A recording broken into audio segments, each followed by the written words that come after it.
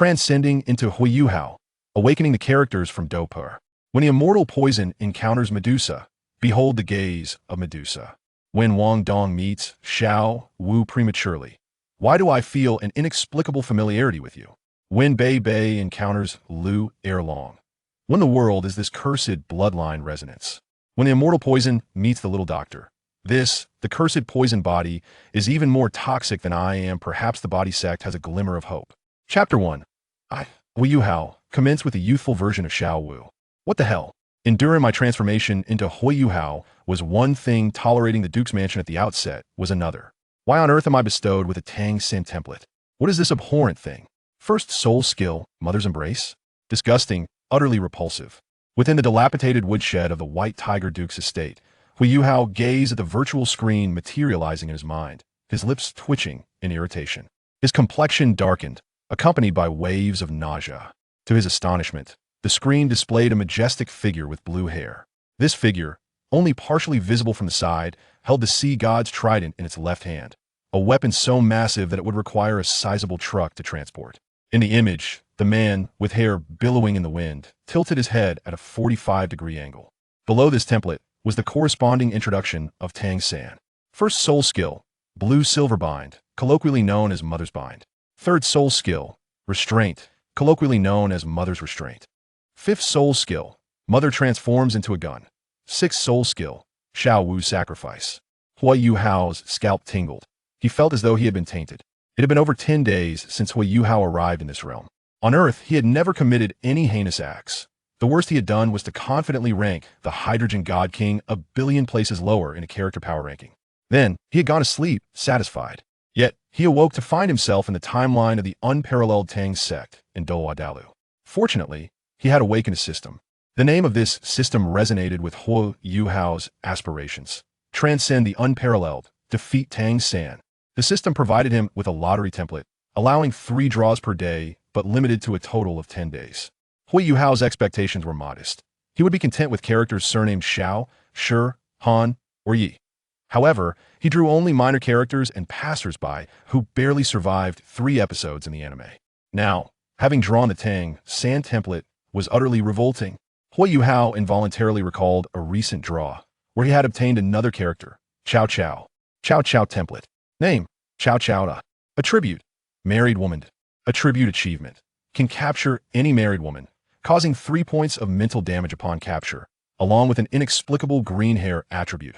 Note, the green hair is physical. Even if shaved bald, it will grow back green. Attribute, danger level. Extremely dangerous, prone to beatings, with an 80 mortality rate. At that time, Huo Yuhao decisively chose to refuse, leading him to continue drawing, as refusal meant he could no longer possess that template. Now, a twinge of regret washed over him. However, Huo Yuhao swiftly adjusted his mindset. With 2 lottery chances remaining for the day, he resolved to take one more gamble. He dusted himself off, glanced around, and noticed some blue-silver grass nearby. Without hesitation, he seized the white tiger dagger and began to cut the blue-silver grass. Such ominousness could adversely affect his fortune. Naturally, the blue-silver grass grew abundantly due to its vigorous life force, and also due to the buff bestowed by Tang San. In contemporary times, it had acquired special significance. Some individuals would pluck a handful of blue-silver grass as a symbol when proposing. Yuhao found himself at a loss for words regarding such grotesque proposals. Before long, he had completely eradicated the surrounding blue-silver grass. He then forced himself to relieve himself onto the remnants, feeling his spirits lift as he continued to click for the lottery. In an instant, a lottery panel appeared in his mind, reminiscent of a draw, but imbued with a sense of technological sophistication. Upon clicking the confirm button, balls soared upwards. This time, the process was entirely fair, unlike the shady operations of certain lotteries. Moments later, a ball landed in the slot, and upon seeing it, Huo Yuhao's breath quickened. Ding! Congratulations to the host for obtaining the Xiao Yin template. The host may acquire various fighting techniques, skills, and rare items by completing designated tasks. Fighting techniques include Fire Blasting Palm, 8th level Collapse, skills such as the mysterious ice technique from Huo Dong, and the Burning Decision gifted by Yao Alpha. Rare items can summon various characters from the Douluo world, including Medusa, Yun Yun, Little Doctor, etc. Does the host confirm the selection of this template? Binding will lead to the formulation of corresponding tasks based on the Do per realm. Bind, bind, yes, I bind. Without a shred of hesitation, Huo Yuhao commenced the binding process. As for the last lottery opportunity, he decided against it, fearing the gamble. Simultaneously, Huo Yuhao understood that possessing the Shaoyin template would make dealing with Tang San a walk in the park. That ding. Congratulations to the host for successful binding.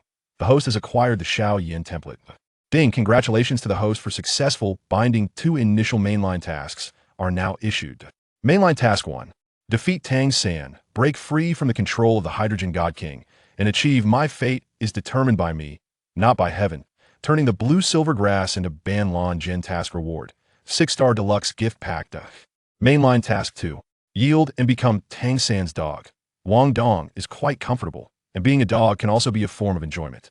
Task Reward. Half-star Deluxe Gift Pack. I choose 1. I select Task 1. Give me the 6-star Deluxe Gift Pack. Huo Yuhao made his choice without the slightest hesitation. He had intended to confront Tang San from the start, and the allure of the 6-star Deluxe Gift Pack was irresistible. As for the third point, whether Wang Dong was comfortable or not would not hinder his decision to this moment. Huo Yuhao had devised a plan: defeat Tang San and court his daughter. Ding! The Deluxe Gift Pack has been successfully delivered. Ding! Congratulations to the host for obtaining a 100,000-year-old rabbit, Xiao Wu. As the system concluded, an image and model of Xiao Wu appeared in Huo Yuhao's mind, resembling her from the anime Unparalleled Tang Sect. However, this depiction was not of Xiao Wu's first encounter with Tang San at Notting Academy, but rather her first entrance into Shrek Academy. Simultaneously, a flash of white light erupted before Huo Yuhao, and a spirited girl appeared, bouncing with joy. She donned a light pink skirt and safety shorts, identical to her appearance in the anime. As for why she wore safety shorts? It was simply how the anime was crafted. It was part of the design. Hello, master. I am Xiao Wu, the dance of the Wu. Upon hearing this, Huo Yuhao swallowed hard. Simultaneously, as he gazed at Xiao Wu, a template for her materialized in his mind. Xiao Wu exhibits absolute dependency and obedience towards the host. Soul Power, level 29. The method of acquiring soul rings. According to the official law setting, soul beasts of the 1st and 6th rings are capable of self-condensation of soul rings, whereas upon reaching the rank of Soul Sage, one must hunt soul beasts. However, based on the narrative of Absolute Daw, perhaps due to the oversight of the author, this premise exhibits certain discrepancies. For instance, Wang Xiao still needs to hunt soul beasts prior to her transformation, indicating an inconsistency within the established lore. Nonetheless, Xiao Wu retains the original setting from Douluo continent, allowing for self-condensation of the 1st and 6th rings, while the 7th soul ring necessitates the hunting of a soul beast. Upon witnessing this situation, Huo Yuhao finally breathed a sigh of relief. However, he immediately pondered a question and addressed the system. System, what distinctions or connections exist between this and the 100,000-year-old rabbit in the heavens? Chapter 2, Little Medical Fairy, Martial Soul, the Poisonous Body of Calamity. System, connected souls, which can also be interpreted as a second Xiao Wu. After pondering for a moment, Huo Yuhao continued, the rabbit before me is clean, right? I recall that if the rabbit has a strong demand in certain aspects, it must be clarified immediately. System, as for the old rabbit in the divine realm, I cannot ascertain its cleanliness, but based on certain habits, it seems rather dubious. However, this rabbit is undoubtedly clean, and regarding the youthful version of Xiao Wu's memories, they consist solely of fragments from the Stardow forest, with the standard memory serving as an observational perspective of a third party. Moreover, there are no related memories of Ming and Erming. All that fills the mind and eyes is you, host. Are you satisfied? Huo Yuhao nodded. Satisfied, very satisfied. Then he thought of something else and asked, is this just one gift? Isn't the 6-star gift package a bit meager? System, host, please be content. According to the rules, Xiao Wu belongs to the protagonist group in the Douluo continent and should have appeared in a 7-star package. You are fortunate to have stumbled upon this. The corners of Huo Yuhao's mouth twitched, but at that moment, the system's voice resounded once more. Ding! Due to the host relinquishing the final lottery opportunity. Showcasing exceptional character and the ability to seize opportunities wisely, a commendable quality, a free character acquisition opportunity, is granted. The acquired character's registration includes figures from Douluo, the Ultimate Tang Sect, and the Dope universe. Note, the acquired character shares the same nature as Xiao Wu, all being split souls. Note, characters who perished in Do-E upon acquisition will be in their original form. Now proceeding with random character acquisition. As the system's words faded, Huo Yuhao beheld a spinning wheel manifesting on his system panel. The wheel prominently featured 3 sections, Do E, Do Ir, and Do Pa. The pointer on the wheel spun rapidly, leaving him no time to discern where it would land, abruptly halting with a sudden jolt. Before him stood a figure, a serene and demure young girl, of a similar age to Xiao Wu, her delicate face strikingly beautiful. At that moment, the system's voice chimed in. Ding! Congratulations, host! You have obtained the young version of the Little Medical Fairy. Subsequently, various information about the Little Medical Fairy appeared before Huo Yuhao. Name, Little Medical Fairy. Spirit Power, level 30.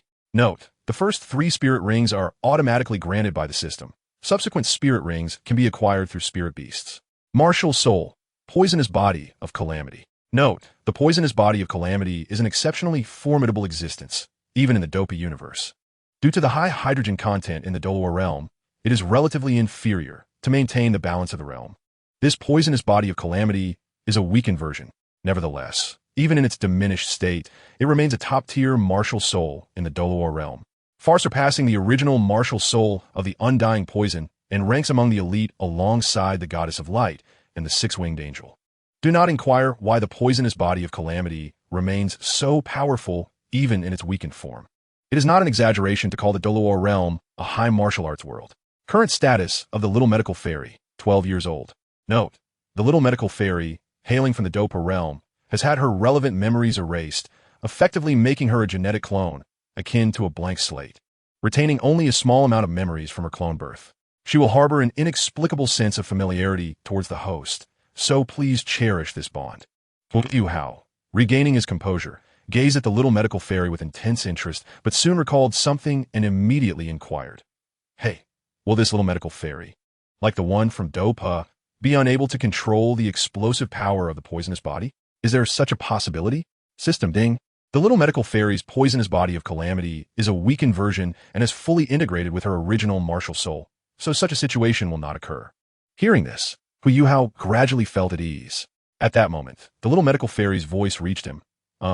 Should I address you as master or father? Huo Yuhao was taken aback, his mouth twitching slightly. Why would she call him father? According to the customs of the Dopa world, it should be dad. However, he quickly shook his head, realizing he was overthinking. Perhaps it was simply the custom of Douluo. Here, it was more common to call someone dad or mom, and that was how it was. Huo Yuhao then replied, I am not your father. The Little Medical Fairy looked at him with confusion. But I was born from you? As she spoke, she gently tapped Huo Yuhao's head, referring to the system space within his mind. This left Huo Yuhao momentarily speechless. I am not your father. How about calling me master? You also can't call me brother. After saying this, he inexplicably thought of Tang San, who had once called Xiao Wu's sister but eventually married her.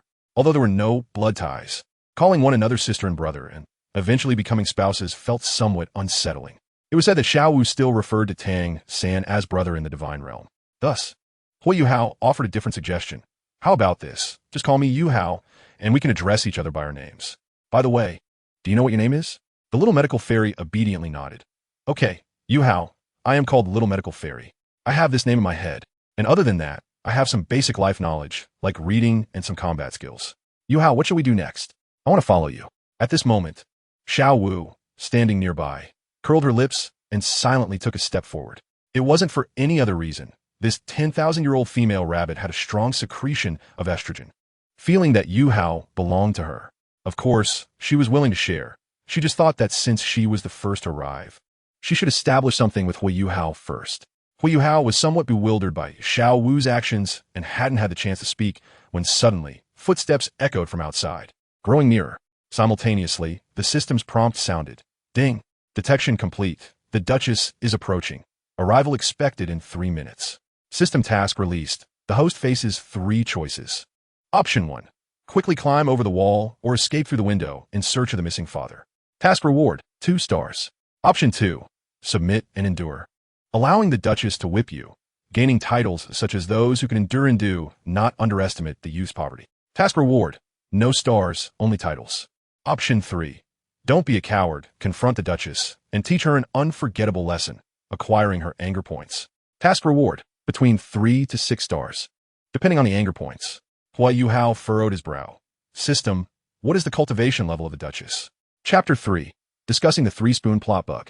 System, Duchess information as follows. Original name, identity not disclosed.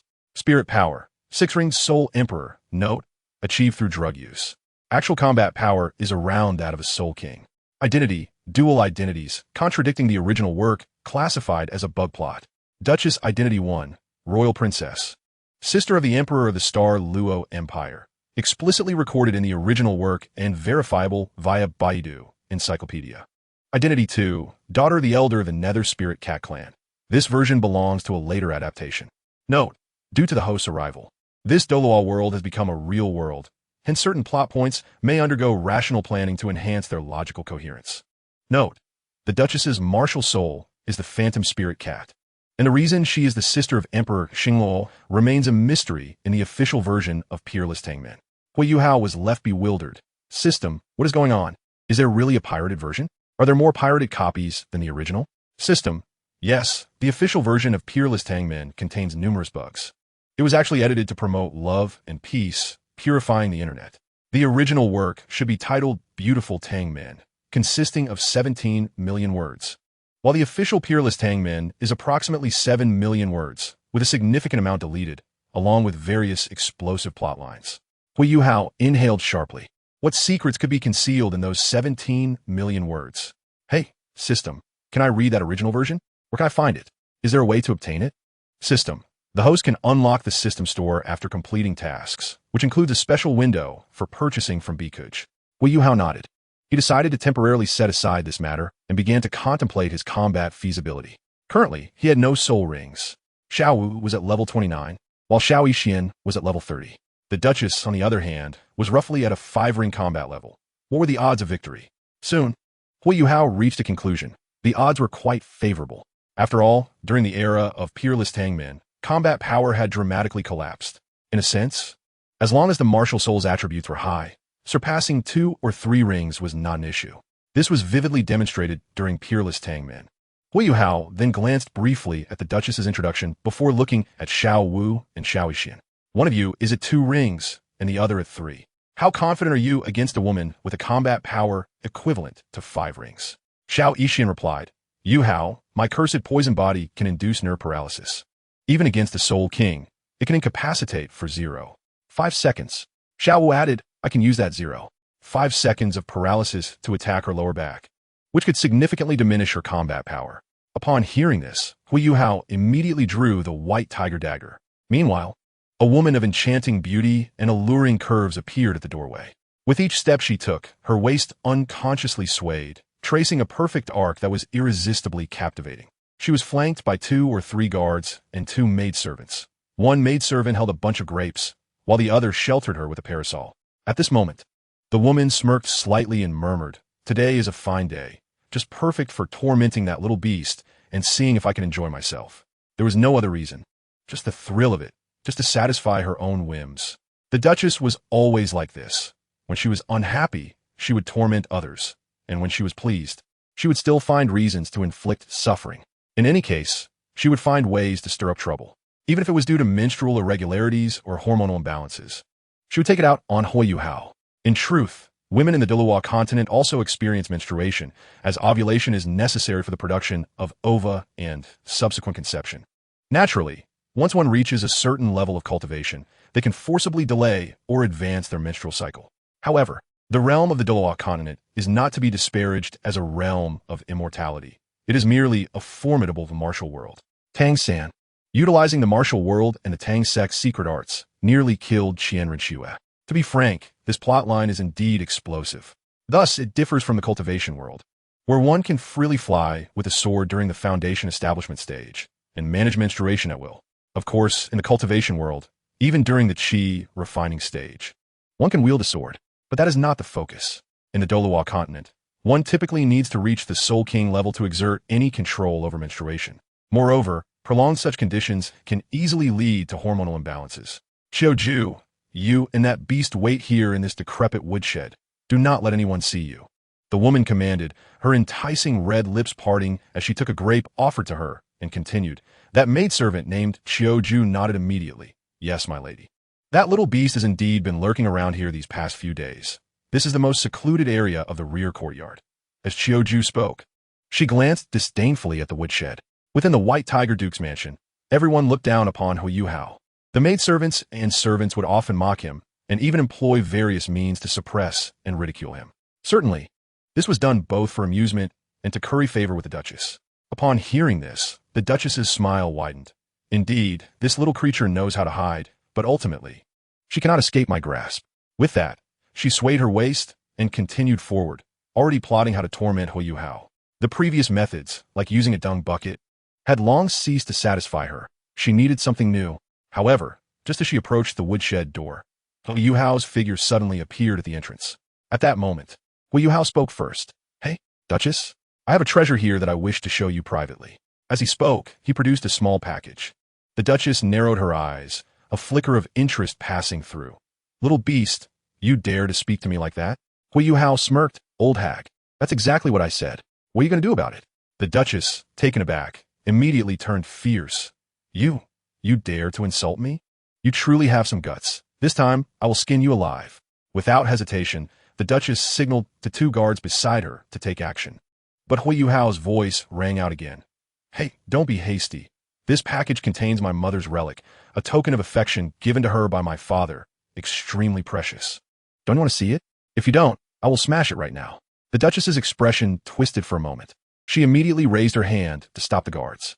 The words token of affection struck a deep chord within her. Huo Yuhao's mother, Huo Yuhao, gaining the Duke's favor was a deep humiliation for her. This was also her psychological burden. She had to clarify this matter personally. "What do you want to do?" The Duchess inquired, her mind already made up. She would acquire whatever lay within that package. Huo Yuhao spoke again. "First, give me the money, and then send over that plate of grapes." A glint of malice flashed in the Duchess's eyes, but she quickly suppressed it.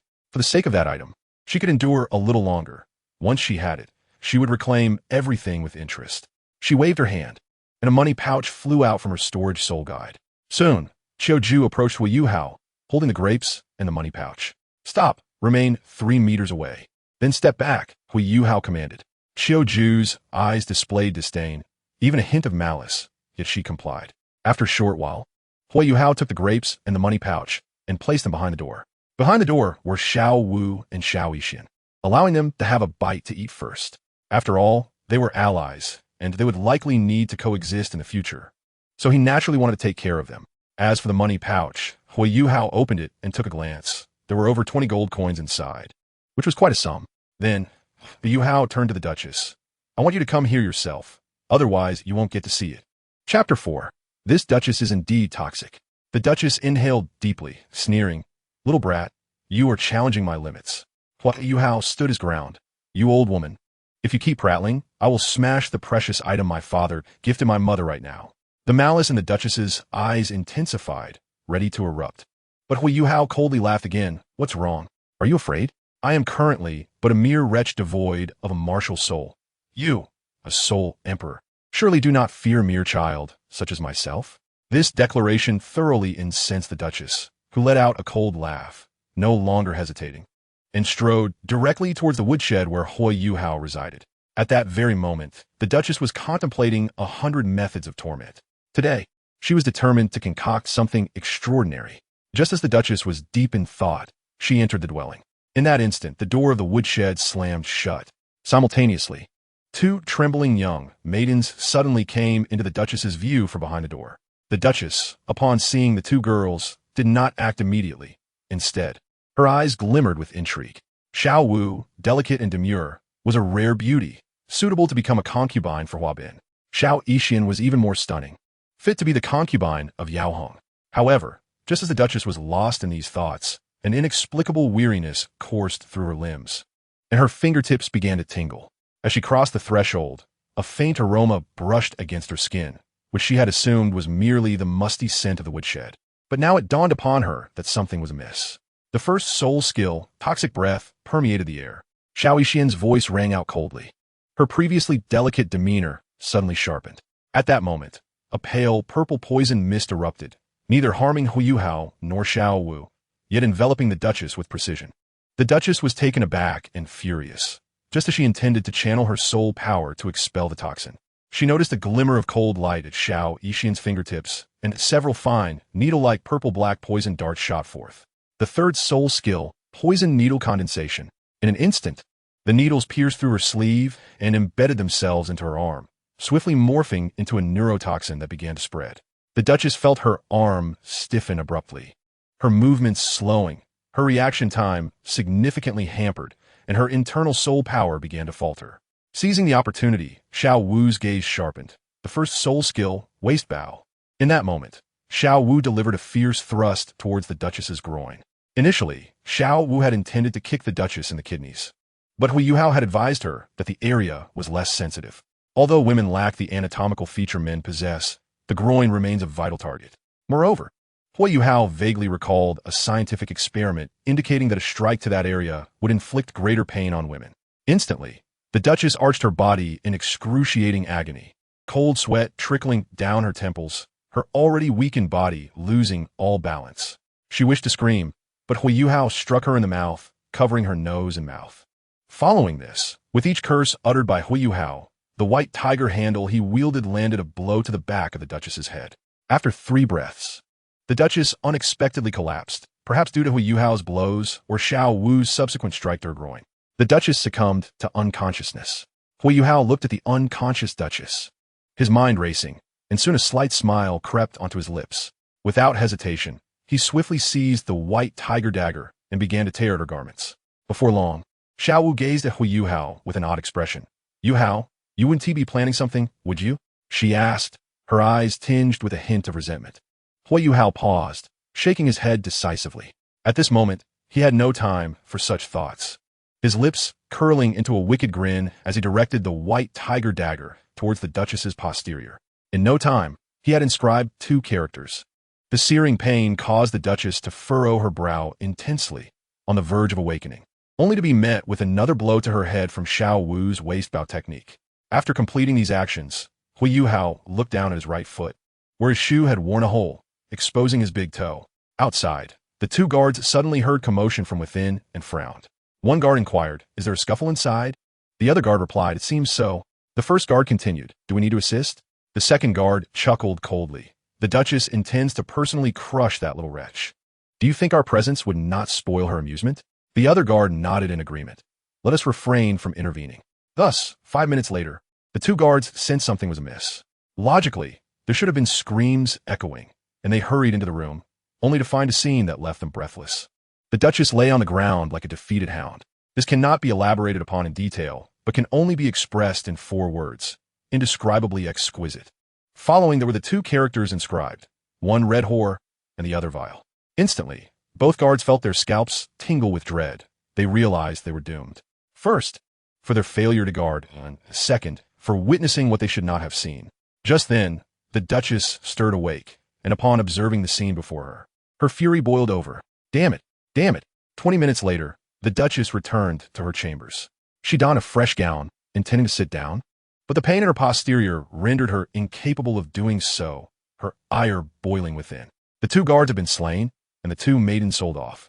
Beyond the physical discomfort, the psychological humiliation was even more unbearable. Besides the pain in her backside, she felt an unsettling sensation in other regions of her body. How could Huo Yuhao be so utterly depraved? After all, she was ostensibly his mother. That little wretch dared to act so audaciously, to commit such heinous acts against her. Gulme, bring me someone. Search for that little wretch with all your might. I want him to suffer a fate worse than death. At that moment, the Duchess's fury reached its zenith.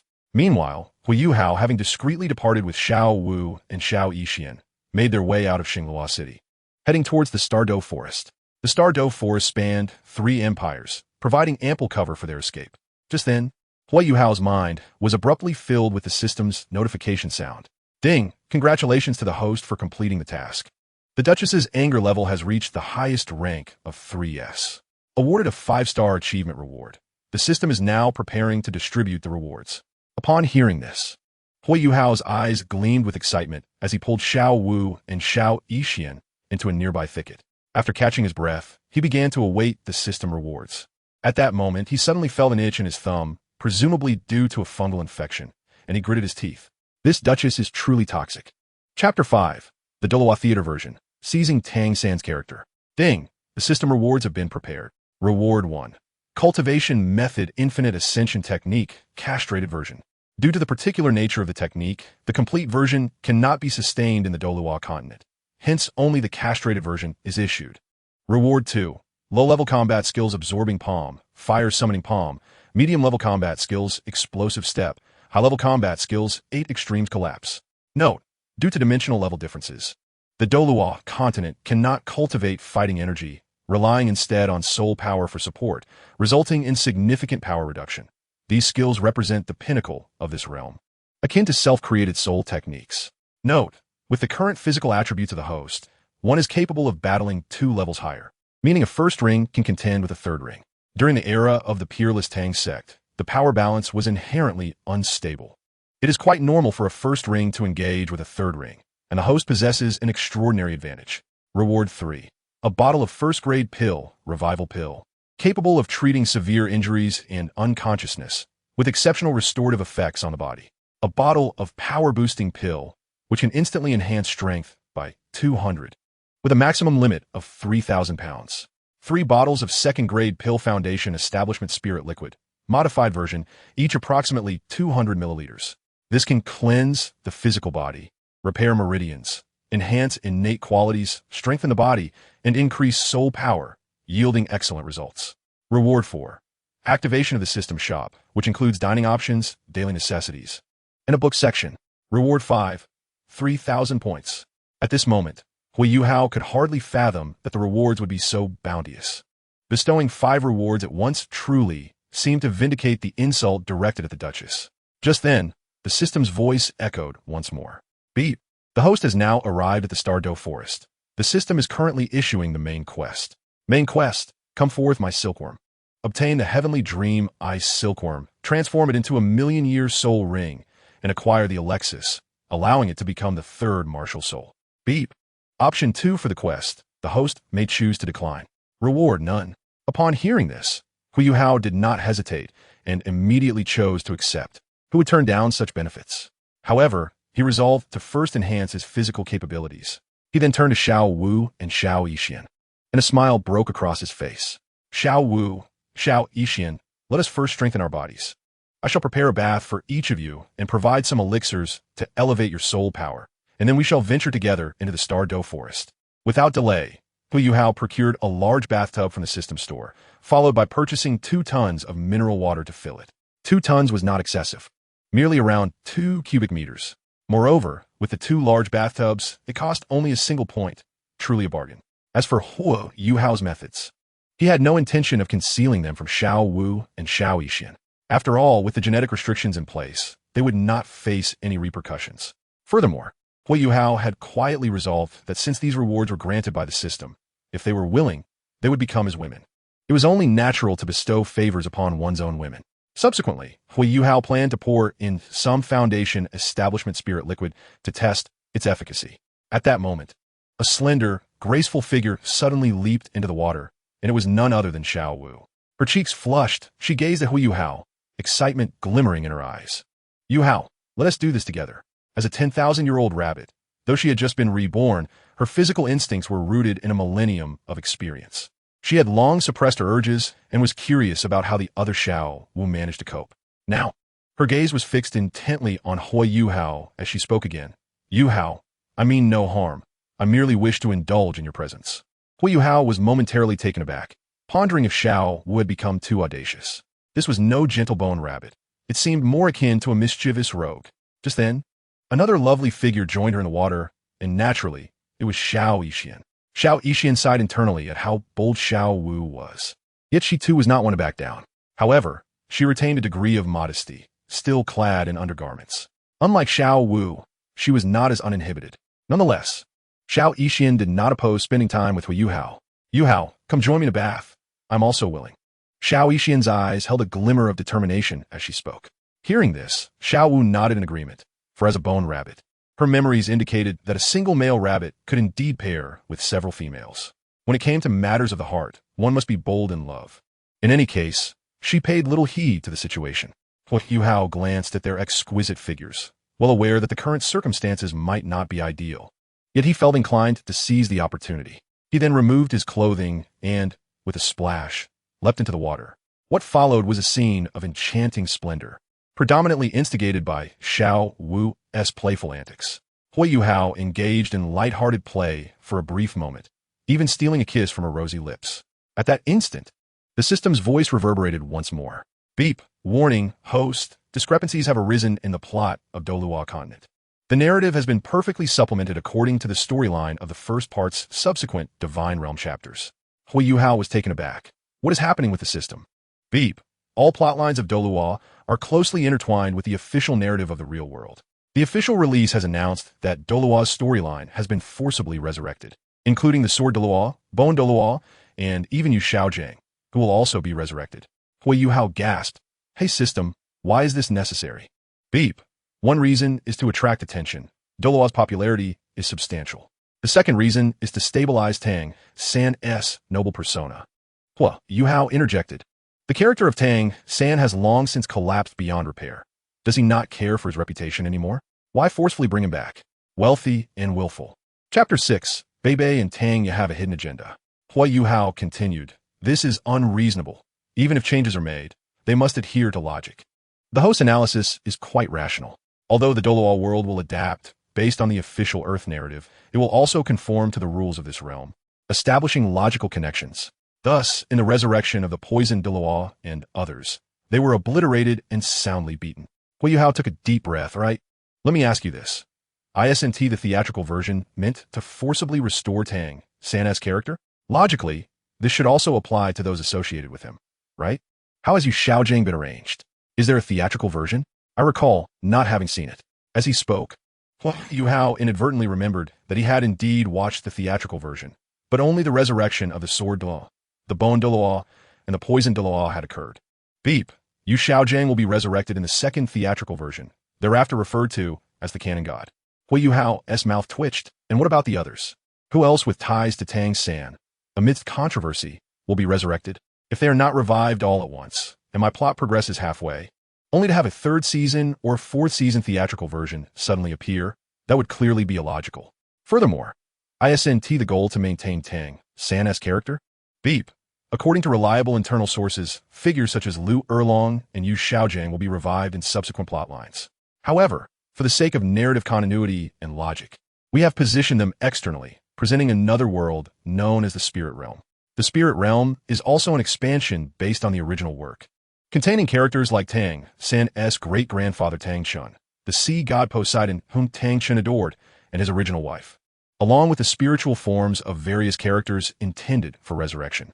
They will first reside there and may be revived due to the theatrical events or other influencing factors. Huo Yuhao was momentarily taken aback, finally coming to his senses. System, I can tolerate Tang Chun and Poseidon, but you've also brought over Tang Chen's original partner? What is the meaning of this? To maintain Tang San's character. Taking a deep breath, Huo Yuhao resolved not to dwell on these matters any longer. What's done is done. Just then, he noticed Xiao Wu mischievously approaching, and she playfully pinned him against the wall. The ensuing events, of course, were too risky to describe. At the same moment, elsewhere in the Divine Realm, a magnificent and imposing atmosphere lingered, infused with an aura of the extraordinary. Within the Sea God Palace, a grand bed awaited. Beside it lay a stunningly beautiful woman, peacefully slumbering. However, soon her delicate brows furrowed, her cheeks flushed, and she unexpectedly broke into a satisfied smile. This exquisite figure was none other than Xiao Wu, the embodiment of the sword sheath. Outside the Sea God Palace stood a man gripping a sword. This was Tang San. He had pressing matters to attend to and was gazing intently in the direction of Douluo continent. Although he could not perceive the specifics from afar, he sensed a stirring. At that moment, the wisdom in Tang San's eyes flickered, radiating a profound enlightenment. Interesting. Why has the fortune of that destined child suddenly surged? It seems his connection to the Tang family is deepening. As he pondered this, a slight frown crossed his face. He wondered whether his daughter could seize the opportunity presented by that fortunate child. If not, he would need to strategize in advance. After all, there was another potential ally in the sea. Aside from that, the last heir of the Tang sect should also adhere to his plans. It was time for him to meet Huo Yuhao. Everything appeared to be falling perfectly into place, and Tang San found himself marveling at his own remarkable intellect. Suddenly, he was inexplicably reminded of destruction, that short-sighted entity intent on expansion. What a foolhardy endeavor. Soon after, Tang San retrieved a manual. its cover boldly inscribed, on the profound connection between the fortunate child and the Tang family. The first item on the inner page read, "Capture the snake by its 7 inches. First, control the mother of the fortunate child. Note, if the fortunate child ascends to godhood, change control to care for." The second item instructed to guide the widow of the Tang sect to bond with the fortunate child, compelling the child to serve the Tang sect devotedly. The third item suggested that the fortunate child be brought to school to forge a connection with his daughter. Upon reading this, the light of wisdom in Tang San's eyes sparkled once more. He also considered the spirit realm. If necessary, he could discreetly resurrect a few individuals. Ultimately, he was determined to secure the fortunate child. Yet, he knew he must not act too hastily, especially since he had just been bested by destruction. Of course, while he was unafraid of a direct confrontation, he could not ignore the many first-level gods under Destruction's command. Moreover, Destruction was an experienced adversary, so patience was paramount. Meanwhile, on Douluo continent, in the Stardow forest, Huo Yuhao exclaimed, "Xiao Wu, look!"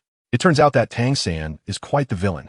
In a bathtub, the naked Xiao Wu was nestled in Huo Yuhao's embrace, while he was furiously perusing the complete version of the enchanting Tang sect. His teeth clenched in anger at its wicked content. Originally, Xiao Wu had been illiterate. After all, how could a 10,000-year-old rabbit read? However, the system had conveniently granted her literacy as a basic feature during her creation. As Huo Yuhao perused the complete, enchanting Tang sect, he let out a quiet sigh, feeling overwhelmed. At that moment, he and his companions were engrossed in the romantic tale of Tanya and Beibei, a childhood pair. In the official version of the ultimate Tang sect, there were several inconsistencies. For instance, it explicitly stated that Tanya's parents were killed a few years before Huo Yuhao's enrollment, which would imply that she was around 10 years old at the time. This raised questions. If Tanya was merely 10 when pursued, how did she fortuitously encounter Beibei during her escape? At that time, Beibei was 11, already possessing 2 spirit rings, quite remarkable. How could he possibly withstand the Iron Blood sect, which boasted a spirit king and several spirit ancestors? Thus, certain elements were difficult to reconcile. However, the comprehensive 17-million-word edition of the enchanting Tang sect provided an explanation. Chapter 7 revealed that when Tang sect was annihilated and Tanya was being pursued, Beibei, through his courage, intelligence, and familiarity with the Tang sect's terrain, managed to escape, setting the stage for a youthful rendition of Fast and Furious, laying a robust foundation for their future relationship. Yet, from Huo Yuhao's third-person perspective, he perceived secrets unknown to the Tang family. The 11-year-old Beibei led Tanya away, a scenario that seemed illogical. However, it was reasonable to assume that Muin, as Beibei's progenitor from the Blue Lightning Tyrant Dragon lineage, could not simply disregard the situation. What if something happened to them? This was fundamentally illogical. Moreover, Muin was deeply concerned for Beibei. Otherwise, he would not have arranged a betrothal for him at such a young age. Thus, the 5-ring Spirit King was suppressed by Beibei's hidden protector, but not killed. The reasoning behind this restraint was to instill a sense of hatred in Tanya, ensuring she understood that following Beibei and associating with Shrek Academy would offer her a promising future, a clandestine binding of sorts. Subsequently, Beibei naturally became Tanya's senior disciple, learning various formidable techniques of the Tang sect. While the Tang sect's hidden weapons may have lagged, its top-tier secret arts remained undeniably potent, exemplified by the Bodhi tears that could vanquish Qian Renxue. Therefore, Beibei's timely intervention to rescue Tang was profoundly significant. Further analysis revealed that Tang San had orchestrated events long before Huo Yuhao's birth, sensing the emergence of the fortunate child and planning to bind him to the Tang sect. Thus, when necessary, the Tang sect would symbolically face a crisis, ensuring that Tanya and Huo Yuhao would meet, ultimately leading to the reintroduction of the Tang sect. Imagine if the Tang sect had faced no crises and Tanya's parents had not perished. Would she have felt compelled to offer her precious spot to Huo Yuhao, allowing him to join Shrek Academy? It is crucial to note that when Tanya first encountered Huo Yuhao, he possessed no spirit rings, and his innate talent was undeniably poor, with only a first-level spirit power. Thus, if Tanya's parents had survived, she would not have had the authority to grant him that coveted opportunity. Upon the encounter of Tanya's parents with Huo Yuhao, it is only logical to deduce that, barring any irrationality, they could easily utilize one of Shrek Academy's admission slots to allow a more gifted individual to join Tang's sect. Thus, it becomes evident that Tanya's parents must meet their demise. Huo Yuhao subtly shook his head at this realization, gaining a deeper understanding of Tang San's insidious nature. Meanwhile, Xiao Wu, having been disgusted by the beautiful Tang sect, found herself feeling a bit lightheaded from anger and decided to turn her attention to the Douluo continent that Huo Yuhao had purchased for her, hoping to shift her mood. However, it did not take long for her to realize her mistake. Rather than alleviating her spirits, Douluo continent caused her blood pressure to soar. Xiao Wu had swiftly reached the chapter where she had to sacrifice herself, her delicate form trembling with indignation in the water. "Yuhao, you see, I could have completely avoided the sacrifice," she exclaimed. Huo Yuhao, puzzled by her statement, inquired, "How do you figure?" as he unconsciously gazed at Xiao Wu nestled in his arms. The illumination around them revealed some exquisite scenery, but Huo Yuhao quickly suppressed his thoughts, reminding himself of their youth and the need for restraint. Xiao Wu pointed to a segment of text, articulating, "The essence of my sacrifice stemmed from the soul fusion techniques employed by the Chrysanthemum Douluo and the Ghost of, specifically the two-level stagnation domain." However, at that moment, Tang San infiltrated the Spirit Hall's ranks, leveraging Hulaina as a bridge. The Ghost Douluo and Chrysanthemum Douluo would not have suspected a thing.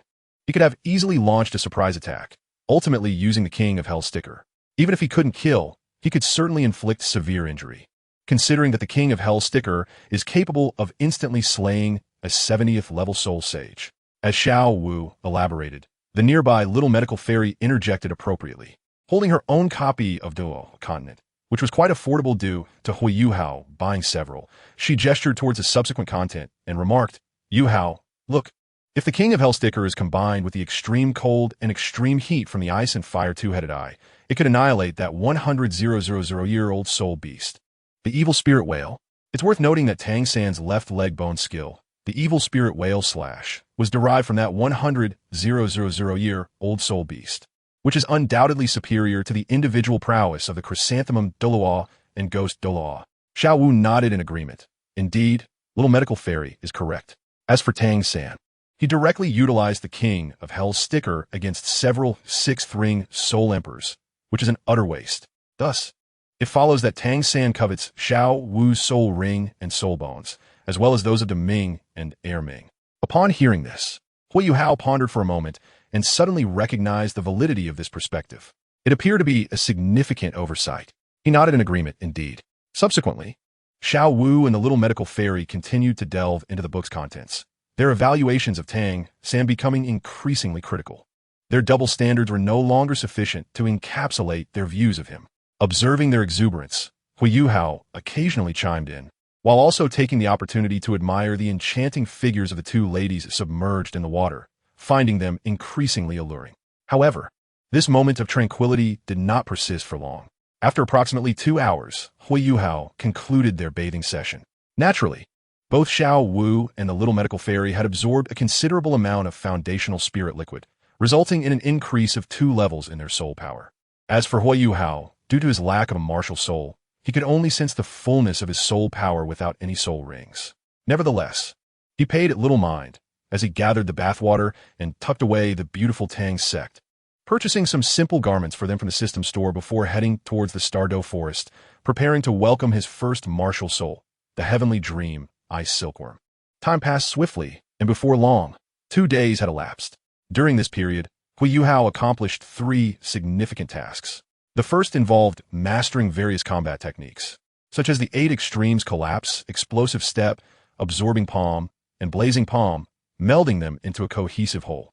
Thanks to the enhancement from the foundational spirit liquid, not only did his soul power rise, but his physical attributes also saw considerable improvement. Therefore, even without soul rings, he could employ these techniques akin to soul skills, effortlessly contending with soul masters of the 2nd or 3rd ring. It is not a matter of power collapse. Rather, it is a testament to the overwhelming strength of the combat techniques from the Dopey universe. The second task was that, while Huo Yuhao led the 2 ladies towards the Heavenly Dream Ice Silkworm, he had a conscientious navigation system in his mind. He took a few detours, intentionally avoiding exposure, as he had no desire to be manipulated by Tang San or to encounter Tangya unexpectedly. Such an occurrence was entirely unnecessary. The third task involved his relationship with Xiao Wu and the little medical fairy, which gradually evolved into a romantic entanglement. At this moment, by the riverside, Huo Yuhao held a specially crafted grill upon which sizzled the Texas-style roast chicken and Peking duck he had procured from the system space, a total of over 10 pieces, each emanating an intensely delightful aroma. As for why he did not roast fish, he reasoned that with readily available options, there was no need to engage in that endeavor. Furthermore, these roasted ducks and chickens, treated with diluted foundational spirit liquid, tasted exceptionally delightful, making fish entirely unnecessary. Additionally, the pricing of goods in the system space was remarkably economical.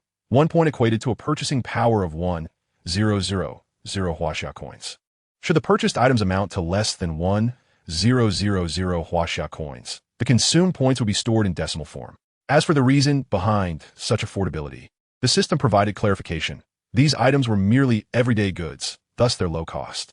The system store would eventually upgrade, with points primarily used for acquiring rare materials related to Douluo, Dopa, or the Douluo universe, such as various elixirs. Future expenditures would be substantial, but for now, only 3 stores had opened, with the more costly ones yet to be available. Moreover, points could also be utilized for lotteries, with the prize pool containing not only rare treasures, but also characters from Dopa and Douluo, including those from Do-E. Therefore, points held significant value, requiring the completion of 3 tasks to gradually unlock permissions from a main system. Little husband, this chicken leg is ready. You should eat first, Xiao Wu said playfully, flashing a smile as she affectionately referred to Huo Yuhao as little husband. Huo Yuhao accepted this endearing term without objection, allowing her to call him as she pleased. He then took the roast chicken leg she offered and bit into it, expressing his gratitude. Thank you, little wife. Xiao Wu giggled, her beautiful eyes sparkling. Then, little husband, I also want to eat. Huo Yuhao nodded, intending to tear off a piece of chicken for her, but Xiao Wu unexpectedly leaped into his embrace, relishing the act of being fed. Naturally, amidst this exchange, amusing incidents would occur, for those in the throes of romance often find themselves in whimsical situations. Xiao Wu, the little enchantress, was truly a handful for anyone to manage. Huo Yuhao cast a sidelong glance at the little medical fairy, contemplating the moment he would lean in to kiss her. Upon witnessing this, the little medical fairy felt her cheeks flush. Unlike Xiao Wu, she was not so overtly expressive. Yet, the prospect of Huo Yuhao kissing her filled her with an inexplicable sweetness. Subsequently, without much hesitation, she began to sprinkle some cumin powder from the condiments Huo Yuhao had previously set aside. The cumin, presumably sourced from the system, combined with the chili powder, intensified the rich aroma that wafted through the air. After finishing his kiss with Xiao Wu, Huo Yuhao turned his attention to the chicken leg, deciding to savor it before attending to the kiss with the little medical fairy. At that moment, an exclamation from a distance caught their attention.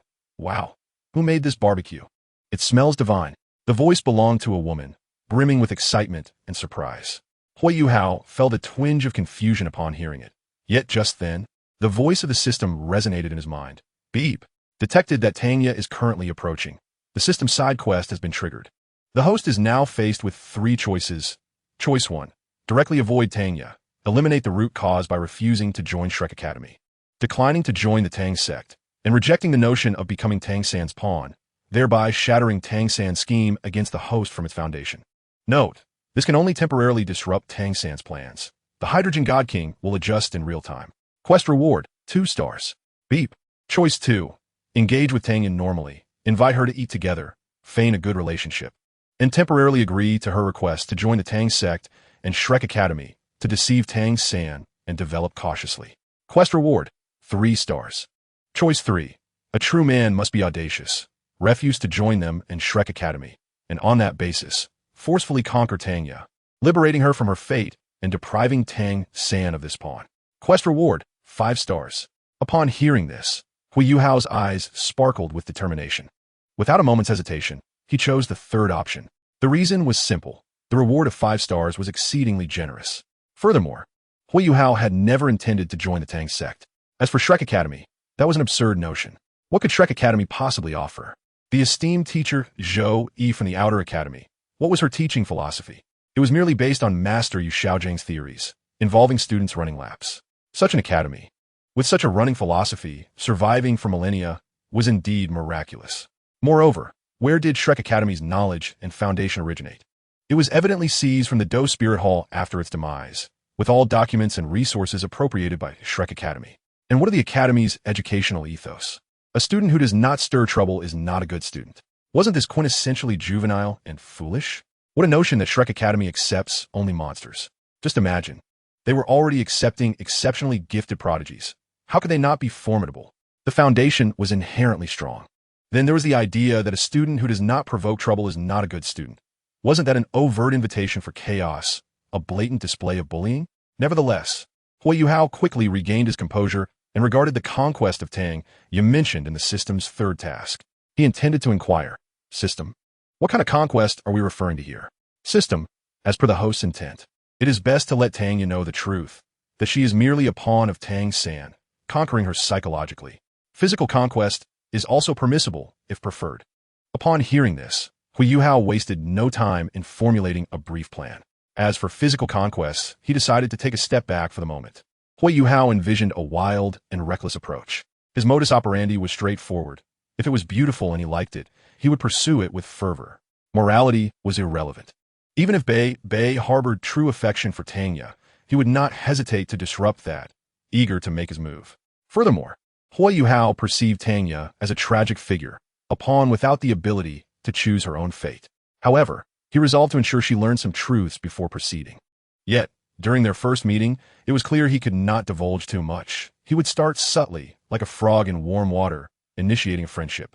For the sake of that 5-star award, he would act.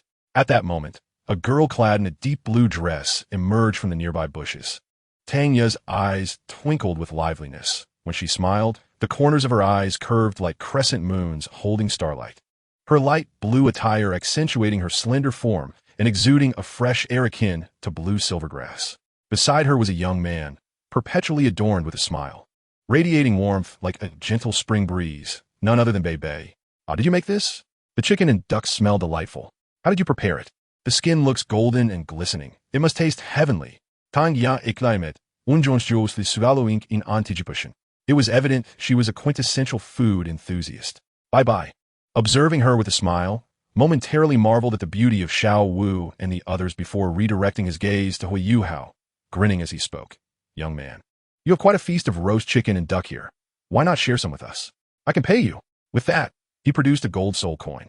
In the world of Douluo continent, the currency exchange was straightforward, comprising gold soul coins, silver soul coins, and copper soul coins, with a ratio of 10:1.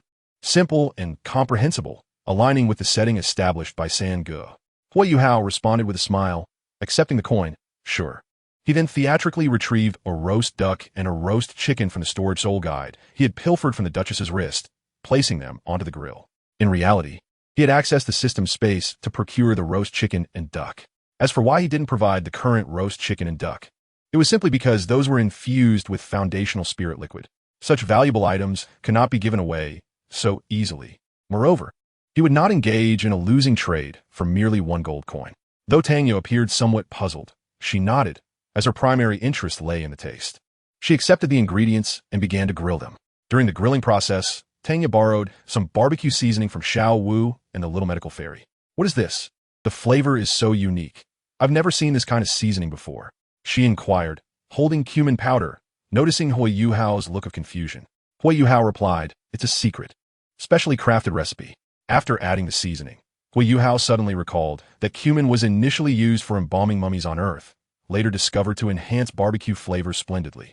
Tanya paid little mind to his words. Before long, the roast chicken and duck were nearly finished, their skin glistening with golden oil. Without hesitation, she picked up a roast duck, its tender flesh glistening, and took a delicate bite. She exclaimed, the heat catching her off guard as she stuck out her tongue. Yet the flavor was exceptionally delightful. A satisfied smile spread across Tanya's face. She then gazed intently at Huo Yuhao and said, Hey little brother, my name is Tanya. What about you? And what are the names of your 2 beautiful companions beside you? Huo Yuhao, without a moment's hesitation, spoke directly. Indeed, my surname is Hua, and my name is Huo Yuhao. Xiao Yixian also nodded in acknowledgement, responding, I am called Xiao Yixian. With a smile, Xiao Wu chimed in, Oh, I am Xiao Wu, with Wu meaning dance. Tanya, upon hearing the introductions of the 3, was momentarily taken aback, not for any other reason, but due to her astonishment at Xiao Wu. The name resonated deeply within her, for it belonged to the wife of their Tang sect's ancestor, who bore the same name. Subsequently, Tanya cast another glance at Xiao Wu. Her thoughts had initially been consumed by the delectable food, But now she began to notice the striking resemblance between Xiao Wu and the depiction in the illustrated album she had seen. In the distant past, Tang said it's been over 3 months on the Douluo continent, a period that could have been extended. However, due to a bet made by a certain god king, he had to return prematurely. Of course, during that time, there was a peculiar circumstance. It was not a matter of heavenly Tao suppression, but merely the rules of the divine realm. Throughout those more than 3 months, Tang Sen had naturally engaged in certain endeavors to promote his reputation as the sea god. Notably within the Tang sect, he had taken the initiative to compile stories about himself and Xiao Wu, creating a pictorial album akin to a personal photo collection and autobiography. The narratives contained within that autobiographical collection were predominantly self-penned, recounting tales of righteousness and valor. Perhaps due to Tang San's identity as the sea god, the substance of the content was rather inflated. Yet, the pictorial album itself was a veritable treasure, revered by the successive leaders of the Tang sect. The Xiao Wu depicted in the album that now resided in Tang Ye's hands bore a striking resemblance to the present-day Xiao Wu, albeit the latter appeared more youthful and innocent. You share a name with our Tang sect's ancestor's wife, and you bear an uncanny resemblance as well. Tang Ye could not help but exclaim. Beside her, Beibei had also noted this peculiar coincidence, involuntarily recalling the statues of Xiao Wu within the academy. It must be said that those statues bore a noticeable similarity to the Xiao Wu standing before them. At that moment, Xiao Wu innocently blinked her large eyes and replied, "Well, perhaps this is fate. Besides, my martial soul is also the soft-bone rabbit. However, you can't assume that just because I resemble Xiao Wu, I'm the same Xiao Wu from 10,000 years ago. I have a little husband, you know." As she spoke, Xiao Wu had already leapt into Huo Yuhao's embrace. Tang Ye and Beibei were momentarily taken aback, their hearts feeling somewhat complicated. As for the current Xiao Wu and the Xiao Wu from 10,000 years ago, they could not possibly conceive them to be the same individual. Moreover, the deep love share between Xiao Wu and Tang San was well known throughout the Douluo continent. If she were truly Xiao Wu, how could she so readily embrace another man? Thus, they were utterly unconvinced. Tang Ye chuckled and waved her hand dismissively, saying, "Xiao Wu, dear sister, do not think too much of it. I merely find that you resemble our ancestor's wife from 10,000 years ago. It is quite common for people to share similar appearances. After all, given the vast population of the Douluo continent, similar names are also not unusual. And with martial souls being alike, such coincidences may indeed occur." As she spoke, Tang Ye acknowledged that while the 3 points of resemblance were indeed rare, she could only rationalize them with this line of thought. Beibei concurred with Tang Ye's perspective and then turned to Huo Yuhao, saying, "Brother Yuhao, along with Xiao Yixian and Miss Xiao Wu, my name is Beibei, hailing for the Tang sect and a student of Shrek Academy. I am curious to know what brings you here." Upon hearing Beibei's inquiry, Huo Yuhao responded, "I have recently broken through to level 10 in soul power, and I am here to seek my spirit ring." Tang Ye expressed her surprise at this revelation. "Ah, so you're also here to find a spirit ring?" "I am as well. I've already reached level 30. She then continued, "What is your martial soul?" "Huo Yuhao, allow me to share mine first. It is blue silvergrass." Huo Yuhao replied, "Well, my martial soul is the eye." Chapter 10, Shrek Academy and its double standards. An eye? Tang Ye looked curiously at Huo Yuhao's eyes, which were indeed striking in their pale blue hue. However, she quickly realized, wait, an eye? Isn't that a primary martial soul? Your martial soul is quite rare. Huo Yuhao nodded affirmatively. Indeed, it is quite rare. At this, Tang Ye's eyes sparkled with interest. Suddenly, an inexplicable thought surged in her mind, accompanied by a faint buzzing in her head. She felt dizzy. The notion that emerged was compelling her to draw closer to Huo Yuhao, to persuade him to join the Tang sect, as he was destined to be their future. Tang Ye instinctively shook her head. Observing her reaction, Huo Yuhao furrowed his brow. Why was Tang Ye suddenly feeling dizzy? Could it be that Tang San was exerting some influence? Yet, just as he pondered this, Tang Ye's voice reached his ears. "Yuhao, would you be interested in joining the Tang sect? We are quite formidable, albeit somewhat diminished at present. If you join us, you will be among the top 3 experts." Tang Ye spoke with fervor, her gaze fixed intently on Huo Yuhao. She herself was unsure why she felt compelled to invite him to join, but it was as if an instinctual urge guided her, reminiscent of her childhood, when, before meeting Beibei, she had evaded the pursuit of the Iron Blood sect through such inexplicable intuition, allowing her to escape perilous situations. Huo Yuhao smirked at her words. With only 2 members in the Tang sect, his joining would indeed place him among the top 3. Tang Ye's sense of humor was quite refreshing. However, recalling the system's prompt, Huo Yuhao shook his head. I think I will have to decline. Tanya's heart raced with urgency. Why not join us? Huo Yuhao suddenly revealed a hint of melancholy. Ah, my talents are lacking. My innate soul power is only level 3, which is rather poor. How could I possibly bring disgrace to the illustrious Tang sect? Tanya waved her hand dismissively. Oh, talent is of little consequence, as long as one can join us. That is what matters. As she spoke, Tanya reminisced about the glory days of the Tang sect.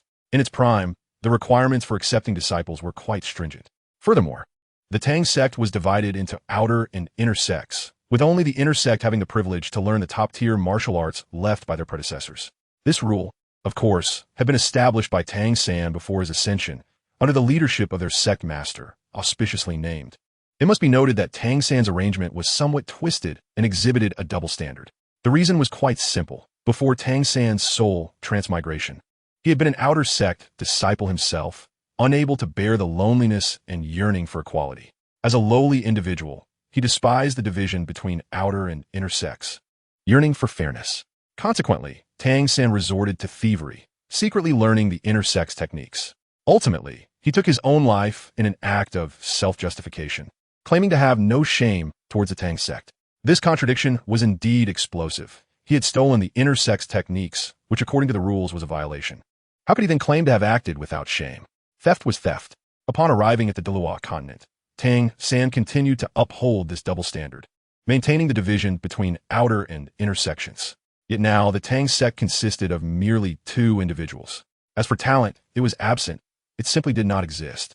The once prestigious skills, such as the top-tier body techniques and hidden weapons that only core inner sect disciples could learn, now had no restrictions. Anyone who joined could learn them. It must be said that the present Tang sect had become rather devalued. Huo Yuhao pondered for a moment after hearing Tanya's words before continuing. However, I still believe I cannot join. Tanya, visibly anxious, inquired, but why is that? Yuhao, there are significant advantages to joining our Tang sect. For instance, your martial soul is an eye, is it not? We possess the golden eye of the purple gold, which I feel is inherently compatible with your martial soul. Furthermore, we have the Xianyu hand, ghostly shadow, and control of the crane to capture the dragon. These are all exceptional martial arts. Particularly, the vast and profound Xiantian skill of the Tang sect remains one of the pinnacle techniques of the Douluo continent, even after a millennium. Moreover, the Guanyin tears utilized by our ancestors were capable of slaying deities 1,000 years ago. Are you not tempted by this? Upon hearing these words, Huo Yuhao's lips curled into a faint smile, involuntarily recalling the Xiantian skill of utmost excellence. Yet, could it truly compare with the burning technique? Moreover, the formidable Guanyin tears of the Tang sect, how could they ever rival the Buddha's wrath lotus? They were simply not on the same level. Additionally, their techniques belonged to a higher realm of martial arts, akin to a chivalric world. No, I still do not require it, he replied. Tanya, her face puzzled, asked, but why? Is there something you are concealing? After a moment of contemplation, Yuhao sighed with a hint of resignation. Indeed, the truth is I am being pursued by a malicious woman, entangled with a formidable family force. Thus, joining the Tang sect would pose great danger to you all. I do not wish to bring trouble to your sect, especially since you are all struggling to protect yourselves, are you not? Upon hearing this, a flicker of turmoil surged in Tanya's eyes. She gazed at Huo Yuhao with an inexplicable sense of sympathy, and though she was on the verge of expressing a desire to face the challenges together, Beibei's voice interjected. Brother Yuhao, it seems that is the case. I did not expect your kind heart to worry about involving our Tang sect. However, we are not a sect that shies away from challenges. But since you have expressed this, we shall not force you. How about this? If there's an opportunity for us to meet again in the future, or if you change your mind, our Tang sect will always welcome you. What do you think? Beibei concluded, exchanging a knowing glance with Tanya. Hearing Beibei's words, Tanya contemplated for a moment before sighing and nodding, subsequently offering Huo Yuhao a smile. Little brother Yuhao, our Tang sect will always welcome you. Moreover, even if you do not join us now, I will consider you a friend. Huo Yuhao nodded in acknowledgement, deciding to maintain this relationship for the time being. After all, he was well aware of his system task, to conquer Tanya. All right, let us interact as friends for now. Tanya nodded enthusiastically, then took a bite of the roasted duck in her hand, her eyes closing in bliss. Beibei glanced at Huo Yuhao and asked, Brother Yuhao, which power have you offended? After a brief contemplation, Huo Yuhao replied, the opposing force is quite powerful. Their family may not possess a top-tier martial soul, but they wield a formidable one, categorized within the agility attack spectrum. Furthermore, that family has a soul, Douluo, holding absolute power. Huo Yuhao's expression turned serious as he spoke. The Shadow Spirit Cat indeed fell into the agility attack category and was a relatively powerful martial soul. As for the soul Douluo, it was none other than Dai Hao, his biological father, which was not a false statement. Upon hearing this, Beibei's gaze flickered momentarily, eventually leading him to sigh and say, I see, it seems quite complicated. Even if Brother Yuhao were fortunate enough to join our Shrek Academy, this matter would still be an issue since our academy strictly prohibits involvement with external family and sect forces. Huo Yuhao's lips twitched slightly at this statement. Was Beibei truly speaking sense? Not to interfere with another's family matters? Then how did his child bride, Zhang Lishuan, come about? The original text explicitly recorded that it was an agreement reached between Mu In and Zhang Lishuan. Zhang Lishuan had clearly requested Mu In to avenge her family, and Mu In had indeed fulfilled that promise. What a blatant double standard. Chapter 11. Xiao Wu. Yuhao, what do you think of Tanya? Faced with such hypocrisy, Huo Yuhao felt no desire to critique further. He was too weary for such endeavors. Beibei, not lingering on this topic, engaged Huo Yuhao in casual conversation about other matters. During their chat, Beibei casually inquired about the martial souls of Xiao Wu and Xiao Yixian, as well as their respective levels of soul power, all under the guise of casual banter. Huo Yuhao responded with a few vague remarks. Before long, Beibei and Tanya bid farewell to Huo Yuhao and departed. After their departure, Xiao Wu turned to Huo Yuhao, having observed Beibei's retreating figure. Darling, I feel that girl named Tanya is quite admirable, but that Beibei gives me an indescribable feeling. Something seems off. Xiao Yixian echoed. On the surface, he appears to be a good person, but what is truly the situation? I cannot quite discern. He seems to harbor ulterior motives. Xiao Wu added, by the way, darling, in that segment from the beautiful Tang sect, when Tanya encountered Beibei, there were hidden guards behind him, but it was never mentioned whether Beibei was aware of their presence. If he knew, why did he not allow his guards to assist Tanya in seeking revenge? Could it be because of Shrek Academy's rule against intervening in sect matters? That also feels off. Perhaps Beibei is unaware that someone is protecting him from the shadows. That reasoning seems rather flimsy. The text did not elaborate further, and the narrative abruptly switched perspectives. The author has cleverly set the stage. There are significant foreshadowings at play, Huo Yuhao mused. Xiao Yixian replied, there is indeed that possibility. Although there are many unknowns, the beautiful Tang sect has garnered 17 million views, so we can explore further. Perhaps we will uncover that foreshadowing.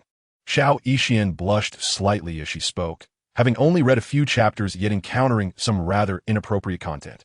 It was not that there were grandiose romantic scenes between men and women, but the descriptions of certain women were surprisingly explicit, particularly when detailing one woman's figure, which was vividly illustrated from her feet to her hair, and then to her face, chest, and buttocks, leaving a reader with an inexplicable sense of impulse and boundless imagination. One cannot deny the author's writing style remains consistently engaging. At this moment, Yuhao interjected, all right, let us not dwell on these matters too much. Xiao Wu nodded obediently. Then her beautiful eyes twinkled as she said, darling, I find Tanya's figure quite appealing. Do you have any other thoughts about this stunning beauty? Huo Yuhao's lips curled slightly. What are you implying? Xiao Wu responded matter-of-factly, much like our soft-bone rabbit. A single male rabbit should be matched with several female rabbits, at least dozens. The females would line up, eagerly awaiting their turn. So I was wondering, Huo Yuhao took a deep breath and looked at Xiao Wu, and then, what exactly do you desire? Xiao Wu's cheeks flushed a delicate shade of pink. I just wanted to mention that I might not be able to endure for too long either. So, dear husband, if you're not satisfied, it would certainly be disheartening. Thus, for your happiness, and to ensure your enjoyment, I could assist you in finding someone. Tanya is quite an excellent choice. Huo Yuhao's lips twitched slightly, leaving him momentarily at a loss for words. He truly struggled to comprehend the thought process of Xiao Wu, the ancient rabbit spirit.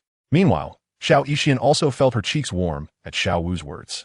Though Xiao Wu was a rabbit, having transformed into a human, she was still not a true human below level 70. Perhaps some aspects were inherently different. Yet, Xiao Yixian was undeniably human. Xiao Wu might not last 2 minutes, but perhaps she could endure longer. Of course, Xiao Yixian merely mused silently, her own shyness preventing her from expressing such bold thoughts. Nevertheless, she harbored no objections to Huo Yuhao seeking other women in the future. as long as he continued to treat her with kindness. Moreover, she had an inkling that Huo Yuhao would become exceptionally powerful, possibly encountering other opportunities along the way. At that point, if he were strong, his physical prowess would surely match, and he and Xiao Wu might not be able to resist. Thus, Xiao Yixian felt it best to let fate decide and leave matchmaking to Xiao Wu. What do you say, husband? Would Tang be acceptable? Huo Yuhao surveyed the situation, glancing at Xiao Wu and then at Xiao Yixian. After a moment of contemplation, he followed his heart and replied, "Yes, but not at this moment." Xiao Wu's eyes sparkled with excitement. "All right then, when we next encounter Tanya, I shall mention it to her. As for the pairing of Tanya and Beibei in the book, that is merely fictional. We exist in the real world. Why must we adhere to the narrative of the story? What we desire is spontaneity, is it not?" Huo Yuhao pondered for a moment before nodding. Indeed, it is about embracing the madness, just like Tang San. Subsequently, Huo Yuhao continued to indulge in the roasted chicken and duck alongside Xiao Wu, who nestled in his embrace, playfully coaxing him, followed by a flurry of affectionate touches and kisses. This prompted a slight blush in Xiao Yixian, who watched from the side, and Huo Yuhao, adhering to the principle of sharing affection, bestowed a kiss upon her as well. Thus, Huo Yuhao savored the meal to its fullest, of course. To its fullest referred solely to the chicken and duck. Shortly thereafter, Huo Yuhao packed away the oven, leading the blushing Xiao Yixian and Xiao Wu on their quest to seek the heavenly dream ice silkworm. During their journey, Xiao Wu contemplated a matter and turned to Huo Yuhao. "Hey, husband, is there a complete version of the first volume of Douluo Continent? The one Xiao Yixian and I watched earlier, was it uncut? Are there any unknown plot lines?" Upon hearing this, Huo Yuhao communicated with the system. "Hey system, what version of Douluo Continent did I purchase earlier? Is there a wild version or a complete edition?" System ding. "The version purchased by the host is the final revised edition suitable for elementary students." Huo Yuhao was left speechless. "Why didn't you inform me of this when I made the purchase?" System. "Host, you did not inquire. You simply proceeded to purchase it." Huo Yuhao retorted. "This won't do. I want a refund. I'll return the elementary version to you, and in exchange, I demand the complete edition." System. "Once purchased, items are non-refundable." Huo Yuhao warned, "Don't push me to the point of disgust." System. "How do you plan to disgust me?" Huo Yuhao replied, "When you assign tasks to me, I can sense your evident aversion and distaste for Tang San. You must have found him quite repulsive. So, if you refuse to grant me a refund, I shall resort to licking Wang Dong, not just in spirit, but physically as well. Furthermore, I will recite Tang San's blue-silver grass skills and revive, my love, every day, complete with the iconic lines. System. Host, you need not take such measures. Doing so not only disgusts me, but also yourself. Huo Yuhao pressed, "I simply ask you, will you grant me a refund?" After a brief period of silence, Huo Yuhao raised his voice and shouted, "Revive, my love." System. Stop. This is a one-time exception." The system's voice crackled with a hint of static. Huo Yuhao's eyes lit up. He appeared to have discovered the system's weakness. Without hesitation, he retrieved the youth edition of Douluo Continent, along with Xiao Wu and Xiao Yixian, and placed it into the system space. The system, without further delay, promptly exchanged it for the complete version of Douluo Continent. Chapter 12. On Tang San. Blue Silver Entangles Zhu Qing. The youth version of Douluo Continent is indeed a green edition suitable for elementary students, albeit not overly sanitized. It is merely deemed suitable for young minds and beneficial for psychological health. Now, upon facing the complete version, Huo Yuhao skimmed through the table of contents, discovering notable differences. Although it contained only an additional 200,000 words, the depth of writing was evident from the chapter titles alone. For instance, Revive, My Dear Love Rabbit, and Reunite, My Blue Silver Mother. Of course, these remained within the realm of normalcy. Some chapter titles were rather obscure, such as Entangle, My Zhu Qing. This chapter naturally depicted the scenario of blue silvergrass entwining Zhu Qing. There exists a premise that blue silvergrass can distinctly sense the touch of its target. At that moment, Zhu Qing found herself thoroughly ensnared, every part of her seemingly explored. The most shocking element was that Dai Mubai, standing nearby, wore a relieved smile. After a cursory glance, Huo Yuhao decided against further perusal, intending to save it for a quiet night when sleep eluded him, primarily for the thrill it provided. Moreover, he contemplated another question and directed it at the system. System, how do the settings here differ from the national animation? The discrepancies are quite significant. The system, still reeling from Huo Yuhao's previous declaration, became irked once more at this inquiry. System, host, Please refrain from mentioning adaptations of national animations. Some storylines have been so drastically altered that they bear only 60 similarity to the official release, and only 30 in comparison to the original version. Additionally, the neighboring adaptation of Dupo, which has been similarly distorted, turning Medusa's daughter into an energy entity, has utterly shattered my heart. Huo Yuhao fell silent. After reflecting, he concluded that it would be more prudent to continue reading the beautiful Tang Sect. After all, within its 17 million words, there were elements he had yet to encounter, interspersed with a plethora of the author's unique style, with some plot lines rivaling the explosive conclusion of the Qin Emperor. It was undeniably addictive. Thus, as Huo Yuhao and his companions strolled, they began to immerse themselves in the captivating narrative of the author's magnum opus. Naturally, Xiao Wu and Xiao Yixian were engrossed in Douluo continent, primarily because it was Tang San's domain, and the two ladies sought to endure their discomfort and have a taste of it. Huo Yuhao, however, paid little mind to their reactions. However, after a brief moment of observation, Huo Yuhao suddenly discerned that both Xiao Wu and Xiao Yixian bore expressions that were decidedly unseemly, their breaths coming in quick, labored gasps. "What seems to be the matter, my two little wives? Why do you appear so incensed?" Xiao Wu replied, "I was engrossed in the first volume of Douluo, specifically chapter 94, which depicts the conflict between Shrek Academy and Tsanhui Academy." Xiao Yixian continued, "During that altercation, Ma Hongjuan's malicious fire erupted, and he leered at a female student from Tsanhui Academy, Lin Yin-xiao, whistling and exclaiming how beautiful and fragrant she was, clearly intending to be lewd." Xiao Wu added, "The people from Tsanhui Academy felt humiliated and approached Shrek Academy to argue." Xiao Yixian interjected, "Not only did the Shrek Academy students fail to apologize, but Dai Mubai even insulted them, calling them worthless." Xiao Wu expressed her frustration. "What is most infuriating is that I, at that moment, thought we had a legitimate reason." And Tang San was also preparing to intervene. Xiao Yixian remarked, "Shrek Academy's motto is that students who do not provoke trouble are not good students." Xiao Wu continued, "Ultimately, the conflict escalated, prompting a teacher from Tsanhui Academy to come and reason with them." Xiao Yixian added, "Zhao Wuji appeared as well. And not only did he refuse to apologize, but he also mocked the Tsanhui Academy students, declaring them a garbage academy and belittling Dai Mubai and his peers for being unable to handle a mere turtle. What a disgrace." Xiao Wu concluded, "Subsequently, both sides engaged in a decisive battle."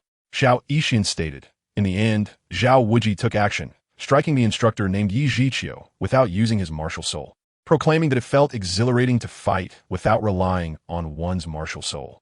Xiao Wu emphasized, at its core, this incident stemmed from Shrek Academy's provocation, initiated by Ma Hongjuan's reckless remarks. Xiao Yixian affirmed, "Indeed, in the end, Shrek Academy emerged victorious, all the while refusing to issue an apology." Xiao Wu lamented, "I have never encountered individuals so shameless." Xiao Yixian remarked, "It seems the righteous side belongs to the villains." Both Xiao Yixian and Xiao Wu then exclaimed in unison, "Disgusting and despicable." Huo Yuhao's lips twitched at this sentiment. How should one assess this? One can only state that the original text unfolds in such a manner. Yet the anime has made certain modifications. It is uncertain what the creators were contemplating. Perhaps it was merely to align with the audience's perspectives. In the anime, it is depicted that the Tsanhui Academy students were arrogant and overbearing. Upon entering a small diner, they upended several tables and chairs, shoving a few pedestrians in the process. Subsequently, the students from Shrek Academy, unable to tolerate this, engaged in confrontation for the sake of justice and peace.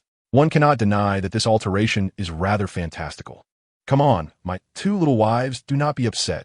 Let us continue on our journey. Xiao Wu took a deep breath. All right, this truly infuriates me. Xiao Yixian added, "Indeed, I can distinctly feel the tightness in my chest. What sort of worldview is this?" Upon reaching this point, the two women resolved to temporarily cease watching Luo and promptly began to request from Huo Yuhao the book Ju Sei Tang Men, which they began to peruse. The previous viewing had left them feeling somewhat stifled. Huo Yuhao, seeing this, naturally provided each of them with a copy. However, it wasn't long before Xiao Wu and Xiao Yixian's voices resonated again, filled with astonishment, disbelief, and a hint of disgust. Xiao Wu exclaimed, "I just encountered the storyline involving Zhang Lishuan. Did you see it?" Xiao Yixian responded, "I saw it as well." Xiao Wu continued, "Zhang Lishuan's family was slaughtered, leaving her all alone, and then Mu En fortuitously appeared.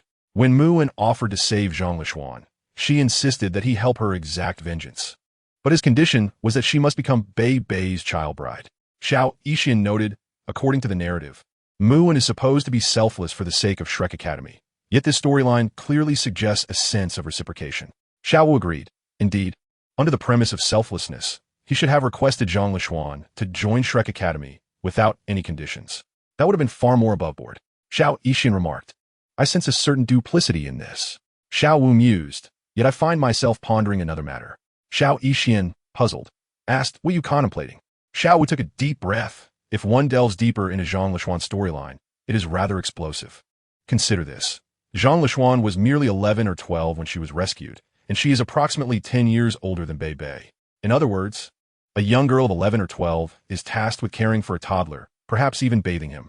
It mirrors the notion of raising a younger brother, having grown up together from infancy, witnessing him in his most vulnerable state, and ultimately developing feelings for him. Is this not a clear case of a sibling romance? Although there is no blood relation, the emotional bond resembles such. Can a normal person truly accept this? If it were you, could you? Xiao Yixian pondered this for a moment before shaking her head vigorously. If it were me, I certainly could not accept marrying a child whom I had raised. It feels somewhat unsettling. Immediately, Xiao Yixian and Xiao Wu exchanged glances and voiced in unison, explosive. Huo Yuhao smirked slightly, but considering the narrative style of San Xiao, he chose not to comment further. The trio then resumed their journey. Chapter 13. Xiao Wu remarked, what a large silkworm cocoon. The Stardow forest is vast, spanning 3 major empires. 7 days later, Huo Yuhao halted abruptly, guided by the system's directions. At that moment, it appeared he was alone. However, Xiao Wu and Xiao Yixian had long since laid an ambush, preparing to confront a 10-year-old wind baboon. Throughout the era of Zhu, Sei, Tangmin, there existed 2 legendary figures. One was the Messenger of Death, who, with his remarkable achievement as a 5-ring Soul King, decisively outshone the chicken-legged Douluo in terms of intellect. A 5-ring Soul King versus a 9-ring titled Douluo. 5 rings triumphed. It was an explosive victory. The other legend was the Wind Baboon, which nearly killed Huo Yuhao. At that moment, the Wind Baboon appeared before Huo Yuhao. Its body was cloaked in short, dark gray fur, with the edges tinged with a faint azure, as if subtle currents of air flowed across its surface. It exuded an air of majesty and ferocity. Upon spotting Huo Yuhao, its eyes gleamed with wildness and ferocity. With a powerful leap, the soul beast charged forth without hesitation. However, just as the Wind Baboon soared over Huo Yuhao's head, a smirk curled upon Huo Yuhao's lips. Suddenly, a delicate voice rang out from the nearby thicket. 3rd soul skill, instant teleportation. 2nd soul skill, enchantment. 1st soul skill, waist bow. At this moment, Xiao Wu, bolstered by the foundational spirit liquid, had advanced from level 29 to level 33 and had automatically acquired a 3rd soul ring. The Wind Baboon's mind went blank as it distinctly sensed its enchantment. It couldn't help but notice a remarkably beautiful rabbit winking enticingly at it. Astonishingly, the baboon found itself infatuated with the rabbit. Once again, it was a tale of interspecies romance. As for why Xiao Wu could enchant a soul beast, although the first volume of Ulla did not address this, logical analysis suggests that enchantment skills fall under the category of mental attacks, and soul beasts possess mental faculties as well, thus making enchantment possible. However, this aspect was not explicitly stated by San Xiao at the time, or perhaps he simply had not considered it. Now, as reality unfolded, certain elements would evolve logically based on causality. Subsequently, leveraging the explosive force of her waist bow, Xiao Wu delivered a powerful kick to the Wind Baboon's side, shattering one of its kidneys. Meanwhile, the petite healer deftly released her toxins, instantly paralyzing the body of the Wind Baboon. Without a moment's hesitation, Huo Yuhao swiftly produced the white tiger pen and, taking advantage of the Wind Baboon's lingering enchantment and paralysis, swiftly severed its egg. He then smeared the weapon against its neck. The Wind Baboon, eyes closed until its final breath, met its demise in a state of utter humiliation, never imagining it would face such a fate before its end. Moments later, a faint 10-year soul ring gradually emerged from its body. Xiao Wu gazed at the floating white soul ring and reached out to touch it. However, as the soul ring existed in an illusory form, it eluded her grasp. The petite healer, equally intrigued, observed the phenomenon. The soul ring hovered near the 2 women for a brief moment before darting towards Huo Yuhao. According to the lore of Douluo, the soul ring belongs to the one who slays the soul beast. Yet, this premise is fraught with complications. What if, At the moment of death, a soul beast is pierced by a blade wielded by several individuals? Or consider Xiao Wu, who personally defeats a soul beast, yet is herself a soul beast. Does this count as a mutual conflict among soul beasts? By the rules, the soul rings resulting from such mutual slayings are deemed ownerless. Can other soul masters absorb them? Furthermore, if a soul beast is blinded and unaware of its slayer, how is that resolved? Presently, the 10-year soul ring surged towards Huo Yuhao, perhaps fueled by the resentment from the egg severing. The speed of analysis was rapid, yet Huo Yuhao's speed eclipsed it. He had no desire for that soul ring.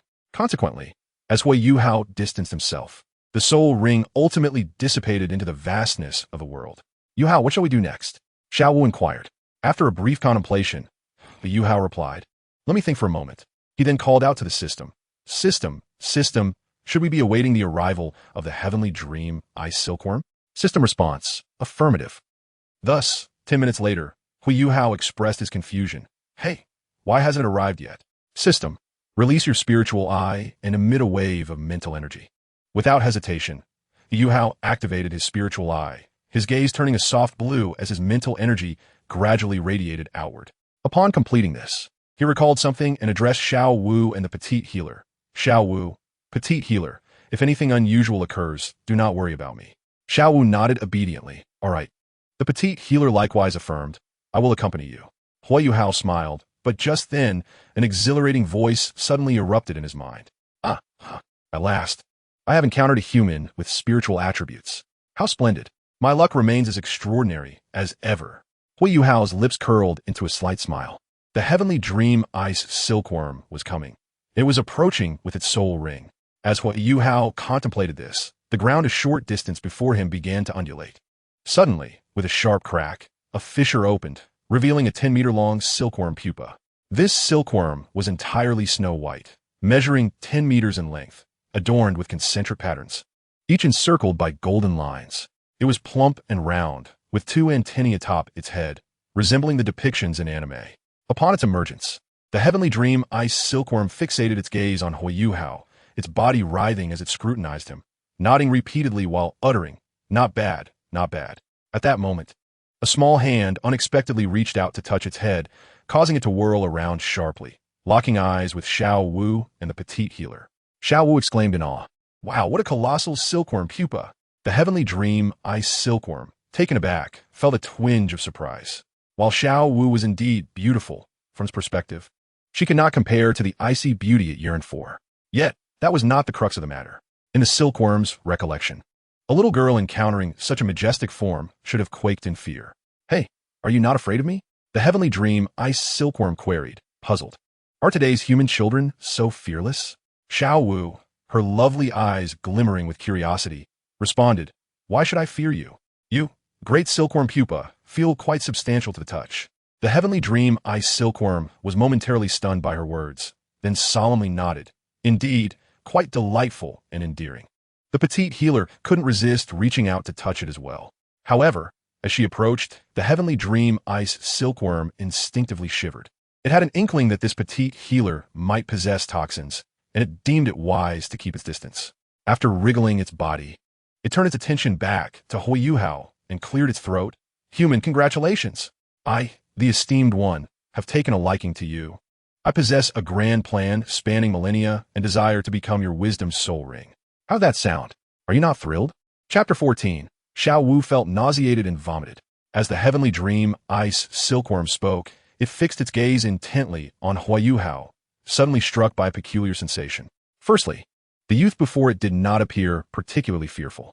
Logically, one of such tender years ought to be apprehensive. Secondly, the boy's eyes seemed to radiate with a fervent intensity. A shiver coursed through the heavenly dream ice silkworm. It felt as though the boy was eagerly awaiting its arrival. Fortunately, Huo Yuhao also realized he must not appear overly eager. He cleared his throat, momentarily displaying a facade of concern and fear, then stepped back, pulling Xiao Wu and the petite healer aside. What do you mean by grand plan? Observing Huo Yuhao's demeanor, the heavenly dream ice silkworm felt a wave of satisfaction wash over it. Clearly, the majesty of its million-year soul beast status still held weight. However, it soon regained its composure. At this point, Xiao Wu had positioned herself beside Huo Yuhao, stepping forward to assert, Yuhao, do not worry. I can take down this great silkworm pupa all on my own. The petite healer nodded in agreement. Yuhao, have no fear. I can poison it into submission. Hearing this, the heavenly dream ice silkworm felt a flicker of uncertainty. It was indeed feeling rather vulnerable, having only recently emerged from its nourishing days deep within the Stardow forest. With little strength to spare and lacking any combat prowess, its only talents lay in survival and slumber. Fortunately, Huo Yuhao graciously accorded the heavenly dream ice silkworm the respect it craved, pulling Xiao Wu and the petite healer aside and addressing the silkworm. This pupa is immense and must possess great power. Let us refrain from any hasty actions and listen to what this esteemed pupa has to say. The heavenly dream ice silkworm, receiving such deference from Huo Yuhao, felt an inexplicable sense of superiority.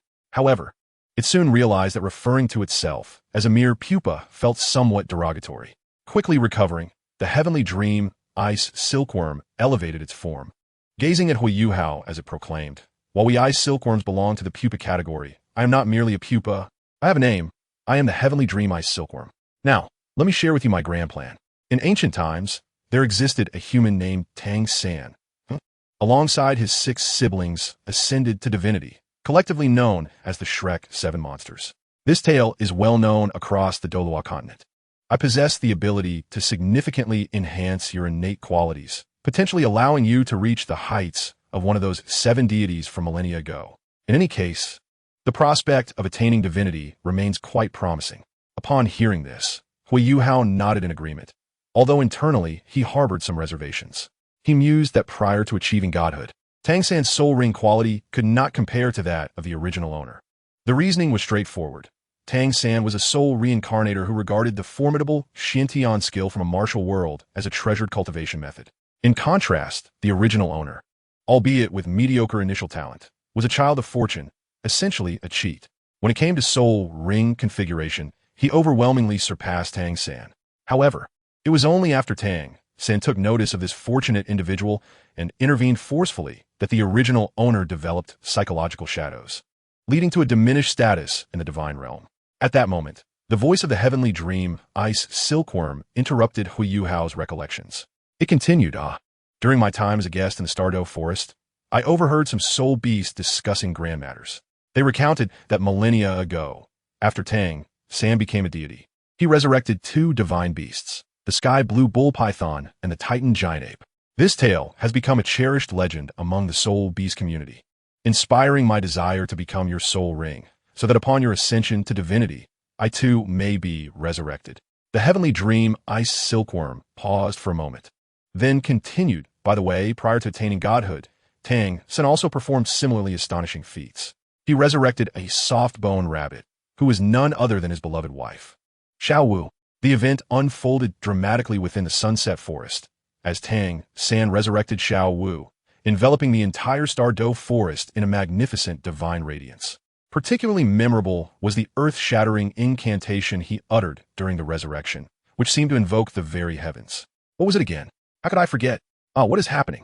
No, I distinctly recall it, for after he spoke that incantation, the entire Sunset Forest trembled, affecting even parts of the Stardow forest.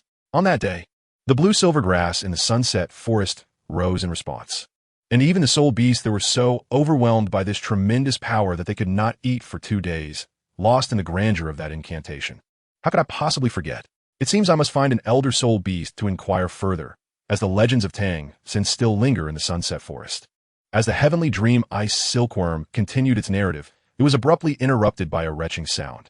It turned incredulously to see Xiao Wu, already leaning against a tree, clutching her chest as nausea overtook her.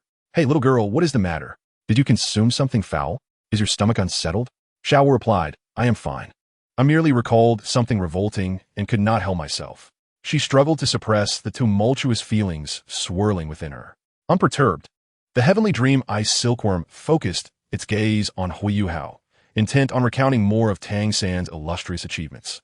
However, at that moment, both Xiao Wu and Xiao Yixian raised their hands in unison, exclaiming, we know. Enough already." The heavenly dream ice silkworm, puzzled, inquired, "Why stop? What's the reason?" Xiao Wu replied, "We still have to eat." Xiao Yixian added, "My stomach is also feeling a bit queasy." Huo Yuhao cleared his throat and addressed the heavenly dream ice silkworm. Well, regarding the illustrious dual deities, Sea God and Shura God Tang San, let us postpone that discussion and proceed with your plan. Upon hearing Huo Yuhao's words, the heavenly dream ice silkworm contemplated for a moment before continuing. Very well, let us commence. First, allow me to introduce myself once more. My name is the heavenly dream ice silkworm, the only million-year soul beast in the Douluo continent. What is your name?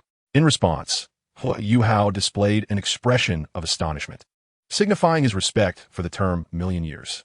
Sensing his reaction, the heavenly dream ice silkworm felt a sense of fulfillment and continued. Now, I shall enter your body. It may hurt a bit at first, but you will gradually acclimate.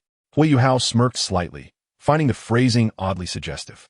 The heavenly dream ice silkworm, having completed its statement, discreetly glanced into the depths of the Stardow forest, recalling certain memories. It was imperative to act swiftly, lest it become merely a source of nourishment. Without hesitation, the heavenly dream ice silkworm began to move, declaring once more, I am entering now. The 10 platinum rings upon its form stirred with a life of their own, and an overwhelming aura radiated from it. In that very moment, its silkworm body transformed into a streak of light, surging forth to enter Huo Yuhao's mind. Huo Yuhao felt an excruciating pain surge through his head, causing him to collapse to the ground. As dizziness enveloped his consciousness, he felt himself slipping into unconsciousness. Yuhao, are you all right? Xiao Yixian and Xiao Wu exclaimed in unison, rushing to his side, their beautiful eyes filled with concern. I am fine. I just need to rest for a while. Do not worry about anything else, Huo Yuhao replied before fully closing his eyes. Seeing this, Xiao Wu and Xiao Yixian became increasingly anxious. Xiao Wu asked, Xiao Yixian, when will Yuhao wake up? Xiao Yixian responded, I don't know. We shall wait. Although Xiao Wu felt a surge of panic within, she understood the need to remain composed. There is nothing we can do. I will check for any dangers in our surroundings. Xiao Yixian agreed. All right, if any threat arises, we will quickly carry Yuhao away. With that, Xiao Wu began to survey their environment, while Xiao Yixian cradled Huo Yuhao in her arms. Meanwhile, within Huo Yuhao's spiritual realm, a simulation of himself appeared, accompanied by a miniature version of the heavenly dream ice silkworm. In Chapter 15, titled The Wisdom and Divine Light of Tang San, the heavenly dream ice silkworm elaborated extensively to Huo Yuhao within his spiritual sea. It informed him that upon becoming Huo Yuhao's first soul ring, despite lacking a soul bone, it possessed 4 soul skills: mental detection, mental sharing, mental interference, and soul impact.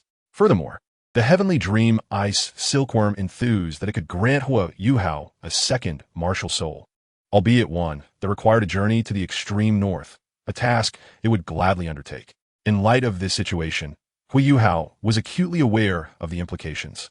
As it was written in Peerless Tang Sect, and corroborated by the complete version of Peerless Tang Sect he had perused. Of course, there was a minor exception. The Yuhao soul power had escalated to level 15. The reason for this rapid advancement lay in the enhancement provided by the Foundation Spirit Liquid. However, at that time, Huo Yuhao had yet to acquire his first soul ring. According to the lore of Douluo, if one does not absorb the corresponding soul ring, their soul power can only reach a peak state and cannot progress further. Thus, after consuming the Foundation Spirit Liquid, Huo Yuhao's soul power remained stagnant, caught at that threshold. Yet within his body still resided the abundant energy of the foundational spirit liquid. Thus, after absorbing the essence of the heavenly dream ice, a minor surge of power erupted, resulting in a remarkable ascent of 4 levels. Naturally, Xiao Wu ascended 4 levels, while Xiao Yixian ascended 3. Although Huo Yuhao's soul power level was relatively low, he was expected to rise even further.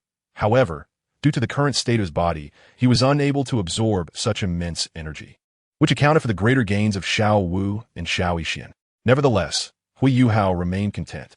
Furthermore, with the heavenly dream ice silkworm having transformed into a sentient soul ring, it would provide feedback, making a level 15 attainment quite normal.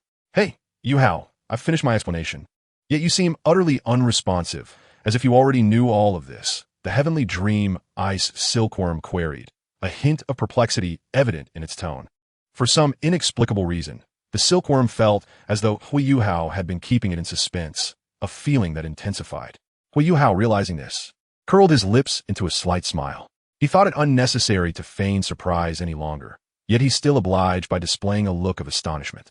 Observing Huo Yuhao's reaction, the heavenly dream ice silkworm suddenly felt that this show of surprise was rather contrived. However, it also understood that there was no turning back once the bow was drawn. Since it had become Huo Yuhao's soul spirit, it was committed to assisting him diligently. Now, Huo Yuhao, let us discuss the situation you must confront. Starting with the matter of your soul ring's age limit, the heavenly dream ice silkworm continued. As it spoke, it once more assessed Huo Yuhao's body, a glimmer of surprise flickering in its eyes before it continued. According to the theories established by Master Yu Shaojing a millennium ago, the maximum age for a first soul ring is 423 years. However, this is not an absolute figure. It must be gauged against one's physical strength. Moreover, a millennium has elapsed, and with the advancement in human nutrition and living conditions, the age limit of soul rings has seen a slight increase, though not by a significant margin. Presently, I sense that your physical strength exceeds my expectations, thus a limit of 650 years is entirely feasible. I shall elevate the soul ring's age to 650 years, and as your physical strength improves, I will gradually release more of the age limit. Huo Yuhao was momentarily taken aback by these words, but soon came to a realization. He recalled the time spent soaking in the bathtub with Xiao Wu and Xiao Yixian while absorbing the foundational spirit liquid, which undoubtedly had bolstered his physical strength. In truth, the effects of the foundational spirit liquid extended well beyond this. For an average person, it could easily withstand a soul ring age of around 800 years. However, Huo Yuhao was not so fortunate. His long-standing weakness and poor foundation, coupled with malnutrition, hindered him. It was important to note that Huo Yuhao's innate soul power was merely at rank 1. During the absorption of the foundational spirit liquid, a considerable portion of the energy was utilized to fortify his foundation, thus limiting him to a maximum of 650 years. Nonetheless, this was of little concern, as the foundational spirit liquid bore no side effects and could be used continuously. He could address any issues later. At this moment, the voice of the heavenly dream ice silkworm resounded once more. Yuhao, I have conveyed all I needed to say. You may now return to consciousness and resume reality. I wish to rest for a while. The previous exertion has left me somewhat fatigued. Huo Yuhao nodded in response. All right, you rest first. I shall wait a little longer. The heavenly dream ice silkworm, slightly puzzled, inquired, Yuhao, what are you waiting for? Huo Yuhao replied with a smile. What if there are further benefits? Perhaps good fortune is about to descend. The heavenly dream ice silkworm instinctively shook its head. Impossible. I am your greatest fortune. However, as it spoke, an unexpected sensation seemed to strike it, causing it to look up at the sky in alarm. Huo Yuhao, too, sensed a powerful aura descending from above, the corners of his mouth curving upwards. It was here the lights had arrived. At that very moment, a resounding voice echoed in Huo Yuhao's ears. With the sun and moon in hand, I reach for the stars. In this world, none compare to me. Meanwhile, in the divine realm, where a day equated to a year on Douluo, only a brief moment had passed, and night still reigned. Tang Xin stood in his sea god palace, within a pavilion, his hands clasped behind him as his wise gaze fixed upon the direction of Douluo star, his eyes shimmering with intent. After a moment, he felt something amiss, his lips curling into a subtle smile as he murmured to himself, Ah, splendid. The fortune of the child of destiny has risen yet again, deepening the blessings bestowed upon my Tang clan. As he pondered further, Tang San felt a momentary shock. The fortune exceeded his predictions, and the child of destiny had only just begun, promising even greater prosperity in the future. It seemed the prior plans might not suffice. Employing Shao Qi and the individual from the Star Doe Forest to ensnare that lad proved to be significantly challenging. It appeared he truly needed to set the one from the ocean into motion. As he spoke, Tang San's wise eyes narrowed slightly, plunging into contemplation. In his grand design, he had split his daughter's soul into two halves. One half took the form of Wang Dong, disguised as a male, and through his orchestrations, he had conveniently arranged for Wang Dong and Huo Yuhao to reside in the same dormitory, creating moments of ambiguous sparks. Subsequently, he intended for the individual from the Star Doe Forest to emerge when necessary, forging an acquaintance at the appropriate time. Ultimately, he aimed for that individual to make sacrifices for Huo Yuhao. In truth, within Tang San's plan, the individual from the Star Doe Forest was fated to perish. The reasoning was simple. The three-eyed golden lion's soul ring and soul bone belonged to Huo Yuhao. Additionally, the golden dragon bloodline, along with the portion of Wang Dong's soul that Tang San had severed, needed to be reclaimed, as it rightfully belonged to Wang Dong. One cannot deny that the three-eyed golden lion was the most tragic pawn. Its soul bone, soul, and bloodline were all desired. Even its soul was to be sacrificed. This arrangement had been set in motion when Tang San had severed the soul. Following this came Huo Yuhao's test. Naturally, the trial would follow the most familiar pattern, the trial of love. It was designed to torment Huo Yuhao's heart, gradually instilling within him a psychological shadow cast by Tang San, which would then allow for gradual manipulation, a dog training plan to be enacted. Presently, Tang San felt that perhaps he truly needed to mobilize the one from the ocean. He remained ever watchful in the depths of the sea, observing his former aquatic steed. Xiao Bai had a daughter. In fact, this girl had made her appearance during the first Douluo, although this was not mentioned in the original narrative. Now, it appeared feasible to orchestrate something. Of course, as Tang San gazed upon Xiao Bai's exquisite form, a flicker of fervor ignited within his eyes, although he quickly subdued it. Some matters could be contemplated and acted upon, yet they must be executed discreetly. The sanctity of the divine must not be compromised. Once Tang San had arranged these details, he took out his notebook and sketched a few simple outlines. At this moment, another thought crossed his mind, invoking the name of the sea god Poseidon. Poseidon not only bequeathed to him the divine artifact, the sea god's trident, but he also entrusted Tang San with the management of a realm known as the spirit world. Within the spirit world, Tang Chun and Poseidon's souls coexisted, alongside several other souls, most of whom had perished in the battle at Jiaguan. Seizing the opportunity, Tang San had gathered a considerable number. However, individuals like Master were ones he had no desire to oversee. However, there was no alternative. After all, a master is a master, and he had even bowed in reverence. Nonetheless, in Tang San's heart, he held a certain disdain for the master. After all, during their first excursion to the soul-hunting forest to collect soul rings, the master's initial choice was to have Tang San acquire a mere 10-year-old green bamboo. The very thought now filled Tang San with trepidation. Yet, to uphold the sanctity of divinity, he felt compelled to make a gesture, thus following the master's demise. He ensured that his soul was enshrined in the spirit realm. In addition, there was Liu Erlong, the other members of the Golden Iron Triangle, and Qin Ming, all residing there as well. After some contemplation, Tang San resolved to discreetly resurrect one of them in the spirit realm, bestowing upon them a corporeal form to subject the child of destiny to additional tribulations. As for the rationale behind augmenting these trials, initially, he intended to ensnare them in peril, only for Wang Dong to emerge as their savior, serving as a catalyst for emotional development, igniting a spark of romance. As this thought crossed his mind, a glimmer of wisdom flickered in Tang San's eyes, and he deemed this scheme to be exceptionally clever. However, just as he was engrossed in his musings, a sense of disquiet washed over him, prompting him to glance sharply to his left front. Chapter 16. The beatings Tang San endured in the divine realm. In Tang San's left front, there stood a man clad in purple robes, exuding a potent aura of annihilation, who was grinning mischievously at Tang San. "Hey there, little Sanzi, your earlier laughter was rather wicked and lecherous. Were you perhaps contemplating something unsavory? You previously severed your daughter in two, and now it seems you are concocting another nefarious scheme? Through my recent bouts of idle observation, I have uncovered a remarkable secret. You are plotting against the child of destiny from Douluo Star. You are audaciously attempting to manipulate another's fate as a divine king. Your audacity is quite astounding."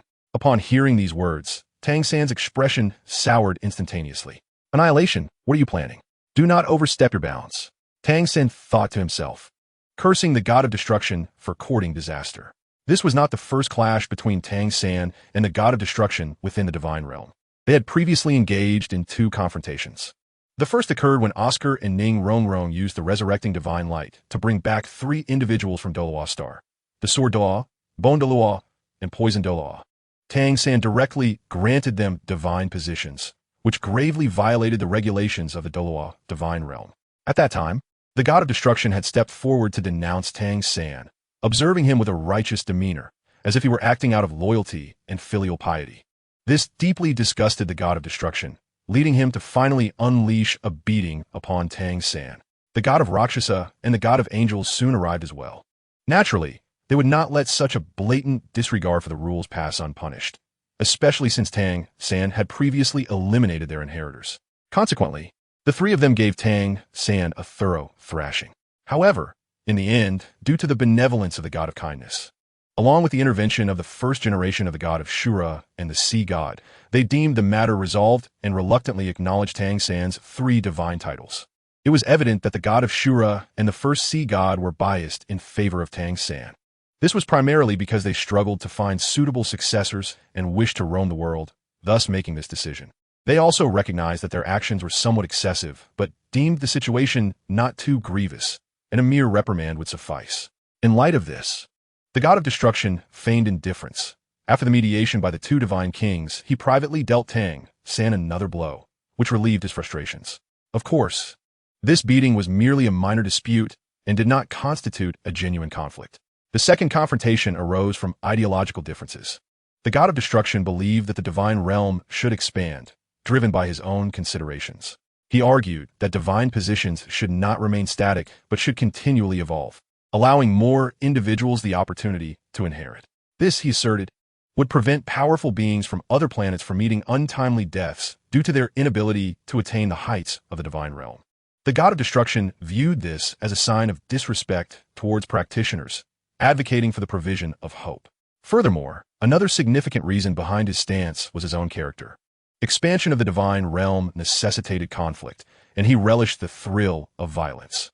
Conversely, Tang San perceived the expansion as a perilous endeavor, believing that their current existence had only just begun, and thus opposed the notion of expansion. Part of his reluctance stemmed from the potential for an increase in divine positions. Should certain individuals from Douluo star fail to ascend, the number of positions available for his own would diminish, representing a struggle for power. However, Tang San would never articulate this openly, instead vehemently arguing that expansion posed risks that could lead to the collapse of the divine realm. Thus they clashed face to face. With the outcome being clear, Tang San was once again soundly defeated, despite the presence of the other members of the Shrek 7 monsters. The 7 subordinates under the god of destruction, including the 7 great sin gods, were undoubtedly first-tier divinities. Coupled with the unintentional arrival of the first generation of the god of angels and the god of Rakshasa, Tang San had no chance of victory. Following that bout, minor skirmishes continued for several decades, with Tang San and the god of destruction frequently at odds.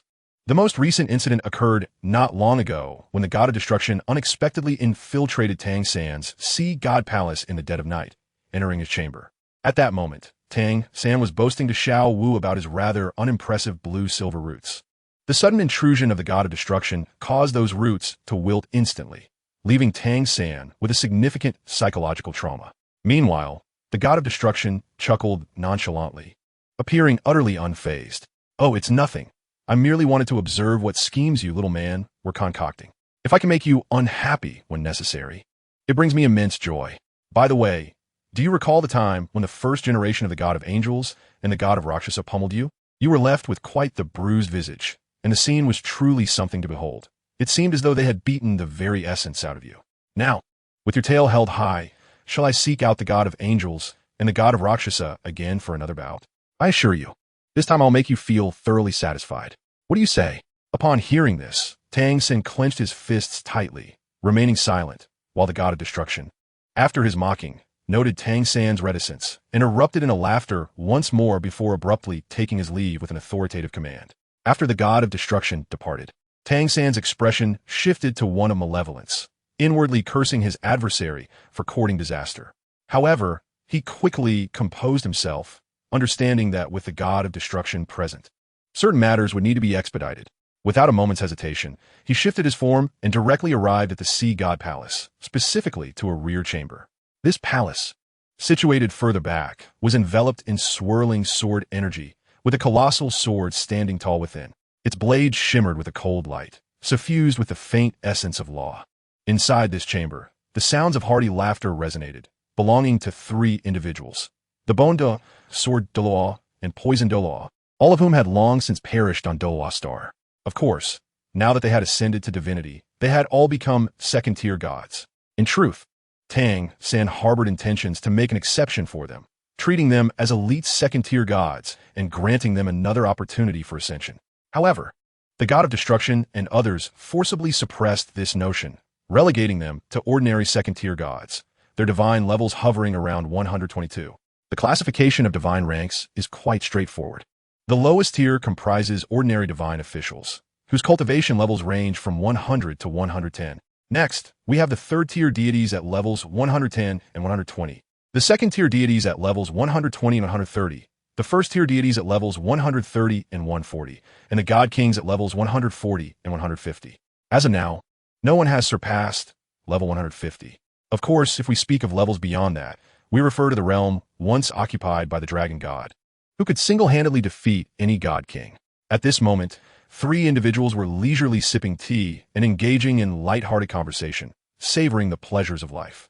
Just then, a figure appeared, bearing a countenance tinged with displeasure, none other than Tang San. Chapter 17. Combat Techniques, Ice Dragon Soaring, Divine Artifact, Mysterious Heavy Ruler. The sword Douluo, Qin Renxue, noticed the dark expression on Tang San's face and felt a twinge of curiosity, pondering a possibility. Could it be that Tang San had once again been bested by the god of destruction? After all, such occurrences were not uncommon in the divine realm.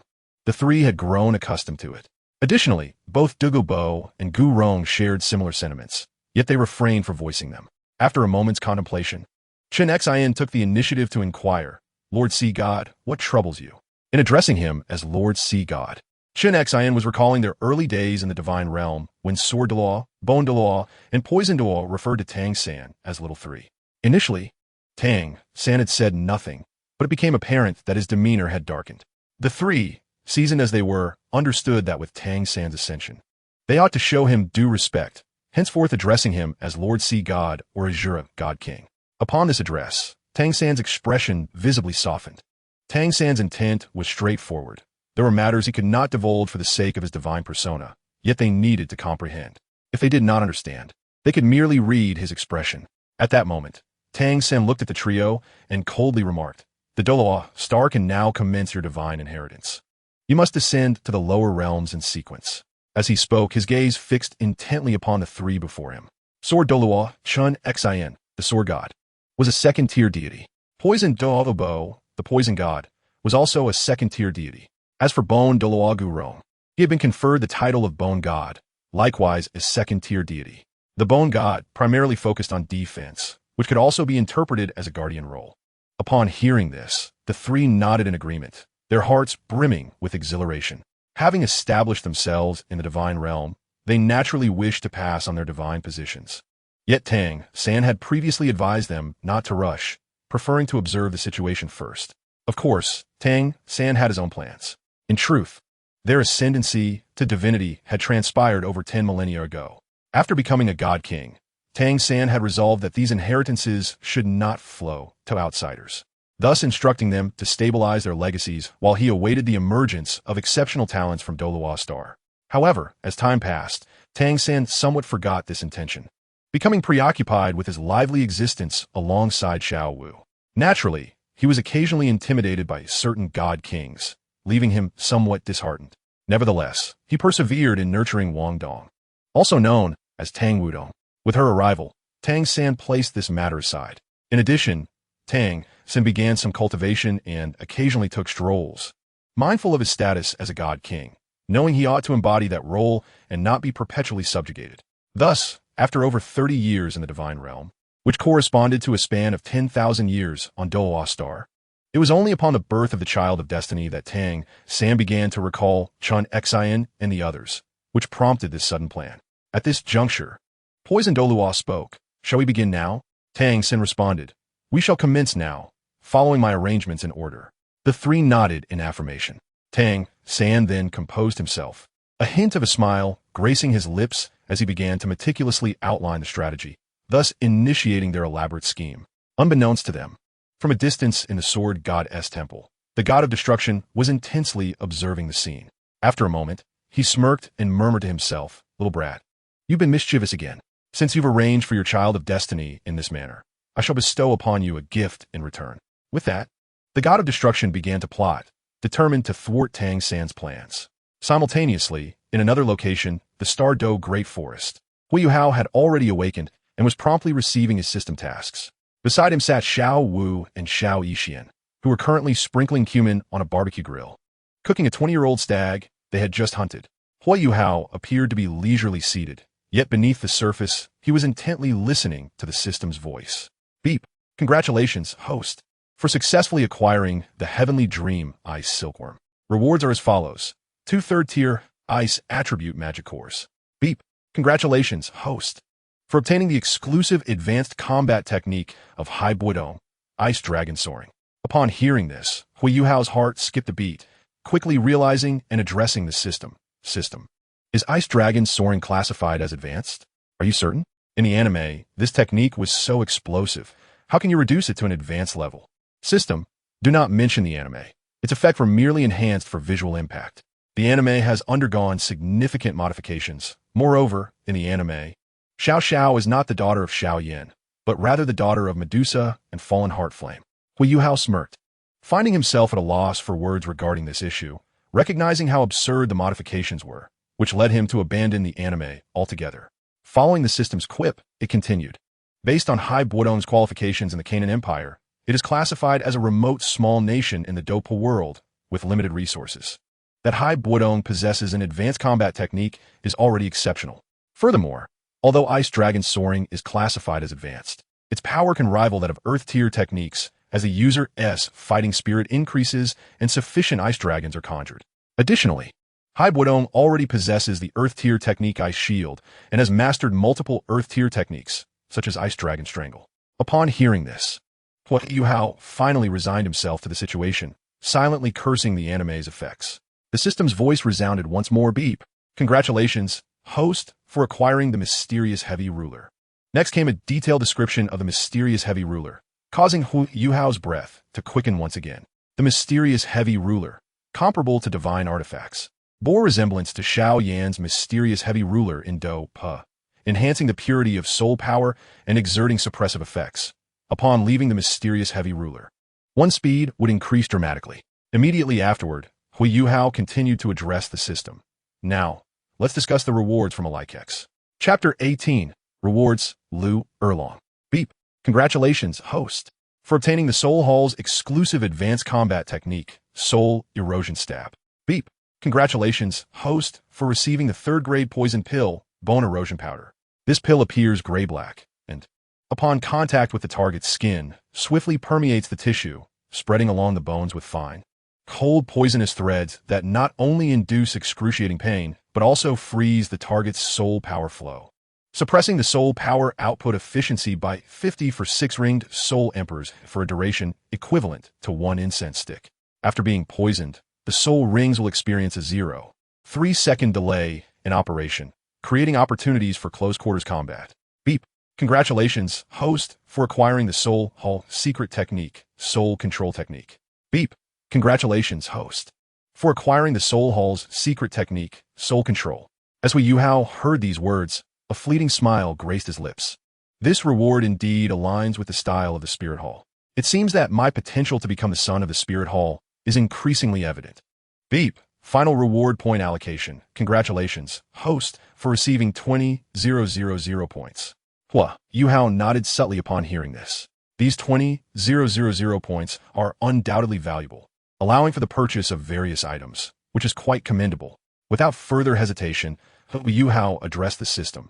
What course should I take next? Did you not mention there are tasks to be completed? Please issue them. Beep. The latest task has been released. Beep. The host currently has 2 main storyline options available. Main Storyline 1. Enduring a life of frustration, finding joy amidst suffering. Tang Wudong is also rather comfortable. Follow the old path to join Shrek Academy, cohabitate with Wang Dong, and accept the arrangements of fate. Ultimately become the god of emotions. Benefits. After returning to the divine realm and enduring for another 10,000 years, when Tang San finally recalls. After breaking Tang Wudong's chastity lock, one can indulge in a lascivious life with her. Drawbacks. Occasionally, Tang San will impose restrictions, regardless of the time or place. Even while engaging in intimate activities with Tang Wudong, at Tang San's request, one must cease immediately and comply with all of Tang San's arrangements. Reward for the task. 1 star. Huo Yuhao clenched his fists upon hearing this. Becoming a dog was out of the question. Beep. Main Storyline 2. Create an exclusive Douluo Academy and confront Tang San. Huo Yuhao did not hesitate at all. Only a fool would choose the first option. As for whether Tang Wudong is indeed comfortable or not, Choosing option 2 could equally reveal to her the truth of her comfort. Thus, he opted for the second task without a moment's delay. In fact, as soon as the system finished presenting the first task option, he had intended to select the second one, regardless of the challenges it posed. Confronting Tang San would be exhilarating. Simultaneously, Huo Yuhao felt a surge of ambition. Establishing his own academy, defeating Tang San, and should Shrek Academy dare to oppose him, they too would be dealt with. Beep. Congratulations, host, for selecting Task 2. A random lottery will now be conducted, displaying the template for mentor acquisition. As the system's voice faded, a rotating screen appeared in Huo Yuhao's mind within the system's exclusive dark dimension interface. The following mentor names from Douluo appeared. Yu Xiaojiang. Huo Yuhao grimaced at the first name. This Yu Xiaojiang, marrying his cousin, is a beneficiary of their close kinship. What could he possibly contribute? The so-called theories of soul masters are merely summaries derived from information pillaged from the spirit hall, and he dares to define his proposed 10 core competitive theories of soul masters. Yu Xiaojiang is, at best, a mere summarizer, merely attaching his name to them. Furthermore, he once suggested that Tang San use the bamboo from those 10 years as a reference for the first soul ring. However, Huo Yuhao quickly set these thoughts aside as he continued to examine the panel. Flender, Liu Erlong. Upon seeing Liu Erlong's panel, Huo Yuhao stroked his chin, 20 years old. Untouched, potential there. Xiao Wu, Dan Zuhu, the names of mentors from the absolute Tang clan. Gai Maya, Zoe, Xian Lingya. Mentor names from Dupo Sangxiong, Huqian, Suqian, Mentor Ruolin. At this moment, the panel began to scroll rapidly. 3 seconds later, it abruptly stopped. Huo Yuhao had barely registered how it had scrolled when the system's voice resounded. Beep. Congratulations, host, for obtaining Liu Erlong. Chapter 19. On the perspectives of the online literature circle, Sword Comes vs. Douluo. Beep. Congratulations, host, for acquiring Liu Erlong. Beep. Liu Erlong's basic attributes are as follows. Soul Power, level 78, roughly equivalent to her first appearance. Age, 20 years. Martial Soul, variant Blue Lightning Tyrannosaurus Rex. Relevant memories have been unlocked for the host, and the gene shop is now accessible for self-editing. Manufacturing mode, gene cloning, currently in preparation. As the system's voice came to a close, Huo Yuhao gazed into his system space. The system space had evidently expanded several-fold, now approximately the size of a football field. Previously a misty expanse, this space, situated in the 4th dimension, functioned as a personal dimensional fold. Now, a medical chamber had manifested within. Inside the medical chamber lay a petri dish, where rapid tissue cloning was underway. In an instant, the skin tissue had already begun to form. Following that, bones and flesh emerged in succession, ultimately enveloped by a complete layer of skin. Huo Yuhao finally beheld Liu Erlong in her entirety. As a man, he couldn't help but be drawn to certain aspects, and his gaze wandered from the neck down. While some areas were best left unspoken, the sight of her alluring curves, particularly her shapely posterior, was undeniably captivating. Ultimately, he focused on Liu Erlong's face, which bore an uncanny resemblance to her animated depiction, though appearing even more refined and youthful. However, at this moment, Liu Erlong remained within the petri dish. Besides being surrounded by copious amounts of nutrient fluid, various metallic conduits were also present. Particularly, some exceedingly thin metal tubes had been inserted into the nape of Liu Erlong's neck for neural connectivity. Beep. The host may enter the gene editing store to undergo knowledge infusion. The system's voice echoed once more. Huo Yuhao shifted his gaze from the body. His thoughts immediately directed toward the newly opened gene shop, his eyes gleaming with excitement. First was the memory infusion function, allowing for self-editing according to the host's will. Next was the gene prohibition. Elite prohibitions include Liu Erlong, with some matters permissible and others off-limits. After all, Liu Erlong is born from the system space and will inevitably be privy to some of Huo Yuhao's secrets. Naturally, such prohibitions are necessary for restraint. Beyond that, it was indeed possible to infuse knowledge here, encompassing not only specialized knowledge of soul guides and martial souls, but also a wide array of miscellaneous subjects, including combat skills, earth tactics, and even modern scientific and mathematical principles. Of course, Huo Yuhao discovered that these contents required points for purchase, each item starting at 1,000 points. Upon realizing this, Huo Yuhao gritted his teeth. Currently, with 20,000 points at his disposal, coupled with the previous allocation from the system, he decided to purchase all available enhancement options. After all, he regarded Liu Erlong as his own, and she might very well become his woman in the future. It is only fitting to pamper one's own woman, providing her with benefits. Surely, that is not excessive. Moments later, his remaining points were displayed as 9,898.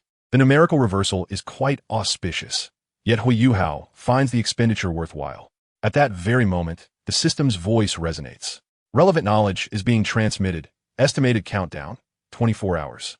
Gene prohibition and related memories can be perfected by the host within 24 hours. Huo Yuhao nodded upon hearing this. A mere 24 hours is entirely feasible. However, just then, the system's voice sounded once more. Ding! A target suitable for joining the Qian Academy has been detected within a radius of 1,000 miles. System task has been issued. Does the host accept? Without hesitation, Huo Yuhao pondered briefly before responding. If I accept the task, will I be able to know the identity of the target in advance? System. Ding. The panel for the target can only be viewed upon acceptance. Huo Yuhao inquired. Once I click on it, is there a time limit for recruiting the target? System. No, but it will occupy one task slot. The host can accept up to 10 tasks simultaneously. Relieved, Huo Yuhao thought. Since there is no time constraint and it merely occupies one task slot, with 9 remaining, it is manageable to accept. Well then, let us see who it is. Promptly, Huo Yuhao clicked to agree, but as the panel refreshed, he inhaled sharply. The name displayed was unmistakably Jiang Nanan. Jiang Nanan's information is as follows.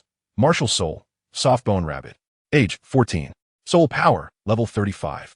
Huo Yuhao felt a surge of surprise upon hearing this. Setting aside his assessment of Jiang Nanan for now, he would analyze it in detail later. The fact that Jiang Nanan had yet to undergo the awakening ceremony caught him off guard. Wait, system, are you saying Jiang Nanan is still in this state? Does that mean Su Sanchi's martial soul awakening coincides with the year Huo Yuhao enrolls? System, correct. The reasoning is as follows. According to the settings of the Xianming sect, males must undergo the male-female martial soul awakening ceremony at the age of 15. The original text clearly states that Su Sanchi is 1 year older than Jiang Nanan. During the ceremony, Su Sanchi is 15, while Jiang Nanan is 14. Core evidence and reverse logic. The original text explicitly records that when Huo Yuhao and Wang Dong became second-year students at Shrek Academy, they participated in the assessment for candidates of the Shrek's 7 monsters, at which point Jiang Nanan was a 4th-year senior. From this, it can be directly concluded, Jiang Nanan is always 2 grades above Huo Yuhao and Wang Dong. Using this as a basis for reverse reasoning, currently, Huo Yuhao has yet to enroll, placing Jiang Nanan in the 2nd year. When Huo Yuhao enrolls as a 1st-year student, Jiang Nanan, at 14, advances to the 3rd year in the same year. When Huo Yuhao ascends to the 2nd year, Jiang Nanan progresses to the 4th year. Final deduction. This year marks Huo Yuhao's enrollment at Shrek, coinciding with Jiang Nanan's 14th year as she enters the 3rd year. Meanwhile, Su Sanchi of 15 will have his martial soul awakening ceremony occurring in the same year as Huo Yuhao's enrollment. Currently, it is the early period of vacation at Shrek Academy. Su Sanchi and Jiang Nanan will hold their martial soul awakening ceremony during the holidays. Huo Yuhao, upon hearing this, recalled another matter. System. Since it is the early vacation period, how did I encounter Tanya and Beibei here? That seems amiss. This location is far from Shrek Academy, and it would take at least 10 days to reach, if not more. System. Shrek Academy explicitly states that soul masters at a bottleneck period may leave school to obtain soul rings with prior notification. Huo Yuhao realized the logic was sound. Subsequently, he began to ponder, is Jiang Nanan's character worthy of being recruited into Qian Academy to become one of his own? Initially, Huo Yuhao naturally thought of the plot from the anime, where numerous netizens criticized Jiang Nanan for being petulant. Others argued that Jiang Nanan sought elixirs for her mother, constituting a fair trade. Given that it is a fair exchange, there should be no grievances. Why then does she treat Su Sanchi with disdain, even harboring animosity? This indicates a problem with Jiang Nanan's mindset. However, there exists another perspective on Jiang Nanan's evaluation. Since it is a fair trade, there are no emotional entanglements. Everyone has their own rights. If she dislikes Su Sanchi and feels repulsed by his relentless pursuit, is it wrong for her to want to refuse? Simultaneously, some netizens pointed out that if there had been no transaction between Jiang Nanan and Su Sanchi, and he simply pursued her, does she not have the right to decline? Is it wrong to refuse? After rejecting him and warning him not to persist, if he continues to pursue her, resulting in her aversion, is there an issue with that? These are merely normal thoughts for a person. A fan of sword comes also articulated a more just perspective. The right to like or reject someone lies with the individual. Must a woman accept a man who relentlessly pursues her? What logic is there in that? It must be said that within the web literature sphere, the values espoused in Sword Comes are indeed more righteous than those in Douluo, and even possess a particularly striking righteousness. Chapter 20. Xianming Sect, the Playboy Su Sanshi. Huo Yuhao quickly reached a decision. Jiang Nanan is indeed acceptable, provided it pertains to her character. Subsequently, the system promptly sent Jiang Nanan's navigation coordinates, along with a considerate distance indication of 800 miles. Upon noting this distance, Huo Yuhao gasped. However, he soon resolved to put aside such thoughts, gritting his teeth. He aimed to arrive within 5 days. Calculating the average, he would need to traverse 160 miles each day, further refining this if he runs for 8 hours daily. Excluding sleep and rest, he would need to cover 20 miles per hour. This equates to a daily distance and endurance comparable to a super marathon. Nevertheless, Huo Yuhao quickly steadied himself. Although it would be strenuous, his body, having undergone enhancement, could still endure. With this in mind, he also contemplated Su Sanshi's character, prompting him to address the system once more. Hey system, has Su Sanshi always been aware that Jiang Nanan would be the one to hold the martial soul awakening ceremony for him? System, naturally there are 2 reasons. 1. As the young master of the Xianming sect, the list of eligible females for the male initiation ceremony is managed by core disciples. Jiang Nanan, due to her martial soul attributes being entirely compatible with the Xianming turtle, is in an excellent state and prioritized on the list. He undoubtedly has seen this dossier. 2. The Xianming sect requires a 3-month advance confirmation of both parties' identities and preliminary contact, allowing them to become familiar with each other and mentally prepare to avoid awkward situations during the ceremony, such as shyness upon meeting or hasty conclusions leading to embarrassment. Thus, as the leading party of the ceremony, Su Sanshi cannot be completely ignorant of his partner. Following this line of thought, Huo Yuhao continued directly.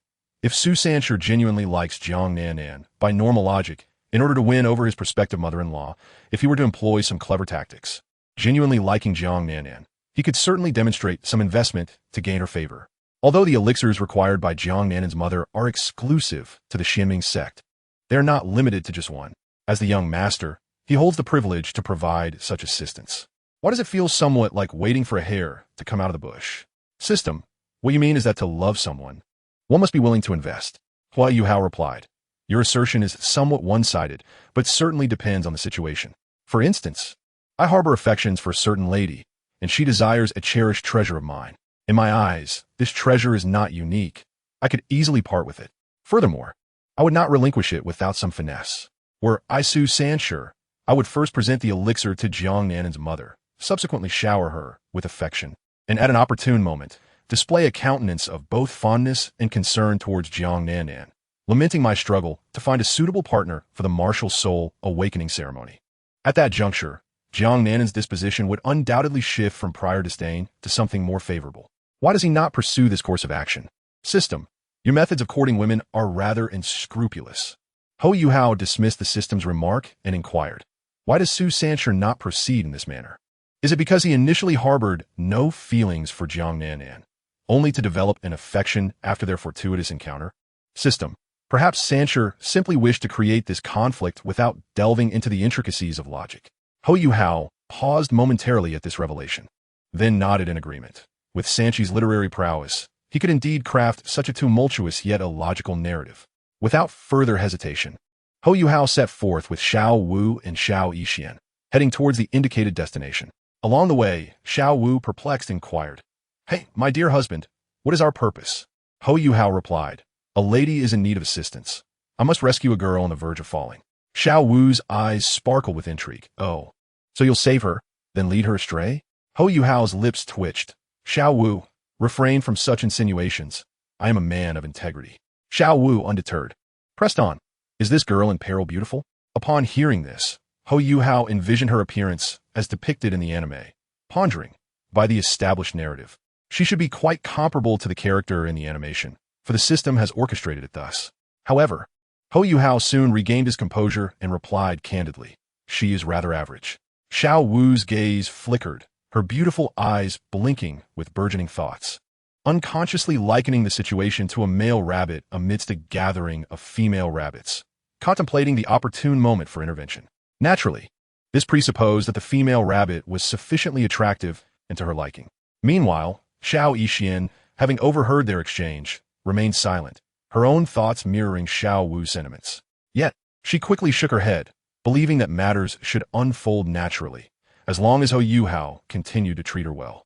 At that very moment, 900 miles away, a colossal peak loomed, atop which rested an extraordinarily magnificent edifice. Perched upon its summit was a gargantuan tortoise, its head raised defiantly, baring its teeth in a display of formidable majesty, especially with the vividly depicted veins and scales adorning its shell. This sect was none other than the Xianming sect, one of the three hidden sects from the era of the peerless Tangmen. As for the reason behind the Xianming sect's seclusion, it stemmed directly from Su Sanchi's narrative. Beneath this secluded sect lay various mechanisms, the most conspicuous of which were devices resembling mechanical tortoise heads that occasionally emerged from the thicket, launching poisonous needles and fiery serpents, rendering the area both enigmatic and perilous. Simultaneously, within the vast palace of the tortoise, a youth conversed with a middle-aged man. The young man, clad in dark garments with a mane of light yellow hair, was none other than Su Sanchi, the young master of the Xianming sect. Facing him was his father, Su Zhongyi, who, holding a list adorned with illustrations, was presenting options to his beloved son. Sanchi, your martial soul will awaken in 5 days. Among these eligible young ladies I've gathered for you, which do you find most appealing? You must decide swiftly. Su Zhongyi gestured towards several names on the list, among them Jiang Nanan. However, Su Zhongyi deemed Jiang Nanan unworthy of becoming the spouse of the young master of the Xianming sect for 2 reasons. First, the disparity in status. Marital alliances within sects prioritize social compatibility, and Jiang Nanan hails from a modest lineage, offering no substantial benefit to the Xianming sect. While the Xianming sect maintains a low profile, it is merely a second-rate sect and pales in comparison to the likes of the Benti sect and the Haotian sect. That said, the Xianming sect does have some royal connections. Su Sanchi's mother was a princess of a former dynasty in the Douluo Empire. However, given the current turmoil within the Douluo Empire's royal family, such connections would only be invoked in dire circumstances. Moreover, this realm is grounded in reality. Though it may exhibit the hues of Su Sanchi's narrative, it must adhere to basic logic. While it is labeled a fantastical world, that may be a slight exaggeration. Yet we shall consider it as such. In any fantastical world, no sect or family forgoes advantageous unions for the sake of profit. This is the most fundamental of logics. The second reason is Jiang Nanan's insufficient martial soul potential. Although the soft-bone rabbit poses no conflict with Su Sanchi's Xianming tortoise martial soul, it is not an exceptional martial soul, limiting its growth potential to that of a mere concubine. Initially, Su Zhongyi had intended for Su Sanchi to engage in an exchange ritual with Ning Tian, the young master of the Seven Treasures Glazed Tile School. Yet, Su Sanchi rejected this proposal, citing Ning Tian's immaturity and lack of feminine allure. Su Zhongyi ultimately acquiesced to his son's wishes, perhaps with a touch of overconfidence. Su Sanchi's disdain for Ning Tian was compounded by the fact that, despite the Seven Treasures Glazed Tile School's decline, its foundations still rivaled those of the Xianming sect, rendering them equal. Furthermore, the Seven Treasures Glazed Tile School sought to find a man to marry into their ranks. Additionally, the list featured young ladies from other factions, including a water element martial soul girl from the Qian Renxue sect. The Qian Renxue sect was a descendant of the Five Elements Academy, which had amalgamated with Shrek Academy following a great war, although some members, due to ideological differences, eventually formed the Qian Renxue sect. Besides the Qian Renxue sect, there were over 20 other sects and 30 families represented on the list. Some of the girls from Shrek Academy's same cohort were also listed, though most have been crossed out. Among them was Tangya's name, also marked out. Su Sanchi had no interest in Tangya for 2 reasons. First, he could not comprehend why his brother Beibei found her, with her subpar martial soul, appealing, and second, he was irritated by her boisterous demeanor. Su Sanchi shook his head at his father. "Father, please do not sway my decision. I have previously expressed my preference for the most beautiful one, Jiang Nanan." His eyes ignited with fervor at the mere mention of her name. However, this affection was currently confined to her appearance rather than romantic inclinations. Logically, it was only after their accidental encounter that he began to develop genuine feelings. Su Zhongyi, seeing his son's stubbornness, clenched his teeth. "Very well. We shall proceed as you wish. Jiang Nanan's mother is gravely ill, but we need not rush. Let her endure a bit longer, for that girl possesses a stubborn spirit." Subsequently, Su Zhongyi cautioned, "You may pursue whichever lovely maiden you desire, but remember to consider the sect's interests. Forming alliances with influential families and selecting women who can support the sect is equally advantageous. There are some you have yet to meet. We shall choose wisely when the time comes. Above all, your choices must benefit the family. Su Sanshur furrowed his brow momentarily before nodding. Very well. I shall follow your guidance. At that moment, Su Zhongyi inquired once more. Sanshur, you have yet to encounter a woman, have you? Do you know what to do for the ceremony in 5 days? If not, come with me, and I shall show you some special performances. Su Sanshur revealed a proud smile, brandishing the iron fan in his hand. Father, your words are an affront to my character. I'm a notorious playboy. How could I be ignorant of the nuances of ceremonial exchanges? With that, Su Sanshur took hold of the illustrated book, glancing at it as he departed from the scene.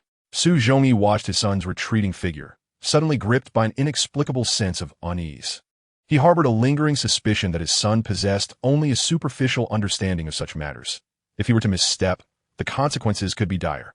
After all, the distinction between one entrance and two is monumental. A moment's inattention could yield vastly different experiences. Nevertheless, Su Zhongyi quickly shook off the thought, reassured by his son's confident demeanor, and chose not to dwell further on it.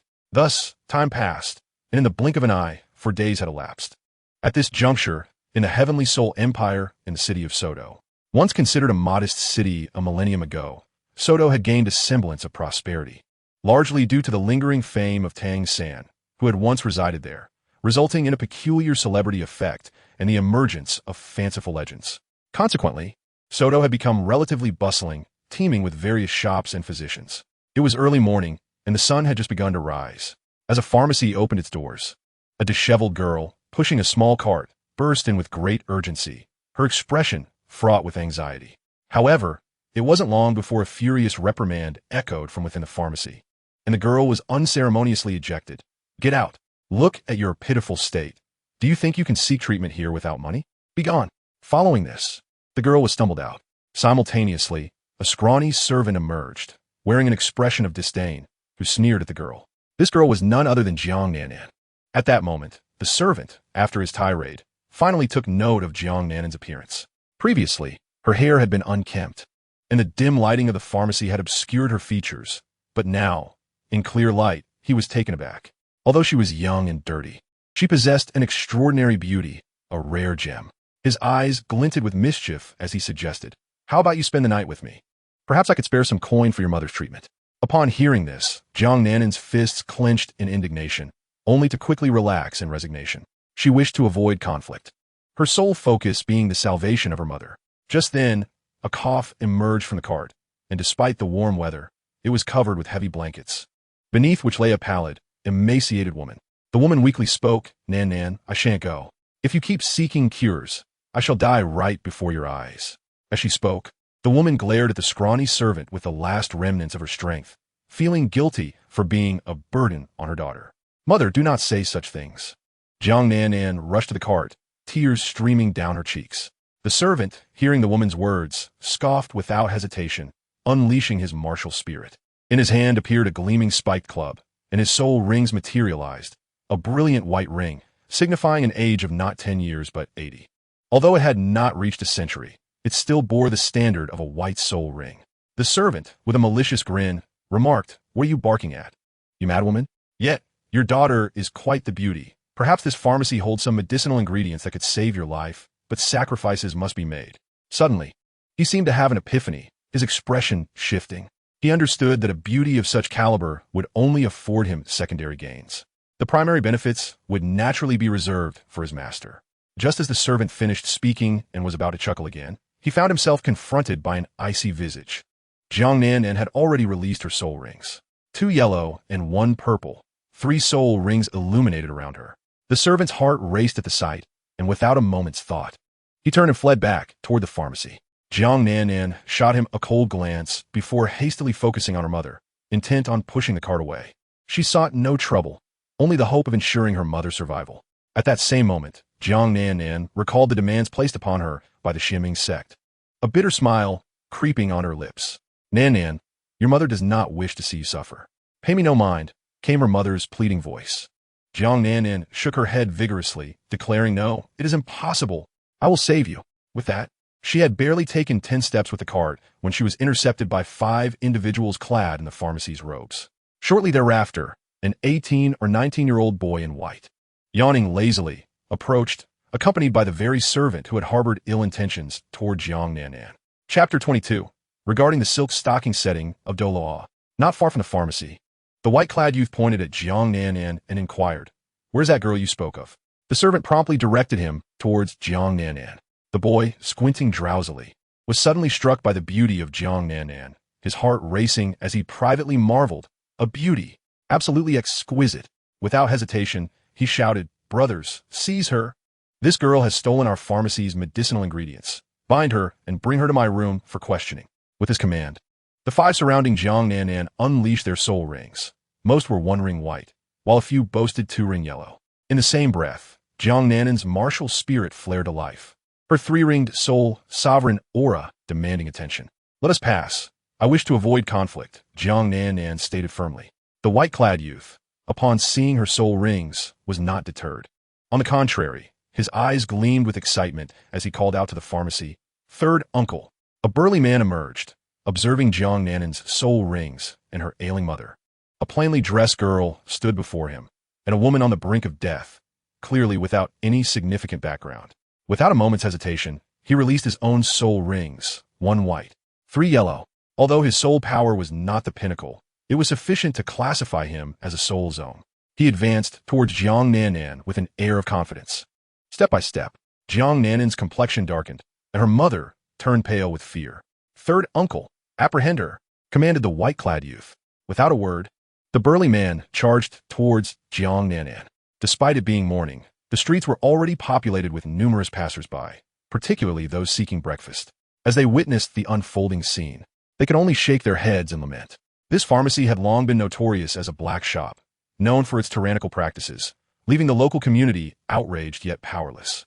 However, contrary to the anticipated heroic rescue, what transpired was a tale of beauty saving beauty. Just then, a stunning figure suddenly appeared before Jiang Nanan. Clad in a form-fitting black leather outfit that accentuated her alluring figure, she exuded a blend of wild exuberance and mature charm. Her long black hair cascaded casually over her shoulders, and her eyes bore a fierce brilliance. Yet her beauty was nothing short of breathtaking. She was none other than Liu Erlong. 3 days prior, Liu Erlong had been summoned from Huo Yuhao's nurturing chamber. After a moment of contemplation, Huo Yuhao decided to let Liu Erlong, with her superior cultivation, take the lead.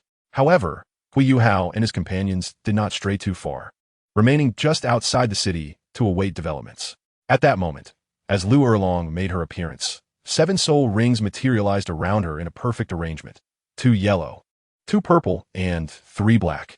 The burly man charging towards Jiang Nanan immediately broke into a cold sweat, his face turning ashen as he stuttered, You are. I failed to recognize your greatness." Before he could finish, a resounding thud echoed through the air. Liu Erlong had not afforded him the opportunity to speak further, delivering a swift kick to his chest.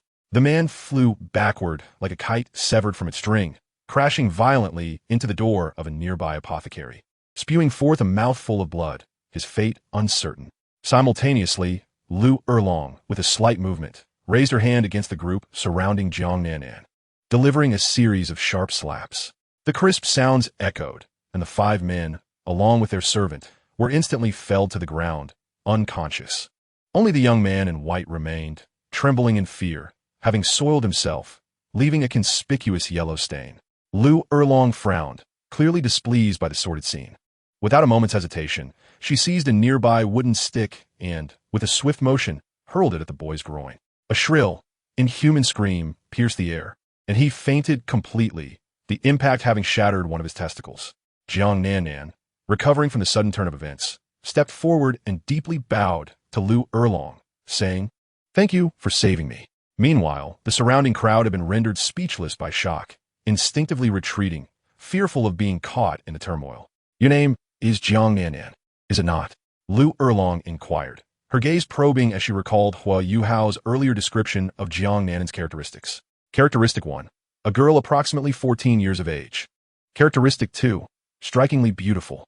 Characteristic 3, possibly seeking medical aid for her mother. Characteristic 4, Huo Yuhao had conjured images from an anime that described Jiang Nanan.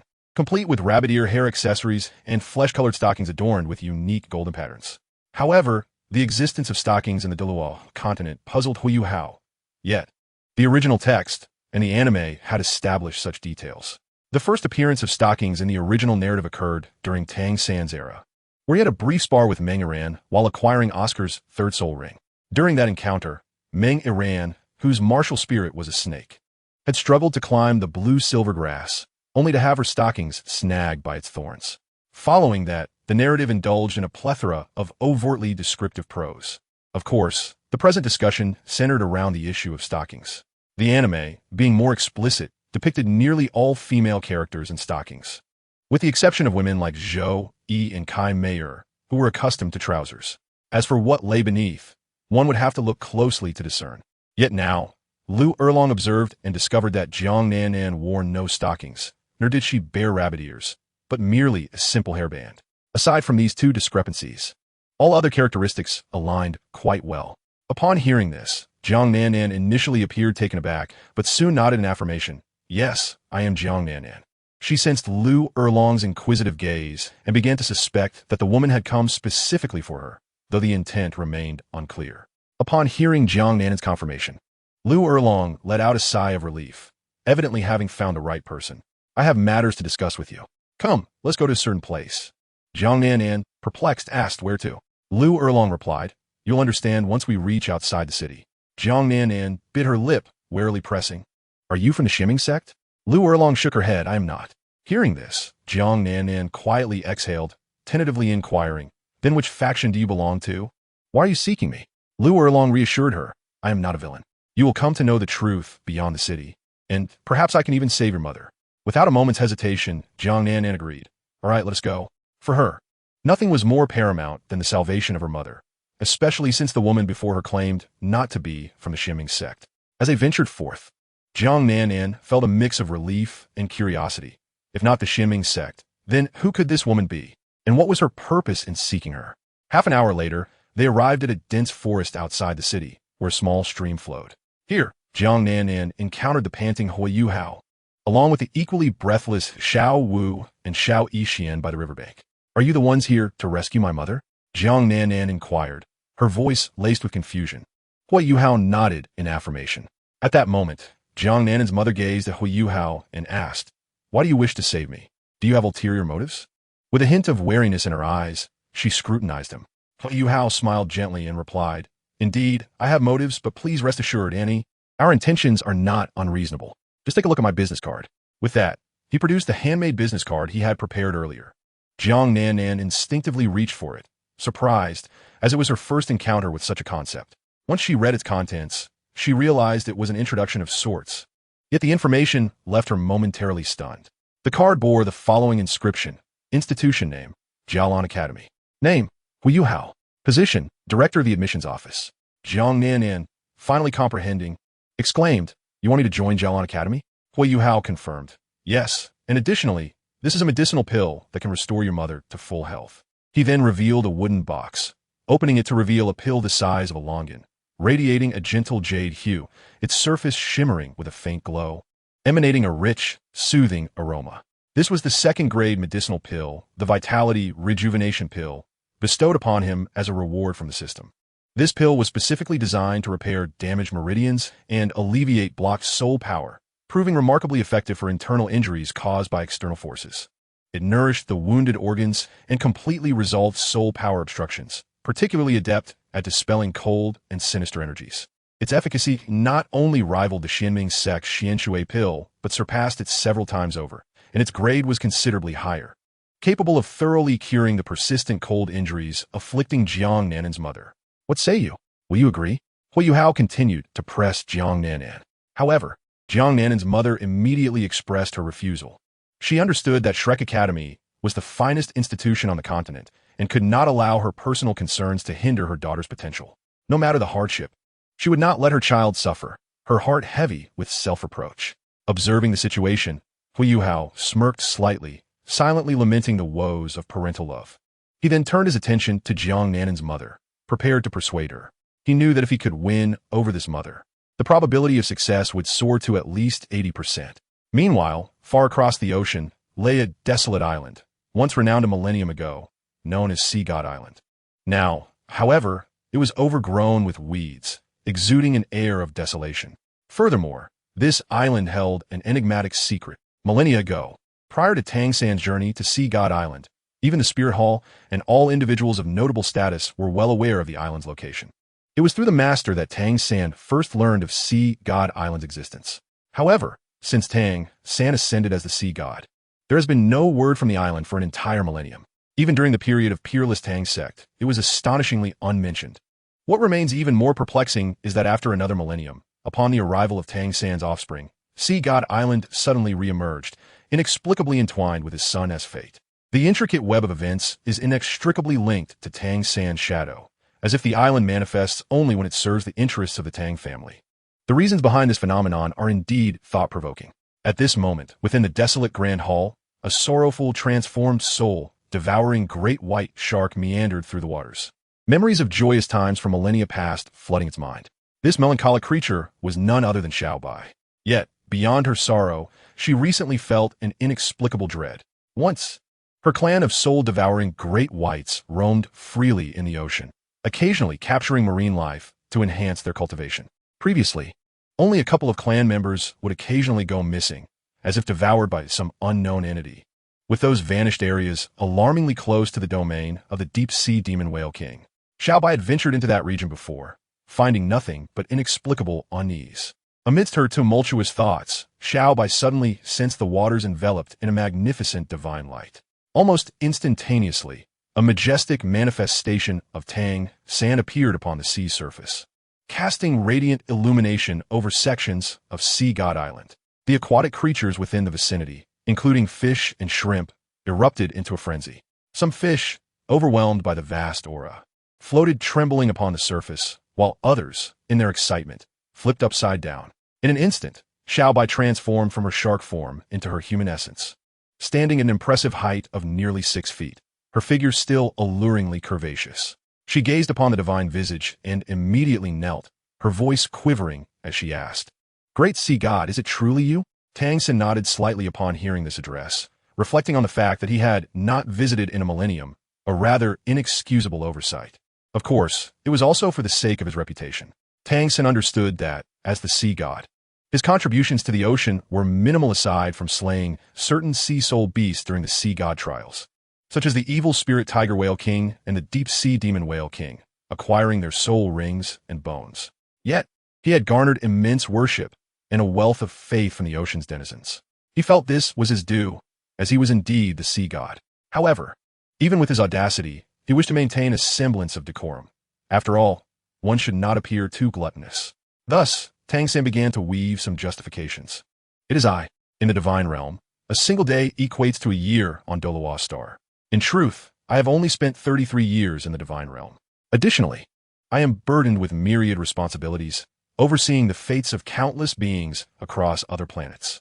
Upon my arrival in the divine realm, I learned that I am not merely the deity of Douluo star, but a god to countless stars within this universe, and I must embody great love.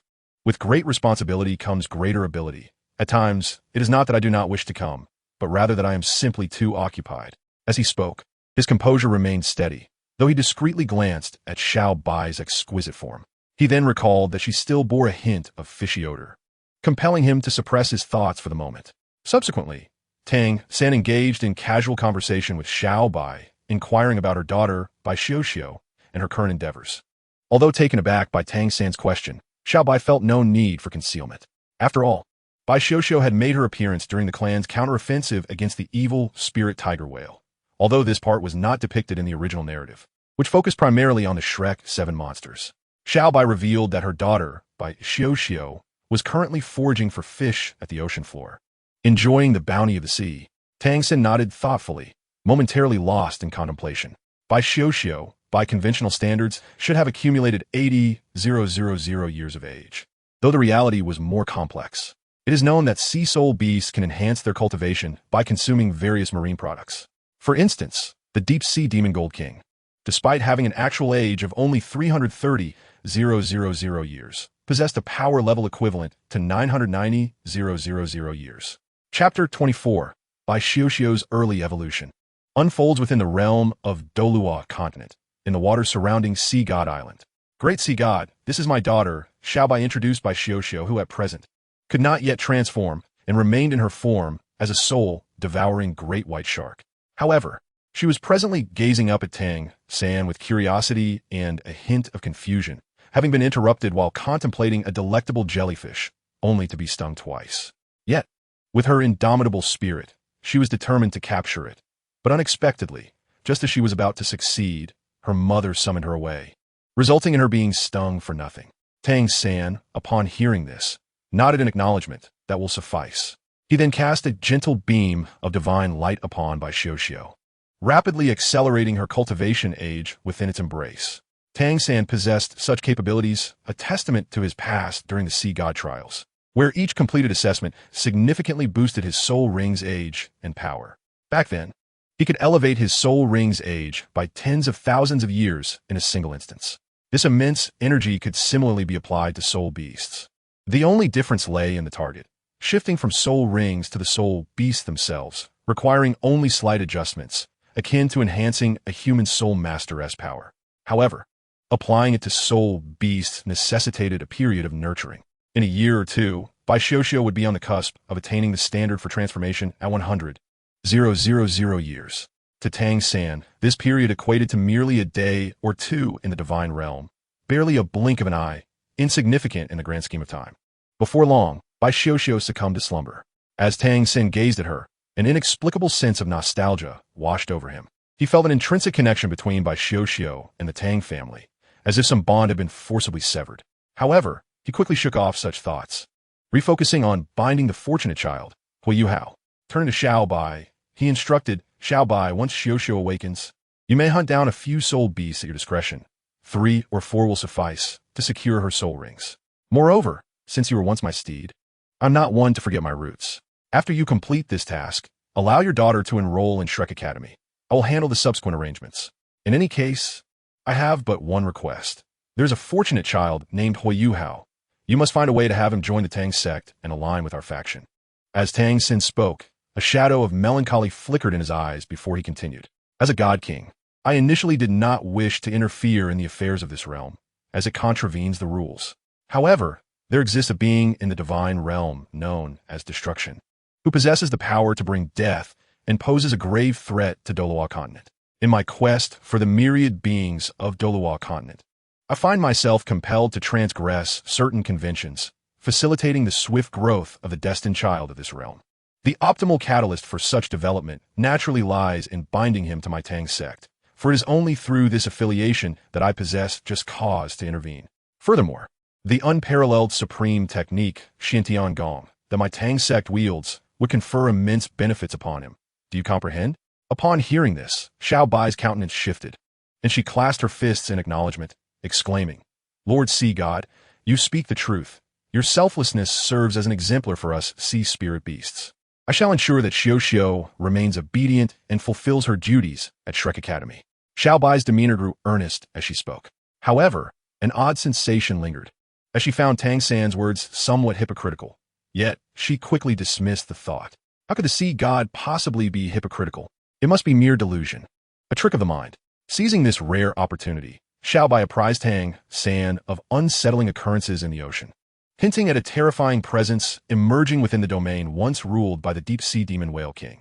Tang San, upon receiving this information, offered a casual response, promising to investigate when time permitted.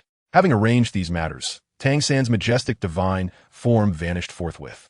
The surrounding marine life erupted in a frenzy, and those who had previously convulsed or lain belly up gradually regained their senses.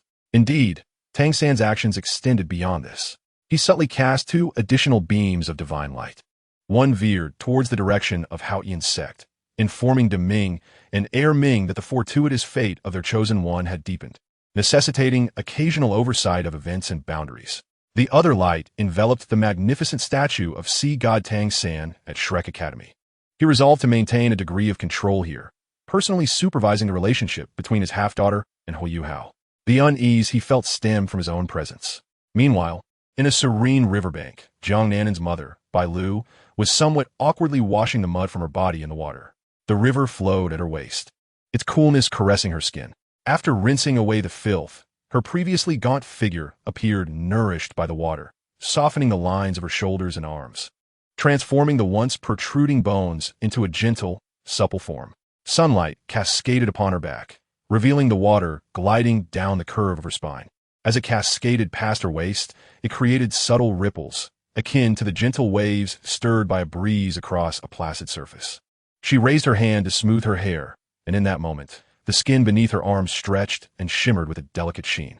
Glancing downward, she noticed the water's surface just concealing her abdomen, while her thighs revealed a newfound balance of softness, their submerged parts appearing almost translucent. Occasionally, as she moved, the water outlined her gentle curves. The shadows of trees along the shore danced upon her, accentuating the recently regained fullness of her form. As she scrubbed her arms, droplets cascaded from her chin into the water, the splashes creating ripples that hinted at the subtle undulations of her figure, much like soft jade concealed beneath the surface. Gently buoyed by the currents, not far away, in the dense forest, Huo Yuhao stood quietly, his gaze not upon the stream, but rather lost in contemplation of recent events. Jiang Nanin's mother, Bai Lu, possessed the martial soul of a soft-bone rabbit and was a formidable soul master of level 43. Her husband, Jiang Nanin's father, was also a soul master wielding a large blade. Due to the disparity in their martial soul's quality, Jiang Nanan inherited her mother's. Bai Lu and her husband had once been a pair of itinerant mercenaries, but they suffered severe injuries during a mission to assist a certain family in capturing a soul beast. Bai Lu believed her husband had perished, and having sustained injuries herself, she subsequently fell into despair. However, this was not the crux of the matter. The focal point lay in the exchange between Huo Yuhao and Bai Lu. Bai Lu wished to spare Jiang Nanan the anguish of leaving Shrek Academy for her sake, sacrificing everything for her daughter. Conversely, Jiang Nanan, without hesitation, desired to agree to Huo Yuhao's proposal of joining Qian Academy, solely wishing for her mother's survival. Furthermore, Jiang Nanan expressed that she had often been in a state of suspension from her studies, thus holding no particular attachment to Shrek Academy. With determination, she declared that she had already established some arrangements with the Xinyuan sect. Had it not been for Huo Yuhao, she would have had to offer her body for a martial soul fusion ceremony with the Xinyuan sect's young master. Thus, encountering Huo Yuhao was a stroke of fortune amidst misfortune. Bai Lu was overcome with tears upon hearing this revelation. Observing her emotional response, Huo Yuhao swiftly seized the moment and devised a compromise. Chapter 25, Douluo, Continent, a distorted history book, the overly idealized Tang San. Firstly, Huo Yuhao was not a naive do-gooder. He had his own schemes. He would not fawn over Jiang Nanan merely because of her beauty. That was a matter of principle. Hence, Huo Yuhao devised an ostensibly advantageous agreement for Jiang Nanan, one element of which remained unchanged. She must join Qian Academy. However, upon her admission, she would still have the opportunity to attend classes at Shrek Academy, albeit for only half a year. Huo Yuhao intended to utilize this 6-month period to vigorously develop Qian Academy. While it may not surpass Shrek Academy, it would certainly excel in resource allocation. Once his objectives were achieved, Jiang Nanan would be required to fully commit to Qian Academy, severing ties with Shrek Academy. By that time, Bai Lu would also join Shrek Academy, taking on the role of a special instructor or overseeing management and logistics. In essence, Huo Yuhao aimed to ensure that not only would Jiang Nanan join, but that he would also bring her mother into the fold. Yuhao's motivation for this strategy stemmed from two reasons: his confidence and a loophole in the system, which only mandated Jiang Nanan's enrollment in Qian Academy without prohibiting dual affiliations with two academies. A third reason lay in allowing Jiang Nanan to leverage the next 6 months to infiltrate the academy and exploit Shrek Academy's resources. Thus, these three factors solidified Huo Yuhao's belief that this was a risk-free endeavor. Just then, a familiar voice pierced through the air, and a sweet smile adorned Xiao Wu's face. "Yuhao, my dear husband, we have arrived." Beside her stood Xiao Yixin and a grateful Jiang Nanan as they made their way toward him. Huo Yuhao reciprocated their smiles and approached them. Moments later, Jiang Nanan looked at Huo Yuhao with heartfelt gratitude and said, "Yuhao, thank you for saving my mother. Regardless of what happens with Qian Academy in 6 months, I will join." Jiang Nanan's resolute declaration underscored her determination. Huo Yuhao, upon hearing her words, nodded with a smile and chose not to dwell on the topic further. He inquired, "During the time I traveled to rescue your mother, what suggestions do you have for the location of Qian Academy?" Taken aback, Jiang Nanan had not anticipated that Canaan Academy had yet to be established. However, she quickly regained her composure. After a moment of contemplation, she responded, "Each empire boasts numerous academies. Within the Star Luo Empire alone, there are approximately 50, with nearly every large city hosting one. If we were to establish an academy, it would be prudent to select a medium-sized or smaller city. However, within those smaller cities, there exist a number of relatively underdeveloped academies, where the competitive pressure is, in fact, quite substantial." Upon hearing this, Huo Yuhao pondered certain matters and spoke again. "The Star Luo Empire boasts approximately 50 large academies. Might there be even more smaller ones?" After a brief contemplation, Huo Yuhao deemed this possibility to be quite high. Just considering the records from the inaugural Continental Soul Master Elite Competition, which was held in Star Luo City under the auspices of the formidable Star Luo Emperor, it is noted that the three empires collectively dispatched 151 academies, including one from the Sun Moon Empire, though it may be temporarily disregarded. It seems reasonable that a major empire could possess over 50 academies.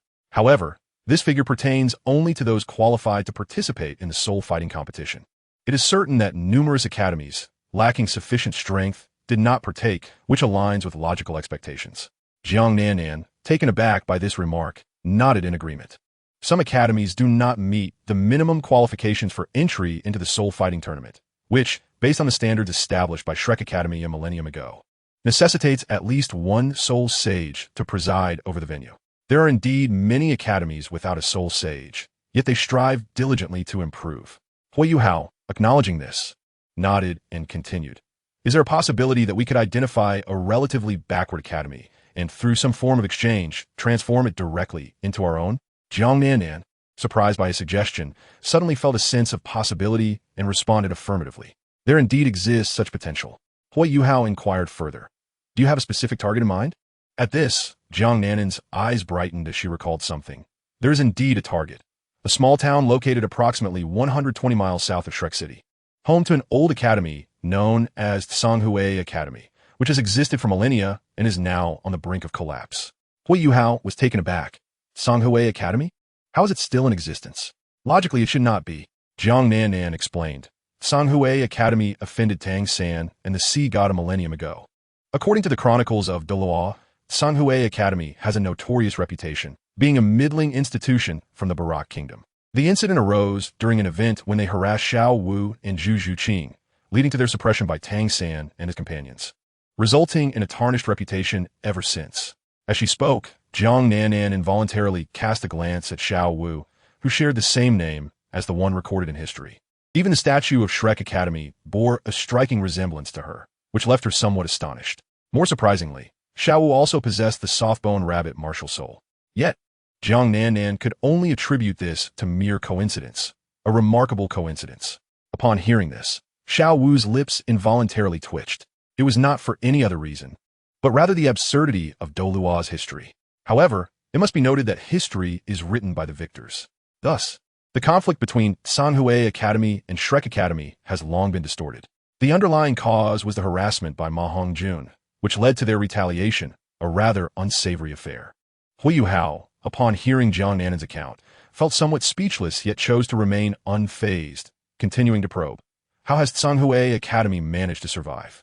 Jiang Nanan took a deep breath and elaborated. Since that provocation against Tang San, Songhui Academy has gradually declined, especially after Tang San ascended to become the sea god. Songhui Academy was nearly obliterated by other institutions. However, there was a turning point. After Tang San became the sea god, he did not immediately ascend to the divine realm, but chose to remain on the Douluo continent for the sake of camaraderie, providing care to Dai Mubai and others for a time. It was during this period that the new dean of Songhui Academy, being quite astute, erected a grand statue of Tang San within the academy, encouraging students to pay homage and offer incense to honor Tang San's virtues. This garnered considerable attention, and since Tang San did not leave immediately, he, known for his benevolence, opted to let bygones be bygones, thus averting any further mishaps.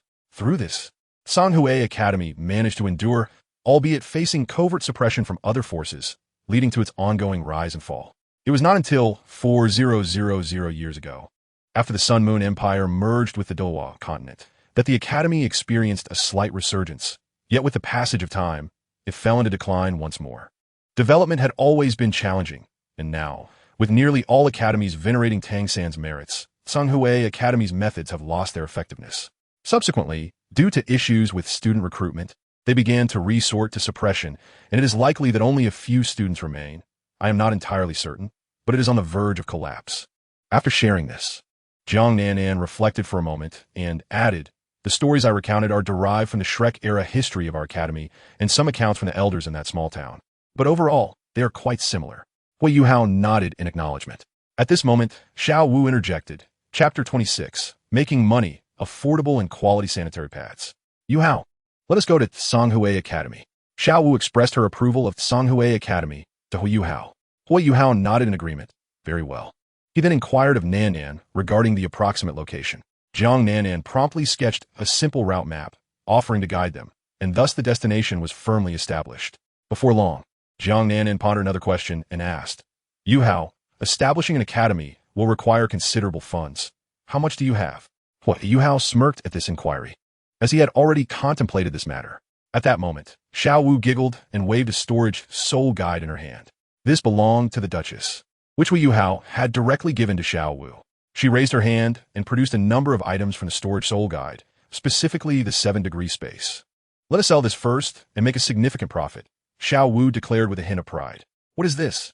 Jiang Nanan approached, taking the 7-degree space from Xiao Wu and curiously began to unwrap it. Before long, she held in her hands a sanitary pad adorned with tiny wings, with some blue sections that felt quite pleasant to the touch. It was quite soft, surely providing excellent care for the skin. At this moment, Xiao Wu chuckled and glanced at Huo Yuhao, whispering in his ear, "It's for that purpose. It adheres there." This left Jiang Nanan even more puzzled. Adheres where? Xiao Wu blinked. It's designed to prevent leakage during a woman's menstrual cycle. It's quite comfortable and highly absorbent. Upon hearing this, Jiang Nanan's face instantly flushed crimson. She instinctively glanced at Huo Yuhao, questioning the appropriateness of discussing such a topic in front of a boy. Meanwhile, Xiao Wu, undeterred, pulled Jiang Nanan aside, stating she wanted to conduct an experiment. Although Jiang Nanan felt embarrassed, she allowed Xiao Wu to lead her away. Soon, the two girls disappeared into the bushes. At this point, Huo Yuhao was left alone with the little medical fairy, who wore a somewhat complicated expression, tinged with shyness.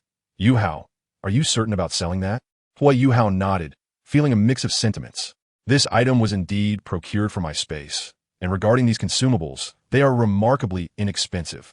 1 point is equivalent to 1,000 coins. Certainly, the sum of 1,000 coins refers to an exchange based on the prevailing price levels. It is precisely for this reason that, on Earth, sanitary pads incur a substantial brand premium, bolstered by celebrity endorsements and unscrupulous merchant practices, yielding at least a 70% profit margin. After all, there are regions that utilize substandard cotton, which can cause irritation and swelling upon use. In contrast, this batch from 7-degree space has employed specially crafted premium cotton. Nevertheless, even with high-quality cotton, disregarding brand premiums and celebrity endorsements, the overall material cost is merely around 1 coin per package. This equates to the possibility of exchanging 1 point for 1,000 packages, with each package containing approximately 10 pieces. Huo Yuhao then chuckled softly, remarking, naturally, it is far easier to profit from women, as virtually all females below the Soul King level experience menstruation. Holding it in is detrimental to one's health. Though those at the Soul Emperor level might manage to suppress it for a month or two, the comfort of a normal cycle is irreplaceable, wouldn't you agree? Moreover, this is an essential commodity, uniquely indispensable. Upon hearing this, Xiao Yixian felt a slight flush on her cheeks and unconsciously lowered her gaze. This was not without reason. She too had utilized one, as at the tender age of 12, some had indeed arrived. Furthermore, Huo Yuhao had inadvertently caught sight of her using it, which naturally rendered her somewhat bashful. However, Xiao had also used them, albeit opting for a different brand known as Xiaomi Juning Shi, which was slightly more expensive, yet of considerably superior quality. Xiao Yixian then shook her head, casting aside the embarrassing memory, and continued, regarding the price, during our previous conversation. We contemplated selling a package for 10 copper soul coins. Do you believe there will be buyers? I feel it might be a tad excessive. Huo Yuhao pondered briefly. Based on the material circumstances of Douluo continent, he understood that the purchasing power of a copper soul coin is roughly equivalent to 2 yuan on Earth. After all, when he initially priced the grilled fish at 10 copper soul coins, It was approximately worth 20 yuan. Selling a grilled fish for 20 yuan at a street stall is quite customary. As for the sanitary pads, if priced according to basic standards, it indeed seems a bit steep, as that would amount to around 20 yuan per package, with a cost price of merely 1 yuan. Such a markup represents a staggering 2,000. However, rarity lends value. If they wish to buy, they may do so, and if not, they should be wary of leaks. Huo Yuhao's primary objective is profit, particularly as establishing an academy will necessitate considerable funding. He had previously conferred with Liu Erlong regarding this matter. Liu Erlong's memory was imbued with rich teaching experience. Thus, she would certainly provide numerous suggestions for Huo Yuhao. In summary, running this academy will be a costly endeavor. Huo Yuhao then remarked, "It is indeed somewhat expensive, yet I am confident there will be purchasers. I refuse to believe that after experiencing the comfort of my 7-degree space, they would choose to revert to using rough cloth or other inferior materials. Those alternatives lack the tailored fit and specialized leak-proof design, leading to inevitable embarrassment. Once they have savored such comfort, reverting to subpar options will undoubtedly be uncomfortable. Furthermore, while the price may seem high, the average woman experiences menstruation for about 7 days, requiring perhaps 2 packages, translating to merely 20 copper coins, a trifling sum. Our strategy relies on volume." Xiao Yixian considered this and nodded in agreement. At that moment, Liu Erlong's voice rang out from a distance. "Yuhao, Bailu has finished bathing. Do you have a suitable dress for her? Her own is dirty, and she feels embarrassed to come over, as it has absorbed a significant amount of impurities from the medicinal pills and still hasn't dried." Upon hearing this, Huo Yuhao nodded and thought for a moment, purchasing a simple white dress from his space for 2 points. He then handed it to Liu Erlong, who glanced at it before swiftly making her way to the stream where Bailu was located. Thus, Huo Yuhao resumed his light conversation with Xiao Yixian. After about 10 minutes, Bailu's figure appeared before Huo Yuhao. She expressed her gratitude, though her demeanor was somewhat awkward. Although the dress cost 2 points, its quality was commendable, and having transitioned from her usual coarse linen attire to something of finer fabric rendered her a bit self-conscious. In addition to Bailu being present, Jiang Nanan also approached Tang Long. Her face was flushed, not for any other reason, but because she too had used the 7-degree space pads that Xiao Wu provided.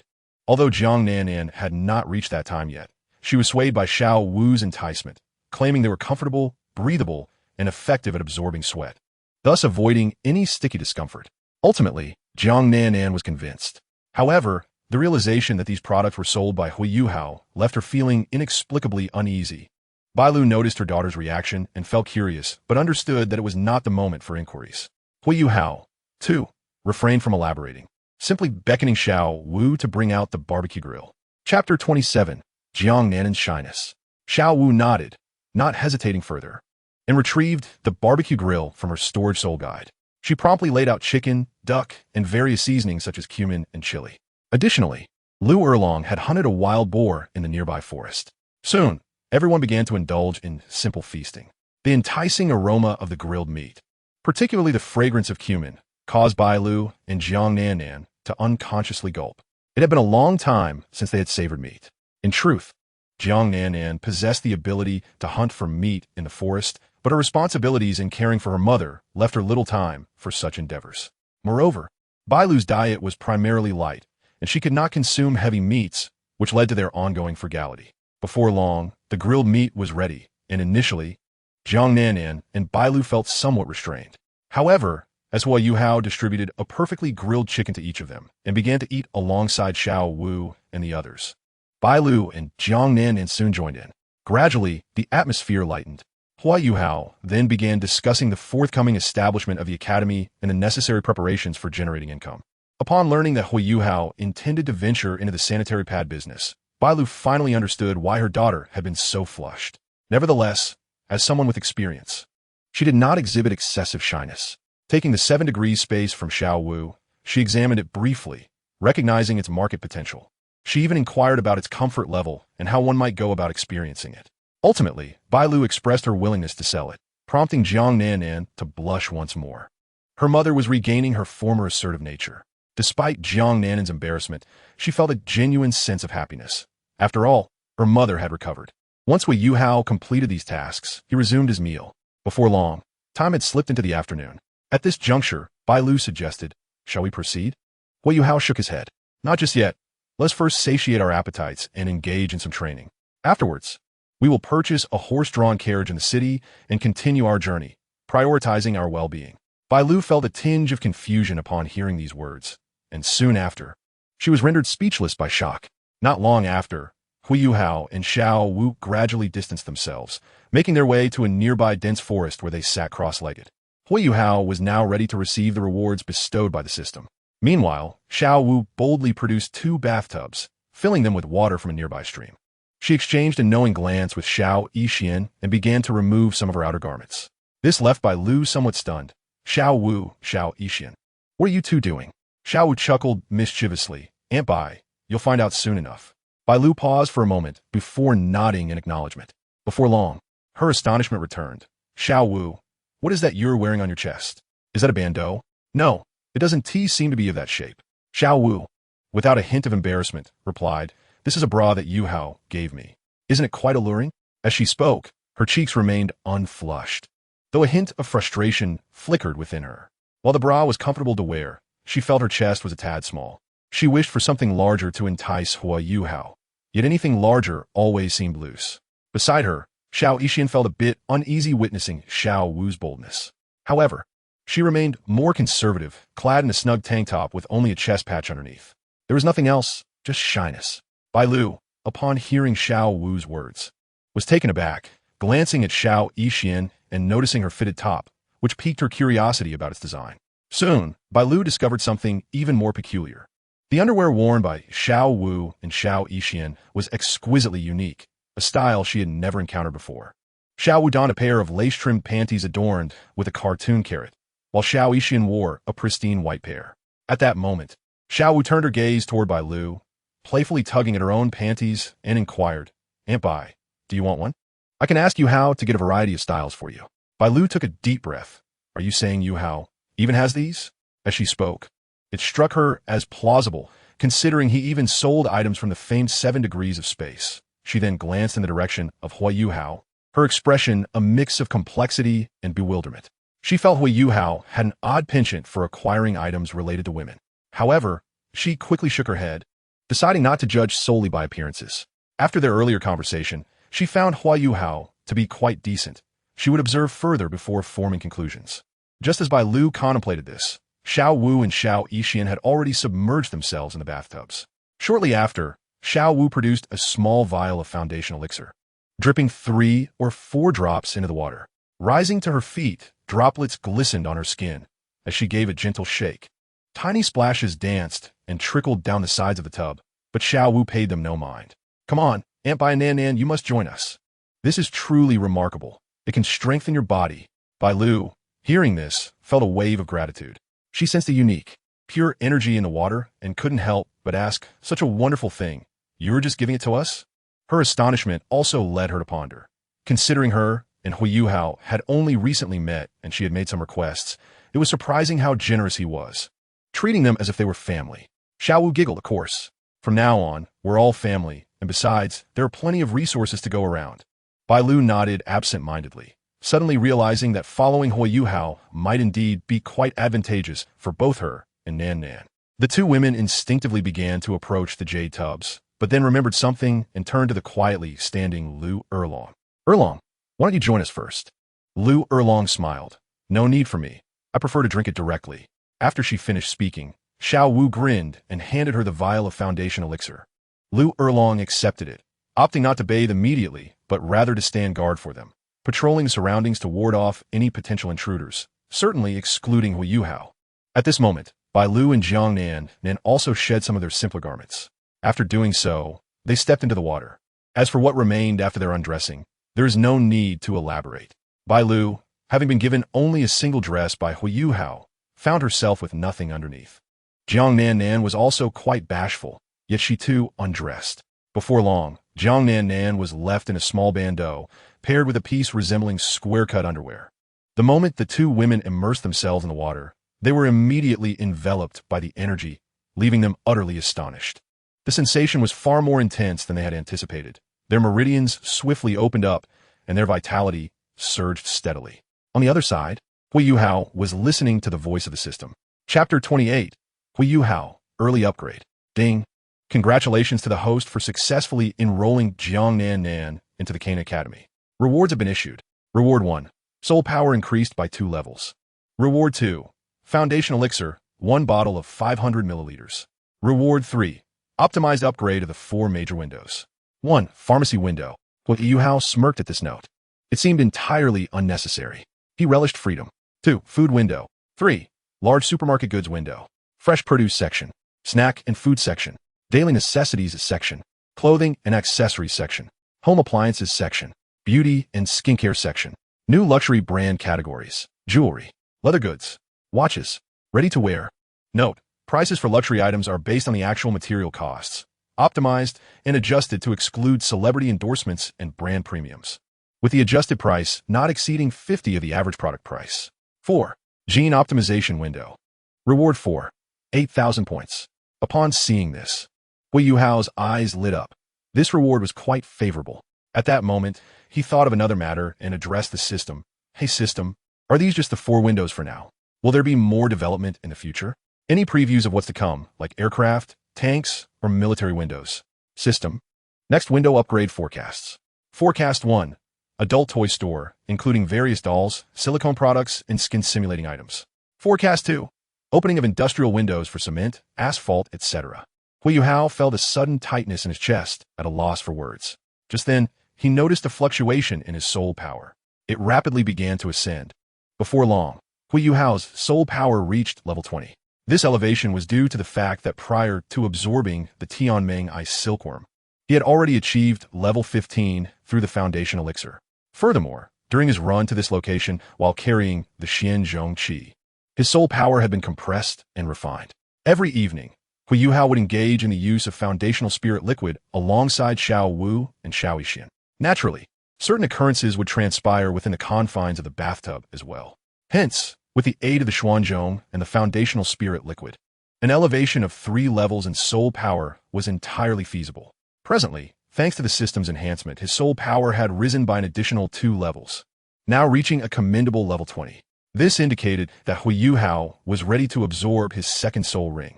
Simultaneously, within the depths of Huo Yuhao's spiritual sea, the Dream Ice Silkworm perceived his rapid advancement, prompting an exclamation of astonishment. Hey Yuhao, you've leveled up. Has that deity, known as Long Outyin, awakened momentarily to bestow upon you some benefits? The Dream Ice Silkworm exclaimed with enthusiasm. The Long Outyin mentioned by the Dream Ice Silkworm was, of course, the name Huo Yuhao had assigned to the system. Huo Yuhao understood that once the Dream Ice Silkworm became his spirit, it would remain intertwined with him for an extended period. Thus, the rewards provided by the system, such as martial techniques and combat skills, would manifest seemingly out of thin air or augment his physical capabilities dramatically, which the Dream Ice Silkworm would undoubtedly notice. Therefore, he needed to concoct a plausible explanation. His rationale was that a formidable entity resided within him, an otherworldly deity, akin to Ilex, yet even more powerful, concealed within a mysterious space within his being. This revelation left the Dream Ice Silkworm momentarily dumbfounded. However, when Huo Yuhao executed a series of explosive movements, employing the 8th level collapse and wielding the Xuanzhong, alongside showcasing an ice attribute magic core, the Dream Ice Silkworm was utterly astonished. It also came to believe Huo Yuhao's words, for no other reason than the Xuanzhong, which eluded its comprehension, far exceeding its understanding. Moreover, the extreme essence of the ice attribute magic core was unparalleled within the Douluo continent. Apart from the ice and fire duality there was no other locale where such a treasure could be found. Hence, the Dream Ice Silkworm readily accepted this reality, secretly admiring its choice of Huo Yuhao as a partner. Now, upon hearing the Dream Ice Silkworm's words, Yuhao contemplated before responding. Indeed, I am at level 20 now. Do you have any plans moving forward? Without hesitation, the Dream Ice Silkworm replied, shall we venture to the extreme north? We can set off now. Huo Yuhao pondered briefly, then decided to wait a moment. I feel it prudent to first establish my academy, and thereafter utilize my abilities to augment my primary martial spirit with a second soul ring. Once I have achieved that, my body will gain further strength, and when I absorb the second martial spirit, its limitations will also gradually be lifted, correct? Furthermore, my body's resilience will be significantly enhanced, reducing the risks involved and ensuring the process is less painful. Wouldn't you agree? The Dream Ice Silkworm nodded in agreement. as if finding some logic in his reasoning. After all, its icy counterpart was indeed formidable. At this juncture, Huo Yuhao recalled a past event. Years ago, Tang Sen had first elevated the blue silver grass from a first ring to a ninth ring. After achieving the ninth ring and adapting to the 100,000-year soul ring, he subsequently attached a 100,000-year soul ring to his second martial spirit. However, Huo Yuhao was now aware that he did not require such extensive measures. His soul spirit's lifespan could continuously expand. Nevertheless, he resolved to first upgrade his primary martial spirit with a second soul ring before proceeding. Chapter 29. A heart-to-heart with Liu Erlong. Yet, the question remained, what kind of soul beast should he choose for his second soul ring? Huo Yuhao recognized that, according to normal life trajectories, his first martial spirit's second soul ring was derived from the dream ice silkworm's past acquisition of another ice silkworm in the extreme north. However, he was determined to forge a different path, potentially discovering additional soul skills to enhance his capabilities. He then addressed the system. Hey, system, do you intend to alter my fate? If I diverge from the original life trajectory in my choice of the second soul ring from my first martial spirit, will it trigger any specific tasks? Ding, this action falls under the host's self-planned behavior to alter the original life trajectory. However, according to system regulations, any modification to the original life trajectory indeed yields corresponding rewards. Thus, to clarify, if the quality of the host's second soul ring exceeds the original setting, namely that of another ice silkworm, rewards ranging from 2 stars to 5 stars will be granted. The specifics will depend on the extent of the enhancement. Upon receiving this information, Huo Yuhao dismissed concerns over penalties. He was confident that he would not face repercussions, at least, after careful observation. He would not recklessly absorb an unsuitable soul beast. Yet, he soon confronted a dilemma. Huo Yuhao's original body could not endure the specifications of a 1,000-year soul ring. It was only after absorbing the Ice Emperor that his physical form had been significantly strengthened, enabling him to tolerate a 1,000-year soul ring. However, he soon felt at ease. With the foundational spirit liquid, daily immersions, and the support of the Xuanzhong, coupled with occasional consumption of magical beast meat, his body was gradually fortifying. During this period, through running, Huo Yuhao's physique had once again been enhanced. Presently, his first soul ring's lifespan stood at 750 years, with further bodily enhancement. Enduring an additional 250 years would be entirely manageable. Moreover, it was essential for the second soul ring to possess at least a spiritual attribute, which posed a challenge in itself. Hey, system, do you have any special guidance regarding the general scope for soul ring absorption? System, none. Huo Yuhao pressed. Let me ask you this. If there exists an extreme north, there must logically be a south pole as well, correct? Just like Earth. Since Douluo star is referred to as a star, it must be spherical, adhering to the principles of physics. Even if it is not a perfect sphere, there should still be a south pole to complement the north pole. Do not attempt to deceive me into believing otherwise. I recall from the first part of Douluo that the sailors used compasses to determine direction, which were based on the existence of the south and north poles, right? System. Host, you are encountering a logical bug. Huo Yuhao retorted, just answer the question. Does it exist or not? System. Based on logical reasoning, there should be one. But the author has not introduced it. At this point, the system seemed to stall, evidently caught off guard by Huo Yuhao's almost bug-like query, resulting in a delay. Ding, this logical flaw has been reported to the 5th universe main system and is currently awaiting feedback.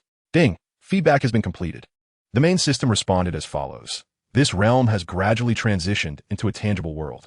Moreover, the text described that one first sees the sails before the entire ship when at sea, and combined with gravitational principles, it can be inferred that Douluo star indeed resembles an oval-shaped sphere. Consequently, the main system will enforce interventions on Douluo star, rectify the author's narrative inconsistencies, and expand upon the interstellar landscape. In the future, a south pole will emerge, with a high probability of tropical rainforests akin to Earth's African tribes, though this will require an evolutionary period of at least 1 year. Huo Yuhao raised an eyebrow. Oh, will Tang San and the others have any objections? Furthermore, if that is the case, will it necessitate corresponding soul beasts? While the sudden emergence of a continent might be manageable, the appearance of unknown soul beasts could certainly raise Tang San's suspicions. Although he is somewhat double-standard, he is certainly no fool. He would undoubtedly sense something amiss. System, based on the premise of the collision between the Sun-Moon continent and the Douluo continent, it can autonomously evolve into the Antarctic plate and corresponding plates such as Africa, Asia, and the tropics, which can be extended through the rise of sea levels due to collision. As for the sudden appearance of soul beasts, ding, it can be theoretically explained based on the weak areas above the extreme north, indicating that similar plate fractures also exist in Antarctica, the African continent, tropical rainforests, etc. Thus, the emergence of soul beasts is logically consistent. Huo Yuhao rubbed his forehead, never anticipating that his casual inquiry would lead to earth-shattering changes in the Douluo continent a year later. However, he had no time to ponder this now. First, he needed to establish the Canaan Academy, and then perhaps venture into the Stardo forest in search of fortune. Just as Huo Yuhao was contemplating this, he suddenly noticed a stunningly beautiful woman with alluring curves appearing before him. She was none other than Liu Erlong. Yuhao, you've reached level 20. Liu Erlong remarked upon noticing him. Huo Yuhao smiled in response. Yes, I am now at level 20. Liu Erlong continued. It is time to seek a soul ring. Huo Yuhao nodded, indeed. Upon hearing this, Liu Erlong pondered for a moment before replying. If you plan to go to the Stardo forest to obtain a soul ring, let me know. Huo Yuhao agreed. All right, when the time comes, I will inform you. Liu Erlong nodded again, her expression turning serious, tinged with a hint of sentimentality. Yuhao, thank you for allowing me to live once more in this world. Huo Yuhao chuckled. Sister Liu, you've mentioned this more than once. We are all on the same side. Liu Erlong acknowledged. Indeed, although we are allies, every time I reflect on the fact that I can still live, I feel a sense of disorientation. Moreover, Yuhao, your actions are quite above board. You could have easily withheld the truth about your original form from me, imposing a genetic restriction that would render me your servant. At your beck and call. Huo Yuhao replied candidly. It is better to be honest, and I wish for you to fully understand your origins. It is essential for you to have a clear awareness of this. As for the mate aspect, I have considered it, but I believe that building a genuine connection is far more valuable. Liu Erlong glanced at Huo Yuhao and then shook her head. Do you know how I feel compared to the Liu Erlong you speak of from Douluo? Having imparted the narrative of the first part of Douluo, Huo Yuhao was aware of the existence of the master. Liu Erlong continued without waiting for his response. I am a clone of Liu Erlong from 10,000 years ago. Although I am a clone, I possess a different soul and distinct thoughts. Or perhaps I am the reincarnation of Liu Erlong, or some form of life continuation. Yet, I remain an independent individual. The emotions of the original belong to her. They're the imprints of her experiences, which the clone does not inherently inherit. For instance, her feelings for the master are merely a known history to me, not a personal entanglement. I have my own perceptions, my own judgments, and I will develop my own emotions for the people I encounter and the experiences I undergo. That is the essence of my existence as an independent entity. Upon hearing this, Huo Yuhao's eyes brightened slightly. Your level of understanding is quite profound. Liu Erlong sincerely replied, it is unavoidable. You have provided me with a wealth of knowledge, especially modern insights, which has made it easier for me to accept my current existence. After speaking, Liu Erlong approached Huo Yuhao, her form clad in tight leather pants brushing against his leg. Huo Yuhao couldn't help but notice the softness and elasticity, casting a glance at her beautiful legs and shapely backside. Observing his reaction, Liu Erlong's lips curled into a mischievous smile as she asked, Yuhao, do you think I look good? In a few years, you'll be 26 and I'll be 18, just perfect. Do I look good? She repeated her question, feeling a tad embarrassed. Huo Yuhao nevertheless nodded honestly. Yes, you look beautiful. Do you desire me? Liu Erlong inquired. Huo Yuhao contemplated, then cautiously asked, are you referring to what I think you are? What do you think? Liu Erlong countered, then shot him a playful glare. You little lecher. Huo Yuhao felt even more flustered at her words. Liu Erlong, undeterred, turned to Huo Yuhao with piercing eyes. Let's discuss our relationship. Considering her request, Huo Yuhao saw no reason to shy away. If Liu Erlong wanted to talk, then talk they would. What are your thoughts? Liu Erlong met his gaze and said, you cannot always ask for my thoughts. What about yours? Taking a deep breath, Huo Yuhao replied earnestly, I want to be intimate with you, but only with your consent. Liu Erlong's cheeks flushed momentarily, yet she smiled calmly. I thought you had no feelings for me. Huo Yuhao was quite straightforward. A beautiful woman naturally elicits thoughts. Liu Erlong nodded. You are remarkably direct, but I appreciate that. However, there is a condition. What condition? Huo Yuhao asked eagerly. Naturally, we must wait until you are older.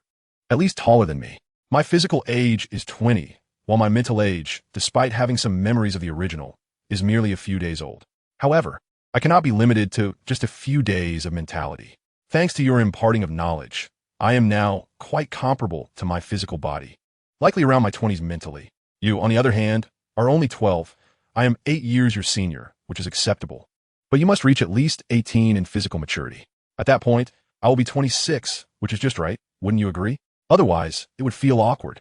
As Liu Erlong spoke, she exhibited a forthrightness that was perhaps influenced by her genetic makeup, reminiscent of the fiery and straightforward nature of the Liu Erlong from 10,000 years ago. Huo Yuhao contemplated and tentatively proposed, "Shall we settle this then?" "Indeed, it is settled. You will be my little husband from now on," Liu Erlong declared. "And you will be my big wife," Huo Yuhao replied. "Which aspect do you mean by big?" Liu Erlong inquired. "All aspects, if you please," Huo Yuhao replied. "That is acceptable. I indeed possess considerable attributes. Would you like to experience them now?"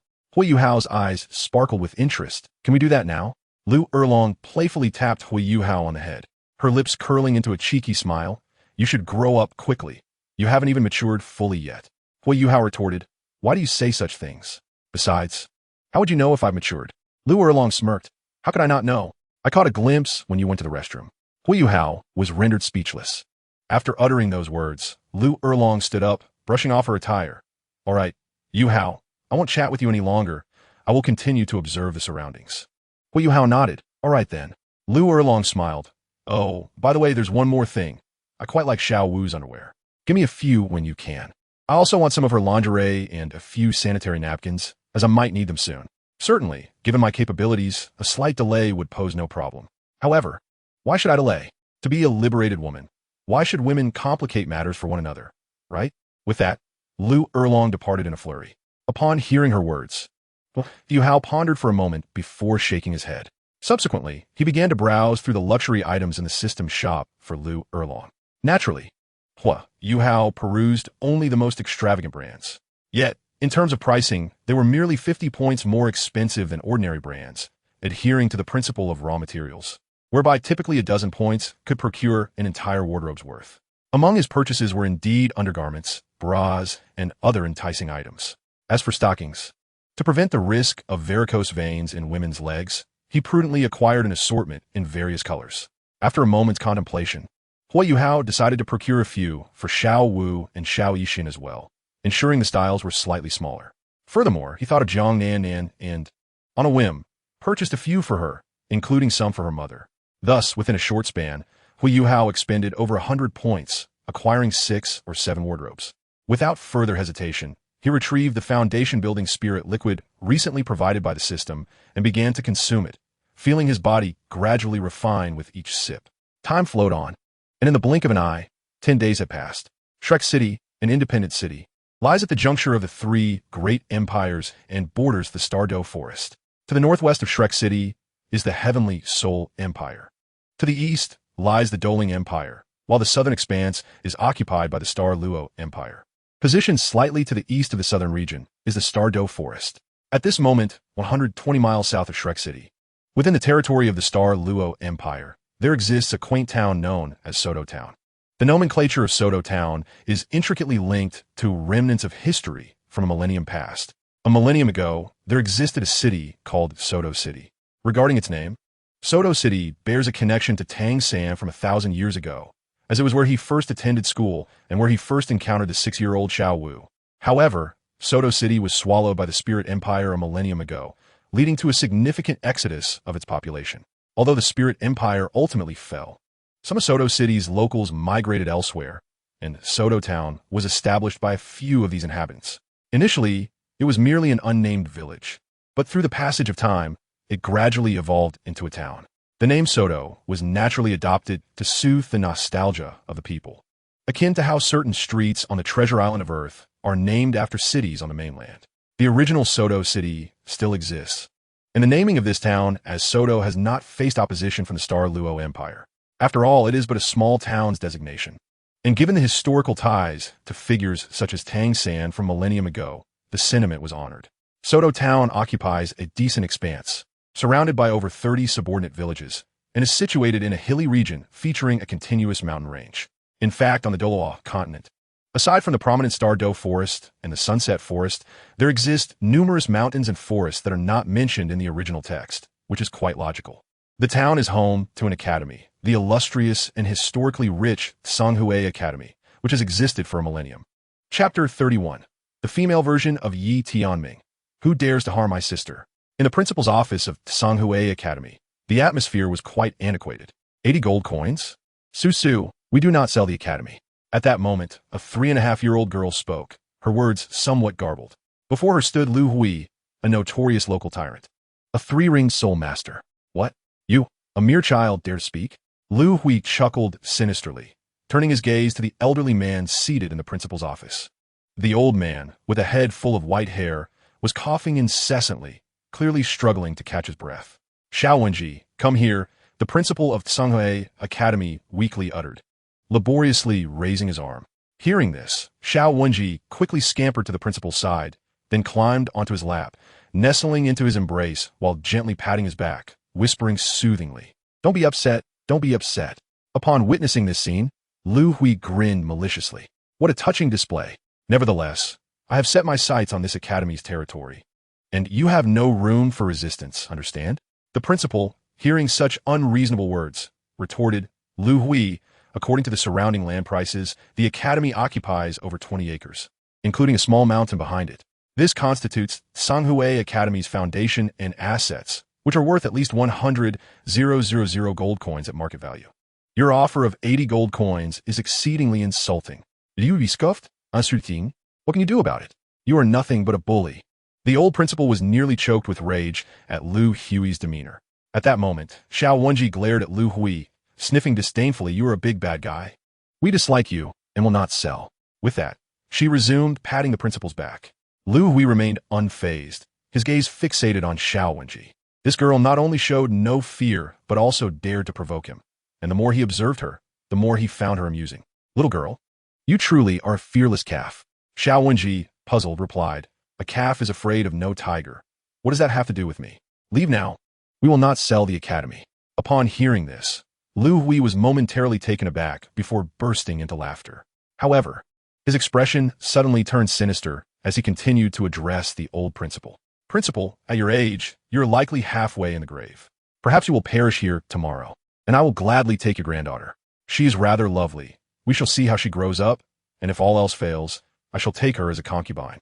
With that, Liu Hui erupted into laughter. The old principal, infuriated, coughed up a mouthful of blood. Xiao Wenji instantly panicked, tears welling in her eyes as she patted the principal's back anxiously. Yet at that moment, Liu Hui forcefully grabbed the back of Xiao Wenji's collar, hoisting her up. Let me go.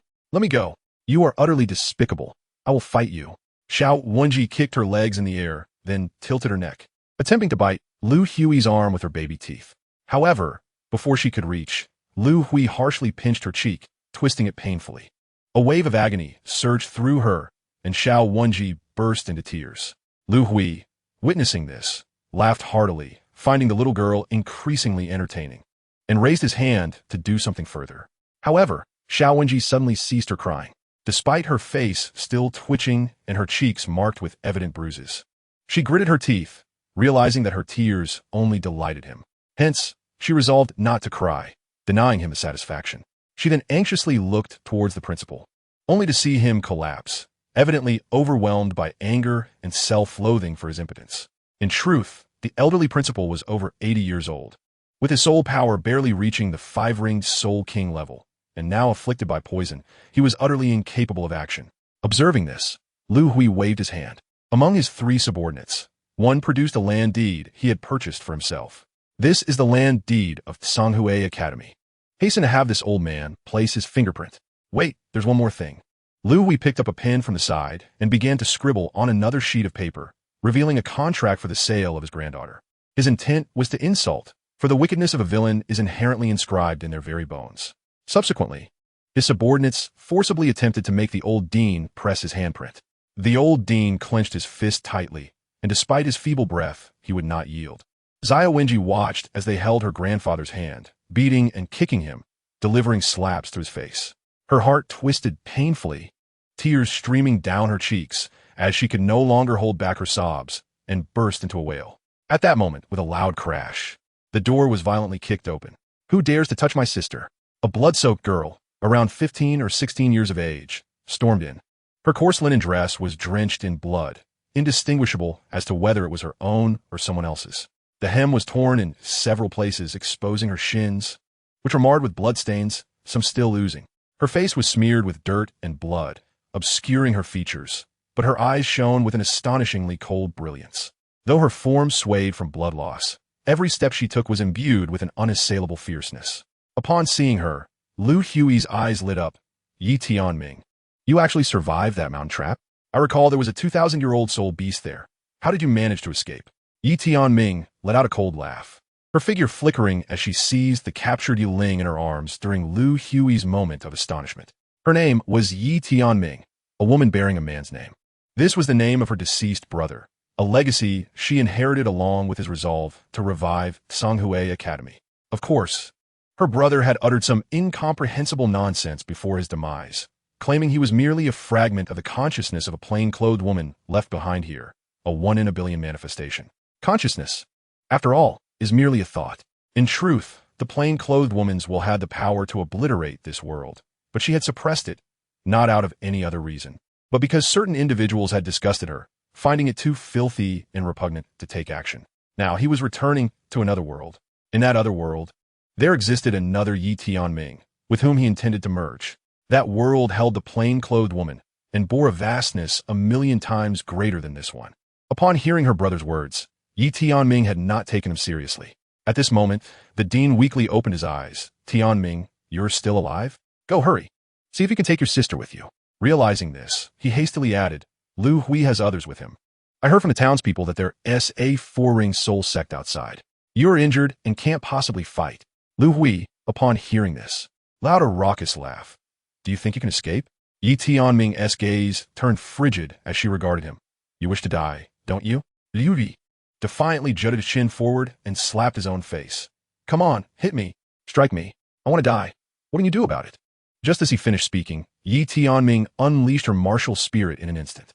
It was an iron sword, unhesitatingly slashing at his throat.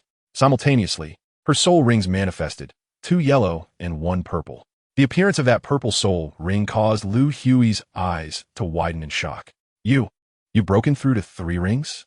Before Liu Hui could finish his exclamation, Yi Tianming struck again, cleanly severing his head. Following that, she cast a cold glance at Liu Hui's 3 subordinates, her form transforming into a fleeting shadow as she executed a sweeping strike, claiming 3 heads in swift succession. Yi Tianming acted with decisiveness. Let us go. I'll lead you out. The old dean, recovering from his astonishment, urged, don't mind me. You all escape through the window. I can at least delay them for a while. However, Yi Tianming paid him no heed and directly kicked the back window to shatter it. Approximately 3 minutes after Yi Tianming led the dean and Xiao Wenji away, those outside finally sensed something amiss. A 4-ring soul sect member burst through the door, his gaze sweeping over the corpses of Liu Hui and his subordinates. The air was thick with the stench of blood. His expression darkened, as if rain could fall from it, his eyes sharp as knives, landing on the shattered back window, still bearing fresh bloodstains, evidence of a recent escape. Chapter 32. An unprovoked slaughter. A bunch of worthless fools. The 4-ring master scolded under his breath, abruptly turning to the dozens of black-clad men behind him, commanding in a harsh tone, pursue, follow the blood trail, leave not a single one alive. No sooner had he spoken than he leaped through the broken window, chasing after the direction Yi Tianming and the others had fled. The black-clad men swiftly followed suit, their movements silent and quick as they embarked on a frenzied hunt along the faint blood trail. The leaves on the campus trees rustled in the wind they stirred, heralding the commencement of a desperate chase. Concurrently, on the path leading to Suoa Town, let us go, we're almost at Suoa Town. Just about 750 or 60 meters away, around the bend, Jiang Nannan said with a smile. Huo Yuhao nodded in acknowledgement. After 10 days of relentless travel and occasional recuperation with foundational spirit liquid, his physique was noticeably stronger than before. During this time, Huo Yuhao had treated everyone to the meat of a first-level magical beast, resulting in an enhancement of their soul powers.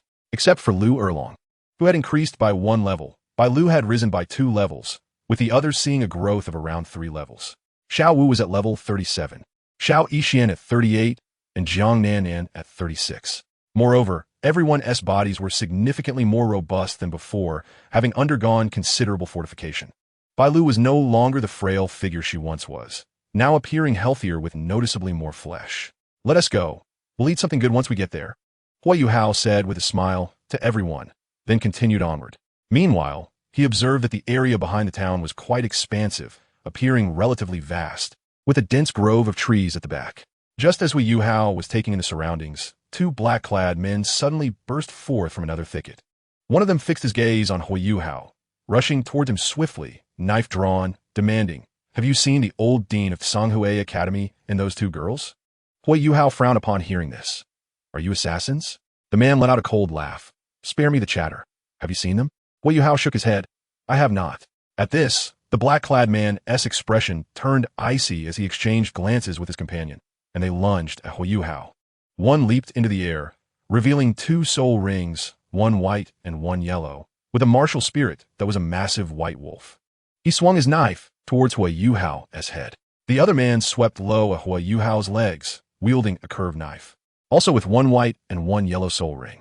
Huo Yuhao noted their rapid speed and ferocious techniques. In the next moment, he grinned, halting Liu Erlong and the others from intervening. With a sudden burst of speed, he unleashed an 8th-level explosion. In an instant, the two black-clad men were sent flying backward. Yet this was far from the end. In an instant, Huo Yuhao leaped into the air, a mysterious heavy ruler materializing unexpectedly in his hand, and he struck fiercely at the lower backs of the two assailants. With a resounding thud, they crumpled to the ground like old dogs with severed spines, howling in agony as they convulsed on the earth. Huo Yuhao placed his foot on one of them and spoke nonchalantly. "Why did you attack us? Was it to silence us, or do you have your eyes set on those around me?" Upon hearing his words, the two men in black felt their pupils constrict. They were already of a ruthless disposition, and the prospect of killing a mere youth had seemed effortless, especially upon catching sight of Liu Erlong, Bai Lu, Jiang Nannan, and Xiao Wu, which had stirred some sinister thoughts within them. Yet now, they were filled with regret, realizing their grave error in underestimating the situation. At this moment, Huo Yuhao did not deliver the fatal blow, not out of mercy, but because the time was not yet ripe. The two men continued to wail in torment. Before long, their cries attracted the attention of 9 more black-clad figures. Leading them was a 4-ring Soul Master. The sight of Huo Yuhao attacking his subordinates darkened the 4-ring Soul Master's expression. Without uttering a word, he waved his hand and coldly commanded the 9 black-clad men, "Kill."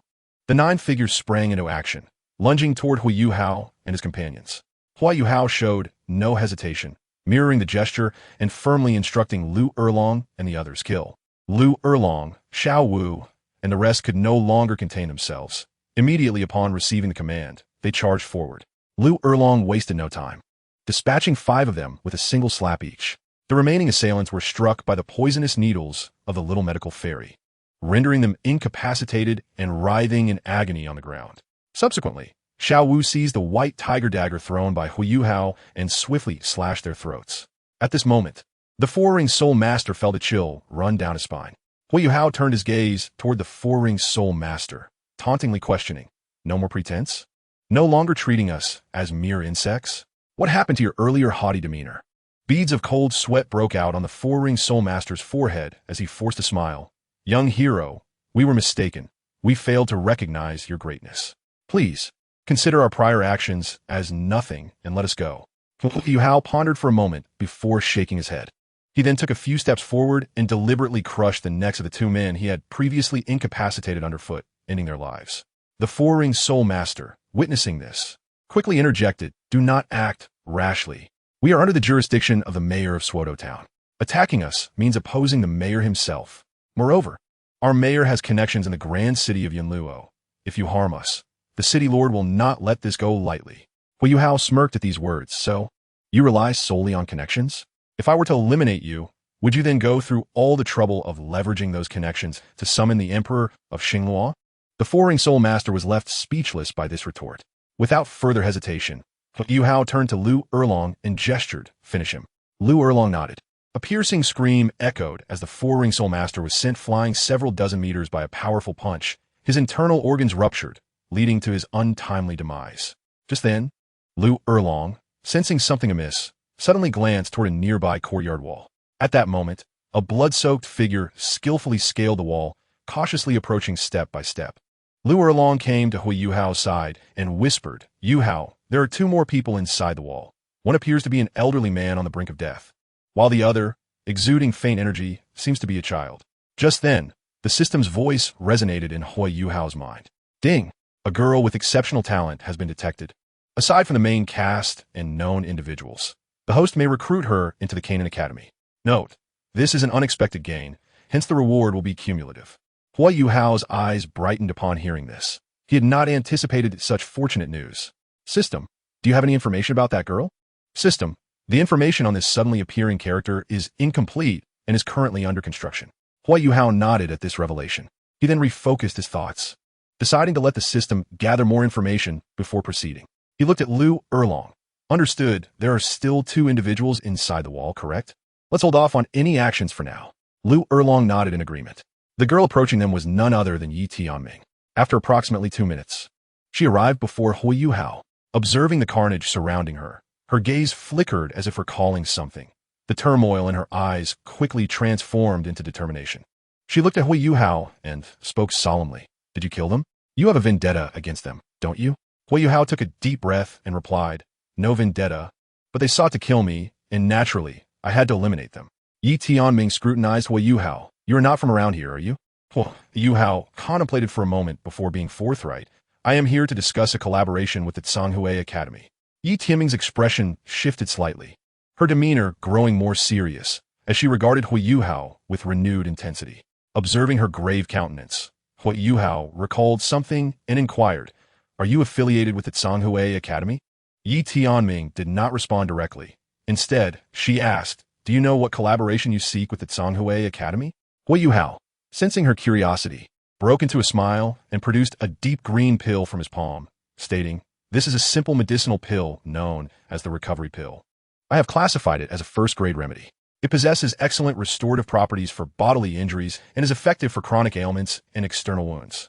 Moreover, this recovery pill has been modified and shows significant efficacy in restoring vitality. Upon hearing this, Yi Tianming's breath hitched. Noticing her reaction, Huo Yuhao smiled once more. The recovery pill had been exchanged from his storage space. However, due to the inclusion of certain ingredients from Battle Through the Heavens, its potency remained robust. Huo Yuhao had the little medical fairy analyze the pill, knowing her expertise in both poisons and pharmacology. Along their journey, she had also sourced rare medicinal materials to substitute, resulting in a milder, albeit less potent, formulation. Huo Yuhao contemplated the possibility of selling some inferior quality pills. Even substandard ones were highly sought after in the Douluo continent, though remained merely an idea for now. The realm of medicinal pills in the Douluo continent had always been shrouded in mystery, often convoluted. For instance, a millennium ago, Tang San and his peers had yet to master pill concoction, still in the stage of consuming raw herbs. However, a discrepancy arose later. After Tang, San ascended. During the era of the Tang sect, according to the established narrative, Huo Yuhao was said to have derived the recipe for the Qian creation pill from the pill-making texts left behind by Tang San. This was evidently contradictory. If Tang San could concoct the Qian creation pill, why had he struggled with raw herbs at that time? In summary, the narrative penned by San Xiao presented inconsistencies. At this moment, Yi Tianming beheld the exquisite elixir before her, her breath becoming labored. Without a moment's hesitation, she reached out. This pill, I desire it. You may stipulate any condition, she declared, her gaze tinged with a hint of crimson. Had she not retained a fragment of her rationality, she would have already seized it. Huo Yuhao, observing Yi Tianming's fervent demeanor, narrowed his eyes. This girl certainly possessed a fiery temperament. Her zeal for certain matters bordered on madness. Faced with the current situation, Huo Yuhao contemplated persuading her to join the Qian Academy, yet he had a more astute plan in mind. He then spoke, I can grant you this, but we must negotiate terms. Yi Tianming replied, speak. Huo Yuhao inquired, I have 2 questions for you. First, are you affiliated with the Tsanghue Academy? Yes, Yi Tianming affirmed. Huo Yuhao continued, I intend to establish the Qian Academy. Thus I will be acquiring the Tsanghue Academy. Upon hearing this, Yi Tianming fell silent for a moment. Then she resolved herself, fixing her gaze intently on Huo Yuhao. I too have 2 stipulations. Huo Yuhao gestured for her to proceed. Please go on. Yi Tianming asked, can this elixir truly revive a soul on the brink of demise? If it fails, what then?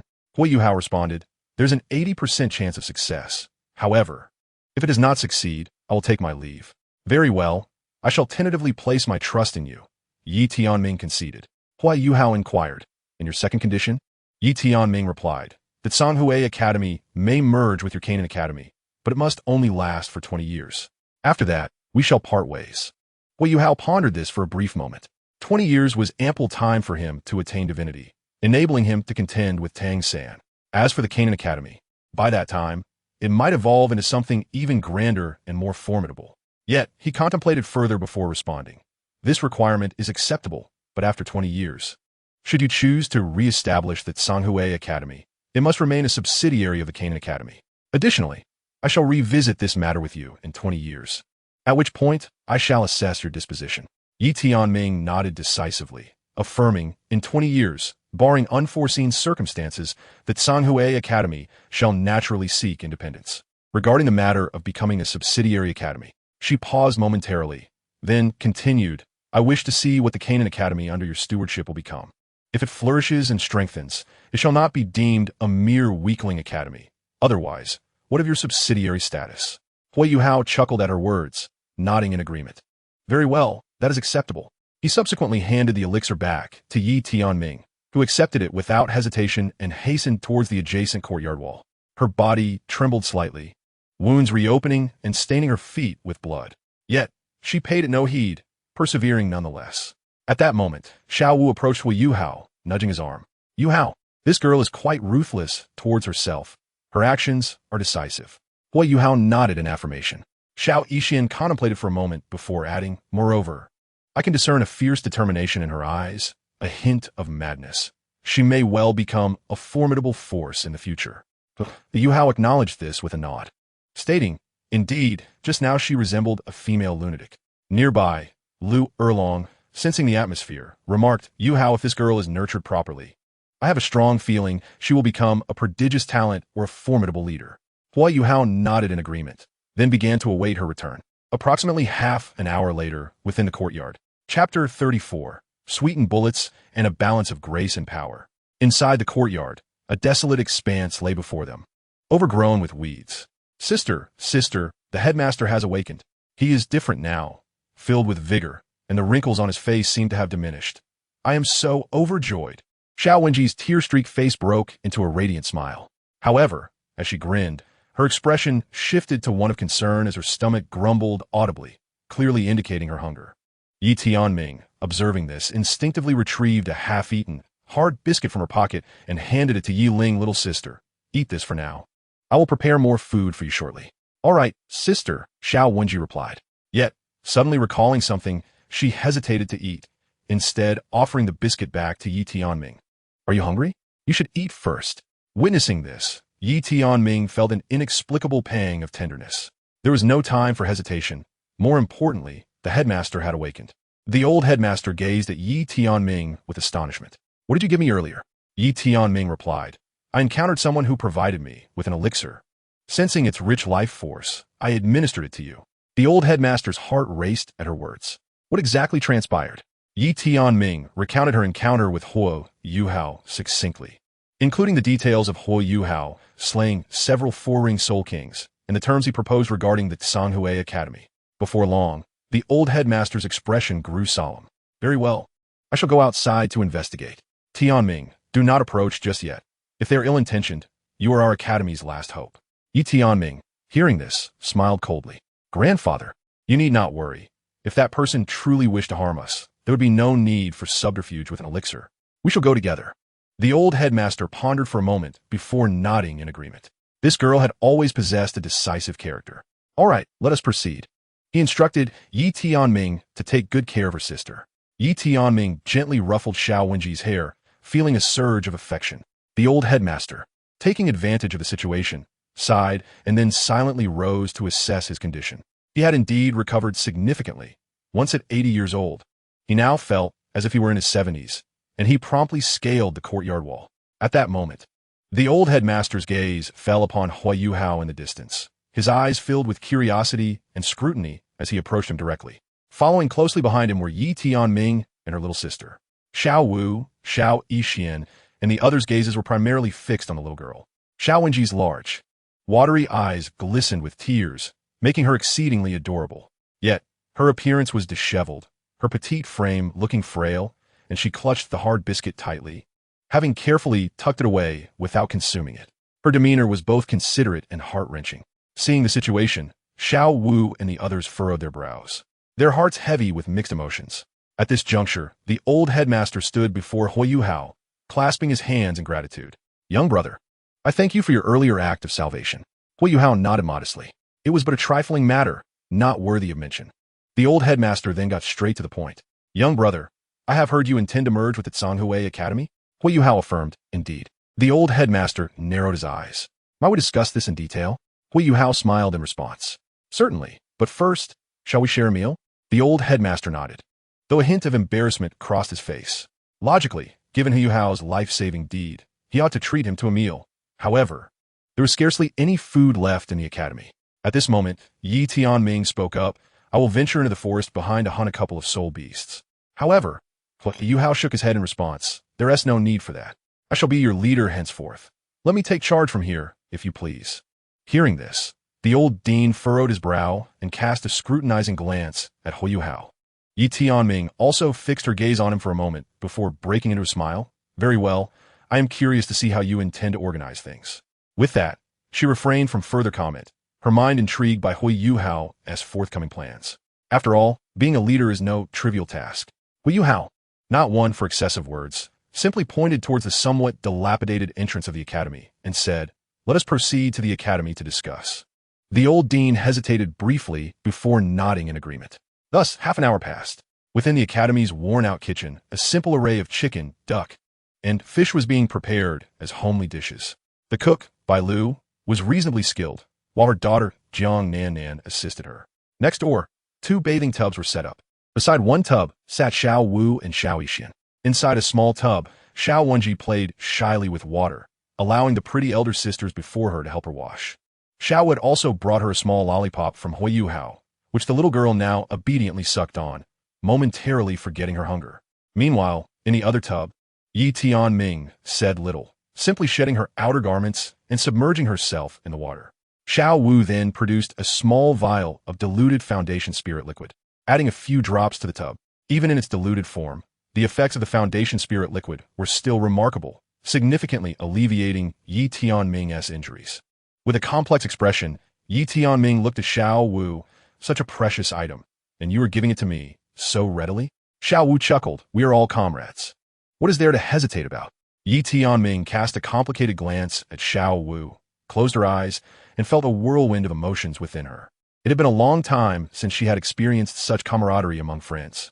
On the other side, about 30 to 40 meters from the kitchen, there stood a small pavilion. Within it sat 3 individuals, Huo Yuhao, Liu Erlong, and the old dean.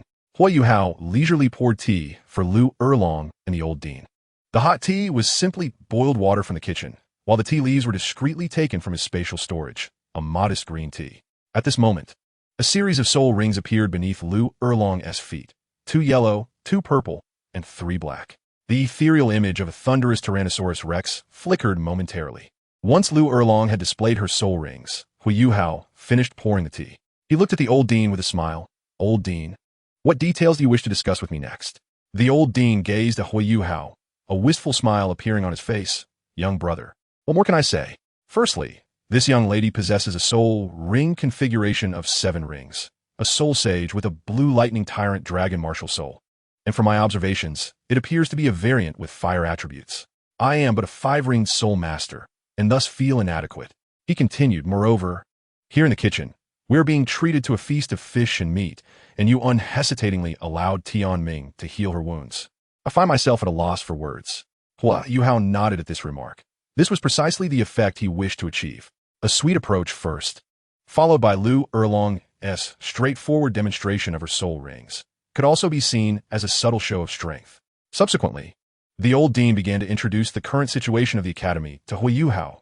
Young hero, if you do not mind, you may call me Old G, or simply Ji Lao. Huo Yuhao smiled in response. Very well, I shall address you as Ji Lao. My name is Huo Yuhao. Ji Lao took a sip of tea and continued. Allow me to share some basic information regarding the current state of the Jiaolan Academy. In truth, the only remaining students are Tianming and Xiao Wenji. As for me at this point, Ji Lao shook his head, letting out a bitter smile, his tone laced with the tenderness and helplessness of an elder towards a younger generation. Though I am the principal, I find myself rather ineffective. Huo Yuhao took a sip of tea, pondering for a moment before speaking. Then allow me to outline a few arrangements. Jilao eagerly replied, please go ahead. Young hero Huo Yuhao stated, Jilao, after the establishment of Jialan Academy, you shall remain its principal. At this, Jilao was taken aback. Yuhua, what do you mean by this? Huo Yuhao explained, firstly, I have no desire to be the principal. I simply do not have the time. I wish to cultivate and venture forth. Additionally, Liu Jia has her own matters to attend to. At this, Liu Erlong nodded in agreement and turned to Jilao, stating, Jilao, I am Liu Erlong, and I too have my own pursuits. I possess some knowledge of soul-guiding devices and wish to conduct some special research. In short, I have little time to spare, thus the role of principal is best suited for you.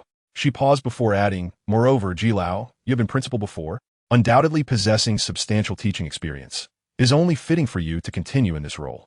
Jilao took a deep breath, then smiled heartily, clasping his fists towards Huo Yuhao and Liu Erlong.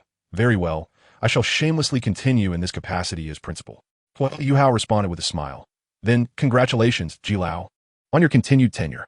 Then, Huo Yuhao shifted the conversation. Now, Jilao, do you have any plans or requests? Please feel free to share, and we shall devise a solution together. The smile on Jilao's face faded somewhat, his expression growing serious as he spoke. Firstly, the immediate crisis we face at the academy is with the mayor of Soto Town. They will undoubtedly seek to trouble us. Huo Yuhao inquired. The mayor you speak of is the one who previously sent someone to confront me, whom I dealt with, correct? Jilao nodded. Indeed, he is the one. He has long coveted our territory, intending to demolish the academy and replace it with pavilions and towers, as well as arenas, brothels, and gambling houses to serve as underground venues for wealthy merchants and officials he seeks to curry favor with. Furthermore, I suspect he wishes to collude with other officials, as some among them are solely concerned with indulgence. Huo Yuhao fell into a brief contemplation upon hearing this, then asked, what is the highest cultivation level in Yunluo City above Soto Town? The old dean replied, the city lord of Yunluo City was a soul sage at level 71 3 years ago. I am not certain of his current level, but he cannot have improved significantly. Huo Yuhao nodded. This aligned with his expectations. In the star, Luo Empire, a title Douluo with a martial soul of a giant ant at level 91 could serve as a revered figure. Following that, the elite combatants of the star Luo Empire included his nominal father, Duke Baihu Dai Hao, who was at the level of Soul Douluo. Apart from the revered figures, city lords attaining the level of Soul Sage was indeed within the realm of normalcy. At this point, Jilao prodded further. What do you plan to do? Huo Yuhao smirked. Naturally, we will take action. If they refuse to comply, then we shall eliminate them. Jilao was evidently taken aback, not expecting Huo Yuhao to be so decisive in his approach. However, upon reflection, he acknowledged that Huo Yuhao indeed possessed the capability. At the very least, with Liu Erlong as soul power, she would undoubtedly be capable of taking on a city lord. Moreover, the Star Luo Empire would not be excessively harsh in their scrutiny. Moreover, should the matter escalate and the Starfall Empire investigate, discovering that it was instigated by their own infiltrators, they may very well choose to overlook it. Nonetheless, even in light of this, Elder Ji contemplated and resolved to adopt a more diplomatic approach. Though he had fallen from grace, his dealings still bore a semblance of method. Just then, another voice interjected. Indeed, I concur with Huo Yuhao's perspective. The speaker was none other than Yi Tianming, who had just pushed open the door adjacent to the woodshed. At that moment, Yi Tianming donned a light purple attire, exuding a certain gallant charm. His face now devoid of the previous bloodstains and disarray, revealing a striking countenance. Behind Yi Tianming trailed Little Medical Fairy and Xiao Wu, while Little Wenji was cradled in Xiao Wu's arms, who occasionally teased her playfully. Yi Tianming approached Huo Yuhao, curling his lips into a smile, and clasped his fists in greeting. Huo Yuhao, I extend my gratitude. Huo Yuhao, puzzled, inquired, what do you thank me for? Is it for saving you earlier, or for rescuing Elder Ji? Yi Tianming shook his head. Neither. Just now, I overheard your conversation with Elder Ji regarding his reinstatement as the dean. Huo Yuhao, intrigued, asked, what does that signify? Yi Tianming replied candidly.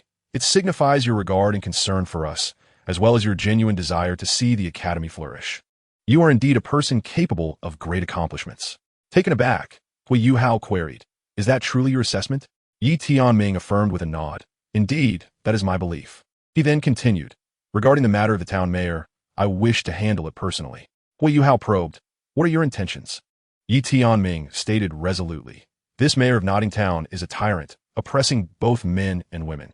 He deserves to be executed and his remains scattered. Huo Yuhao pondered for a moment before agreeing. We may proceed with the killing, but we must first gather some evidence to prevent the situation from spiraling out of control.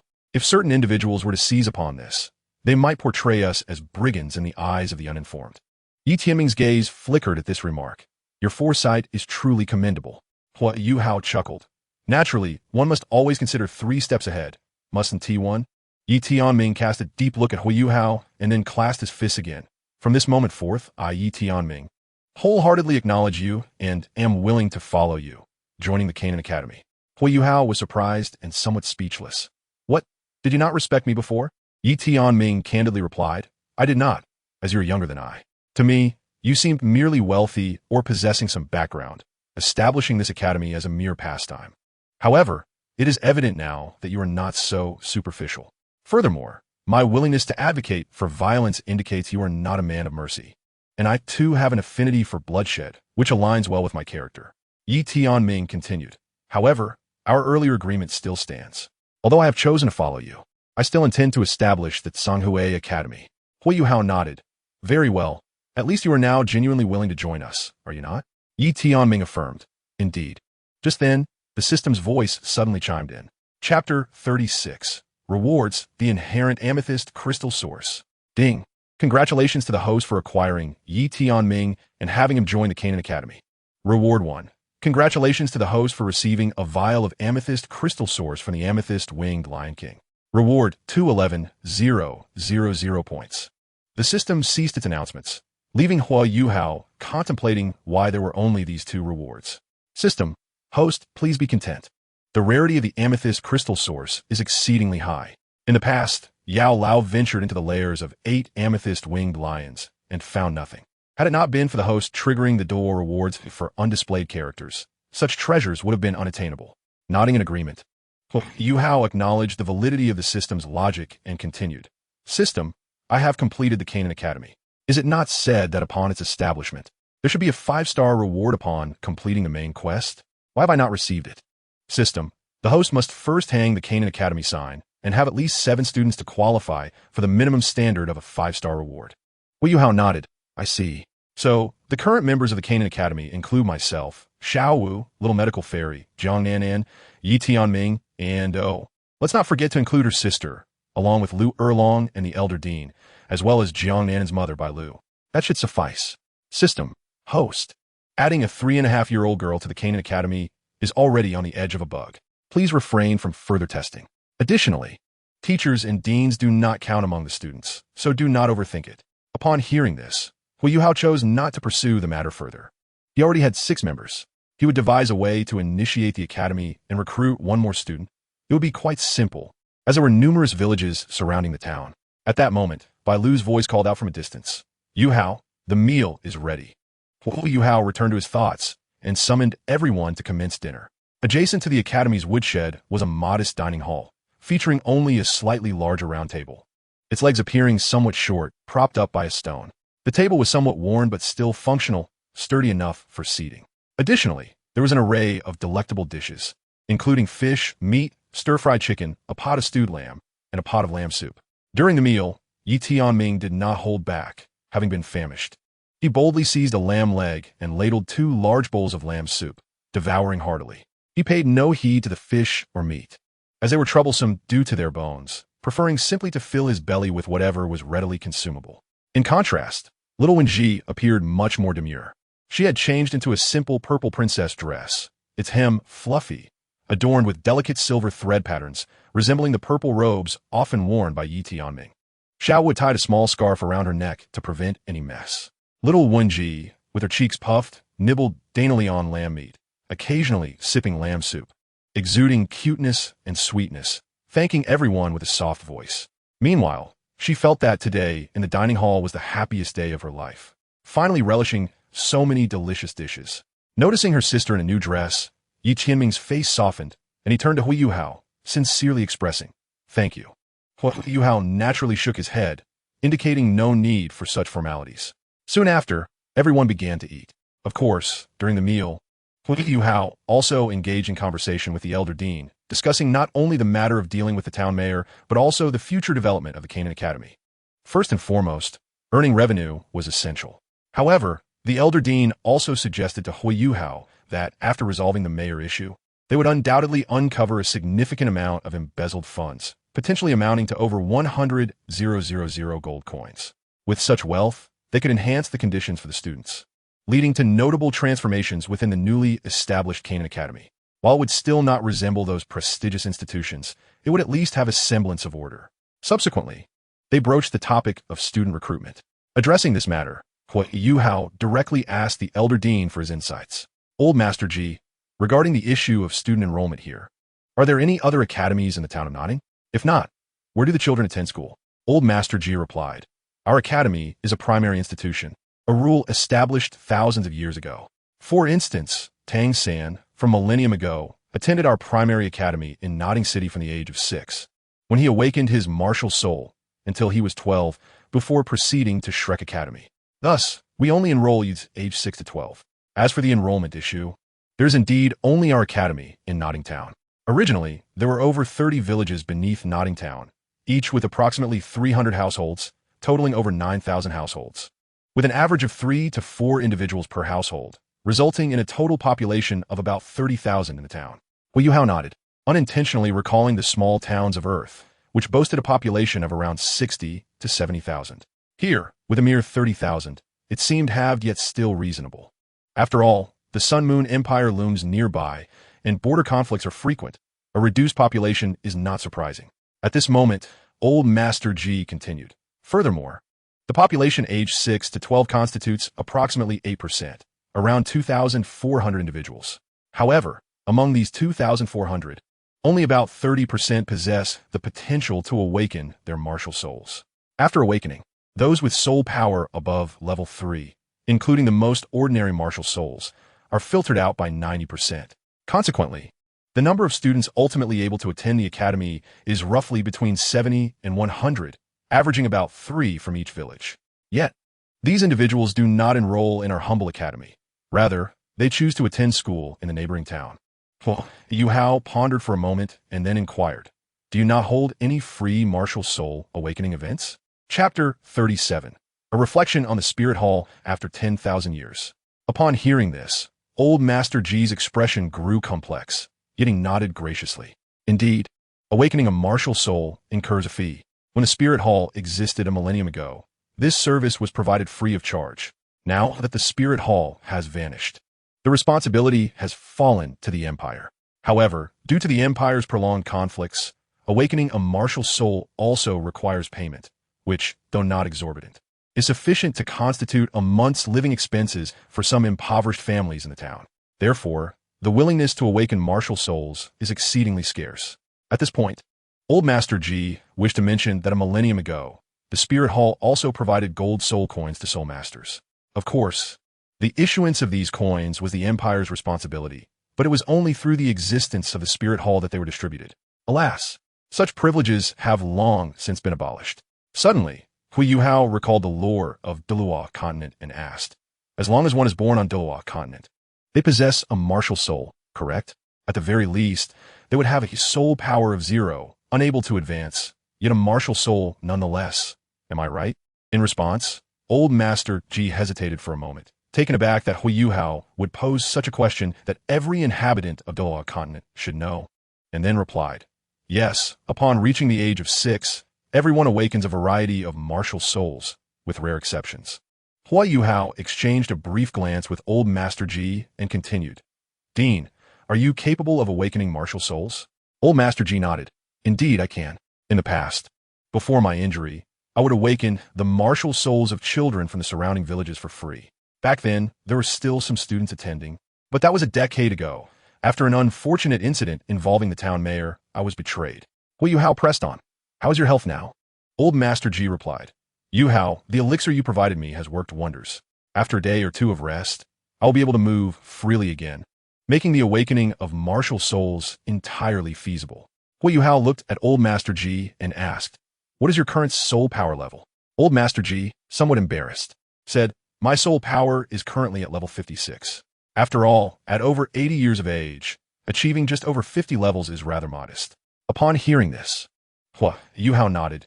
Good. In due course, I will find a way to assist you in advancing to level 60, which would allow you to extend your life a few more years, wouldn't it? Old Master G's heart fluttered at this prospect, and he excitedly asked, Really? I can reach level 60? His martial soul is merely an ordinary iron hammer, a weapon-type martial soul with limited potential. He had thought this was his utmost limit. Yet Huo Yuhao's words sparked hope. Huo Yuhao chose not to elaborate further and shifted the discussion to matters of student recruitment. Before long, Yi Tianming finished his meal and expressed his intention to seek revenge on the town mayor. Huo Yuhao nodded in agreement. And soon, Yi Tianming decapitated the heads of those he had slain, placing them in a burlap sack, claiming he intended to present them as gifts to the mayor. Initially, Yi Tianming had contemplated grinding their remains in a powder and mixing it into the mayor's food, ensuring he would unwittingly consume it. However, he deemed that too lenient. He wished for the mayor to endure a few more days of life in discomfort. After finishing the grim task, Yi Tianming strode directly toward the center of the town, accompanied by Huo Yuhao and Liu Erlong. As time elapsed, half a day later, Nodding Town erupted in chaos. A young girl entered the mayor's lavish residence, uttering a single phrase. Those who wish to avoid death, leave quickly. Those who wish to live can roll away. Yet the townsfolk, particularly those surrounding the mayor and their families, erupted in laughter, mocking her words. Just moments later, the interior of the residence became a river of blood, with the girl striking down one foe after another. Although the mayor was a soul master, he was merely at the third ring of soul respect and was already in a precarious state, rendering him incapable of any real combat. Of course, there were also 3 fourth-ring soul respects in the town, 2 at level 47 and 1 at level 48. They colluded with the mayor, vowing to slay Yi Tianming, while simultaneously casting lewd glances at Liu Erlong, brazenly declaring their intentions to bed her. Ultimately, Liu Erlong dispatched 2 of them with a single kick, while the last met his end at Yi Tianming's hands, who, despite being severely injured, managed to slit his throat. Witnessing this scene, Liu Erlong cast a lingering glance at Yi Tianming. In the aftermath, the residence lay strewn with corpses, fragments, and dismembered flesh, resembling a nightmarish purgatory. This spectacle plunged the townsfolk into panic, sending shockwaves through Nodding Town. What astonished them further was that the mayor, despite his brutish appearance, seemed to maintain a facade of normalcy. Yet within his opulent estate lay a cellar filled with numerous young girls, all of whom had gone missing from the town, most aged between 15 and 18. The news spread like wildfire throughout the town, with the populace vehemently denouncing the mayor as inhumane. Additionally, a substantial amount of wealth was uncovered within the estate. Previously, Old Master G had estimated the mayor's hoard to be around 100,000 gold soul coins, but he had underestimated the extent of the mayor's greed. The actual amount approached 200,000 gold soul coins, amassed from years of siphoning the townspeople's hard-earned resources.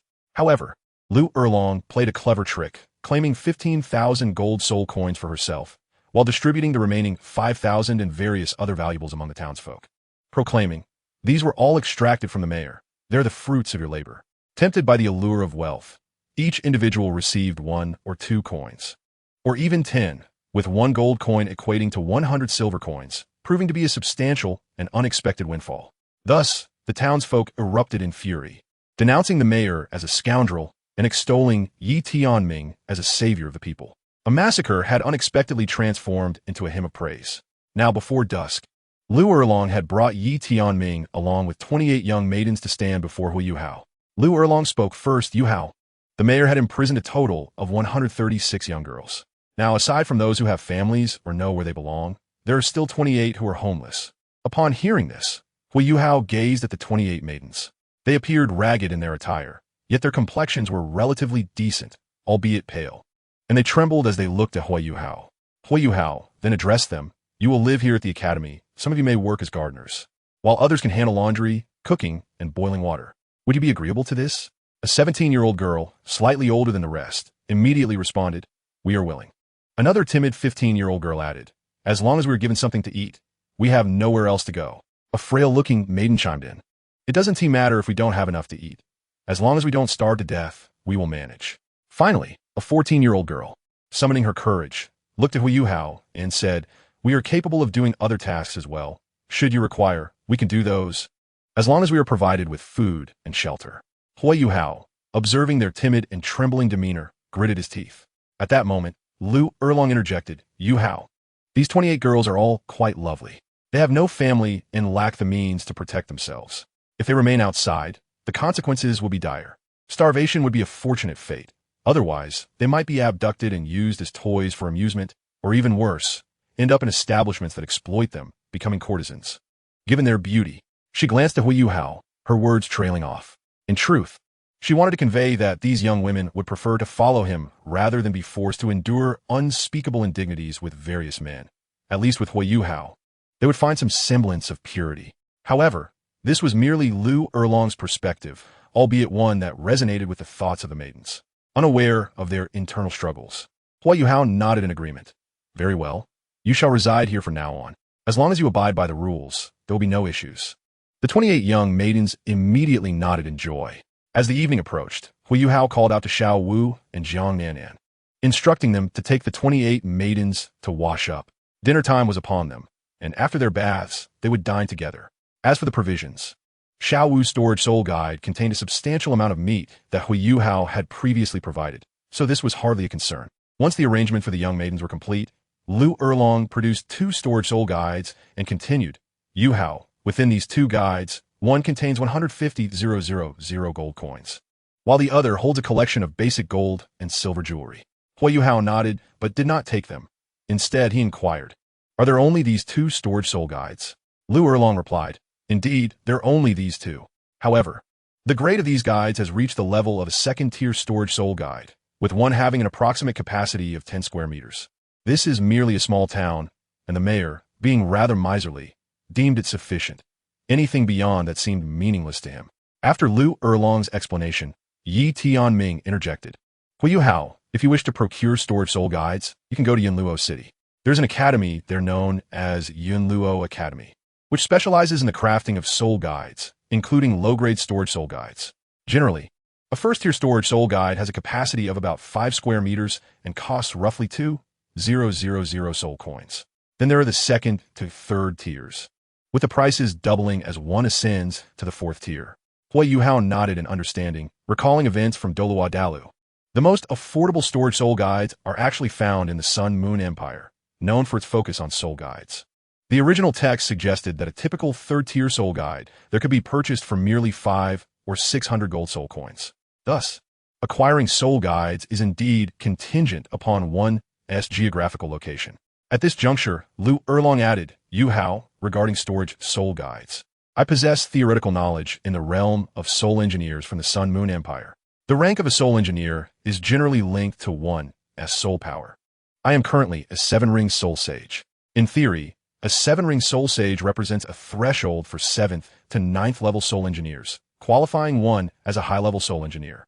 However, due to my lack of practical experience, my level as a soul engineer is roughly equivalent to a mid-level, around the 5th to 6th tier. Liu Erlong spoke with a hint of caution, aware that the knowledge Huo Yuhao imparted on soul guides was centuries ahead of the Sun-Moon Empire's current understanding. Huo Yuhao nodded in acknowledgement. Very well. In a couple of days, we shall visit Yunluo City and procure some supplies. You can practice your skills there. Liu Erlong smiled and continued. The materials for crafting storage soul guides include Chun silver, black gold, Titan steel, and various space attribute star silver, along with the need to engrave spatial formations. I will study these materials and see if I can create some. Huo Yuhao nodded once more. Meanwhile, Yi Tianming, overhearing Huo Yuhao and Liu Erlong's conversation, was taken aback. She had initially believed Liu Erlong to be merely a pure soul master, only to discover that she was, in fact, a soul engineer. Yet what astonished her even more was Huo Yuhao's subsequent question. Yi Tianming, what is your current soul power level?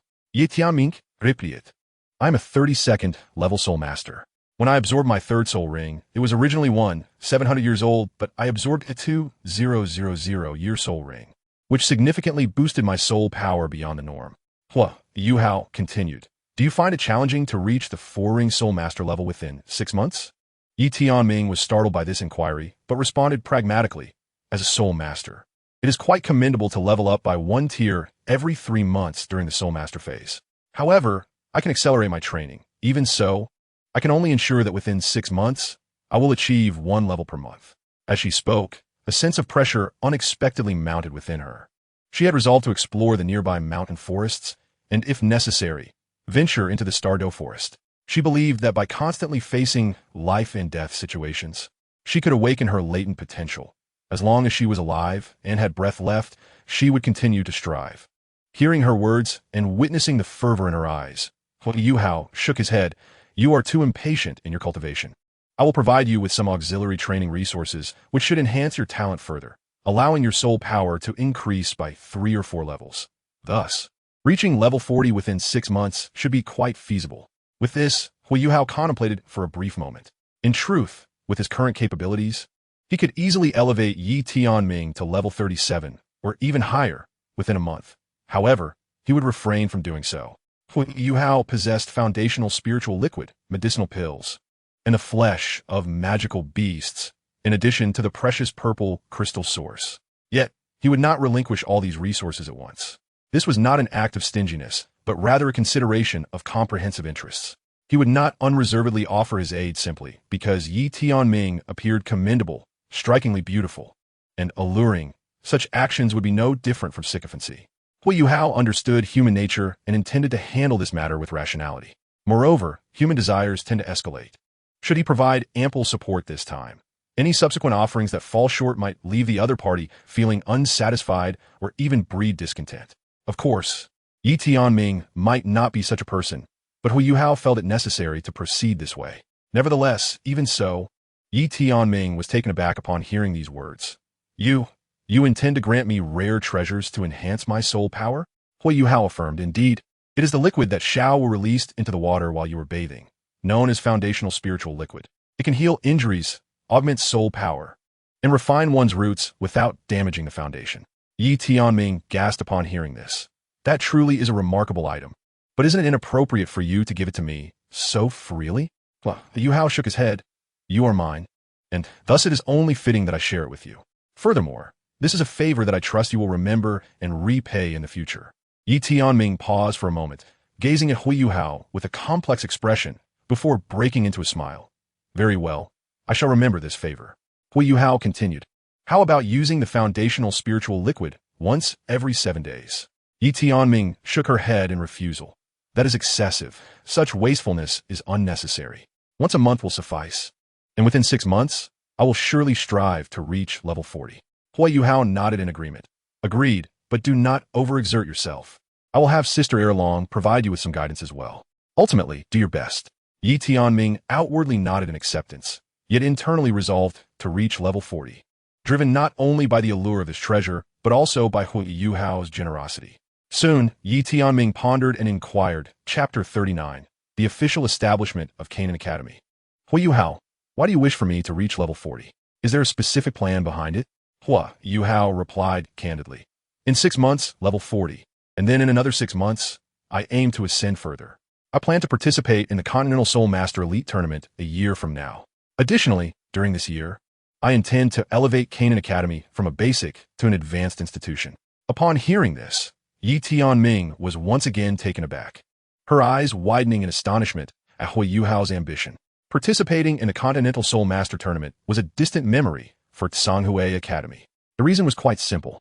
A millennium ago, Tsanghue Academy was an advanced institution educating students aged between 12 and 20 on par with Shrek Academy.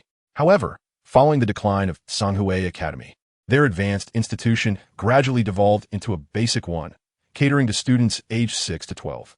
How could such young pupils possibly compete in the Soul Master Elite Tournament? While technically, there was no minimum age requirement to enter, even if they participated, their youth would hinder their performance, making it nearly impossible to qualify for the preliminary selection within the empire, let alone compete on a continental scale. Consequently, they ceased participation altogether. Of course, there were 3 prerequisites for entering the Soul Master Elite Tournament now. The first was that the institution must meet certain standards and register with the Star Luo Empire. Upon registration, an assessment would follow to upgrade to an advanced academy. The prerequisite for this upgrade was that at least one instructor within the academy must reach the Soul Sage level. Furthermore, the scale of student enrollment was crucial, with a minimum of 14 students required. This criterion was primarily based on the allocation of primary and reserve spots for participants, aligning with the contest requirements. Next, the second stringent condition stipulated that even if the academy attained advanced status, it would not automatically gain entry. Further preliminary selection within the Star Luo Empire was required to secure a certain ranking before participating in the Continental Soul Master Elite Tournament. This mirrored the format of the Soul Master Tournament held a millennium ago, which was hosted by the Spirit Hall, where initial selections were made within the Empire before proceeding to the Continental competition. However, Yi Tianming quickly regained her composure, her eyes igniting with fervor, tinged with a hint of madness, as she declared, "I will train diligently to strive for the rank of Soul King." Huo Yuhao chuckled, "But do not overexert yourself. There's no need to pursue a lofty title. My principle is that while the honor of the Academy is important, one must not sacrifice their life for it. Ultimately, do your utmost. Achieving a position within the top 10 or 20 would suffice. My goal is simple, to elevate the reputation of Qian Academy." At this juncture, Huo Yuhao contemplated briefly. He needed to recruit students and establish Qian Academy's reputation. Only then could he attract more individuals to join. With a larger populace, the likelihood of discovering exceptional talents would increase, potentially triggering system rewards and perhaps encountering unique individuals like Yi Tianming. A doubling of rewards would be quite advantageous. Moreover, Yuhao assessed that achieving a top 20 ranking was feasible and would be quite commendable among the three great empires. To put it into perspective, a top 20 position, when distributed among the three empires, would equate to placing within the top 7 in the Star Luo Empire. Considering that only about 50 academies would participate from the Star Luo Empire, attaining 7th place among them would indeed be an impressive feat. Reflecting on this, Huo Yuhao then inquired, "What of your martial soul?" Yi Tianming responded, "My martial soul is a blood sword, which I have named Blood Drink." Huo Yuhao smirked at this remark, playfully suggesting, "Your martial soul, I presume, does not possess any life-stealing capabilities?"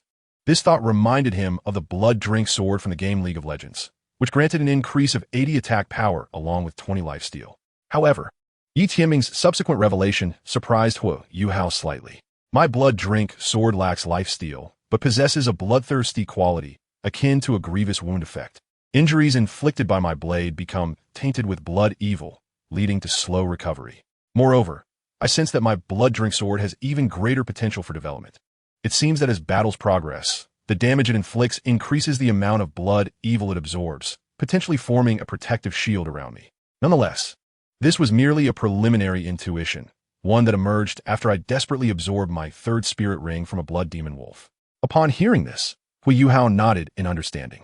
Just as every martial soul has its unique attributes, even without the activation of spirit rings, they exhibit distinctiveness. For instance, the life-giving properties of blue silvergrass or certain toxic martial souls, which inherently possess toxicity without needing to release spirit rings. Thus, it was entirely plausible for the Blood Drink sword to possess such innate characteristics. At this moment, Yi Tianming continued, "So what shall we commence with now?" Huo Yuhao's lips curled slightly at the words. He gazed towards the south, the direction of Cloud Dragon City, and then spoke. "Naturally, we shall take some time to recuperate. Let's first spend 6 or 7 days establishing a rough outline for the Qian Academy, and afterward, we can take a stroll around Yunluo City." Upon reaching this point in his discourse, he turned his attention to the approaching Elder Ji and stepped forward to engage in discussions regarding the foundational construction of Qian Academy. As time flowed, 7 days swiftly elapsed. Within this period, the development of Qian Academy underwent significant transformation, primarily concerning the academy itself. The 20 acres of land had been utilized almost entirely by Huo Yuhao.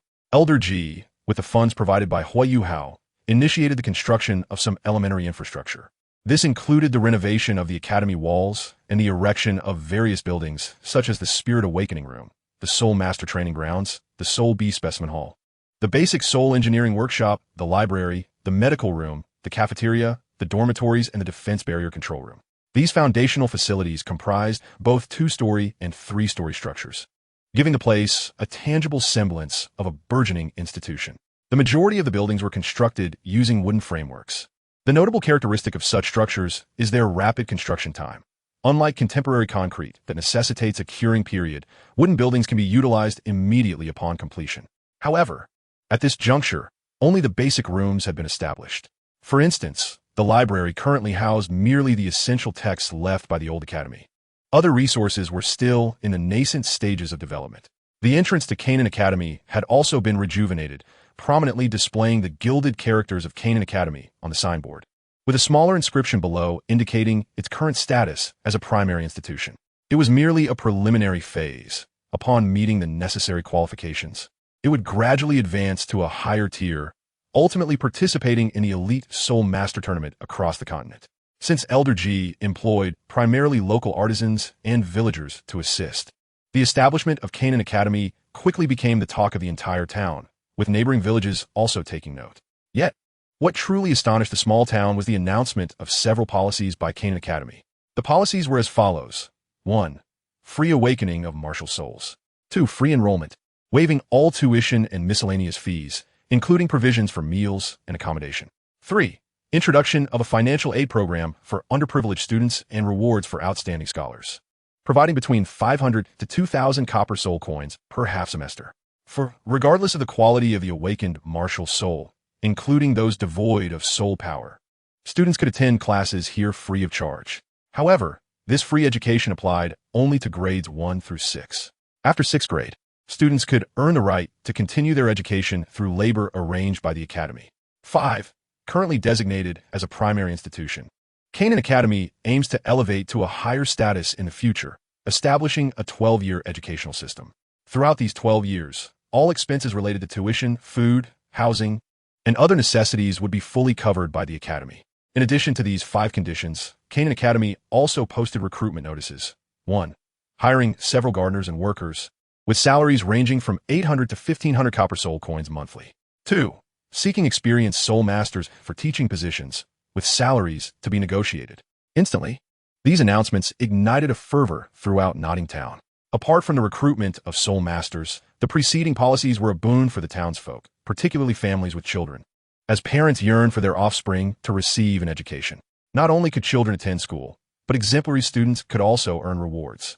The prospect of earning between 800 to 1,500 copper soul coins as a gardener was indeed a substantial income for a town like Notting, which was struggling economically. Consequently, the entire town buzzed with excitement, with many flocking to the newly established Qin Academy, some bringing their children for free enrollment, while others were motivated by the enrollment incentives. Of course, there were also those who simply wished to provide a better future for their children, despite financial constraints.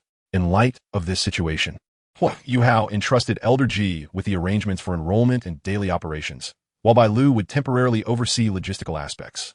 Presently, Huo Yuhao had brought Xiao Wu, Xiao Yixian, Liu Erlong, and Yi Tianming to Yunluo City. In the bustling streets of Yunluo City, within a soul engineering shop, Yi Tianming hesitated, saying, "I think I'll pass on this. It's too expensive," as she looked at a storage soul tool priced at 3,000 gold soul coins, feeling somewhat embarrassed. During the past 7 days, she had absorbed a batch of foundational spirit liquid, and its concentration was considerably higher than during her initial absorption. This made her feel as though she had already benefited greatly, and now accepting a storage soul tool of such value left her uncertain about how to reciprocate. Observing her hesitation, Yuhao chuckled, "Just take it. Besides, I intended to prepare one for each of you. Moreover, when you embark on your journeys in the future, how will you manage if you only carry a backpack and come across valuable items? That would be rather inconvenient, wouldn't it?" As he spoke, he placed the storage soul tool into Yi Tianming's hands. Additionally, he purchased 8 more soul tools to distribute to Xiao Yixian and Liu Erlong. Of course, he also intended to give one of the 2 storage soul tools he had acquired from the town head to Elder Ji and the other to Bai Lu, as Bai Lu was currently responsible for managing logistics and financial allocations. Upon hearing Huo Yuhao's insistence, Yi Tianming hesitated for a moment but ultimately accepted the gift. Looking at Huo Yuhao with sincerity, she declared, "I will remember this kindness. If I ever come across any treasures in the future, I will be sure to share them with you." Huo Yuhao nodded in acknowledgement. Subsequently, following Liu Erlong's guidance, Huo Yuhao spent nearly 30,000 gold soul coins on some metals and a rather rudimentary second-hand carving knife. Soon after, the group departed from the shop. Yi Tianming gazed at Huo Yuhao, her expression betraying an unspoken concern. Noticing her demeanor, Yuhao prompted, "If there is something on your mind, feel free to speak openly." After a moment of contemplation, Yi Tianming replied, "We previously gathered 150,000 gold soul coins. We spent 20,000 on the school. And now we've spent quite a bit more. Our funds are dwindling. What should we do moving forward?" Huo Yuhao paused, responding matter-of-factly, "Naturally, we must find ways to generate income." Yi Tianming pressed, "And how do we do that?" You're a local. Do you know of any shops in Douluo City? Or perhaps there are trade associations where we could find an agent. Yi Tianming countered. What exactly do you intend to sell? Huo Yuhao smiled enigmatically.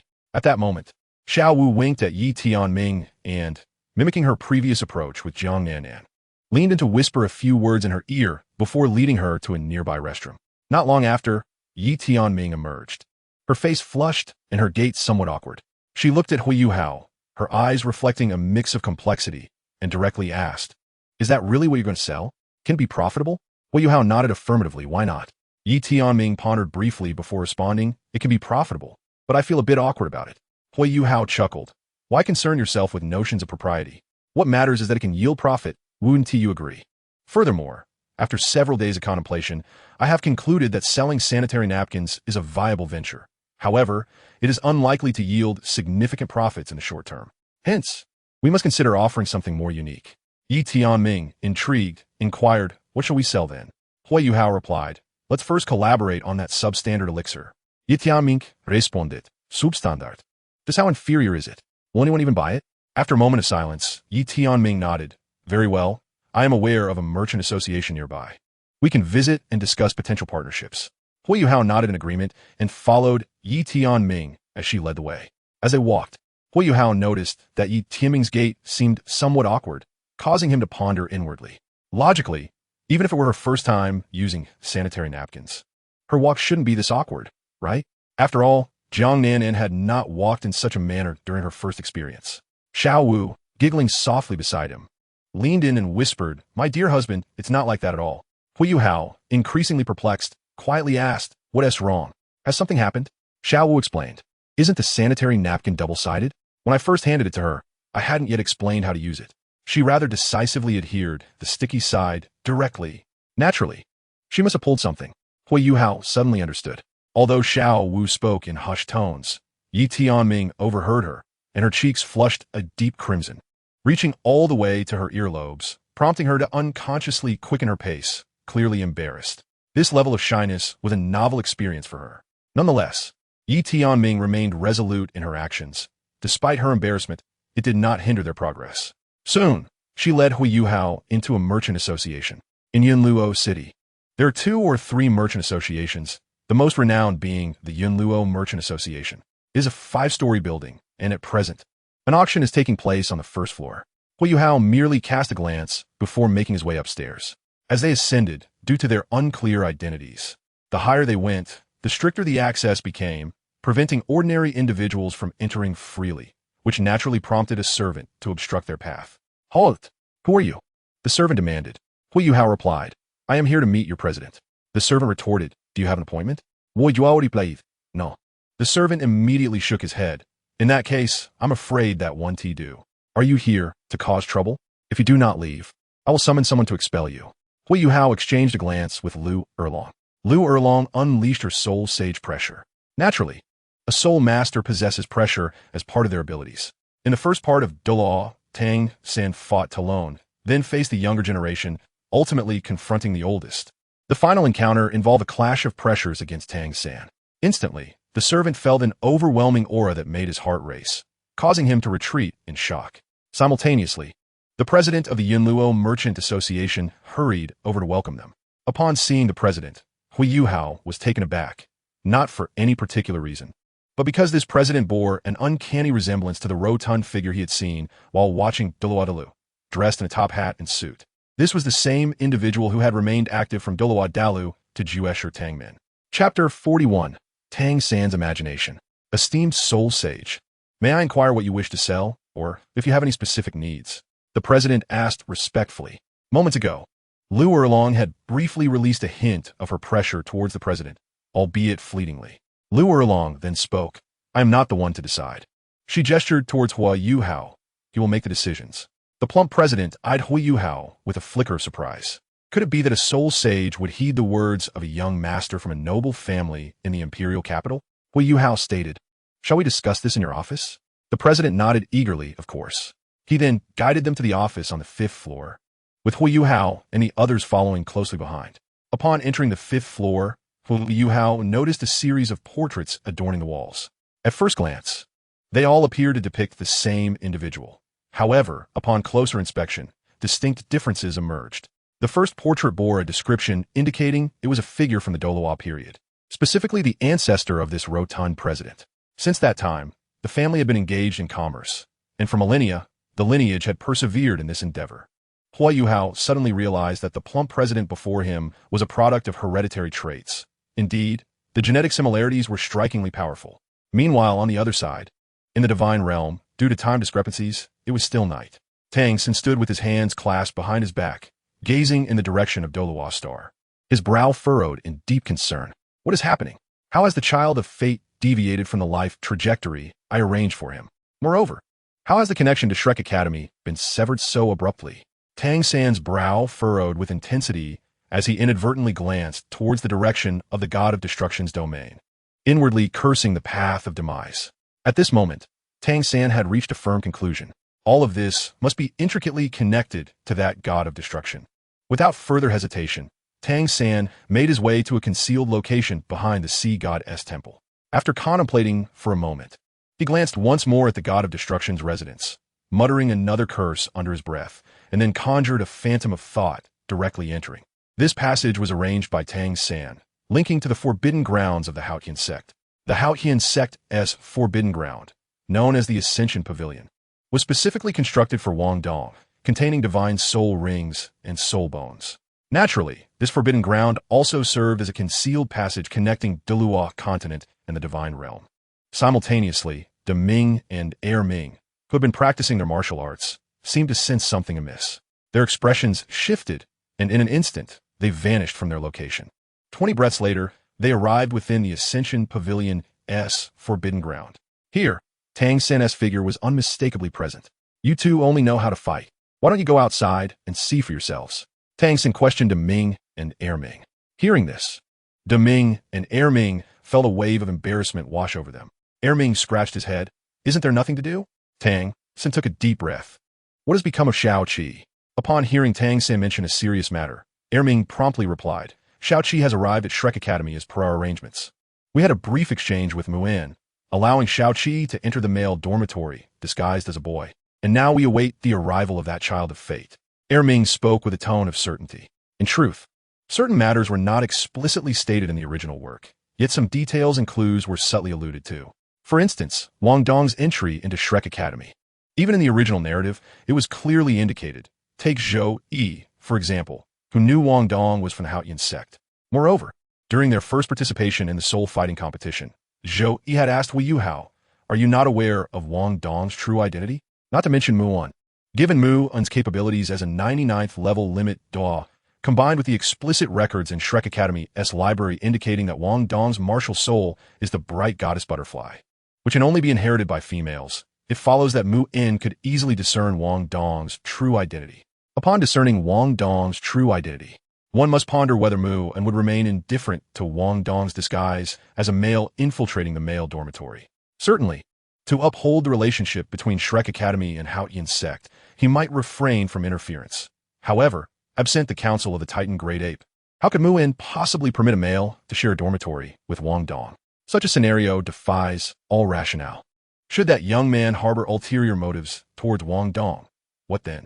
Moreover, if one were to extend their contemplation further, one might question why Mu'in consistently presents himself as an elderly figure, seated in the sun before the new student dormitory. His explanation suggests that he derives youthful vigor from observing the new student's exuberance. Yet, is this truly the entirety of his rationale? Why then? Does he remain at a specific hour each night? In the original narrative, there exists a clear depiction. On one such evening, when Wang Dong and Huo Yuhao engaged in sparring, Mu'in, perched beneath the tree in front of the dormitory, lifted his eyelids slightly. It is evident that basking in sunlight at night is implausible, and absorbing vitality is equally impossible. Hence, Mu'in's justification for watching over the children likely conceals a more profound truth.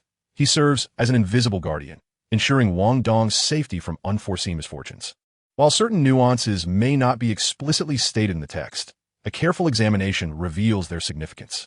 The most logically sound inference suggests that Mu'in, having received the two entrusted tasks from the Titan Great Ape, allows Wang Dong to develop freely while ensuring his safety, remaining uninvolved in other matters. Furthermore, The fact that Huo Yuhao and Wang Dong have been arranged to share a dormitory cannot merely be attributed to fate. Some matters necessitate subtle manipulation and mutual understanding. At this moment, Tang San let out a cold laugh. You claim to have kept an eye on things? How could the connection between the Child of Destiny and Shrek Academy be severed? Ming was taken aback by this revelation. How could this possibly transpire? It has barely been over 20 days since the start of the term, with only 10 days remaining until the new semester. How could such a change occur? Ming furrowed his brow, and after a moment, he spoke. This situation indeed represents our oversight. According to our previous arrangements, we intended to provide some guidance before allowing things to unfold naturally. We did not anticipate such an abrupt turn of events. Tang San, upon hearing this, scoffed once more and opted not to dwell on the matter further, directly addressing the two. I shall keep my words brief. In the divine realm, the god of destruction, the one who embodies the path to demise, constantly monitors my actions, thus I can only convey a few points. Firstly, based on my observations, the Child of Destiny has ventured south to Shrek Academy. His name is Huo Yuhao. Do not forget, he was a student at the White Tiger Duke's estate, and his mother is still under my protection. You must devise a means to restore order. My sole request is to ensure that Shao Qi meets with the Child of Destiny, and that there remains a connection with Shrek Academy. Additionally, the bond between the Child of Destiny and Tang's sect must be strengthened. Contact me whenever necessary. At this point, Tang San clenched his teeth, emphasizing, remember, it must appear natural. That harbinger of demise, aside from being an observer of my actions, may very well take action on Douluo continent. The severance of the connection between the Child of Destiny and Shrek Academy likely correlates with that entity's interference. Therefore, one must proceed with utmost prudence and logic. With that, Tang San vanished. Ming and Ming exchanged glances before their forms shimmered and they soared towards Shrek Academy, intent on uncovering the unforeseen developments. Naturally, they proceeded with great caution, for Tang San had warned them of the potential disruption from the god of destruction, necessitating vigilance. Meanwhile, in the divine realm, Tang San's consciousness returned, and he contemplated briefly before soaring towards the direction of Douluo. Douluo had not yet departed, as Tang San intended for him to serve as a significant player. His role encompassed not only creating minor troubles for Huo Yuhao, but also facilitating a vague relationship between Huo Yuhao and Shao Qi. However, this relationship must remain within certain bounds, for Tang San had established a form of restraint. Most crucially, it was imperative that this Child of Destiny participate in the Poison God S9 trials. The mere mention of the Poison God S9 trials ignited Tang San's intelligence and creativity. The realm of poison is vast, encompassing various forms that can ensnare individuals with temptation, providing ample opportunities for manipulation. For instance, one might orchestrate entanglements between Huo Yuhao and Shao Qi. Yet these must not culminate in a substantive relationship. After all, Tang San's grand wisdom dictates that one must not release the hawk until the rabbit is caught. He must hold Huo Yuhao in suspense for millennia to gain leverage over him. Nevertheless, within the Poison God S9 trials, myriad schemes awaited exploration. Thus, Tang San had long since engaged in the preliminary arrangements for the so-called Poison God S9 trials. However, time was of the essence, and he needed to be prepared for any necessary adjustments. On the other side, on Douluo continent, Huo Yuhao was conversing with the president of the Yunluo Commerce Association, a man named Qian Renxue, his name reflecting his straightforward ambition to amass wealth. This was indeed a candid yet less subtle approach compared to the title of the director of Shrek Academy's Soul Guidance Department, Qian Duo. Before Qian Renxue lay two items, a sanitary pad and a lesser-grade recovery pill, the Resurgence Pill.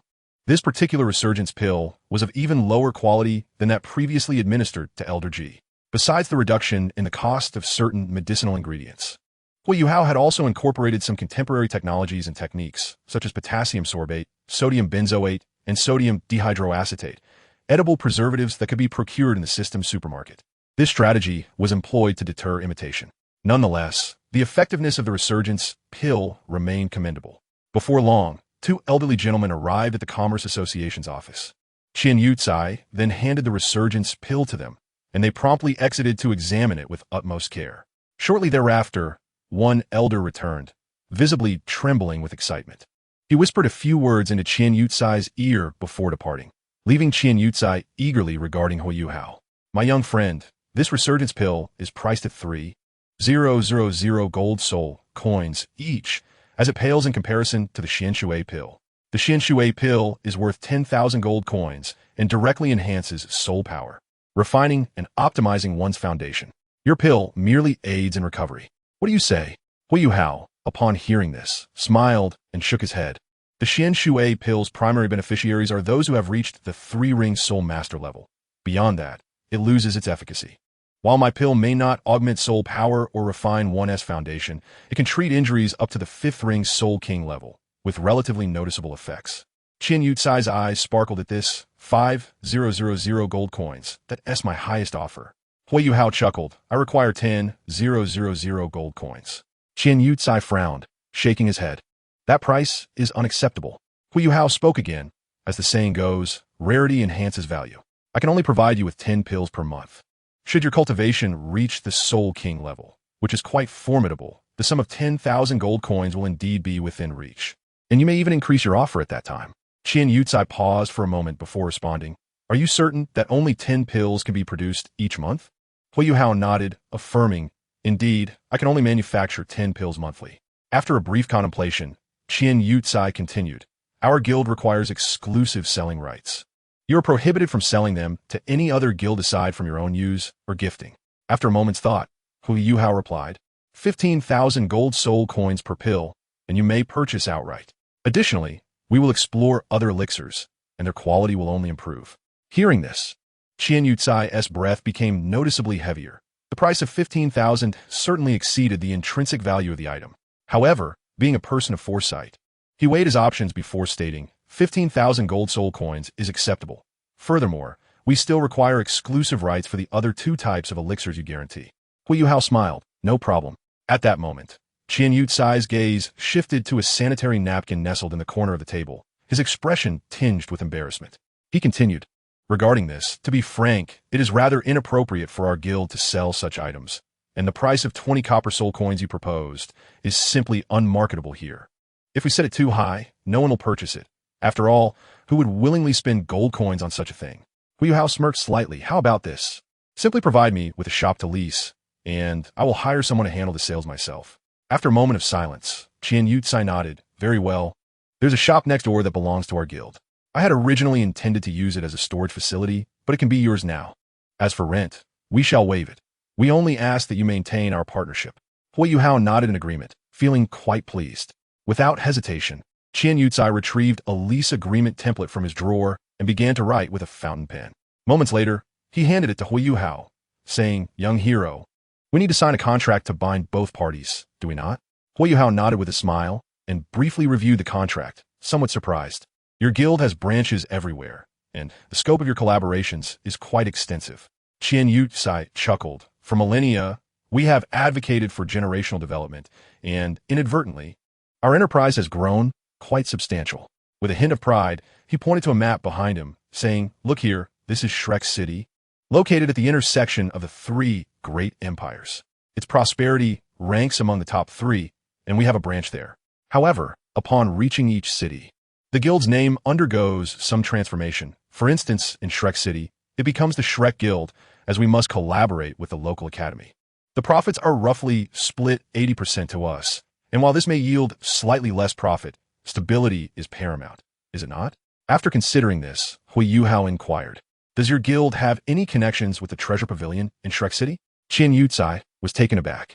He had not anticipated that Huo Yuhao was aware of the Treasure Pavilion. Up until now, he had only known about Huo Yuhao's elixir project. He had attempted to gauge Huo Yuhao's knowledge, but had been met with vague responses. Now that the topic was broached, it was evident that Huo Yuhao's status was extraordinary. Thus, Qian Yucai candidly replied, We do have some associations with the Treasure Pavilion. We are one of their subordinate channels. If we possess any treasures that catch their eye, we can showcase them there, which is quite an honor for us. Huo Yuhao was not particularly interested in the notion of honor. His focus was on acquiring treasures from the pavilion. He continued, Would procuring items such as soul bones or other rare materials through your guild's name at the Treasure Pavilion result in a discount? Qian Yucai nodded, somewhat astonished indeed. It would be cheaper. At times, we can receive a 10% discount. However, the most advantageous prices are available within the Shrek Academy itself, where students and teachers enjoy exclusive discounts and may even receive some items for free, though those are merely favors. Huo Yuhao refrained from further discussion and promptly took up pen and paper to inscribe his name. At that moment, Qin Yutsai probed further, "My lord, when shall we receive the elixirs? Additionally, when shall we commence our monthly transactions? Could you kindly disclose the location?" Without excessive formality, Huo Yuhao produced the 10 recovery pills. He had more than 20 on hand, as 7 days had already passed, and crafting a few more was quite feasible. Once he completed this, he stated, "Let us arrange for transactions to occur on the 1st and 2nd of each month. Someone will come to handle it, though it may not necessarily be me. As for my residence, that shall remain undisclosed for the time being." Qin Yutsai pondered this before nodding. It was prudent to secure this deal first. Subsequently, he provided Huo Yuhao with a token, indicating that it would grant him access for future transactions. Then, Qin Yutsai produced a gold card, stating, "This contains 150,000 gold soul coins." Huo Yuhao acknowledged this with a nod, accepting the coins before rising and leading the others out of the room. Naturally, Qin Yutsai stood to see them off. Beside Huo Yuhao, Yi Tianming remained in a state of shock, unable to comprehend how effortlessly they had acquired such a sum. 150,000 gold soul coins, simply astonishing. However, he quickly regained his composure as they descended to the first floor. At that moment, within the auction hall on the first floor, a wave of gasps resounded. Huo Yuhao and his companions paused in their tracks. At the auction podium, a man in his 30s, filled with excitement, proclaimed, "Ladies and gentlemen, we have a truly remarkable item for today's final auction." Following his announcement, the audience's curiosity piqued. Without hesitation, the host clapped his hands, and 2 burly men entered from behind the podium, pushing forth a cage draped with a red cloth. The host, not one to prolong the suspense, strode to the cloth and dramatically yanked it down. Instantly, the cage revealed a terrified young girl, her eyes vacant and filled with fear. Clad in a simple garment made of fur, she bore visible injuries, her pallid complexion suggesting she was around 15 or 16 years old. Despite her youth, her beauty was striking, and what astonished the crowd most was the pair of furry ears atop her head and the fluffy white tail that trailed behind her, now subtly stained with blood. Immediately, the audience erupted into a frenzy of murmurs. "What is this? A catgirl, perhaps? Is she akin to that one from the Seven Treasure Glazed Tile School a millennium ago? I'm afraid this is not a catgirl. Rather, I perceive an alluring charm emanating from this young beauty. She is quite enticing, which leads me to believe she cannot be a catgirl, correct?" At this juncture, the host interjects appropriately. "The maiden within the cage possesses certain distinctions from the girl purchased by the Seven Treasures Glazed Tile School a millennium ago. The one acquired by the Seven Treasures Glazed Tile School was merely a girl from a humble village, a human. She was a product of a soul-spirit mutation. They found her intriguing and employed various means to capture her for auction. In contrast, the girl we are auctioning today is undoubtedly a genuine half-beast." Instantly, the audience erupted in fervor once more. "Ladies and gentlemen, I have a rather naive question. If this girl is indeed a half-beast, does that imply that one of her parents is a soul beast, and moreover, one that is yet to take on a human form? Otherwise, the existence of a half-beast would be inconceivable. Yet, how could humans and soul beasts engage in such acts before assuming form? This warrants inquiry." As soon as these words were uttered, a palpable silence enveloped the venue for a brief moment, only to be succeeded by a chorus of derisive laughter. A somewhat lecherous man cast a scornful glance at the youth who posed the question, insinuating that he was woefully naive and innocent. Some individuals indeed have a penchant for such tastes. At this moment, Huo Yuhao, too, caught wind of the inquiry and found himself reflecting deeply. It seemed that in the Douluo continent, the notion of reproductive isolation was virtually non-existent. As for humans and soul beasts engaging in unconventional couplings prior to transformation, Huo Yuhao inadvertently recalled a country on Earth known as India, where even the most formidable reptiles, such as the Bengal monitor lizard, were not spared. This lizard had garnered a notorious moniker, colloquially referred to as Sister Sand. In that land, such practices were mere commonplace occurrences. There were even reports of direct violations involving living pearls, humorously dubbed feathered eggs. To put succinctly, anything with an orifice seemed fair game. Of course, the inhabitants here might not exhibit such perversions, yet they certainly shared some similar proclivities. Nevertheless, Huo Yuhao merely entertained these thoughts while casting his gaze upon the half-beast. He pondered whether he should intervene. He was not particularly inclined toward anything else, but should the price be reasonable? Acquiring her could allow her to assist him with menial tasks. Just as Huo Yuhao was mulling over these considerations, The voice of the system suddenly resonated. Ding. Special bloodline detected. The bloodline contains 31 human genes and 689 ordinary white fox genes.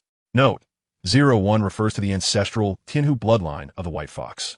Upon hearing this, Huo Yuhao's eyes sparkled with intrigue. Hey, system, is this yet another potential target capable of triggering a system quest to join Shrek Academy? System ding. Conducting gene comparison. Initiating gene sequence combination. Upon hearing this, Huo Yuhao recalled the system's nature, his gaze flickering as a mischievous smile crept upon his lips. Hey system, please contact the main universe's system and report the situation here. Inform them that I, your host, have discovered a being of mixed blood, a half-human, half-beast hybrid. Although she may be diminutive, her Tianhu bloodline is quite noble, and I believe it would be a pity to let her go. Furthermore, my path diverges increasingly from that of the original host. I request an optimization update.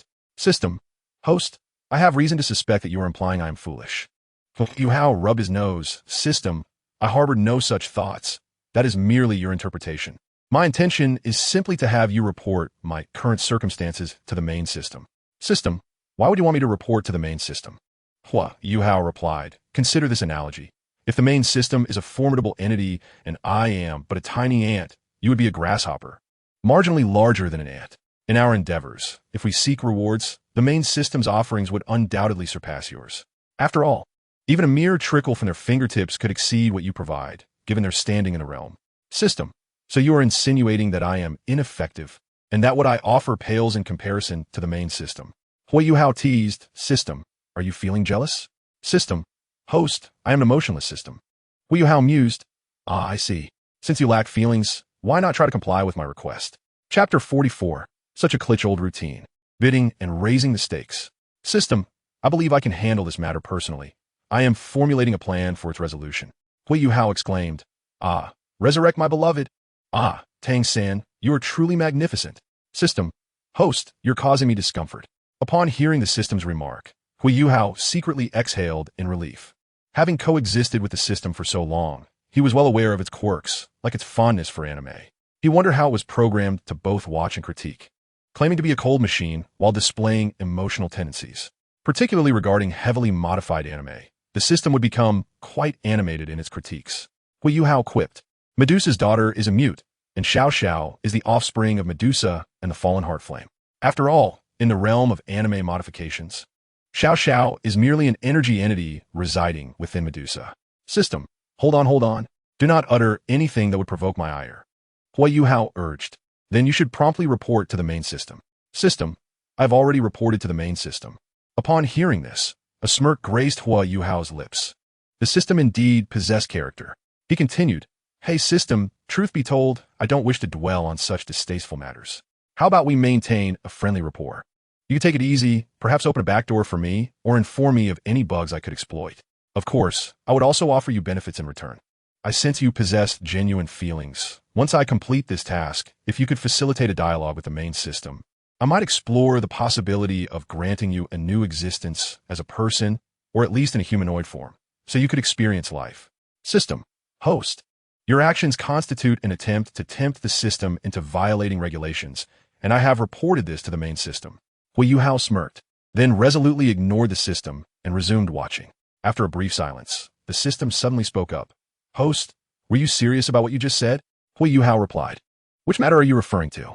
System, the part about reporting to the main system, requesting that I exist independently to experience the myriad facets of life. Huo Yuhao's eyes glimmered. Really? You would actually entertain the idea? The system's typically icy mechanical voice displayed a rare hint of awkwardness. No, I was merely inquiring. Upon hearing this, a bold idea began to take shape in Huo Yuhao's mind. However, he quickly reined his thoughts and redirected his attention to the girl within the cage. At this moment, murmurs began to circulate among the crowd once more. Who cares about that? What we're focused on now is her physique. Oh my, look at her bosom, her rear. Oh dear, I find it hard to maintain my composure. Indeed, regardless of her breed, isn't the purpose of purchasing her purely for pleasure? I have yet to experience such a species. I can only imagine the delights it would offer. The audience below was abuzz with murmurs, while the girl in the cage felt her pupils constrict even more, prompting her to tremble uncontrollably. Unbeknownst to the onlookers, the moment she cast her gaze downward, A fleeting glimmer of sharpness vanished from her eyes. At that moment, the host, observing the animated discussions among the crowd, recognized that the atmosphere had been set, and he cleared his throat lightly before beginning his introduction. Ladies and gentlemen, I shall not keep you in suspense any longer. Allow me to share the origins of this young maiden. She was discovered by our merchant guild during an expedition for treasure, specifically in the Lingdo mountain range, which lies at the intersection of the Tianhan Empire and the Doling Empire. At the time, the girl was frolicking with a group of foxes, guarded by a fox that had lived for over 3,000 years. I shall not delve into the details of the subsequent events, but suffice it to say, she is now part of our guild. After careful scrutiny, we wish to clarify 3 key points. Firstly, this girl is indeed a virgin, ensuring her authenticity for anyone who wishes to indulge. Secondly, as a half-beast, her mixed bloodline renders her incapable of cultivating like a human, nor can she train as a spirit beast. Thus, she is destined to serve merely as a plaything. However, should fortune smile upon her offspring, they may possess the potential for cultivation, perhaps even yielding a unique martial spirit. Huo Yuhao found this assertion puzzling. System, are you implying that the girl cannot cultivate? System, that is their ignorance. Huo Yuhao pressed further. Then how is she to cultivate? System, I am currently receiving a response from the main system. Please refrain from conversing with me.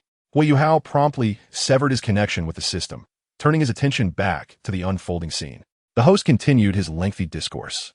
The third point to note is that this girl is rather ferocious. Previously, at another auction, she was purchased by a young master who, in a moment of distraction, nearly lost his life due to her viciousness. In his fury, he returned her to us, affirming her fierce nature. Now, I have shared all pertinent information. While there are advantages, there are also disadvantages. However, the most significant advantage is her beauty, a unique allure indeed. Let the bidding commence, starting at 80,000 gold coins. 100 gold soul coins. 85,000 gold soul coins. 100,000 gold soul coins. The price surged dramatically to 160,000 gold soul coins, at which point the number of bidders began to dwindle. 200,000 gold soul coins. Huo Yuhao spoke up directly. Instantly, all eyes turned to him in the corridor, astonishment evident in their gazes. The auctioneer also directed his attention towards Huo Yuhao, specifically to Qian Yutsai beside him. Without hesitation, Qian Yutsai nodded in agreement, willing to facilitate this transaction. The host then called out 3 times before preparing to hammer down the gavel. Yet, just as he was about to do so, a frivolous voice interjected, 201,000 gold soul coins. According to the rules, the minimum increment was 1,000. But if the challenger was powerful, exceptions were made. This voice emanated from a private box on the 2nd floor, and, as the window swung open, a face marked by arrogance appeared. After delivering his challenge, he provocatively glanced at Huo Yuhao, but his gaze quickly shifted to Xiao Wu and Xiao Yixian, where a lewd expression briefly surfaced before being retracted. He then turned to Huo Yuhao and said, "Dear young brother, I have taken a liking to the lady on stage. I shall have her. Additionally, I would like those 3 lovely beauties beside you, as well as that older sister. What say you? You have no objections, I trust?" Huo Yuhao smirked. "You must be seeking death, for I have my eyes on your mother. Name your price. I shall take her as well." Qian Yutsai's heart raced. He had intended to inform Huo Yuhao of this person's identity, yet Huo Yuhao had spoken so swiftly. Nonetheless, he steeled himself and whispered in Huo Yuhao's ear, "Young brother Huo, this individual is the sole heir of the city lord of Yinluo City. The lord, having only recently fathered a son, holds him in very high regard." Upon hearing this, Huo Yuhao merely smiled, his gaze unwaveringly fixed on the young master in white. Chapter 45. The Elder, the Man, and the Beautiful Woman. The crowd gasped collectively at Huo Yuhao's bold retort, whispering among themselves, "Who is this? How dare he confront young Master Qiao? He must possess a heart of a bear and the gall of a leopard." Indeed, just recently, someone had inadvertently offended young Master Qiao, who, despite the person's unintended transgression, had mercilessly flayed him alive, even slaughtering the male members of the offender's family and capturing the females as playthings. The mother of the man who had offended him had suffered terribly as well. Alas, it appears we have another fool who knows not the gravity of his situation. However, based on his accent, he likely hails from outside. Yet, regardless of origin, there exists a saying, "A strong dragon cannot suppress a local snake. He is as good as dead." At this moment, the young master in white, young Master Qiao, felt his countenance darken. Yet, almost immediately, a glimmer of something sinister flashed in his eyes as he considered a delightfully wicked notion. He laughed heartily and declared, "Excellent. How amusing. I shall summon my mother shortly, and you can entertain her before me. What do you think?" Huo Yuhao paused for a moment, then responded with a calm smile. "I am a lover of peace, but should someone provoke me, they must bear the consequences. However, if you wish to indulge in such games, then let us proceed. Summon your mother. Your perverse desires, while revolting, are something I can endure for the sake of amusement." Upon hearing this, young Master Chao's previously jovial expression darkened once more. His malevolent gaze darted about, only to be replaced by a veneer of cheerfulness as he shifted the conversation. "Very well, my brother, let us pretend this incident never happened and return to the auction. Will you continue to bid?" Huo Yuhao, after a brief moment of contemplation, nodded. "Indeed, I shall raise my bid to 200,000 gold soul coins and add 1 copper soul coin." In an instant, the assembly fell into a hushed silence. The auctioneer experienced a brief moment of shock. Instinctively glancing at Qian Yucai. Observing the situation, Qian Yucai gritted his teeth and nodded at the auctioneer. Without hesitation, the auctioneer, foregoing the customary 3 calls, swiftly brought down the gavel. "This esteemed young hero, the lady is yours." Huo Yuhao nodded and approached the iron cage step by step. Soon, he stood before the cage, and the host kindly opened the door. However, Huo Yuhao had no time to gaze at the girl within. He turned to young Master Chao and stated, "I shall take my leave now. Should you choose to accompany me, you will meet your demise. I speak with conviction." Young Master Chao chuckled in response. "Very well. Esteemed young sir, I wish you a safe journey." With that, he gestured for Huo Yuhao to proceed, neither inviting him to stay nor urging him to leave. Huo Yuhao wasted no time. He waved to Xiao Wu and the others and departed the auction. On the way, Xiao Wu remarked, "Yuhao, I sense this matter is far from simple." Huo Yuhao nodded in agreement. "Indeed." Xiao Yixian inquired, "What shall we do next?" Huo Yuhao's lips curled into a smirk. "We shall kill." Xiao Yixian and Xiao Wu exchanged glances, silently affirming their readiness to take action. Yitianming wurde Ahmad Guding. Thinking to himself, "It seems we are about to spill blood once more." Beside them stood a young girl who, upon hearing their casual remarks about murder, did not display any signs of fear. Instead, she lowered her head, her eyes obscured and inscrutable, as if deep in contemplation. At that moment, a voice pierced through her thoughts. "What is your name?" It was Huo Yuhao, momentarily casting aside his musings about young Master Chao, while simultaneously initiating a mental dialogue with the system. "System, the main system has yet to respond to me," he inquired. "Please hold on, host. The main system has not provided feedback yet, and has instead sent a string of code related to system upgrades. I will analyze it and discuss it with you shortly," the system replied. Huo Yuhao, upon hearing this, chose not to press further. The girl instinctively lifted her gaze, realizing Huo Yuhao was addressing her. After a moment's hesitation, she timidly replied, I am called Ari." Upon hearing her name, Huo Yuhao was suddenly reminded of a game he adored, League of Legends, where Ari was a fox-like character, her name strikingly similar. Naturally, he was also taken aback by the names of Yi Tianming and Xiao Wenji. Shaking his head, he glanced once more at Ari's current attire. Ari was dressed rather scantily.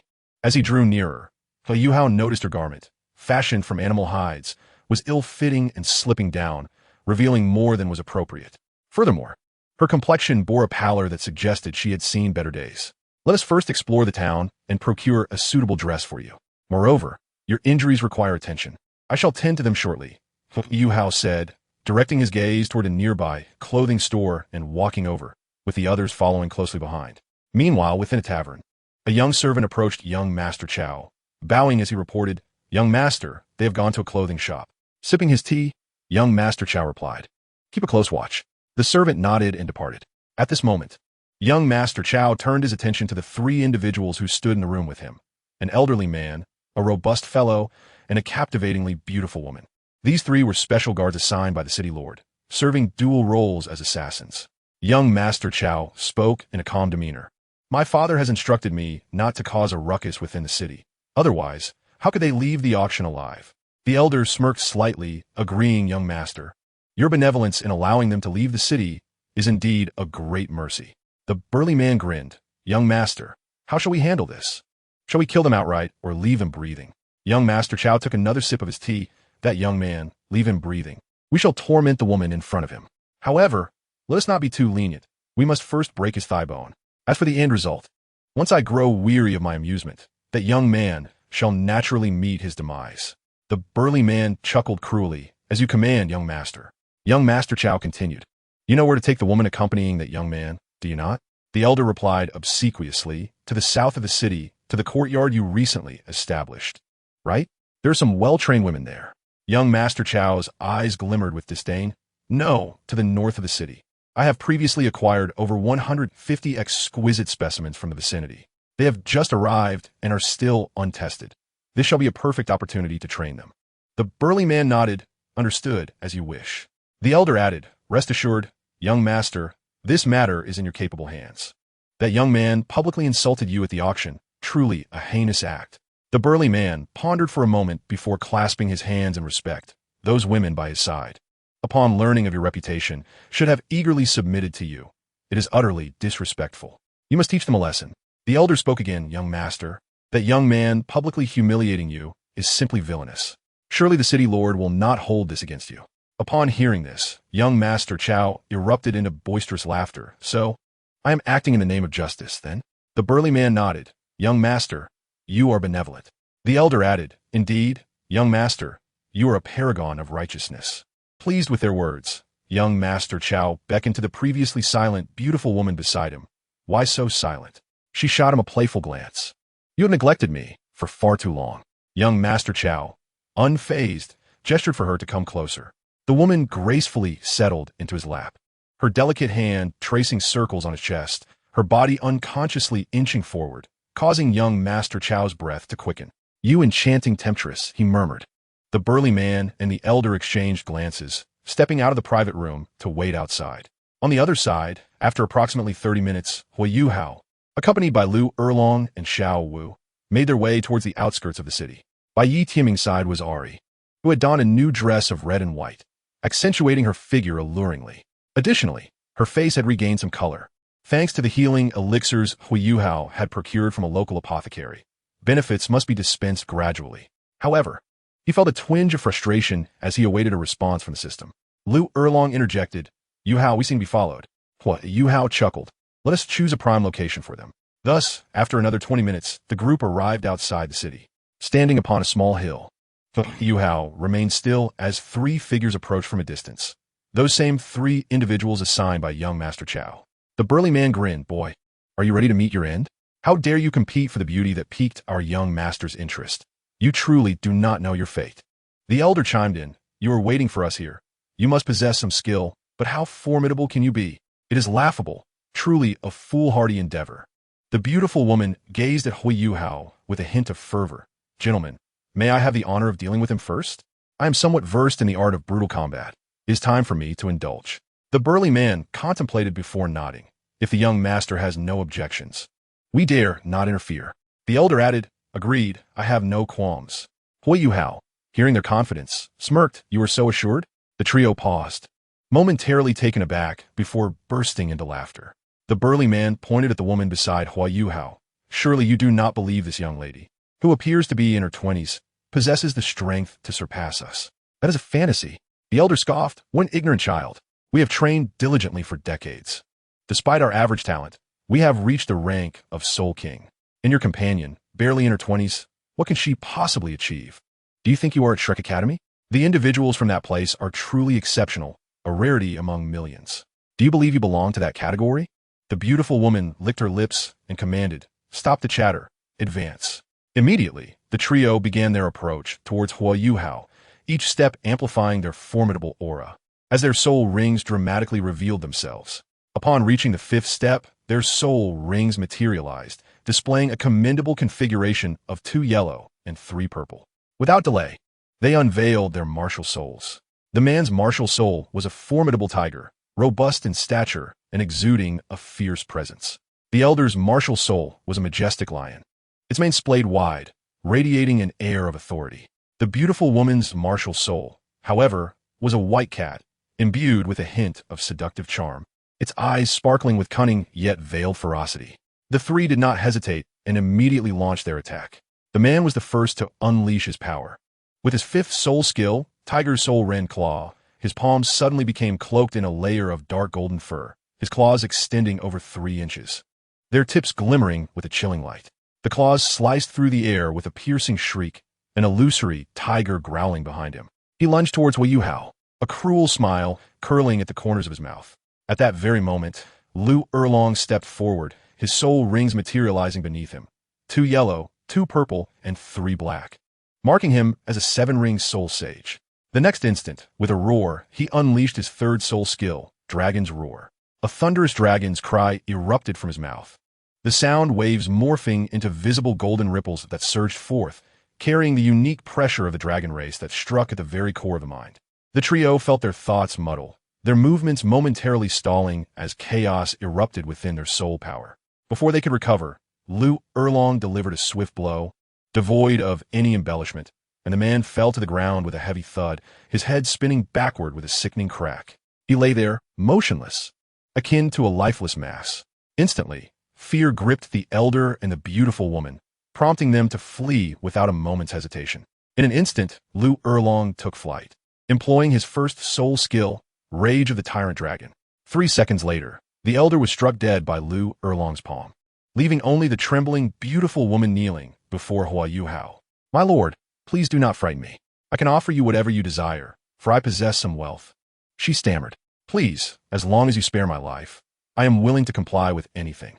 At this point, fear washed over her, her only thought being survival. Without hesitation, she provocatively lifted her skirt in front of Huo Yuhao, revealing her form.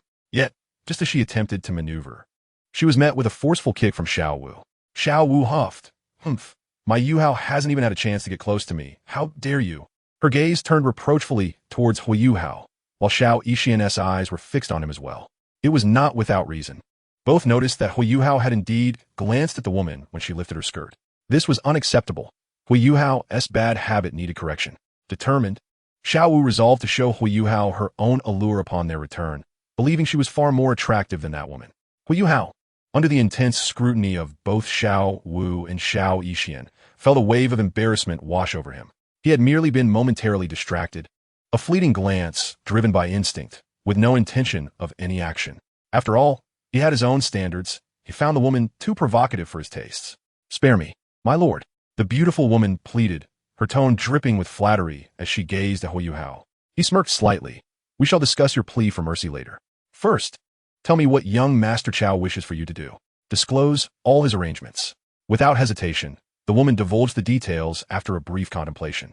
5 minutes later, Huo Yuhao had gleaned some fundamental information, his expression growing cold. Xiao Wu and Xiao Yixian were equally incensed, while Li Tianming's fury boiled within him. The revelation of young Master Chao's intentions towards him, especially in Huo Yuhao's presence, filled him with profound humiliation. Li Tianming's gaze turned fiery, a desire to eliminate young Master Chao igniting within him. The beautiful woman, sensing the tension, tentatively asked, "I have shared everything. Can I now expect to live?" Huo Yuhao rubbed his temples, calmly replying, "Lead us to that courtyard. We wish to meet young Master Chao." The woman, upon hearing this, shakily rose to her feet. She attempted to adjust her clothing slowly, but the malicious glint in Xiao Wu's eyes made her curse inwardly before she reluctantly led the way. As they proceeded, Huo Yuhao contemplated briefly. Chapter 47, Hot Weapons versus Douluo Combat Power. He understood that since trouble had arisen, it was best to resolve it decisively. Disobedience would lead to death. There was no room for negotiation. Quickly, Huo Yuhao formulated a straightforward plan, setting aside the matter at hand. At that moment, he heard the system's voice, his eyes brightening slightly. "Ding, congratulations to the host for completing the construction of the Qin Academy. Currently, at least 7 students have met the requirements. The Academy's facilities are also fundamentally complete. Would the host like to claim the 5-star reward now?" Without hesitation, Huo Yuhao decided to seize the opportunity. "Claim. Ding, congratulations to the host for obtaining a nanoscale medical capsule." Surprised, Huo Yuhao nodded. While the capsule was somewhat redundant, particularly concerning artificial insemination, overall, it was still valuable. "Ding, 3 system shop windows have been unlocked for the host. Unlock 1. Congratulations to the host for opening a simple arms factory." Upon seeing this, Huo Yuhao's eyes ignited with fervor, but he soon realized the weaponry available was limited to grenade launchers, maxing out at a destructive power level of 51 to 60. What gives, system? Why is the firepower so limited? The host can upgrade the arsenal through other tasks. Could you not have provided a complete arsenal at once? Are you suggesting I supply you with a nuclear bomb? Is that not an option? This is the initial matching. The main system has set these parameters. Moreover, this is the Douluo continent, and the main system believes the host should prioritize cultivation. Huo Yuhao took a deep breath, choosing to overlook this issue. Yet with such weaponry, he considered himself invincible below level 60. Moreover, quantitative changes lead to qualitative transformations. Although at present, one can only defeat a soul king with sufficient numbers. Overcoming a soul emperor or a soul sage would not pose a challenge. Furthermore, Huo Yuhao could entrust this task to Liu Erlong for enhancement. As Liu Erlong possesses advanced technological knowledge from Earth. Instantly invigorated, Huo Yuhao set aside his concerns and inquired, what about the 2 open windows below? System, opening window 2, which includes construction materials and hardware, such as rebar, cement, asphalt, and wrenches. Opening window 3, which provides the host with adult products, including various silicone items, physical models, bionic devices, and an array of celebrity figures from both Western and Asian markets, as well as various adult films.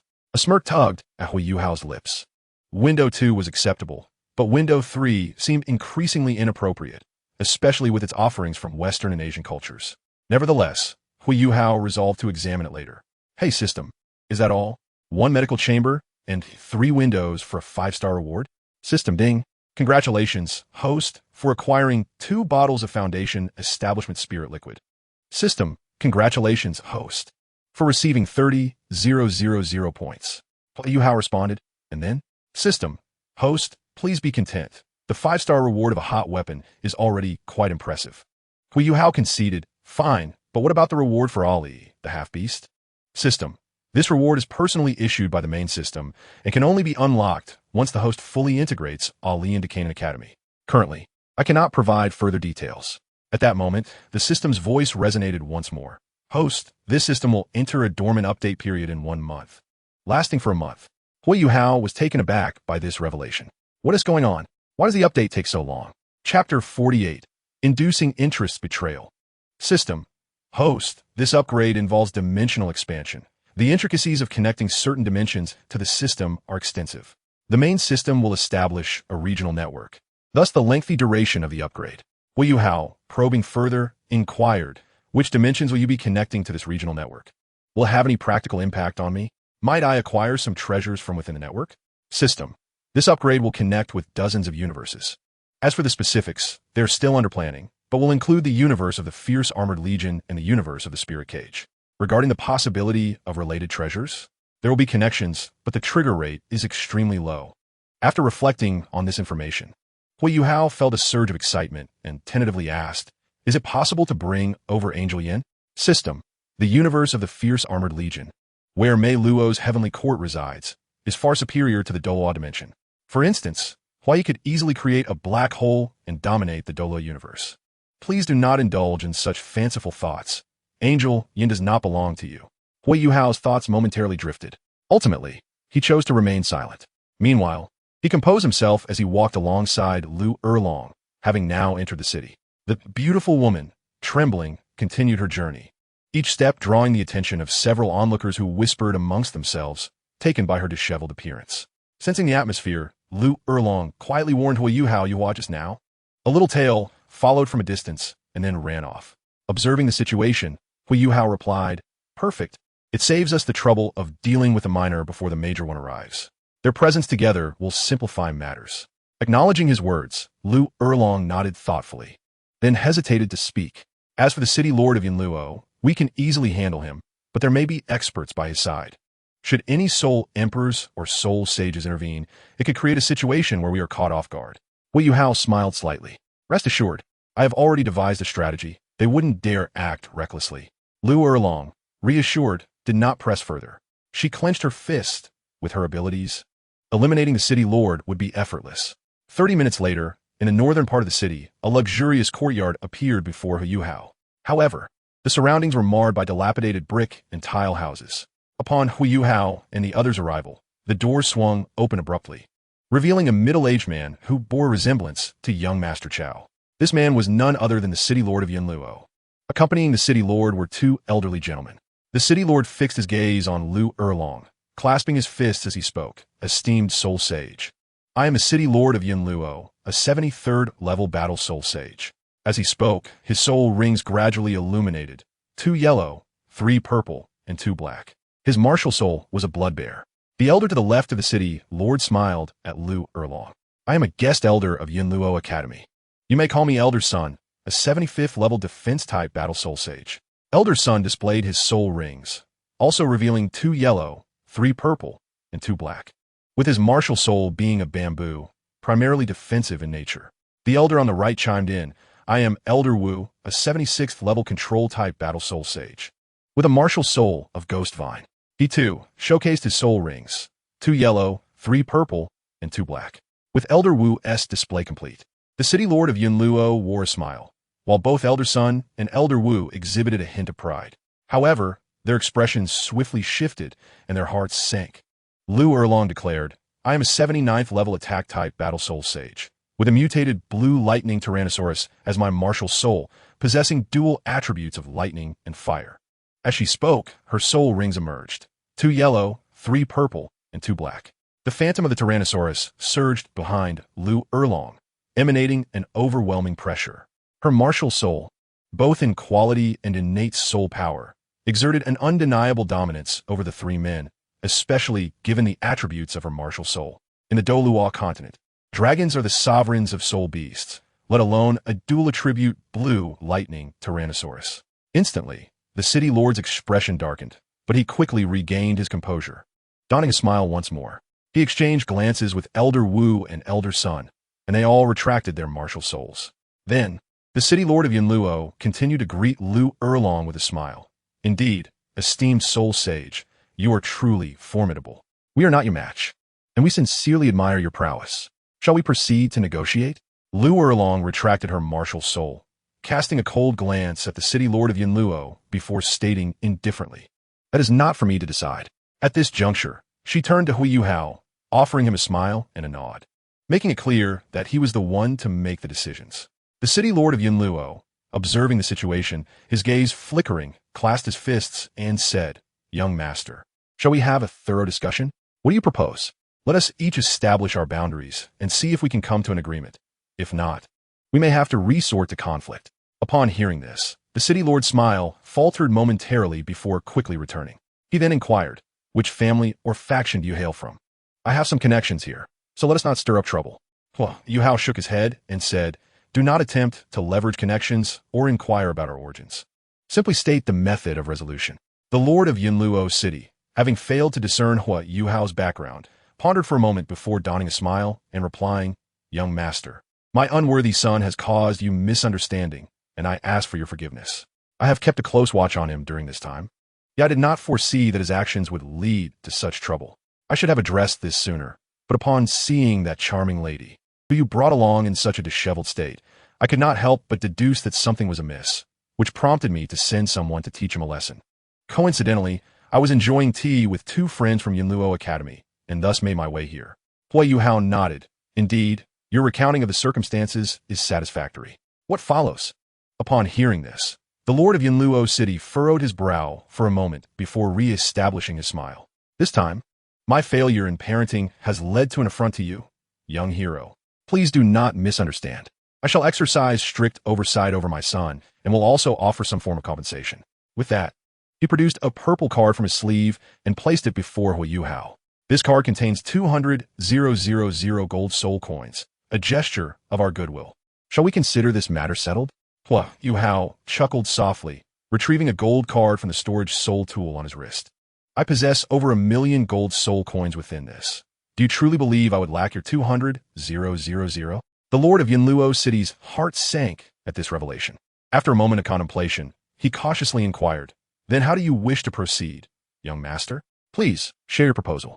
Huo Yuhao smirked slightly. My proposal is quite straightforward. I shall treat others as they have treated me. Is that unreasonable? Your unworthy son intended to shatter my legs and extract my thigh bones, dragging me before him like a dead dog, all while seeking to toy with my woman. My idea, therefore, is simple. I shall first break young Master Chao's legs, extract his bones, and allow him to experience this taste of suffering all before his very eyes. How fair is that? At this point, He paid no heed to the lord's increasingly pallid visage, and suddenly recalled something, flashing a grin. Ah, your unworthy son seems to harbor a rather twisted desire. He wishes for me to violate his mother in front of him. While such a perverse request is rare, I am known for my compassion. It goes without saying how I would proceed in this matter. Do you believe this rationale to be fair? I have never made any excessive demands. The lord of Luo City's expression shifted slightly. Young master, your demands are rather excessive. Huo Yuhao retorted, you deem my request excessive? What of your son's outrageous behavior? Is it permissible for him to act thus, yet not for me? Such authority you wield as a city lord. At this juncture, elder son stepped forward, addressing Huo Yuhao with a grave tone. Young friend, do not presume that our presence here, alongside a soul sage, renders us incapable of resisting and submitting to such humiliation. This is Luo City, and our standing within Luo Academy is not insignificant. We rank among the top 20 in the Star Luo Empire. The Academy is home to Soul Douluos and even titled Douluos. Upon hearing this, Huo Yuhao wore a knowing smile. So, does this imply a conflict is imminent? Elder Wu also advanced, meeting Huo Yuhao's gaze. We would prefer to avoid hostilities, but do not press us too forcefully. Huo Yuhao's demeanor grew increasingly cold, his words sending a chill through the two elders. Let us entertain a hypothetical scenario. I possess a certain audacity, as the saying goes, those without shoes fear not the shoed. You may kill me, and I would not mind. However, this esteemed soul sage beside me, at level 79, would not be easily restrained. Should she depart, she could swiftly ascend to level 80, attaining the rank of Soul Duo, and consequently, any Soul Duo emerging from your academy would be dealt with swiftly, one after another, provided they are below level 80. How many of your academy's members would remain by then? Perhaps 10? Can you bear the weight of such responsibility? Would your academy's director not directly annihilate you two liabilities? If you doubt me, let's test it. The worth of a Soul Douluo is not to be trifled with. Moreover, should I allow my people to conceal themselves for another decade or two, they might very well reach the rank of Title Duo. Given their prodigious talent as blue lightning tyrant dragons, the mutated dual-element variant, who among your academy could withstand such a force? As Huo Yuhao concluded, he observed the two elders swallowing hard and smiled once more, his voice deepening. Thus, I implore you, do not court disaster, you two venerable ones. Individuals of your standing surely appreciate the finer things in life and likely have offspring. I would hate for your families and descendants to suffer due to this situation. Elder Sun and Elder Wu exchanged resolute glances, their decision made, and they directed apologetic looks toward the Lord of Luo City. Elder Sun spoke, clearly my apologies. Lord of Luo City, you have heard the words of my family. I have a grandson still enrolled in Luo Academy, and I cannot afford to leave him without a legacy. Elder Wu also clasped his fists toward the Lord of Luo City, stating, I have my own family, and I cannot jeopardize them due to this affair. If blame must be assigned, let it fall upon your son's tyrannical and heartless actions. In the past, we might have concealed matters, but now you have purely collided with an immovable obstacle. After all, who is unaware of the blue lightning tyrant dragon's formidable reputation across the Douluo continent? We have no reason to sacrifice ourselves and our families for your trivial concerns. Elders Sun and Wu, having concluded their remarks, decisively withdrew a few steps, preparing to depart. At that moment, Huo Yuhao called out, Wait, gentlemen. Elders Sun and Wu exchanged wary glances, asking, Young hero, do you have further business with us? We have opted not to interfere any longer. Huo Yuhao shook his head. Oh, we shall not discuss this. I wish to converse with you regarding other matters that may indeed be beneficial to you. One thing is separate from another, is it not? Associating with a Soul Douluo who could attain level 80 at any moment is not an enemy, but a friend. Would that not be advantageous for your academy? Upon hearing this, Elders Sun and Wu nodded decisively and positioned themselves behind Huo Yuhao. Clearly, they had turned their allegiance, and quite thoroughly at that. At this juncture, the Lord of Luo City wore an expression akin to one who had consumed something foul, his countenance grim. Is there truly no room for reconciliation? Huo Yuhao contemplated this for a moment before nodding. Indeed, there is room for negotiation. The Lord of Luo City's eyes glimmered subtly. As long as my son is spared, you may stipulate any conditions. Instead of directly addressing this, Huo Yuhao countered. Your desire to protect your son stems solely from the fact that he is your only child. Should he perish, your lineage ends, correct?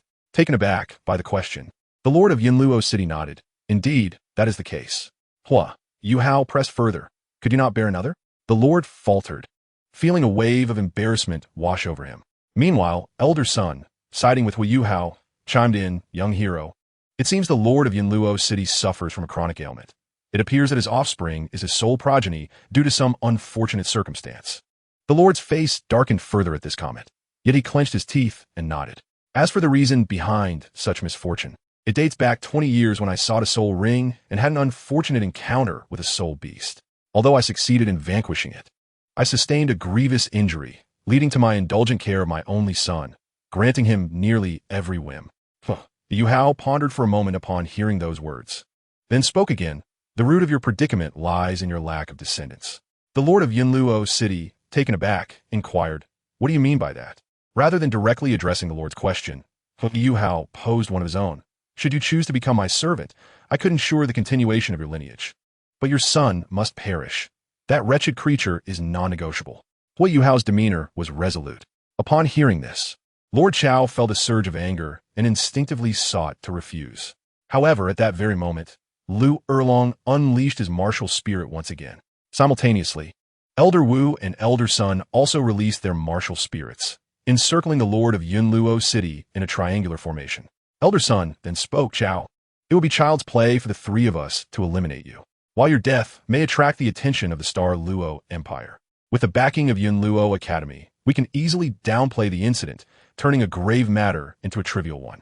Elder Wu, with a clearer understanding of the situation, respectfully clasped his fists towards Liu Erlong before turning to the Lord of Yunluo City with a cold tone. Qiao, you must recognize that this 79-level existence beside me, with his potential, will undoubtedly catch the eye of the royal family should he choose to join the Star Luo Empire. There is a significant chance he could usurp your position as city lord. Thus, your options are limited, death or servitude. Upon hearing these words, the Lord of Yunluo City's face darkened, panic rising within him. He never anticipated that merely assisting his son with some matters would lead to such an outcome. He found himself in a tumultuous battle of thoughts, to die or to live as a dog. At that moment, Huo Yuhao's voice echoed once more. Chapter 50, The Final Revelry Before Death. Huo Yuhao declared, you have no choice. Your son is a pure aberration and must die. As for you, you too have no alternatives, either perish or become my subordinate, for you have given birth to such a considerate little darling. A flicker of turmoil crossed the Lord of Yunluo City's eyes as he wrestled with his thoughts. He fell silent. After a brief moment, gritting his teeth, he finally spoke, very well, but I wish to discuss some conditions with you. No, not discuss, but rather negotiate, plead. Huo Yuhao's interest was piqued. What do you propose? The Lord of Yunluo City tentatively inquired. Is it true that you can allow me to continue my lineage?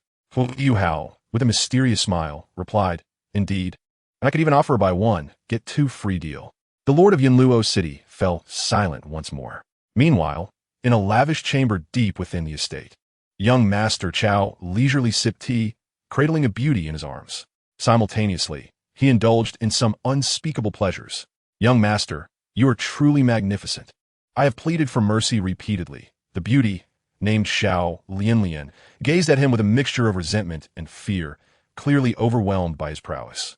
Yet inwardly she scoffed, cursing him for being as insignificant as a worm, incapable of stirring even the slightest wave. However, she could not voice such thoughts, fully aware of the truth. Young Master Qiao, reveling in her fearful gaze, felt a profound satisfaction and playfully smacked her rear. Your expression reveals you as a beguiling enchantress. In the face of such temptation, I must duly administer justice. He then sensed a significant inadequacy and promptly retrieved a small blue pill, swallowing it hastily. Instantly, under the effects of this potent, albeit harmful, drug, he regained his vigor. The beauty's eyes flashed with disdain, silently mocking him as she began to feign agreement, resulting in yet another unsatisfactory experience. Afterward, young Master Qiao resumed his usual demeanor, opening a fan with an air of arrogance. The woman, having adjusted her attire, smiled coyly at him. Young Master, I find myself increasingly unable to withstand your advances. Qiao merely glanced at her. Good to know. He then shifted the conversation. Aunt 13, do you have any new girls in the brothel? Bring them all tomorrow. Aunt 13 was one of the courtesans in Yunluo City's brothel. Young Master Qiao, being inherently fickle, favored visiting brothels, as the girls there were well trained in both technique and experience, captivating him thoroughly. Ant 13 was particularly devoted to him. Upon hearing this, Ant 13 nodded eagerly. I will ensure you are satisfied, young master. She then hesitated, a hint of apology in her voice. However, if I come by tomorrow, I won't be able to attend to you. Chao's expression darkened. What do you mean? Are you planning to be with another man? Do you dare betray me? Ant 13 shot him a flirtatious glance. How could that be? I simply have my monthly cycle and need a rest for a few days. Chao nodded in understanding, huh? I see. Then do take care of yourself here. You deserve to recuperate. My relentless pursuits must have taken a toll on you. Rest well for a few days. He added ominously, if I discover any other guests frequenting your door, beware, for I shall not hesitate to break your neck. Ant 13 felt a sudden pang of panic, but quickly masked it with laughter. Young master, fear not. I belong solely to you. Besides, after being toyed with by you daily, I have no time to entertain other repugnant men. Only then did young Master Chao seem satisfied, nodding in approval. Suddenly, a thought crossed his mind, and he glanced out the window, his brow furrowing with concern. Noticing his distress, Ant 13's eyes sparkled with curiosity. Young master, what troubles you? Is something amiss? Chao gritted his teeth. Today, I encountered a detestable scoundrel. I had intended to torment him thoroughly, but he surprisingly possessed some skill and managed to kill my men. Thankfully, an informant alerted my father, who is now waiting at the estate's entrance with 2 instructors from Luo Academy. I wonder how that little scoundrel fared. Ant 13, astonished, asked young master, when did this happen? Just moments ago? Chao replied, approximately since your arrival at the estate. You likely wouldn't know. Ant 13 speculated, young master. It seems the city lord and those 2 instructors from Luo Academy have yet to return, so they must have encountered the scoundrel by now. Unconsciously, she considered the strength of the city lord and the prowess of the 2 academy instructors. Although she was unsure of their identities, she knew that anyone summoned by Luo Academy must be a top-tier instructor of considerable strength. Chao nodded in agreement. Indeed, that seems likely. Ant 13 remarked, so, it appears the one who offended you is in grave danger. Chao scoffed, to challenge a giant with mere eggs. Does he truly believe that by killing a couple of my subordinates and subduing one, he can act with impunity? Such delusions are laughable. A mere ant thinks itself a grasshopper and attempts to leap about, akin to a frog in a well, content with its limited view of the world, unaware that I have already glimpsed the vast expanse of the sky. That insignificant ant is truly a joke. Ant 13 chuckled dryly, a flicker of disdain crossing her eyes. Yet she nodded in agreement.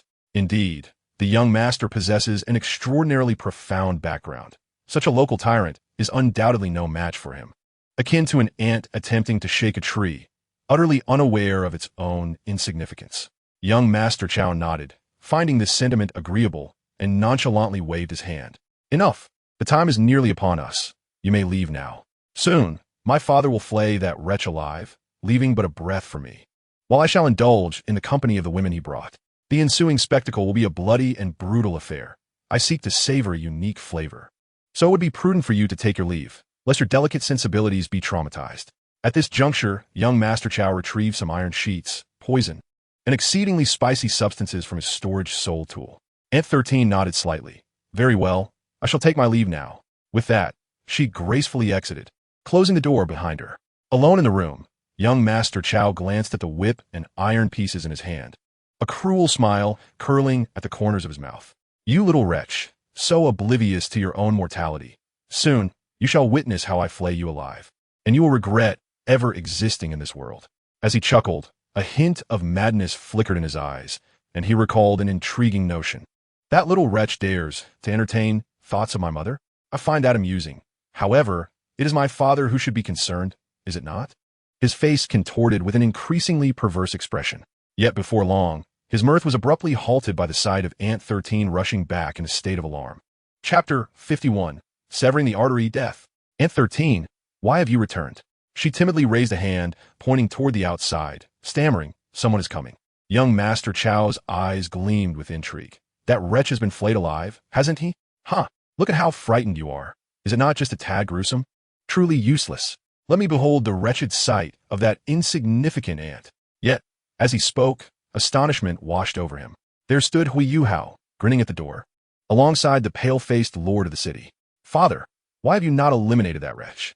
The lord's expression darkened further, a cold snort escaping him as he revealed a glimmer of helplessness. With a flick of his sleeve, he seized Ant 13 and strode away. Young Master Qiao sensed something was amiss. Huo Yuhao flashed a grin. Come, let us discuss life. Feeling a tightening in his chest, young Master Qiao wasted no time and unleashed his martial spirit. A black bear, its sole rings of commendable quality, 2 yellow and 1 purple, quite impressive for his rank. You young fool, do not mistake my reluctance to act as a sign of weakness. I shall show you the true meaning of cruelty. With that, he leaped toward Huo Yuhao. Just then, another figure appeared, Xiao Wu. Without hesitation, she executed a swift move, delivering a strike to young Master Qiao's waist. Despite his formidable martial spirit and excellent soul rings, years of indulgence had rendered his waist feeble, and he lacked any combat experience. A piercing scream escaped him. Moments later, only Huo Yuhao and young Master Qiao remained in the room, with Xiao Wu having long departed. Bound tightly to the bed and gasping for breath, young Master Qiao seethed.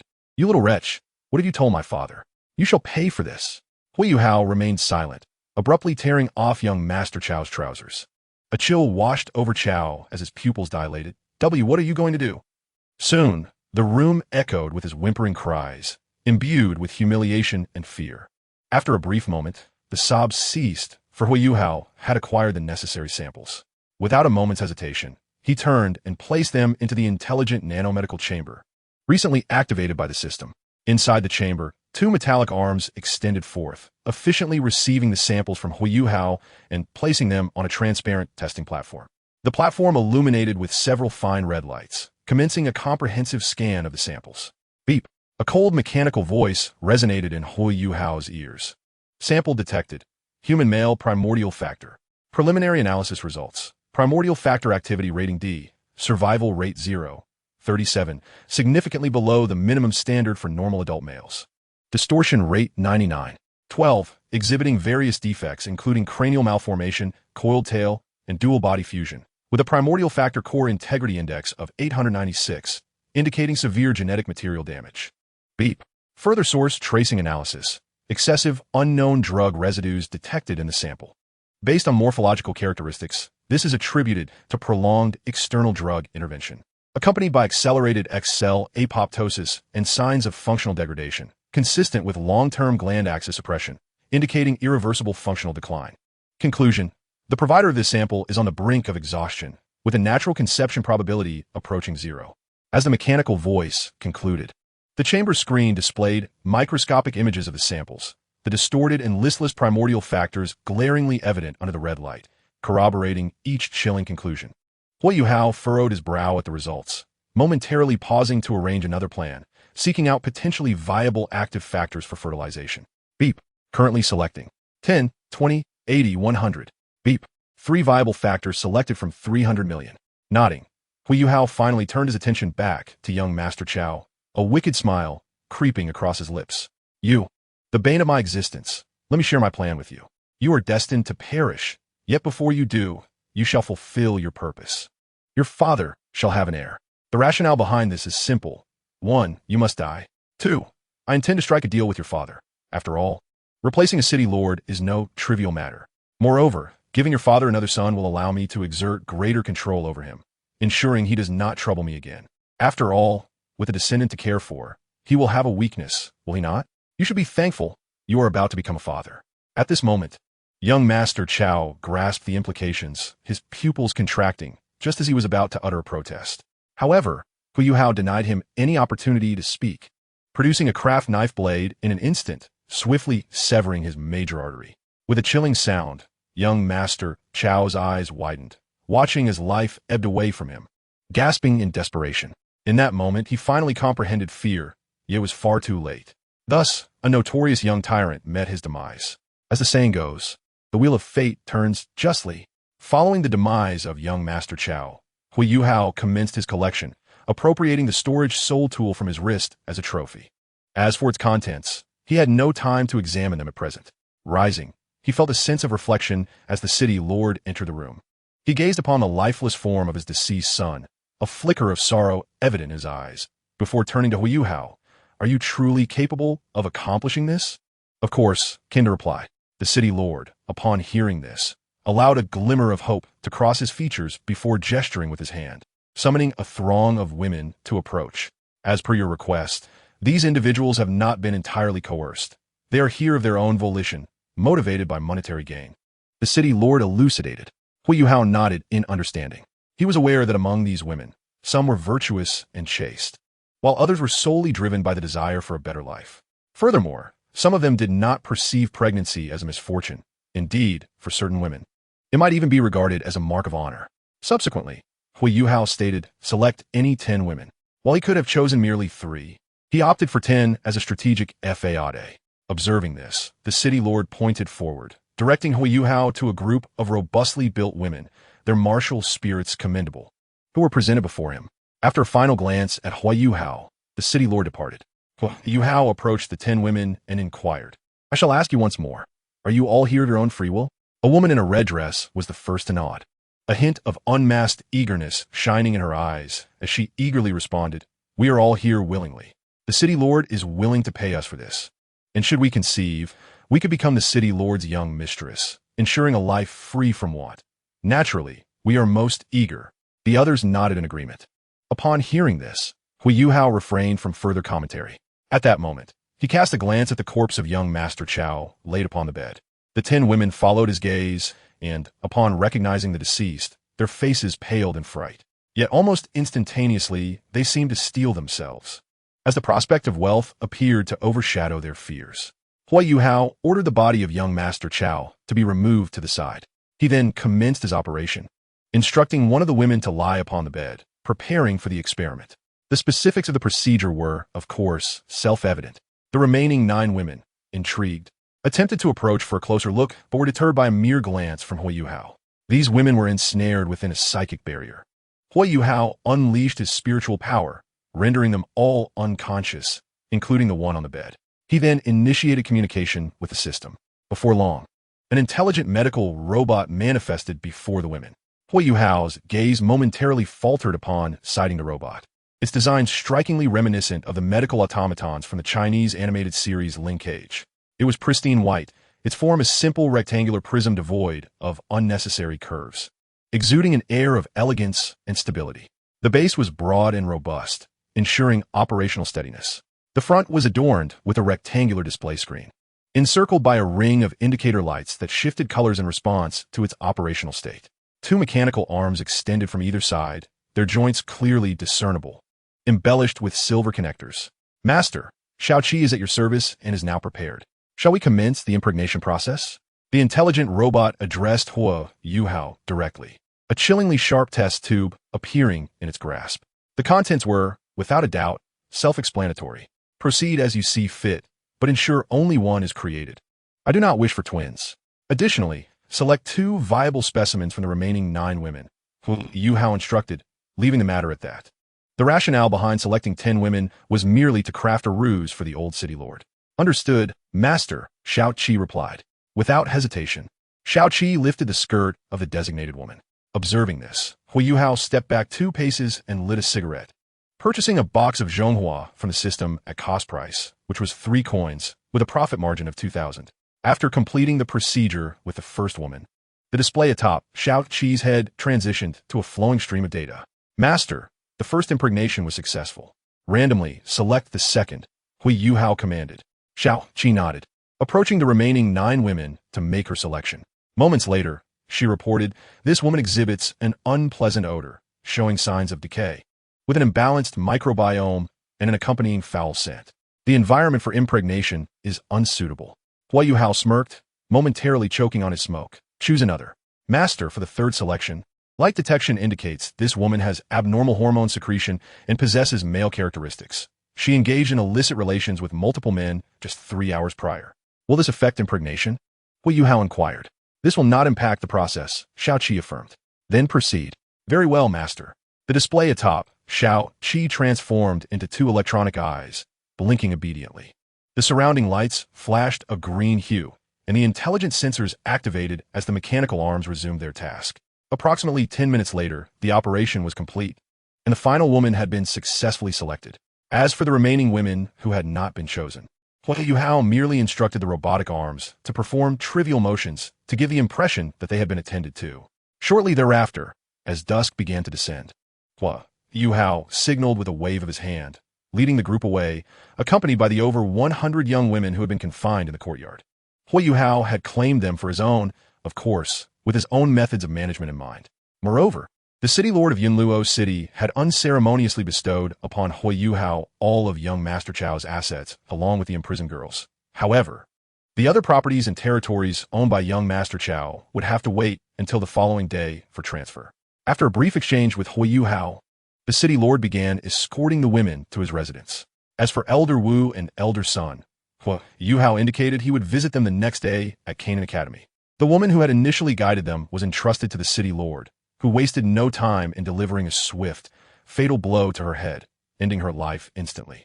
On the way, the Yuhao surveyed the group of trembling girls behind him, most of whom appeared to be aged between 15 and 17, with a few as young as 13 or 14.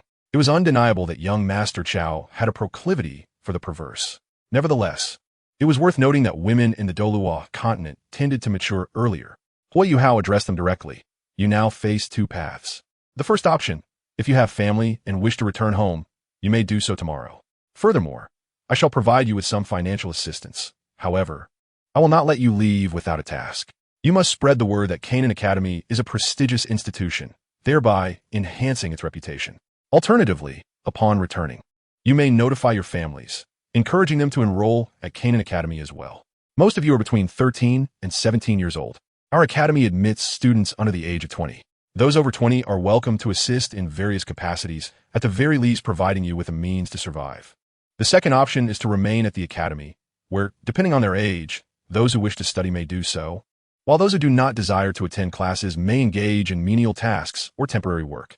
Upon hearing this, the numerous young ladies present were momentarily taken aback, utterly unprepared for such an announcement. At that moment, a girl clad in a purple dress stepped forward, inquiring, "Are you truly willing to let us leave?" To which Huo Yuhao nodded affirmatively. Of course.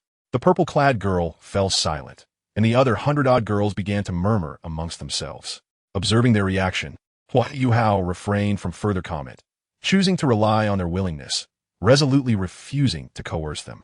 At this juncture, Ali, standing beside Huo Yuhao, looked at him and softly asked, "May I also negotiate a condition with you?" Huo Yuhao regarded Ali, casting a glance at her beastly ears and tail, and after a moment's thought, nodded. "Very well, let us discuss it upon our return, shall we?" Ali nodded her small head in agreement, and then lowered her gaze. A flicker of something extraordinary lighting up her eyes as she realized that this young man before her seemed markedly different from others. Once this matter was settled, the group resumed their journey. As time passed, approximately 2 hours later, the hour had crept into the depths of night. Huo Yuhao arrived at the entrance of the Qian Academy, where he found 3 individuals waiting, Elder Ji, Bai Lu, and Jiang Nan Nan. Of course, Xiao and Ji had also been waiting, but at merely 3.5 years of age, she could not withstand the fatigue and had fallen soundly asleep.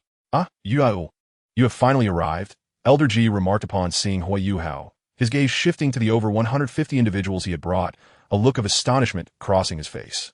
Huo Yuhao smiled and nodded in acknowledgement. "Yes, we have arrived. I apologize for the delay and appreciate your patience." Elder Yi chuckled, shaking his head as he patted Huo Yuhao's shoulder. "What is there to wait for? A little longer is of no consequence. In truth, without you, I would have found life rather dull and uninteresting. Now, I feel rejuvenated by the vibrant energy of these new students, which leaves me in a state of delightful bewilderment." Huo Yuhao also chuckled and shook his head. "Let us consider this a mutually beneficial arrangement, a matter of fate." He then gestured towards the more than 150 young ladies accompanying him, discussing their temporary arrangements and inquiring about the current state of the dormitories, how many were occupied, and whether there was sufficient space available. Elder Ji promptly assured him that there was ample room in the dormitory area, with only 7 or 8 individuals currently residing there, many being homeless or wandering souls. After all, according to the enrollment regulations of the surrounding academies in Douluo continent, the school year would not commence for another 10 days. Their recruitment now served as an advance advertisement, with actual enrollment set to begin only 10 days hence. Elder Ji further indicated that the newly constructed dormitory could conveniently accommodate these 150 young women, although they were somewhat short on bedding and linens. It would suffice for 2 or 3 girls to share a bed. Huo Yuhao nodded in agreement and continued. "Elder Ji, it is likely that the Lord of Yunluo City will arrive tomorrow morning, accompanied by another group of young women captured by his son, which should be quite substantial. Therefore, we will need to make additional arrangements for the dormitories. Elder Ji was taken aback at this revelation, never having anticipated Huo Yuhao to utter such words. He was well aware of the notorious young Master Qiao from Yunluo City, a figure infamous for his tyranny and formidable connections. He could hardly believe that Huo Yuhao had subdued him so swiftly. However, Elder Ji's astonishment was merely the beginning. Huo Yuhao continued, "Additionally, do remember that 2 elders from Yunluo Academy will also be visiting tomorrow morning. I have previously discussed with them the registration issues concerning Canaan Academy and the subsequent upgrades required. Their presence will undoubtedly facilitate matters. While we need to register with the Empire, their assistance and connections will save us considerable time." Elder Ji's body jolted at this news. He had not realized that Huo Yuhao had accomplished such a significant task. With Yunluo Academy support, the qualification issues for the Academy would become remarkably simpler. Merely a matter of a few spoken words.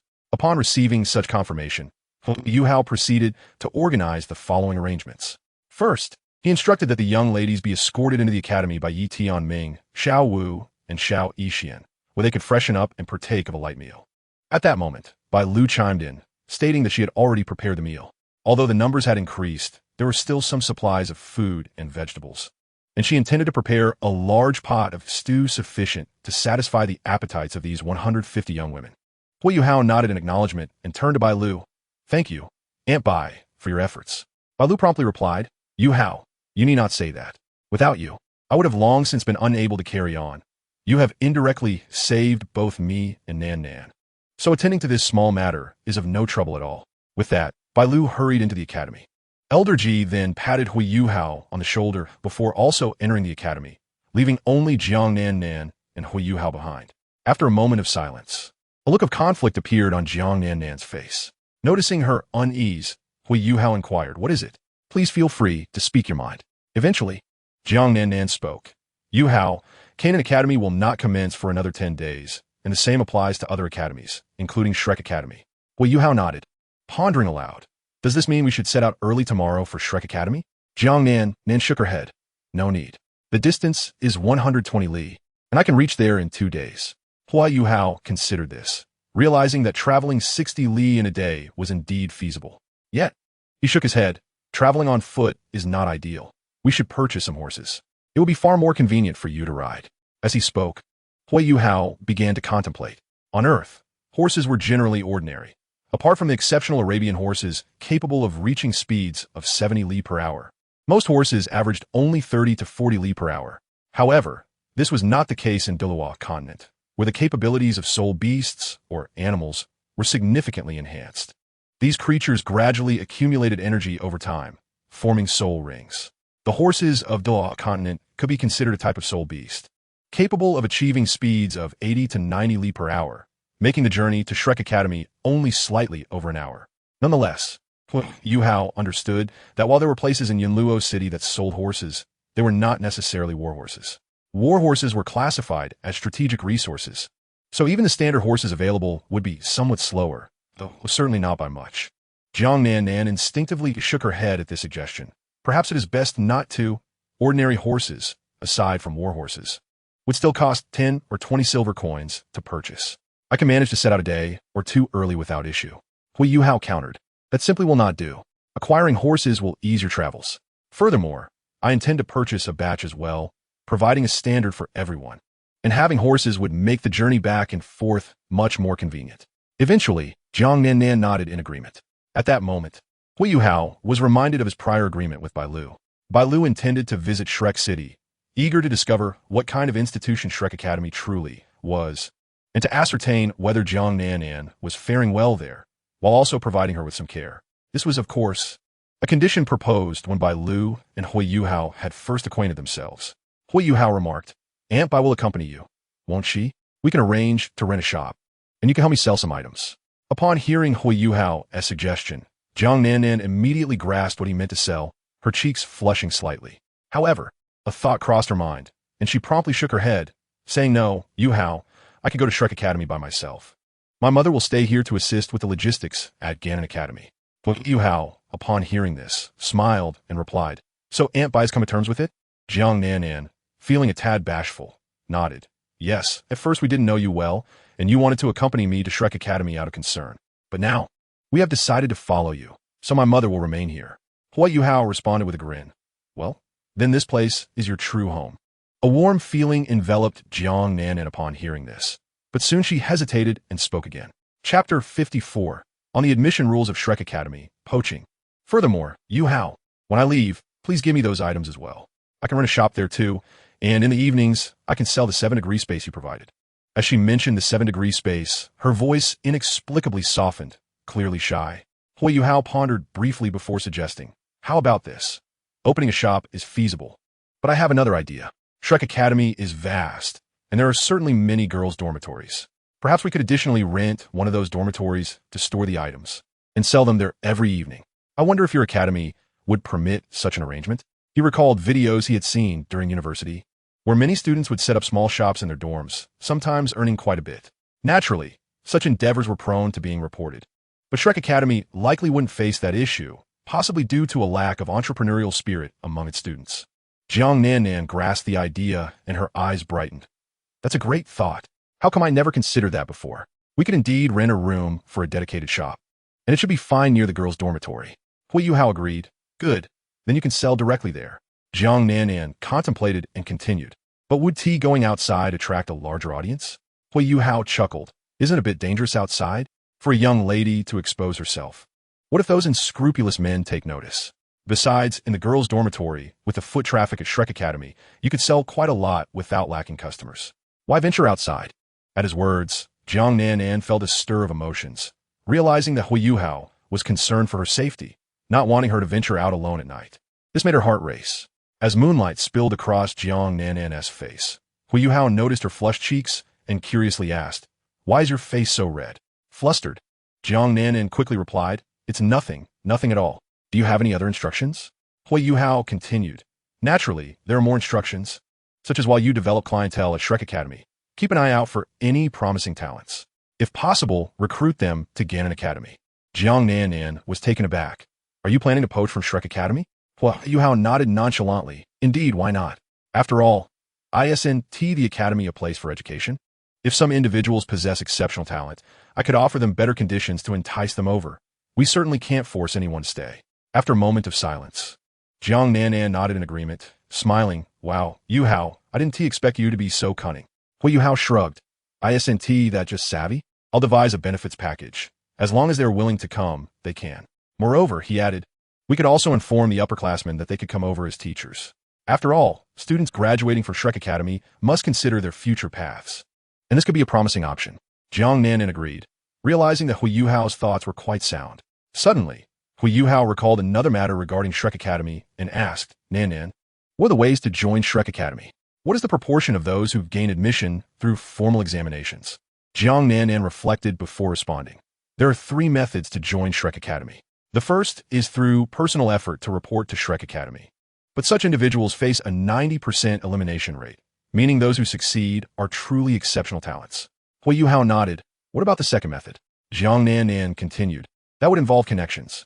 A millennium ago, Shrek Academy only accepted monsters, but now, to align with the 3 great empires and to promote peace and stability among them, the Academy allows each empire to send corresponding students for admission. Additionally, some particularly large families receive preferential treatment. Huo Yuhao acknowledged this, recalling that this setup was explicitly stated during the time of Douluo continent, where it was suggested that for the sake of continental peace, Shrek Academy made certain concessions, and that the true Shrek Academy was actually the inner academy. Upon hearing Jiang Nanan's words, Huo Yuhao nodded before continuing. The third method would be the special quotas for admission, correct? Jiang Nanan confirmed, indeed. Moreover, these special admissions are granted not only to those with historical ties to Shrek Academy, but also to those possessing mutated or exceptionally rare martial souls. Naturally, these individuals undergo research and are recorded thereafter. Huo Yuhao was somewhat surprised by this revelation, but he found the investment quite reasonable. Jiang Nanan added, as for the proportions, those who gain admission purely on merit make up about 60%, while the remaining 40% consist of those with connections, family influence, and special admissions for mutated martial souls. Huo Yuhao then shifted the topic back. Regarding Shrek Academy, there's a student named Zhou Yi, known for her temper. She might eliminate a significant number of candidates initially. Among those, some with family backgrounds may return to their original families, while others without such backgrounds rely solely on the quality of their martial souls. Jiang Nan suddenly had a thought and probed. Are you suggesting that if these students without backgrounds are eliminated, we could recruit them? Huo Yuhao nodded eagerly. Exactly. We can't expel someone just because they can't keep up in a race or are late due to other reasons. That wouldn't be right. Of course, some individuals may inherently possess weaker physiques and simply fail to meet the standards. It would be a pity for such talent to be discarded. However, this does not preclude the existence of those who are unable to endure hardship, and their character may indeed exhibit some deficiencies, yet they can be gradually trained. Upon hearing this, Jiang Nan was taken aback for a moment, and after a brief pause, she nodded, I will keep an eye on this matter. By the way, how did you come to know about teacher Zhou Yi? Huo Yuhao shrugged his shoulders and revealed a mysterious smile. Naturally, that is a secret. Jiang Nan cast him an exasperated glare, but soon realized that her reaction was somewhat impolite, causing her cheeks to flush slightly. Chapter 55, Conversations and Blushing. Under the night sky, Jiang Nan's face bore a hint of crimson, yet she quickly composed herself and continued. Yuhao, as long as one can gain admission to Shrek Academy. Their talent is undoubtedly exceptional, a rare find among thousands. Merely having the courage to attend Shrek Academy and participate in the preliminary tests indicates that they are all prodigies from their respective locales. Otherwise, they would not dare to risk such embarrassment. Moreover, each grade has specific assessment criteria. Failing to meet these standards will lead to compulsory expulsion from the academy, not just for first-year students, but also for second, third, and fourth years. Those who are expelled may not have reached the necessary soul power for various reasons, or perhaps due to their own laziness, though I sense the latter is less likely, as joining Shrek Academy is a privilege, and generally, they would not squander this opportunity. Jiang Nan paused before continuing. Of course, I may have said too much. What I mean is for those who are expelled, if we grant them another chance, they will surely cherish it even more, perhaps even training with greater diligence. After all, joining here means participating in the elite Soul Master competition across the continent. And they might even have the chance to challenge Shrek Academy. I feel that some individuals are harboring a desire to prove themselves. Huo Yuhao nodded in agreement. You are quite astute. Jiang Nan chuckled. I have always been clever, you know? Huo Yuhao replied. Indeed, you are clever. Jiang Nan cleared her throat, redirecting the conversation. Oh, and there is another crucial issue, which is the number of students advancing from the outer court to the inner court of Shrek Academy. Typically, the total number in the inner court does not exceed 50, and it may even be less. Thus, even those students with commendable talents face a considerable likelihood of being forced to graduate after reaching the 6th year.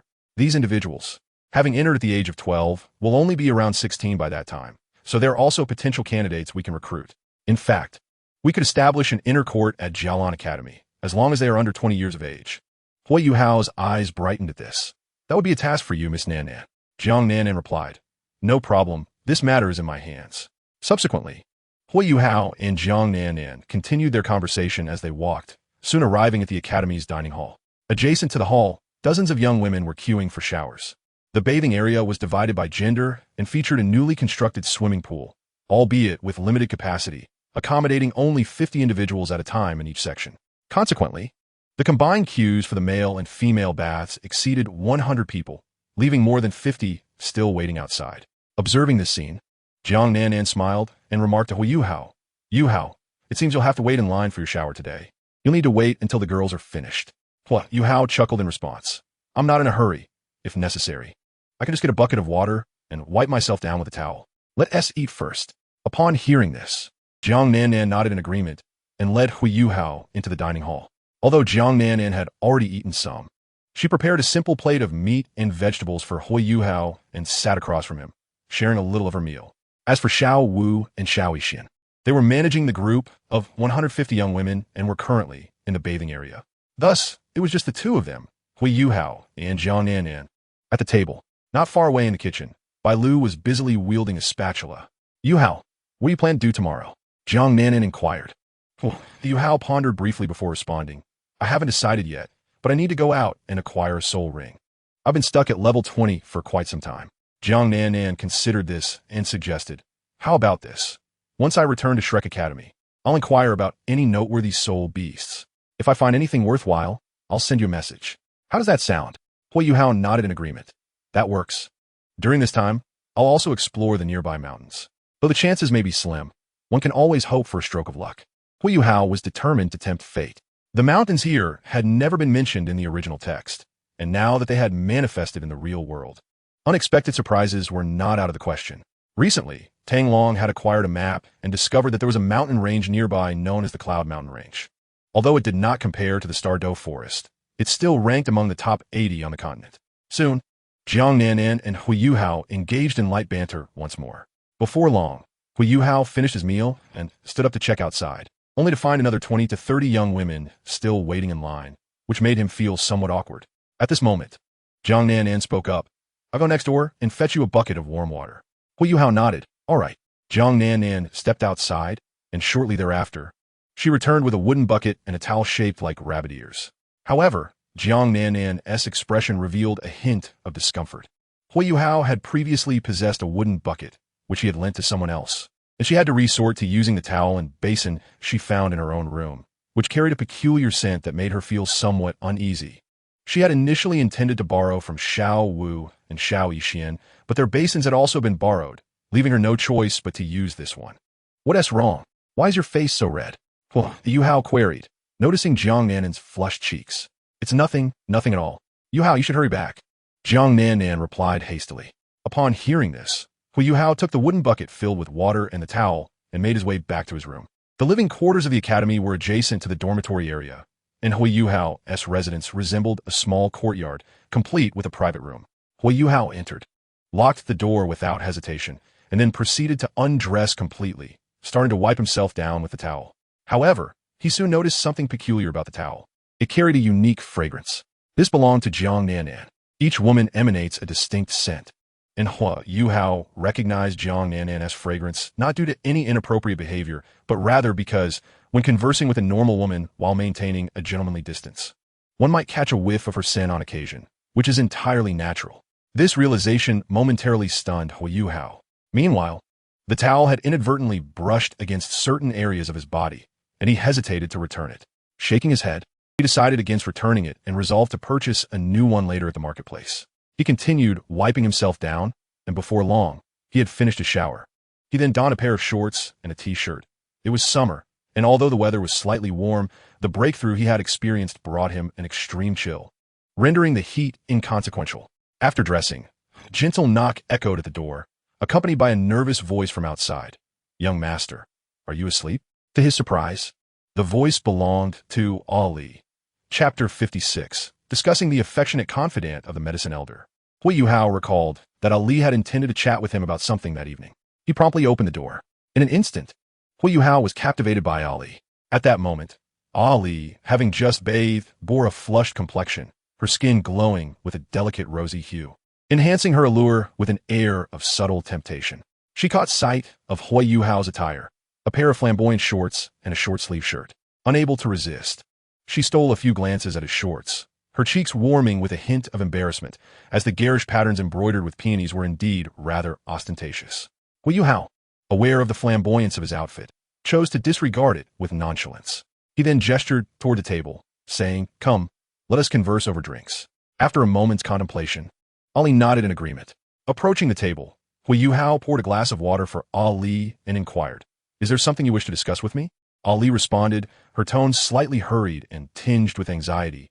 "Earlier, you mentioned that the 150 women could leave. Might I also take some time away?" She continued, "I recognize the inappropriateness of my request, given that you purchased me, while they are merely common folk without any financial ties to you. However, I yearn to visit the Spirit Mountain Range." Upon hearing her words, Huo Yuhao pondered briefly before nodding and replying. "You wish to seek out your fox mother in the Spirit Mountain Range, correct?" A flicker of sorrow crossed Ali's eyes as she affirmed, "Yes, I wish to see it. I am aware my mother is no longer with us. When I was captured, she was already gone. Yet, there may still be some lost siblings there, and I wish to visit. Rest assured, I will return afterward." Huo Yuhao took a sip of his tea, then began to tap his fingers lightly on the table, lost in contemplation.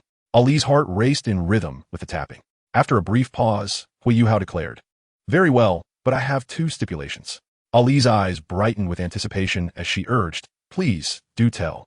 Huo Yuhao continued, "The first condition is that you must join the Canaan Academy." Without hesitation, Ali replied, "I accept. I shall join." At that moment, the system's voice echoed in Huo Yuhao's mind. "Ding, Congratulations, host, for securing Ali's enrollment in Canaan Academy. You may now unlock a special gift pack. Would you like to do so now? Huo Yuhao responded, please hold for a moment. System, understood. Turning back to Ali, Huo Yuhao stated, the second condition is that I need to remain here for a while to search for suitable soul rings. If none are found, I plan to venture to the Stardow Forest in about 2 months, and I will accompany you to the Spirit Mountain Range on the way to the extreme north. How does that sound? The reasoning behind Huo Yuhao's statement was twofold. First, the system would enter a dormant upgrade phase in a month, completing the process in 2 months. Therefore, he intended to wait for the system to awaken before proceeding, as it would likely trigger certain tasks. Secondly, he had a genuine desire to explore the vicinity for suitable soul beasts, as fortune favored the prepared. Moreover, during these 2 months, Huo Yuhao could observe the establishment of Canaan Academy and offer suggestions. At that moment, Ali was taken aback by Huo Yuhao's conditions. After biting her lip in contemplation, she asked, are you certain it will truly be 2 months? Huo Yuhao affirmed with a nod, indeed, it will be 2 months. After a moment's hesitation, Ali finally acquiesced, very well, I trust you. After all, since my capture, I have traversed many places and endured numerous auctions, which has already delayed me for nearly a year. 2 months is but a trifle. With a smile illuminating his face, Huo Yuhao replied, then it is settled. Ali exhaled in relief, rising to take her leave when Huo Yuhao suddenly called out, wait a moment. Puzzled, she returned to her seat across from him. In that silence, Huo Yuhao began to communicate with the system, while Ali felt an inexplicable sense of unease, her thoughts wandering to Huo Yuhao's garish shorts, provoking a daring yet unwelcome notion. Unbeknownst to Huo Yuhao, he commenced the process of claiming the special gift pack related to Ali. He recognized that her staying was one of the reasons for the gift. He understood that this pack was provided by the main system and, aside from its richness, it likely contained elements beneficial to Ali, which he could offer her when necessary, particularly methods to aid her cultivation. Finally, the system's voice resounded once more. Ding.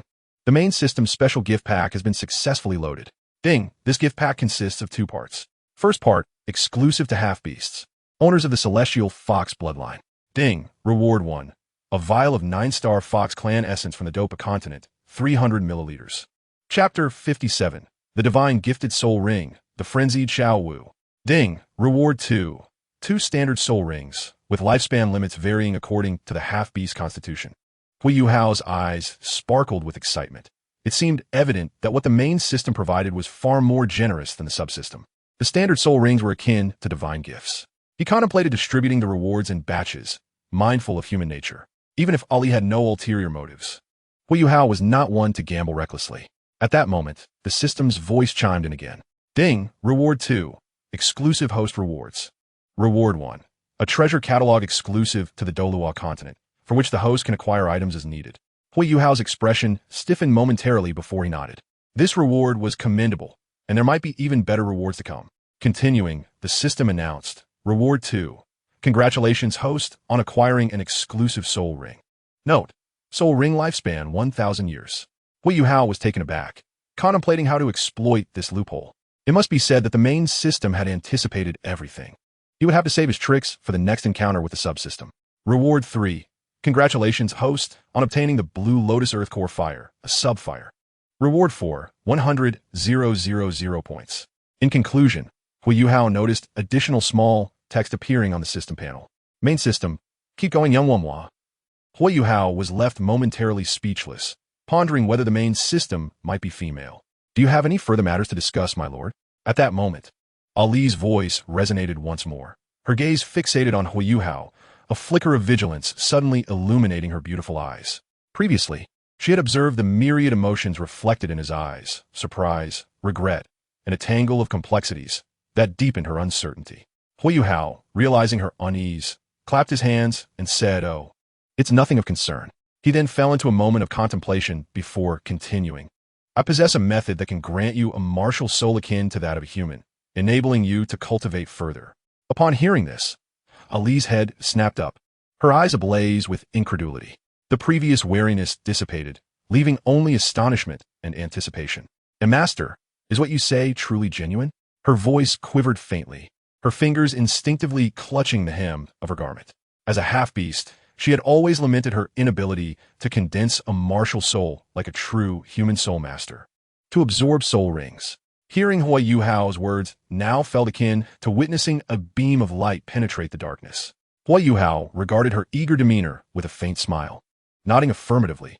Indeed, it is true. I possess a unique essence that not only purifies your bloodline, transforming it into that of another fox clan, but also awakens your own martial soul, allowing you to cultivate just like human soul masters. After this declaration, he refrained from immediately producing the 9-star fox clan essence, instead pausing to gather his thoughts before adding. However, the process will be excruciating, a torment akin to death. Are you willing to endure it? Ali's eyes glistened with unshed tears. She had never envisioned such an opportunity in her lifetime. Taking a deep breath, she endeavored to steady her tumultuous emotions and deeply bowed to Huo Yuhao. If Master can indeed assist me, Ali shall devote her life to following you. Never to betray, she was resolute. As long as she could possess a martial soul and cultivate like a normal person, no matter the pain, she would endure. Having suffered the constraints and disdain brought by her half-beast status, she was prepared to embrace any hardship to alter her fate. Seeing her unwavering determination, Huo Yuhao nodded in satisfaction. Very well, I shall first provide you with a small amount of blood for you to absorb as a trial. He then offered her 5 to 6 milliliters, allowing Ali to experience it first. Thank you, Master, she exclaimed, bowing once more before excitedly turning to leave. Watching her retreating figure, Huo Yuhao stroked his chin, shutting the doors and windows, extinguishing the lights, and lying on his bed to begin communicating with the system about editing the second soul and certain skills. Just then, Huo Yuhao's ears twitched. He suddenly sensed someone prying open the window. Before he could react, a stunning figure leapt through the opening. It was none other than Xiao Wu. She gazed at Huo Yuhao, particularly at his trousers, a mischievous grin spreading across her face, exuding a hint of roguish charm. In an instant, she stripped herself bare and pounced toward him, initiating an intimate encounter. Huo Yuhao, having been caught off guard by Xiao Wu's entrance, found himself momentarily stunned. However, upon witnessing her current state, he gasped sharply. Xiao Wu, are you playing with fire? Do you realize that? He looked at her, feeling an intense heat radiating from her, causing his heart to race, and he gritted his teeth, delivering a playful slap to her pert backside. Xiao Wu giggled. Yes, I am indeed playing with fire. Without hesitation, she leaned in and kissed Huo Yuhao directly. He, too, succumbed to the moment, wrapping his arms around her waist in a domineering embrace. Moments later, the newly acquired wooden bed creaked under their weight. Meanwhile, within the sea god temple of the divine realm, Xiao Wu, who had been peacefully slumbering, suddenly felt a blush spread across her face, and she couldn't suppress a soft moan, as if caught in a wondrous dream. Unbeknownst to them, Tang San was entirely unaware of these events, his mind radiating wisdom as he collaborated with Douluo Bo on the poison god SA trials. Yet, this was merely a fleeting moment. As time flowed on Douluo continent, 7 days had swiftly elapsed. During this period, Huo Yuhao underwent monumental changes. After Tang San finished his tea, he sensed a shift and abruptly gazed at the shimmering light within Douluo Star. The fortune of the Chosen One has intensified once more. It seems that the blessings of the Tang family will deepen once again. Chapter 58, Hitting a System Bug, Huo Yuhao breaks through. In the divine realm, Tang San was fervently contemplating and strategizing the so-called Poison God's 9th trial. Back in Douluo continent, it had been 7 days since Huo Yuhao received the soul ring from the system. During this time, he not only conceptualized and enhanced the second soul skill, but he also absorbed the Azure Lotus Core fire and the sub-fire, leading to Tang Long's rapid ascent from level 20, soaring 7 levels to 27.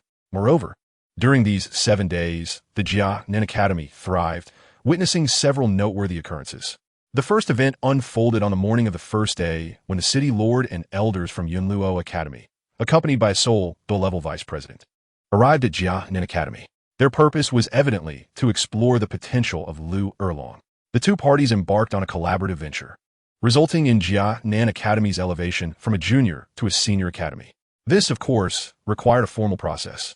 As the vice president of Yunluo Academy and city lord, Chao jointly submitted a letter to the imperial capital of the Star Luo Empire.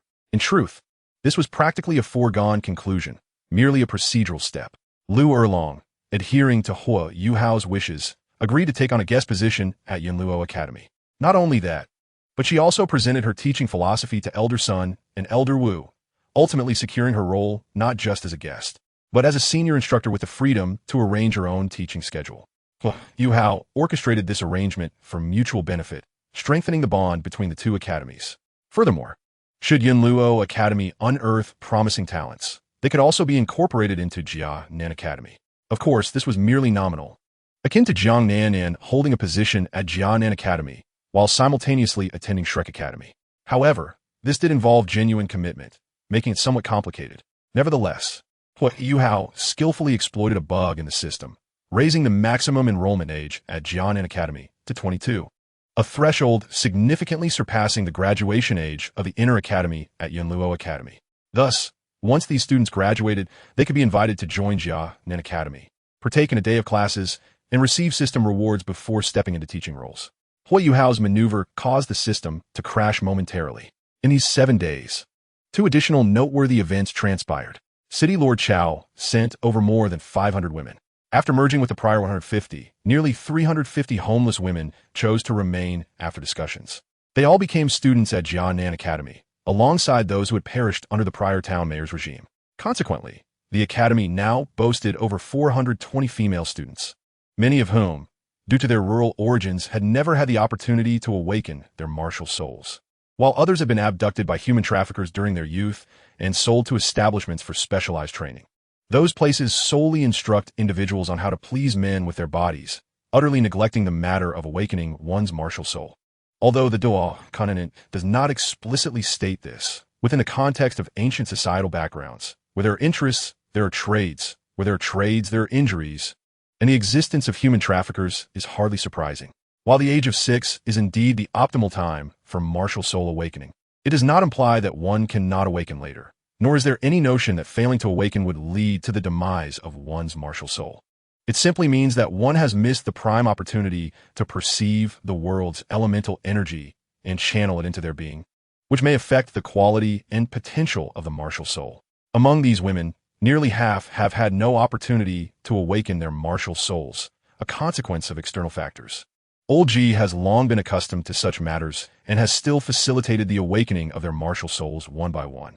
In this regard, Huo Yuhao harbored a sense of anticipation akin to unboxing a mystery package. Should he awaken a formidable martial soul, he would be directly rewarded by the system. Indeed, fortune favored Huo Yuhao, as he did uncover one that met the system's criteria. It belonged to a 15-year-old girl whose awakened martial soul was a fiery spear. The system evaluated that although her awakening was late, the quality of the fiery spear was above average, and her innate soul power reached level 7. The system also remarked that had she awakened at the age of 6, her innate soul power might have reached level 9. Huo Yuhao felt a pang of regret, but had to accept reality. Of course, he received a substantial reward from the system, as this character was beyond its expectations. The rewards comprised 4 aspects: an increase of 2 levels in his soul power, 4 third-tier ice attribute magic boxes, 3 Earth-Fire Lotus Seeds from the Qinglian Earth-Fire, and 100,000 points. Most satisfying to Huo Yuhao were the 3 Earth-Fire Lotus Seeds, though they were a diminished version. They could still enhance the soul power of soul masters below level 40 by 4 levels. However, Huo Yuhao refrained from absorbing them, as he was already at level 29, and further absorption would merely lead to a bottleneck at level 30. He decided to wait until he found the 3rd soul ring before absorbing them. At that juncture, he could elevate 4 levels at once, which would be quite delightful. Then there was Li's situation, when she absorbed 5 milliliters of 9-star Beast Soul Essence. The pain nearly caused her to faint, yet she gritted her teeth and persevered. The following day, Huo Yuhao provided her with another 5 milliliters to continue her absorption. In the ensuing 7 days, they would systematically proceed. After 7 days, Huo Yuhao was now accompanied by the little medical sage in the Yunluo mountain range. The Yunluo mountain range is a significant mountain range nearby, where individuals from the local academies, including Yunluo Academy, often come to seek soul rings. This time, Huo Yuhao brought the little medical sage to acquire her 4th soul ring. Over the past 7 days, her soul power had risen to level 40. Her rapid advancement was attributable to her innate martial soul being inherently superior, coupled with her exceptional talent. Additionally, she had previously possessed a foundation at levels 36 and 37. And with Huo Yuhao providing her some purple crystal companion essence, the overwhelming energy directly propelled her to level 40. Xiao Wu had also reached level 39, while Jiang Nanan was in the late stages of level 38. This was still the result of Huo Yuhao providing them only a small amount of purple crystal companion essence. Yuhao, are you going to leave soon? The little medical sage inquired as they searched for soul rings amidst the dense forest of the Douluo mountain range. Huo Yuhao nodded. The little medical sage's eyes gleamed with anticipation. Can you take me with you? Huo Yuhao readily agreed, of course. She smiled. Then I will train diligently over these next 2 months, and I won't hold you back. Observing her earnest demeanor, the Yuhao chuckled. It's fine if you do. Worst case, I'll just impose a punishment on you. The little medical sage raised an eyebrow. What kind of punishment? Huo Yuhao's gaze scanned her shapely figure, and with no one around, he boldly reached out and caressed her, even teasingly tracing a line across a certain spot.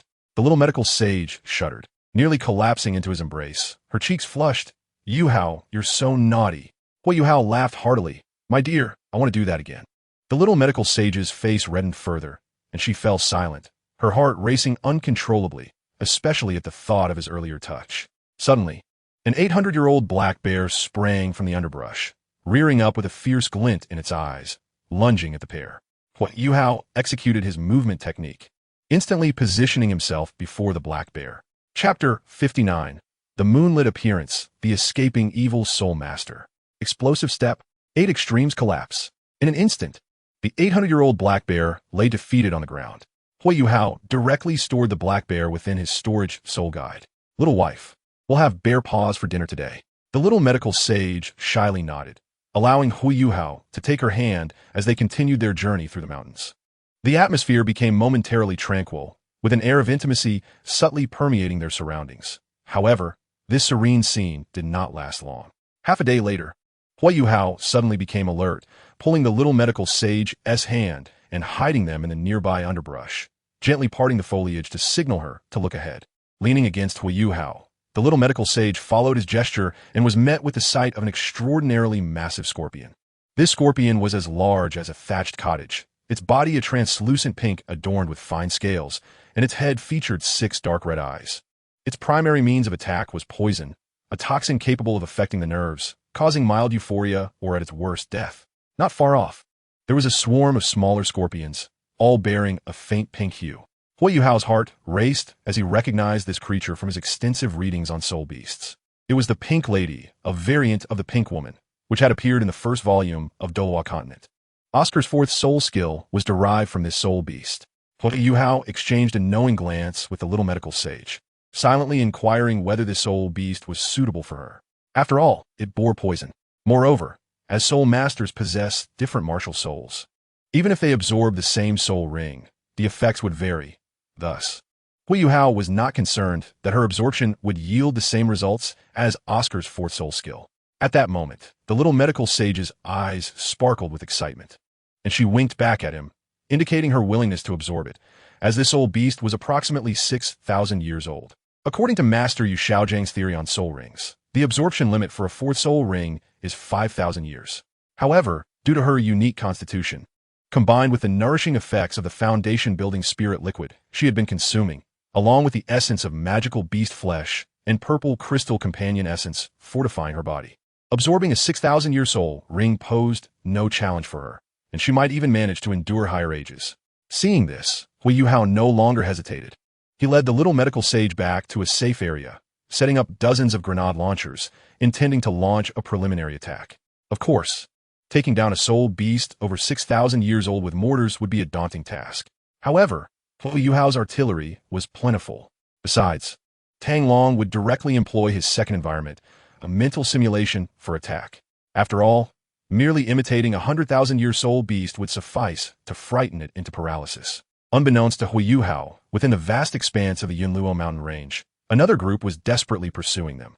This group was clad in matching white attire, the men resembling modern naval officers, while the women donned white uniforms complemented by berets. Leading them was a tall woman, the pride of Douluo Academy, Xiao Wu. By her side was a stout, affable man, and a middle-aged female instructor was guiding the team. At that moment, Xiao Wu glanced back at the panting, nearly lagging behind plum man, gritting her teeth. Ma Yingjun, I told you not to eat so much at the academy. You never listen. After just a few steps, you're exhausted. What if the evil soul master gets away? Ma Yingjun gasped for breath. Sister Xiao Wu, they can't escape. The intel indicates that those 3 evil soul masters are all 3-ringed soul venerates. after being scattered by the army of Duke White Tiger in the Mingdong mountain range. They fled here. They were already injured, so they surely can't run far. Besides, we're not the only team. Other academies are also searching for them. They won't get away. Xian Yue replied, that won't do. Those 3 evil soul masters must be captured by our team. The points awarded by the academy are at stake, and I refuse to let them slip away to others. I certainly don't want to lose to the captain. Ma Yingjun said, Sister Xian Yue, our captain is in another team.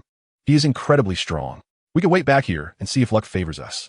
Xian Yue gritted her teeth. You glutton. You have no ambition at all. With that, she quickened her pace. Though their supervising mentor felt somewhat helpless upon witnessing her enthusiasm, they were also pleased with Xian Yue's eagerness. This time, the academy had dispatched several elite teams to hunt down the 3 three-ringed evil soul masters, both as a mission and a trial for the students. However, to prevent any unforeseen incidents, the mentors would intervene if necessary. Ah, there's blood here, still fresh. Right ahead, Xian Yue exclaimed as she pushed through the underbrush, spotting bloodstains on a leaf. The mentor cautioned, all right, be careful. I will keep an eye on things from the side, and will step in if needed. Xian Yue and the others nodded and hastened into the thicket, with Ma Yingjun gritting his teeth to follow suit. Meanwhile, deep within the Douluo mountain range, the sound of cannon fire erupted. Upon hearing the blasts, Xian Yue's heart tightened. After listening intently for a moment, she said in a low voice, that's the sound of soul-guided cannons. It must be at least 10 miles away. To hear it from such a distance indicates formidable power. Beside her, Ma Yingjun scratched his head. It does sound like it, but it seems a bit far. Moreover, it doesn't quite resemble the sound of soul-guided cannons. Something feels off. I just wonder who is fighting over there. Xian Yue frowned at his words, then took the lead toward the source of the sound. Naturally, Ma Yingjun and the others followed closely behind.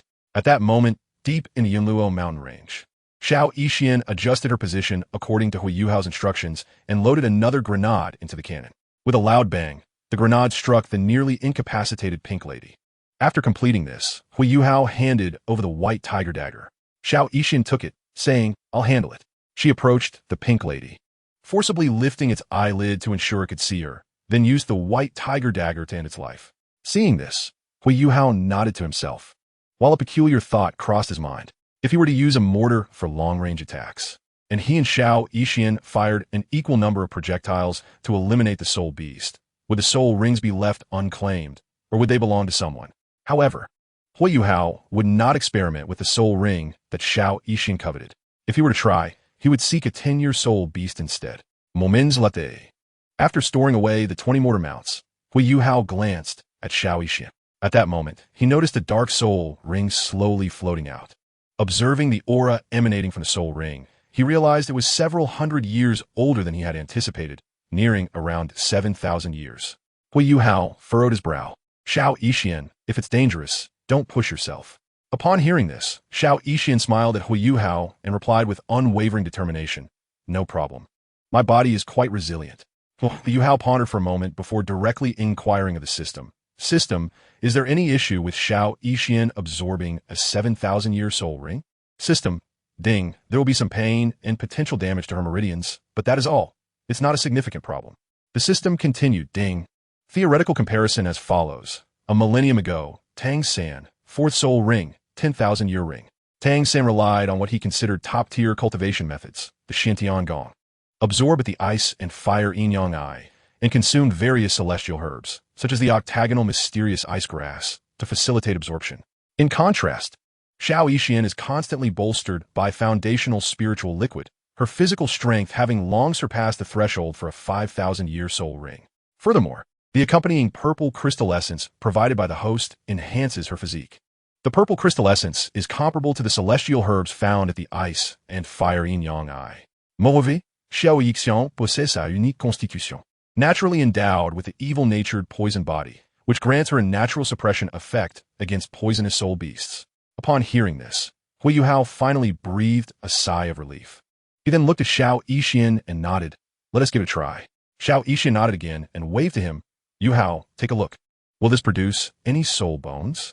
Chapter 60. A minor bug. The soul bone setting of Huo Yuhao was somewhat taken aback by this and shook his head. The likelihood of soul bones appearing is minuscule. However, despite his words, Huo Yuhao still approached Xiao Yixian. Xiao Yixian smiled in response. That is not necessarily true. According to the soul B setting, The probability of soul bones appearing below 10,000 years is extremely low, merely 1 in 10,000. However, under two specific conditions, the likelihood increases significantly. First, the bloodline level must be relatively high. This pink lady is a variant of the pink lady scorpion, making it a ruler among its kind. Hence the possibility. Moreover, if a soul beast experiences special circumstances before death, it may also produce soul bones, primarily triggered by intense emotional fluctuations, such as anger, sadness, or extreme frustration. Yuhao, you startled it with the aura of a 100,000-year soul beast, which paralyzed it. Subsequently, when we ambushed it with grenades while it remained unaware, it would naturally become enraged, thereby increasing the possibility. Huo Yuhao found this reasoning intriguing. That does make sense. With that, he gave Xiao Yixin a thumbs up. Well done. It seems the knowledge from Douluo continent was not learned in vain. Xiao Yixin chuckled. Then I shall proceed to absorb the soul ring. Huo Yuhao nodded. Go ahead. Immediately, Xiao Yixin handed the white tiger dagger to Huo Yuhao, sat cross-legged, and began to absorb the soul ring. At that moment, Huo Yuhao took the white tiger dagger and began to slice into the pink lady. The outer skin of the pink lady had already been severely damaged by the grenade, with numerous cracks on the surface, making the cutting process relatively effortless. Before long, Huo Yuhao managed to sever two pieces, detaching its pincers. Regrettably, there were no soul bones. However, Huo Yuhao was undeterred and continued cutting into other areas. Eventually, when he reached the last tentacle of the pink lady, he discovered something unusual and promptly began to peel it away from the tentacle's end. Moments later, Huo Yuhao found what resembled a middle finger bone, emanating a moderately strong wave of soul power. Huo Yuhao was puzzled. Is this a soul bone? Without hesitation, he inquired of the system again. System, yes. A segment of a middle finger bone. Huo Yuhao was somewhat incredulous. According to the settings of Douluo continent, soul bones include left arm bones, right arm bones, skull bones, trunk bones, left leg bones, right leg bones, and external soul bones. Only these 7 types exist, correct? System. Actually, that is the setting of Douluo I. As the story progresses toward the era of the Peerless Tang sect, in addition to the collapse of combat power, soul bones will also present some perplexing phenomena. For instance, under normal circumstances, Huo Yuhao would acquire the dark gold terraclaw bear's paw bone. Ding, since there's a paw, there's a probability of producing finger bones and other soul bones. Ding, according to the energy planning, the bone of the hand that the host is using will transform into an arm bone after a myriad of uses.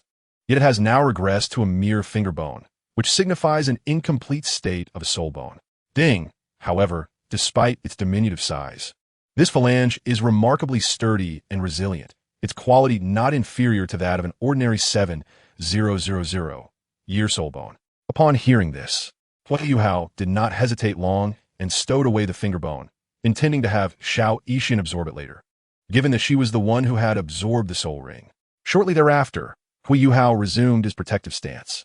Yet, it wasn't long before he sensed something amiss and suddenly turned his gaze forward. At that moment, 3 figures clad in white were hastily approaching. These 3 appeared disheveled and bore visible injuries, their ages likely around 20. They were none other than fleeing evil soul masters. According to the original text and anime's lore, evil soul masters are typically garbed in black robes, which is the standard attire. However, that is merely a construct of the anime. This is the real world, where logic must occasionally prevail. Wearing black robes is an unmistakable mark of an evil soul master, and they were not at a gathering of such individuals. Moreover, as they were fleeing, donning white garments made sense in this context, aligning perfectly with rationality. Upon seeing these 3, Huo Yuhao narrowed his eyes slightly, sensing an aura of chilling malevolence emanating from them. At that moment, the leader among them glanced at Huo Yuhao and then at Xiao Yixin, quickly grasping certain implications, and subtly signaled to his companions. The leader approached within a short distance of Huo Yuhao, forcing a smile and clasping his fists in greeting. Young brother, you must be a local, right? Us 3 brothers have encountered soul beasts on our tails and suddenly lost our way. We are outsiders who accidentally stumbled into this place. Might you know of any routes to exit this mountain range? We are eager to descend. Any shortcut would suffice, the quicker, the better. As he spoke, the young man retrieved a pouch of gold coins from his waist and tossed it to Huo Yuhao. In truth, the young man had a more effective approach. He could have threatened Huo Yuhao with a blade to lead the way. Yet, he understood that such an action could lead to significant complications. After all, they were being pursued, and some individuals possessed enough integrity to lead them into peril, which would be disastrous. Thus, deception became the primary tactic, a strategy that had allowed him to evade pursuers throughout the Mingdo Mountains. Of course, those who had been treated kindly by him ultimately met with their demise. Observing the situation, Huo Yuhao formed a hypothesis, and a glimmer of confusion flashed in his eyes. "Oh, you wish to descend a mountain? That's fine. Just follow the direction I point and keep heading left. There's a shortcut that generally goes unnoticed." Upon hearing this, the leader's eyes flickered momentarily, a hint of something unusual passing through them as he smiled again. "Young brother, you truly are a good person. Please lead us." Huo Yuhao shook his head. "I think I'll pass. My companion is absorbing a soul ring, and I need to protect her." The leader's expression narrowed at this response. One of the other young men in white, sensing the situation, grew visibly anxious, his gaze darkening with malice as he raised a hand to threaten Xiao Yixian. But just then, Huo Yuhao's voice interjected. "Ah, who said I'm a good person? Very well, I shall lead you." With that, Huo Yuhao foolishly began to walk ahead. The three exchanged glances, assessing Xiao Yixian before gritting their teeth and following him. In truth, they had intended to do something to Xiao Yixian, but they knew time was of the essence. Even if they knocked her out and took her, she would only be a burden. Soon, they walked for about 100 meters when Huo Yuhao suddenly halted. At that moment, he turned to the three men with a puzzled expression. "I have a feeling you're not exactly good people. If I show you the way, you would plan to kill me, would you?" The leader, clearly growing impatient, replied. "Of course not. You are our benefactor for showing us the way, and we would naturally repay you. It is not in a person's nature to act against a benefactor, is it?" As he spoke, the two behind him exchanged glances, clearly understanding that repaying him would entail reducing him to mere fragments. Huo Yuhao appeared to genuinely believe this, nodding in agreement without further hesitation. At that moment, he subtly took a step forward, preparing for a decisive strike. His rationale for acting now was to ensure safety from potential harm to Xiao Yixian should he wait too long. However, just as he was about to strike, a sudden voice rang out. "Where do you three think you're running? Seeking death." It was Shan Yue. Simultaneously, she and her companions charged towards the trio. Huo Yuhao clenched his teeth at the sight. In that moment, one of the men shifted, lunging for Huo Yuhao's throat, clearly intending to take him hostage. The evil soul masters understood that, in the face of these so-called righteous soul masters, they held a sense of justice and thus refrained from acting recklessly, especially when it concerned students from the academy. Yet, as the man's hand nearly reached Huo Yuhao, he suddenly felt a rush of confusion, as if something had pierced into his mind, disrupting his mental clarity. In a fleeting moment of disorientation, he realized that blood was gushing from his neck. Huo Yuhao had already severed his carotid artery with a white tiger dagger. Without a moment's pause, Huo Yuhao focused his attack on the leader. With explosive speed, he unleashed the 8 extremes collapse, sending the young man flying over 20 meters. Witnessing this, another member gritted his teeth and chose to flee, opting for self-preservation. Shan Yue, astonished by Huo Yuhao's decisiveness, quickly regained her composure.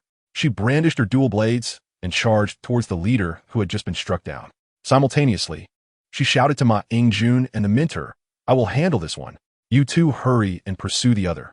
We cannot let them escape." Ma Yingjun and the others instinctively responded, "Sister Shan Yue, be careful. We're off." Upon hearing the name Shan Yue, Huo Yuhao felt a spark of surprise. Shan Yue, a participant in the Douluo competition of Yunluo Academy, one of the targets of Su Sanchi's teasing. From the looks of it, her situation mirrored that of the anime. The mentor, having assessed that Shan Yue could swiftly deal with her opponent, glanced at Huo Yuhao, who remained an enigma, especially after his previous attack had severely injured the young man. At that moment, Huo Yuhao addressed their mentor. "My name is Huo Yuhao. I am acquainted with Elder Sun and Elder Wu from your academy, and I am also a student from Qin Academy. So, if you wish to pursue, please do so. I have done nothing wrong and am not a villain." Upon hearing these words, the mentor's eyes widened in surprise. After a moment of contemplation, he nodded and remarked, "Young man, I shall remember your visage." Huo Yuhao smiled in response.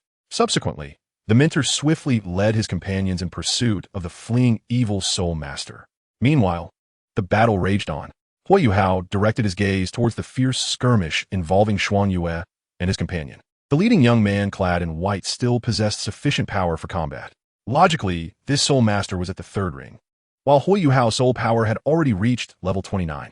The might of Huo Yuhao's 8 extremes collapse should have been enough to vanquish him outright. However, The Soul Master's chest bore a third-level soul guiding armor.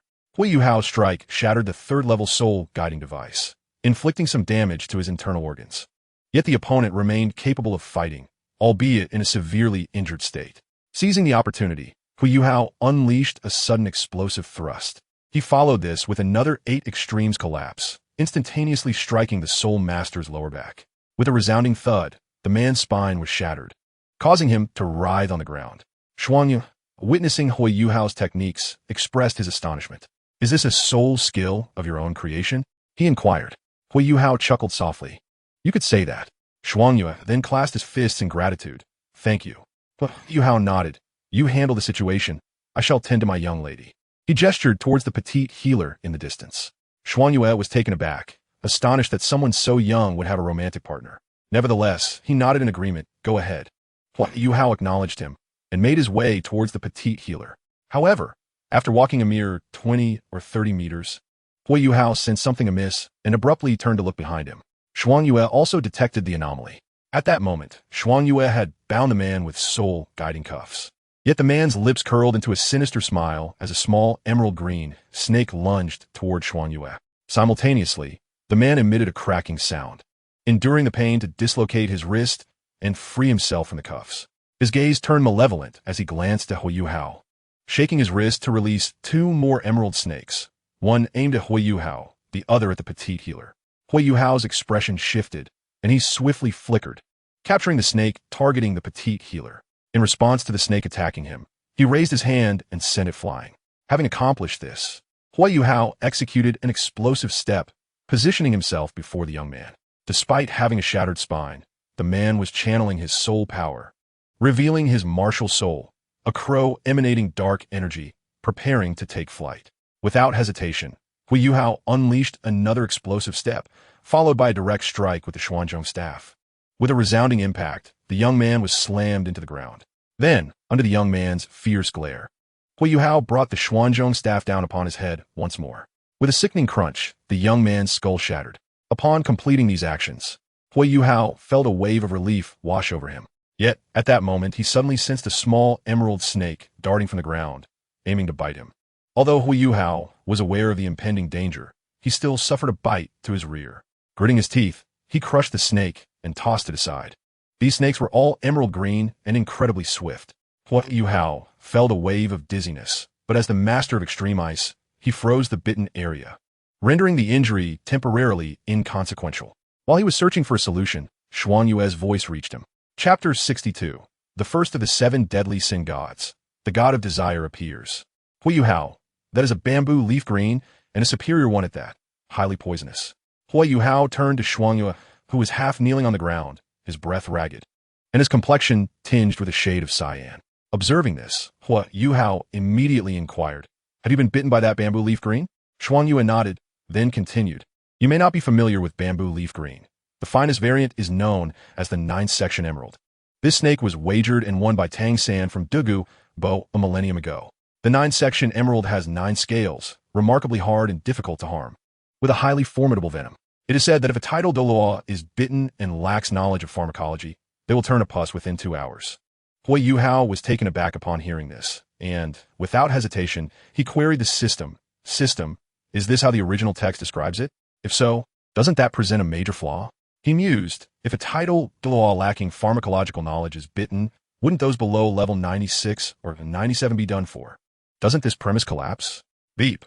According to the original text, it does indeed collapse. The original text states, during the wager between Douluo and Tang San, the 9th section emerald is described such that if bitten, a title Douluo lacking pharmacological knowledge would transform into pus within 2 hours. This premise is reiterated in multiple chapters, including Douluo's recollections, Tang San's thoughts, and narrative exposition. Beep. According to this premise, it could still inflict harm on levels 97 and 98. After all, the original text only mentions title Douluo, and levels 98 and 99 still fall within the title Douluo category. Beep. Thus, the system concludes, perhaps Xiao did not consider this deeply at the time, leading to such a flaw. However, later, San Xiao may have deemed this premise exaggerated, which is why the 9th section emerald was not showcased in later chapters and was conveniently forgotten. Of course, it cannot be ruled out that San Xiao simply overlooked it. In any case, This flaw has been ignored and faded away. Huo Yuhao was left speechless, yet upon reflection, he realized that San Xiao's writing style often exhibited similar inconsistencies. This premise indeed bore significant flaws. Take, for instance, the chapter where Xiao Wu sacrifices herself. The 9-section emerald was present while Tang San was still concealing his identity, preparing for a stealth attack. The Ghost Douluo and the Chrysanthemum Douluo would undoubtedly pose some threat to them, considering their standing among title Douluo. Even if they failed, they could still eliminate 2 Soul Douluo. This would not lead to Xiao Wu's tragic fate. In summary, the 9-section emerald's flaw had rendered it irrelevant.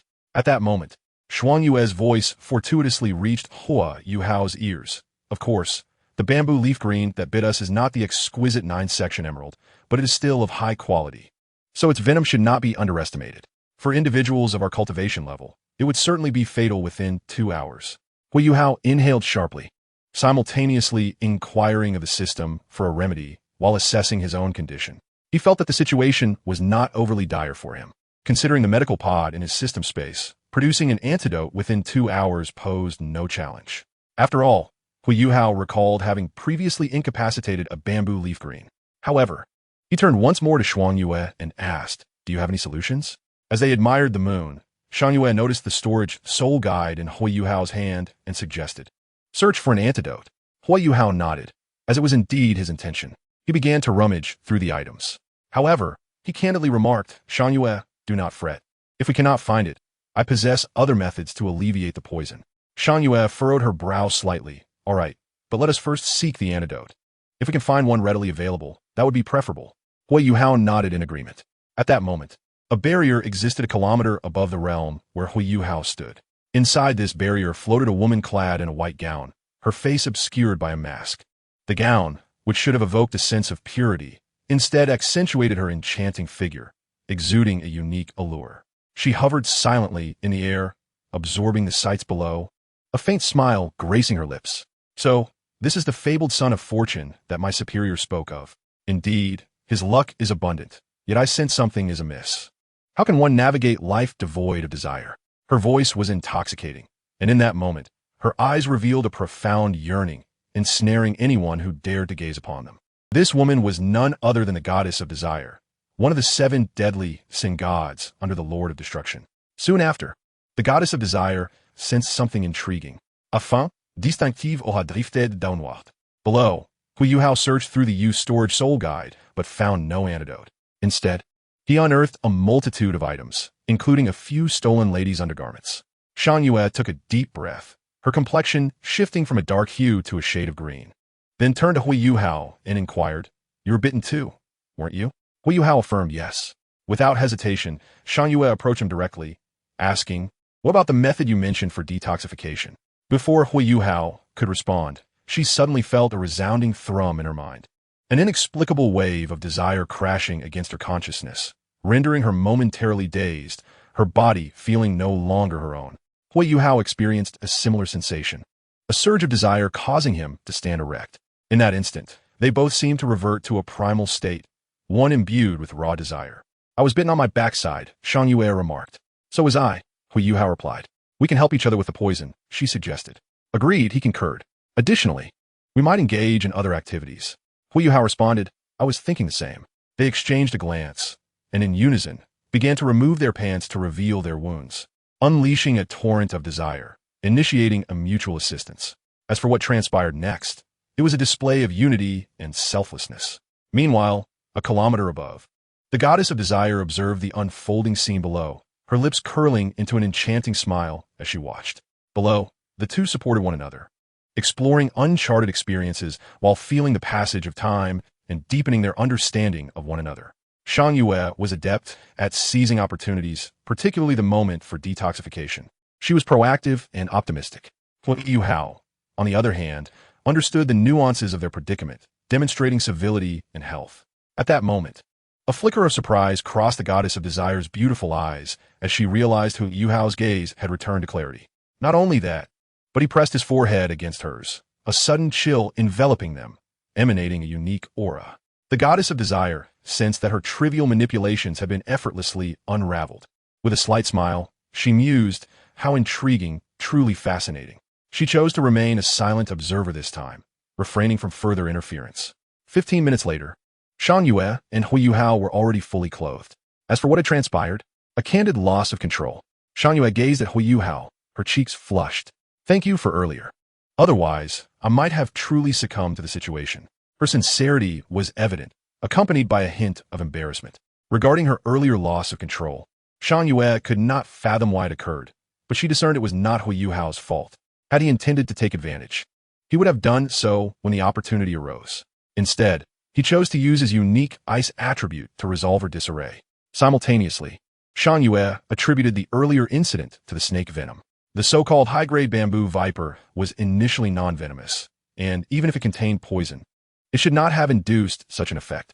However, in the hands of an evil soul master, it may have been tampered with to produce such a reaction, which was entirely plausible. Beyond that, she could not deduce any other reasons for her loss of control. Huo Yuhao awkwardly replied, "You're welcome. I was a bit rash and impulsive as well." He reflected on the earlier events, which could be described as utterly transparent. In truth, when he was affected, the heavenly dream ice worm had panicked, but fortunately, the system had ultimately proved effective. Regardless, the system was formidable in this Douluo realm. It had directly informed Huo Yuhao that he could utilize the chill emitted from a third-tier ice attribute magic core to alleviate the effects. Combined with the assistance of the heavenly dream ice worm residing in his spiritual sea, making the resolution manageable. Furthermore, the goddess of desire had merely engaged in a minor probing, exerting no substantial force.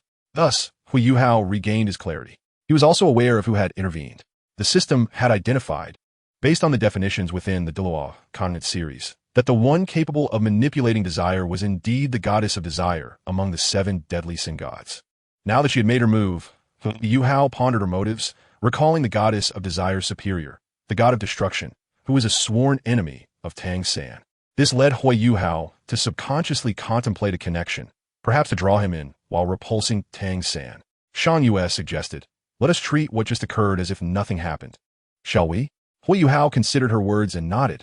"I respect your wishes." In response, Shan Yue unexpectedly countered, "If you had spoken first, how would you have resolved this?" Huo Yuhao replied candidly, "You are beautiful." Shan Yue's heart inexplicably fluttered, and then Huo Yuhao continued, "One must find a way to treat a beauty, perhaps by courting her as a wife. Moreover, since we have already crossed that line, although we did not complete the final step, I believe I should take responsibility if you desire it." At his words, Shan Yue's cheeks flushed even more, but she pressed on with her inquiry. "Was it my appearance or our previous actions that incited your sense of responsibility?" Huo Yuhao answered, "Firstly, beauty must be met with responsibility. If one is unattractive, then we shall meet again in the next life."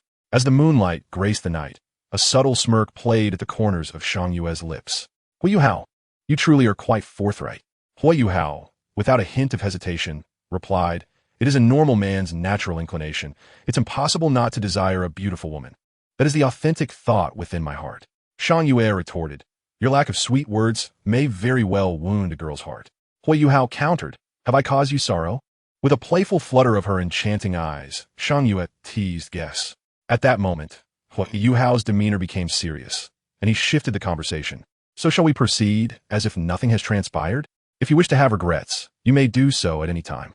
Shan Yue shot him an exasperated glance, but found herself less tense and shy in the face of Huo Yuhao's candidness.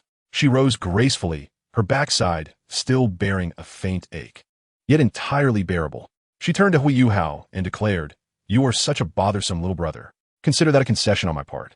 I shall take my leave, and perhaps we shall meet again in the future." With that, Shan Yue departed, albeit dragging along a portion of the young man's body. Huo Yuhao then retrieved the bamboo leaf green he had previously subdued, promptly depositing it into the medical chamber of the system, which began concocting a serum. Subsequently, he settled beside Xiao Yixian, adopting a meditative posture to safeguard her. As time passed, the lengthy process of absorbing the spirit ring unfolded. The original text clearly states that Oscar took the entire night to absorb his 4th spirit ring, while Tang San required nearly half a day for the same. Thus, the typical duration for absorbing a spirit ring ranges from 2 hours to half a day. Of course, these are merely conventional circumstances, with exceptions existing. For instance, individuals of exceptional physical prowess might complete the absorption of lower-level spirit rings in a short span. given that Xiao Yixian was absorbing a spirit ring of considerable age. Half a day's time seemed appropriate. Huo Yuhao then began his wait.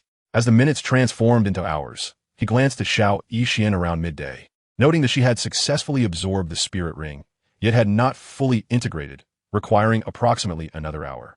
Huo Yuhao set up a barbecue, procuring a raw leg of lamb from the system store to commence grilling.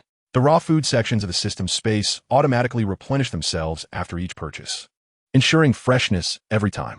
Though Huo Yuhao could have opted for a bear paw, he longed for the distinct flavor of Earth's lamb. Despite all being sheep, the taste varies significantly. Moreover, the sheep of Douluo, unaccustomed to the ritual of shearing, possess a flavor enhanced by the infusion of soul power. Yet, Huo Yuhao favored the taste reminiscent of Earth. Coupled with cumin and chili, the flavor was nothing short of exquisite. In no time, Huo Yuhao had grilled the lamb leg, slicing it and placing onto a plate, intending to present it to Xiao Yixian once she completed her spirit ring absorption. Naturally, he had cut more than enough for himself to indulge in a taste first. He found a subtle flavor quite delightful. Just as these thoughts crossed his mind, he sensed something and abruptly turned towards a thicket to his left. At that moment, Shan Yue's figure emerged, visibly breathless, beads of sweat adorning her forehead. Though her expression bore an air of awkwardness, Huo Yuhao inquired, "Shan Yue, is there something amiss?" Upon hearing his question, Shan Yue spread her hands in an unpretentious manner. "The last of the evil soul masters has been apprehended. After capturing him, our mentor led us to rest nearby. Coincidentally, as it was noon, we were preparing to cook. Just then, our mentor recalled your identity, so he decided to send some food over. This serves to strengthen the relationship between our two academies and also grant some face to Elders Wu and Sunday. I volunteered to bring the food, but don't get the wrong idea. I simply wanted to prevent anyone from discovering something untoward. After all, I must personally ensure your silence." Huo Yuhao was at a loss for words. He had no such loose tongue. Shan Yue then seated herself directly across from him, instinctively closing her legs slightly, feeling a touch of discomfort. Thankfully, she had prepared herself mentally, offering herself solace by reminding herself that Huo Yuhao was merely a Na'vi child. She tossed a deer leg onto Huo Yuhao's grill. "Thank you," he acknowledged with a nod. Shan Yue waved her hand dismissively. "It's nothing. After all, you helped in capturing the evil soul master, did you not?" Huo Yuhao recognized the truth in her statement, and, noticing that Shan Yue showed no intention of leaving, tentatively suggested, "Shall we share a meal?"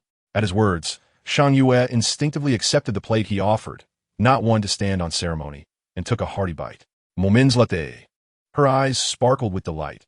"This lamb is remarkably delicious. It must be quite ordinary meat, lacking any fluctuations of soul power. Yet, even so, combined with your grilling technique, it is quite enjoyable, especially with those spices I have never tasted before. They impart a unique flavor." Huo Yuhao replied with a smile. "This is a special breed of lamb from my homeland, devoid of any spirit rings, meant solely for consumption." Shan Yue nodded in agreement and resumed her meal. In this Douluo continent, spices like cumin, essential for grilling, were a rarity, making this unique flavor a delightful experience, tender and fragrant with a hint of spiciness. Before long, Shan Yue had devoured an entire plate, and upon realizing this, she felt a twinge of embarrassment. "I apologize. I initially intended to bring you food, yet I seem to have eaten more than you." Huo Yuhao shook his head, signifying it was of no consequence. "It's all right. After all, you did bring me the deer leg, and to be honest, your grilled deer leg is far more precious and delectable than my lamb leg." At this juncture, Huo Yuhao began to slice the now grilled deer leg, soon dividing it into 3 plates, using iron plates he had previously acquired from the system space. Resembling conventional serving dishes, he presented one to Shan Yue, who accepted it and resumed eating, albeit at a notably slower pace this time. In the midst of their meal, Shan Yue posed a question. "Huo Yuhao, how many spirit rings do you currently possess?" Huo Yuhao responded, "I am at level 29, soon to break through to level 30. Shan Yue continued, "So you are on the verge of obtaining your 3rd spirit ring?" Huo Yuhao nodded affirmatively. "Indeed." Shan Yue added, "I am currently at the pinnacle of level 39. I will soon break through to level 40 and acquire my 4th spirit ring." Upon hearing this, Huo Yuhao recognized that Shan Yue's soul power was indeed at this level, as she would only display 4 spirit rings a year later during the Continental Soul Master Elite Competition. Shan Yue then inquired, "Where do you plan to obtain your 3rd spirit ring?" Huo Yuhao replied, "Either the Stardew Forest or the Sunset Forest." Shan Yue expressed surprise. You intend to venture to such distant locations? The mountains you mentioned are renowned throughout the Douluo continent, yet they are fraught with peril. At this juncture, Shan Yue suggested, "What if I guide you?" In truth, our academies either each oversee a formidable mountain or collectively share a range of peaks. These mountains are home to numerous commendable spirit beasts, which not only facilitate students in acquiring spirit rings, but also prevent an overwhelming influx of students from the entire continent converging upon the Stardow Forest or the Sunset Forest. Such locations would be not only overcrowded, but also prohibitively distant, rendering them unsuitable for short excursions. Upon hearing this, Huo Yuhao chuckled and gently shook his head in refusal, stating, "I think not. While the Stardow Forest is perilous, it also brims with opportunities. One must possess a certain audacity in life. I desire to venture forth." Shangsu, initially taken aback, quickly nodded in deep agreement. Indeed, that is the essence of the matter. Subsequently, she engaged in a brief conversation with Huo Yuhao, expressing her gratitude for his earlier assistance in detoxification. As she spoke of the detoxification, a fleeting blush graced her cheeks, for some memories linger vividly, though left unaddressed. However, Shangsu, being forthright, suddenly cast a stern glance at Huo Yuhao, indicating that this matter must remain a secret. Huo Yuhao nodded in acquiescence. Rising to her feet, Shangsu declared, "I shall take my leave now. May fate allow us to meet again." Huo Yuhao smiled in response. "Indeed, may we meet again." In a short while, her figure gradually faded from view. Huo Yuhao turned his gaze towards the little medicine fairy, who soon fluttered her eyelashes twice before slowly opening her eyes, revealing a hint of lingering resentment within her gaze directed at him. "What troubles you?" Huo Yuhao inquired, puzzled. The little medicine fairy softly questioned, "I overheard you conversing with another girl." Feeling a tad awkward, Huo Yuhao nodded. "Yes, we exchanged a few words, but it was merely conversation, nothing more." The little medicine fairy pressed on, "What else did you wish to discuss?" "No, I vaguely heard something I ought not to have." With a sigh of resignation, Huo Yuhao explained, "Well, the truth is I captured an evil spirit master, and then I was poisoned." After approximately 5 or 6 minutes, he succinctly recounted the events. The little medicine fairy regarded him thoughtfully. Unable to withstand her gaze, Huo Yuhao placed a platter of roasted venison legs, a dish of roasted lamb legs, and a plate of skewered meat before her, saying, "Dear, please eat." Upon hearing the term dear, the little medicine fairy's cheeks flushed, but after casting a resentful glare at Huo Yuhao, she began to eat. During the meal, he produced the finger bone spirit from his possession and presented it to her. She inquired, "What is this?" "Is it spirit bone?" Huo Yuhao confirmed, "Indeed, it is a spirit bone. It dropped from the pink lady." The little medicine fairy responded with a soft, "Oh," promptly shaking her head in refusal. "I cannot accept this spirit bone. A mere finger bone is not suitable for my absorption." Huo Yuhao, exasperated, replied, "Why will you not absorb it?" She insisted, "I wish for you to absorb it." Continuing to shake her head, she added, "I do not want it. In truth, possessing this finger bone would also benefit you greatly. It would not hinder your ability to absorb other spirit bones. Since it would not impede your absorption of other spirit bones, it may even grant you advantageous skills. Regardless, I will not take it." Huo Yuhao urged, "Be obedient." The little medicine fairy retorted, "I have stated I will not absorb it. My decision stands." Huo Yuhao responded, "If you refuse to accept it, I shall not refrain from chastening you." She suddenly declared, "I simply will not absorb it." With a swift motion, Huo Yuhao approached and playfully tapped her backside, though it was merely a gentle pat. The little medicine fairy's cheeks flushed anew. Seeing her flustered state, Huo Yuhao chuckled. "Come now, you need not concern yourself with me. Just absorb it." Though her face remained crimson, she gritted her teeth and lifted her skirt, exclaiming, "I refuse to absorb it. If you possess the courage, go ahead and do what you will." Her tone bore a hint of tension, yet her gaze conveyed a sense of determination. Huo Yuhao, observing her obstinacy, could not help but glance at the scenery revealed by her lifted skirt. He had to admit it was quite alluring and wholesome. Ultimately, with a resolute expression, Huo Yuhao lunged towards her. Half an hour later, the little medicine fairy's face still bore traces of shyness, yet her gaze remained steadfast as she grasped Huo Yuhao's hand and softly said, "Yuhao, this spirit bone does not hinder your absorption of other spirit rings. It may even provide you with benefits. While my absorption is indeed favorable, I desire what is best for you, so please heed my words." Huo Yuhao, gazing into her reddened eyes and seeing her unwavering expression, felt his heart soften, and with a resigned sigh, he remarked, "You are so stubborn." The little medicine fairy, upon seeing him relent, immediately broke into a bashful yet triumphant smile, snuggling closer to him and playfully pleading, "Then hold me." With no choice but to oblige, Huo Yuhao embraced her tightly, planting a kiss on her forehead and lightly patting her backside, saying, "You truly are a handful." Thus, the matter was settled in accordance with the little medicine fairy's wishes. Time passed, and after another half hour, Huo Yuhao opened his eyes, having completed the absorption of the finger bone. A peculiar expression flickered in his gaze.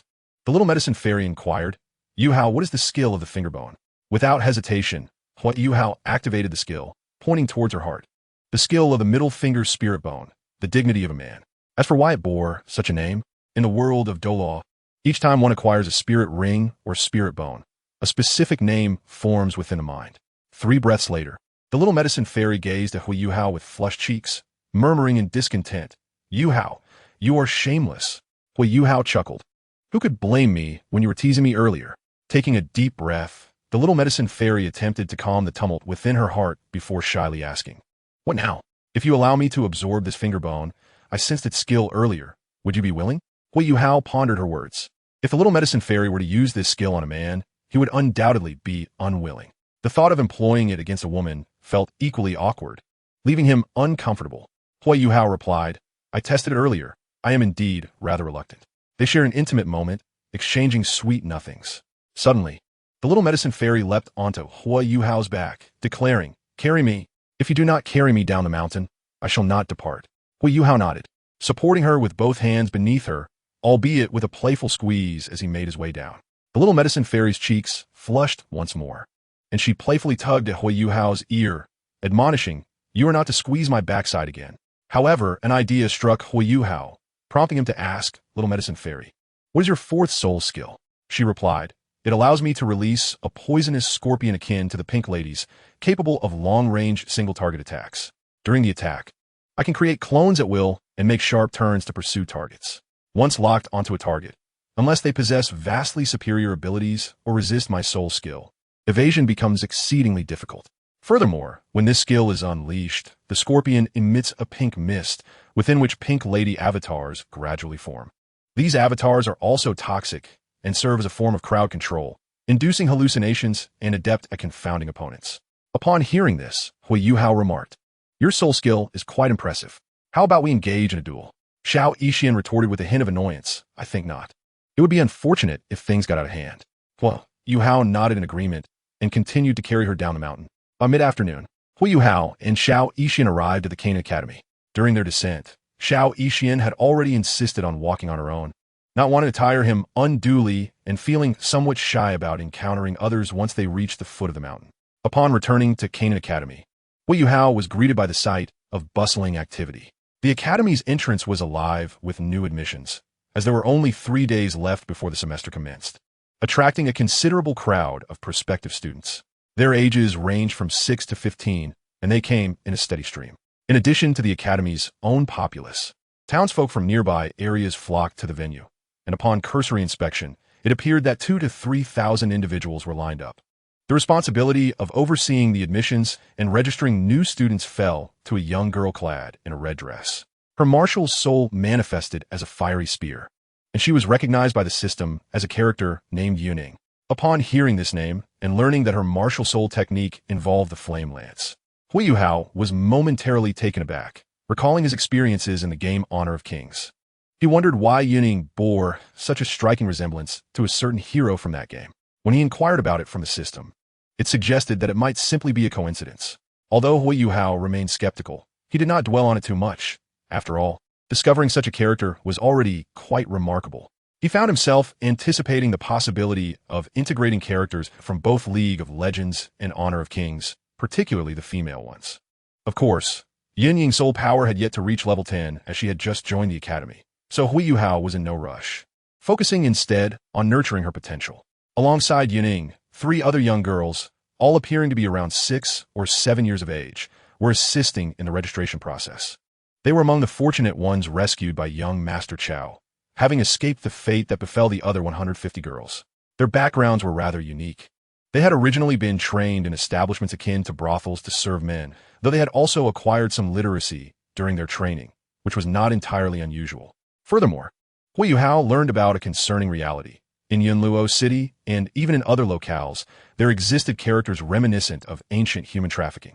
Although this was the Douluo continent, certain aspects of the law remained underdeveloped, inevitably giving rise to gray areas. It was not far-fetched to think that a millennium ago, Ma Hongjun often frequented such establishments. While the original text did not specify which ones, the prevailing atmosphere had persisted through the ages. After receiving this information, Huo Yuhao promptly assigned a task to Yi Tianming, instructing her to explore the area regularly. If she came across any young individuals sold by their parents due to poverty or orphans in need, she was to acquire them through legitimate channels and bring them to the academy for nurturing. Huo Yuhao also envisioned establishing a sect in the future, aptly named Endless Fire Domain, where these individuals could join upon graduation. However, all of this remained mere speculation, as the academy had just been founded and many matters required patience. Additionally, the construction of the academy's facilities was progressing rapidly, with developments occurring almost daily. The scale of the academy itself was expanding, especially with nearly 10 acres of the 20-acre plot already allocated for building.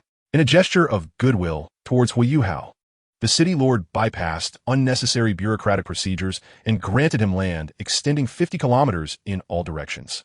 In summary, everything at Canaan Academy was advancing in a favorable direction.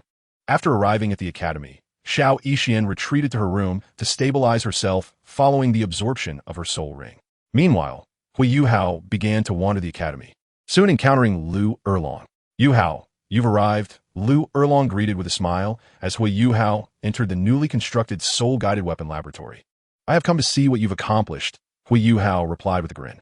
With a slight smile, Liu Erlong gestured towards 3 weapons not far away, a grenade launcher, a mortar, and a formidable Barrett sniper rifle. Yuhao, I've modified the loading port of this grenade launcher into a soul ring slot. By infusing it with soul power, the ammunition can be activated, extending its range by 30% compared to conventional soul-guided artillery. The power has significantly increased, capable of breaching the defenses of an average Soul King with a single shell. Now, regarding this mortar, Liu Erlong continued, directing his attention to the adjacent weapon. The base has been enhanced with a soul-gathering array, effectively transferring the recoil into the ground. Additionally, the warhead has been specially crafted with unique elemental explosives, broadening its area of effect by 40%. She paused and approached the Barrett sniper rifle, tapping the barrel with her fingertip. As for this Barrett, I've embedded mental energy conduits within the scope. With your spiritual eye power infused, you'll be able to spot a fly's leg from a kilometer away. The bullet tip is encased in a soul-guided alloy, increasing its penetrating power by 60%, capable of piercing even the shell of a 3,000-year-old soul beast with a single shot. Huo Yuhao's eyes widened in astonishment. Erlong, this is impressive. Liu Erlong chuckled, playfully patting Huo Yuhao on the shoulder. With such excellent work, shouldn't there be some form of reward? Huo Yuhao scratched his head. What kind of reward do you desire? Liu Erlong gestured to him, then shook her head. You need to grow taller. You're just at the right height to poke my chest. You have a long way to go. Naturally, Huo Yuhao wished to stand at eye level with Liu Erlong, but he was met with the undeniable reality of their height disparity. However, he was only 12 years old at present. Feeling a bit embarrassed, Huo Yuhao noticed Liu Erlong giggling softly before she reassured him. All right, I won't tease you any longer. What else do you need from me? After pondering for a moment, Huo Yuhao replied, in 2 months, I plan to journey to the extreme north, so I would like your assistance in crafting some soul-guided devices. Additionally, if possible, I wish for you to create a device capable of tunneling underground, akin to an earthborne machine. Upon hearing this, Liu Erlong's eyes brightened, and without further inquiry, she nodded. All right, I'll construct an underground tunneling device. It shouldn't be a problem, especially since I possess relevant knowledge.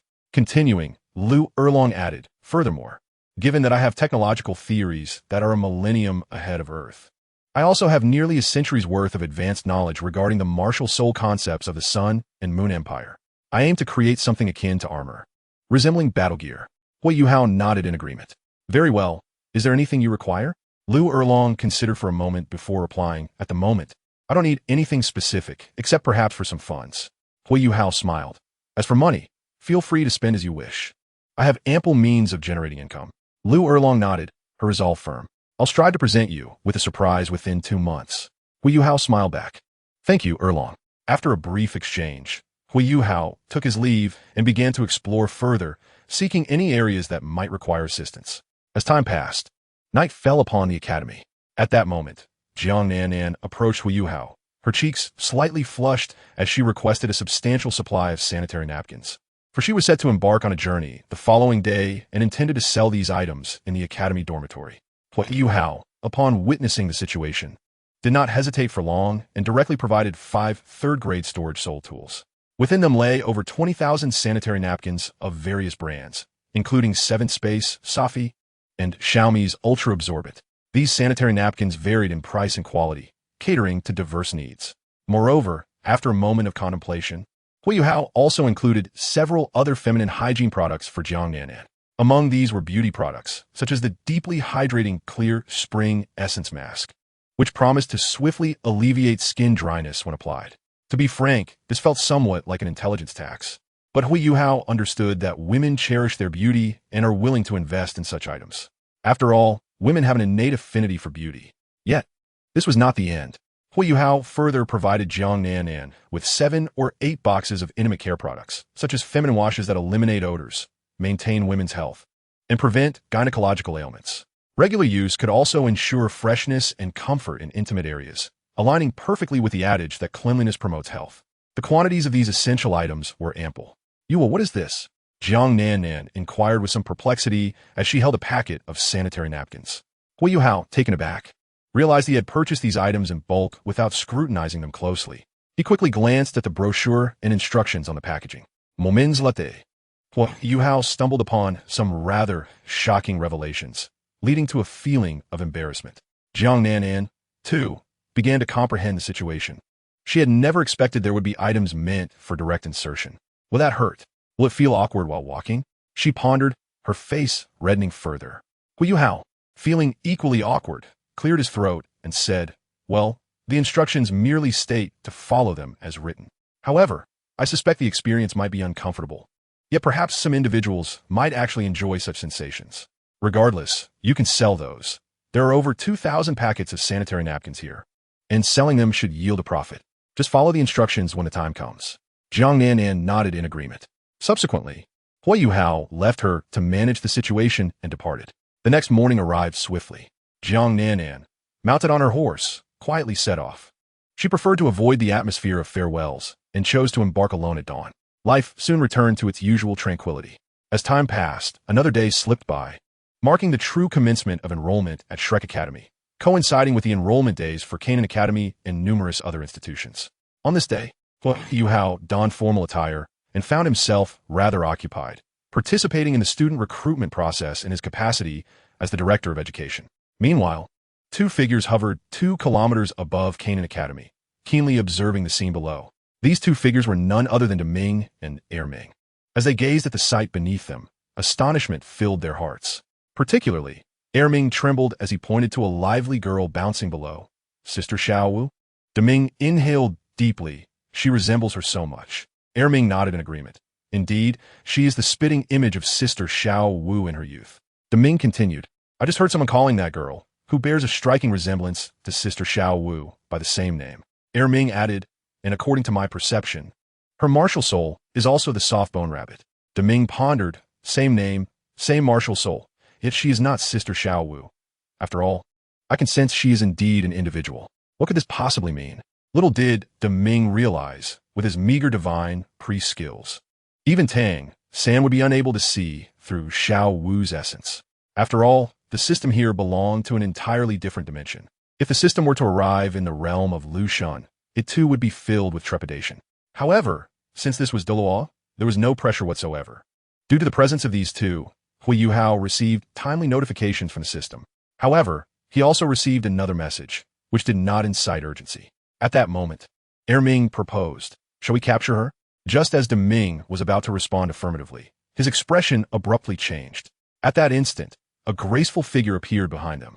She was clad in a flowing white gown, exuding an alluring aura that was irresistibly tempting, her face partially concealed by a specially crafted mask. Upon seeing this woman, Deming and Erming immediately felt a sense of impending danger. Erming instinctively spoke, "Are you the goddess of desire?" After all, both Erming and Deming had spent time in the divine realm and were aware of certain matters. The goddess of desire smirked. an alluring smile gracing her lips as she languidly replied, "Ah, it's the big gorilla and the little azure dragon. What mischief are you two up to here?" At this sight, Deming took a deep breath and pulled Erming closer to prevent any rash comments. According to the divine realm's hierarchy, the goddess of desire was a first-tier deity, whereas they were merely divine priests, a significant gap existing between their ranks. Moreover, Deming knew that the god of greed was a subordinate of the god of destruction, and they were clearly on opposing sides. Subsequently, Deming respectfully clasped his fists and stated, "Goddess of desire, there are certain matters we need not address overtly. We all understand implicitly. May I inquire what your intentions are?" The goddess of desire, upon hearing this, stretched languidly, accentuating her enchanting figure. She scrutinized the two before expressing her boredom. "Your master, Tang San, wishes to turn the child of fate here into a compliant dog, while our Lord of Destruction naturally seeks to thwart such vile actions. Thus, anything that brings discomfort to Tang San brings us joy." As she spoke, the goddess of desire shifted her tone, continuing, "Of course, if you wish to intervene, it is permissible, but under one condition, you must not interfere directly. Should I discover otherwise, I will not hesitate to eliminate you." Deming's gaze flickered as he inquired, "Goddess of desire, what is your ulterior motive in this?" The goddess of desire suddenly let out a cold laugh. "What I do is none of your concern. Now, you may leave. I reiterate, slight interference is acceptable, but direct action is prohibited. Oh, and one more thing, do not overstep your bounds. Your repeated interference with the child of fate is already a violation of the rules. And now it appears you wish to capture the women around her. Such behavior is rather unbecoming. If you persist in this manner, I shall expose the matter to the outside world, bringing delight to those in the divine realm." Upon hearing these words, Deming and Erming exchanged glances and quickly withdrew. Not long after, in a secluded mountain forest, Deming clenched his teeth in frustration. Erming asked, "Brother, what is the story with the goddess of desire? How did she suddenly appear here?" Deming replied, "I'm not entirely sure, but it is undoubtedly linked to the god of destruction. It seems that, as Tang San predicted, some matters are indeed troublesome. We should first consult with Tang San to determine our next course of action." Erming clenched his teeth and cast one last glance toward Shrek Academy, then toward Canaan Academy, his thoughts drifting to Xiao Wu. However, he quickly shook his head, deciding it was best to remain inactive for the time being. Subsequently, the two vanished without a trace. Above where they had just been, the skies were once again empty. The god of desire effortlessly traversed several steps and soon found himself beyond the confines of Douluo star. Here, a striking projection materialized, revealing none other than the god of destruction. The god of desire regarded the god of destruction with utmost reverence, promptly bowing and addressing him as Lord Destruction. The god of destruction nodded in acknowledgement and inquired, "What of the child of fortune?" The god of desire pondered for a moment before responding, "Quite intriguing, indeed." The god of destruction pressed further, "In what manner?" To which the god of desire replied, "He possesses the full spectrum of emotions and desires, and his cravings are substantial. Previously, I employed a mere trifle of manipulation, intending to gauge his response by amplifying the desires within his heart to monumental proportions, anticipating a grand spectacle. However, I soon discovered that the lad is capable of maintaining control." The god of destruction appeared somewhat taken aback. He understood that despite the god of desire's assertion of a mere trifle, such manipulation was not easily overcome. The god of destruction then asked, "And what transpired next?" The god of desire answered, "I subsequently noticed that Tang San's two small companions harbored no commendable ideas. It seemed they were intent on sabotaging the academy constructed for that child of fortune. However, I did not entirely impede their endeavors. I merely ensured that they could not act directly, allowing for only indirect interference." The god of destruction nodded in approval. Yet, the god of desire hesitated, and after a moment, ventured, "My lord, will you be passing on divinity to him next?" Upon hearing this, the god of destruction's lips curled into a slight smile. "If he proves resilient enough to withstand my trials, what harm would it be to bestow upon him my legacy?" The god of desire felt a surge of astonishment at this declaration. Suddenly, a black pillar emanating a peculiar energy materialized in the hands of the god of destruction. The god of desire, taken aback, remarked, "Within lies a fragment of the primordial power of destruction." The god of destruction affirmed, "An opportune moment. Inject it into that lad's being. Should he endure, he shall be my successor. If he falters, you may extend him some assistance. At worst, it will serve to demonstrate his insufficient fate and I shall grant him a lesser divinity. Ultimately, it all hinges upon the boy's fortune. Do you understand? The god of desire nodded. Yes, my lord, I comprehend. The god of destruction continued. Very well, remain here on standby. As his words faded, his avatar gradually dissipated. At this moment, the god of desire blinked her enchanting eyes and began to suppress her own cultivation. An amusing thought crossed her mind, prompting her to slow her form. Her originally alluring figure, with its exquisite curves, gradually diminished, and in no time, she transformed into a girl of approximately 13 or 14 years of age. She casually removed the mask from her face, revealing a countenance imbued with a sense of contradiction. At first glance, she exuded an aura of pure innocence. Yet a subtle smile hinted at an irresistible allure. Subsequently, her cultivation continued to wane. Meanwhile, at the Qian Academy, a month had swiftly elapsed. Within this time, several developments unfolded. Firstly, the system entered a state of dormancy for an upgrade, anticipated to awaken after another month. However, prior to its slumber, it had left behind an identification engine that would activate upon the presence of exceptional talent. As for rewards, those would await the system's revival. The second matter pertained to student enrollment.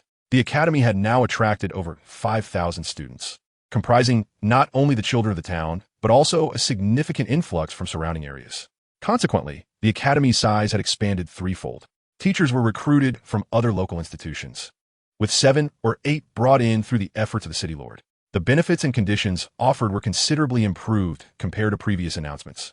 Naturally, the students' provisions reflected this enhancement, especially regarding meals, which had been elevated to a superior standard. Each student could now enjoy high-quality meat dishes, averaging around 2 silver coins per meal, all provided free of charge. With 5,000 students, the monthly expenditure soared to over 90,000 gold coins, not accounting for additional teacher salaries, staff benefits, or monthly scholarships and living allowances for students, bringing the total to approximately 130,000 gold coins monthly. Despite the high costs, the quality of students and their cultivation rates surged significantly. Among these 5,000 students, every 3 days, Liu Erlong would lead a group into the nearby forest to procure soul rings for them, given the substantial population base. Notably, among these 5,000, 2 individuals had been selected by the system. One, named Caitlin, possessed a weapon spirit that was a variant of malleable metal. Upon discovering such talent, Liu Erlong promptly enrolled her in the Soul Engineer Academy. This malleability proved immensely beneficial for soul engineers.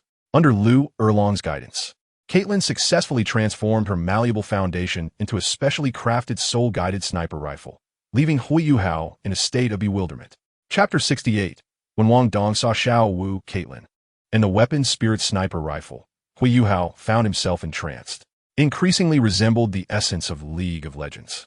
He intended to directly inquire of the system, but at this moment, the system had already succumbed to its month-long dormancy for upgrades. Thus, Huo Yuhao could only endure the wait, growing more certain that such occurrences would become increasingly captivating. Then, there was a girl who appeared to be merely 13 or 14 years of age, yet exuded an incredibly alluring and complex charm, embodying an innocent visage while walking with an enticing grace. Her weapon spirit was an exceedingly rare beast spirit known as the succubus, and she possessed innate full soul power. This inevitably led Huo Yuhao to draw connections to the god of desire, given the spirit's dominion over desires. Despite the system's current dormant state, Huo Yuhao resolved to embrace the unfolding circumstances. Overall, Qian Academy continued to flourish at an astonishing pace. Even after a month of classes had commenced, a steady stream of students persisted in enrolling. Additionally, concerning Shrek Academy, events unfolded as Huo Yuhao had anticipated. Although he had not returned to Shrek Academy, Zhou Yi continued to serve as the first-grade homeroom teacher, subsequently expelling numerous underperforming students. In response, Jiang Nanan discreetly reached out to some of these students, leading a few to choose enrollment at Qian Academy. Moreover, Shrek Academy was gearing up for a new student assessment to take place a month hence, during which underperforming individuals would again face elimination. On the subject of generating income, Huo Yuhao proposed 2 types of medicinal pills to the Merchant Association in Yunluo City. The first was a power-up pill capable of instantly augmenting a soul master's strength by 30%, particularly effective for those at the spirit rank 4 and below. The second was a recovery pill, an even more formidable concoction, allowing soul masters below rank 3 to restore their full soul power instantly. with restorative effects also applicable to those above rank 3. However, as the rank of soul masters increases, the required soul power also escalates, leading to a gradual decline in effectiveness. Nevertheless, this has not deterred the masses from flocking to it with fervor and admiration. Furthermore, what brought immense joy to Qian Renxue was the fact that Huo Yuhao had relaxed the supply of pills. Now, each month, a quota of 100 pills of each type could be obtained. Of course, these pills were crafted by the little medical sage. In truth, these pills were authentic ones exchanged by Huo Yuhao from the system space, subsequently modified by the little medical sage according to her understanding of pharmacology, following a ratio of 10,001. In summary, Huo Yuhao had been enjoying his time splendidly over the past month. As time flowed once more, 1 month had swiftly passed in the Douluo continent. Remarkably, after this month, Jiang Nanan returned earlier than expected, bearing astonishing news. Within the admissions office where Huo Yuhao resided, she announced, Huo Yuhao, the Shrek Academy has issued a notice stating that in order to exemplify the grandeur of the continent's foremost academy and to provide other imperial academies a clearer understanding, it has been decided to establish temporary branches in the vicinity, allowing students from nearby and other empires to engage in mutual exchange and collaboration for the future development of Soul Masters. Huo Yuhao was momentarily taken aback by this unexpected maneuver from Shrek Academy. However, he quickly understood that Shrek Academy was indeed relentless in its pursuit. Even if he chose not to attend, they would insist on coming. It was evident that the mastermind behind this initiative was none other than Tang San. Then, who are the individuals coming here? Huo Yuhao inquired. Jiang Nanan replied, it is teacher Zhou leading a few students from her class, and she brought me along as well. Huo Yuhao then asked, what was their reason for bringing you? With a slight blush on her cheeks, Jiang Nanan nodded and explained, it is because I have been selling daily necessities like sanitary pads in the academy, and it has become quite popular. The entire academy is aware of it, and even some teachers have used them. Moreover, you have shop in Luo City, right? Aren't those sanitary pads selling well too? Consequently, word quickly spread to Shrek City since the two places are only about 100 miles apart. After some inquiries, people realized that the sanitary pads here are the same as those sold at your shop. Some teachers or students, driven by curiosity, asked about it, and I knew I couldn't keep it a secret any longer, so I mentioned that I sourced the good from the shop in Luo City. Subsequently, I am not sure which teacher at Shrek Academy formulated the plan to come here for academic exchange, but someone must have noticed the connection, recognizing that the sanitary pads are linked to you, which in turn relates to Ganon Academy, and thus I was summoned. At that moment, I denied knowing you, as I was concerned it might bring you trouble. I merely stated that I sourced the goods from that shop and did not know any behind-the-scenes individuals. Huo Yuhao nodded, reflecting on the lengths to which some leaders of Shrek Academy must go. He then asked, what about Zhou Yi? Teacher Zhou initially went to Luo Academy, as it is the leading academy among the nearby cities. She must establish rapport there before coming here, Jiang Nanan answered. Huo Yuhao contemplated for a moment and remarked, this is indeed a tactic employed by Shrek Academy. They have surely uncovered the connection between you and me, so there is no need for subterfuge anymore. We can be forthright. Upon hearing this, Jiang Nanan let out a sigh of relief and nodded. Yes, that way, I can be more at ease moving forward. She then continued, Teacher Zhou has assigned us a task. We are to pair up and observe nearby academies to identify areas where we can enhance their teaching methods, such as assessing the academic atmosphere or proposing constructive suggestions. Huo Yuhao immediately inquired, in pairs, who are you partnered with? I came here with someone named Wang Dong. Jiang Nanan replied, and where is Wang Dong? Huo Yuhao asked. She was beside me on the journey, but upon arriving at the academy, she encountered Xiao Wu. I'm not sure how it happened, but Wang Dong felt an instant connection with Xiao Wu and began conversing with her, Jiang Nanan explained. Huo Yuhao smirked slightly at the thought of Wang Dong meeting Xiao Wu. However, he was aware that Wang Dong's memories had been sealed, leaving her unaware of certain matters. Still, in terms of bloodline, Xiao Wu here and Xiao Wu from the Divine Realm shared the same lineage as softbone rabbits, and Wang Dong also possessed half of that rabbit bloodline. As he pondered this, Huo Yuhao suddenly felt a mischievous inclination. Yet, noticing Jiang Nanan's hesitance, he became curious. What is it? Is there something else? Jiang Nanan took a deep breath and candidly expressed some personal concerns.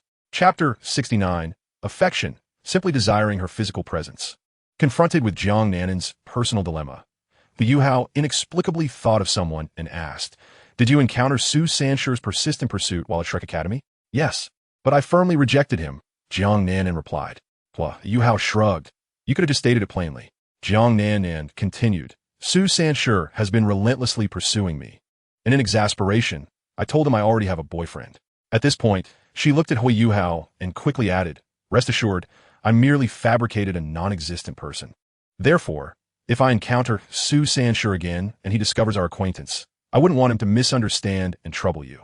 Just say that we are friends or that you've met my so-called boyfriend. Huo Yuhao fell into a brief silence upon hearing this. After a moment, he looked at Jiang Nannan and smirked. Actually, there's a more straightforward approach. Jiang Nannan instinctively asked, what method? In the next moment, Huo Yuhao shifted his tone, stating, simply declare that I am your boyfriend. Jiang Nannan's cheeks flushed instantly. Huo Yuhao chuckled nonchalantly and continued, however, I won't casually use you as a shield.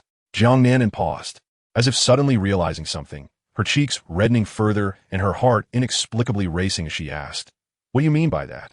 Huo Yuhao extended 2 fingers and stated, there are 2 reasons. The first reason, to speak plainly, you are beautiful, and I am drawn to your physicality. As he spoke, he glanced at Jiang Nannan's exquisite figure.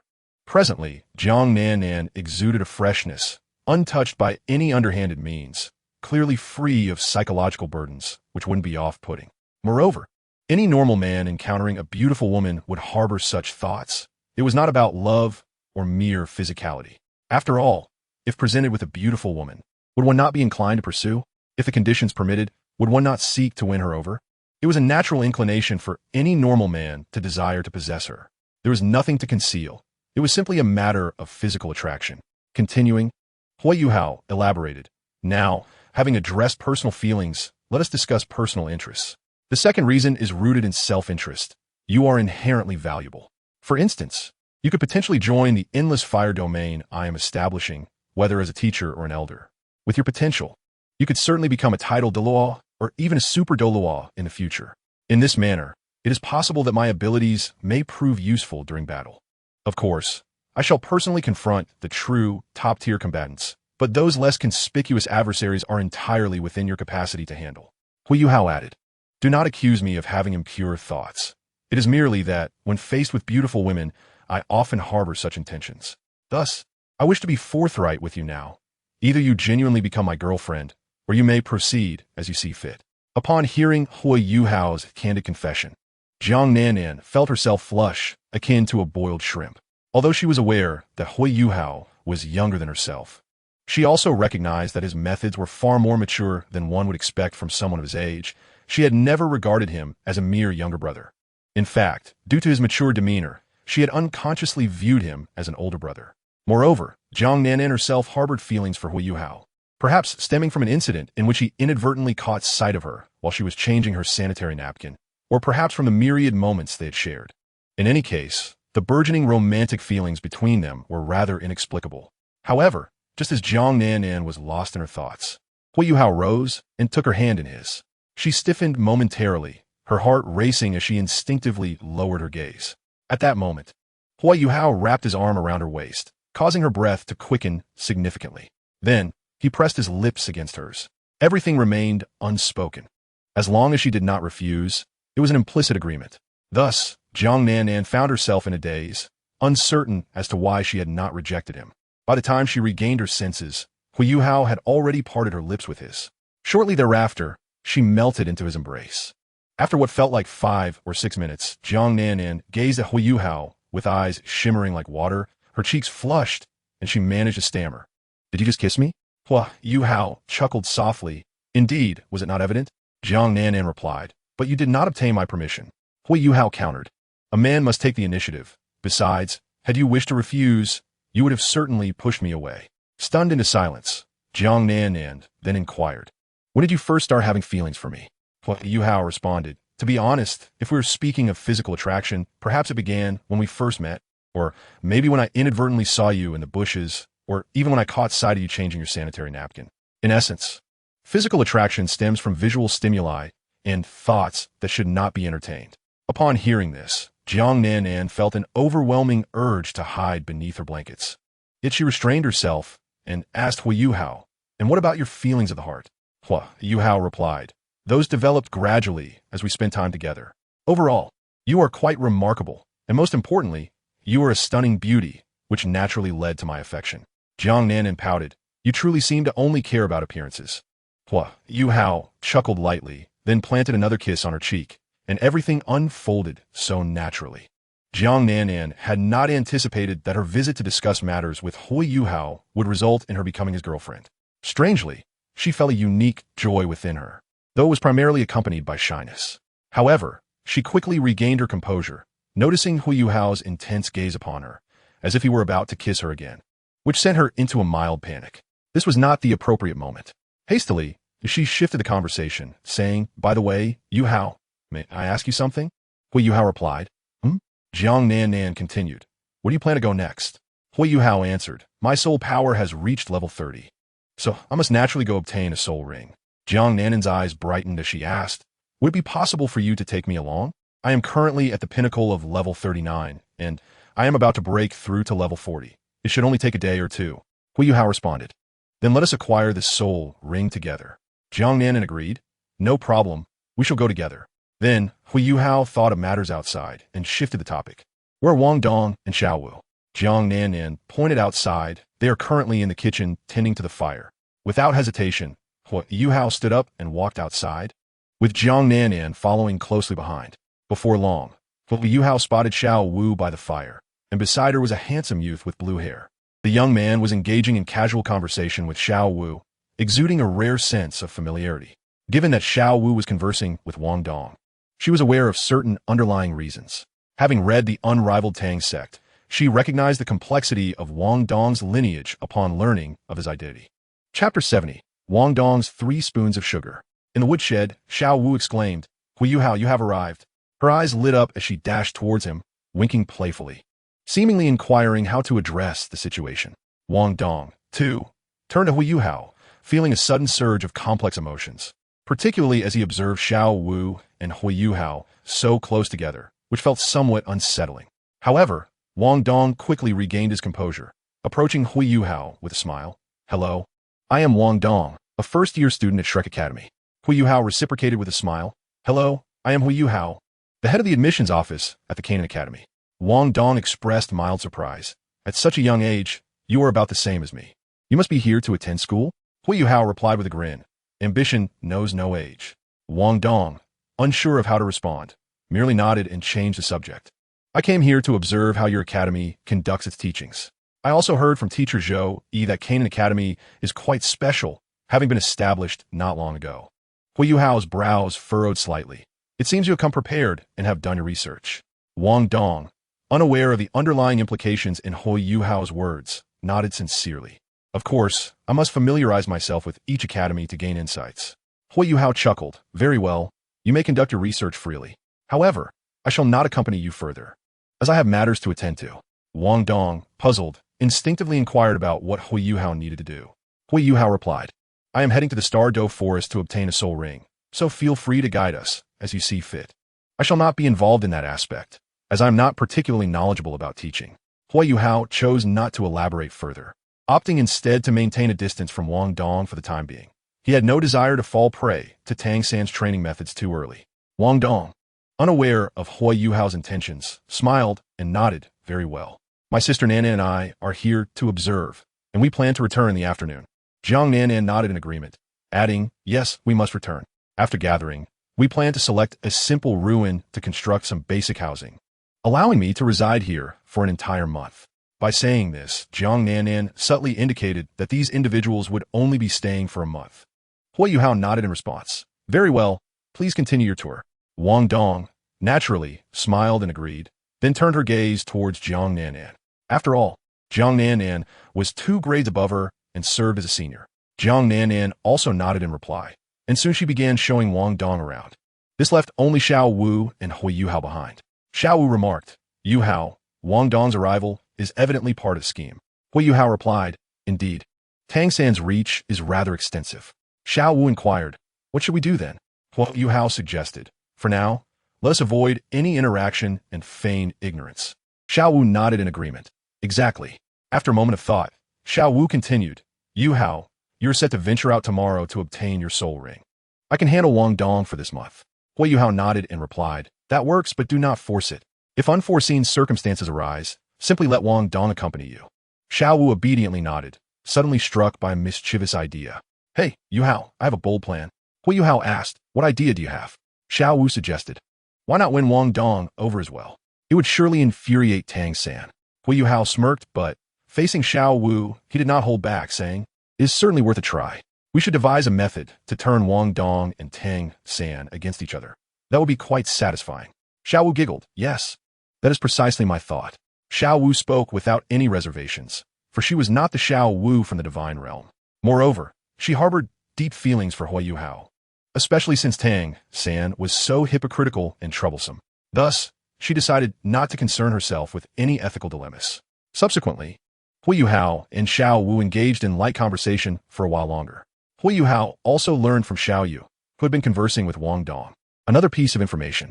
With 2 months having passed since the start of the semester, Shrek Academy had naturally conducted the new student assessments as scheduled. Due to the absence of Huo Yuhao's protagonist aura, the class led by Zhou Yi had only managed to secure a commendable 3rd place. Upon hearing this news, Huo Yuhao thought it reasonable. He suspected that 3rd place might have been somewhat lenient. After all, they could not possibly compete with Dai Yaoying's team. And the Ningtian team was quite formidable as well. Huo Yuhao remembered a certain team with an elephant spirit, which was also quite strong. However, he merely pondered this matter without further concern. Soon, Xiao Wu and Huo Yuhao discussed other topics, primarily revolving around their plans for the following morning's soul ring acquisition. Huo Yuhao's thoughts were straightforward. He had reached level 30 and aimed to acquire the 3rd soul ring for his first spirit, the Spirit Eye. Following that, he planned to delve into the ice and fire Yin-Yang Eye, using the specially crafted soul guide burrowing machine prepared by Liu Erlong, to assess the situation with the Ice Dragon King. Before they knew it, noon arrived, and Huo Yuhao met up with Xiao Wu, Zhang Nannan, and Wang Dong. Being lunchtime, there was an array of food available. However, Wang Dong immediately opted for a simple bowl of plain rice porridge. She then retrieved sugar from her storage soul guide, adding 3 spoonfuls before savoring it delicately. Huo Yuhao smirked. Indeed, 3 spoonfuls of sugar left him at a loss for words. Noticing that neither Huo Yuhao nor the others had begun eating, Wang Dong curiously promoted the delightful taste of her sugary concoction. What's the matter, Sister Xiao Wu? Sister Nannan, aren't you joining us? I can share some. It's delicious. Huo Yuhao casually replied. I'm not eating. Too much sugar can cause nausea. Xiao Wu shook her head. My stomach feels a bit uneasy as well. Zhang Nannan, although unaware of their reasons, nodded in agreement. Yes, I prefer savory dishes. Wang Dong then leisurely continued her meal. Huo Yuhao had already resolved that before he departed. He must inform Bai Lu to ensure that all rice served henceforth be prepared savory, without any sugar. He sighed inwardly at his own carelessness. After a simple meal, Wang Dong contentedly patted her stomach, declaring that she had sufficiently explored the academy and found it quite pleasant, with a strong atmosphere. She then intended to find teacher Zhou Yi. Huo Yuhao was more than willing to let her go and, alongside Zhang Nannan, bid Wang Dong farewell. Zhang Nannan also left with Wang Dong. However, as Huo Yuhao and the others reached the entrance, Zhang Nannan was cheerfully waving goodbye to Huo Yuhao when an irate voice suddenly cut through the air. Nannan, who is he? Chapter 71. The Beautification of Su Sanshi in Animation. Upon hearing this voice, Zhang Nannan's expression soured instantly. She turned to see a young man approaching, clad in black attire, with yellow hair and wielding an iron fan. It was none other than Su Sanshi. Beside him stood Tanya and Beibei. Upon seeing Su Sanshi, Zhang Nannan exclaimed, Su Sanshi, what are you doing here? Su Sanshi pointed accusingly at Huo Yuhao. You smiled at him. Are you saying he is your boyfriend? Without hesitation, Zhang Nannan grasped Huo Yuhao's hand firmly, intertwining their fingers. Yes. Su Sanshi's eyes flared with rage. Leave him. I can provide you with anything you desire. Zhang Nannan frowned. I've told you multiple times that I do not like you. Please stop bothering me. Su Sansi Zito. What must I do for you to like me? Zhang Nannan scoffed. You already have other women. Do you not find it disgusting to speak to me this way? Su Sanshi defended himself. Those were circumstances beyond my control. Moreover, I have not betrayed you. My martial spirit was only half awakened at the time, as I previously mentioned. Huo Yuhao, overhearing this, was taken aback. Half awakened? This seemed to indicate a deviation in the narrative. Was there some kind of storyline control? Could this setting not be altered? Huo Yuhao recalled the first encounter he had with Su Sanshi. According to the original plot, it diverged significantly from the depiction in the animation. The animation had evidently glamorized Su Sanshi's character.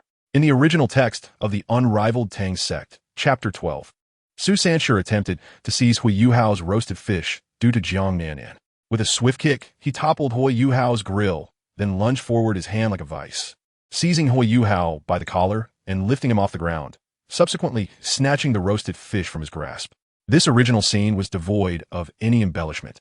Yet in the animation, he merely nonchalantly produced a gold coin, and the moment was abruptly interrupted by Tanya. The conflict had been simplified and clearly underwent considerable beautification. Furthermore, in the original text, Su Sanshur was portrayed as lecherous, whereas in the animation, his character was softened into playful banter, rendering him much more courteous.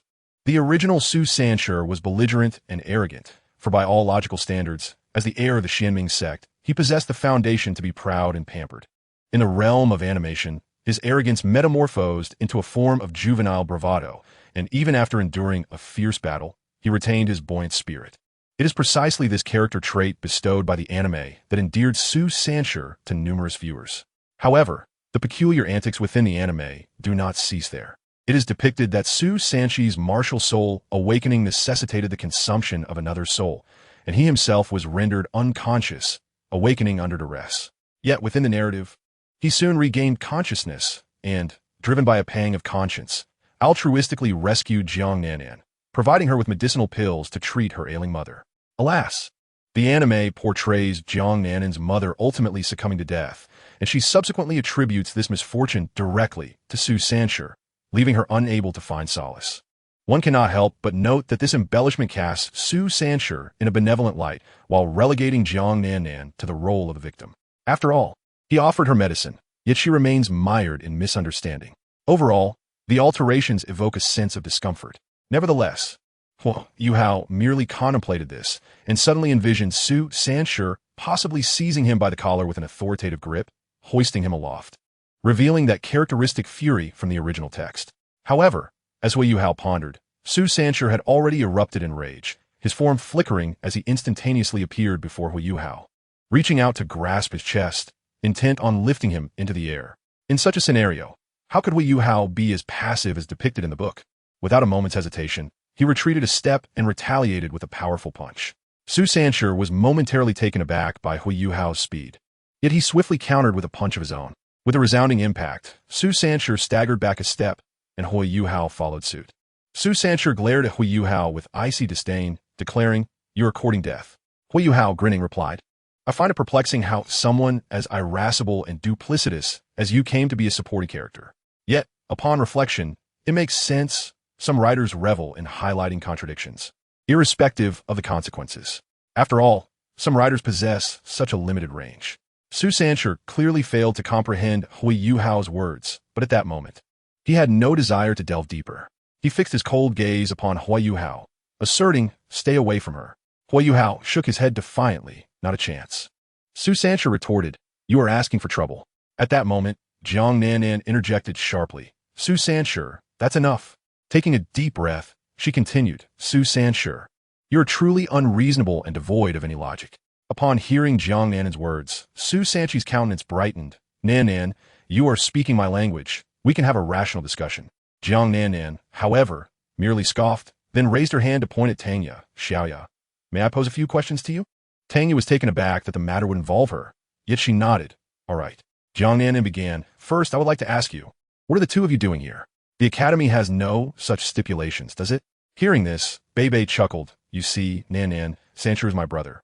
Recently, he has been pestering me, claiming there is a misunderstanding between you two, so I thought, as brothers, I would come over to mediate." Xiao Yu naturally accompanied me. At this point, Beibei discreetly shot a glance at Huo Yuhao, a faint smile curving his lips as he contemplated certain matters. "But rest assured, my brother Yuhao, we from Shrek are always fair and just. We will not take sides. I merely cannot bear to see my brother troubled by romantic entanglements. Once we have cleared the air, we shall all be friends, shall we not?" Jiang Nanan took a deep breath and addressed Beibei again. "Then let me ask you this.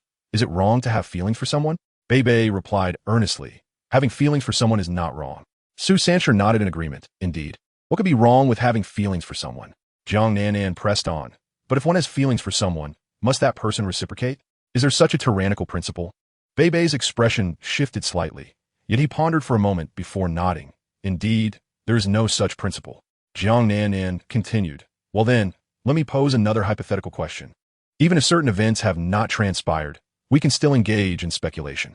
My relationship with Su Sanshi is merely transactional, if we evaluate it from a perspective of benefit. I offer my body in exchange for the medicinal pills I require, and I would have no complaints. Assuming I truly went to the Qian sect and saved my mother, must I then acquiesce to Su Sanshi's pursuit?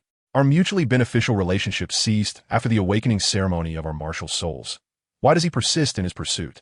Is it my fault for refusing him? Is there any logic in that? At this, Beibei instinctively glanced at Su Sanshi. Upon noticing this, Su Sanshi hesitated briefly before addressing Jiang Nanan. Nanan, you are right. However, Jiang Nanan did not relent, continuing, moreover, Su Sanshi's affection for me is nothing but superficial. It is merely a fixation on my appearance. If I were to disfigure myself now, do you believe he would still harbor feelings for me? He was merely a fickle playboy, fixated on the notion that the unattainable is always the most desirable. Chapter 72. The Entrance of Zhou Yi. Rejection.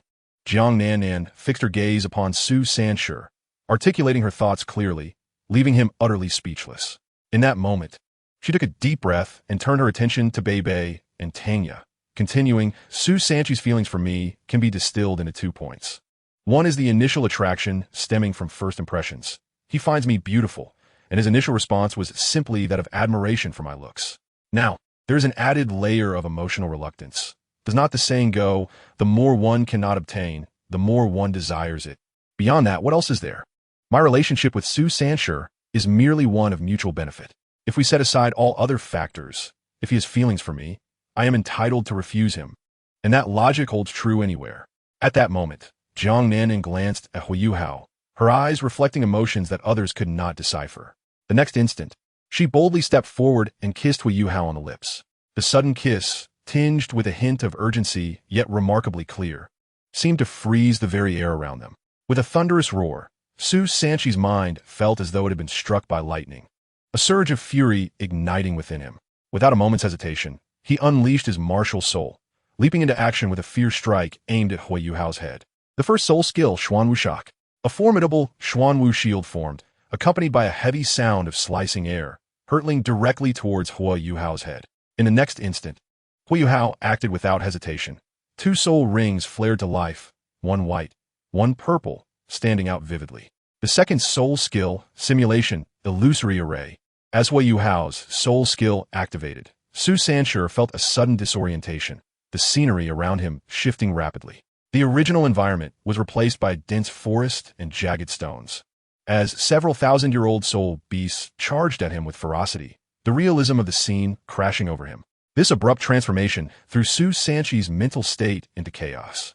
It is worth noting that this was an enhanced version of Huo Yuhao's second soul skill, which originally only simulated the aura of soul beasts without such a vivid illusory attack.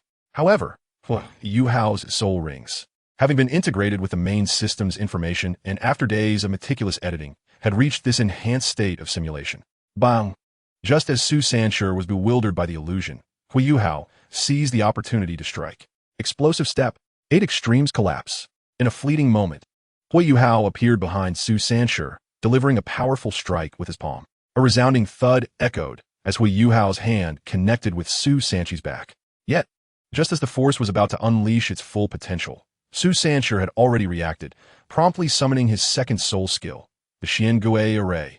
A faint blue turtle shell illusion enveloped him, instantly diminishing the force by 60%. Despite this, Su Sanshi felt a tremendous shock resonate within him, causing him to taste blood in his throat as it trickled from the corner of his mouth. Activating his third soul skill, the power of Xuan Wu, with a cold grunt, Su Sanshi's aura surged dramatically, enhancing his strength, explosiveness, and speed to unprecedented levels, while his eyes glinted with a fierce intent. However, in the next instant, Huo Yuhao's lips curled into a smirk. Xian Bing Long Xiang. Boom! Huo Yuhao formed a complex hand seal, and in an instant, a colossal ice-blue dragon erupted forth, radiating an intense chill and overwhelming might, crashing directly into the Xuan Wu shield before Su Sanshi. The shield shattered into countless fragments under the dragon's assault, disintegrating completely. Su Sanshi barely had time to react before he was sent hurtling backward by the residual force of the ice dragon, tracing a parabolic arc through the air, spewing blood.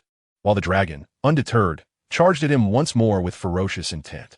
At that moment, a fire dragon suddenly burst forth. Simultaneously, Su Sanshur felt a firm hand grip his shoulder, steadying him as he landed. Before him stood a figure, seemingly a stern elderly lady, who was none other than Zhou Yi. Just then, a notification from the system rang out. Ding! System. Task has been triggered. Option Task 1. Absorb Zhou Yi into the Qin Academy. Huo Yuhao quickly interjected. I choose Option 2. Outright refusal. He did not allow the system to finish its statement before rejecting the task. System. Host. The reward for having the teacher join Qin Academy is double the student rewards. Huo Yuhao mused. Oh, how tempting, yet I still refuse. System. Why is that? Huo Yuhao replied. Our teaching philosophies differ. She rigidly adheres to use Xiaojiang's teaching theories, still making students run laps after a millennium. As he spoke, he recalled the 3 distinctive teaching traits of Zhou Yi from the original text. Trait 1. High-pressure tempering method. Zhou Yi employed an extremely rigorous elimination system in her teaching, demanding exceptionally high standards from her students, such as making latecomers run 100 laps around the playground, resulting in a class elimination rate exceeding 50. Trait 2. Shame-based motivation method. For instance, she referred to Huo Yuhao's class as the Wei's class to spur all students to train diligently, ultimately achieving a comeback victory. Trait 3. Tailored teaching. This aspect resonated more with Huo Yuhao, as Zhou Yi emphasized nurturing students based on their individual characteristics and potential. System. These teaching philosophies can be mutually exchanged and learned from. Huo Yuhao responded, yet, I still prefer not to. System. Why? Huo Yuhao shrugged.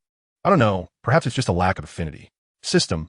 I have deciphered her true appearance. Take a look. Instantly, the system displayed Zhou Yi's true visage in Huo Yuhao's mind. Bathed in moonlight, she sat gracefully on a wooden chair, her features exquisite, skin fair as snow, and her eyes deep and captivating. Her upper attire accentuated her elegant curves, and her long legs flowed seamlessly, undeniably beautiful and alluring. The system even zoomed in on her posterior. At this moment, the system continued. Host, you wouldn't be dismissing Zhou Yi simply because she's not a virgin, would you? Are you perhaps tempted by her physique, yet your cleanliness obsession leads you to reject her? Huo Yuhao grimaced. What nonsense are you spouting, system? Am I that kind of person? I admit, she is indeed quite beautiful. Well, yes, she has ample bosom and a shapely behind, but I simply don't like her. So what? Huo Yuhao resolved firmly. System. Very well then. At that moment, Zhou Yi scrutinized Huo Yuhao with an appraising gaze. She refrained from taking action, instead inquiring what transpired. Huo Yuhao smirked. The Shrek Academy members didn't want to engage and attempted to attack me. At this juncture, Jiang Nannan also regained her composure. Her cheeks slightly flushed, yet she promptly recounted the events to Zhou Yi. Tang Yi chimed in with occasional remarks, which caused Beibei to furrow his brow slightly. Though he maintained a smile as he addressed Zhou Yi, Teacher Zhou Yi, it was a misunderstanding earlier. It was Su Sanshur who acted recklessly and initiated the conflict with Huo Yuhao, but the misunderstanding has now been resolved. After a moment of contemplation, Zhou Yi regarded Huo Yuhao, stating, I have been informed of the situation. It was indeed a misstep on our part from Shrek Academy. Zhou Yi nodded. Continue. I shall not interfere excessively in matters of student relationships, but I assure you that Su Sanshur will depart and will not trouble you further. Huo Yuhao nodded. That works. Zhou Yi then turned her gaze to Su Sanshur. You may leave now. Upon meeting Zhou Yi's stern gaze, Su Sanshur gritted his teeth, preparing to depart. However, before leaving, he cast a resentful glance at Huo Yuhao and a fleeting look at Jiang Nannan, his eyes betraying a myriad of complex emotions, before he turned and exited. Meanwhile, Zhou Yi looked at Huo Yuhao and asked, the soul skill you just used was your own creation, correct? Huo Yuhao affirmed, indeed, it was a self-created soul skill. Recognizing that this matter pertained to personal privacy, Zhou Yi chose not to press further and instead stated, Chapter 73, The Rules of Qin Academy.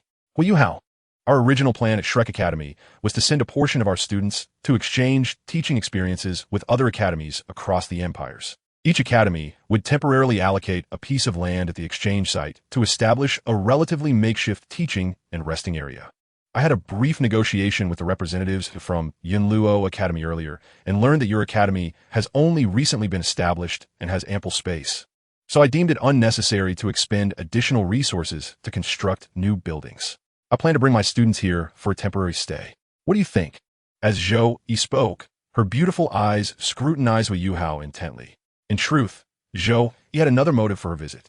Not long ago, when Shrek Academy announced the task for external teaching exchanges, Zhou Yi drew the lot to bring her class here for academic exchange. And she received basic information about this place, which highlighted a newly emerging academy, Qian Academy. The academy had been distinctly marked with a red line, indicating that despite being a nascent institution, Qian Academy possessed immense future potential.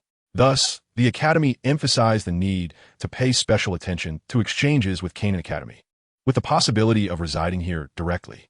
If feasible, either to integrate Qian Academy into Shrek Academy or to establish a simple teaching collaboration for a brief period. This perplexed Zhou Yi, yet she proceeded with the task, deciding to come and see for herself. Now, having visited Yunluo Academy to gather basic information about Qian Academy, she found it aligned with what she had learned from the documents. The true authority here was a mere 12-year-old boy, Huo Yuhao. Moreover, Qian Academy had only been established for a little over 2 months, yet it had already developed to such a scale. Moreover, Zhou Yi perceived that Huo Yuhao's earlier display of his self-created soul skill was exceptionally marvelous. She could sense that he indeed possessed extraordinary qualities. After listening to Zhou Yi's words, Huo Yuhao could naturally surmise the general idea and, after a moment of contemplation, spoke up. Very well, however, you must discuss the specifics with our dean here. I am quite occupied myself, as I also need to venture out for training to acquire soul rings. Thus, the matters here are ultimately decided by the dean and the others. Upon hearing this, Zhou Yi slightly nodded. All right then, Yuhao, could you guide me? Huo Yuhao pondered for a moment before nodding in agreement. He then proceeded to lead the way towards the academy. Before long, Zhou Yi arrived at the entrance of the Jialan Academy. At this moment, the recruitment information at the entrance had undergone some alterations. Upon seeing the contents within, Zhou Yi glanced at Huo Yuhao, her eyes revealing an enigmatic glimmer. The FAAD of Jialan Academy bore 2 statements on either side. The left proclaimed, establish correct values. Do not spread rumors, and do not trust those who are timid and avoid conflict. Such students are not worthy. The right echoed, cultivate good character, do not provoke others, and do not acknowledge the timid. Talents who lack the spirit of a true stronghold are but mediocrities. Zhou Yi beheld the inscriptions on both sides, her expression displaying a rare peculiarity.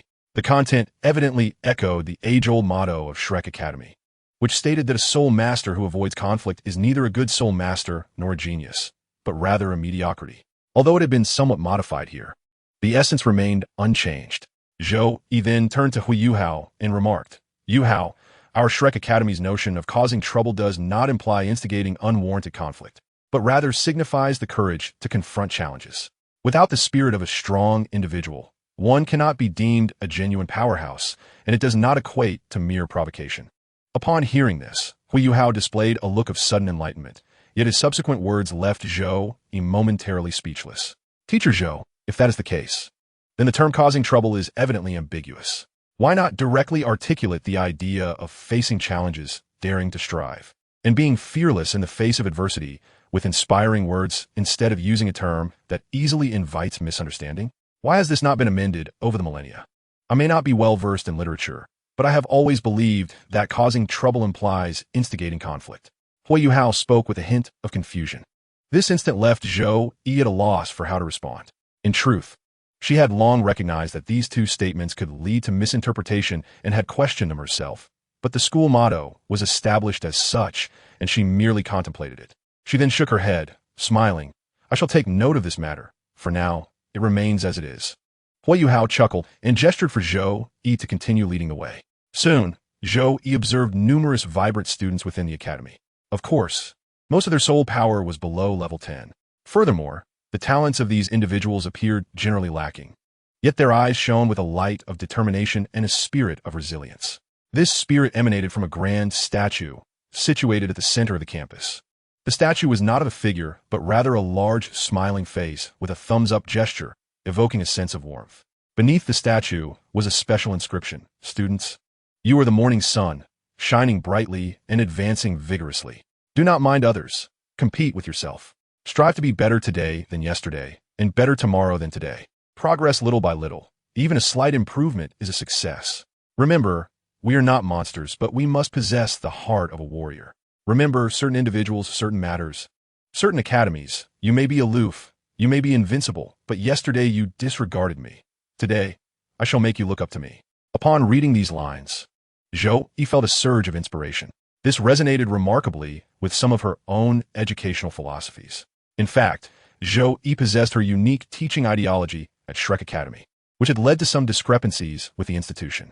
Her philosophy was that she would not prioritize students based on their martial souls, but would focus on nurturing them according to their characteristics and potential. Conversely, Shrek Academy's teaching philosophy emphasized the cultivation of prodigies and extraordinary martial souls. Otherwise, she would not have been compelled to withdraw from the inner academy in a fit of frustration and personally seek students outside. Xiao Wu regarded Huo Yuhao and inquired, "Is it not also the intrinsic potential of an individual that your academy values, rather than merely the martial soul?" Huo Yuhao, comprehending Xiao Yi's ideology, nodded, albeit he did not entirely agree with her teaching methods. Nevertheless, he affirmed, "Indeed, our academy also admits ordinary individuals. Even those with only 1 or 2 levels of soul power are welcomed, and tuition is entirely free. After all, one never knows when someone might suddenly unleash their potential, just like an inconspicuous person who unexpectedly becomes valuable. Although this possibility is exceedingly rare, what if success were to occur?" Upon hearing this, Xiao Wu exhaled softly and regarded Huo Yuhao with an approving gaze, stating, "In return, for the duration of our stay here, I can offer guidance on your academy's teaching." Huo Yuhao, taken aback by her proposal, gasped, "That would be unwise. How about this, Teacher Xiao? Please wait here for a moment while I fetch someone to engage in a thorough discussion with you." Xiao Wu nodded in agreement, finding Huo Yuhao's arrangement commendable. Without hesitation, Huo Yuhao promptly made his way towards the Soul Guide office. At that moment, Xiao Wu suddenly glanced in a certain direction, her expression momentarily blank. It seemed she had spotted some individuals she had previously expelled, now seemingly enrolled here. Of course, it was merely a fleeting glance, as those students promptly entered their classrooms. Xiao Wu then dismissed her thoughts. At that juncture, she once again surveyed the students around her, turning to Beibei and inquiring, "Beibei, how do the students here differ from those at our Shrek Academy?" In response to Xiao Yi's inquiry, Beibei glanced at several students from Jialan Academy and replied, "Teacher Xiao, their soul power is generally quite low, to the point of being lamentable, typically around the 1st or 2nd ring." Xiao Wu pressed further, "And what else?" Beibei continued, "In addition, their ages tend to be relatively advanced. Look at those individuals. They're at least 16 or 17 years old, yet are only in the 2nd year. Had they been at our Shrek Academy, they would have been eliminated long ago. As our academy's philosophy is to cultivate only prodigies, while Jialan Academy admits all sorts, indicating a clear distinction." As he spoke, Beibei gestured towards 2 or 3 girls, approximately 15 or 16 years old, who were entering the 1st or 2nd year classes. Xiao Wu nodded in understanding and further questioned, "And what else?" Beibei, after a moment of contemplation, tentatively said, "Furthermore, the number of girls here significantly exceeds that of boys, with a rough ratio of about 4 to 1. Xiao Wu was somewhat taken aback upon hearing this. She had not noticed this aspect before and had not previously compared it in that regard. She then asked, "And then?" Beibei's expression reflected deep thought, and after a brief pause, he cautiously added, "Moreover, with respect to the comparison between Jialan Academy and Shrek Academy, Shrek Academy is dedicated to cultivating exceptional soul masters for the entire continent, undoubtedly destined to become pillars of certain families or factions. To put it succinctly, the pinnacle of Shrek Academy lies in its aspiration to cultivate prodigious talents and contribute to the advancement of the entire continent, as well as to resist the encroachment of the Sun and Moon Empire." At this juncture, Beibei cast a glance around, and with a hint of a smile, he remarked, "In contrast to Qin Academy, it merely offers impoverished children a modicum of capability to rely upon." Jiang Nan, upon hearing this, retorted, "Are you implying that Shrek Academy follows a path aimed at the development of all humanity, soaring high in the heavens, while Qin Academy only provides ordinary individuals with the means to secure their daily sustenance, rendering it ineffectual in the grand scheme of Douluo, a continent's evolution?" Beibei pondered for a moment, concealing certain thoughts, and shook his head in dissent. "It cannot be stated thus. Each individual harbors differing philosophies. At the very least, I hold a certain admiration for Qin Academy, particularly for Brother Yuhao." Jiang Nan felt an urge to counter. Yet Beibei's words left her with the sensation of striking a pillow with her fist. At that moment, Tanya perceived a notable difference and spoke up, "Teacher Zhou, I sense that the students here exhibit a distinct aura and essence compared to those in our academy. Upon hearing this, Xiao Wu revealed a smile and encouraged her to continue. Tang Yu elaborated. Teacher Xiao, observe the students here. Their eyes shimmer with a light that signifies hope for the future. In contrast, our Shrek Academy students are often either exceptionally gifted or, particularly those lacking any notable background, have already drawn the attention of various families. After all, many families not only value talent, but are also willing to gamble by preemptively sponsoring promising youths. Moreover, some students hail from powerful families or possess other affiliations, their futures meticulously orchestrated, leaving little room for ambition. In truth, Shrek Academy harbors an unwritten rule wherein exceptionally talented children without backgrounds undergo an initial selection by the Academy. Should their talents be truly outstanding, they may even be retained as foundational pillars for the Academy's future development. Only those left behind by the Academy have the opportunity to be chosen by various families or sections. Yet, even those deemed as leftovers, if they catch the eye of Shrek, possess talent of the highest caliber. Subsequently, Tang Yu resumed her reflection. Yet the students of Canaan Academy, by contrast, predominantly emerge from the lower echelons of society. It is precisely due to the absence of established support that their yearning to ascend is particularly fervent, igniting a fierce determination and brilliance in their gaze. Xiao Wu, upon hearing this, nodded in satisfaction while surveying the vibrant academy around her. She felt an inexplicable sense that this institution would undoubtedly carve out its own niche in the future. At this juncture, Wang Dong interjected. Teacher Xiao, there are additional distinctions worth noting. Xiao Wu gazed at Wang Dong with a smile. You and Nanan have been here for a while. Surely you've uncovered several differences? Please, share your observations. Wang Dong replied directly. The food here is quite commendable and entirely free of charge. On average, a meal can cost around 2 silver coins. Of course, compared to our Shrek Academy, the variety may be somewhat lacking, yet we do charge for meals. Achieving a standard of 2 silver coins per meal without any fees is indeed remarkable, and the food is quite delicious. As he spoke, Wang Dong unconsciously licked his lips and added, just think about that rice porridge with 3 spoonfuls of sugar. I've decided to have it again tonight. Perhaps with 3 more spoonfuls from the Tang family. Unbeknownst to Wang Dong, by evening, the porridge had transformed into a savory concoction. Zoe nodded inaknodet. At this moment, Jiang Nanan also chimed in. Teacher, the various benefits and rewards here offer nearly every diligent individual an opportunity to obtain them. Jiang Nanan paused before continuing. Moreover, when it comes to welfare assistance, the scale and scope here are threefold compared to Shrek Academy. Despite Shrek Academy currently possessing wealth that far surpasses Canaan Academies, the proportion spent on student welfare is indeed lower here, seemingly favoring the development of exceptionally gifted students. Upon hearing this, Xiao Wu fell into a brief silence before nodding with a smile. This academy is increasingly intriguing. It appears this visit has been quite worthwhile. Jiang Nanan took a deep breath, realizing there was no need to conceal her intentions any longer. With earnestness in her gaze, she spoke. Teacher Xiao, given the recent commotion concerning Su Sanshur, you are aware that I'm acquainted with Huo Yuhao, and we're in a romantic relationship. My soul power is on the verge of breaking through to level 40, and I wish to accompany Huo Yuhao. Xiao Wu, after a moment of contemplation, responded. Are you suggesting that Huo Yuhao intends to leave? Wang Dong nodded in affirmation. Yes, Huo Yuhao plans to depart tomorrow morning. He mentioned this to me earlier. Wang Dong refrained from elaborating further, yet a peculiar feeling stirred within her. She could not shake the impression that Huo Yuhao was avoiding her. What astonished Wang Dong even more was the sensation she experienced upon meeting Huo Yuhao earlier, as if a voice in her mind urged her to approach him. This left her feeling perplexed. What was happening to her? Yet these thoughts flickered briefly before she shook her head, dismissing them from her mind. After a moment of silence, Xiao Wu regarded Jiang Nanan and nodded. Very well, if you wish to break through, accompanying him is permissible. With that, Xiao Wu began to wait. Meanwhile, Huo Yuhao had already met with Liu Erlong and engaged in conversation. Chapter 75, the dialogue between Mu In and Yin Xiaojia, a chain of events. Huo Yuhao looked at Liu Erlong and said, Sister Erlong, I have something to convey.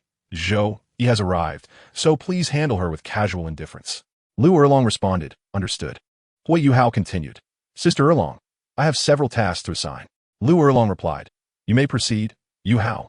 Huo Yuhao inquired, How is the compilation of our exclusive textbooks at Canaan Academy progressing?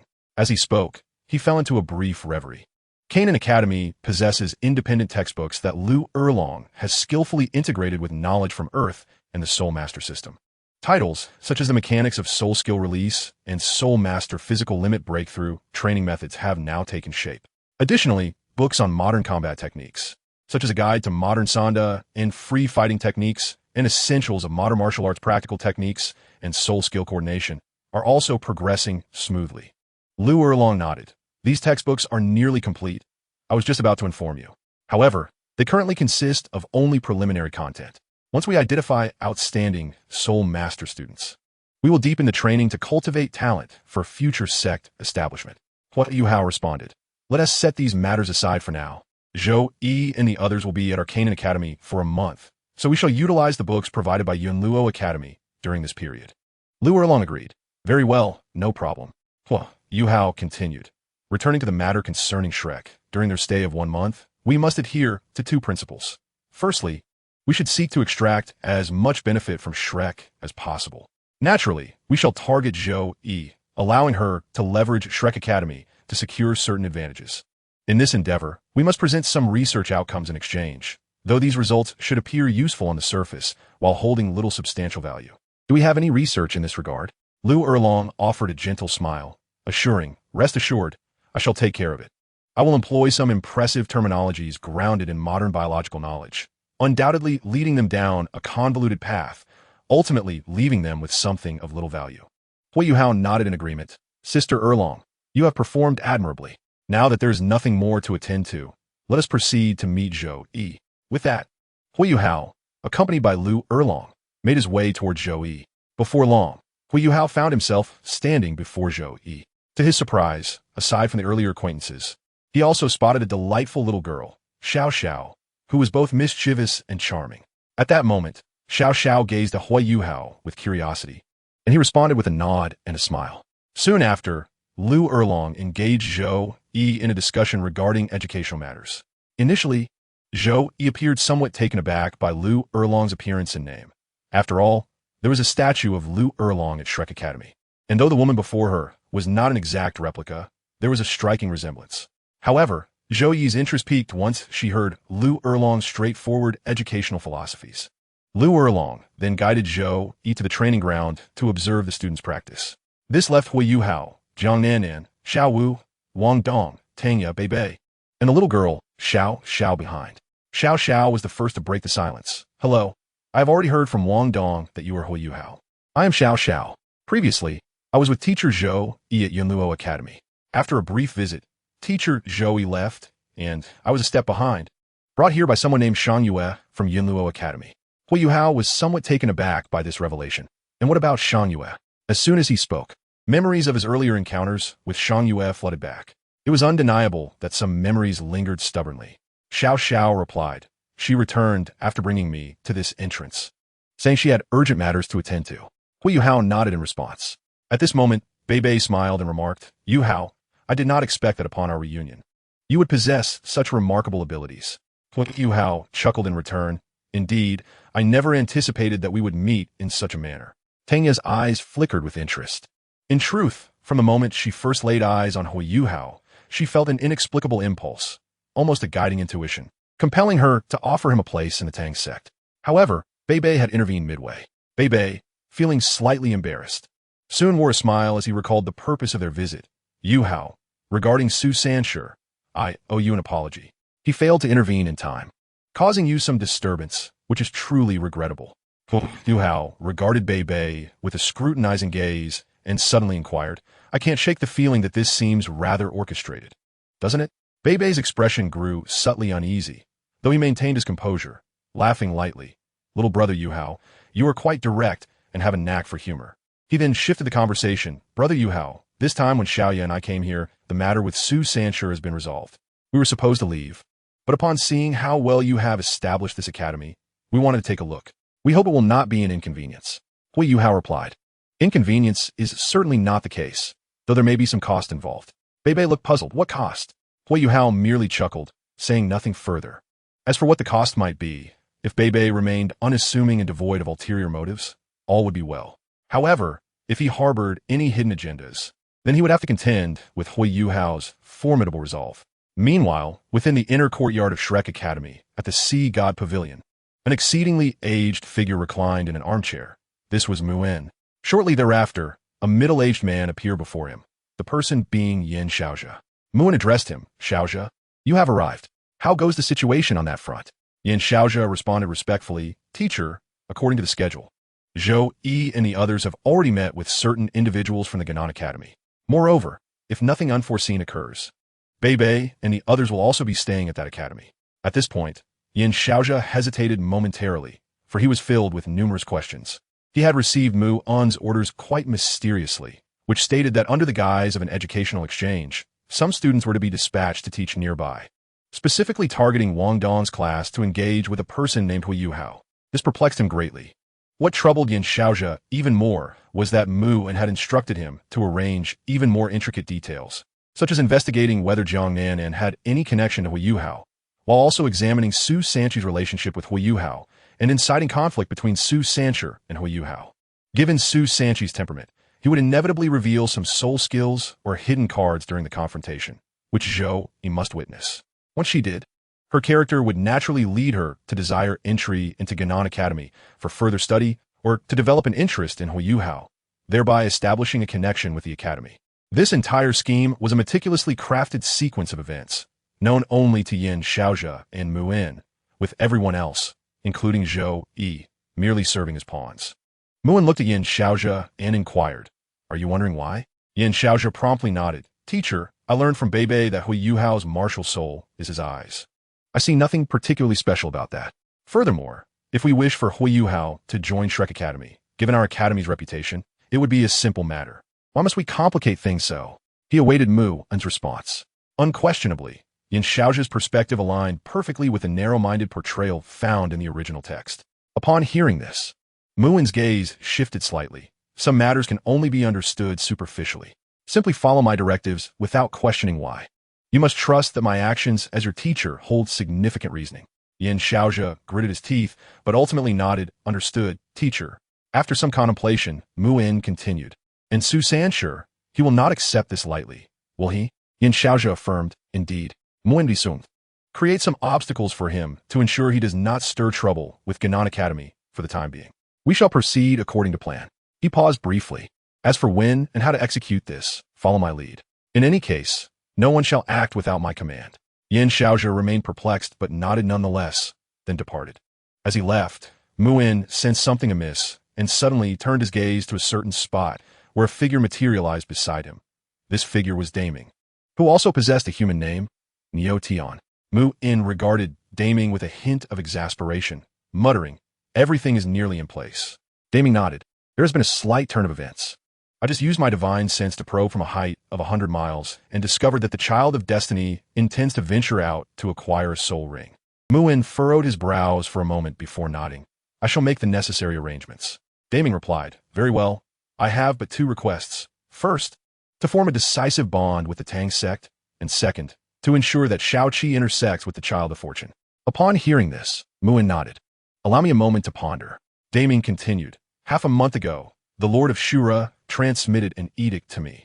Recently, a complication arose with the divine official dispatched by the first generation of Shura, and this position has remained vacant ever since. Mu En's eyes flickered slightly at this revelation. After a brief moment, he nodded understood. Without further hesitation, Daming's figure flickered and vanished. At that moment, Mu En contemplated for a moment, a resolute glint suddenly appearing in his eyes. He summoned his thoughts and conveyed a mental message to Yin Xiaozhe. Xiaozhe, summon Beibei for me. After uttering this, Mu En fell into a brief reverie, muttering to himself, Beibei, I offer you an opportunity that you must seize. However, this chance requires certain sacrifices, and it all hinges upon your choices. With this, Mu En closed his eyes to recuperate, sketching the subsequent arrangements in his mind. He was calculating the two forthcoming tasks, the first being the binding with the Tang sect, and the second orchestrating the relationship between Huo Yuhao and Wang Dong. The latter would be a protracted endeavor, while the former had a more direct and swift approach, such as initiating from Tangya. Meanwhile, Yin Xiaozhe had just returned to the dean's office, standing with his hands clasped behind his back, admiring the bronze statue of Master Yu Xiaojing. Occasionally, he would take a cloth to wipe the statue's head, preventing dust from settling upon it. Suddenly, he received Mu Un's mental message. Although he felt somewhat resigned, he understood the necessity of compliance. At that moment, Yin Xiaozhe sensed something amiss and noticed a letter had inexplicably appeared in the office. Without hesitation, he retrieved it, recognizing the handwriting to be that of Ma Xiaotao. However, upon reading the first line, an imperceptible twitch graced the corner of his mouth. The letter read, Master. It is Xiaodao. The statue of Master Yu Xiaojing is crafted from pure copper. If you wipe its head, the statue will turn green. Yin Xiaozhe instinctively glanced at Flinder's statue, realizing it indeed had some green rust upon its head. Nevertheless, he quickly dismissed the thought and continued reading. Upon seeing the subsequent content, he clenched his teeth, inwardly cursing his disobedient disciple.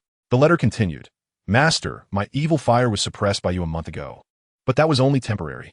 I feel the occurrences of my evil fire erupting are becoming increasingly frequent, and there are no effective treatment for me at Shrek Academy. Thus, I must leave the academy. First, I intend to venture into the ice and fire Yin Yang Ai. If I can obtain the Phoenix Crown from my ancestor Ma Hongjun, that would be splendid. If not, I shall resign myself to fate. Also, Master, please do not seek me. My mind is made up. The date on the envelope was yesterday, which caused Yin Xiaozhe's brow to furrow intensely. After a moment, he muttered, Xiaodao, you have already violated the rules by venturing into the ice and fire Yin Yang Ai once. To do so again is sheer folly. He spoke with irritation. Following this, Yin Xiaozhe recalled a little-known rule concerning the ownership of the ice and fire Yin Yang Ai. Before it was discovered by Dongwu Bo a millennium ago, it remained unclaimed. Since Dongwu Bo's discovery and subsequent possession, it had been passed down to Tang San. Before sending, Tang San had set up formations outside with the assistance of the biphosphorus Snake Emperor, thus transforming the ice and fire Yin Yang Ai into the exclusive property of the Tang sect, essentially becoming Tang San's private garden. Shaking his head, Yin Xiaozhe continued, Very well, let you taste some hardship. With that, he vanished in a flash. In his view, although Ma Xiaotao possessed a fiery temperament, she was not one to recklessly court death. A little hardship and setbacks would surely bring her back. He felt no excessive concern regarding this trial. On the other side, the dawn of the following day arrived unknowingly. Huo Yuhao prepared for departure, accompanied by Nan Nan, Ali, and Xiao Yixin. Without a moment's hesitation, Huo Yuhao called for the three ladies to mount their swift steeds, promptly leaving the tumultuous locale. 2 days later, Huo Yuhao and his companions arrived at the Stardow Forest. Simultaneously, the voice of the system resonated in Huo Yuhao's mind. Ding! System task has been issued. Core task. The host must follow the original life trajectory to obtain a second martial soul and a third soul ring. Reward: 4-star. Note: should the host deviate from the original life trajectory and attain additional gains, the rewards will be adjusted accordingly based on the magnitude of the gains. Note: the minimum reward is 2 stars, while the maximum is 7 stars. Note: during this endeavor, any item or entity that the host acquires, which does not originally belong to them, will be counted as cumulative rewards. Huo Yuhao nodded thoughtfully upon receiving this information, then inquired of the system. Is there a deadline for this task? Ding, the task deadline is within 6 months. Hearing this, Huo Yuhao smiled.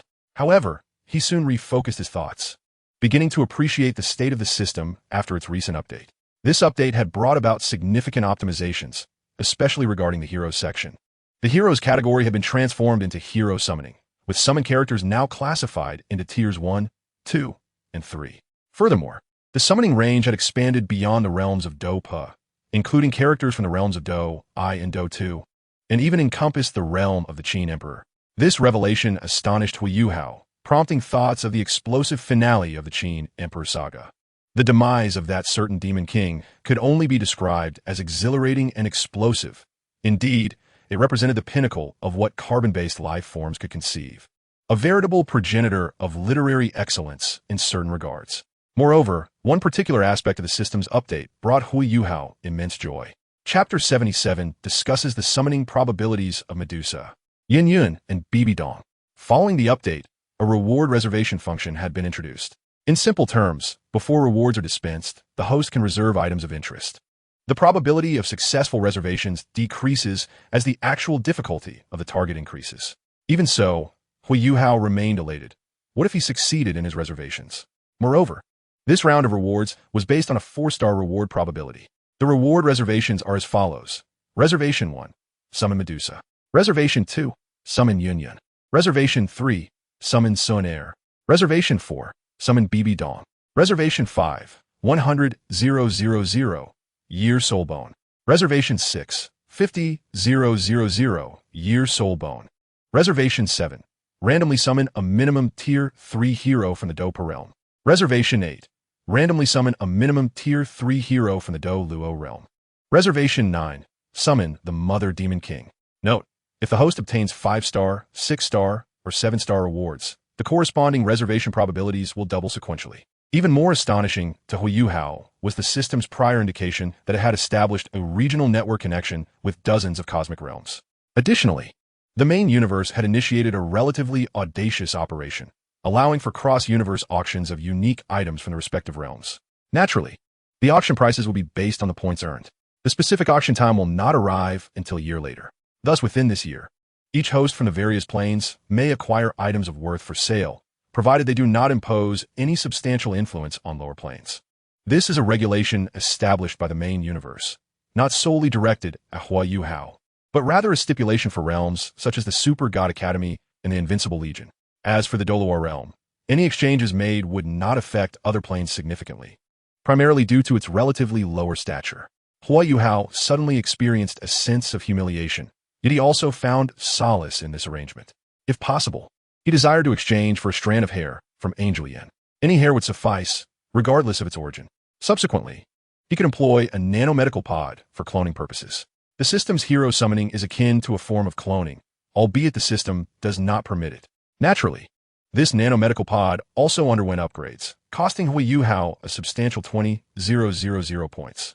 However, the expenditure proved worthwhile, as it not only facilitated cloning, but also optimized the intelligent machine Xiao Qi, which had acquired the capability to replicate itself. Yuhua, shall we search for soul rings here? At that moment, Jiang Nanan spoke up. Huo Yuhao nodded in response.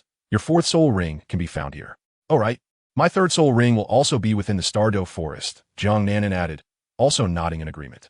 Soon after, Huo Yuhao and the others began to traverse the forest. He reflected on the trajectory of his life. According to the original narrative, his 3rd soul ring would be the 15,000-year-old purple spirit beast, captured by Xianlao and exchanged with Emperor Tian. Achieving that now, relying solely on his own abilities, will be quite challenging.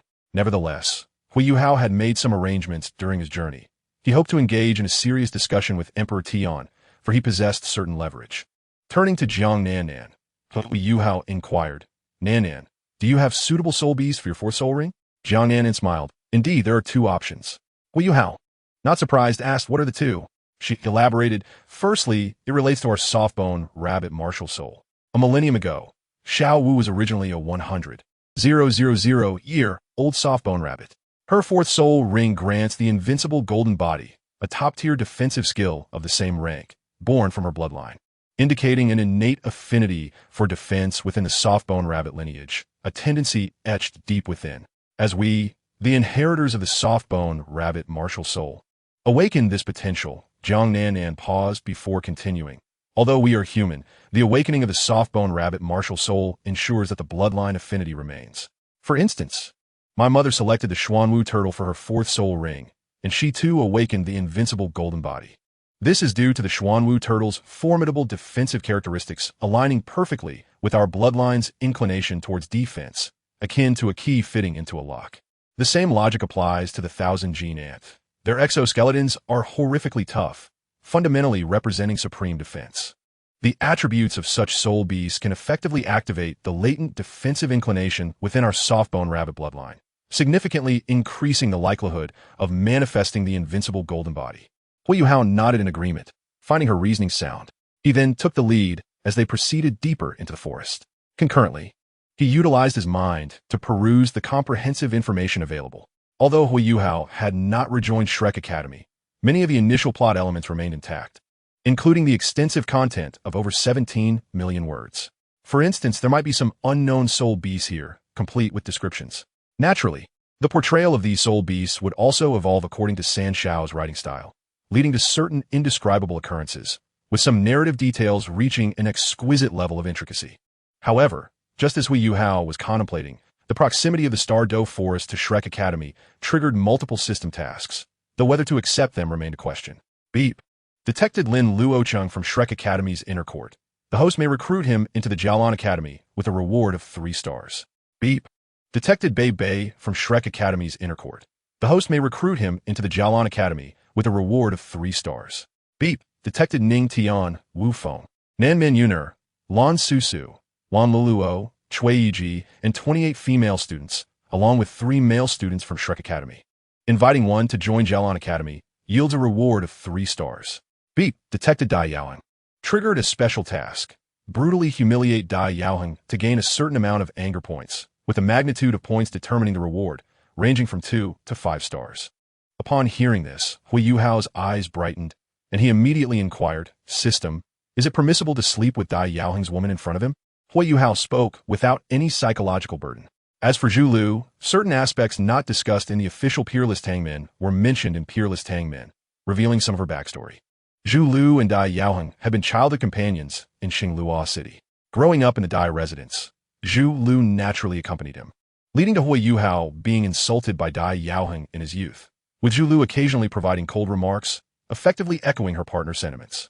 This aligns with the narrative of Peerless Tangmen, maintaining logical coherence. Chapter 78. Comprehensive Evaluation of Mujin. System. 2 major humiliations for men. The vengeance of abducting one's wife and the hatred of slaying one's father. The host is entirely justified in pursuing this course of action. Beep. Does the host wish to accept the task? Huo Yuhao pondered briefly before stating, I shall not accept it for now. Let's first prioritize the matter of the soul rings. Beep. The aforementioned task has been set aside for future consideration. Beep. The host has triggered another task. Would you like to accept it? Huo Yuhao, somewhat taken aback, asked, What is this task? Please elaborate before I decide. Beep. Detected Mu Jin, a teacher from Shrek Academy's outer court, gradually approaching the Stardow Forest. Triggered task. Enroll her into Jiaolan Academy as a special teacher. The reward goal is 4 stars. Huo Yuhao felt a tinge of surprise and instinctively thought of Mu Jin. He began by inquiring about her character. System. How would you evaluate Mu Jin? What is her character like? System. Should I speak candidly? It may not be very flattering. Huo Yuhao. You are not attempting to whitewash Mu Jin, are you? System. First, let me provide the official evaluation. The official evaluation states that Mu Jin is a rather unlikable character, possessing the following shortcomings. Shortcoming 1. Strong jealousy. She harbors affections for Fan Yu. Yet he's enamored with Zhou Yi, leading her to view Zhou Yi as a rival and target her with hostility. Shortcoming 2. Harsh and overbearing, lacking fairness. In the instance of Huo Yuhao's tardiness on the first day of school, Mu Jin sought to expel him, her actions being blunt and ruthless. The system paused momentarily, seemingly reluctant, before continuing, Host, regarding the first shortcoming of strong jealousy, it is indeed irrefutable. However, one could interpret it as a passionate devotion to love. Concerning the second shortcoming, her harshness and lack of fairness, the setting of this plot is, in certain respects, quite explosive. Firstly, Huo Yuhao indeed arrived late, which allowed Mu Jin to seize an opportunity. After gaining this advantage, Zhou Yi and Fan Yu paradoxically became the harbingers of justice, with Fan Yu even persuading the 2 deans to fabricate a document asserting that Huo Yuhao was undertaking a mission for him. How shall one interpret this? Setting aside Huo Yuhao's status as the protagonist and the overarching narrative of the unrivaled Tang sect, if we examine this incident purely in isolation, it is evident that, despite any personal emotions, he has consistently adhered to the rules. Huo Yuhao found himself momentarily at a loss for words. However, if one were to adopt a third-party perspective on this matter, disregarding who is the protagonist or the antagonist, Mu Jin's actions could indeed be deemed consistent with established protocols. As for the fabrication of evidence, it could be reasonably construed as a form of protection. Huo Yuhao quickly arrived at this conclusion. The writing of San Xiao is indeed mind-bending. One should merely observe and refrain from emulating it. It is precisely because Huo Yuhao is the central character that people tend to believe Fan Yu's actions are justified while viewing Mu Jin with disdain. The system then interjected. Host, the official evaluations, and even some readers regard Mu Jin as a villain, which leads to an emotional resonance that renders her unfavorable in their eyes. Yet, in reality, Mu Jin possesses numerous commendable qualities. For instance, in terms of her willingness to accept the consequences of a wager, she lost a gamble against Zhou Yi regarding a soul bone and, despite her irritation, promptly fulfilled her obligation. The value of a soul bone is significant, yet she was able to act in such a manner. Furthermore, Her role as a teacher at Shrek Academy indicates her proficiency in pedagogy, as she has garnered the institution's recognition and does not engage in the same incessant running drills as Zhou Yi, instead employing her own unique methodology. Moreover, concerning her students, there is no narrative indicating that she would resort to corporal punishment. Even when she felt discomfort from losing a bet, she merely internalized her displeasure.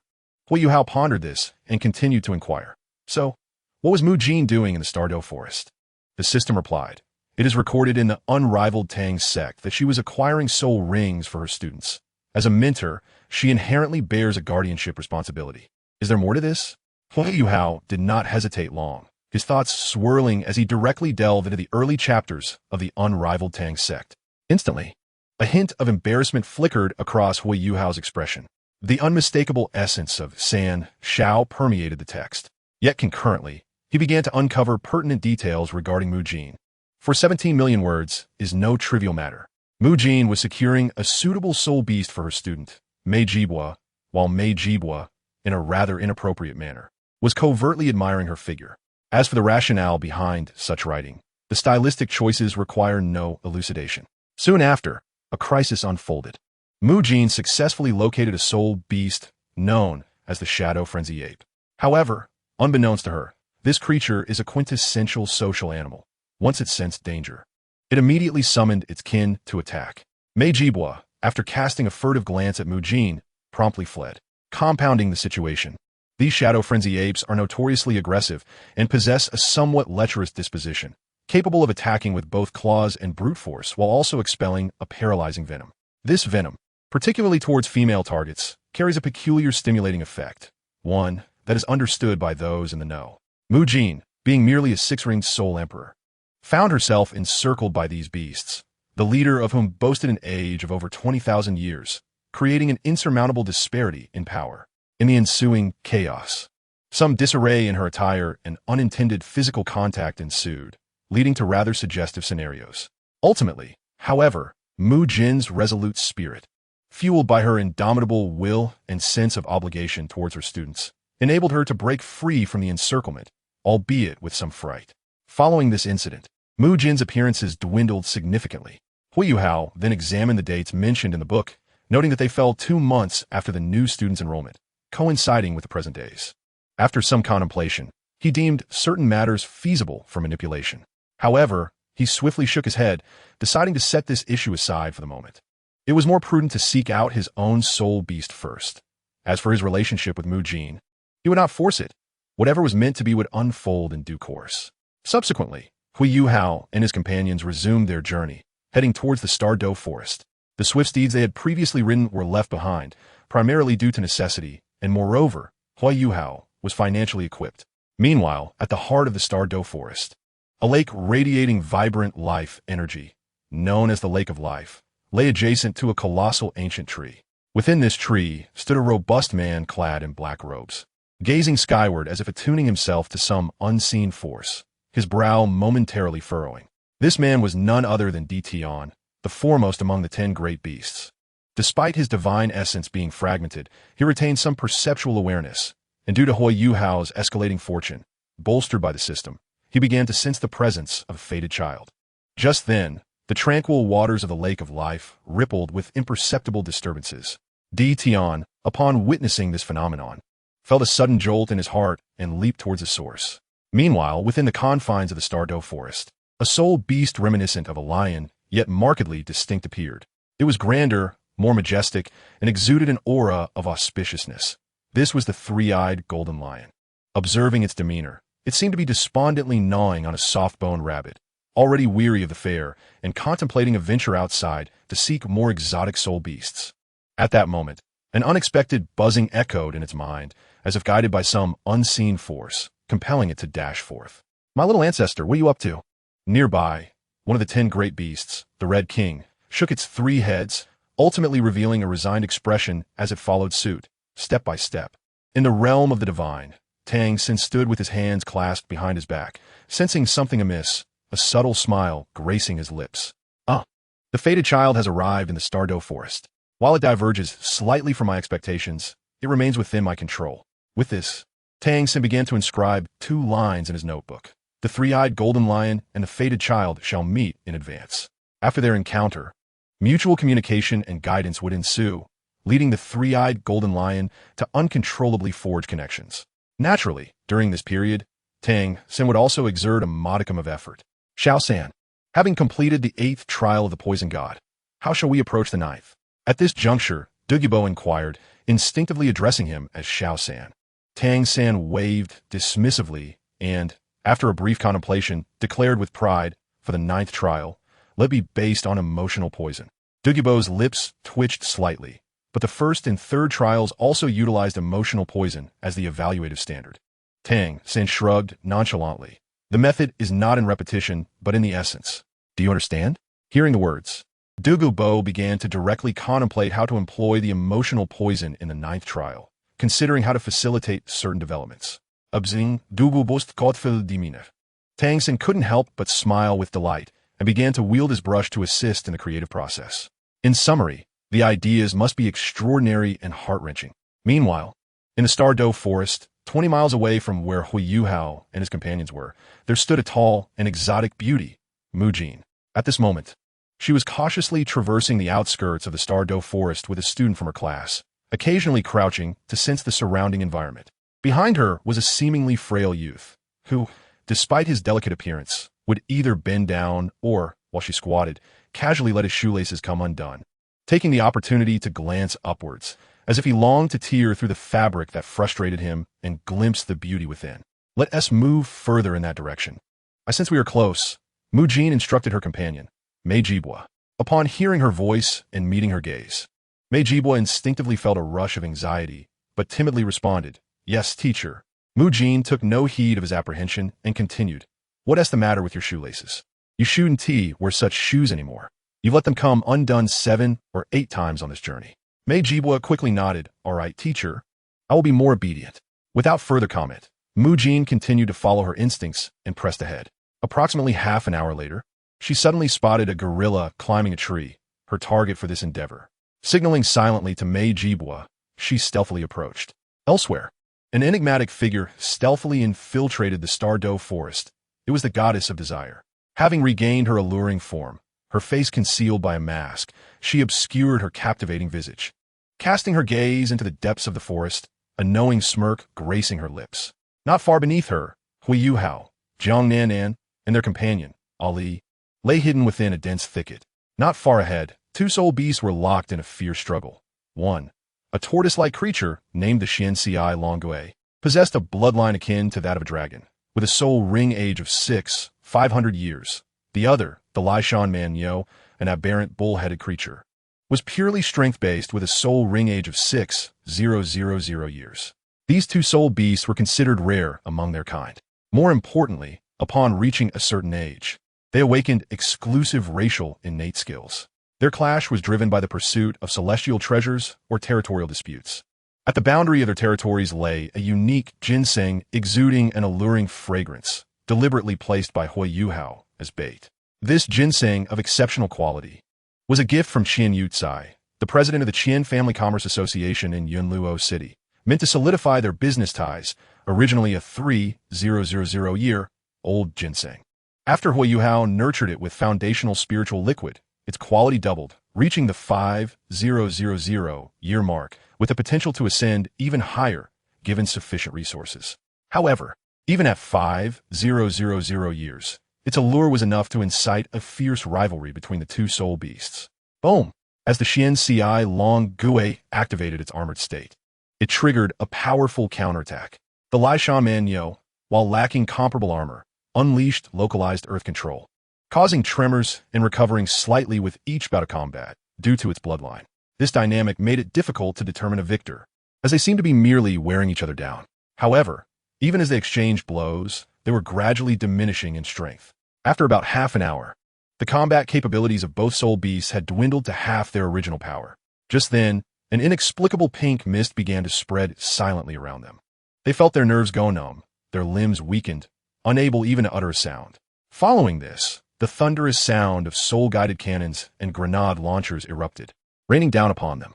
Simultaneously, Jiang Nanan, Xiao Yixian, and Ali sprang into action. Second soul skill, gravity control. Jiang Nanan declared.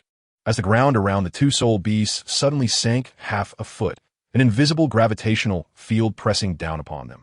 First soul skill, Toxic Breath. Xiao Yixian exclaimed, unleashing a torrent of greenish poison that intertwined with the earlier pink mist, forming an even denser toxic cloud. The grass around withered and rotted, while the fur and scales of the two soul beasts began to show ominous black spots, their breathing becoming increasingly labored. Then, Xiao Yixian commanded, fourth soul skill, Poisonous Expansion. The surfaces of both the Xian Long Gui and Lai Shanman Neo suddenly erupted with purple-red blisters. At that very moment, two venomous pincers, reminiscent of pink maidens, emerged from in front of Xiao Yixian, directly lunging at the two soul beasts.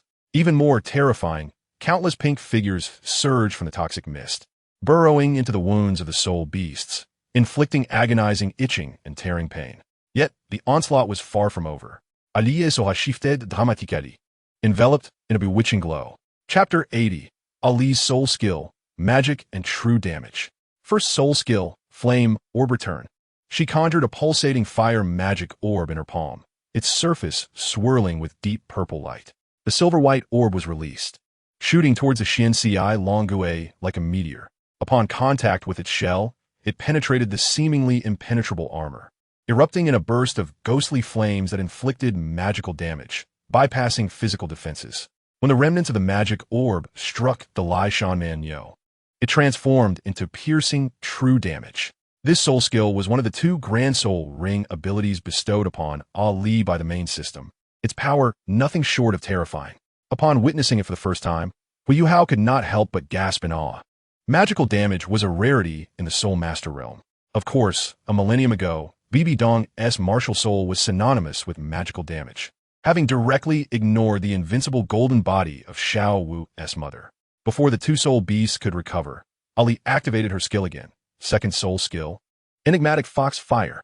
Several clusters of emerald green fox fire leapt from her foxtail, seemingly sentient, automatically pursuing the wounds on the soul beasts. The flames ignited upon contact, inflicting severe burns of magical damage, causing them to tremble in silent agony. Meanwhile, Huo Yuhao gripped the heavy strike barret, utilizing the mental link with the girls to lock onto their target, his finger firmly on the trigger. Bang, bang, bang.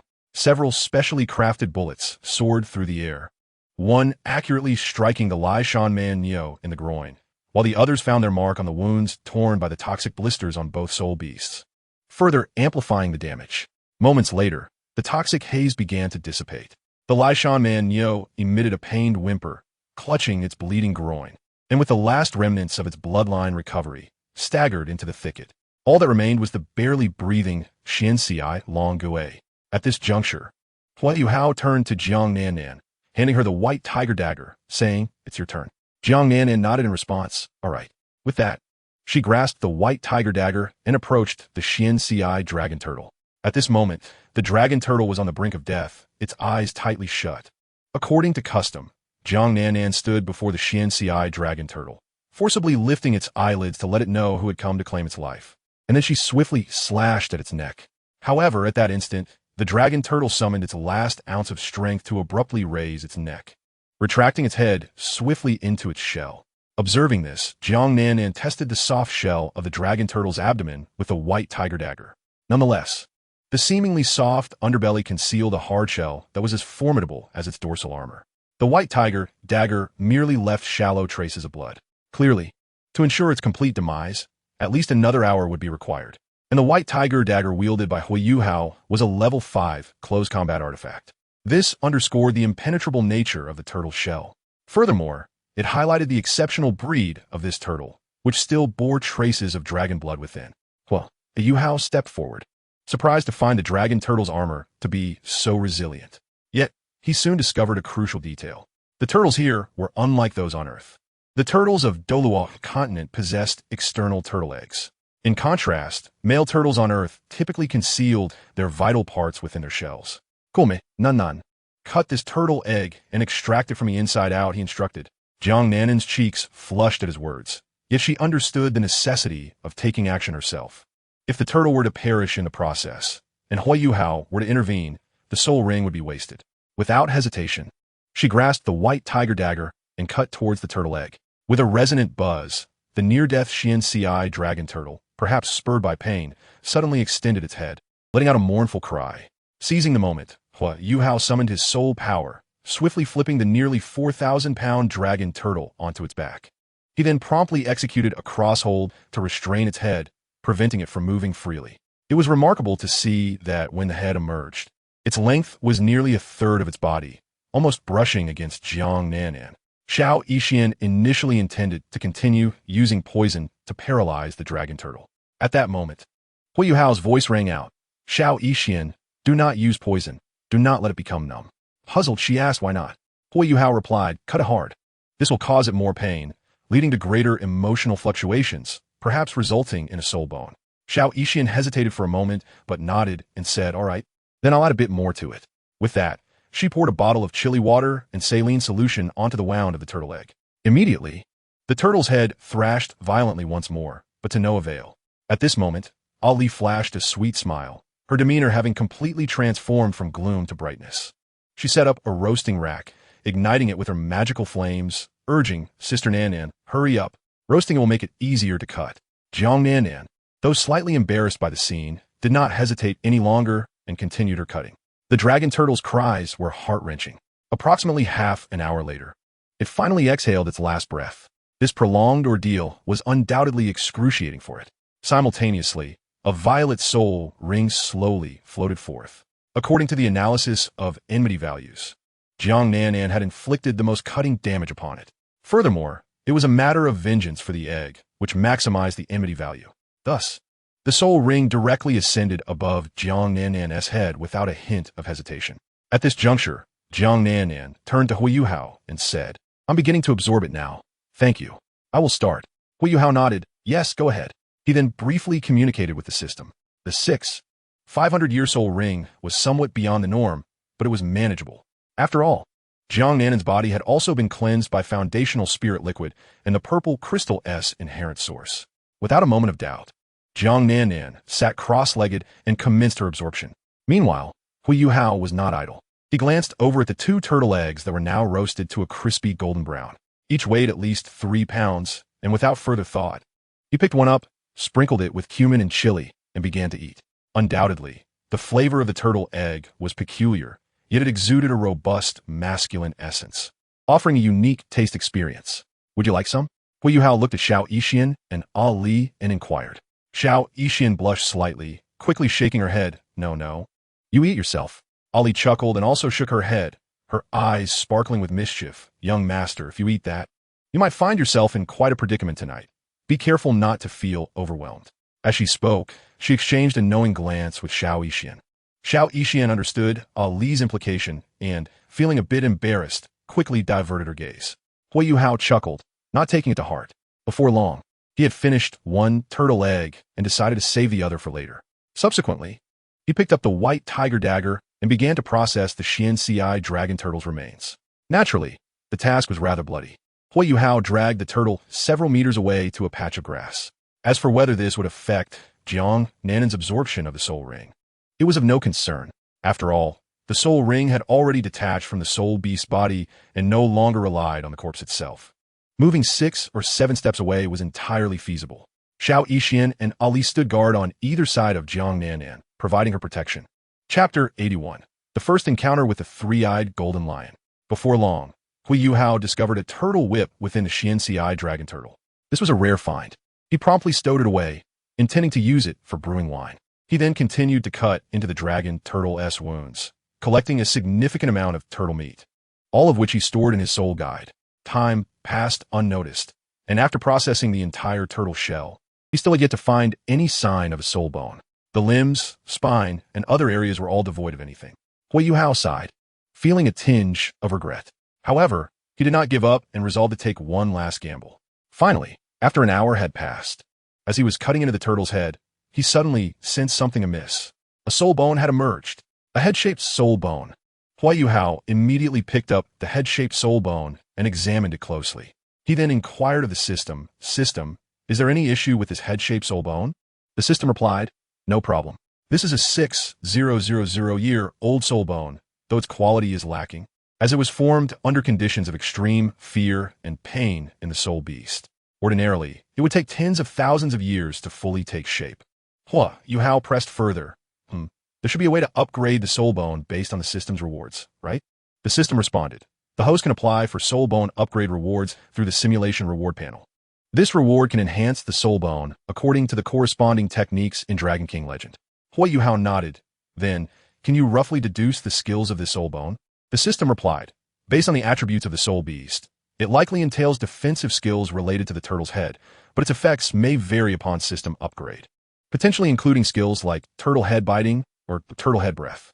Huo Yuhao mused, finding the notion of the soul bone somewhat suggestive. He then replied, all right, I will make a note of this. My wish list is now full. We can discuss it further when the next task arises, as thoughts were quite straightforward. If it suited Jiang Nan, then she should use it.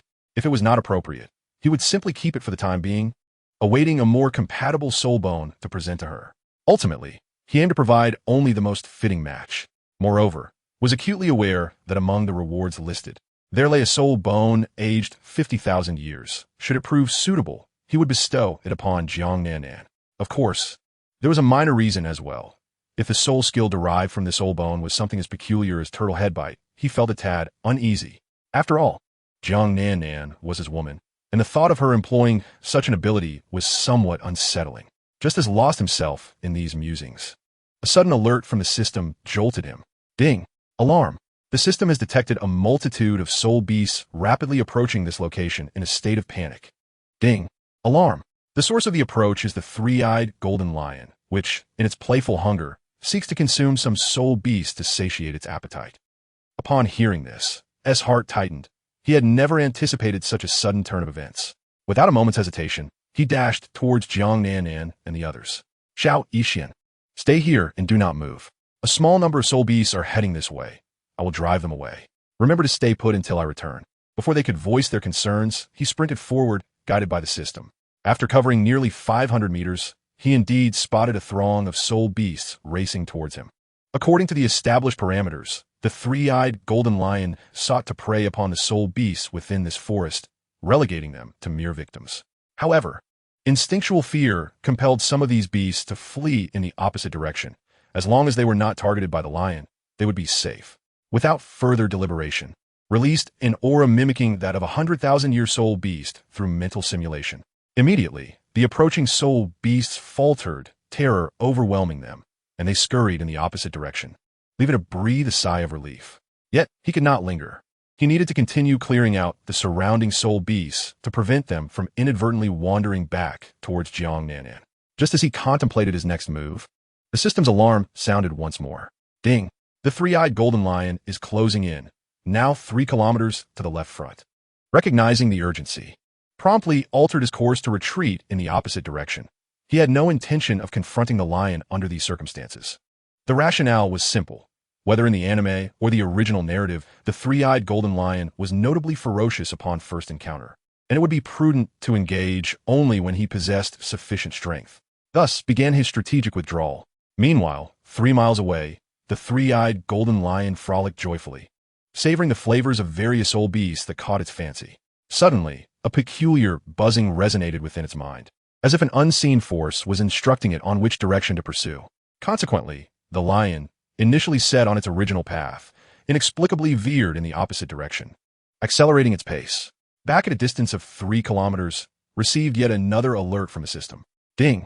The three-eyed golden lion has altered its trajectory. It is now 25 miles from the host. A chill ran down spine. What was happening? He continued to flee in another direction, but soon the system chimed again. The three-eyed golden lion has changed direction once more. It is now 15 miles from the host. Increasingly unnerved, regained his composure. System, the target must be me, correct? This feels rather deliberate. The system confirmed, the target is indeed you. Gritted his teeth, closing his eyes and stretching out his arms in anticipation of the three-eyed golden lion's arrival. Since he could not escape, he resolved to confront the situation head-on. After all, he believed he would not perish. He was prepared to gamble with fate. Come forth, destiny's lure, my precious. System, the three-eyed golden lion is now 500 meters away. Ding! 400 meters, 300 meters, 200 meters, 100 meters. At that moment, opened his eyes to find himself face to face with a soul beast reminiscent of a lion. Its body was adorned with a dense coat of golden fur, shimmering softly yet majestically under the sunlight, with a blood-red vertical pupil at its forehead. The other two eyes were golden, exuding an air of solemnity and a hint of the uncanny. At that moment, it gazed at with an endearing curiosity. Chapter 82. Attribute Resonance. The Silver Dragon King emerges. The three-eyed golden lion regarded, its large head buzzing with an inexplicable sensation, as if a voice were compelling it to approach the human before it. This peculiar feeling amused the typically haughty creature. However, just as the three-eyed golden lion contemplated this, a flicker of wisdom gleamed in his eyes as he snapped his fingers. At that exact moment, high above in the heavens, the goddess of desire sensed the unfolding scene and attempted to intervene. Yet, her lips curled into a knowing smile as she too snapped her fingers, deciding to assist. Though she considered to be less than virtuous, she saw no reason to refuse a potential advantage. While aimed to manipulate the three-eyed golden lion, the goddess of desire focused on. Waves of disturbance surged through her spiritual realm, and suddenly, her body felt weak and uncontrollable, propelling her towards. Simultaneously, felt his body stiffen, losing control as he collapsed. Thus, the three-eyed golden lion found itself atop, mirroring the original narrative's depiction. It pinned him down, its forehead pressed against his. Following this, the resonance of destiny commenced. The experience was overwhelming. Both the three-eyed golden lion and trembled. However, this entire sequence left feeling a peculiar apprehension. It was not the resonance of fate that unnerved him, but rather a lingering question that prompted him to inquire of the system. System, logically, shouldn't the eye of life be required for this? How is it that the resonance can occur prematurely? System ding. According to the plot of, it is indeed possible to initiate the resonance without the eye of life. Huo Yuhao, while engaged in the fate guidance with the three-eyed golden lion, found that the eye of life had not yet fully formed. At that moment, Elder Xian was present and unaware of Huo Yuhao's possession of the eye of life, thus permitting him to proceed with the fate guidance. This indicates that such a condition is not strictly necessary. Furthermore, Elder Xian had stated that he learned from the ancient text that fate guidance could be conducted without mentioning any specific prerequisites. Upon hearing this, Huo Yuhao experienced a sudden epiphany and readily accepted the situation. Naturally, he believed in reaping the benefits that were available, yet he understood that one must also give in return. The one to receive his offering would certainly be the three-eyed golden lion, not Tang San. As for Tang San, it could be said that he had lost both a beloved and a soldier. System, did you not previously mention that my fortune was overflowing? Huo Yuhao inquired. Distribute some to the three-eyed golden lion. System, are you certain you wish to give? Huo Yuhao affirmed, indeed. According to the original text, the three-eyed golden lion will bestow upon me at least 4 advantages through its attribute attraction. The first being the evolution of the Eye of Destiny. The second, a trace of destiny power. The third, an enhancement of my mental essence. And the fourth, the acquisition of auspicious energy. Meanwhile, the three-eyed golden lion will merely share my memories. Moreover, you have told me that every reward granted by the system significantly increases my fortune, which is akin to a perpetual motion machine. Giving a little is inconsequential. System, there's indeed some merit to your reasoning. Very well. Additionally, the auspicious energy bestowed upon you by the three-eyed golden lion is, in essence, not inferior to your human fortune. Thank you, Huo Yuhao replied. System, please wait a moment while I gather the fortune. Within the Stardow Forest at the Life Lake, a palace stood here, and Emperor Tian gazed through the crystal within the palace at the situation concerning the three-eyed golden lion. Not far in front of Emperor Tian, there was a tall woman, her essence condensed in the form of soul. She was none other than the Silver Dragon King. Emperor Tian turned to the Silver Dragon King and spoke, My lord, will you not intervene? There is still time. I can sense that the golden lion is being controlled by an inexplicable divine power, and that human is also under the influence of another divine force, which hovers above the Stardow Forest. The Silver Dragon King fixed her gaze upon Huo Yuhao and after a moment, remarked, Are 2 deities intervening to assist? Normally, one deity would suffice to deal with an entity like the three-eyed golden lion. The simultaneous involvement of 2 deities surely indicates an anomaly. After a moment of silence, Emperor Tian responded, Could it be that they are foes rather than allies? The Silver Dragon King replied, The affairs of the divine realm are shrouded in antiquity. There are matters of which we remain unaware. What shall we do now? Shall we allow matters to unfold unchecked? Emperor Tian queried. This boy is the child of human fortune, with an abundance of fate. I vaguely sense that his future is intertwined with soul beasts, which may prove to be a fortuitous development, the Silver Dragon King asserted. Under normal circumstances, after the shattering of my divine essence, I would not be able to perceive the arrival of the child of fortune. However, since 3 months ago, the fortune of this child has skyrocketed several levels, which is highly unusual. It is precisely for this reason that even I can discern the flourishing of his fortune, Emperor Tian remarked. The Silver Dragon King advised, observe him, win him over, and provide him with what he desires, but only if this human can offer us value that piques our interest. After a moment of contemplation, Emperor Tian nodded. My lord, I comprehend. At that moment, the Silver Dragon King seemed to sense something. Abruptly glancing at the scene, the human was engaging in the reciprocation of fortune. Emperor Tian expressed his astonishment. It appears I have underestimated this human's generosity. Indeed, there is a measure of sentiment involved. He was aware that when engaging in fate attraction with auspicious beasts, humans typically only shared partial memories. Such an act was undoubtedly attributable to Huo Yuhao. Strangely, Emperor Tian's perception of Huo Yuhao improved slightly. At the very least, he appeared to be someone who valued gratitude. The corners of the Silver Dragon King's mouth also curled into a slight smile. Meanwhile, Huo Yuhao suddenly shivered twice, prompting the three-eyed golden lion to emit a couple of low murmurs. Subsequently, the fate attraction ceremony was entirely completed. The three-eyed golden lion lifted her head, her eyes sparkling. Hey, why do you possess 2 segments of memory? And why is that one peculiar memory so brief? I haven't finished watching it. Weren't you just viewing that content regarding human reproduction? As the three-eyed golden lion spoke, she seemed poised to say more, but Huo Yuhao quickly made a shushing gesture. Simultaneously, he directly queried the system. Can't you at least protect me a little? You've exposed my identity from Earth. Huo Yuhao exclaimed. System, well, I did intervene, albeit a bit late, and it ended up showcasing your scene from Earth. Rest assured, the three-eyed golden lion is quite innocent and naive. You can easily manage her. Huo Yuhao retorted, you're merely making excuses for your blunder. System, the weather's quite pleasant. I think I'll level up and have some fun. You're on your own for exploration. In any case, my assessment is that the three-eyed golden lion is easily deceived. Chapter 83. Three-eyed golden lion. Human. Submit to my might. At this moment, the three-eyed golden lion continued to fix her gaze upon Huo Yuhao. However, she soon seemed to recall something and suddenly adopted a pitiful expression. Hey, human, my fortune has been drawn by you. This is unacceptable. I'm at a significant loss here. You must compensate me, Huo Yuhao smirked slightly. Well, according to my estimation, I have drawn your fortune. And since my human fortune is also quite robust, I should be able to share some with you. Upon hearing this, the three-eyed golden lion felt inexplicably guilty. But she quickly feigned understanding. Oh, is that so? Then we're even. Wait, that's not right. You trembled beneath me just now. Although I felt it through my clothing, I could sense you were intentionally or unintentionally infringing upon this auspicious beast. Huo Yuhao countered. That was merely a light tremor. You were sitting quite heavily, weren't you? Oh, is that so? Well, never mind. The three-eyed golden lion, showcasing her audacity, proudly declared, Human, your name is Huo Yuhao, correct? From this day forth, you shall be my servant, and you may refer to me as your majesty. Huo Yuhao's lips curled upward.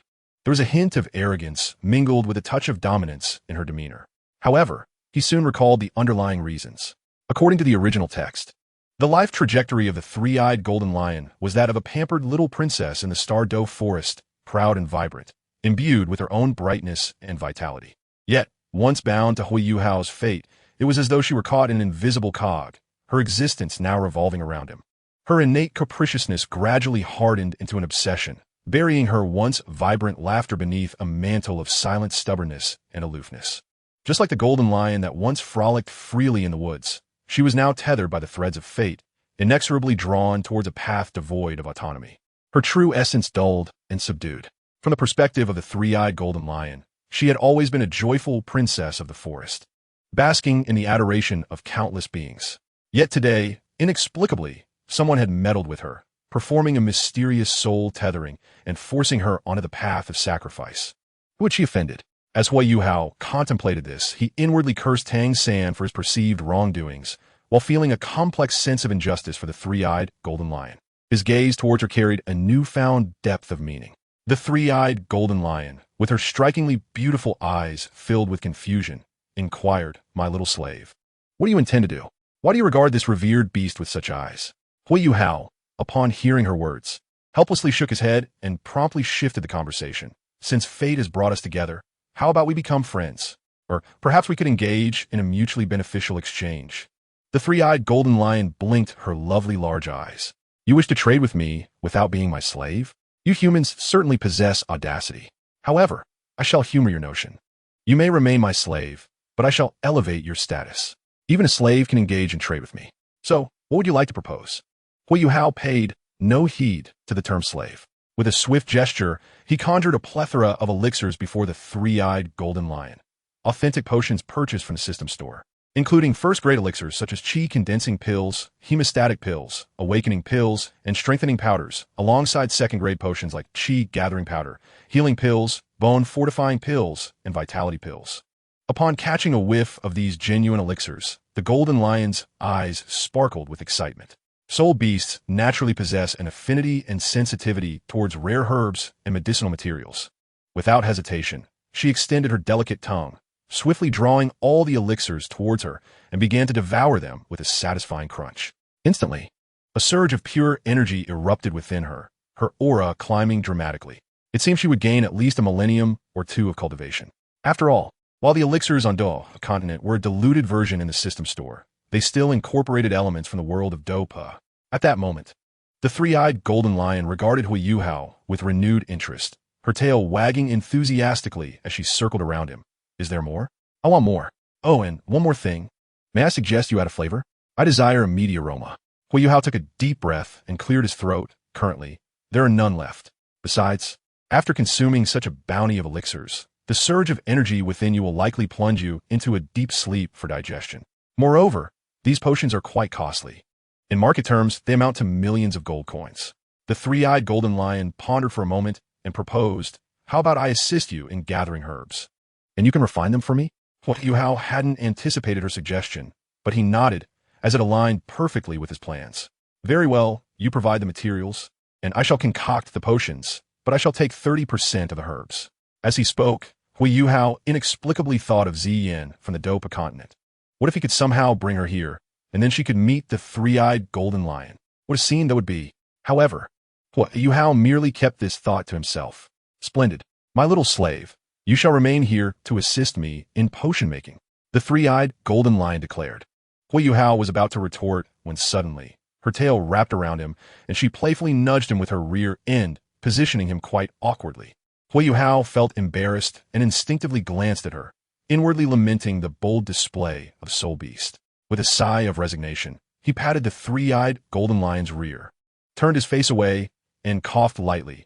You see, after consuming so many elixirs, you will need several months or even half a year to digest them. Summoning me now would be futile. By the way, I have already introduced myself. My name is Huo Yuhao from a Qian Academy. Additionally, my potion making requires various techniques, and some recipes must be sourced from other places, hence I cannot accompany you. However, rest assured, I will return to the Douluo forest every 6 months or so, as I wish to establish a long-term trade with you. Upon hearing this, the three-eyed golden lion inquired, what kind of trade do you wish to propose? Despite her innocent and lively demeanor, she was not foolish. As long as there was a sustainable trade, she would not have to worry about a lack of elixirs in the future. I seek a soul ring, Huo Yuhao stated. The three-eyed golden lion instantly became cautious. Huo Yuhao continued, you soul beasts also prey upon one another, just as we humans may turn against each other for various reasons. The elixirs I offer will not only satiate your hunger, but will also spare you from hunting for a while, indirectly saving many soul beasts. Therefore, exchanging potions for a soul ring is not unreasonable, is it? The three-eyed golden lion contemplated his words. What you say holds some merit. Yet I can't shake the feeling that something is off. Chapter 84. The overbearing maneuvers of the three-eyed golden lion. Within the Douluo forest, Huo Yuhao observed the three-eyed golden lion deep in thought and suggested, how about this? I will procure a soul ring for you from the Douluo forest, and in return, I will compensate you with 2 equivalent soul beasts. How does that sound? The three-eyed golden lion perked up, intrigued. What do you mean by that? Huo Yuhao explained, for instance, if I seek a 3,000-year-old lion soul ring, I can ensure that 2 suitable lions conceive and produce 2 offspring. Would that suffice? The three-eyed golden lion shook her large, lion-like head in skepticism, Is that truly feasible? How could you possibly achieve that? While we soul beasts can mate with different types of soul beasts, and even with humans, the higher the soul beast level, the more complex their internal energy becomes, making it exceedingly difficult to reproduce. Therefore, if you desire high-quality lions or other soul beasts with exceptional lineage, it is virtually impossible for them to produce more than one offspring. Huo Yuhao raised his hand. That is precisely because there has been no human intervention. With our involvement, I possess the necessary techniques. The three-eyed golden lion retorted, I do not believe you unless you demonstrate it to me right now. With no hesitation, she let out a sharp roar. Soon after, a multitude of soul beasts arrived at the scene. Meanwhile, the three-eyed golden lion found it strange that Uncle Qi Wang had not appeared. He usually came to protect her. However, she quickly shook her head, deciding not to dwell on the matter. The next moment, she looked at Huo Yuhao and pointed with her paw towards a trembling white deer and a majestic black wolf not far away. Hey, Huo Yuhao, make this white deer conceive a black wolf's offspring. Huo Yuhao was taken aback. The white deer? Conceiving the wolf's offspring? That is not how this works. Besides, that deer is my food. The white deer felt a chill run down its spine, instinctively wanting to shake its head in refusal. The ethereal soul beast, known as the white deer, possessing remarkable spiritual qualities, can comprehend human speech once it reaches an age of over 1,000 years. Though it remains mute, the black wolf, too, finds this phenomenon astonishing. The idea of allowing one's food to bear one's offspring? Not only he, but the entire wolf pack has never engaged in such a practice. Who, in their right mind, would cultivate such a relationship with their prey? Nevertheless, one must acknowledge that the venison is rather delectable. This is an instinct inherent to soul beasts. Meanwhile, within the depths of Huo Yuhao's consciousness, the dream-eyed silkworm inexplicably sensed a slight offense. His thoughts drifted to his beloved Beibei. Indeed, the ice silkworm is also a potential meal for the ice blue scorpion. At that very moment, at the edge of the Stardow forest, near the Lake of Life, Emperor Tian awkwardly cleared his throat, astonished by the actions of the three-eyed golden lion. My lord, I apologize, that girl is rather spoiled. The Silver Dragon King smirked, unfazed, and retorted, do you believe the likelihood of this is substantial? Emperor Tian replied, if we disregard the inherent nature of soul beasts, their interactions are influenced by the attributes generated within their own bodies. Thus, while it is not impossible to conceive offspring, success is exceedingly rare. Only after 100,000 years of transformation does the likelihood increase significantly. The Silver Dragon King nodded in agreement. Indeed, yet let us observe the situation further. Emperor Tian acquiesced and resumed his watch. At that moment, the three-eyed golden lion grinned at Huo Yuhao and added, Hey, my little slave, let me inform you that this white deer has a cultivation of 2,000 years and is of considerable quality, belonging to the spirit ice snow deer species. Naturally imbued with an aura of light and sanctity. The black wolf is equally precious, being an eclipse howling moon wolf, exuding darkness and a sense of slaughter. Therefore, when they engage, their energies will clash. Huo Yuhao, however, forced himself to find solace in the thought that on Douluo continent, there exists no reproductive isolation. He repeated this mantra thrice in his mind before accepting this unfathomable notion from Earth. Without further hesitation, he contacted the system. Hello, system, I wish to inquire about something. System, please proceed, host. Huo Yuhao continued. I wish to summon the artificial intelligence, Xiao Qi. Is Emperor Tian still covertly observing, aside from the three-eyed golden lion? System, dimensional navigation initiated, concealed energy wave detection activated. Beep, detection complete. Host, aside from Emperor Tian, the Silver Dragon King is also observing. Huo Yuhao was taken aback. How was the Silver Dragon King here? Wasn't she in slumber? However, he soon found peace of mind. Although the Silver Dragon King was recuperating, she could awaken during the period of the Peerless Tang sect, as she did when the three-eyed golden lion made a sacrifice. Huo Yuhao mused, the Silver Dragon King's awakening must be for my sake. When the three-eyed golden lion and I connected through fate, you mentioned that Emperor Tian had already taken notice. Hence, it follows that the Silver Dragon King would also be aware, placing them in a tacit agreement, awaiting my actions. System, correct, they're deliberating your worth. After a brief contemplation, a subtle smile graced Huo Yuhao's lips. In that case, let it unfold as they desire. It conveniently alleviates some of my troubles while facilitating the forthcoming exchanges of benefits. He then summoned a replica of Xiao Qi from the nanomedical chamber, designating it as Xiao Qi 2. Beep, greetings, master. Xiao Qi too is at your service. How may I assist you? The three-eyed golden lion, upon seeing this inexplicable entity, leapt up in astonishment. Curiously, she circled around it and inquired, "What is this?" Not only can it speak, but it also displays no signs of life. At the Lake of Life, the Silver Dragon King questioned, "What manner of creature is this?" Emperor Tian replied, "My lord, humanity has developed an apparatus known as a soul guide. Some individuals, while seeking to plunder soul beasts in the great forest, have met their demise at the hands of these beasts. I have acquired several soul guides, yet this one does not resemble them." As he spoke, his curiosity deepened, sensing that Huo Yuhao was becoming increasingly intriguing. At that moment, the three-eyed golden lion instinctively became wary, while Xiao Qi also turned its gaze toward her. Suddenly, a scanning blue light emitted from the square screen of Xiao Qi.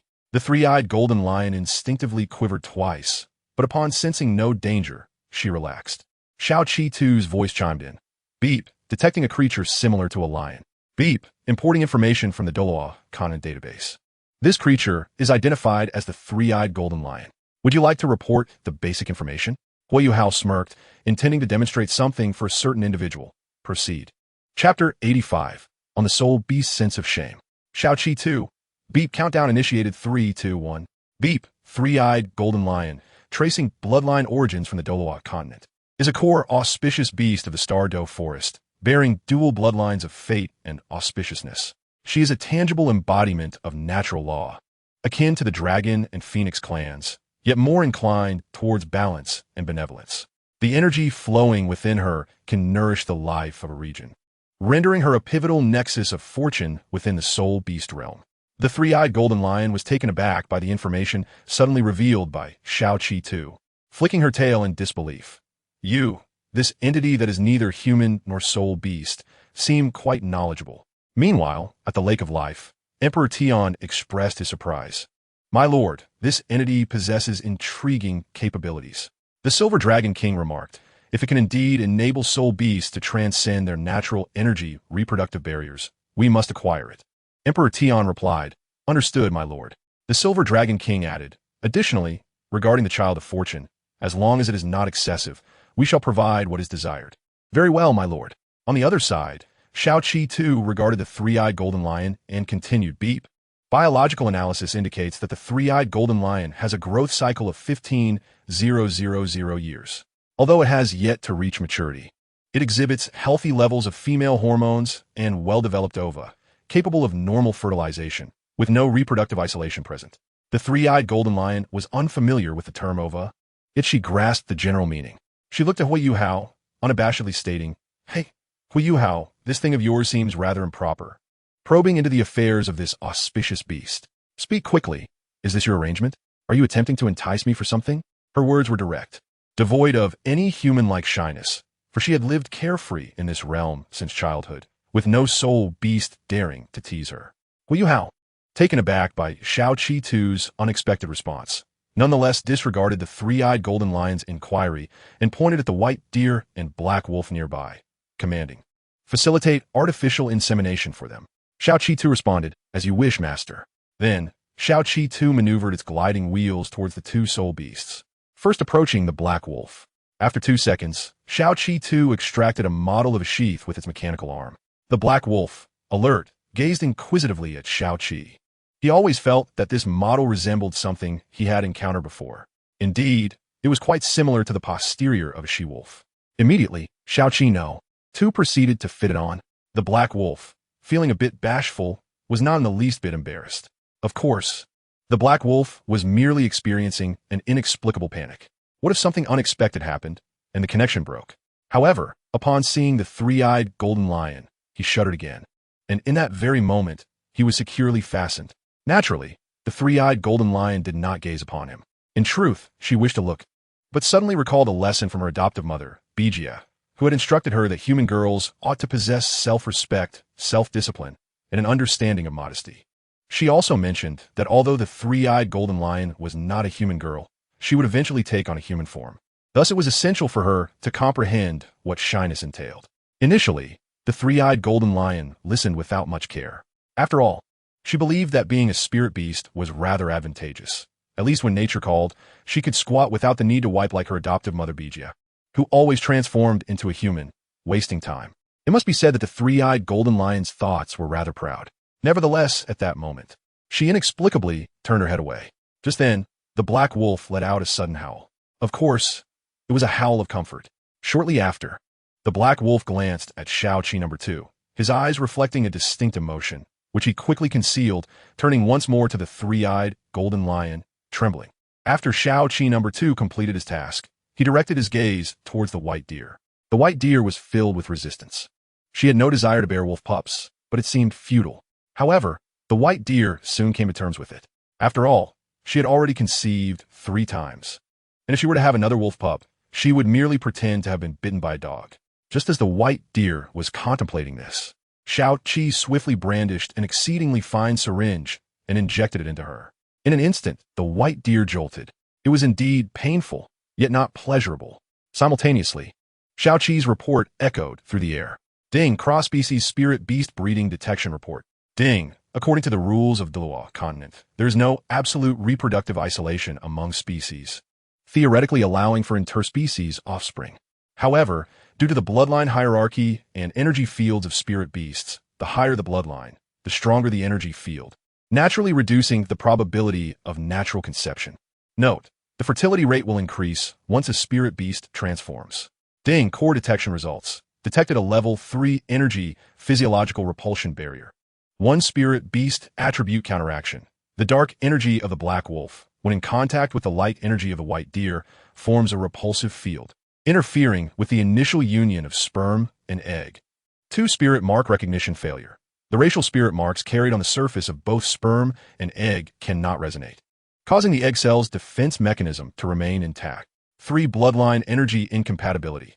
The fundamental energy wavelength differences contained within both bloodlines are too vast. Even if the sperm and egg were to unite, initiating embryonic development would be arduous. Ding, executing first-level barrier breach, employing inverse energy resonance technology, generating energy waves that are equal and opposite to the counteracting dark and light attributes, achieving attribute neutralization.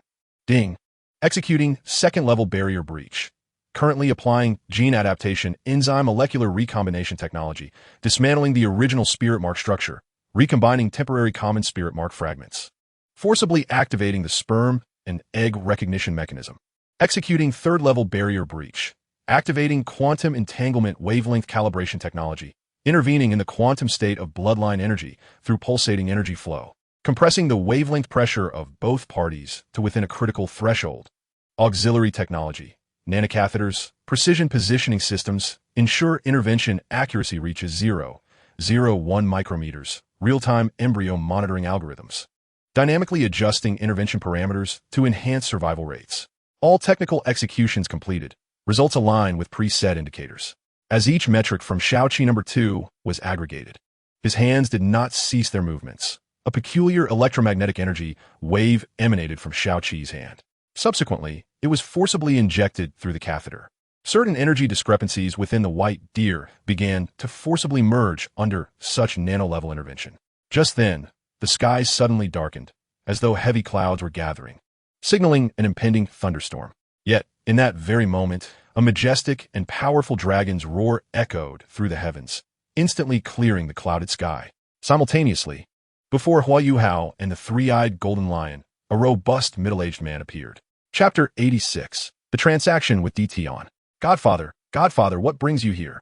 Exclaimed the three-eyed golden lion, her excitement palpable as she gazed at the middle-aged figure. This man was none other than Tian. Human, you are not afraid to see me. I am the beast god, Tian said, observing Huo Yuhao with a nonchalant expression. Huo Yuhao smiled. While I was guiding the three-eyed golden lion, given your strength, you should have noticed me long ago. Yet you did not act immediately. Presumably, you were drawn to my fortune, or perhaps you have perceived my potential to greatly assist spirit beasts in the future. Tian, upon hearing this, fell silent for a moment before breaking into a smile. Truly, you are quite astute. You flatter me, Huo Yuhao replied. Meanwhile, the three-eyed golden lion huffed in discontent, nudging Tian's calf with her lion-like head, playfully expressing her desire for him not to harm Huo Yuhao. In that moment, Tian, affectionately stroking the three-eyed golden lion's head, turned his attention back to Huo Yuhao, showing no intention of aggression. Instead, he began to elucidate certain secrets. Human. While Douluo continent does not impose reproductive isolation, it is bound by a unique set of regulatory constraints. Huo Yuhao, taken aback at the sight of Di Tian, quickly regained his composure. He then inquired, "What sort of constraints?" Di Tian replied, "On this Douluo continent, the laws of heaven exhibit a marked tendency to suppress spirit beasts. Every 100,000 years, they face a terrifying thunder tribulation. Furthermore, the laws of heaven impose additional constraints on particularly exceptional spirit beasts. For instance, there exists a plant known as the thunderous hell vine, which is an incarnation of a fallen first-level divine artifact, the Thunder God. Should it reach the 100,000-year level, it could potentially revive the Thunder God's bloodline, devoid of any heavenly punishment threats. Thus, the laws of heaven categorically prohibit such aberrant existences." Huo Yuhao, upon hearing this, recalled a particular matter. Wasn't the thunderous hell vine a relic from the era of the Dragon King legend? Yet, upon reflection, it made sense. It indeed existed during the time of Do Air, though it had simply gone unmentioned. Moreover, during the era of the Dragon King legend, the suppression of the thunderous hell vine was not executed by the laws of heaven, but rather by the direct master of this plane, Tang Hao, who had taken special measures. In truth, this situation seemed somewhat unreasonable. Animal-type spirit beasts were unable to ascend to godhood due to the existence of the dragon god, while plant-type spirit beasts had never once caused trouble in the divine realm. Suddenly, Huo Yuhao felt as if he were being unjustly punished for the sins of others. Now that Tang Hao had not ascended to the position of plane master, the responsibility for suppression had fallen back to the laws of heaven. However, Huo Yuhao also pondered a question. How did Tang Sen assist his father in becoming the plane master? Could there be a scenario of devouring and refining? However, Huo Yuhao soon dismissed such thoughts, directly addressing Emperor Tian. "I am aware of what you are about to say, such as the notion that if I were to have this white deer give birth to offspring of a wolf, there would be a significant probability that they would possess both dark and light attributes. This constitutes an alternative existence, one that the heavenly Tao must inevitably seek to probe." Upon hearing this, Emperor Tian smiled faintly. Indeed, and that was merely an instinctual test from the heavenly Tao, its power not particularly formidable. Hence I was able to respond with ease. Following this, Emperor Tian cast a glance at Huo Yuhao and spoke leisurely. "You are indeed the child of destiny in the Douluo continent. Quite commendable." Huo Yuhao, upon hearing this, ventured tentatively, "What comes next?" Emperor Tian replied, "I'm already aware of your earlier conversation with that girl. In exchange for your machine that enhances the reproductive rate of soul beasts, I can grant you the authority to select a soul beast of 30,000 years from the core region of the Star Do Great Forest as your soul ring. What do you think?" Huo Yuhao was momentarily taken aback upon hearing this, then pondered briefly before replying. "That seems a tad disadvantageous for me, considering that my intelligent machine significantly elevates the reproductive rates of certain soul beasts. If soul beasts reproduce naturally, the higher their cultivation age, the more energy they possess, especially for those of pure bloodlines. Moreover, unless dealing with kindred or soul beasts of the same element, it is exceedingly difficult to produce offspring. While my machine enhances reproductive rates by more than one tier, even with such an enhancement, the emergence of mutated soul beasts will increase, benefiting the future development of soul beasts immensely." After speaking, Huo Yuhao found himself reflecting on the transmission tower from the original text. Yet, despite its merits, the transmission tower merely mitigated the hunting of soul beasts by humans through the soul spirit system, easing the conflict between both parties. However, as the human population grows, the demand for soul rings will only escalate, while the number of soul beasts continues to dwindle for various reasons. The fundamental contradiction between supply and demand remains unresolved. The conflicts are merely postponed. Yet, this machine that augments reproductive rates is the essence of the soul beast population. The purer the bloodline and higher the cultivation, the more challenging reproduction becomes, leading to the gradual extinction of their species. Upon hearing Huo Yuhao's words, Emperor Tian suddenly chuckled. "What trade do you desire?" After a brief contemplation, Huo Yuhao responded, "To be frank, there are still some areas in my intelligent machine that require optimization and updates. Moreover, in the future, I may develop additional devices similar to this one, or even establish a soul beast hospital, specifically designed for the birthing of soul beasts. After all, under certain circumstances, soul beasts may encounter unforeseen complications when giving birth to young, akin to human childbirth. There should always be a role akin to a midwife to ensure a reduction in mortality rate of newborn soul beasts." Emperor Tian, After a moment of silence, replied, "State your requirements first. Once you finish, I shall present my conditions." Huo Yuhao stated, "I would like a bodyguard, preferably you, so that if I inadvertently attract trouble, you can come to my aid." After a moment of silence, Emperor Tian responded, "I can assist you 3 times." Huo Yuhao continued, "If I conduct further research in the future that enhances the reproductive rate of soul beasts, will you then increase the opportunities for intervention?" Emperor Tian affirmed, "Agreed." Huo Yuhao added, "I now require a soul beast to acquire my 3rd soul ring." Emperor Tian replied, "A trivial matter." Huo Yuhao insisted, "I want one that is 30,000 years old or older, and it must be of the mental attribute." Emperor Tian frowned slightly. "Your 3rd soul ring cannot bear such an extensive age." Huo Yuhao asserted, "I have my methods." Emperor Tian conceded, "Very well." Afterward, Emperor Tian nodded toward the approaching Red King. Although the Red King appeared puzzled, he did not hesitate to swiftly depart from the area. Huo Yuhao stated, "I need the rare materials from the Stardow Great Forest, but rest assured, I will also provide some elixirs in exchange." As he spoke, he took out 2 or 3 elixirs he had previously given to the 3-eyed golden lion. Upon seeing this, the 3-eyed golden lion's pink tongue flicked out. Swiftly swallowing the elixirs, its eyes squinted in delight as it savored the taste. Emperor Tan, however, paid no heed to this. He had already sensed the aura contained within the elixirs before the 3-eyed golden lion consumed them. Truth be told, their effects were far superior to merely consuming some natural treasures. Thus, this trade was undoubtedly profitable for Emperor Tian. Emperor Tian stated, "We can exchange, and the exchange ratio can be set at 13. We need only provide 1/3 of the total amount of medicinal materials." Huo Yuhao smiled and nodded. "Very well. A smooth transaction." Emperor Tian inquired, "Do you have any further requests?"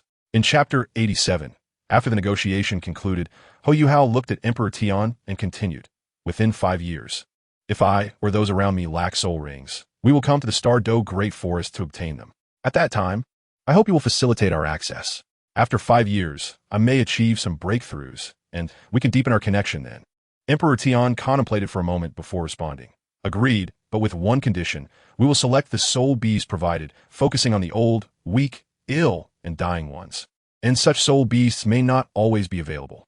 If you arrive during a time when none are present, we will be unable to provide them." After a pause, Emperor Tian continued, "The second condition is that the quota for acquiring soul rings must be strictly controlled, allowing only 1 per year." Huo Yuhao pondered briefly and countered, 5 quotas per year, and in conjunction with acquiring soul rings, we will nurture 3 soul beasts of the same kind, ensuring their bloodlines are extended 3-fold. Emperor Tian shook his head in refusal. "With the machine you provided, I can cultivate them independently." Huo Yuhao retorted, "We will supply exclusive elixirs to assist in the breeding of soul beasts, increasing the soul power of their offspring by 500 to 1,000 years within 3 years. After a moment of contemplation, Huo Yuhao felt confident in this claim. Emperor Tian remained silent for a moment.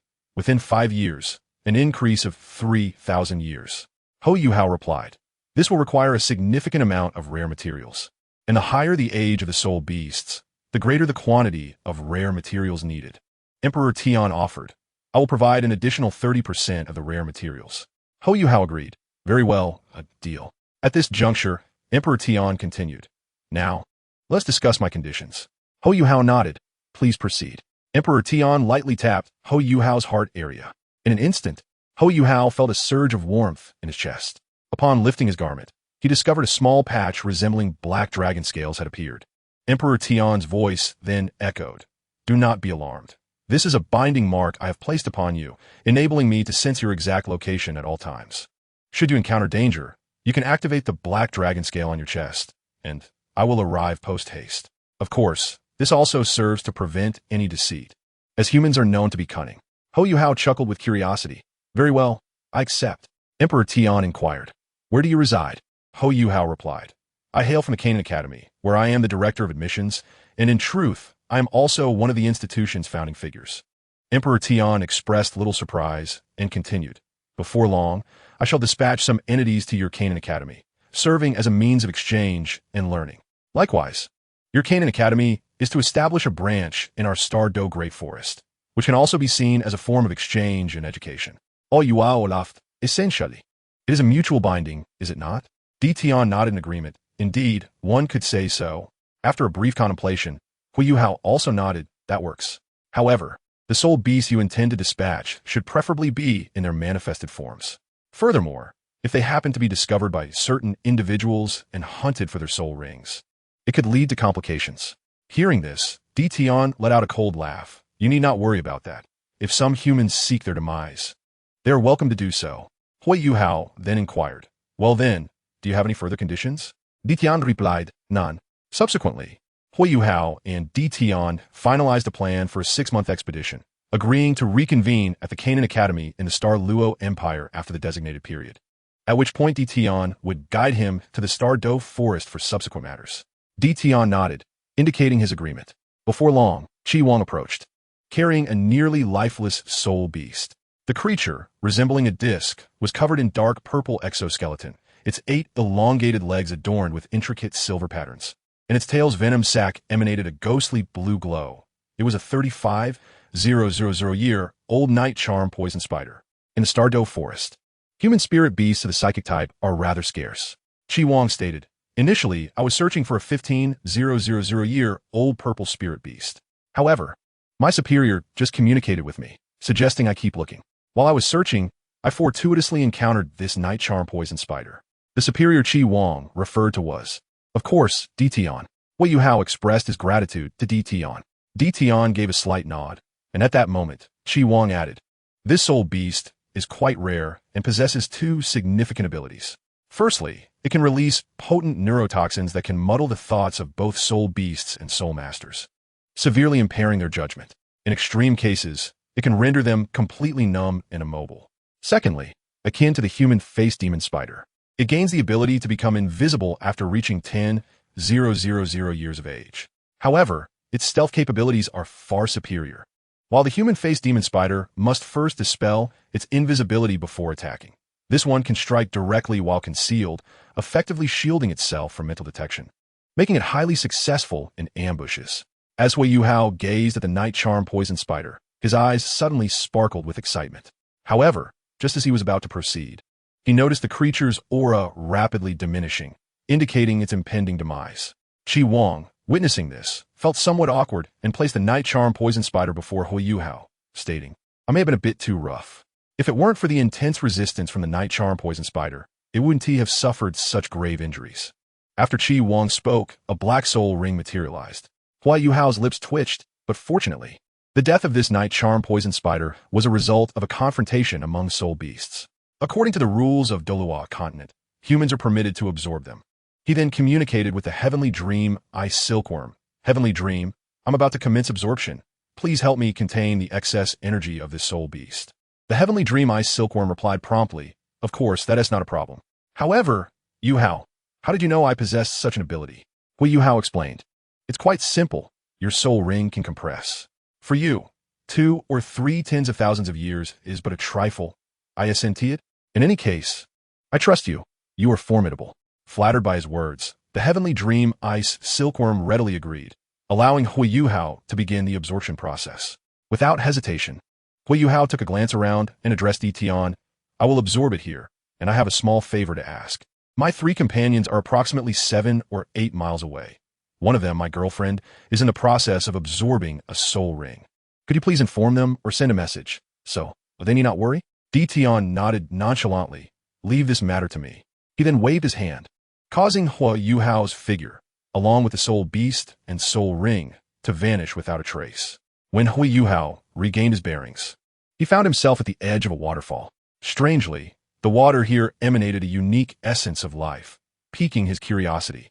Additionally, Tian's voice resonated. Chapter 88, Huo Yuhao, Third Soul Ring. This place once imprisoned a million-year-old silkworm-type soul beast, thus retaining some remnants of life essence. Moreover, I have also drawn some water from the Lake of Life as a safeguard for you. Regarding your 3 companions, I have already taken care of it. After you absorb the soul ring, simply run 50 miles to the left and you'll find them. Huo Yuhao instinctively nodded while surveying his surroundings. The Heavenly Dream Ice Silkworm recognized the area and felt a twinge of embarrassment, recalling its previous time spent here as a nutrient source, albeit for a brief duration before being transported to the heart of the Star Do Forest. Naturally, Huo Yuhao refrained from inquiring about the Heavenly Dream Ice Silkworm's past experiences in this location, as it was a rather awkward history. He sat cross-legged, commencing the absorption of the soul ring. At that moment, a golden lion, aged 50,000 years, suddenly materialized above the waterfall. It had received a message from Tian, instructing it to guard Huo Yuhao. Upon hearing this, the golden lion instinctively glanced down at Huo Yuhao, who appeared distant yet still seemed to be in some peril. Nonetheless, it did not hesitate to lie down and protect him, ensuring no unexpected incidents occurred. As time passed, and the golden lion sensed no imminent threats, it gradually closed its eyes. Meanwhile, Tian had already departed from his previous location, reappearing at the Lake of Life in the heart of the Stardow Forest. The three-eyed golden liger had already succumbed to slumber, having gained nearly 1,000 years of lifespan from the elixir Huo Yuhao provided, necessitating rest for 3 to 5 days. At this moment, Tian's figure materialized above the Lake of Life. Concurrently, he communicated mentally with the entity below. Moments later, his consciousness spread toward a specific location within the forest core. Before long, a woman donned in a green dress, strikingly beautiful with a swan-like neck, appeared before Tian. He gazed at her and spoke slowly. Bai Ji, in 6 months, I need you to undertake a task. Accompany the Yaoling. The Yaoling that Tian mentioned was the 10th ranked entity among the 10 ferocious beasts, and it was a most peculiar existence. The Yaoling was not a soul beast born from traditional bloodlines, but rather an embodiment of the souls and grievances of the powerful soul beasts that perished at the hands of human hunters within the Stardow Forest. It could be said to be a form of the forest's essence.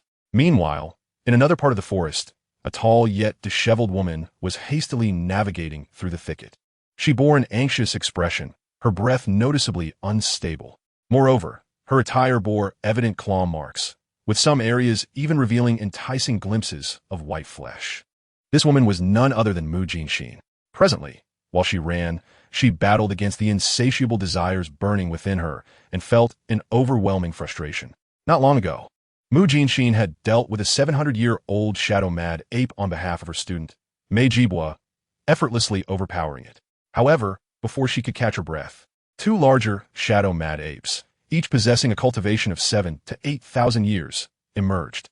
Mu Jinxin found it challenging to fend them off, yet ultimately managed to chase them away. Afterward, she carried the unconscious Shadow Frenzy ape and, together with her student Mei Jibua, sought a relatively secure location, preparing for Mei Jibua to absorb it as his second soul ring. However, it wasn't long before Mu Jin was further troubled by the painfully slow speed at which Mei Jibua absorbed the soul ring, and the soul power seemed to be gravitating ominously towards his lower regions, significantly diminishing the efficiency of the absorption. This made Mu Jin grit her teeth in frustration. Ultimately, due to Mei Jibua's delay, Mu Jin sensed a disturbance, discovering that a group of even more formidable Shadow Frenzy apes were rushing towards them, 2 of which boasted over 30,000 years of cultivation. Instantly, her scalp tingled with dread as she contemplated fleeing with her student, intending to absorb the soul ring another time. Yet upon turning around, she realized Mei Jibua had already vanished without a trace. He had only absorbed half of the soul ring before succumbing to backlash and fear, abandoning her without a second thought. Although she understood the importance of survival, Mu Jin was infuriated, but her instincts as a teacher compelled her to take a stand and fight to cover their retreat. In the ensuing chaos, Mu Jin was struck by a vile toxin unleashed by the enemy, nearly losing her purity. Fortunately, she managed to consume a forbidden drug that forcibly enhanced her strength, allowing her to narrowly escape. Now, Mu Jin was sprinting with all her might. Roar! Roar! Not far behind her, the 2 30,000-year-old Shadow Frenzy apes were beating their chests in fury, their eyes filled with lewd expressions as they fixated hungrily on Mu Jin's physique, their excitement palpable. Their massive forms, akin to 3-story buildings, smashed through several sturdy trees as they accelerated, charging straight towards Mu Jin. Additionally, numerous similar Shadow Frenzy apes followed closely behind, emitting piercing roars, with some even making crude gestures, one hand forming a circle while the other raised a middle finger, clearly harboring ill intentions. Despicable and shameless. Muy cursed angredi. Just then, one of the 20,000-year-old Shadow Frenzy apes suddenly activated its potential, erupting in a flash of red light, its eyes turning blood red as it lunged towards Mu Jin, pinning her to the ground with a single claw. Mu Jin instantly spat out a mouthful of blood. Having just employed forbidden techniques, coupled with her relentless running and prior injuries, she was now left with almost no strength to resist. Yet her eyes were filled with defiance. Rather die than suffer the indignity of these beasts. With this thought, a resolute glint flashed in her gaze. She swallowed another crimson pill, unleashing her martial spirit. It manifested as a staff adorned with golden patterns, known as the Dragon Pattern Staff, which had previously appeared in the first part of Douluo. With a sudden fierce shout, Mu Jin released her 6 soul rings, 2 yellow, 2 purple, and 2 black. Following this, she commanded merge. The energies from her 6th, 5th, and 4th soul rings surged into the Dragon Pattern Staff, which emitted a resonant hum before erupting in a deafening explosion. The overwhelming blast sent the Shadow Frenzy apes before her flying, though the immense recoil inflicted several burning wounds upon her, leaving her severely injured. Her clothing was torn apart, revealing blood-soaked wounds, her skin marred by burn marks. However, she paid little heed to her injuries and quickly swallowed a healing pill before continuing her frantic escape. The technique she had just employed had severely damaged her martial spirit, rendering it unusable for 7 days. She had to seize this opportunity to flee. Before long, Mu Jin's head began to thrum, her consciousness blurring, her body heating up. Yet she gritted her teeth, pushing herself to run forward. The 2 Shadow Frenzy apes behind her shook their heads and let out a furious roar, continuing their pursuit, while the smaller Shadow Frenzy apes trailed closely behind. Hearing the footsteps growing ever closer, Mu Jin's heart sank into despair. Just then, she noticed a river ahead, its waters flowing violently, with a waterfall clearly visible downstream. Chapter 89. Mu Jin's vehicle is quite impressive. Mu Jin was unaware of what awaited on the other side of the waterfall, knowing it could be perilous. But she had no time to ponder. With a splash, she plunged into the water. The frigid, torrential current imbued her with a unique primordial energy, momentarily revitalizing her. However, she had no time for contemplation as the rushing waters swept her towards the impending waterfall. At that very moment, the enraged Shadow Frenzy apes let out a roar, summoning their companions to follow suit. Suddenly, a soul beast of around 50,000 years appeared. It was a lion with a golden mane, exuding an imposing aura, which promptly let out a displeased roar, warning the Shadow Frenzy apes to leave immediately. Ultimately, the Shadow Frenzy apes, left with no choice, pounded their chests in frustration and retreated. The golden-haired lion, witnessing this, yawned in dissatisfaction. It had been casually assigned by Emperor Tian to guard the area, preventing other soul beasts from disturbing Huo Yuhao's hidden presence. Shaking its head, it suddenly recalled sensing a human rushing below. Without hesitation, it initially intended to ignore it. However, at that moment, a peculiar beam of light descended from the sky. The seemingly honest and straightforward golden-haired lion suddenly exhibited a profound desire, abandoning its hesitation and sprinting towards the other soul beasts, engaging in indescribable acts. It itself was unaware of why its desires were so intense at that moment. Meanwhile, high above the Stardow forest, the god of desire observed the scene below, a smirk playing at the corners of his mouth as he murmured, "Child of fate. Let's see if you can hold your ground this time. Humans must have some desires. This woman is quite mature." Down below, Huo Yuhao was absorbing his soul ring. Thanks to the suppression from the heavenly dream ice silkworm, coupled with his physique having been tempered by various heavenly materials and earthly treasures, he was exceedingly formidable. The maximum limit for an ordinary person's third soul ring is 760 years, while Huo Yuhao's third soul ring exceeded this limit by over 800 years, now displaying an age of over 600 years.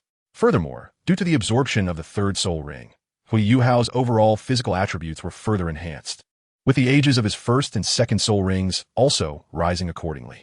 However, to maintain a facade, he still presented them as 2 yellow and 1 purple. "Yuhao, we are at a critical stage. Hold on a little longer. It will only take about another 15 minutes to complete." The heavenly dream ice silkworm communicated within Huo Yuhao's spiritual sea, its voice brimming with excitement. It was aware that once this matter concluded, the day of meeting the Ice Empress would draw ever closer. Huo Yuhao's growth was nothing short of monstrous, and the chances of persuading the Ice Empress were steadily increasing. Without hesitation, the heavenly dream ice silkworm continued to utilize its primordial power to accelerate the compression of the third soul ring's age. Huo Yuhao smiled at the heavenly dream ice silkworm in his spiritual sea and expressed his gratitude. "Thank you." The heavenly dream ice silkworm clicked its tongue lightly, shaking its diminutive silkworm body. "It's nothing, just a small matter. By the way, Yuhao, if you truly feel indebted, you could offer me some benefits for the sake of my overworked face." Huo Yuhao couldn't help but chuckle at this and inquired, "What do you want?" The heavenly dream ice silkworm's eyes lit up instantly, hastily replying, "The ice attribute magic core that Long Outyin left for you. The Ice Empress will definitely appreciate it. And perhaps you might even face fewer trials as a result. So, can you give it to me?" Huo Yuhao pondered for a moment and asked, "Are you that fond of the one you speak of?" The celestial dream ice silkworm felt a wave of bashfulness wash over it, yet it still nodded in agreement. "In truth, regardless of what Bing Bing does, I find it delightful, even if I am merely a part of her culinary repertoire. I am utterly entranced by her every action." Huo Yuhao's lips twitched slightly, mentally chastising himself for being a sycophant. Nevertheless, he did not dwell on it and replied, "I promise you, I will procure an ice attribute magic core for you when the time comes." At this moment, he had yet to utilize the ice attribute magic cores he possessed. Altogether, he had 3 third-level and 2 second-level ice attribute magic cores, which was a considerable quantity. The celestial dream ice silkworm chuckled merrily a couple of times and resumed its tasks. Just then, it seemed to sense something and spoke up. "Be careful, someone approaches." Huo Yuhao, upon hearing this, felt a surge of alarm. Just moments ago, the celestial dream ice silkworm had been wholly focused on suppressing his soul rings, which had prevented him from being attentive to his surroundings. Now, however, he sensed an encroaching presence. Who could it be? At that moment, the system's voice echoed, tinged with excitement. "Ding! Host, detection indicates that Mu Jin is drawing near, drawing near." As the system's words faded, Huo Yuhao suddenly felt an intense heat envelop him, followed by something soft pressing against him. A kiss, unexpected and sudden, landed upon him. It was an inexperienced kiss, yet filled with urgency. Huo Yuhao's mind went blank. To his astonishment, the visitor was none other than Mu Jin. Then the reality struck him. This kiss was awkward. Ultimately, Huo Yuhao realized he had been thrust into an unforeseen situation. Concurrently, he understood that Mu Jin must have been affected by some sort of poison. His body was unresponsive, as he was still in the critical phase of absorbing the soul ring. His meridians were fully charged with soul power, rendering him immobile until the energy from the soul ring was completely assimilated. "Tianmeng, how much longer?" he inquired. The celestial dream ice silkworm responded, "At most, 15 minutes. It will be over soon." Huo Yuhao retorted, "You just mentioned 15 minutes earlier." The celestial dream ice silkworm explained, "But we were just discussing Bing Bing, so the pace has slowed down." Well, Yuhao inhaled sharply, and at that moment he felt the kiss deepen. "Mo yin is stuck." Huo Yuhao was taken aback by this unexpected and intrusive exchange. "System, is there a way to counter this?" he asked internally. The system replied, "You may utilize the ice attribute magic core, but it must be released by the host personally. Thus, I will await your command." Huo Yuhao fell into silence. After a moment, he suddenly chuckled inwardly. Meanwhile, outside, the dazzling sunlight pierced through the waterfall's curtain, casting fragmented light spots upon the rocks. The rushing water crashed against the bottom of the pool, creating a hazy mist that enveloped the two figures. Mu Jin had pushed Huo Yuhao against the slick basalt, the splashing droplets tracing the contours of her soaked attire, accentuating her enticing silhouette, the fabric clinging to her skin and revealing the blush beneath. Then, Mu Jin maintained a delicate closeness with Huo Yuhao, a tantalizing proximity. "Yuhao, if it succeeded, I can break free now," the celestial dream ice silkworm exclaimed, its tone filled with excitement. Huo Yuhao's expression remained neutral. "Oh." The celestial dream ice silkworm pressed on. "Hey, wait, you need to break free." Huo Yuhao replied. Hold on. The celestial dream ice silkworm urged. "Come on, Yuhao." Huo Yuhao mused. "Well, since I've been thrust into this situation, and having crossed the threshold, I might as well learn to indulge in it. Besides, this situation isn't too uncomfortable." Chapter 90. A Bloodless Victory. Beside the waterfall, the splashes of water cascaded down the intertwined skin of the two individuals. A few startled silver fish leaped from the water surface, quickly diving back into the whirlpool. Only the mountain spring water, seeping from the crevices of the rocks, continued to rush, washing over their overlapping reflections. However, just as they reached a critical juncture, Mu Jin suddenly awakened, realizing what she had done, a wave of shame washing over her as she desperately attempted to withdraw. Yet at that very moment, Huo Yuhao abruptly opened his eyes, and what met his gaze was a flustered and panicked countenance. "I'm sorry, I apologize to you," Mu Jin uttered. And only after saying this did she realize her current state, which could only be described as a glimpse of spring. She hastily retrieved a pristine outfit from her storage soul guide and began to dress. Of course, as she did so, she inadvertently revealed glimpses of her form. especially as she bent down. Huo Yuhao couldn't help but steal a glance, but he quickly averted his eyes. Before long, Huo Yuhao finished dressing. He looked at Mu Jin and said, "Teacher Mu Jin, let's make a deal." At this, Mu Jin paused her actions, a wave of panic and embarrassment washing over her. You know I'm a student of Shrek Academy, don't you? Are you also there? Which class?" As she uttered these words, she felt a deep sense of shame. Huo Yuhao chuckled softly. "Teacher Mu Jin, do not worry. I am not a student of Shrek Academy. In fact, I hold no student status. I am the director of the admissions office at Qin Academy. My name is Huo Yuhao." Upon hearing this, Mu Jin's expression softened slightly, yet she still felt a twinge of embarrassment at Huo Yuhao's young age. After all, to her, he appeared rather youthful. Their eyes met, and Mu Jin spoke first. "I apologize once again for what transpired earlier. I lost control." Huo Yuhao shook his head. "This matter is not your fault. Judging by your demeanor, you were indeed affected by a poison." Mu Jin replied, "Yes, that is indeed the case, but still, I have offended you." As she spoke, she took out a golden card from her storage soul guide and presented it to Huo Yuhao. "Little one, this contains 200,000 gold coins, my savings over the years." Huo Yuhao's expression stiffened. What was this? Was she treating him like a charity case? He shook his head in refusal. "No need." Mu Jin frowned slightly. "What? Do you wish to take advantage of me?" Huo Yuhao continued to shake his head and said, "I have no intention of taking advantage, but I wish to propose a collaboration." Upon hearing this, Mu Jin's anxiety eased a bit. "What kind of collaboration do you have in mind?" Huo Yuhao replied, "Teacher Mu Jin, surely there is no restriction for your teachers at Shrek Academy against teaching at other academies?" Mu Jin looked taken aback by this statement, and, after a moment of contemplation, nodded in affirmation. "Indeed, there is no such requirement. Mainly, no one has entertained such a thought before." With a wave of his hand, Huo Yuhao stated, "That is because I am here now. I wish for you to come to Qian Academy as a foreign instructor." Mu Jin fell silent upon hearing this. Huo Yuhao continued, "Teacher Mu Jin, it is quite simple. As long as you superficially agree to join Qian Academy as a foreign instructor, you may still serve as a teacher at Shrek Academy. As for teaching, you can do so during your holiday." Mu Jin scrutinized Huo Yuhao carefully. "Little one, what is your ulterior motive in this?"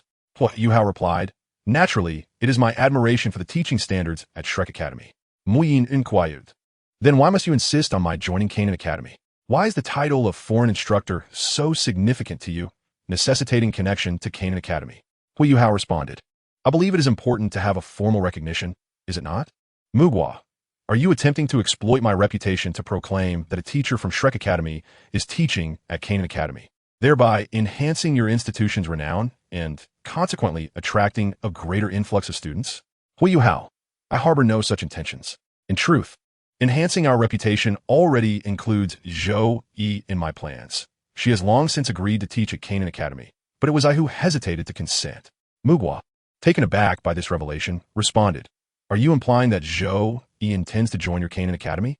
Huo Yuhao, puzzled, replied, "Were you unaware of this?" Mugwa, "I only knew she was headed toward Yunluo Academy. Beyond that, I am in the dark." Upon hearing this, Huo Yuhao realized the implication. Indeed, Zhou Yi might be a mere pawn, strategically positioned to draw closer to him. Such a maneuver is best kept known to as few individuals as possible. Huo Yuhao suggested, "Why not approach the academy for an application? Whether to Mu In or Yin Xiaozhe, simply state your desire to teach at Qian Academy. For the sake of love and peace across the continent, they may very well acquiesce." Mugwa regarded Huo Yuhao once more. "Are you acquainted with certain individuals from our academy?" Huo Yuhao adopted an air of nonchalance. "I have not met them personally, but is not Shrek Academy the foremost institution on the continent? Assisting smaller academies is only natural. Moreover, you pride yourselves on pursuing love and peace for the advancement of the continent. We are not offering compensation without reason, so they have no grounds for refusal." Huo Yuhao continued to contemplate, aware of Shrek Academy's modus operandi. If Mugwa reports upward, it is highly probable that the academy will grant approval. Nevertheless, certain individuals might impose additional conditions on Mugwa, particularly with Tang San's propensity for stirring the pot. But what of it? He wished for Mugwa to join, and eventually, the academy's upper echelons would investigate the matter. Rather than conceal the truth, it is better to be forthright. Furthermore, should Shrek Academy attempt any underhanded measures, he could counter directly, testing who is truly adept at subterfuge. Mugwa, after pondering Huo Yuhao's words, inquired, "If I were to visit your academy during the holiday, and you're also on break, Whom would I teach? Huo Yuhao replied. That is simple. Our academy is home to numerous orphans. Additionally, within Yunluo City, we have policies in place for families struggling to afford meals. They can spend the holiday at our academy, with provisions for food and lodging. Mugua's demeanor shifted slightly upon hearing this, and after a moment's contemplation, she nodded.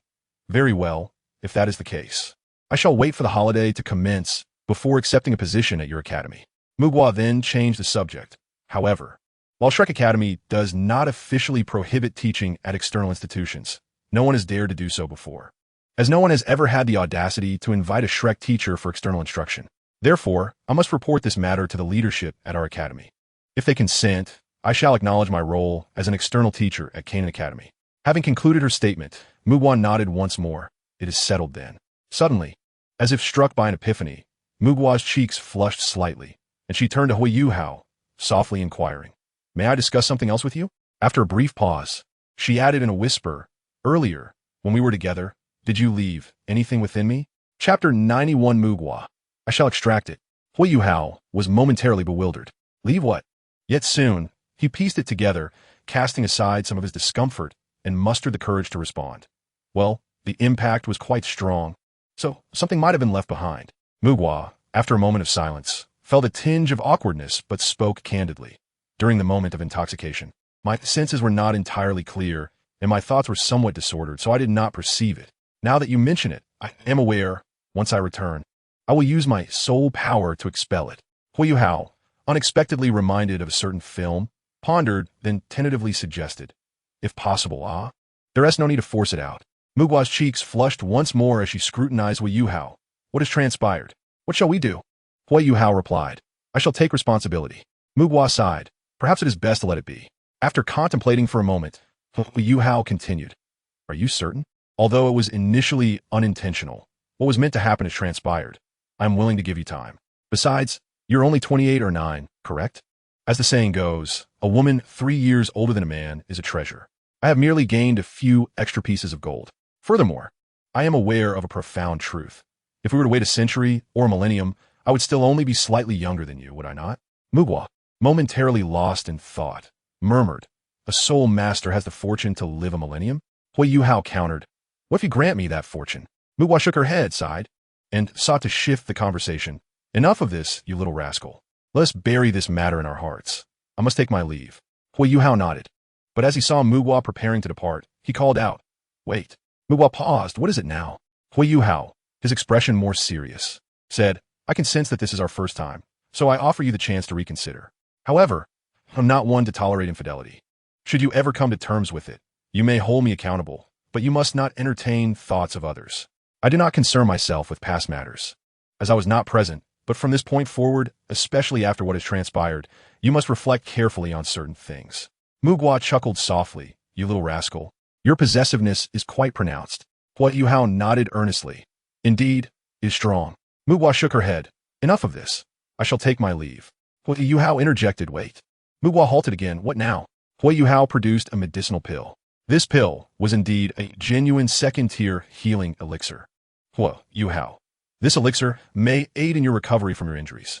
Upon hearing this, Mugua took the pill, examined it closely, and was slightly taken aback.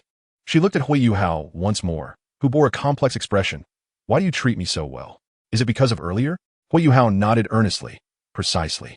Mugua cast Huo Yuhao another complex glance and said, Very well, Huo Yuhao, I shall take my leave. With that, Mugua departed step by step. Huo Yuhao, meanwhile, found himself lost in thought. At that moment, the system's voice echoed. Host, how does it feel to have experienced your first blood? Huo Yuhao, quite good indeed. But soon, he recalled something and turned to the system. System, I suddenly had a thought. The system felt a sense of foreboding as Huo Yuhao began to elaborate. Initially, the task you assigned to me involved acquiring soul rings. Anything that the original host did not obtain would be added to the system's task accumulation, ranging from 4-star to 7-star, correct? System, the theory is thus. However, host, I understand what you intend to convey. You wish to have Mu Jin join Qian Academy, and this event is bound to the time frame in which you accept this task to acquire a soul ring, specifically within the half-year limit. Therefore, it necessitates task accumulation rather than merely receiving the 4-star reward. Huo Yuhao, is that not permissible? System, ding, host, please refrain from overthinking. This system has undergone an upgrade, and the main system has optimized the rhythm bugs. Such occurrences are non-existent. Huo Yuhao furrowed his brow slightly, cursing the system under his breath. But soon, he contemplated something else, a smile forming at the corners of his mouth. System. I was not referring to Mu Jin's enrollment in Qin Academy. System inquired. Then what is it? Huo Yuhao pointed to a relevant position, Mu Jin's chastity. This can also be considered an additional gain I acquired within this half year. After all, in the original anime, Huo Yuhao had never engaged with Mu Jin in such a manner. System. Host. How can this matter of chastity even be counted as a reward? Such a game does not exist. Huo Yuhao. Spare me the nonsense. I simply ask you, does chastity count? Is it not a treasure? Surely. It holds significant importance to women, does it not? System. The system fell silent for a moment before emitting a series of electronic sounds. After a brief pause, ding. Host has obtained 35,000 years of the Phantom Demon Pearl Soul Ring, exceeding the original life trajectory reward and currently undergoing hidden accumulation. Ding. Host has acquired Mu Jin's chastity, exceeding the original life trajectory reward and currently undergoing hidden accumulation. Upon hearing this, Huo Yuhao nodded to himself, relieved that this bug had been successfully exploited. At that moment, the system's voice resonated again. Ding. This system has detected apparent bug exploitation and has temporarily communicated with surrounding universe systems. The results of the communication are as follows. Chastity can be begrudgingly considered a treasure. However, the host must exercise restraint and cannot use this bug as a pretext to forcefully accumulate rewards within a half-year limit. Huo Yuhao. System. Are you even speaking human language? Am I that kind of person? I am a youth of great virtue, adhering to love and peace. System. In summary, this has been negotiated. Thus, chastity is considered a reward, but it must remain below 20 within a half-year period. Exceeding this limit does not count as a reward. Huo Yuhao nodded. In this half-year, he could still pursue Liu Erlong, Jiang Nanan, and Xiao Wu. As for the prior physical engagement with Xiao Wu, it had not reached a critical stage.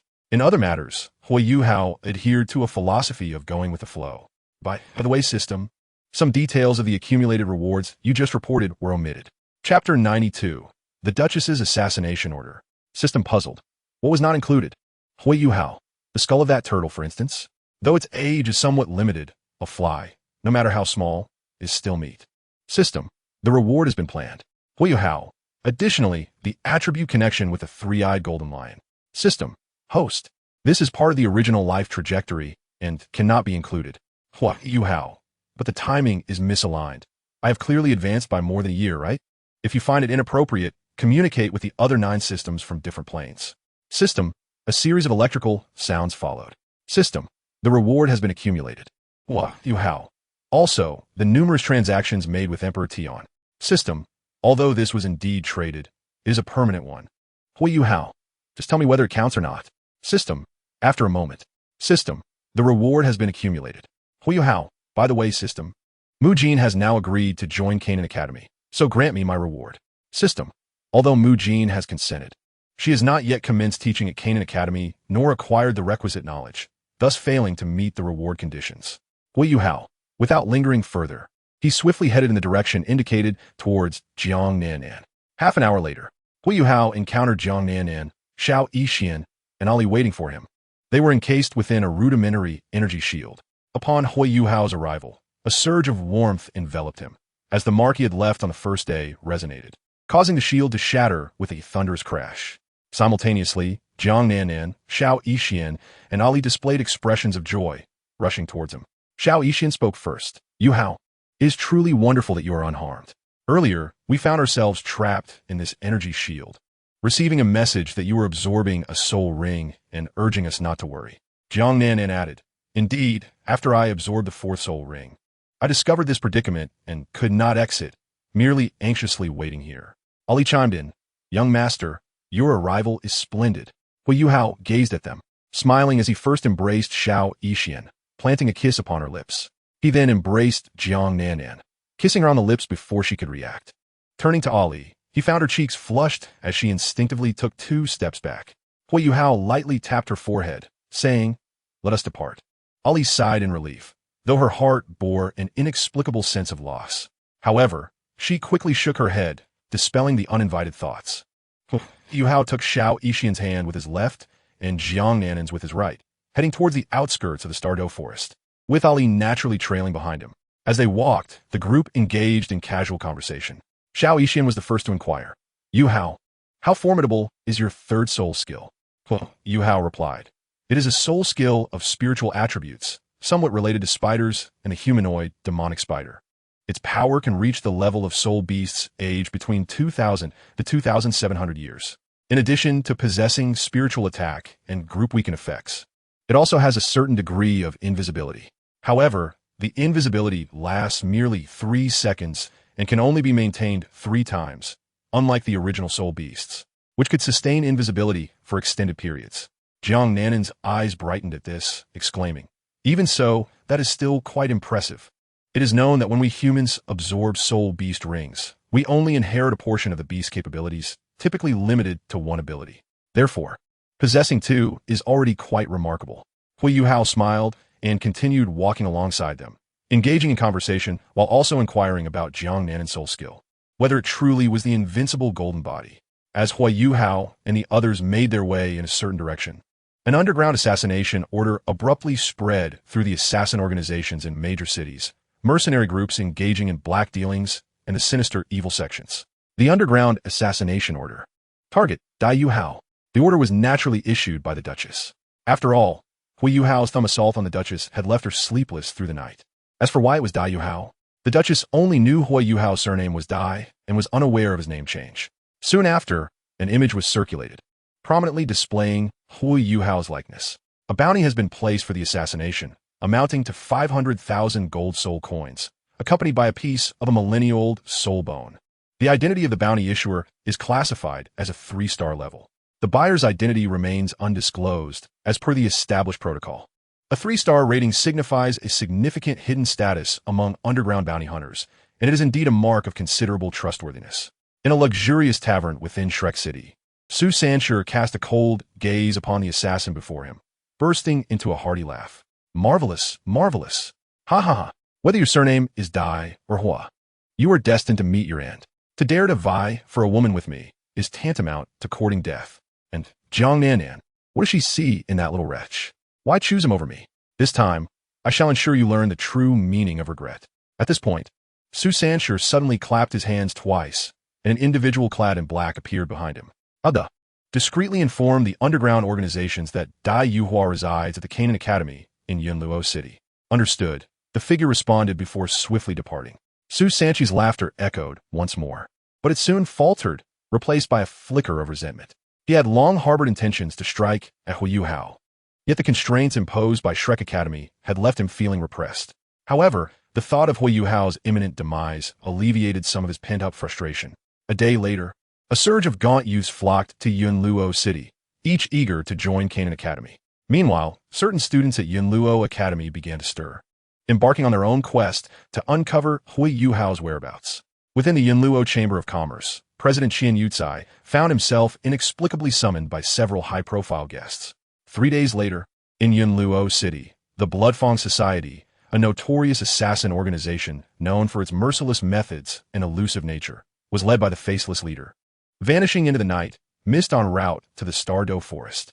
In Haiyan City, the Haiyan Mercenary Corps, a band of outlaws and retired veterans, marched forth under the command of their leader, Iron Arm Harak, accompanied by 20 elite members wielding massive axes and heavy crossbows. In Liashazho, the Liashazho sect, an ancient order adept in poison and assassination, dispatched several of their shadowy assassins, known as Sand Shadows, who left without a trace, as if they had never existed. Subsequently, in Yushui City, the Yushui Alliance, in Qian City, the Qian Hall, and in Bone Tomb City, the Whitebone sect. Within Shrek Academy, Mu In lay quietly in a rocking chair, suddenly opening his eyes. After a moment of contemplation, he murmured, "Interesting, interesting." Chapter 93. Beibei's Choice, Godhood versus Love. A dilemma. In the inner courtyard of Shrek Academy, Mu In directly transmitted his thoughts to Yin Xiaozhe. Xiaozhe, please visit Canaan Academy and summon Wang Dong and Tangya. Wait, just bring that girl Tangya. As Mu In spoke, an idea sprang forth in his mind. He had his own intentions, particularly regarding Zhang Lishuan, as he was concerned for his descendants. Moreover, discreetly protecting and concealing Wang Dong's identity as a female and facilitating her entry into the boys' dormitory was a personal favor to the Haotian sect. While certain matters were not explicitly stated in the original work, they were indeed recorded in the peerless Tang sect. It is said that no one is perfect. Everyone possesses their own flaws, which aligns well with the literary style of San Shao. Now, Muin presented his grandson with a choice, to attain godhood or pursue affection, one or the other. To chase after love would naturally entail relinquishing Tangya. Muin's plan was straightforward, to bind Huo Yuhao to Tang's sect as swiftly as possible, the most direct and secure method. Of course, this entailed other interests, as Muin deduced that Wang Dong was likely to have some involvement with Huo Yuhao. However, he had sought counsel on this, and De Ming and Heir Ming were in agreement. Subsequently, De Ming consulted Tang San, who responded with a single word, excellent. As for the extent of its excellence, only Tang San himself was privy to that knowledge. Naturally, Tang San would orchestrate additional maneuvers. Overall, the dog training plan should be as ruthless as possible. The more tumultuous the emotional entanglements, the more effective they would be. At this moment, Yin Xiaozhou was polishing the increasingly verdant statue of Yu Xiaojiang. Upon hearing this conversation, he paused momentarily before transmitting, understood, teacher. I will make the arrangements. Muin added, by the way, you mentioned a teacher named Mu Jin, correct? Bring her here as well. Understood, teacher, Yin Xiaozhou affirmed. After finalizing the arrangements, Muin turned to a nearby youth, none other than Beibei. Beibei, have you made your choice? Will you become the great deity, or will you opt for fleeting love? I must inform you that in 2 days, there will be an opportunity to become a divine official. Though it may be merely a divine official, it is a coveted position that many yearn for. This chance is being offered to you. However, should you fail to seize it, this opportunity will vanish. The choice is yours. Beibei took a deep breath, having contemplated this matter for an entire day. Before long, his gaze grew resolute. I wish to speak with Tangya one last time. Muy replaid, certainly. The choice lies in your hands. She will arrive shortly. With that, Mu In ceased speaking, entering a state of meditation.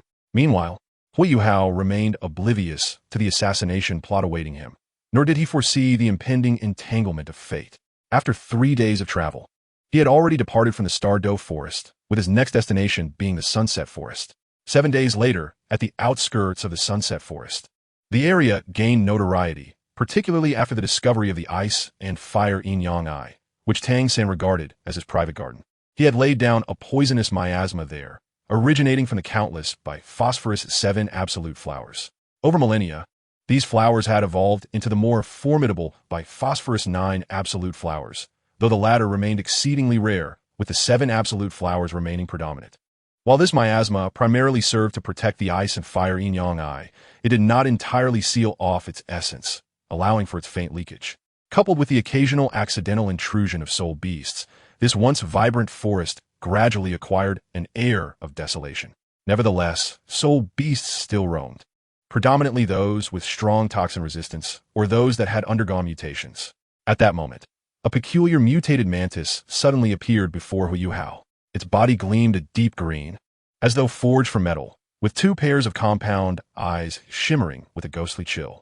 Its side-like forelimbs glimmered ominously in a shade of purple-black, clearly imbued with lethal venom. In the next instant, its form leaped swiftly, arriving in an instant before Huo Yuhao, its mantis-like arm slicing directly towards his throat with astonishing speed. The 4th soul skill, Invincible Golden Body. Jiang Nanan spoke directly. Bang! Jiang Nanan instantly flashed to Huo Yuhao's side. Her dark exterior was suddenly enveloped in a rich golden light. When a mutated mantis's arm made contact with Jiang Nanan's golden body, it not only failed to inflict any harm upon her, but was instead repelled by a unique recoil force, causing it to stagger backward. This was, of course, the result of Jiang Nanan absorbing the turtle-like soul beast, granting her the invincible golden body with its exceptional absorption and recoil effects. Explosive step. By the heavens, the Xuanzhong ruler, Huo Yuhao, wielding the Xianbing ruler, took a decisive step forward as the ruler's shadow crashed down, striking the mutated mantis squarely on the head. Simultaneously, Xiao Yixian and Ali also made their moves. One unleashed poison, while the other conjured flames, combining toxic damage with magical harm. Before long, the mutated mantis had completely lost its vitality, collapsing to the ground. An 800-year-old yellow soul rings slowly ascended from within its body. At that moment, Huo Yuhao turned to Xiao Yixian, a thought crossing his mind as he smiled and remarked, Xiao Yixian, I've realized that the soul beasts in the Sunset Forest seem quite suitable for you. Indeed, Xiao Yixian replied with a smile. She continued, the environment here, tainted by a faint miasma over the millennia, means that most plants and soul beasts possess toxic properties or are inherently poisonous, making it ideal for me to seek soul rings. Huo Yuhao nodded. All right, the next time I obtain your 5th soul ring, we shall return here, he declared. Xiao Yixian nodded in agreement. Sure. Let's proceed. Huo Yuhao called out, and Jiang Nanan and the others followed suit as the group ventured deeper into the forest. The trees around them grew sparse, and the fallen leaves underfoot had long decayed into a blackish-brown sludge, emanating a faintly rancid odor. Along the way, soul beasts lurking in the shadows stirred, eager to launch an attack on Huo Yuhao and his companions. However, Huo Yuhao, disinterested in engaging, activated his 2nd soul ring. Mental simulation, releasing an aura of terrifying dominance over the surrounding area. This presence instantly enveloped the vicinity, causing the soul beast that had intended to strike to flee in fright. Thus, their journey proceeded remarkably smoothly. After approximately another day, on the morning of the 2nd day, Huo Yuhao and his companions finally arrived at the core area of the Sunset Forest, on the edge of the miasma. Before them lay a dense, colorful mist, resembling a massive curtain that completely separated the depths of the forest from the outside world. The miasma swirled restlessly, moving as if it were alive. This was the miasma laid down by Tang San himself. Even titled low-level powerhouses would not dare to venture in lightly. Yuho, I find this miasma quite intriguing, Xiao Yixian remarked. Chapter 94. Ice and Fire Duality Eyes, Colorful Miasma, Xiao Yixian's favorite. Upon finishing her statement, Xiao Yixian, seemingly sensing something, boldly reached out to touch the miasma before her. Huo Yuhao, observing the situation, held no excessive concern. After all, how could the Yinan poison body be poisoned? Nonetheless, for the sake of caution, he advised her to be careful. Soon, Huo Yuhao noticed a faint smile playing at the corners of Xiao Yixian's lips. She then explained, Yuho, I am the Yinan poison body, and my martial soul has reached a divine level. Though this miasma is exceedingly toxic, it serves as a rare tonic for me. As the saying goes, one thing overcomes another, does it not? Hearing this, Huo Yuhao nodded. To be honest, the existence of Xiao Yixian's Yinan poison body was practically a concept unheard of in the realm of Douluo continent. It could be said that she was a bug-level existence. Although Tang San's miasma was overwhelmingly powerful, it remained a product of the Douluo continent. Xiao Yixian's Yinan poison body, despite being weakened upon entering this world, still fundamentally derived from the Douluo continent. There is even a hint of dimensional suppression within it. At this moment, Jiang Nanan recalled something and spoke up. Xiao Yixian, are you suggesting that this is a tonic and you can cultivate here? Xiao Yixian nodded yes. I can, but given my current foundation and soul power, although my martial soul has a strong resistance to this miasma and can absorb it, my strength is still somewhat limited, so I can only remain here for a day at most. However, as my power increases, my time here will also extend. Huo Yuhao, upon hearing this, nodded. All right, then I shall begin my work now. It will likely take a considerable amount of time. You can cultivate here in the meantime. Aside from the most central area being relatively dangerous, there are no formidable soul beasts in this peripheral zone, making it fairly safe. Xiao Yixian nodded in response. Subsequently, she stepped forward towards the miasma. In no time, her figure was entirely concealed by the mist. Huo Yuhao glanced over, then, without further hesitation, selected a patch of damp earth and retrieved the soul-guided, ground-penetrating device that Liu Erlong had crafted for him from his system space. Soon, Huo Yuhao entered the soul-guided device, with Jiang Nanan and Ali following suit. This colossal apparatus, constructed entirely from dark golden soul-guiding alloy, resembled a beetle lying on the ground. Roughly the size of a room, its back adorned with intricate soul-guiding patterns akin to a natural turtle shell.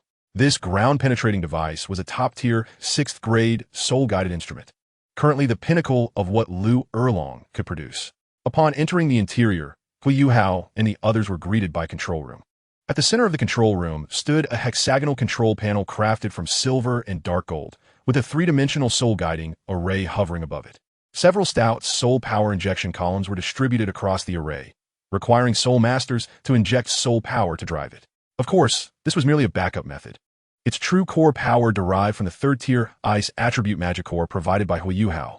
Huo Yuhao approached the control panel and embedded the ice attribute magic core, emanating a chilling aura into the central recess of the array. With a soft click, the entire control room was instantly illuminated by a pale blue light. A deep rumble resonated from the base of the ground-penetrating device. The treads beneath it began to vibrate, and hundreds of tiny soul-guiding drill heads shot out, spinning at an astonishing speed like countless sharp teeth. Upon making contact with the ground, they emitted a piercing friction sound, and a drill head emerged from the underbelly. Before these drill heads, a substantial amount of soil quickly appeared, and they began to dig downward at an angle. The shattered earth did not accumulate within the burrowing machine, but was swiftly conveyed to a specialized compression chamber at the machine's center through the conveyor tracks on either side of its body. Once the soil was introduced, the compression arms would instantaneously converge, transforming it into rigid soil columns approximately 1 meter in diameter and 5 meters in length. Subsequently, several mechanical arms extended forth, neatly positioning the soil columns against the freshly excavated tunnel walls, thereby forming a robust arch support structure. As the roaring sound grew increasingly stable, the entire soul-guided burrowing machine seamlessly immersed into the earth, vanishing from the surface of the forest like a true earth spirit. According to the records in the gorgeous Tang sect, it is beneath the ice and fire duality, at an unfathomable depth, that the remains of the ice dragon and fire dragon lie in slumber. This profound abyss, when converted to miles, exceeds 33. The horizontal distance from the outer edge to the core area boasts a radius of no less than 50 miles. This delineates a colossal, right-angled triangle, with Huo Yuhao's objective being that hypotenuse. After meticulous calculations, the length of this diagonal excavation amounts to approximately 60 miles. On Earth, such an endeavor would be excruciatingly slow. However, here, the circumstances differ. The materials of the burrowing machine are of exceptional quality. During a period when Huo Yuhao had not yet departed for Canaan Academy, he had conferred with Liu Erlong regarding the calculations. Liu Erlong was well aware of the conditions at hand. After evaluating, they deduced that, should they not encounter any extraordinarily hard rock formations, the machine could operate at a rate of 40 meters per hour, translating to roughly 1,000 meters excavated in a single day. Therefore, to reach the remains of the Ice Dragon King and Fire Dragon King beneath the ice and fire duality, I would necessitate about a month. Although the timeline seemed extensive, Huo Yuhao understood the stakes involved. Sometimes, one must gamble to transform a bicycle into a motorcycle. As time unfurled, 7 days had swiftly elapsed. During this period, Huo Yuhao made significant progress, not having encountered any particularly formidable rock layers. Yet, he was acutely aware that this was merely the beginning. At this moment, little medical fairy soul power had surged from the previously attained level 42 after absorbing the Pink Lady's essence to a remarkable level 45 within these 7 days. Huo Yuhao estimated that by the time they reached the remains, little medical fairy would likely break through to level 50. With determination, Huo Yuhao operated the machine, and the burrowing device roared back to life. Unbeknownst to him, profound changes were occurring at the depths of the ice and fire duality eye. Below, at unfathomable depths, lay a dragon's den forgotten by time and power. In the cavern's depths, the remains of the Ice Dragon King and Fire Dragon King, 2 colossal dragon skeletons, were entangled in a chaotic embrace. One skeleton, radiating a brilliant fiery red akin to solidified magma, possessed robust bones. Even a single phalanx resembled a massive stone pillar, exuding a searing aura that warped the air, producing subtle crackling sounds. The other skeleton, a pristine ice blue, appeared as if sculpted from millennia of frozen ice, crystalline and translucent, with a chilling sheen that sent shivers through the soul. The intertwining of these red and blue skeletal giants created a mesmerizing tapestry, at the center of which lay an unfathomable abyss. This abyss was bisected. The side near the fiery red skeleton churned with boiling water, steam rising in wisps, the temperature scorching. Conversely, the side adjacent to the ice blue skeleton was thick with frost, emanating an oppressive cold that seemed to freeze the very air. Above this abyss, a peculiar energy continuously absorbed the essence of ice and fire, gradually infusing this primordial attribute into the surface realm, slowly merging with the ice and fire duality eye above. Suddenly, an unexpected transformation occurred. Chapter 95, on the formative conditions of the ice and fire duality eye, harshly forged by human hands, not mere coincidence. Within the abyss, near the ice blue skeleton, the surface of the water violently trembled. From the depths, an ice blue dragon orb, akin in size to a human head, erupted in a blinding luminescence. Following this, a solidified ice blue dragon's soul awakened, surging upward as if to break free from the abyss's grasp. However, just as it was about to breach the surface, a resounding hum reverberated, sending ripples of crimson across the water surface. An eerie energy, laden with a potent aura of bloodlust, surged upward from the depths, transforming into invisible chains that ensnared the ice-blue dragon soul. The Ice Dragon King let out a roar of defiance. Yet under the oppressive force of this bloodlust energy, its form was forcibly dragged back to the abyss, helplessly witnessing its renewed confinement, doomed to continue nourishing the surface above. At that moment, a faint female voice echoed through the cavern. "Sister, cease these futile efforts. Though the Shura is despicable, his methods are indeed formidable. We cannot hope to escape." The voice, tinged with resentment, bore an even greater weight of futility. After the fall of the Dragon God, the Ice Dragon King and Fire Dragon King were already grievously wounded. They had ventured here, believing they merely needed rest to recuperate. After all, the Ice Dragon King and Fire Dragon King had not suffered fatal heart explosions. Otherwise, they could not have descended directly from the divine realm. At worst, only their dragon orbs were damaged. However, upon arriving, they barely had time to recuperate before being discovered by the Shura God. Subsequently, he dispatched them, sealing their soul bones and dragon orbs deep within this abyss, while establishing an array to ensure that the nutrients within would directly nourish the land, forming a natural treasure of heaven and earth from their flesh and essence. Otherwise, under normal circumstances, the demise of the Ice Dragon King and Fire Dragon King, without external intervention, would hardly give rise to such a natural treasure. Three main reasons accounted for this. First, the energy's territorial behavior is exceedingly peculiar. Ordinary energy, like red-hot iron, would inevitably disperse heat into the surrounding environment. Similarly, a block of ice would continuously lower the temperature around it. Yet, the forces of ice and fire here seem to be delineated by an invisible hand, flowing only within a specific range, never extending outward. Second, why is the geological environment so fortuitously aligned? To simultaneously endure the extremes of ice and fire, the geology must be unyielding, capable of withstanding the fracturing caused by extreme cold and the melting induced by extreme heat, while effectively isolating the penetration of both energies like an insulating layer. Such places are rare in nature. Why does it happen to be here? Third, why is the energy confrontation anomalous? In the Douluo continent, when opposing extreme attributes meet, such as fire and water, they typically counteract and neutralize each other rather than coexist stably.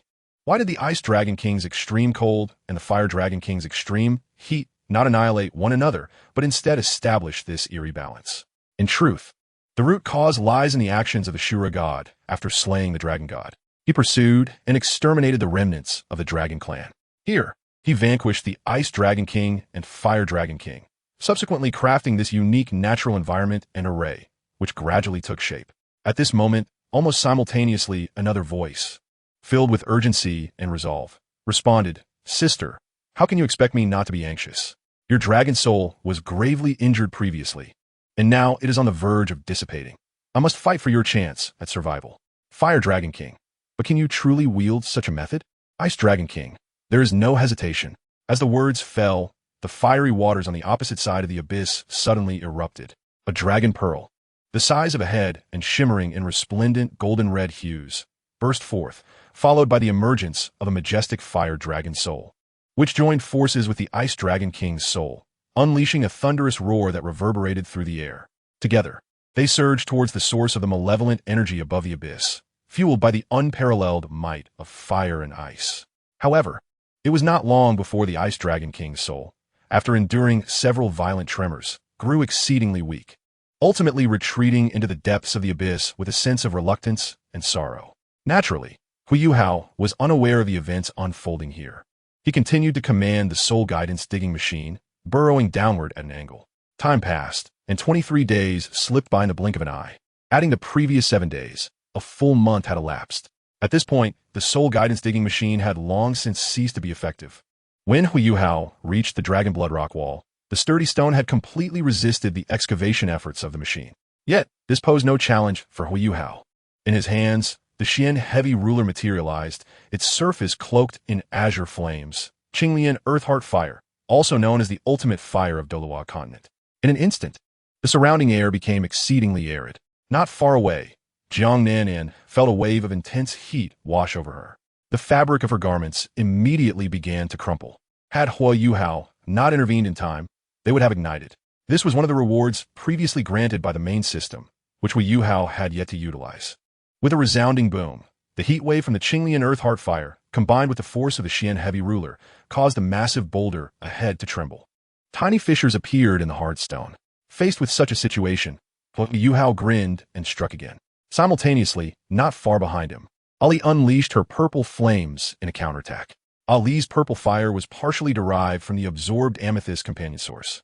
After being absorbed into Ali's body, it had, due to her unique constitution, transformed into purple fire, becoming a manifestation of demon core fire. Moreover, due to the awakening of the 9-star Fox clan's bloodline, which originally awakened spatial powers, the main system modified it to prevent any upheaval in the planes caused by an overly powerful bloodline, thus transforming the spatial force into a unique form of demon fire, achieving magical damage, while also classifying it as another variant of ultimate fire. Under the scorching embrace of these two flames, the special rock ahead displayed further cracks. As for Jiang Nannan, her role was merely to tend to the fire and prepare meals for everyone. She had little else she could do.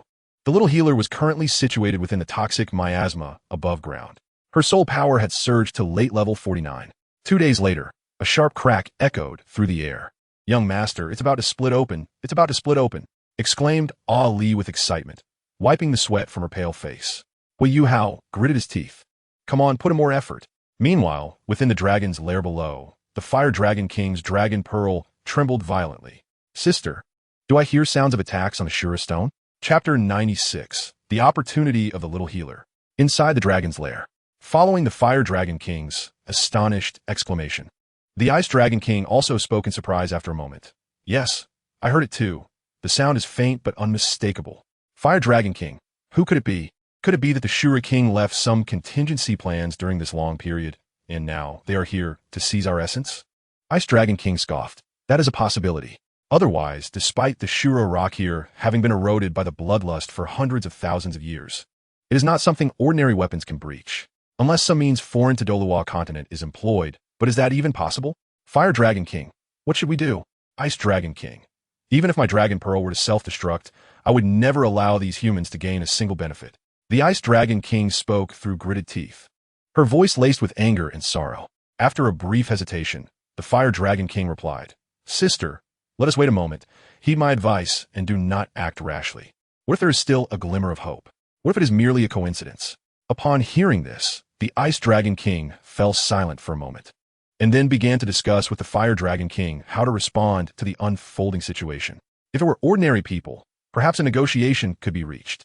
But if it were the people of the Shura God King, then it would lead to mutual destruction. However, just as the Ice Dragon King and Fire Dragon King contemplated this, they sensed something. Their dragon pearls trembled in unison, incredulously gazing at the widening fissure. As that crack expanded, an extraordinary aura began to emanate. They sensed two astonishing presences. Fire Dragon King. This human carries the aura of a divine beast, and also bears its blessing. Ice Dragon King.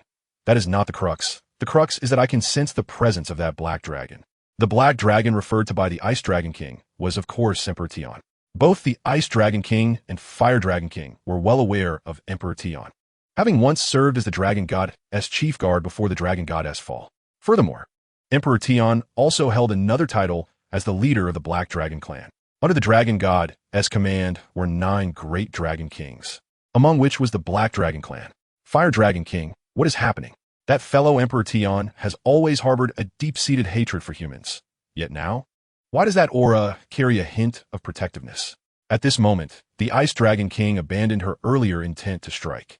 Instead, she transformed into the Ice Dragon Soul, fixating her gaze intently on the fissure.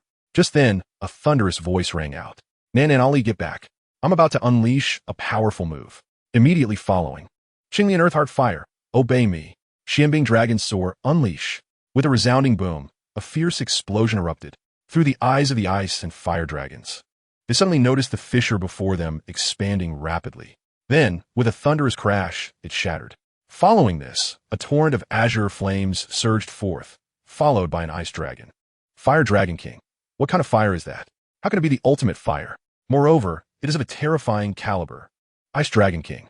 That Ice Dragon outside is intriguing as well. Just as the two pondered this, as the dust settled, they beheld Huo Yuhao, brandishing the Xian heavy ruler, cautiously observing their direction. Huo Yuhao, too, was taken aback at first by the massive ice dragons and the skeletal remains of the Fire Dragon King. And then he turned to gaze at the two dragon souls floating above the abyss. He inhaled sharply. However, quickly recovering, Yuhao tentatively addressed them, hello there. In the realm of the ice and fire duality amidst the toxic miasma, the petite physician sat cross-legged in serene meditation. The noxious vapors swirled around her like a vortex, infiltrating her very being, while her cultivation continued to ascend. Concurrently within this toxic haze, a splendid seven-colored flower quietly observed her. This vibrant blossom was none other than the famed Bihua 7 Absolute Flower. Within the expanse of the ice and fire duality poisonous domain, thousands of these exquisite flowers flourished. The Bihua 7 Absolute Flower gazed intently at the petite physician, seemingly pondering something profound. This human martial soul was remarkably unique, so extraordinary that it exhibited no fear of the multi-hued toxins akin to a nemesis of poison. This revelation astonished the Bihua 7 Absolute Flower, which, of course, would not hastily assault the physician. Firstly, because toxins would be ineffective against her. Secondly, the petite physician posed no harm to them. More importantly, she had merely ventured outside, refraining from delving deeper into the ice and fire duality where far more extraordinary entities resided and might take action. In addition, this Bihua 7 Absolute Flower inadvertently recalled another individual, the fiery maiden who wielded the phoenix flame. It had spared her life, for some beings and circumstances could not be generalized. Yet, it still refrained from encroaching upon the ice and fire duality At this moment, the petite physician remained blissfully unaware of the Bihua 7 Absolute Flower scrutiny. Moreover, she was oblivious to the fact that within the toxic miasma, a fiery figure dashed towards the periphery at an astonishing speed. This figure emanated the phoenix flame, her form graceful and alluring. However, as she ran, certain curves of her physique became exceedingly provocative. Additionally, her breath grew increasingly chaotic, a surge of malevolent fire expanding within her abdomen, pushing her reason to the brink of collapse. This figure was none other than Ma Xiaodao. Damn it, what is happening? This is the 7th time, 7 consecutive failures. Ma Xiaodao could not suppress her low growl, her heart boiling with frustration. She had arrived at the ice and fire duality even before Huo Yuhao and had attempted to breach its barriers on multiple occasions. She employed various methods, such as flying and unleashing powerful soul techniques to generate heat waves that temporarily dissipated the toxins. Furthermore, Ma Xiaodao conducted surprise observations from different angles and at various times, targeting multiple locations within the ice and fire duality but every attempt ended in failure. Naturally, during this period, she had not encountered the petite physician. The reason for this was simple. The ice and fire duality was sufficiently vast, and the petite physician remained in one location, quietly absorbing the toxic miasma, rendering her inconspicuous. As for Huo Yuhao's presence, the entrance created by the underground machine had undergone special treatment, leaving no visible trace on the surface. Curse be this. It's all going to end. A sudden chill gripped Ma Xiaodao's heart as the toxicity around her intensified. Instantly, her soul power erupted, and the phoenix wings unfurled from her back. Subsequently, she conjured a soul power shield and a flame barrier to isolate herself from the toxins, but the effect was minimal. The miasma was overwhelmingly domineering. Fortunately, the situation did not deteriorate further. Just as Ma Xiaodao's soul power depleted, she collapsed into the toxic haze, utterly exhausted. However, the consequence of her exhaustion was that she lacked the strength to combat the malevolent fire within her. Outside the miasma, black flames suddenly ignited upon Ma Xiaodao's body, her reason teetering on the edge of eruption. These black flames were extraordinarily fierce, entirely beyond her control, incinerating her fiery red attire to ashes. In an instant, her figure emerged in a harmonious display. What is happening? Is this the end? She clenched her teeth and cursed under her breath, forcibly biting her tongue to remain alert as she sought to move outward. Just then, she unknowingly stepped on something, her foot slipping, and her body pitched forward. She beheld a remarkably flat expanse of earth, but as she fell, the flames enveloping her scorched the ground, melting a metal plate into molten iron.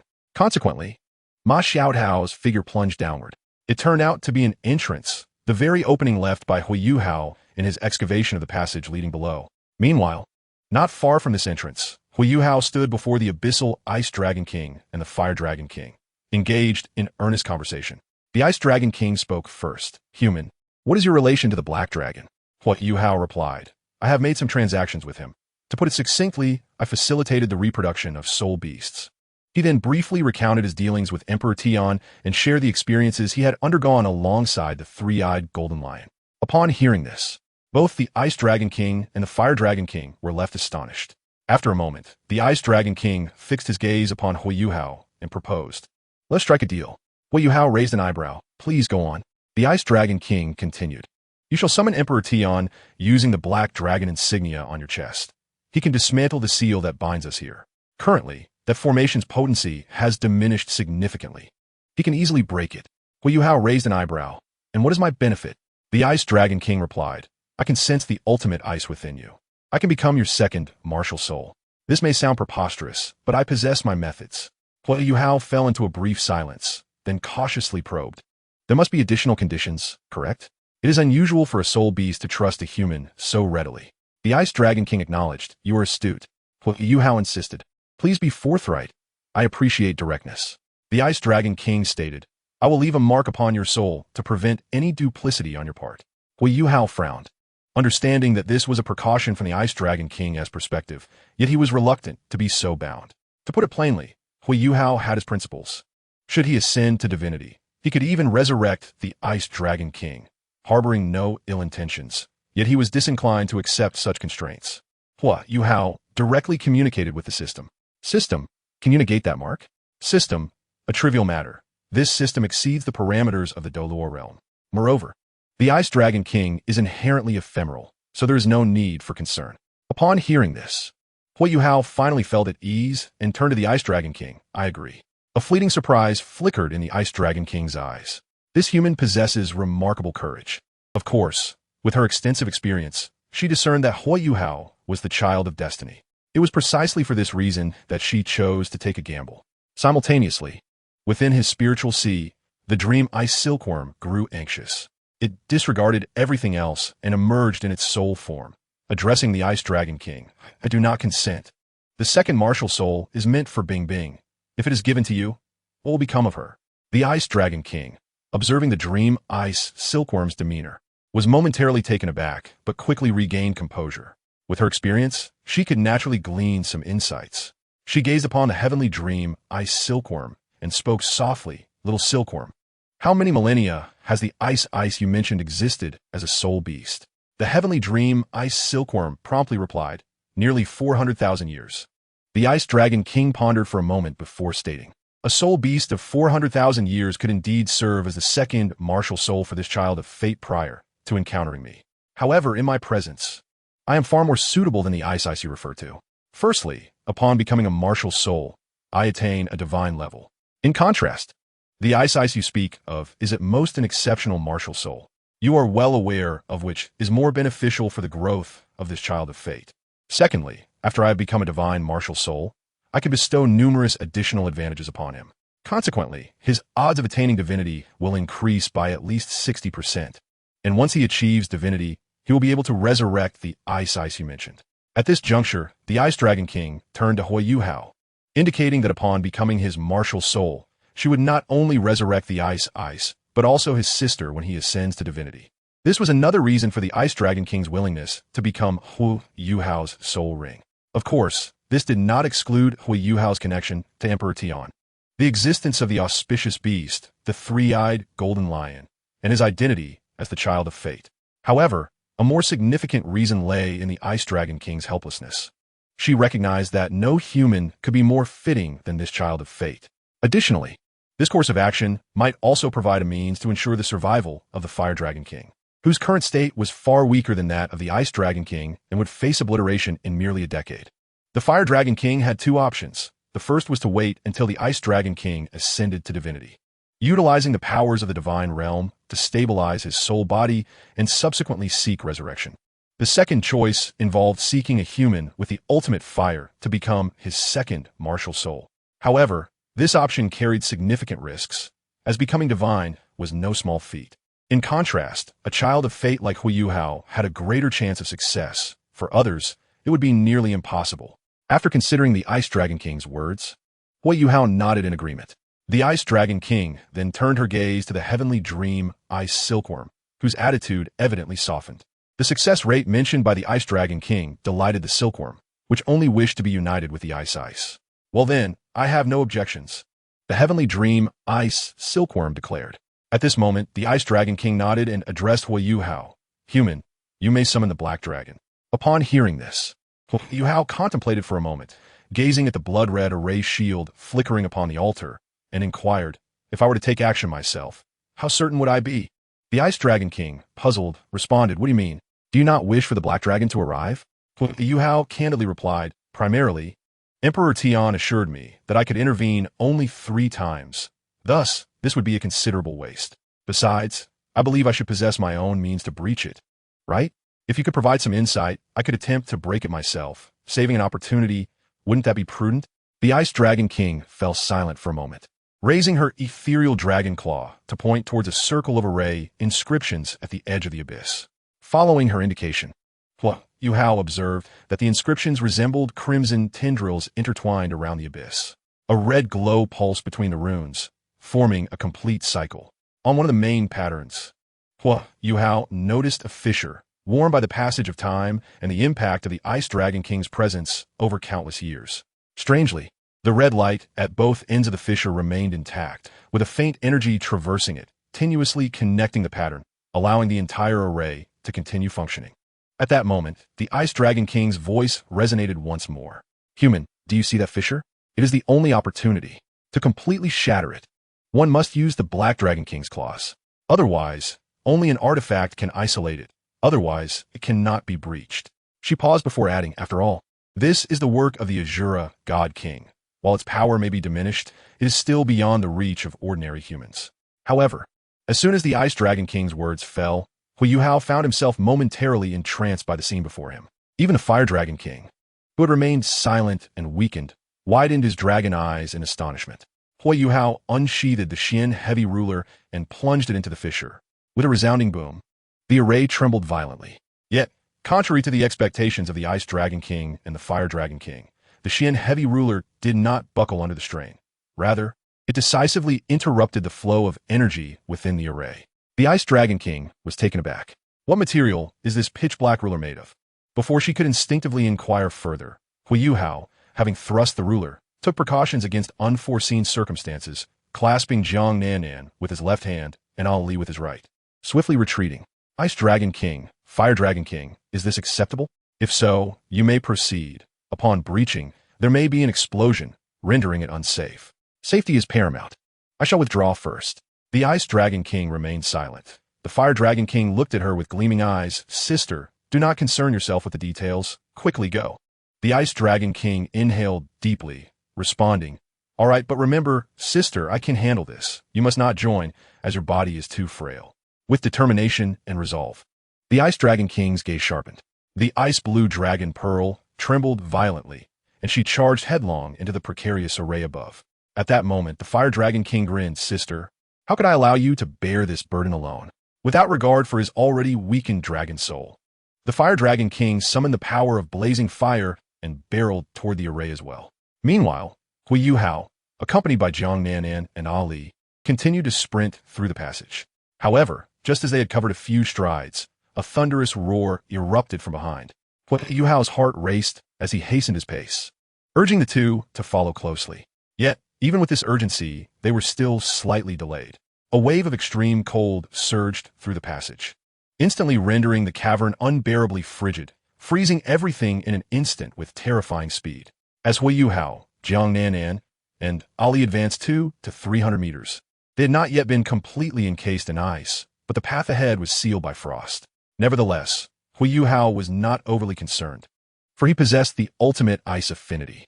Additionally, he had prepared protective measures for Jiang Nanan and Ali prior to the freezing. However, just as the ultimate ice subsided, an intense wave of fire surged forth. Observing this, Huo Yuhao swiftly reacted, not hesitating as he deftly utilized his mastery over ice to escape the icy grasp. He then swiftly brought both women down to the ground. The next moment, a torrent of searing flames erupted. Huo Yuhao felt a sharp pain coursing through his body. But he quickly summoned the essence of ice within him, enveloping himself and the two women in a protective embrace. Approximately 3 breaths later, the flames finally dissipated.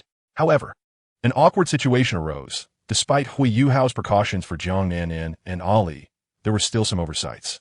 The flames, after all, are the epitome of fire, moving with a swiftness that leaves little time to react. Huo Yuhao found himself at the forefront of this inferno. The fabric of his clothing was utterly consumed, leaving him bare upon rising, with the remnants of his attire falling to the ground due to the pull of gravity. Following closely was Jiang Nanan, who too fell victim to the encroaching flames. Huo Yuhao caught a glimpse of Jiang Nanan's exquisite form, which perfectly embodied the delicate balance of a beautiful woman's strength and grace. In that moment, Jiang Nanan's cheeks flushed a deep crimson as she exclaimed, "Yuhao, stop staring." Huo Yuhao, regaining his senses, acted without hesitation, lifting Jiang Nanan to her feet. However, his supportive gesture caused her already crumpled garments to slip away. Their eyes met, and Jiang Nanan's face turned a deeper shade of red. Huo Yuhao, undeterred by the situation, after all, she was his own, wrapped his arms around her slender waist, initiating an embrace that was raw and intimate. Finally, he pressed a fleeting kiss upon her rosy lips before turning his gaze to the side, where Ali stood. Fortunately, Ali had suffered little from the flames, displaying remarkable resilience, though Huo Yuhao paid her little mind, merely casting a casual glance her way. He cleared his throat and addressed the two women, saying, "I shall take my leave. You may join me once you've dressed, at your discretion." As he spoke, he began to don his own clothes. In an instant, only the blushing Jiang Nanan and the mischievous, giggling Ali remained. "Jiang Nanan, did you two just embrace?" Ali teased, lowering her gaze playfully while wearing a cheeky grin. Jiang Nanan, already flushed, felt her cheeks redden further at Ali's words. She shot a disapproving glance at the impish girl and retorted, "Stop saying such nonsense and hurry up and get dressed." With that, she commenced putting on her gown. Meanwhile, Huo Yuhao had reached the Ice Dragon King. To his surprise, the state of affairs here had changed little. The dragon bones and dragon orb remained intact. Furthermore, the layer of the formation membrane above the dark pool had vanished. At this moment, the Ice Dragon King gazed at Huo Yuhao and spoke, "Next, I shall become your soul ring, and I will become your martial spirit. Are you prepared? The process will be excruciating." Well, Yuhao nodded with a smile. "Yes, I am ready." The Ice Dragon King scrutinized him closely before continuing, "You truly are unafraid. Do you not fear what I might do to you?" Well, Yuhao chuckled softly, having exchanged a few words with the system beforehand, and nodded calmly. "Indeed, I harbor some fear, yet I possess my own trump cards." The Ice Dragon King regarded Huo Yuhao with a deep gaze and warned, "Human, prepare yourself. Remember, if you endure, you will soar to great heights. If you falter, you shall meet your demise." Huo Yuhao grinned through gritted teeth. "Sister Ice Dragon, bring it on." The Ice Dragon King, undeterred by his bravado, unleashed the primal essence of the Ice Dragon, which surged towards Huo Yuhao like a torrent. Yet, this was merely the beginning. Immense suffering awaited him. Following this, the Ice Dragon King let out a resonating roar, and the blue ice dragon bones within the cave trembled, transforming into shimmering starlight that rushed toward Huo Yuhao's body. The piercing chill sliced through Huo Yuhao's skin like a blade, racing through his veins with frenetic intensity. The bones of his body crackled as if each inch was shattering and reconstructing, waves of agony crashing over his nerves like a relentless tide. By the heavens, this is unbearable. Huo Yuhao's muscles convulsed violently.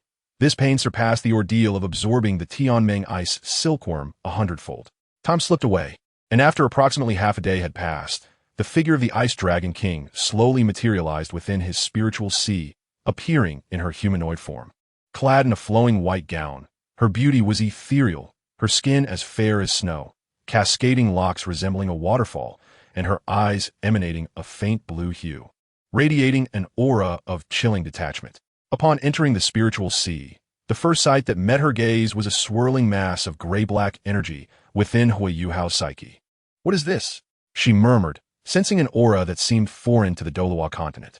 The Tianmeng ice silkworm, upon hearing this, swiftly approached the Ice Dragon King and explained, "Sister Ice, that is another entity we need not concern ourselves with. We refer to it as Elder E. It holds benefits for Huo Yuhao, though it is currently in slumber. Rest assured, it will not interfere with us." The Ice Dragon King, intrigued, cast a probing glance at the gray-black energy before ultimately shaking her head. She felt it unwise to dwell on such matters, having just undergone a breakthrough. She was still somewhat weakened and had many tasks ahead. With a slight nod of acknowledgement, she raised her hand and conjured a wave of light, projecting the scene of Huo Yuhao's current state. Before her, Huo Yuhao's spine manifested a phantom of dragon bones, which grew increasingly distinct and solidified, ultimately forming a complete humanoid spinal structure that aligned with his back. This was none other than the Ice Dragon King's torso soul bone, crystalline and translucent, glimmering with a pearlescent sheen. A sudden crack echoed, sending a shiver through Huo Yuhao's scalp as spasms racked his body, his consciousness beginning to blur. Yet, this was merely the beginning. The essence of the Ice Dragon surged into him under the guidance of the Ice Dragon King. With the infusion of the primal dragon liquid and the Ice Dragon bones, Huo Yuhao's skeletal structure began to undergo rapid transformation. His bones expanded and reinforced, his bodily structure entirely reconfigured. Huo Yuhao's flesh, meridians, and skin stretched and grew. In a brief span, he had noticeably gained height, his stature increasing by half a head. The Tianming Ice Silkworm, witnessing this transformation, expressed astonishment. "Sister Ice, your torso soul bone possesses such remarkable effects?" The Ice Dragon King, perhaps due to centuries of solitude, felt inclined to explain, "My soul bone is divine in nature. Being a divine soul bone, it naturally harbors unique properties. My torso soul bone not only grants two skills, the first being a passive skill that accelerates the bone age of the destined one to 18 years. After reaching 18, growth slows significantly. In the outside world, 1 year of soul bone growth equates to 7 years for others, which consequently extends lifespan by 7-fold. The Tianming Ice Silkworm was left in awe. "Sister Ice, what is the other skill of your torso soul bone?" The Ice Dragon King replied, "Dragon Burst. 9 strikes of death." With this, she ceased further discussion, focusing her attention on Huo Yuhao's form while consolidating her Ice Dragon martial spirit. Soon, she noted something unusual and remarked to the Tianming Ice Silkworm, "The physical strength of this destined one far exceeds that of an ordinary person." The Tianming Ice Silkworm, pleased with this observation, smirked and began to regale the Ice Dragon King with tales of the so-called Dragon Aotian. The Ice Dragon King, upon noticing that Long Aotian appeared somewhat dazed, once again assessed Huo Yuhao's physique, finding no trace of the so-called Long Aotian. Yet, she was aware that the heavenly dream Ice Silkworm would not deceive her, which only intensified her belief in the extraordinary fortune of this child of destiny, significantly enhancing his prospects of divinity. A subtle smile unconsciously graced the Ice Dragon King's lips. Perhaps she had indeed encountered a child of luck, which was indeed fortuitous. At that moment, the heavenly dream Ice Silkworm inquired, "Sister Ice Dragon, might you reveal to me just how many millennia you have existed?" The Ice Dragon King, upon hearing this, fell into deep contemplation for a prolonged duration before finally responding. "The exact length of my existence has long since faded from my memory.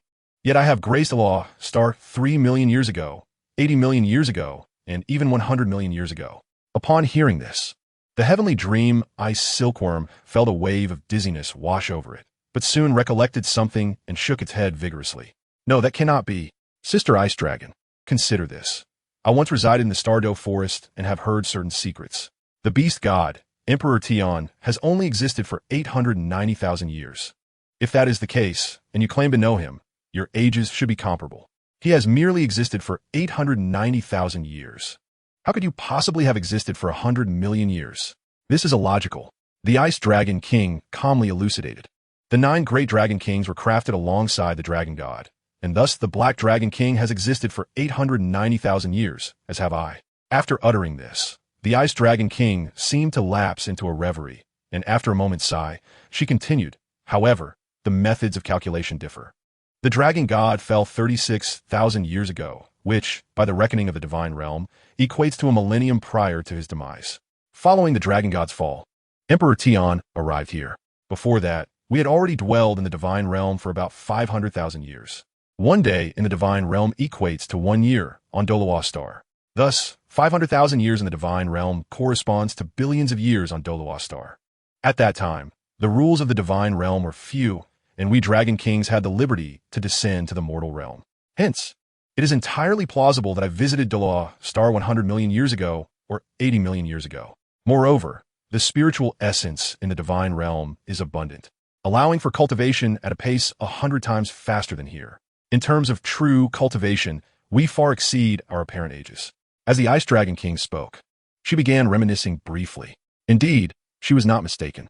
According to the lore of the Tang Min heroic legend, a character had once mentioned the Dragon God War occurring a millennium ago in the Divine Realm. Although Tang Min heroic legend transpires several tens of thousands of years before the events of Douluo II from a Divine Realm perspective, it merely amounts to 50 or 60 years, a negligible span when compared to a millennium in the Divine Realm. Subsequently, the Ice Dragon King turned her gaze toward the heavenly dream ice silkworm, seemingly discerning its thoughts, a trace of mirth flickering across her icy visage as she continued. Of course, if we disregard the temporal disparities and merely consider actual days lived, you, little one, indeed possess a greater age than us. The heavenly dream ice silkworm, bewildered, had initially wished to boast of its million-year legacy, but now found itself at a loss for words. The Ice Dragon King's 890,000 years, while akin in age to Emperor Tian, had indeed seen her set foot upon Doa Star in ages long past. Sister Ice Dragon, from now on, I shall call you sister. The heavenly dream ice silkworm decisively dismissed the matter of age, addressing her directly, not for any other reason, but because she had already graced this realm 100 million years ago. The Ice Dragon King fell silent, refocusing her attention on Huo Yuhao's condition. At that moment, Huo Yuhao was enveloped by a gradually manifesting icy blue aura, adorned with twinkling starlight. However, that was not the crux of the matter. Huo Yuhao's body suddenly exhibited abnormalities. His complexion turned crimson, veins bulging, his breath quickening, exhibiting certain male traits undergoing peculiar changes. The heavenly dream ice silkworm gazed at the Ice Dragon King in astonishment. The Ice Dragon King rarely displayed embarrassment, stating, "Dragons are inherently passionate. This is a normal reaction." Furthermore, when the child of fortune undergoes the baptism of a soul bone and the essence of the source, the purity of the dragon attribute energy incites such impulses. The heavenly dream ice silkworm then felt relieved. After all, it was not uncommon for soul masters to inherit traits from the powerful soul beasts they absorbed. What should we do about Huo Yuhao? And what about Nan Nan? Perhaps we should summon Ali as well? The heavenly dream ice silkworm suggested, casting a glance at Jiang Nan Nan and Ali, who were observing from a distance. At that moment, Huo Yuhao, overwhelmed by the energy surge, found his garments reduced to ashes. Jiang Nan Nan's cheeks flushed instantly, as this was her first encounter with such a spectacle. She couldn't help but imagine a serpent consuming its prey, pondering whether a creature of such size could truly be swallowed without harm. Beside her, Ali also felt a rush of heat to her face. Her thoughts echoed similar sentiments, driven by mere curiosity. Meanwhile, the Ice Dragon King responded nonchalantly. Some matters can simply be endured. There is no necessity to resort to external aid. Just as she finished speaking, her expression shifted dramatically. At that moment, a delicate silhouette enveloped in pitch-black flames surged forth from a rift, eyes brimming with longing. It was none other than Ma Xiaodao. Ma Xiaodao, sensing the allure of the exquisite phoenix martial soul, instinctively propelled herself closer, particularly as the distance diminished, causing the suppressed evil fire within her to erupt once more. The closer she drew, the more intense the flames became, until reason was entirely lost.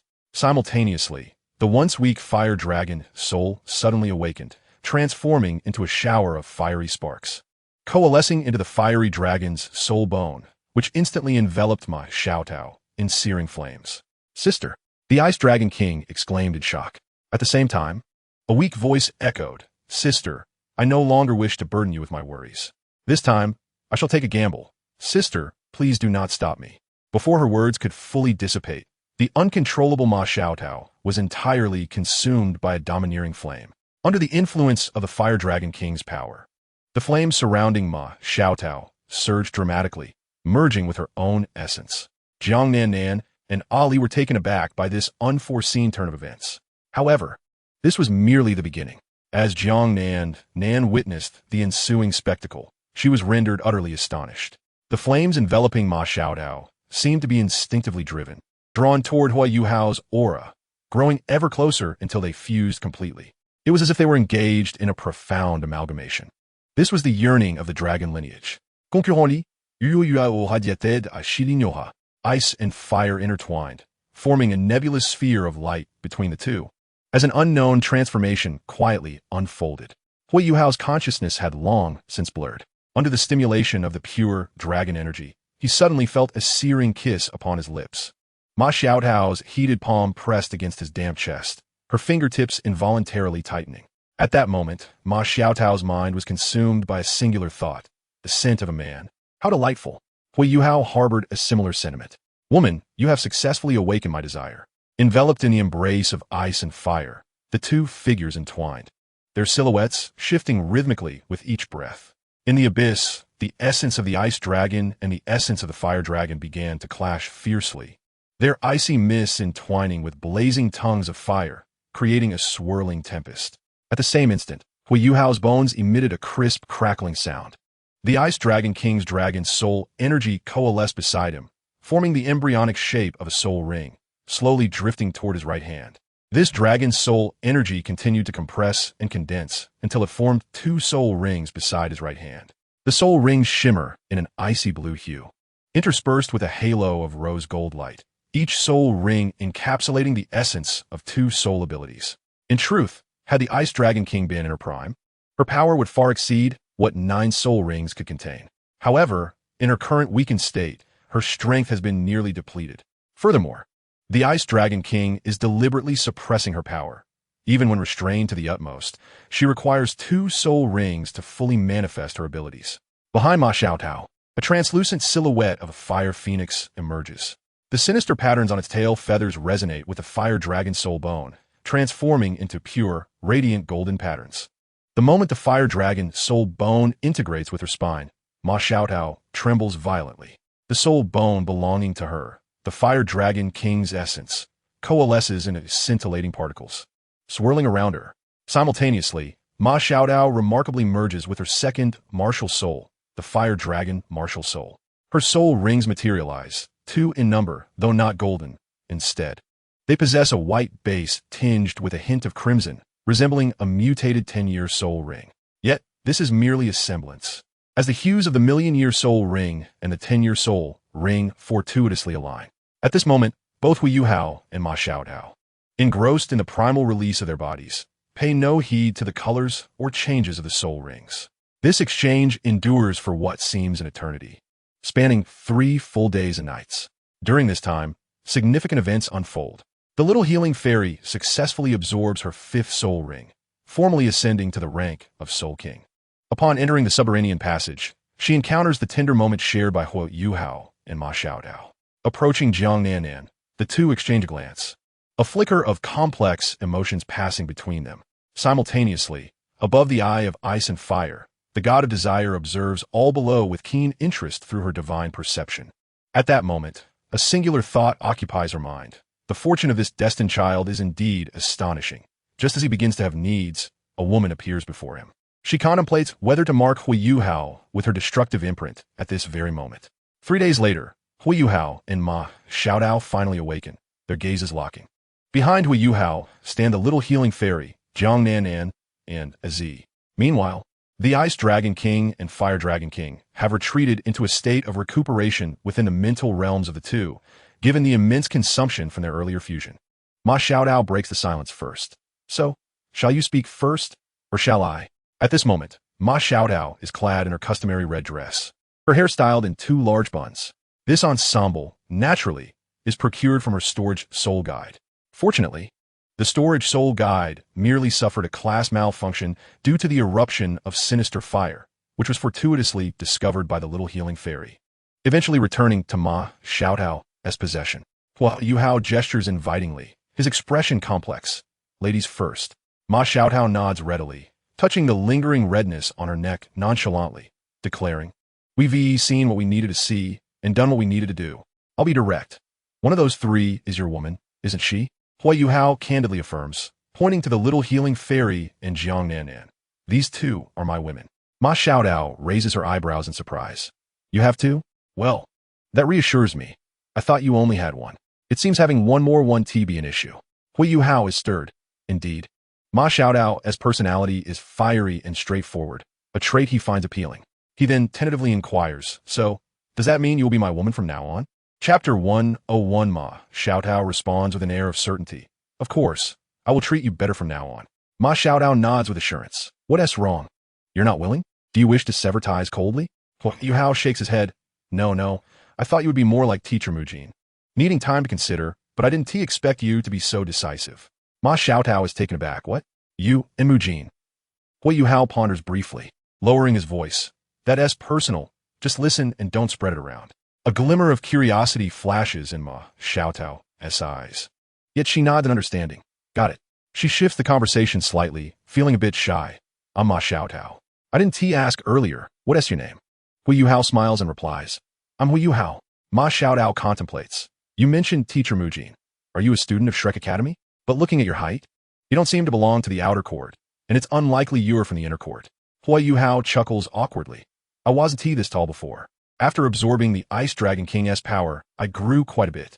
Also, my bone age, well, my actual age isn't something I could disclose. But my bone age is 18. Huo Yuhao adds that this information about his bone age was relayed to him by the Sky Dream Ice Worm. The Ice Dragon King had not mentioned her weakened state. Machiaotao suten realices, ise. My bone age has also become 18. My growth will slow down from now on. Enough about that. How did you know about Mujin? Huo Yuhao responds. I hail from the newly established Jialan Academy. As the director of the admissions office, I need to familiarize myself with the information of other academies, especially Shrek. Some teacher portraits and basic information are publicly available, which is quite normal. Ma Xiaotao nods, steering the conversation toward more serious matters. So, what are your plans moving forward? Would you like me to share my thoughts first? Huo Yuhao gestures for her to proceed. You go ahead. Ma Xiaotao speaks plainly. First, regarding our relationship, I acknowledge that I am your woman now, and I will only have you as my man from here on out. When needs arise, I won't hold back. Ma Xiaotao pauses slightly, her bold and direct nature evident. Huo Yuhao nods in appreciation. I admire your straightforwardness. Ma Xiaotao continues. Next, about our future arrangements. In the short term, we probably won't be able to be together. I will remain at Shrek to bring glory to the academy. My sinister fire has been completely eradicated, and my soul power has risen from level 63 to late level 68. Breaking through to level 69 is imminent, and reaching Soul Sage within 6 months is quite feasible. Huo Yuhao nods, adding, my soul power has surged even more dramatically, leaping from level 30 to level 40. However, I must temporarily suppress it, as I have yet to acquire a 4th soul ring. Next, I will venture out to seek suitable soul beasts for soul rings. Ma Xiaotao understands. All right, after I return to Shrek, I'll likely enter seclusion for a while. We may not see each other for a year. How about we meet again at the Continental Soul Master Elite Competition in a year? Huo Yuhao smiles and extends his hand. Agreed, see you in a year. Ma Xiaotao adds. As for what we'll do when we meet then, I haven't thought it through yet. We can discuss it when the time comes. Huo Yuhao agrees. That works. After Ma Xiaotao finishes speaking, she turns the conversation back to Huo Yuhao.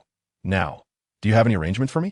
Huo Yuhao thinks briefly. If possible, let us keep our relationship under wraps for now.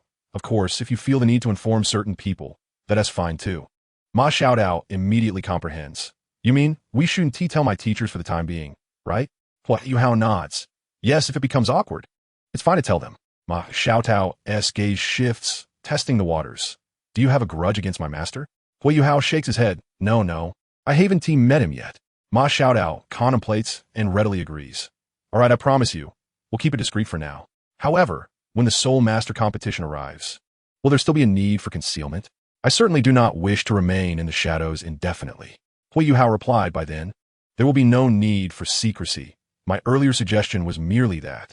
Ma Xiaotao smiled, refraining from probing into the reasons, and instead rose on her toes, planting a gentle kiss on Huo Yuhao's lips. Subsequently, she waved her hand.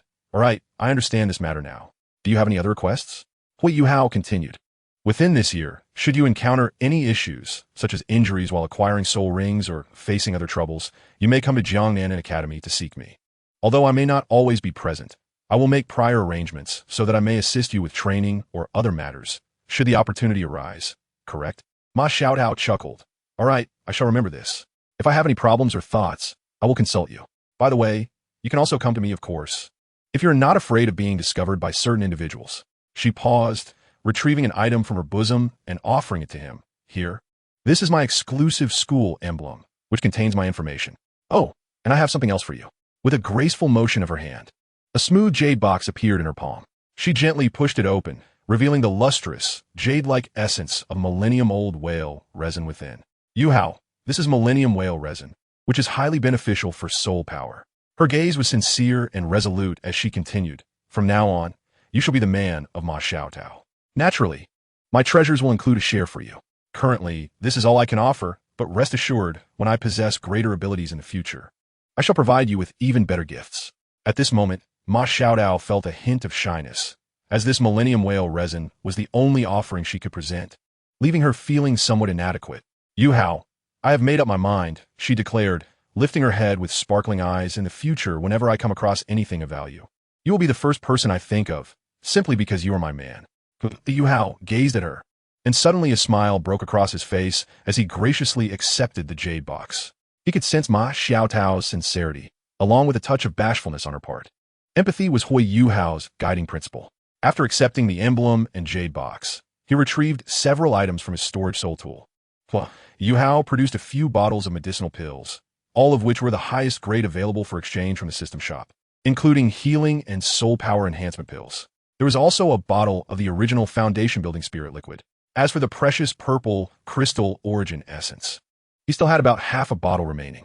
It was not that he was reluctant to give it away, but rather he feared that Mu In or Yin Xiaozhe might discover it and cause complications.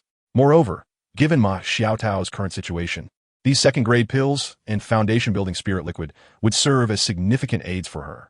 Of course, there was another reason. The energy from the purple crystal origin essence was too domineering, and, as Ma Xiaotao had just broken through, it was essential to prioritize stability.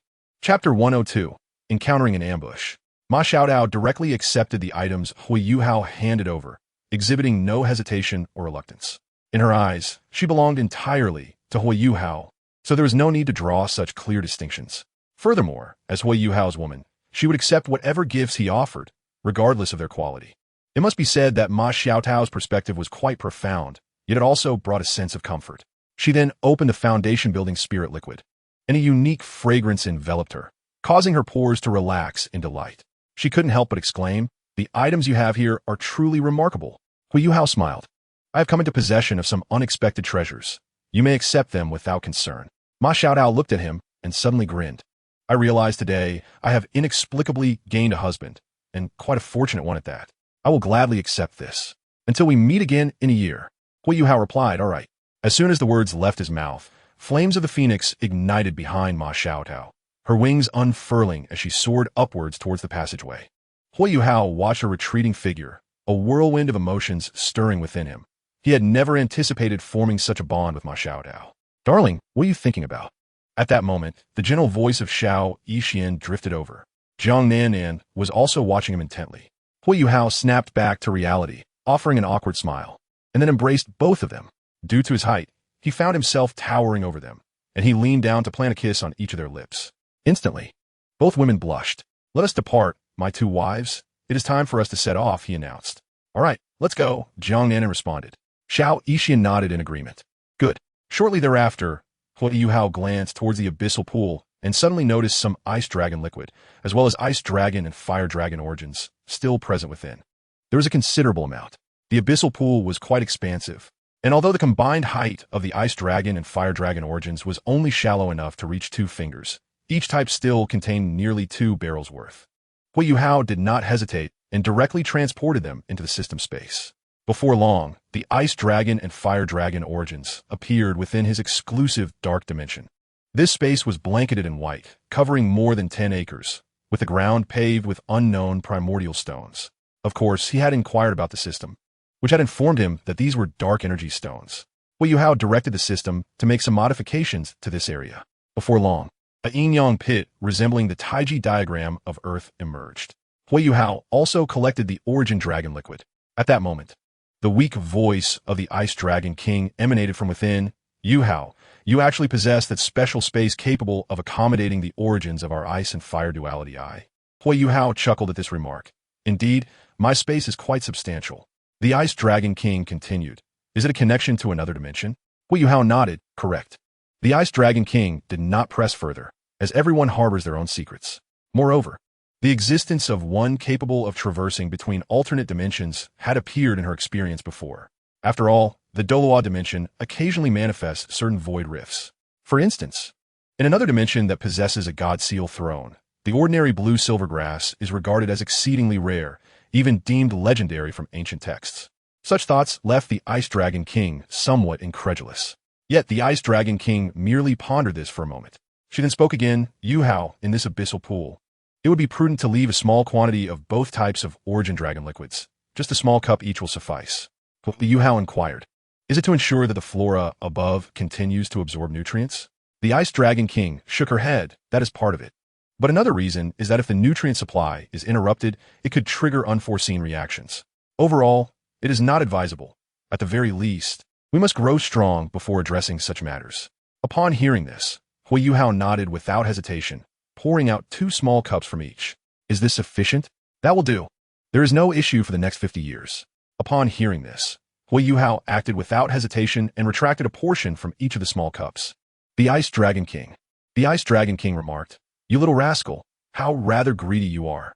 Huo Yuhao chuckled in response, well, it is a treasure. So naturally, one must ask for more.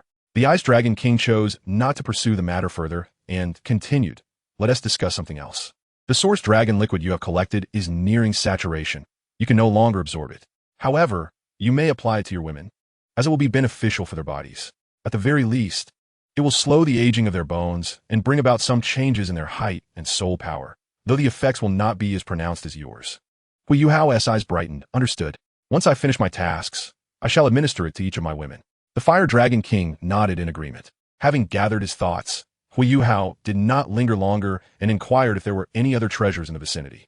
Receiving a negative response, he promptly departed with the 3 women. At the entrance of the passage, Huo Yuhao placed several soul-guided bombs, which Liu Erlong had prepared for him, at intervals along the way.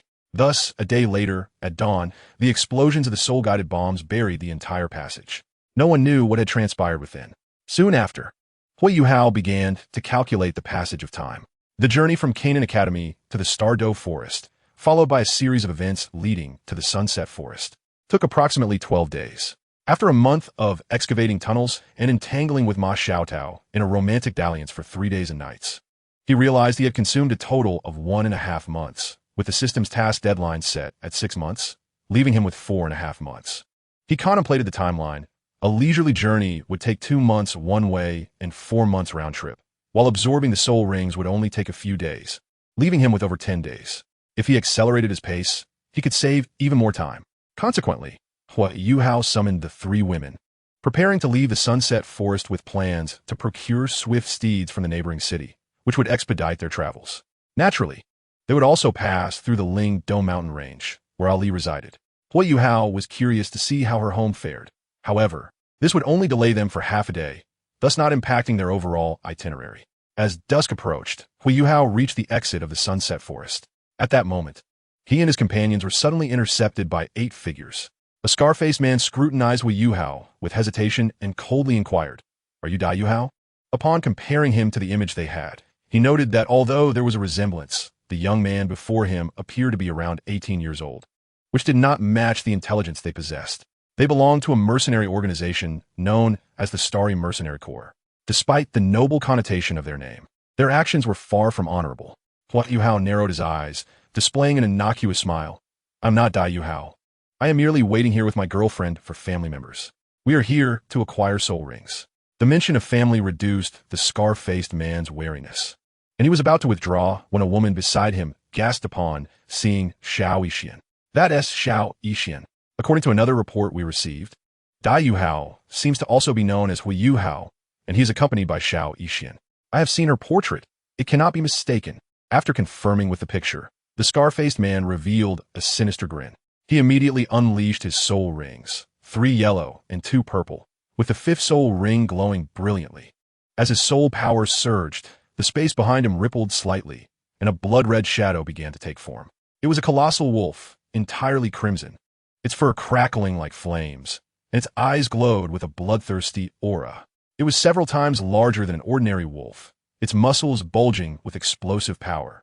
This was his martial spirit, the Blood Wolf. His companions also released their soul rings, most of them boasting 3 or 4 rings.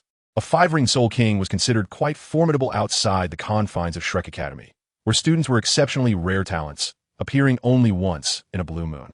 Then, With a furious roar, the Scarface man activated his fifth soul ring, the fifth soul skill, Blood Moon Frenzy. In an instant, the Blood Wolf howled to the heavens, a phantom of a blood-red crescent moon materializing behind it, enveloping it entirely. A torrent of violent crimson energy surged into the Blood Wolf, causing its form to swell, transforming it into a true crimson giant wolf. As it thundered forward, its massive paws tore through the air, its gaping maw lunging at Huo Yuhao, its sharp fangs seemingly capable of shredding any defense in an instant. Meanwhile, the 7 companions behind him initiated their attacks, unleashing a dazzling array of soul skills: Shadow Strike, Fiery Slash, Earth Wall, Windblade. However, the next moment, with a thud, the Scarface man collapsed helplessly to the ground, and his 7 companions fell, convulsing in unison. Huo Yuhao gazed in astonishment at Xiao Yixian, who had now released her 5th soul ring, a pitch-black ring of 10,000 years. Huo Yuhao looked at her in disbelief. Xiao Yixian met his gaze, a slight smile gracing her lips, infused with a hint of pride and a flicker of melancholy in her beautiful eyes, as if to say, "Why did it take you so long to notice my transformation?" Feeling a bit embarrassed, Huo Yuhao chuckled awkwardly, but his thick skin quickly led him to step forward, gently kissing Xiao Yixian on the lips before asking, "Xiao Yixian, when did you acquire this 5th soul ring? Its power seems quite impressive." Flushed from the unexpected kiss, Xiao Yixian felt her previous melancholy dissipate. Regaining her composure, she explained, "It was when I reached level 50. I sensed a presence watching over me and followed that feeling to a sea of flowers. There were thousands of Bailin Qiju flowers, and the scenery was breathtaking. Due to the unique environment, they grew rapidly, many having awakened their intelligence. I attempted to communicate with them and ultimately succeeded in acquiring a soul ring." Huo Yuhao's eyes sparkled with curiosity. "How did you manage that? What method did you employ?" Xiao Yixian smiled slyly. "Naturally, I used the same persuasion that helped me tame the heavenly dream, Ice Silkworm. I told them that my martial spirit is divine, with a significant chance of becoming a deity in the future. If they became my soul ring, once I ascended to divinity, I would resurrect them, allowing them to live alongside me in the divine realm." The Yuhao pondered for a moment and inquired, "While your words may hold truth, considering that Douluo continent has produced countless geniuses over the millennia, very few have achieved godhood. They likely wouldn't believe you easily." Xiao Yixian nodded in agreement, of course. They were skeptical. Huo Yuhao pressed further. "And then what happened?" Xiao Yixian continued. "Though most did not believe, there were still thousands of them, each with differing thoughts. I further tempted them, suggesting that even if there was only a 1 in 1,000 or 10,000 chance, it was worth the gamble. After that, I pretended to leave, and one flower ensnared my ankle with its vines, leading me to contract with it." "How ancient is it?" Huo Yuhao asked eagerly. "It is not an ordinary Bailin Qiju flower, but an evolved version, the Bailin Jiuju flower. Its actual age is only over 8,000 years, but its cultivation level has reached 30,000 years, which is why my 5th soul ring is pure black." Huo Yuhao nodded in understanding. He knew well that the actual age of a soul beast and its cultivation age were 2 distinct matters. For instance, the deep-sea demon whale king from Do possesses an actual age exceeding 300,000 years, yet it has ascended to a cultivation level of 1 million years through the act of devouring. The hue of a soul ring is determined by the age and cultivation of the soul beast. Typically, the maximum absorption limit for a 5th soul ring is 12,000 years. However, the little medical sage directly absorbed a soul ring of 30,000 years. This remarkable feat is attributed to her unique constitution and, on another front, the voluntary sacrifice of the soul beast. For her, this was hardly a formidable challenge. The little medical sage spoke. "Let us first inquire about the circumstances of Ant and the others." Huo Yuhao nodded, shifting his gaze towards the scarred face of the man beside him. At that moment, the latter was gasping for breath, with more exhalation than inhalation. Without hesitation, the little medical sage unleashed her 5th soul ring. A resplendent blue scale, 9 absolute flower manifested in her hand, its vines shimmering with an unusual luminescence. As tendrils of energy infiltrated the scarred man's body, gradually, his grotesquely distorted visage, ravaged by toxins, began to ease, his body ceased its convulsions, and his breathing grew steadier. Observing the scarred man regaining his color, the little medical sage explained, "Yuhao, this is my 5th soul skill, named Blue Scale Sealing Absolute. It has 2 primary effects. The first is sealing. As she spoke, she waved her hand, causing the striking blue scale 9 absolute flower to appear with several dark green vines entwining a nearby branch. In an instant, the vitality of the branch diminished, as if an invisible force had sealed its life. She continued, "It can temporarily seal the toxins or soul power within the target's body, but there is a prerequisite. If the opponent's soul power vastly exceeds mine, I cannot seal it. The second effect is absolute, which forcibly extracts the sealed toxins and converts them into my own energy. However, this entails a significant consumption of my soul power." Huo Yuhao secretly nodded. This soul skill was indeed formidable. Meanwhile, the scarred man trembled as he pleaded for mercy. "Please, do not kill me. We will give you anything you desire." Well, the Yuhao crouched down, gently patting his face. "Speak of all that you know, including why you wish to kill me. Who orchestrated it, and what their intentions are." Chapter 104, The Onset of Carnage. The scarred man, feeling the pressure, hastily divulged, "We are from the Starry Dawn mercenary group. Our captain is still in Fengming City behind us. We came here because we received a bounty, and we were among the first to arrive, leveraging certain connections to gather more information." Huo Yuhao inquired, "How did you learn of my whereabouts, and what actions have you taken?" The scarred man continued to tremble as he spoke. "I learned from contacts in Yinluo City that you had traveled to the Stardow Forest, and then we set out. After that, we lost track of you, but our captain is astute. He deduced that you went to the Stardow Forest to acquire a soul ring. Since you have not returned, there is a possibility that suitable soul rings are absent in the Stardow Forest, prompting you to seek another forest. Subsequently, our captain speculated that although your appearance here is unlikely, it was worth a gamble." At this point, he trembled and gazed at Huo Yuhao, wanting to bow in reverence. But the toxins rendered him immobile. Huo Yuhao, upon hearing this, fell into brief contemplation before a smile crept upon his face. The man had revealed his identity, and Huo Yuhao had nearly deduced who the puppeteer behind this was. The crux lay in the name Dai Yuhao.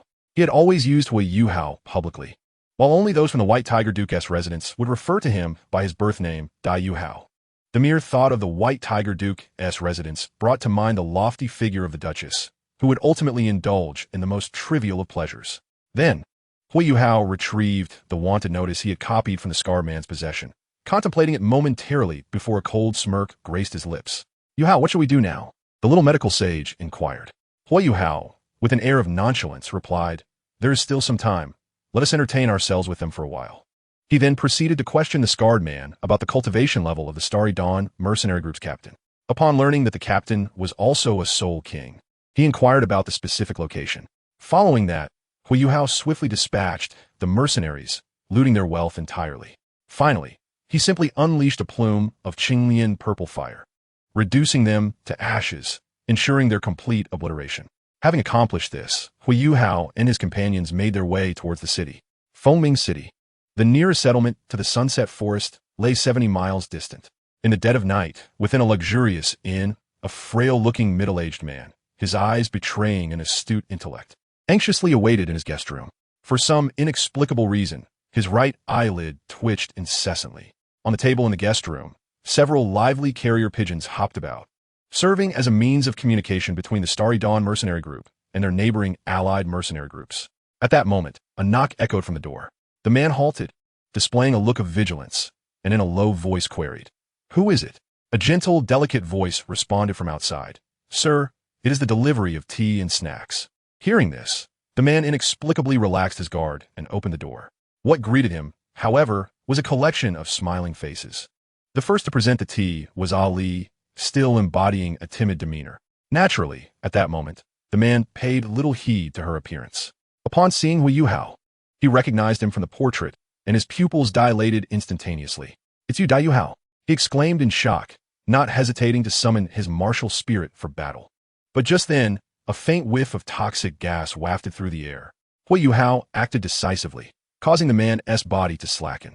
He then covered the man's mouth and nose, reassuring him, "Be calm, do not fear. Dizziness is normal, and a bit of pain is also expected. We simply wish to have a chat." Shortly thereafter, a faint scent of blood permeated the room, soon consumed entirely by a blaze of flames. Before long, the carrier pigeons took flight, soaring into the night sky. Thus, another day passed, and night once again descended.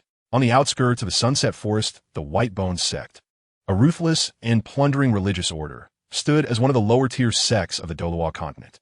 During his time at the Jianan Academy, Huo Yuhao had gained a general understanding of the hierarchy between mercenaries and sects through discussions with Elder Ji. Some formidable mercenaries were roughly equivalent to a fourth-tier sect. Mercenaries on the continent were classified into strong and weak, with those possessing a six-ring Soul Emperor rank being considered above average.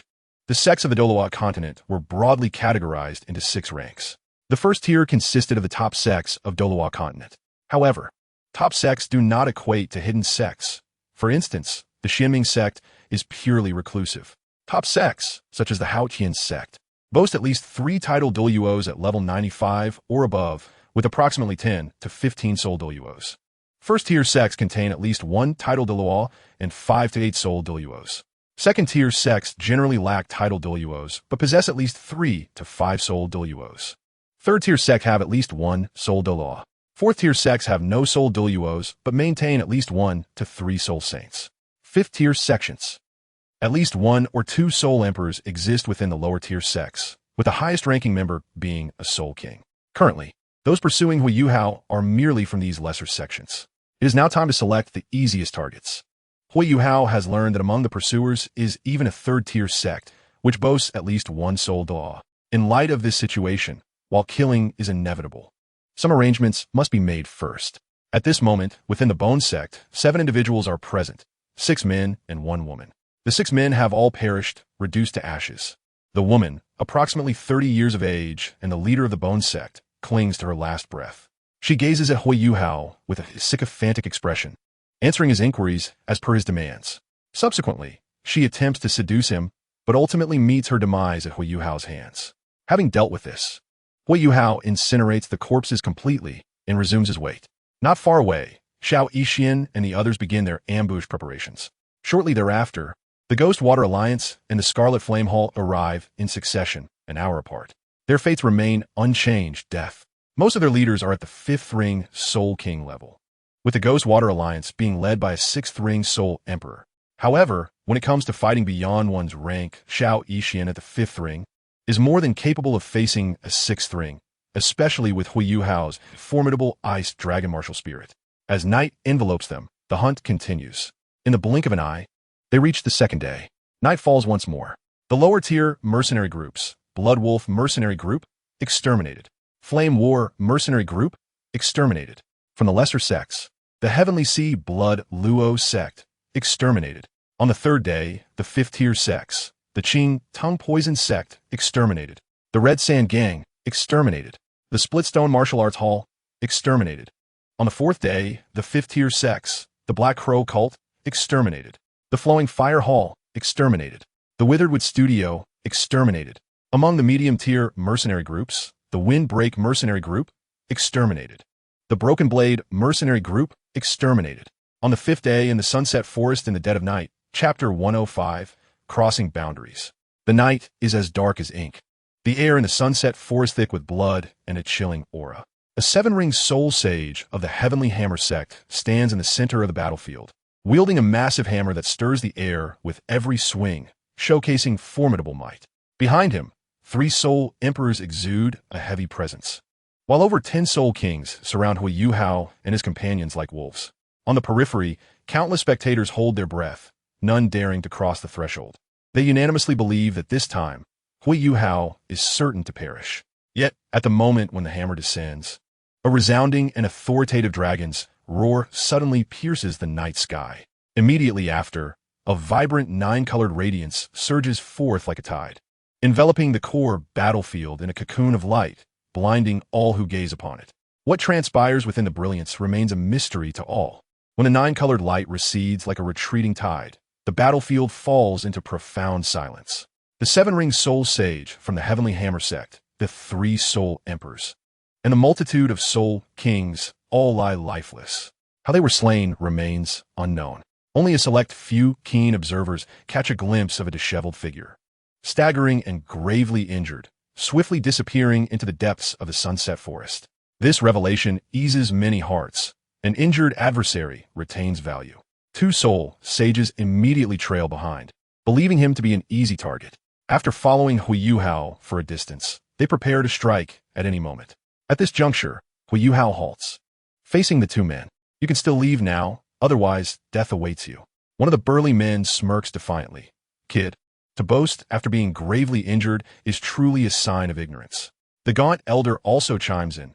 Little boy, having killed so many earlier, you must possess numerous treasures. If you behave, I may spare your life. Huo Yuhao smiles and claps his hands. In an instant, a figure emerges slowly amidst their puzzled gazes. When they behold this figure clad in tight leather, emanating an overwhelming aura, they gasp in shock. They are but a 72, third-level soul sage, while the figure before them is vastly superior in strength. This figure is Liu Erlong. Erlong, eliminate them.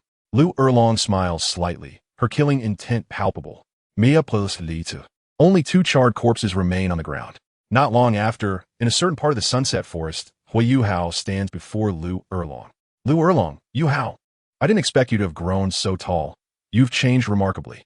Liu Erlong remarks, lifting her hand to pat Huo Yuhao's head, only to realize he has grown significantly and instead pinches his cheek. Huo Yuhao reciprocates by pinching Liu Erlong's cheek. The unexpected gesture causes a slight tremor in her body, followed by a sudden laugh. Seeing you unscathed brings me great relief. What shall we do next? Huo Yuhao smirks.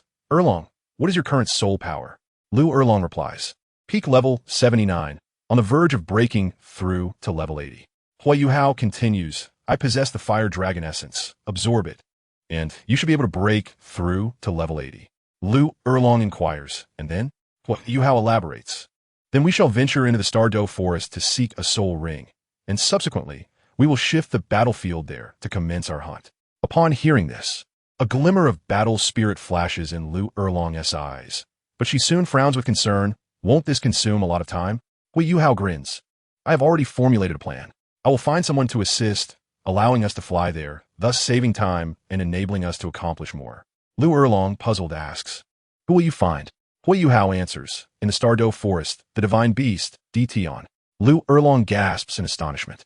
Thus, 3 days later, a piece of news spreads rapidly among the underground organizations of the Douluo continent. Huo Yuhao is gravely injured and on the brink of death, currently fleeing to the Stardow Forest. Meanwhile, a notice appears on the bulletin board in Shrek City. Each city has similar bulletin boards, primarily for the city lord to issue decrees, families to recruit servants, or for purchasing herbs. Ordinary individuals occasionally find opportunities there. The bulletin board is usually overseen by the city lord's office, and aside from those who pay fees or hold specific identities, others cannot post freely.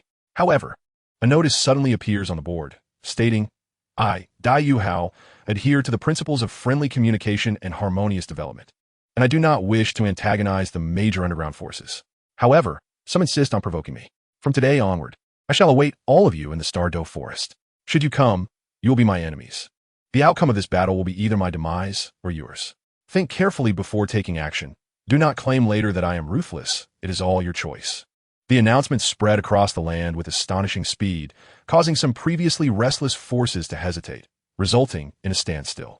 However, it was not long before an anonymous notice emerged, stating, Anonymous notice Dai Yuhao has previously eradicated over 10 mercenary groups, along with several lesser sects, including those rank 5 and 4, accumulating a staggering fortune of at least 3 million gold coins. This individual possesses peculiar capabilities that allow him to achieve extraordinary feats of surpassing combat prowess, undoubtedly harboring soul bones, special soul-guiding devices, and other invaluable treasures. A comprehensive assessment reveals that his total worth has exceeded 5 million gold coins. 5 million gold coins. This sum is an irresistible temptation for many factions, even those of the 5th rank. Some powerful sects could scarcely restrain themselves, eager to partake in the fray. Furthermore, a successful pursuit of Huo Yuhao would yield a lucrative bounty. Thus, a grand pursuit was set into motion once more. Countless avaricious gazes converged upon the Stardow Forest, akin to wasps drawn by the scent of blood, flocking en masse. This covert assassination was gradually transforming into overt slaughter. In Shrek City, within the tea houses and taverns, Su Sanshur took a languid sip of his tea, remarking, "That lad is quite valuable, yet I feel it might still be insufficient." After finishing his tea, he departed from the tavern. Shortly thereafter, another anonymous notice appeared on the bulletin board of Shrek City. This notice went to great lengths to vilify Huo Yuhao, fabricating a tragic tale that depicted him as a malevolent tyrant, guilty of various heinous crimes, including abduction and pillaging. The notice further promised that anyone who could slay Huo Yuhao would receive a reward of 500,000 gold soul coins, along with a top-tier medicinal pill capable of elevating the soul power of soul masters below the third ring by 2 to 3 levels without any repercussions. As for the method of claiming the reward, the notice specified that upon presenting Huo Yuhao's head, a private confirmation would facilitate a secret transaction. Instantly, this provoked considerable interest, with some greedy souls feeling a surge of temptation. Higher-ranked individuals might scoff at such an endeavor, yet those of lesser cultivation might ponder the possibility of fortune. At the same moment, the underground bounty notice, previously set at 500,000, had been escalated to 1,000,000 gold soul coins. This undoubtedly served as an additional catalyst. Meanwhile, at Shrek Academy, a young fellow had crossed the line. Chapter 106. Baiting, slander, and the pot of filth Mu In muttered to himself for a while, yet did not intervene. A mental transmission traversed the space, reaching Yin Xiaozhe. Xiaozhe, seek out Tangya and inform him of the connection between the Tang sect and Shrek Academy. Provide him with some resources to assist his swift advancement to the 40th level. Subsequently, led by Mu Jin, they set forth towards the Stardow Forest. As Muin concluded, he once again murmured, Huo Yuhao, that lad is truly intriguing. What game is he playing? On the other side, within the Stardow Forest, Liu Erlong was absorbing a nearly 90,000-year-old subdragon soul ring. Not far away, Huo Yuhao and Ditian were engaged in conversation. Ditian remarked, Huo Yuhao, you have changed significantly. There's a familiar aura about you. Huo Yuhao smiled slightly. Let us discuss business first. We can chat later. Ditian replied, very well. Huo Yuhao continued, provide me with some soul beasts that are below the rank of title Douluo and can be disposed of at will. Ditian inquired, what is in it for me?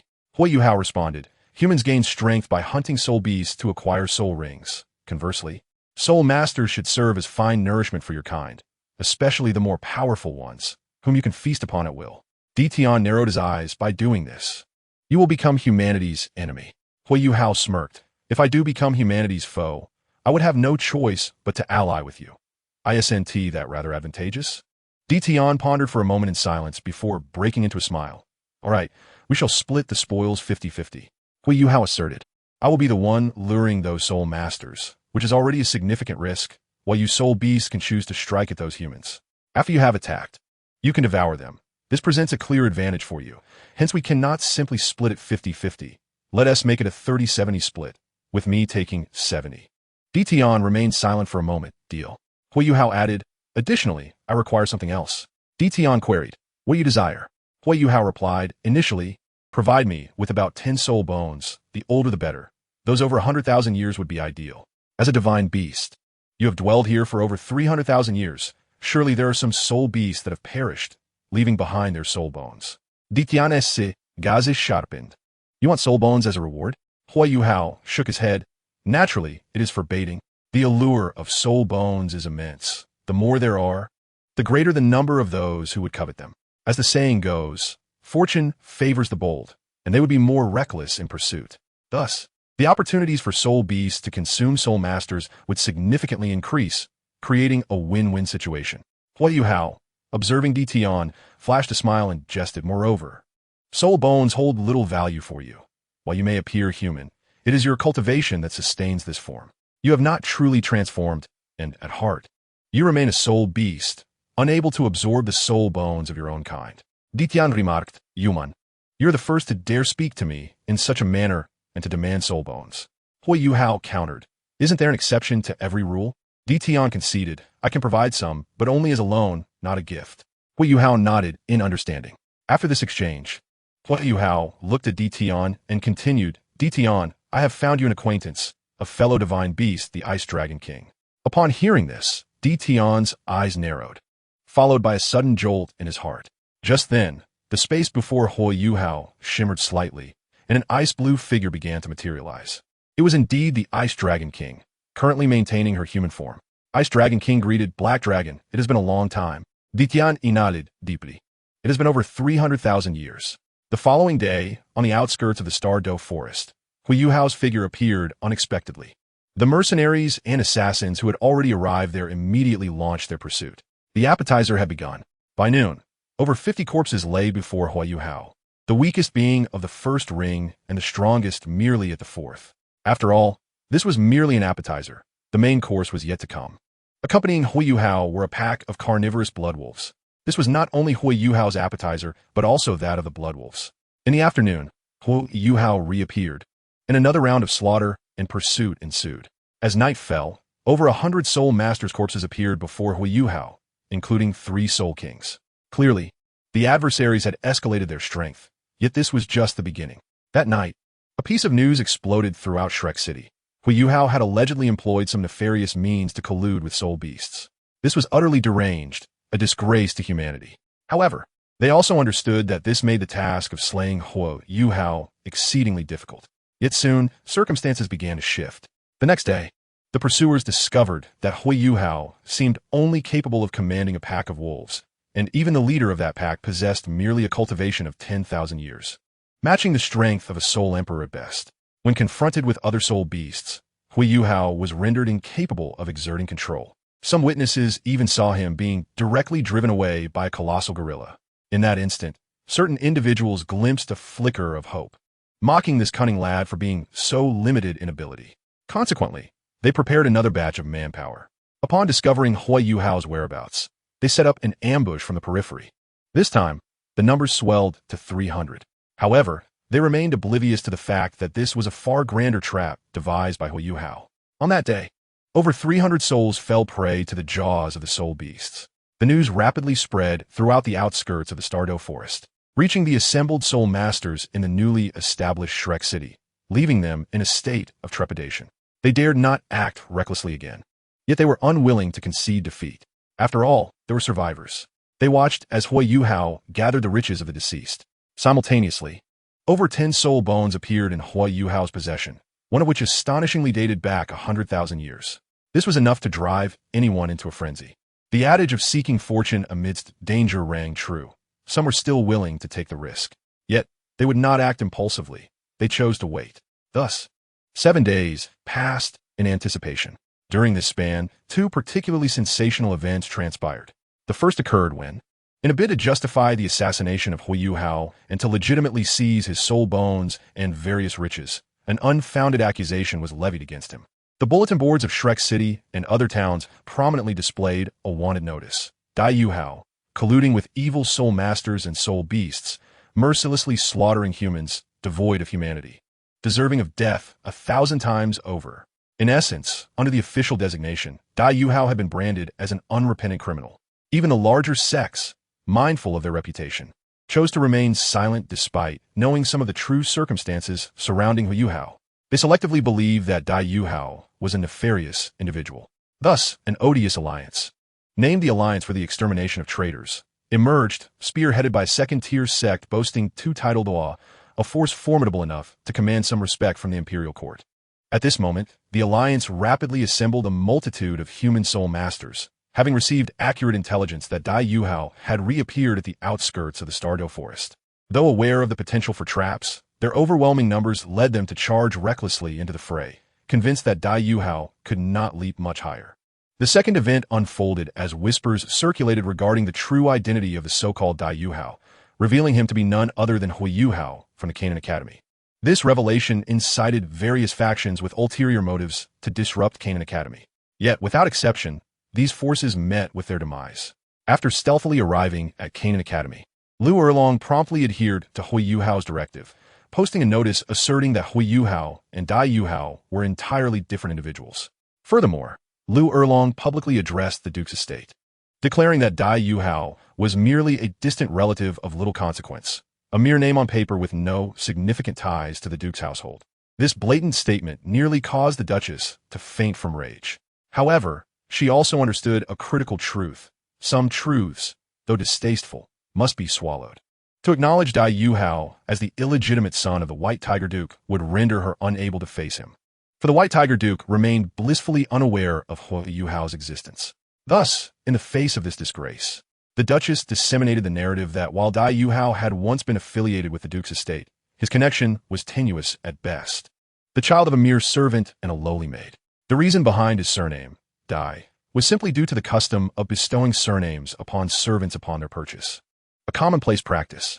Undoubtedly, the Duchess's explanation sounded plausible, simultaneously casting a shadow upon Huo Yuhao, insinuating the humble origins of his mother. Nevertheless, upon learning of this news, Huo Yuhao swiftly published an extensive work exceeding 100,000 words, titled I, Dai Yuhao, with my thumb, must speak of 200 or 300 matters regarding the Duchess. This explosive revelation widened the eyes of those pursuing Dai Yuhao. The sensational information sparked widespread circulation as they clamored to witness its provocative contents. Concurrently, the Yunluo Merchant Association, mustering their resolve, discreetly began printing this pamphlet, producing over 50,000 copies in a single day. Instantly, the Duchess's reputation erupted like a volcano, utterly obliterated. The Duchess, with a grim countenance, gazed at the book I, Dai Yuhao with my thumb, must speak of 200 or 300 matters regarding the Duchess, flipping through a few pages before succumbing to unconsciousness. Chapter 107. An Unexpected Reunion Under the Moon. Meanwhile, due to the Duchess's indirect corroboration, the populace was increasingly inclined to believe that Huo Yuhao and Dai Yuhao were indeed distinct individuals. Naturally, some remained unconvinced, for the likeness between the portraits of Dai Yuhao and Huo Yuhao was striking. Yet, even more shocking events swiftly followed. A second-rate sect attempted to probe Qian Academy, boasting a title Douluo within its ranks. However, that very night, this sect was annihilated.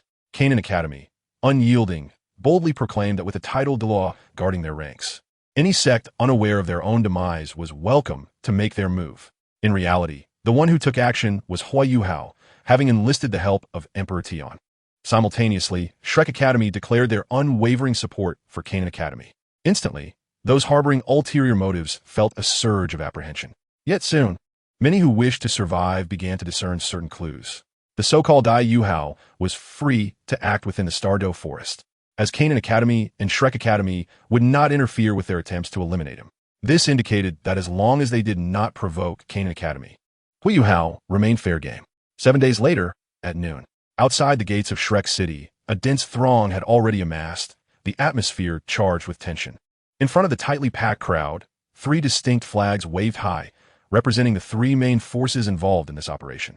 3 second-tier sects, Qinghua Sect, skilled in earth and defense, led by the renowned 91st level rock mountain Do, Liu Pavilion, masters of the domineering fire element, led by the fiery 91st level blazing heaven Douluo, and Xianying Tower, adept in concealment and assassination, commanded by the enigmatic 92nd level Night Shadow Douluo.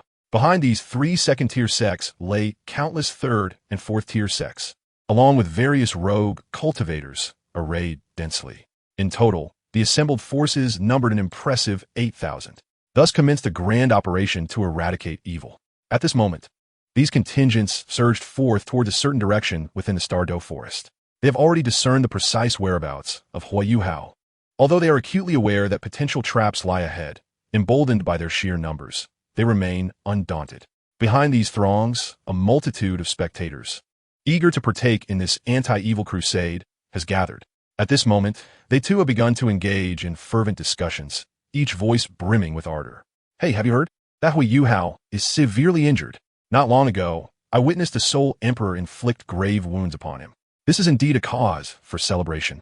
Moreover, I have heard that he has completely allied himself with the evil Soul Masters, even becoming a prominent figure among them. Such a scoundrel must be eradicated by all. Indeed, I have also come across another piece of gossip. This Huo Yuhao is utterly depraved. It is rumored that he has committed unspeakable atrocities against a peasant girl. How vile! How can such a lecherous wretch still have the audacity to live? And worse still, he is said to have colluded with those soul beasts. Truly unworthy of being called human. These malicious rumors swiftly festered within the crowd, inflaming every individual's emotions and transforming this vast assembly into a furious army, eager to exact justice. Is it true? Has Huo Yuhao truly sunk to such depths of moral depravity? At this juncture, a young man bearing a grotesque scar on his face, upon hearing the discussions, stepped forward into the crowd, inquiring with an unmistakable curiosity gleaming in his eyes. Instantly, the gathered crowd turned their gaze towards him. Particularly when they beheld the scar etched upon his visage, they instinctively grimaced. Several women, intending to join the anti-evil operation, also displayed expressions of disdain and retreated a few paces. However, this momentary tension dissipated quickly as numerous voices began to respond to the young man's query. Indeed, you have no idea. I witnessed with my own eyes that Huo Yuhao, pursued by some soul masters, fled to the outskirts of the Stardow forest and, feigning pity, intruded upon a peasant home. That kind-hearted peasant girl rescued him, yet after recuperating from his injuries, he callously defiled her right before her parents, an act that sends chills down one's spine. The speaker was a rather sleazy young man, his words accompanied by an enthusiastic spittle shower, as though he had indeed witnessed the horrific event firsthand. The scarred youth was, in fact, Huo Yuhao himself.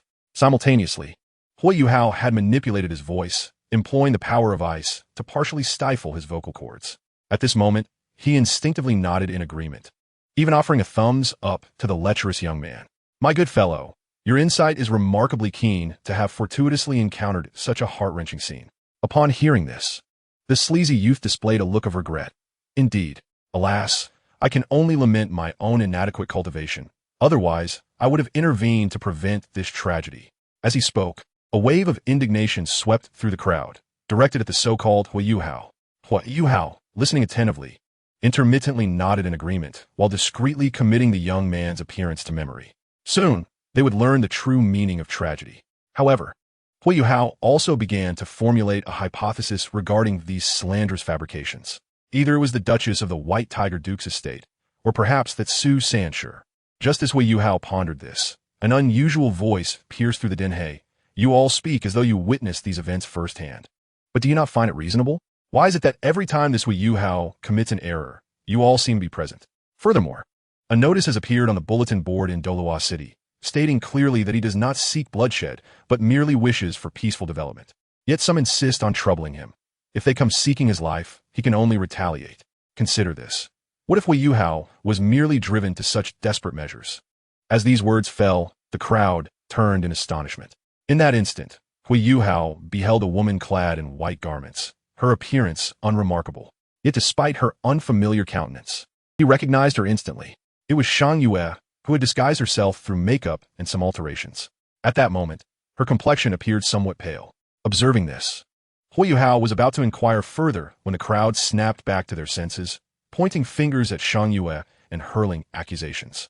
Who is this little minx, daring to speak such nonsense here? Indeed, how dare you speak in defense of that vile wretch? What is your intention? Instantly, the crowd erupted into a cacophony of chatter. Some individuals with nefarious intentions scrutinized Xiang Yue before loudly speculating whether she was affiliated with Huo Yuhao, sent to sow discord among them. This accusation nearly sent Xiang Yue into a fit of rage. However, at this moment, Huo Yuhao stepped forth without hesitation, grasping Xiang Yue's hand and pushing through the throng towards the rear. Hey, what are you doing? Stop them. Along the way, several individuals instinctively reached out to impede their passage. Yet, with a deft twist of his wrist, Huo Yuhao let slip a handful of gleaming gold coins that clattered to the ground. The crowd momentarily froze. But as their eyes fell upon the scattered coins at their feet, some eagerly bent down to collect them. After all, among this assembly of vagabonds, money was scarce, and free gold was irresistible. Of course, some remained disdainful, yet soon Huo Yuhao tossed down several soul-guiding devices. Is that a soul-guiding device? It appears to be of the second rank, and that one is of the third rank. Good heavens, that one is of the fourth rank. In an instant, even those who had previously dismissed the gold coins were entranced. Unbeknownst to them, these soul-guiding devices were merely entrusted to them temporarily. Upon reaching the Stardow forest, not only would they meet their demise, but their treasures would also fall into Huo Yuhao's hands. The frenzy to seize the soul-guiding devices spiraled into a chaotic whirlpool of humanity, further congesting the already tumultuous crowd. At this juncture, Huo Yuhao guided Xiang Yue skillfully through the disarray, and in a matter of moments, they successfully navigated past the final obstruction, arriving at a relatively open space at the rear of the assembly. Xiang Yue regarded him with a scrutinizing gaze, particularly fixating on the scar upon his face, which confirmed to her that she did not recognize the individual before her. She finally asked, "Why did you choose to help me?" Huo Yuhao, smiling at her query, replied, "In truth, I find that Huo Yuhao is quite commendable. He is merely a victim of circumstances." Upon hearing this, Xiang Yue's eyes brightened slightly, prompting her to inquire, "Then why did you initially participate in this so-called anti-evil operation?" Huo Yuhao shrugged nonchalantly. "One must seize opportunities where they arise, correct? Besides, not everyone here is a fool." A modicum of reflection reveals that the so-called Huo Yuhao is merely suffering due to the wealth and treasures he possesses, leading to this unwarranted calamity. At this moment, Shan Yue pondered deeply, her expression complex as she regarded Huo Yuhao. She retrieved a contraption resembling a firearm from her storage soul guide and handed it over. "This is for you, a token of gratitude for your timely intervention," she said, "and here's some gold coins as compensation." Upon hearing this, Huo Yuhao waved his hand dismissively. "There's no need for that. These belongings hold no significance for me." Xuanyu, upon hearing his words, fell silent for a moment before speaking again. "Are you truly certain you do not require this compensation?" Huo Yuhao replied, "I genuinely do not need it." After a moment of contemplation, Xuanyue continued, "Very well, since that is the case, I shall refrain from further insistence. However, I have noted your intervention earlier. In the forthcoming operation to ambush Dai Yuhao, should the opportunity arise and you do not target him, I should be able to save your life." Huo Yuhao smiled upon hearing this. "Thank you." He then shifted the topic, gazing at Xuanyue, and asked from your previous remarks, "It seems you do not intend to confront Dai Yuhao. Do you know him? Furthermore, even if you're acquainted with someone named Dai Yuhao, is it truly worth such perilous risk?" As he spoke, he regarded Xuanyue with a hint of curiosity, for this was indeed his genuine thought. He was aware that Xuanyue and he had only met once, yet this solitary encounter seemed inadequate to justify her willingness to take such risks. After all, the combined forces here could easily overturn the Douluo Academy. Such a cost and risk seemed rather excessive. Xuanyue's expression shifted slightly, a flicker of embarrassment crossing her face, accompanied by an inexplicable blush. She was acutely aware that the one being hunted, Dai Yuhao, was in fact Huo Yuhao himself. She had seen the bounty notice for Dai Yuhao, and the likeness was unmistakably that of Huo. Moreover, during her time at home and at Douluo Academy, there had been inquiries regarding Huo Yuhao. This only solidified her suspicions. As for why Xuanyue had come to assist Huo Yuhao, it stemmed partly from a recent incident where a girl had cunningly extracted information from her, mentioning that Huo Yuhao had ventured to the Stardo Great Forest. Although Xuanyue knew that those who sought information had already obtained the same from the Canaan Academy, she still felt a pang of guilt. It was this sense of guilt that propelled her to come to his aid. Yet, there was another reason. An image resurfaced in Xuanyue's mind, a memory of their mutual healing and the intoxicating moments they shared. Though this secret belonged solely to the two of them, it stirred something within her heart, as if something was surreptitiously blossoming deep inside. Realizing this, Xuanyue quickly composed herself, her gaze flickering with caution as she spoke. "I do not know him. I merely feel a twinge of pity for him." Huo Yuhao regarded her intently, choosing not to press further. "More and more people are arriving. We should leave. It will be best to remain silent and stay close to me." Xuanyue pondered for a moment and then followed suit. Thus, after about half an hour, this sizable party reached the outskirts of the Stardo Great Forest. Shortly thereafter, some powerful individuals within the forest seemed to confirm Dai Yuhao's whereabouts and immediately convened an urgent discussion. Moments later, the leader of the group announced the division of teams. 10 individuals would form a small team, totaling nearly 50 teams, and then several hundred would be grouped together.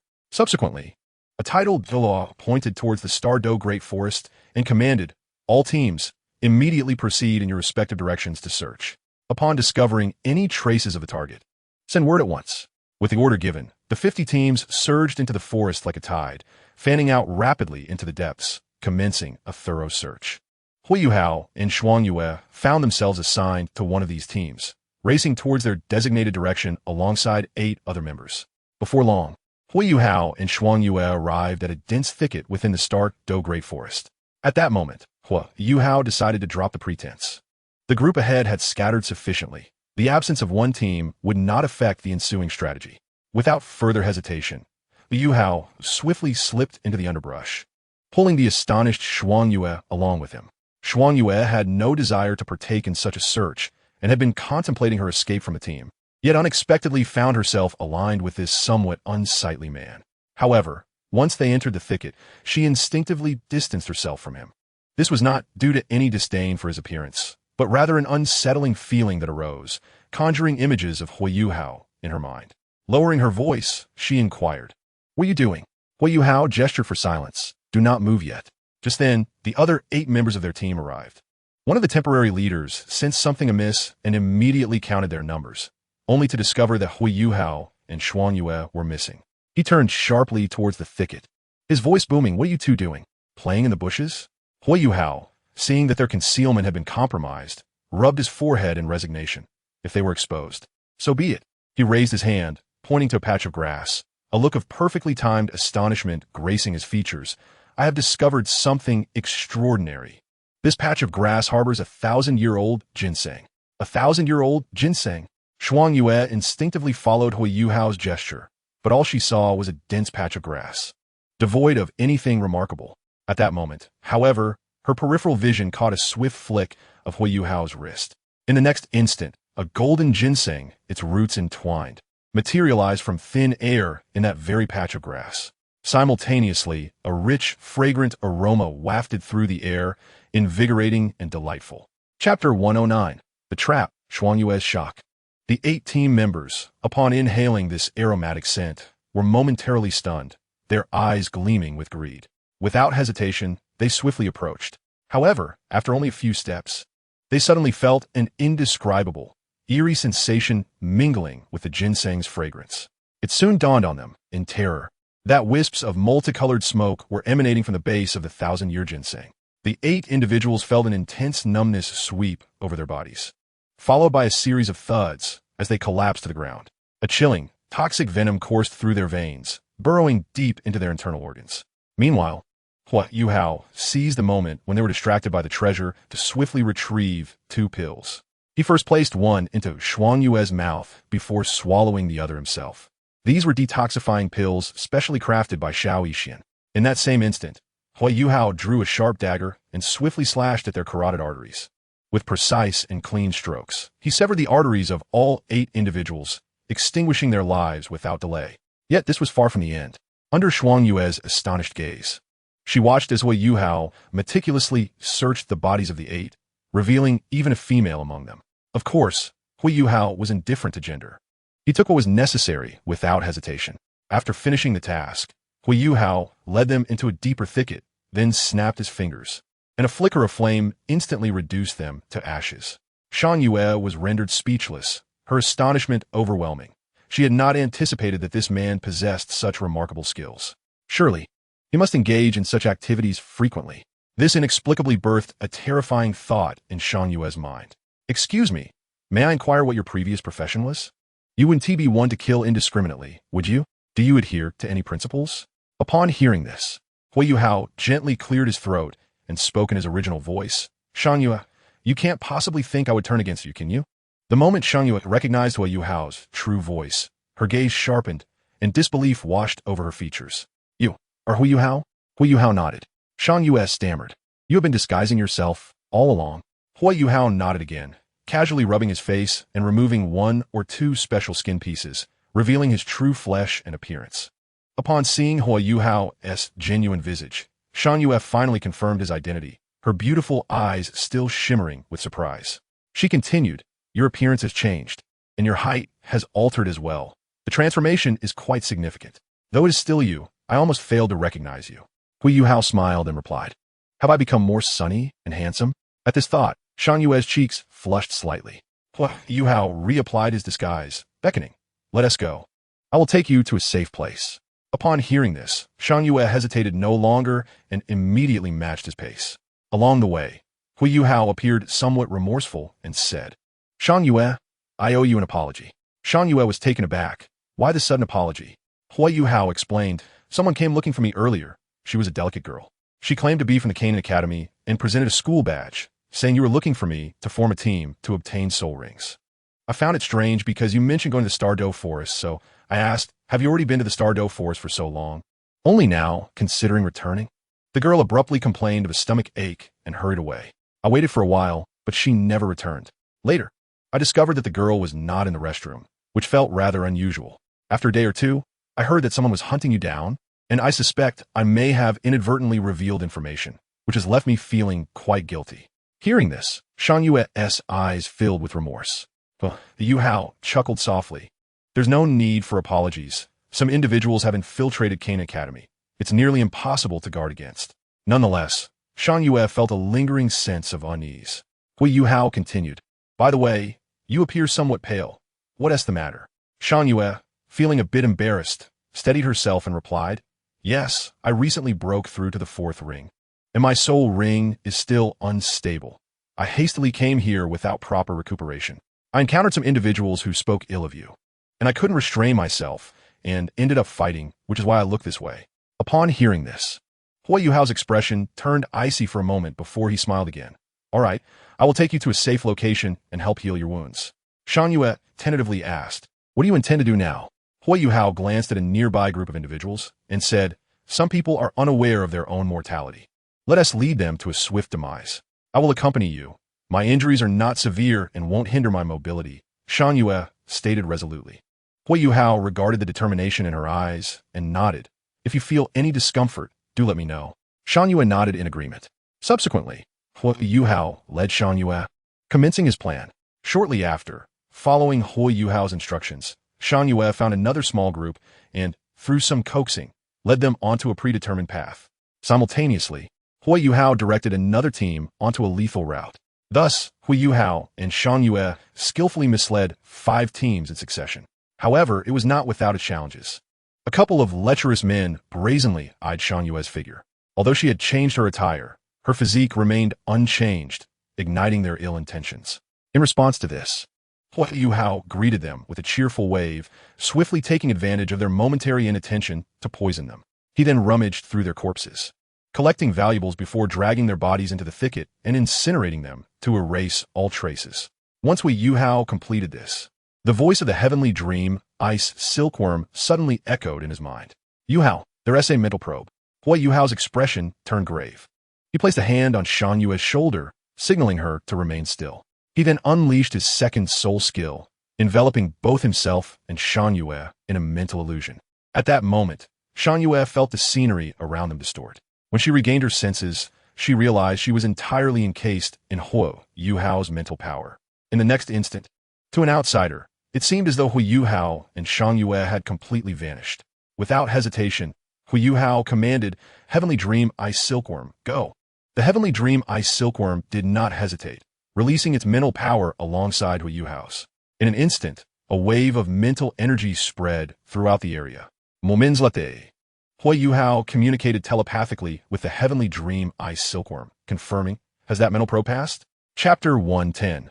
The Excitement of the Three-Eyed Golden Lion. The Heavenly Dream Ice Silkworm replied, "Yuhao, the mental probe has moved on." Huo Yuhao asked, "Did it reveal any signs?" The Heavenly Dream Ice Silkworm responded confidently, "Yuhao, this is merely a soul engineer's mental detection. Your second soul ring has reached the 3,000-year level, coupled with my 1,000,000 units of mental power. We can easily handle this." Hearing this, Huo Yuhao finally felt a sense of relief. Meanwhile, Xian, curious, turned to Huo Yuhao and whispered, "When can we move?" As she spoke, she realized how close they had become, nearly face to face. In the next moment, her face flushed crimson. However, she quickly regained her composure, suppressing her embarrassment, and feigned calmness. "Huo Yuhao, when can we move?" Huo Yuhao replied directly, "We can go out now." Xian asked, "What next?" Huo Yuhao answered, "There's a soul engineer ahead. They're following our planned route. Let us see how they fare." Xian nodded in agreement. "All right." Following Huo Yuhao's lead, they jogged forward. Throughout this time, Huo Yuhao continuously employed mental simulation. Simultaneously, from a high vantage point overlooking the Stardow Forest, one would witness a peculiar spectacle. Upon entering the Stardow Forest, strange vines inexplicably emerged at the entrance. These vines, deep purple in color, appeared to be mere ordinary wisteria of only 200 or 300 years. However, in truth, they were a type of mutated vine known as the mutated ghost vine. Imbued with paralyzing venom, its essence had reached an age of 50,000 years. At this moment, some solitary soul masters, along with those who were physically exhausted and unable to flee, suddenly felt a numbing sensation as if they had been stung by something. Just as they were about to utter a few curses, darkness enveloped them, and they fainted. Subsequently, tendrils began to drag them into the nearby underbrush. Soon, the sound of crunching bones echoed ominously. Indeed, even plants were carnivorous.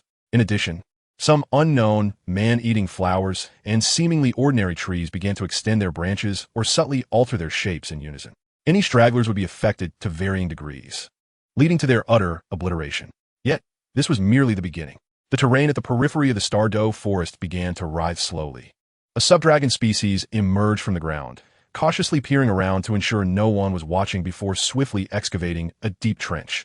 Not far away, Dozens of spirit monkeys drag branches and leaves to cover the trench meticulously, camouflaging it with underbrush to blend seamlessly with the surrounding environment. Nearby, some venomous snakes in a cave seemed to be disturbed, flicking their tongues and releasing waves of a foul odor. This was a rare collaboration within the Stardow forest. Though it was only the tip of the iceberg, on the other side of the perimeter, urgency prevailed. Quick! Yes, just ahead. A soul king among a team of 300 shouted, his gaze fixed on a familiar figure in the distance. At that moment, the figure ahead stumbled, inadvertently dropping a precious healing herb, a millennium-old spirit mushroom. Instantly, many eyes glimmered with greed, and the pace quickened. However, a few discerning individuals hesitated, sensing something amiss, and deliberately slowed their steps, diving into the adjacent underbrush amidst the chaos. In the next moment, those hiding in the grass heard a heart-wrenching scream not far away, and they breathed a sigh of relief. Yet, they soon turned to look back at their own group. Within this throng of over 300, a Soul Emperor stood as the leader, quietly waiting with his trusted allies without making any rash moves. Suddenly, the expression of this six-ringed Soul Emperor changed dramatically. Almost instantly, 7 soul beasts, each about 50,000 years old, surrounded him from all directions. The slaughter commenced, blood and flesh scattering in an instant. Those hiding in the underbrush trembled in fear, relieved to have been clever enough to hide. However, just as they reveled in their cunning, a sharp pain suddenly pierced their ankles. Upon realizing they had been bitten by a vibrant green snake, a green vine shot up from the ground, coiling around their necks, silencing them completely as they were swiftly dragged into the nearby foliage, meeting their demise. What of cunning schemes? What of intelligence? Once ensnared in this web, there was but one outcome, death. Not far away, the figure that had been fleeing appeared to be Huo Yuhao, though in truth, she was not. It was Jiang Nan in disguise. In terms of appearance, Jiang Nan had not altered much. She had merely dirted her face. Sometimes, a mere silhouette suffices. As for height, Huo Yuhao had procured a pair of women's height-enhancing shoes and insoles for Jiang Nan from the system store. In terms of physique, Jiang Nan donned Huo Yuhao's clothing, casually adjusting her waist to reveal a thick belt. With the constraints loosened, her graceful curves, slender waist, and shapely hips were fully displayed. Without a moment's hesitation, she dashed in the opposite direction of the Stardow forest. Meanwhile, similar carnage continued unabated. Another team of 300, similarly ensnared in the coordinated assault of various soul beasts, faced total annihilation. This time, the instigator was the little medical fairy. Yet, such slaughter could not persist for long. After a few rounds of extermination, some soul master teams grew increasingly vigilant. They hesitated to act alone, opting to band together. However, their solidarity led directly to another catastrophic outcome: total obliteration. Within the confines of the Stardow forest, a creature with bright eyes and bubbling excitement, the three-eyed golden lion, was present. Its massive head, reminiscent of a lion's, shook with enthusiasm. Simultaneously, it waved its paws, directing the soul beasts on how to cooperate and weave a grand trap. Today, the three-eyed golden lion was particularly elated. Hey, everyone, stay alert, and don't be careless. By the way, I've just awakened from slumber and am feeling a bit hungry. If anyone steps out of line, I might have to eat them, and perhaps gain a soul ring in the process. I'll just give it to my little male servant. I only consume meat, not soul rings, understood? Instantly, all surrounding soul beasts straightened up and nodded vigorously. They turned their gazes toward the approaching throng of humans, ready to pounce. This time, they were determined to show humanity what true cruelty entailed. Nearby, a beautiful woman clad in a green dress, revealing her swan-like neck, observed the three-eyed golden lion's excitement with a hint of a wry smile. She was none other than Beibei, one of the 10 fearsome beasts, the Emerald Swan. Chapter 111, Liu Erlong. I can no longer endure, not even a little. Huo Yuhao, what manner of person are you? Be murmured to herself. Inexplicably reminded of Huo Yuhao. It began when Huo Yuhao departed some time ago, presenting the Stardow forest with the second little seven. This little seven had been directly entrusted to Beibei by Emperor Tian. During this time, the second little seven exhibited astonishing capabilities, even surprising Beibei with its performance. Artificial insemination was one aspect, but even more astonishing was the fact that it had mastered gene selection technology, optimizing pairings for specific soul beasts. Beibei could even discuss medical knowledge with it. The second little seven could clearly explain what a fertilized egg was and related gestational knowledge, even mentioning nanoscale micro-operations. Of course, This knowledge far surpassed Bai Ji's comprehension. Yet, she could sense that everything the second Little Seven spoke was undeniably correct. However, such a powerful entity originated from Huo Yuhao. Most astonishingly, Bai Ji received a command from Emperor Tian. Huo Yuhao was a friend to soul beasts, whose future actions might determine the fate of the entire soul beast race. Meanwhile, Huo Yuhao and Shangsue had arrived at a dense thicket within the Stardow forest. Not far ahead in this grove lay the location of an 80th level Douluo. This Douluo was the one who had previously released a mental probe, but now, for simple reason, mental energy cannot be constantly expended without significant cost. He refrained from probing further.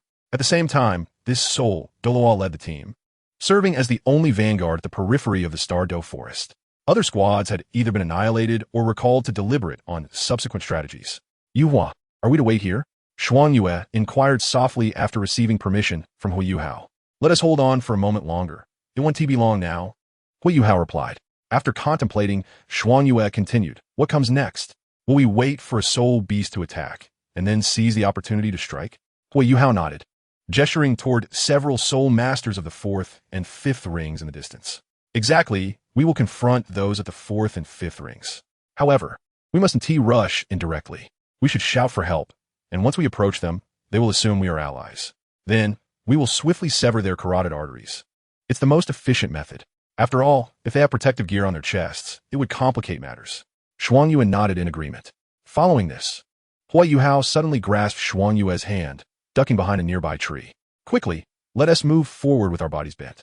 Without hesitation, Xuan Yue, being smaller in stature than Huo Yuhao, took the lead to scout ahead, while Huo Yuhao took up the rear, vigilantly surveying their surroundings.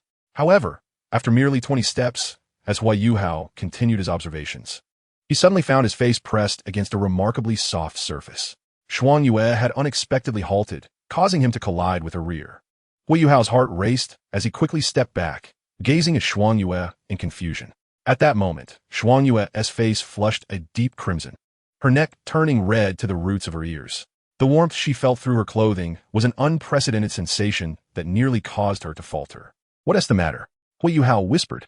Xuan Yue awkwardly retreated a step, pointing ahead at a small emerald-green snake, whispering, "There's a snake, a bamboo leaf green." Her tone carried a hint of trepidation, reminiscent of someone bitten by a snake becoming wary of ropes for years to come, given her previous encounter. Huo Yuhao quickly grasped the situation, flipping his wrist to reveal another bamboo leaf green. This particular snake was the very one that had attacked him earlier. After having the serum prepared by Shao Qi, he had nurtured it and even fed it various treasures, including some medicinal pills and foundational spirit liquids, as well as some extremely diluted purple crystal essence. Consequently, the bamboo leaf green had evolved somewhat beyond its initial form, though it had not yet completed its metamorphosis. Upon sensing Huo Yuhao's mental directive, the snake immediately recoiled in fright, detecting an overwhelming bloodline pressure. Instinctively, Huo Yuhao took Xuan Yue's hand, bending low as they continued forward. As time passed, Huo Yuhao guided Xuan Yue to a thicket they had previously prepared. Before long, Xuan Yue suddenly heard a rush of wind. Simultaneously, Liu Erlong internally recited the plan Huo Yuhao had laid out: paralyze the opponent, feign vulnerability, and deliver a decisive blow. "That's teacher Erlong," Xuan Yue exclaimed in astonishment. Liu Erlong had collaborated with Yunluo Academy, occasionally serving as a guest lecturer, imparting her extensive knowledge on soul guiding devices, which were the focal point of the academy. Her lectures consistently attracted a multitude of students, with Xuan Yue among the most ardent admirers. Huo Yuhao smiled. Indeed, it is teacher Erlong.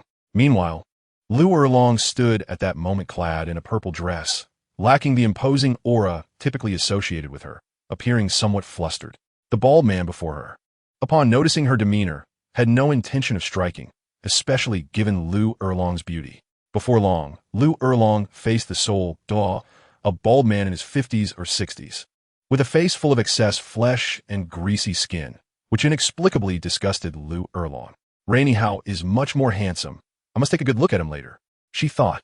Hey, young lady, who might you be? I just emerged from the Stardow forest. The bald man scrutinized Liu Erlong, his gaze lingering on her exquisite form.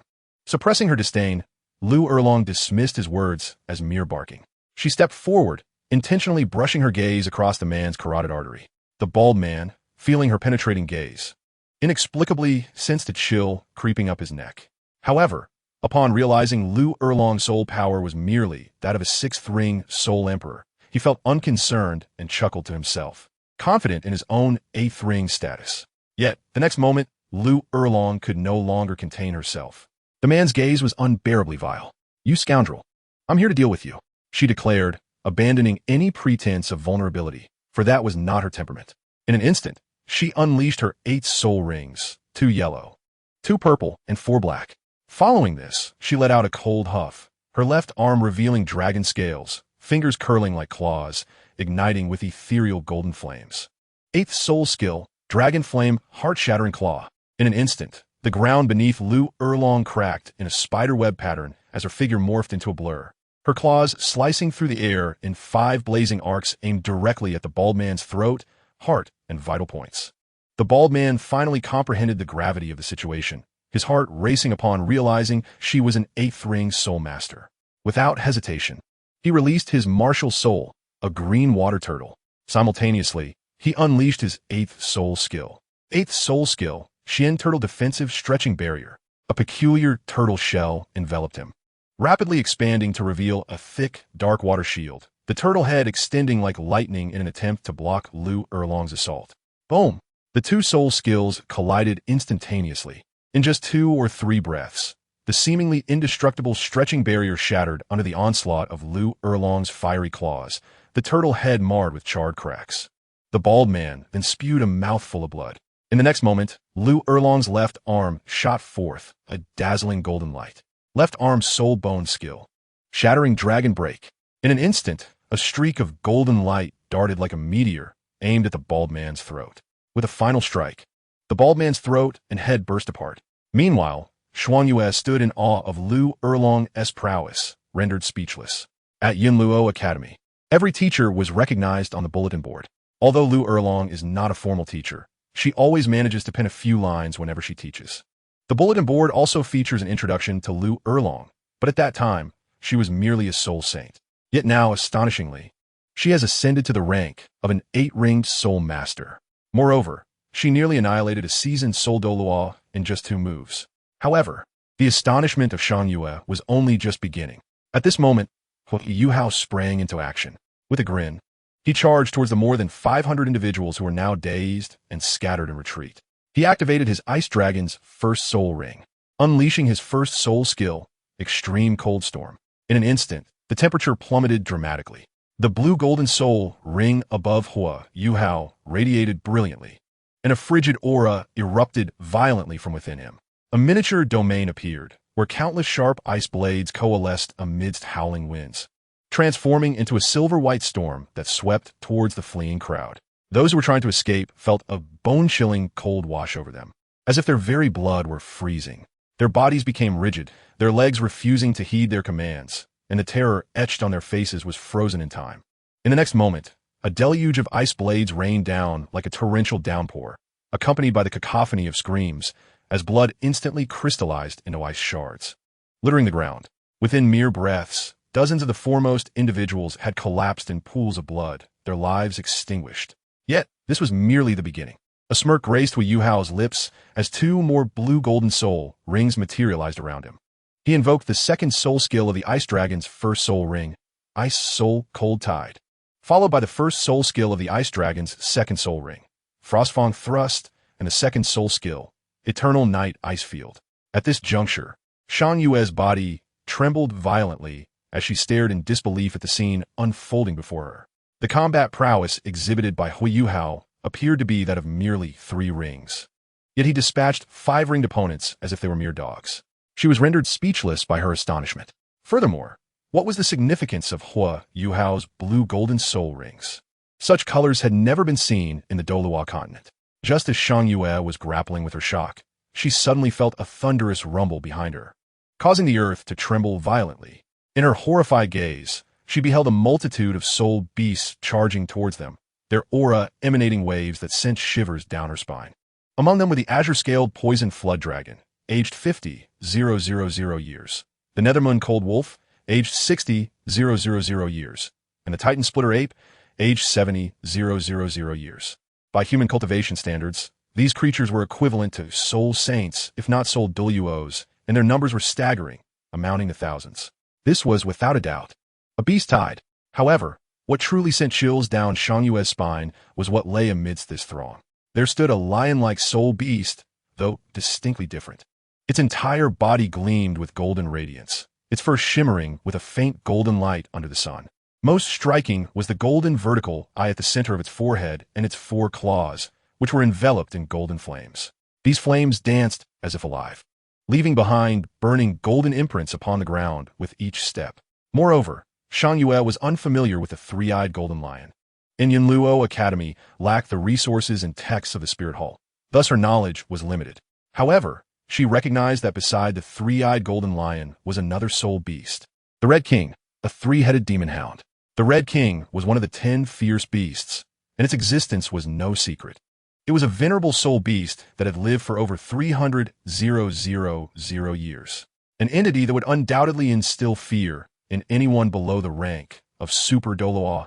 Following this, Xiang Yue sensed something and turned her gaze towards the back of the beast tide, where 3 figures stood. One was clad in a green dress, with a pair of emerald green wings gently fluttering behind her. Another was dressed in black, emanating a cold demeanor as he hovered in the air. The last was tall, with green eyes and long hair, exuding an otherworldly aura. In that moment, a thunderous realization struck Xiang Yue's mind, overwhelming her senses. Not just one, but 4 of the 10 fierce beasts had arrived. Although she did not know the identities of the 3 figures, she could tell that the one with wings and green eyes was anything but human. Simultaneously, her heart raced as she instinctively glanced at Huo Yuhao. What means did this individual employ to summon the 10 fierce beasts, and to have 4 arrive at once? Just as Xiang Yue looked towards Huo Yuhao, the 3-eyed golden lion suddenly pounced on him, followed by its pink tongue licking across his face. This is bad. Is it planning to eat him? Xiang Yue's heart seized with alarm, and disregarding her fear, she dashed towards Huo Yuhao. Yet, after only a few steps, the Red King fixed her in place with a mere glance. Nevertheless, Xiang Yue was able to discern what transpired next. The 3-eyed golden lion did not attack Huo Yuhao. Instead, it rolled with him in the grass. Then, it spoke in human tongue. "Humph, my little boy's servant, how do you like this? Am I not granting you quite the favor? All these soul beasts are summoned for you." Huo Yuhao wiped the saliva from his face, feeling somewhat helpless, yet relieved as he replied, "Thank you." The 3-eyed golden lion chuckled, casually plucking a few blades of grass. "Of course, who do you think I am? The Emperor of the Star Dou Forest. However, I must say, you're the first person to make this Emperor do work for you. Don't go telling others. And don't get too full of yourself, or I'll bite you. Also, have you prepared the pills?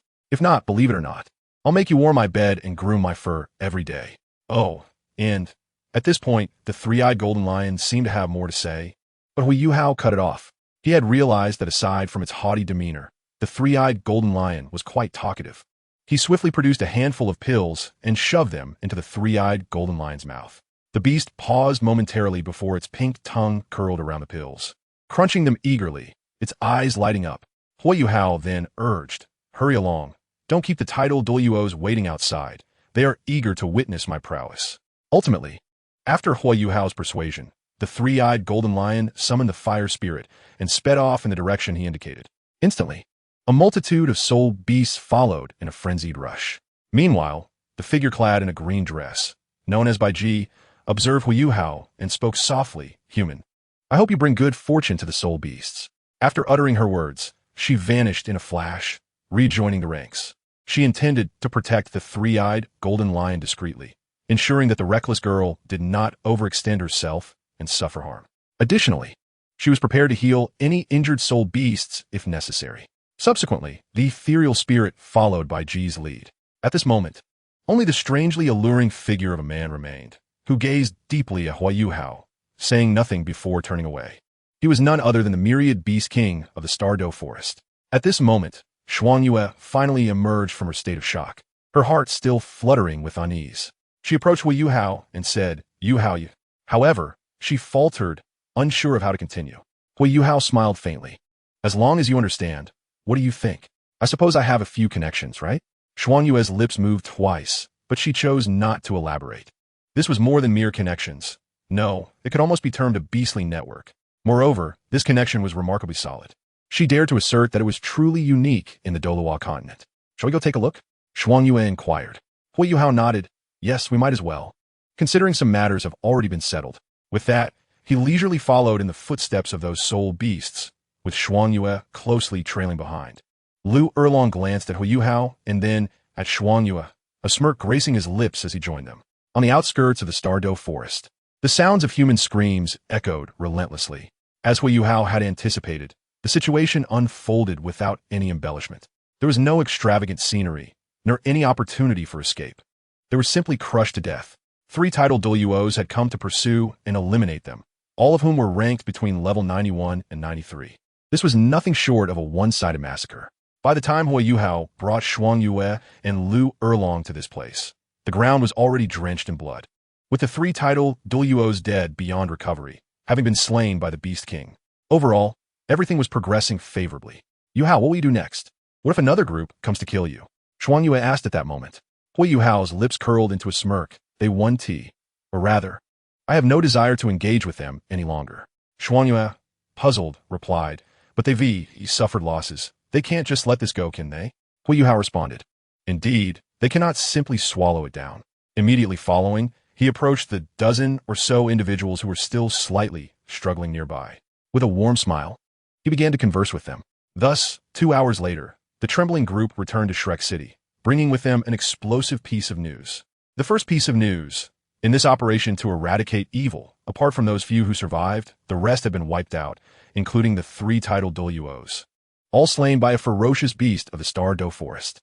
The second piece of news, Dai Yuhao, was dead, and the one who killed him was none other than Huo Yuhao, who happened to be traveling in the area from the Shrek Academy.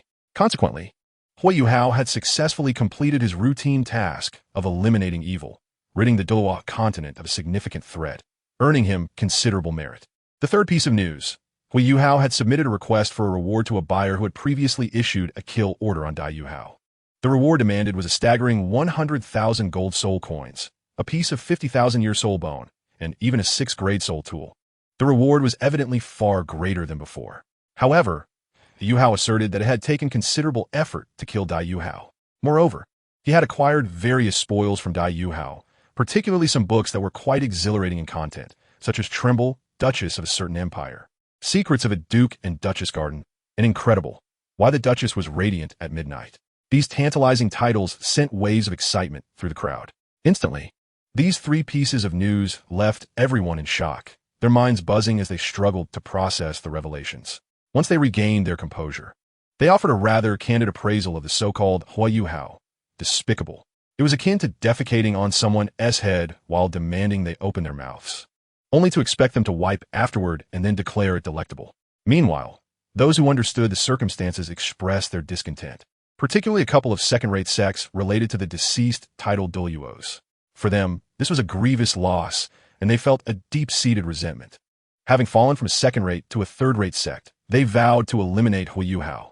Yet that very night, in the sky above a certain part of the Stardow Empire, Huo Yuhao was supported by the soul power released by Emperor Tian, enveloped in soul energy, allowing him to hover momentarily in the air. He then looked down at the sect below and said, "Senior, I appreciate your assistance." Emperor Tian, hands clasped behind his back, replied coolly, "This is the second of the 3 times I promised to intervene." Huo Yuhao smiled, choosing not to respond immediately to Emperor Tian's words, instead saying, "Senior, could you please conceal yourself and then deliver me to the sect below?" With a simple acknowledgement, Emperor Tian vanished from sight. Below, at the second-rate sect, Qin sect, Huo Yuhao directly descended into the central square of the sect. There he gathered his soul power and proclaimed loudly, "Ladies and gentlemen, I am Huo Yuhao, the very person you seek to kill. Though it is a misunderstanding, you remain obstinately fixated. I now offer you a choice. I am inherently benevolent. Those who wish to leave, do so within 10 breaths. Those who choose to stay will accompany the sect to their demise."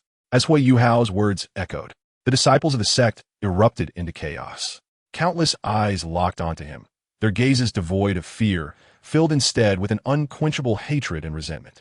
So this is Huo Yuhao, truly audacious. Such arrogance shall not go unpunished. I can't take it anymore. This cunning villain dares to come here. It's an affront to us. In an instant, curses and shouts rose in a cacophony. The impetuous disciples not only stood their ground, but surged forward, their eyes ablaze with the fires of vengeance. A youthful inner sect disciple shouted, "What do you think you are? Daring to flaunt your power at our Qin sect?" Next to him, a burly young man sneered, "A company to the grave? Just you wait. You'll be begging us to let you go." At that moment, several figures pierced through the air, landing at the edge of the square. A few elders from the sect arrived, their faces darkened, the murderous intent in their eyes palpable. The third elder coldly remarked, "What audacity! A mere child dares to threaten our Qin sect?" The second elder, hot-tempered, barked, "Enough talk. Kill him." Soon after, the sect leader and the grand elder arrived.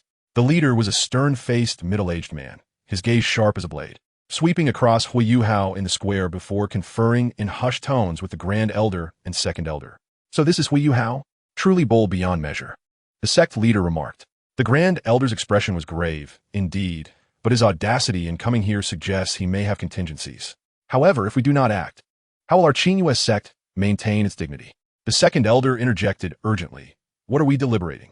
Regardless of his hidden cards, we have our protective array. If I intervene, I will spare no effort to ensure that vile thief's head rolls."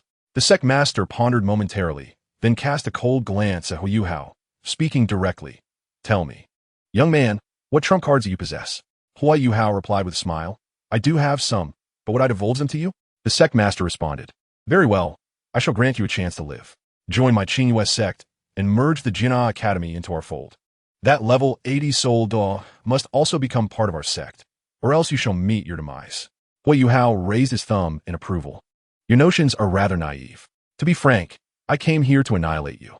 I never intended for complete extermination, but since you insist on this matter being irreconcilable, your existence has become unnecessary." A flicker of ruthlessness flashed in the sect master's eyes. "Second elder, eliminate him." The second elder ceased to speak further, his figure moving swiftly as he prepared to strike Huo Yuhao.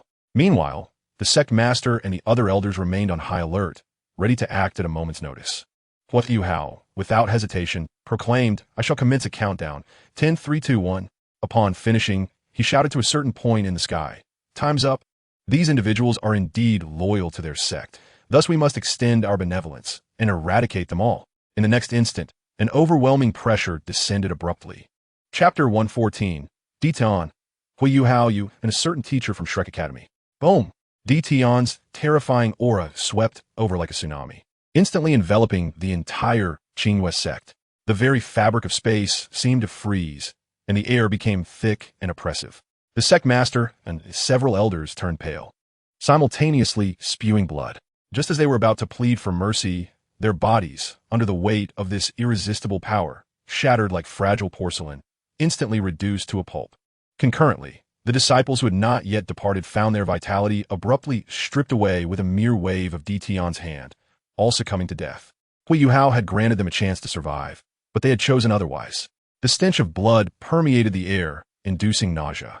Yet Huo Yuhao remained unfazed, giving Dition a thumbs up. "What a formidable display. Do wait a moment while I gather the treasures here and empty the treasury. Then we shall proceed to our next destination." With that, he busied himself. Dition observed him with profound contemplation, and after a moment, he gently shook his head. Meanwhile, Dition felt a stir within his heart. In a flash, he vanished from his location, reappearing on a mountain peak. There, he encountered a disheveled old man, clutching a chicken leg in his left hand and a wine jug in his right. It was Xianlao from Shrek Academy. Dition, such wanton slaughter of humanity is unacceptable. Xianlao spoke slow. Dition replied nonchalantly, "A mere second-rate sect. What of it? Would you intervene?" Xianlao retorted, "Even a second-rate sect, no matter how feeble, is still part of humanity." Dition chuckled. "Were you not lurking in the shadows while I slaughtered those 3 titled Douluos in the Stardew Forest? Why did you not voice your concerns then?" At this, Dition scoffed. However, he had no desire to prolong the conversation. Continuing, "Speak plainly. What is it you wish to discuss?" Xianlao seemed to deliberate for a moment, then shook his head. "Very well, to the matter at hand. In the coming days, a teacher from Shrek Academy will lead students to procure soul rings. This endeavor should have been completed a couple of days ago, but a certain girl encountered difficulties during her breakthrough, and your sudden slaughter in the Stardew Forest was too swift, preventing them from arriving on time." Dition's eyes narrowed, and then Xianlao replied, "Then they may encounter danger, as your soul beasts are ferocious." Upon hearing this, Dition suddenly laughed. "What? Do you expect me to protect them?" Xianlao shook his head. No need. Just inform that young man named Hua. Ditianesse, gaze sharpened. A hint of danger emanating from him. Are you also coveting that young man? Xian Lao, upon hearing this, took a large swig of strong liquor and shrugged. To be honest, I do not know much about the matter, but that Huo lad indeed possesses intriguing qualities. I had not paid much attention before, but after observing him in the Stardow Forest and learning he was the instigator, I was somewhat taken aback. Tian fell silent for a moment before asking again. And then? That young man, does he know some of those involved in your soul ring acquisition? Xian Lao nodded freely. Indeed. And the teacher leading the group is that young man's partner. As Xian Lao spoke, he took another hearty drink, reflecting on the situation. Initially, he had been unaware of who Huo Yuhao was, and he had not anticipated the sudden summons from Mu'an, who had spoken somewhat cryptically, instructing him to comply without question. Though puzzled, Xian Lao felt compelled to comply, given that Mu'an was his senior, and his curiosity regarding Huo Yuhao only deepened. Tian, upon hearing this, mused for a moment. What clandestine schemes do you harbor? Xian Lao simply raised his hands in surrender. How would I know? Just relay to him that acquiring soul rings in the Stardow Forest is perilous. His partner will be leading the group. Should they encounter any danger, consider this a warning. Now I must take my leave. With that, Xian Lao stepped forward and vanished in an instant. Tian, meanwhile, fell into a brief silence. After a moment, he let out a cold chuckle and flickered away, returning to the blood-soaked square. At that moment, Huo Yuhao had already collected all the treasures from the treasury and the scattered storage soul guides. Admittedly, numerous storage soul guides had been destroyed by Tian's intervention, which was somewhat regrettable. Nevertheless, Huo Yuhao was content. Just then, Tian cast a deep glance at Huo Yuhao, then spoke. Have you been intimate with the female teacher from Shrek Academy? Huo Yuhao, taken aback by the question, quickly thought of Mu Jinxiao and nodded openly. Indeed, I have. He then continued, you wouldn't ask me this without reason, would you? After contemplating for a moment, Tian replied candidly. A message just came from Shrek Academy. The woman you were involved with is leading some students to the Stardow Forest to obtain soul rings. Upon hearing this, Huo Yuhao's eyes narrowed. This does not bode well. Tian revealed a faint smile. Have you devised a plan for how to respond? Huo Yuhao raised his hand. Not yet. I need to observe what cards they will reveal first. Of course, if Shrek Academy chooses to heed certain individuals and attempts to ensnare me in some underhanded scheme, then they shall find themselves suffering great losses. Tian's gaze became intense. Who are these individuals you speak of? Huo Yuhao replied, Tang-san. Tian pondered for a moment, then smiled. Tang-san. The one from 10,000 years ago. He is quite the legendary tale among our soul beasts. Huo Yuhao inquired with curiosity, what legend? Tian, hands clasped behind his back, spoke with indifference. Revive, my beloved. Huo Yuhao, realizing the implication, gave Tian a thumbs up. Tian, I didn't know you had such a sense of humor. Tian shook his head. Such moments of joy are rare for me. That figure from 10,000 years ago is indeed a miracle, an unconventional legend. Upon hearing this, Huo Yuhao hesitated, then seemingly recollected something, shifting the topic. By the way, what is your relationship with the Titan giant ape and the sky blue bull python? In the Stardow Forest at that time, only those two could be considered the sovereigns of the core circle. After a moment of silence, Emperor Tian spoke in a deep voice. Previously, they held sway in the outside world.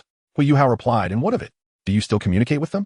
Emperor Tian's expression remained inscrutable, as he chose not to elaborate further, seemingly reluctant to delve into that topic. Huo Yuhao, sensing this, suddenly recalled a thought. Imagine, once formidable figures in the outside world, the Titan great ape and the sky blue bull python, later becoming divine officials. Their reunion would undoubtedly bear a peculiar atmosphere. Moreover, in either the original text or the complete version of the unrivaled Tang sect, this topic was deliberately sidestepped, akin to a cold treatment, implying some truths without ever articulating them. It must be said, the setting crafted by San Shao is indeed rather audacious. At that moment, Emperor Tian resumed speaking. Should you require my assistance once more? It would mark the third occasion. Huo Yuhao waved dismissively. So be it, 3 times will suffice. Emperor Tian retorted. Do you comprehend the rarity of my intervention? To squander it thus is rather extravagant of you. Huo Yuhao suddenly chuckled. Let be extravagant. Furthermore, if I encounter difficulties in the future, surely you will assist me again? One to you? Upon hearing this, Emperor Tian fell silent. After a brief pause, he too smiled. You cunning human, however, should you seek my aid, Be prepared to present something of substantial value. Huo Yuhao laughed heartily in response. Very well, let us now attend to another sect. Without further ado, Emperor Tian grasped Huo Yuhao, and in the next instant, both figures vanished. Chapter 115. Unexpected Gains, Soulbone. Qianing Pavilion. This sect, akin to Qin sect, is also a second-rate sect, notorious for plotting against Huo Yuhao. Huo Yuhao made his entrance in the same manner, employing identical tactics to proclaim his presence at Qianing Pavilion. Yet, the outcome was rather disheartening. They still sought to eliminate Huo Yuhao. Subsequently, Huo Yuhao clasped his hands towards Emperor Tian, and an overwhelming pressure surged forth. Qianing Pavilion followed in the footsteps of Qin sect, facing immediate obliteration. Fortunately, some disciples, more perceptive than those of Qin sect, chose to retreat after a brief observation, narrowly escaping death. Huo Yuhao indeed kept his word and refrained from further violence. However, before these individuals departed, he wore a smile laden with meaning. Emperor Tian remarked, "What mischief are you concocting now, boy?" Gazing at Huo Yuhao's smile and the fleeing disciples, he inquired. Huo Yuhao shrugged. "What mischief could I possibly have? I am a most amiable person, you know." Emperor Tian regarded him intently, utterly unconvinced of his claims of friendliness, yet he chose not to press further. Then, shifting the topic, Emperor Tian stated, "The last of the second-rate sects, Lihuo Pavilion, awaits. I have already intervened thrice on your behalf. Have you devised a strategy for your response?" Huo Yuhao nodded. "Indeed, I have a plan." Emperor Tian probed. "And what might that be?" Huo Yuhao replied, "Patience." "Patience?" Emperor Tian echoed, perplexed. Huo Yuhao smiled mysteriously, saying nothing further as he began to clear the battlefield. This time, he meticulously tidied up the site. Of course, under Huo Yuhao's request, Emperor Tian also refrained from causing excessive devastation. So, at least on the surface, most individuals retained their appearances. Huo Yuhao wasted no time, methodically searching through the remnants. Among the fallen was an elder, the seventh elder, a beautiful woman. Huo Yuhao did not spare her either, thoroughly inspecting her. Eventually, he unearthed a fragment of a soul bone from a concealed location. It was a left leg soul bone, approximately 8,000 years old. While Huo Yuhao found it unimpressive, it was certainly preferable to having nothing, and it could be upgraded through the system. Naturally, Huo Yuhao continued to search the seventh elder and discovered a damp metallic ring. However, he refrained from engaging in any more lascivious acts, his standards having risen. Emperor Tian observed nearby, noting Huo Yuhao's meticulousness akin to a vulture picking at carrion. Time swiftly passed from the depths of night toward the cusp of dawn. The sky began to brighten with the first light of day. At that moment, Emperor Tian finally grasped Huo Yuhao's intentions. Suddenly, three figures soared through the air, hastily approaching. Among them was an elderly man flying unaided by a martial spirit, unmistakably a title Douluo, albeit of not particularly high rank, given the second-rate nature of his sect. The other two, a man and a woman, appeared to be middle-aged, capable of flight due to their respective aerial martial spirits. One a blazing flame bird, and the other a nimble fire swallow. Upon arriving before Huo Yuhao, they first beheld Emperor Tian, sending chills down their spines. Given their status, they had never encountered the true visage of Emperor Tian before. But the pressure he exuded rendered them breathless, a clear indication of a formidable, top-tier powerhouse. Then, their gazes drifted to the surroundings, where rows of men and women had been arranged, albeit currently in disarray, males clustered together and females in another group, all without clothing. Moreover, Huo Yuhao displayed unexpected benevolence, using a towel to wipe the blood from the faces and bodies of those who had met particularly gruesome ends, even pulling at their faces to present a stiff, death-like smile. This spectacle only heightened their horror. As if just noticing the three figures, Huo Yuhao enthusiastically tossed aside the cloth, turning to the elderly man with a warm smile, eager to approach. He greeted them with fervor. "Esteemed elder, seeing you at your advanced age makes it rather unseemly for you to come running here. I had intended to handle matters here simply and then personally visit to discuss some issues, yet your enthusiasm has left me somewhat overwhelmed." The elder, forcing a strained smile, cast a fearful glance at Emperor Tian. Noting the latter's silence, he mustered the courage to respond to Huo Yuhao. "Young hero, your compassion is truly commendable. We, from Lihuo Pavilion, come to apologize for our prior misjudgments. We humbly request your mercy." As he spoke, the elder introduced himself. "I am the supreme elder of Lihuo sect, and these are my son and daughter-in-law, the current sect master and vice sect master." The title Douluo who perished in the Star Do Forest was one of our esteemed elders. At that time, I'd also advised him, but he paid no heed, ultimately leading to such a result. Upon hearing this, Huo Yuhao nodded without a moment's hesitation. I see. That truly is a beautiful misunderstanding. However, it works out well, as I am not fond of conflict. The old man, upon hearing this, felt a quiet sense of relief. Yet at that moment, Huo Yuhao's subsequent words caused their hearts to race once more. Gentlemen, while I intend to resolve matters peacefully, we have come this far, so we ought to accomplish something, should we not? The old man cautiously inquired. What do you plan to do, young hero? Huo Yuhao replied. Your swift arrival is due to the earlier panic caused by some disciples from your sect who spread certain information, leading to your current state of alarm.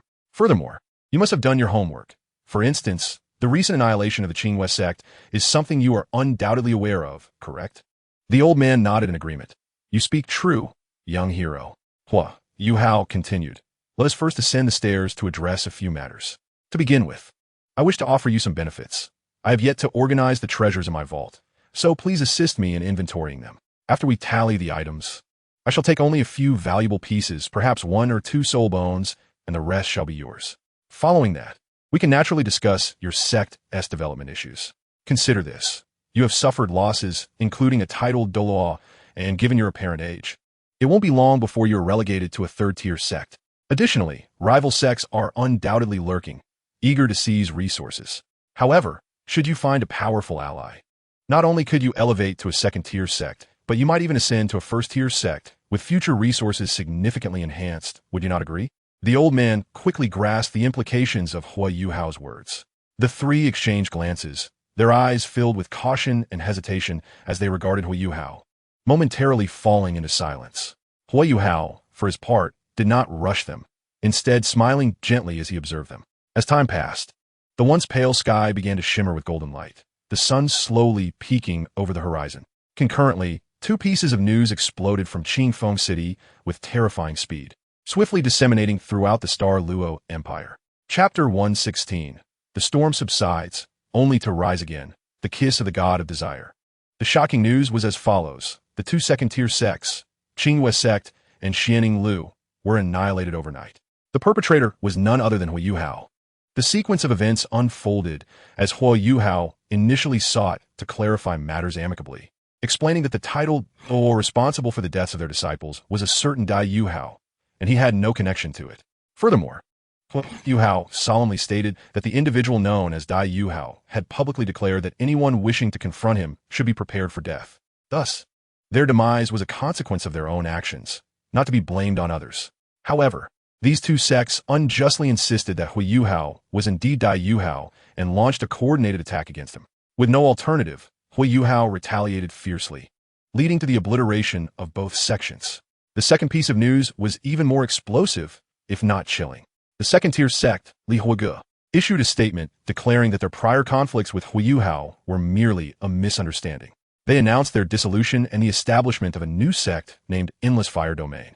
Simultaneously, the former supreme elder of Li Huoge expressed his desire for Huo Yuhao to assume the position of lord of the Endless Fire Domain, while he would serve as a venerable elder. The former sect master and vice sect master would take on the roles of acting sect master and honorary guest, respectively. All 3,000 members of the former Li Huoge would now be incorporated into the Endless Fire Domain. Huo Yuhao subsequently released a statement proclaiming a partnership to forge a prosperous future together, announcing that the Endless Fire Domain would be constructed near the Canon Academy, where a grand relocation celebration would be held, inviting all major sects to attend. This announcement was swift, precise, and impactful, leaving the major sects reeling. Yet, the events did not conclude there. Shrek Academy released a statement indicating that Huo Yuhao's defeat of Dai Yuhao had brought enduring peace and stability to the Douluo continent, warranting commendation. Therefore, once the Endless Fire Domain was established, Shrek Academy would send representatives to witness the occasion. Moreover, Shrek Academy declared itself a fair and impartial institution, asserting that this gesture was merely an acknowledgement of Huo Yuhao's contributions and not a stance against any sect. Nevertheless, this declaration sent ripples of unease through numerous sects, as astute observers recognized that this apparent neutrality was, in fact, a public endorsement of Huo Yuhao. It not only provided Huo Yuhao with backing, but also emphasized the distinction between him and Dai Yuhao. This marked the official conclusion of the tumultuous affair. Soon after, congratulatory gifts began to flood in. In Yunluo City, the 4th-tier sect, Qingzhou sect, and the 3rd-tier sect, Qianmen, extended their congratulations. Yunluo Academy also issued a message of goodwill. In Linyuan City, the neighboring city of Yunluo City, the Falling Star Pavilion proclaimed their congratulations. The 3rd-tier sect, Bisui Men, and the 2nd-tier sect, Tiandao Men, followed suit with their own messages of congratulation. Subsequently, other sects joined the fray. As for the favorable treatment Huo Yuhao received, some understood the underlying implications, but none were foolish enough to speak out against him, recognizing that certain lines should not be crossed. Meanwhile, within the royal palace of Star Luo City, the capital of the Star Luo Empire, a tall young woman dressed in luxurious golden attire addressed the man before her, who wore a crown. Brother, this is the latest information regarding Huo Yuhao. Due to the brevity of time, we have limited information, but according to our royal spies, it seems Huo Yuhao has some connection to the Duke's residence, though the exact nature of this relationship remains to be determined. The young woman was none other than Princess Su Juzhou of the Star Luo Empire, while the middle-aged man was Emperor Su Jiawei. Su Jiawei nodded slightly, taking the documents handed to him and beginning to review them. Given the significant stir Huo Yuhao had caused, Su Jiawei, a shrewd emperor, was naturally attentive to any signs of change, which led to Huo Yuhao entering his field of vision. At this juncture, Su Juzhou continued to elaborate on Huo Yuhao's other endeavors, such as how he established Qin Academy and the situation in Yunluo City. She also noted the evidence support Shrek Academy was providing to Huo Yuhao behind the scenes. Brother, how should we proceed with this matter? After contemplating the information regarding Huo Yuhao, Su Jiawei's gaze deepened for a moment, a slight smile gracing his lips as he replied, "For now, we shall offer our support to declare our stance, and then devise a way for Qin Academy to enter the Continental Soul Master Elite competition in a year and a half." Su Juzhou nodded in understanding. Immediately thereafter, Su Jiawei began to exchange a few brief words with Su Juzhou. Not long after, the Xingluo royal family publicly announced the news. Congratulations to the Endless Fire Domain for establishing its presence within the territory of the Xingluo Empire. Should there be any need for assistance, the Xingluo Empire shall provide appropriate support.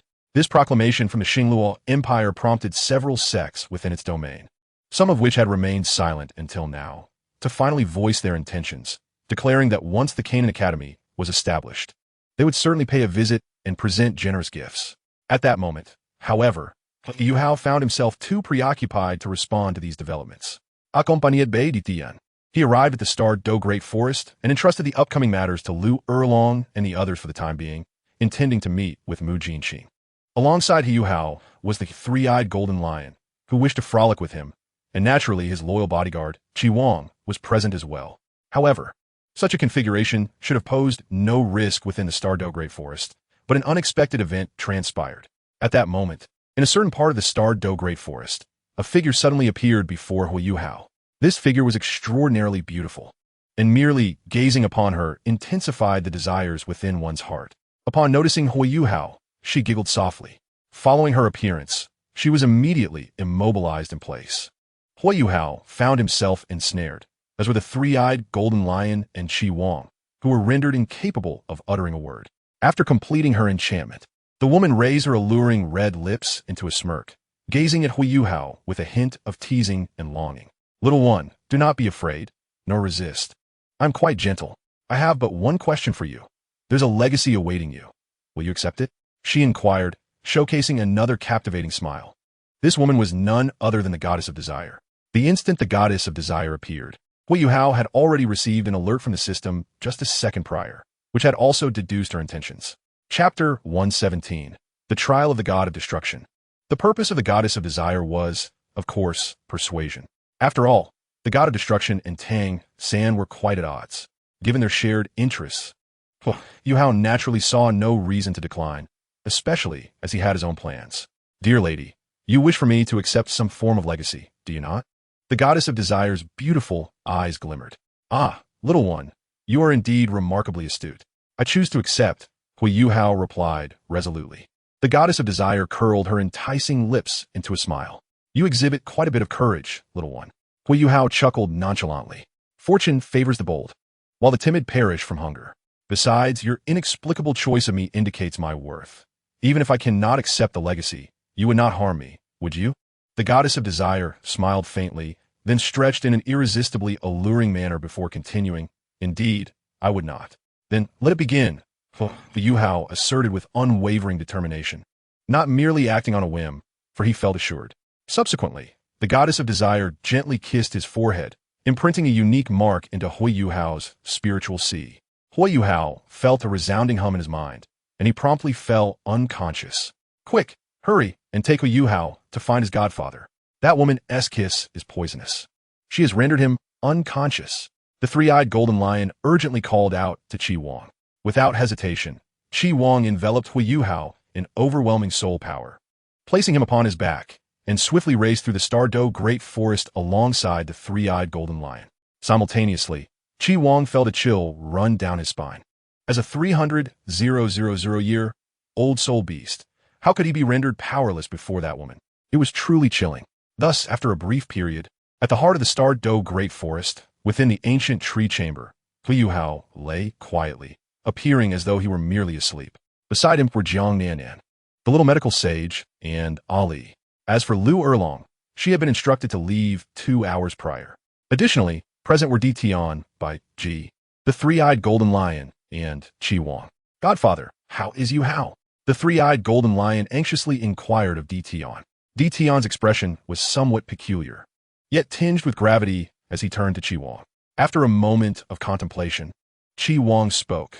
That alluring woman mentioned she was to give this lad some sort of trial, and after the kiss, he simply fainted.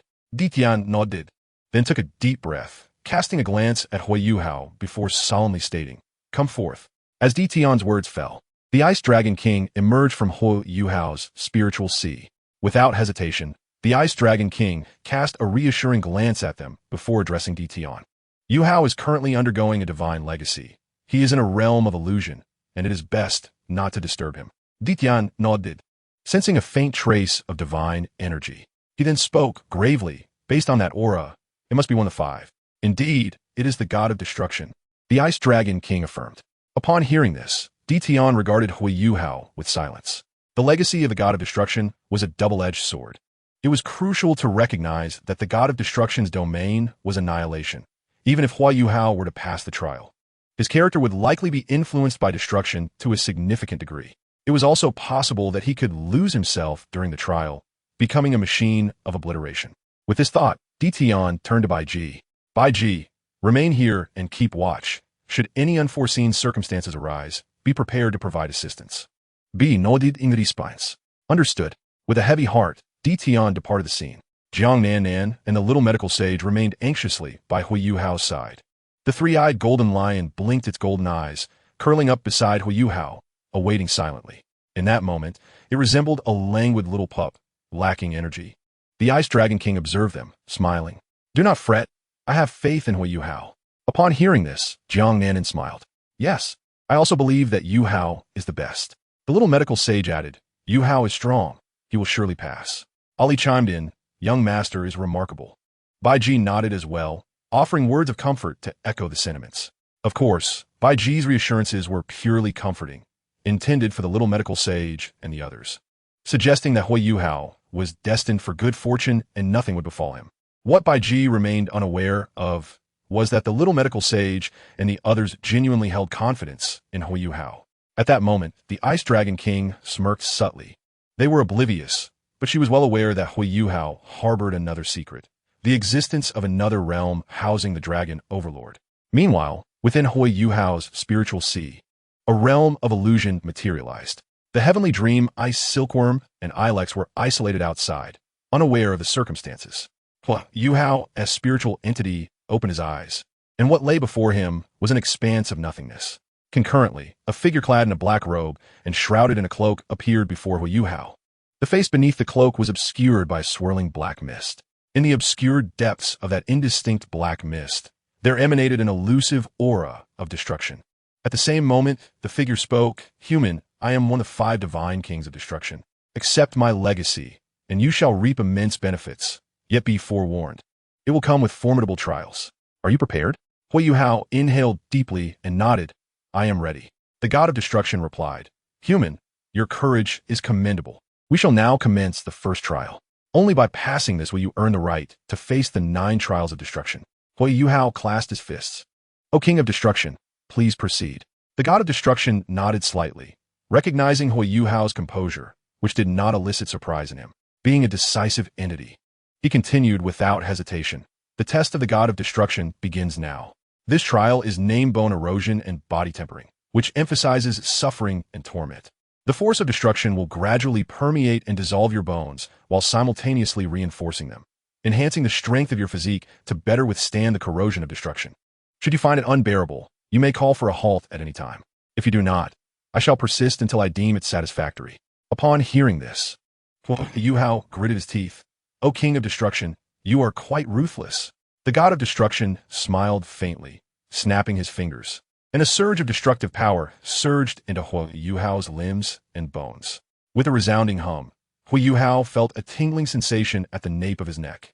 The feeling of corrosion was akin to being plunged into boiling water, followed by the agony of being cast into a cauldron of scalding oil.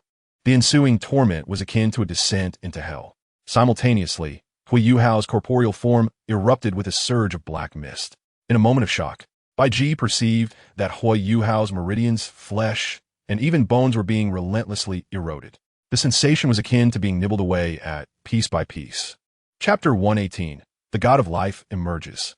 Senior Beibei, how is Yuhao faring now? Can you save him? Xiao Yixin exclaimed, sensing Huo Yuhao's distress. Jiang Nanan and Ali gazed imploringly at Beibei, as did the hastily arrived Shan Yue. Earlier, Shan Yue had sustained some injuries during battle and had momentarily closed his eyes here, but he had not anticipated such a turn of events. Befeuerung Hurbrow, and a beam of healing light was directed into Huo Yuhao's body.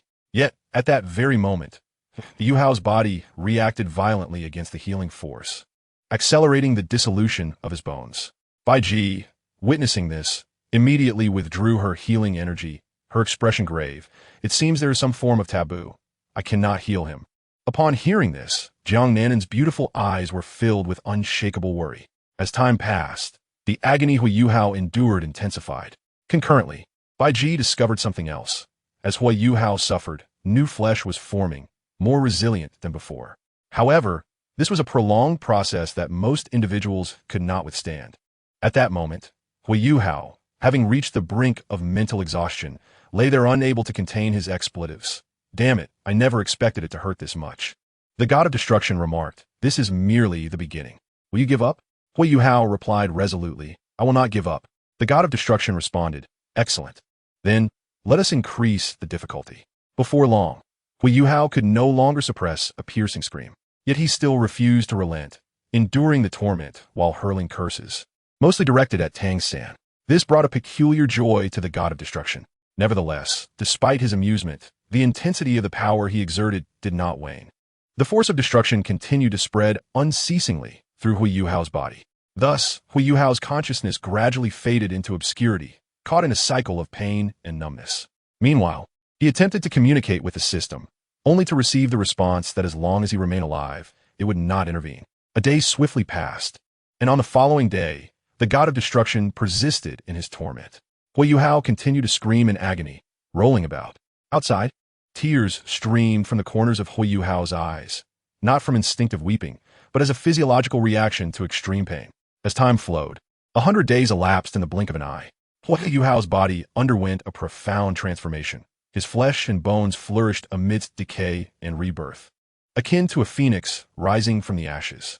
His bones first became translucent and pure white, gradually adorned with dark patterns of destruction. Meanwhile, the process of body tempering drew to a close. In the divine realm, curious events unfolded. Destruction, you are truly seeking death. How dare you lay hands on my chosen inheritor? Tang San stormed into the palace of the god of destruction, seething with rage. In the divine realm, a single day equates to a year on Douluo star. 3 months had passed on Douluo star, yet only 3 hours had transpired in the divine realm. However, Tang San had never anticipated that within those 3 hours, while he was reveling in the perfect conclusion of the Poison God S9 trials with Douluo, he inadvertently glimpsed Douluo star and discovered that the Child of Destiny had established an obscure connection with the god of destruction. This revelation nearly drove him to the brink of vomiting blood, prompting him to disregard everything and charge forth. The god of destruction, Meanwhile, sipped tea nonchalantly. What is this? Is your blue-silver stem stiffening again? Do you believe I can make it wilt once more? Within Huo Yuhao's mental ocean, the god of destruction was merely a fragment of his consciousness. Yet even as such, it harbored remnants of destructive power. Upon hearing the god of destruction's brazen remarks about his blue-silver stem, Tang San was reminded of a recent incident when he and Xiao Wu endeavored to showcase their prowess, only to be met with a shiver of embarrassment. If measured by Douluo Star's timeline, it had been a millennium or two since it had stood tall. However, Tang San quickly regained his composure, offering a cold sneer. Is this all you can resort to, using such despicable tactics? The god of destruction scoffed dismissively, then suddenly rose, stretching his neck toward Tang San, and brazenly retorted. Tang San, why are you shouting? Who are you calling a seeker of death? Come, if you have the guts, kill me. I am extending my neck to you. If you have the courage, plunge your blade into me right now. With that, contempt flickered in the god of destruction's eyes. Tang San, upon hearing this, felt a flash of fury but quickly suppressed it. He chuckled coldly. Destruction, you are blatantly violating the rules of the divine realm. The god of destruction shrugged. How so? Come, present me with a regulation. I am a reasonable being. Tang San retorted. You have unilaterally chosen an inheritor I value. Does that not violate the rules? The god of destruction replied. First, if you claim to have chosen this individual, why is there no mark? You cannot shift the blame so far. Furthermore, even if you have inscribed your mark in advance, does that preclude me from making a preemptive strike? I recall that in the past, the Rakshasa god directly incorporated the assessment criteria into the Shura inheritance and ultimately succeeded in nurturing a Rakshasa god. Did he not? The first generation of Shura gods had nothing to say about it. Tang San interjected. The later Shura god did express his discontent with the Rakshasa god's methods. Destruction replied. He did voice his opinions, but what of it? It merely indicated his stance without any punitive measures. Moreover, my approach is far more refined than that of the Rakshasa god. What, do you intend to proclaim my illustrious deeds in the divine realm? Upon hearing this, Tang San let out a deep sigh, momentarily rendered speechless. He huffed coldly and turned to leave. Yet in the next instant, the god of destruction suddenly cast a restraining spell, halting Tang San's departure. Tang San turned back. What? Shall we engage in combat? The god of destruction cleared his throat, exited the hall, and summoned his divine power, proclaiming loudly, Come quickly. The Shura God King is bullying me. He dares to defecate upon my head, and that excrement even has the flavor of carrots. I suspect Tang San and his sword-sheath wife are indulging in some unsavory new escapades. Tang San nearly spat out a mouthful of blood upon hearing this. Yet, this was merely the beginning for destruction. I feel so wronged. I can no longer contain it. My power of destruction is about to erupt. If any damage ensues, it shall be solely the responsibility of Shura Tang San, and has nothing to do with me. This is truly intolerable. Tang San's heart skipped a beat at these words. His teeth gritted in anger at the shamelessness of the god of destruction. However, before he could react, the god of destruction delivered a solid kick to his face, relying solely on brute strength without invoking divine power. Of course, Tang San was not so foolish. He immediately summoned his Shura divine position, unleashing a blade of light aimed at the god of destruction's thigh. Yet, the god of destruction had already summoned his ultimate artifact, the Staff of Destruction, and brought it crashing down upon Tang San's head. Thus the chaos ensued. Boom! Before long, Tang San emerged from the Hall of Destruction, battered and limping. The god of destruction, on the other hand, finally exhaled in relief. Defeating Tang San is truly gratifying.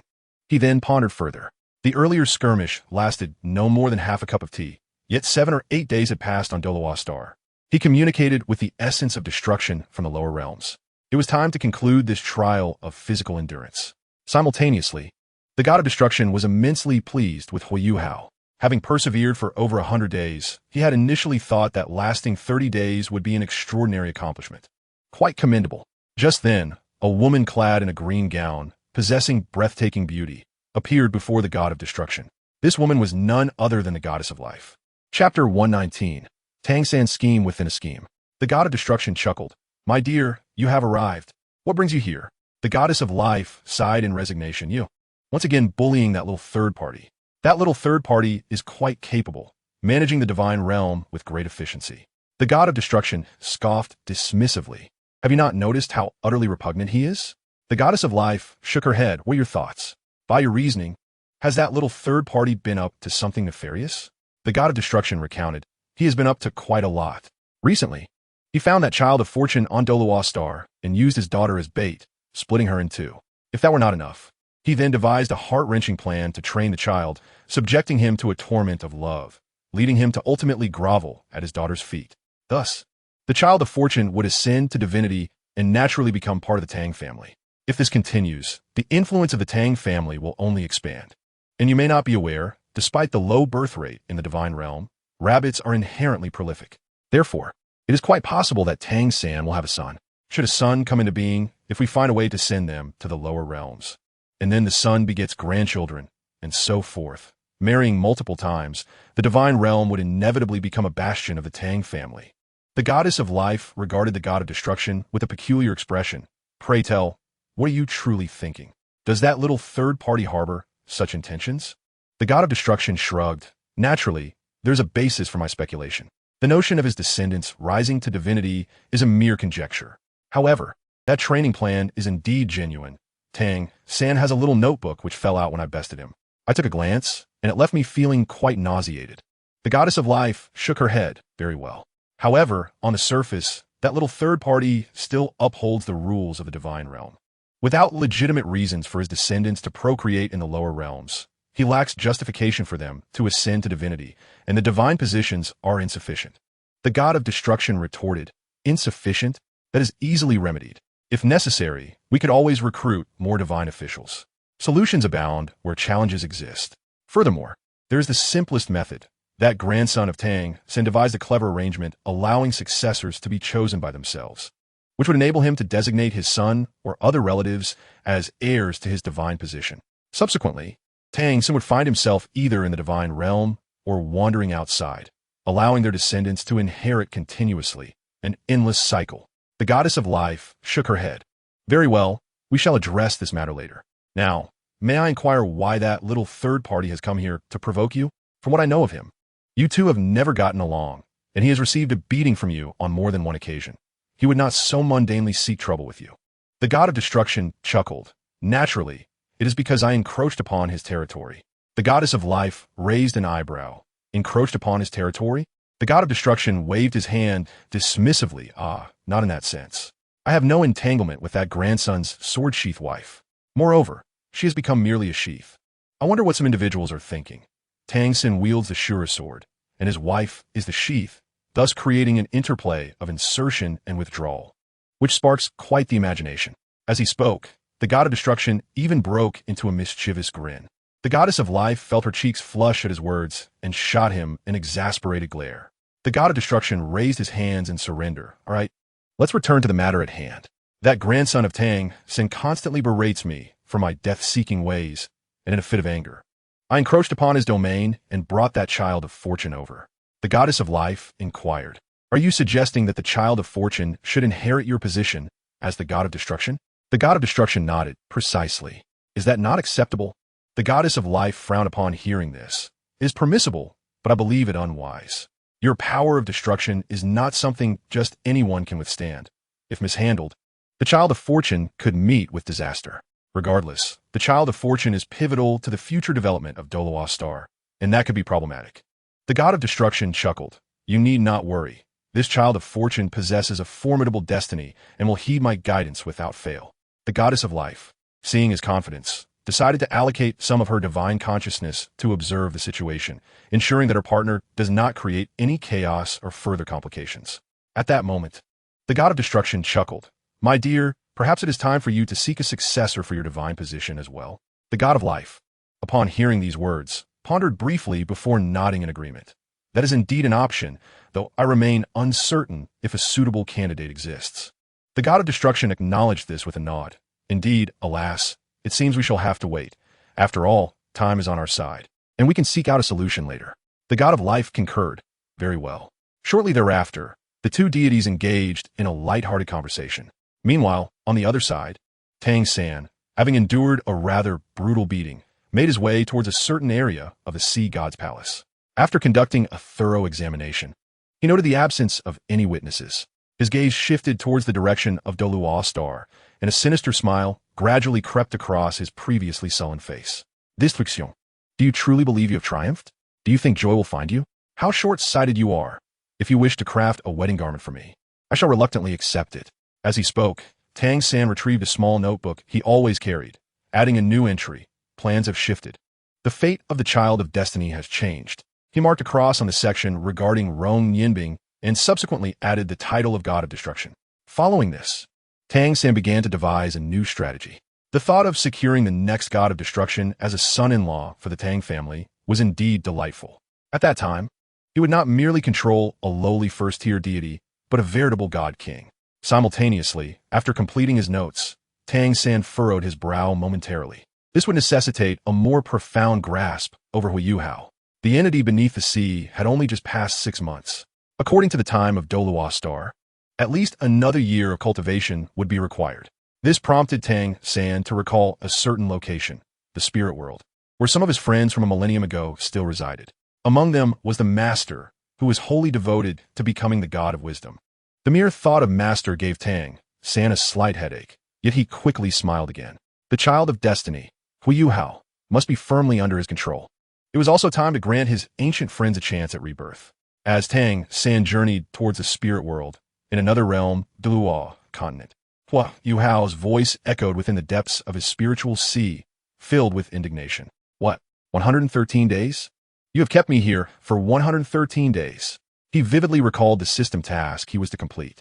After obtaining the Ice Dragon martial spirit and enjoying affectionate exchanges with Ma Xiaodao, he had approximately 4.5 months remaining, including the time to confront various sects. He had about 4 months left in total, equating to 120 days.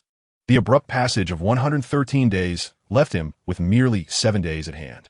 In those 7 days, he needed to venture into the extreme north. Although Tian could assist, time remained precarious. After all, even receiving the Ice Emperor Soul Ring would require several days for integration, estimated to be no less than 5 days. Yet, the consciousness of destruction seemed indifferent, continuing to speak. Congratulations, human. You have earned the recognition of the God of Destruction and successfully attained the mark of destruction. The first trial of destruction has now been issued, the trial of the heart, the refinement of original sin. The examiner will amplify your innermost thoughts, subjecting you to the baptism of the 7 deadly sins. During the assessment, you will lose control, yet must maintain independent thought and remain true to yourself, fully comprehending the essence of the 7 deadly sins. The process involves experiencing each of the 7 sins randomly until comprehension is achieved. Each emotion will last for 7 days. The duration of the assessment is 2 years. The trial begins now. As these words concluded, the ethereal form of the God of Destruction vanished, replaced by 7 luminous orbs. These orbs, representing greed, lust, gluttony, sloth, wrath, envy, and pride, floated within Huo Yuhao's spiritual sea. Shortly thereafter, one orb, embodying sloth, merged into his consciousness. Simultaneously, Huo Yuhao felt an overwhelming wave of lethargy enveloping his thoughts. Laziness, do nothing at all. It would be preferable to simply open my mouth and let food come to me. Even using the restroom should require assistance.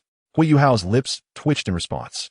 However, he had no time to dwell on these thoughts. With only 7 days remaining, there was still room for maneuvering, and he needed to summon the Ice Emperor without delay.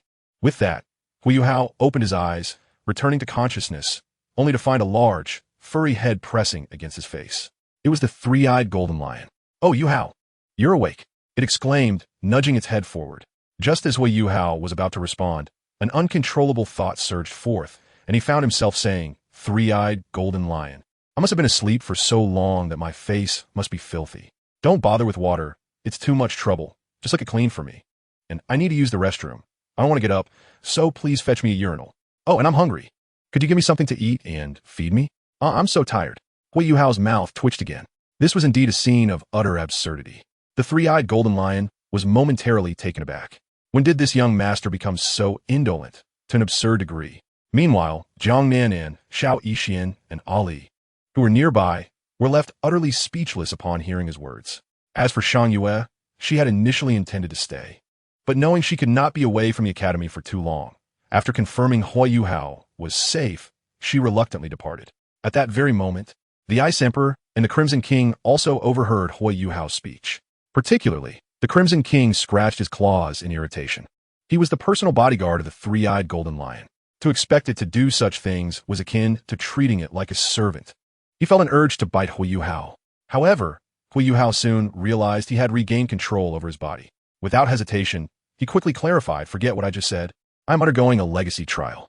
This is the assessment of the 7 deadly sins. Every 7 days, I will change into a different state, and, at times, I may lose control. From now on, every 7 days, I will adopt a new personality, be it laziness, gluttony, or lust. So, do not take it seriously, understood?" Once he finished, Huo Yuhao assessed his body once more, only to suddenly exclaim, "Have you not changed my underwear in over 100 days? Why does it feel a bit itchy? Can someone help me change it? And, scratch my back, I'm so tired." The three-eyed golden lion, BG, and the blushing Jiang Nanan were all flustered. The Crimson King scratched the ground, barely concealing his annoyance, and shot a glance at Huo Yuhao's lower half, contemplating whether he should just take matters into his own claws. Fortunately, at that moment, the shy Xiao Yixian and Jiang Nanan stepped forward to assist Huo Yuhao. After satisfying the demands of sloth, Huo Yuhao suddenly realized that he seemed to have regained control over his body once more. This ignited a spark in his eyes as he discovered a breakthrough. He wished to rise, yet soon realized that his laziness restrained him. After a brief contemplation, Huo Yuhao awkwardly expressed his gratitude to Jiang Nanan and Xiao Yixian, swiftly redirecting his attention to Beibei, mustering the courage to say, "I wish to find Di Tian to discuss certain matters." Beibei nodded in response, equally aware of the awkwardness of the situation, especially considering Huo Yuhao's propensity to voice rather lethargic requests. Consequently, she stood and departed to seek Di Tian. Meanwhile, Huo Yuhao, with reluctance, turned to Jiang Nanan and Xiao Yixian, stating, "I would like to have something to eat first, and then change into a more comfortable, soft outfit." On the other hand, Beibei soon found Di Tian and relayed Huo Yuhao's circumstances accurately. Di Tian was quite astonished to learn of Huo Yuhao's awakening. Upon hearing the details, he felt no further hesitation and promptly accompanied Beibei to Huo Yuhao's residence. However, upon witnessing the scene within, he was momentarily taken aback. The normally composed Di Tian could not help but twitch his lips. At that moment, Huo Yuhao lay on a lavish bed adorned with exquisite beast pelts, woven from the fur of soul beasts like leopards and soft foxes, offering unparalleled comfort. Furthermore, due to the bed's spaciousness, the three-eyed golden lion rolled about joyfully. Huo Yuhao reclined lazily, tilting his head to the left to eat grapes handed to him by Xiao Yixian, and then turning to the right to savor the bananas that Jiang Nanan had already peeled. Occasionally, he would affectionately stroke the three-eyed golden lion beside him, embodying a carefree and languorous young master. The three-eyed golden lion enjoyed Huo Yuhao's gentle strokes, not only because of the delightful tactile sensation, but also due to the comfort it derived from the affection. Thus, it was a mutual enjoyment. Additionally, Ali was diligently massaging Huo Yuhao's legs. In contrast, Qi Wang, with his 3 heads filled with frustration and reluctance, found himself begrudgingly complying with Huo Yuhao's demand for a foot massage. Yet, this was not the crux of the matter. He sought to take this opportunity for a bit of retribution, applying a heavier touch.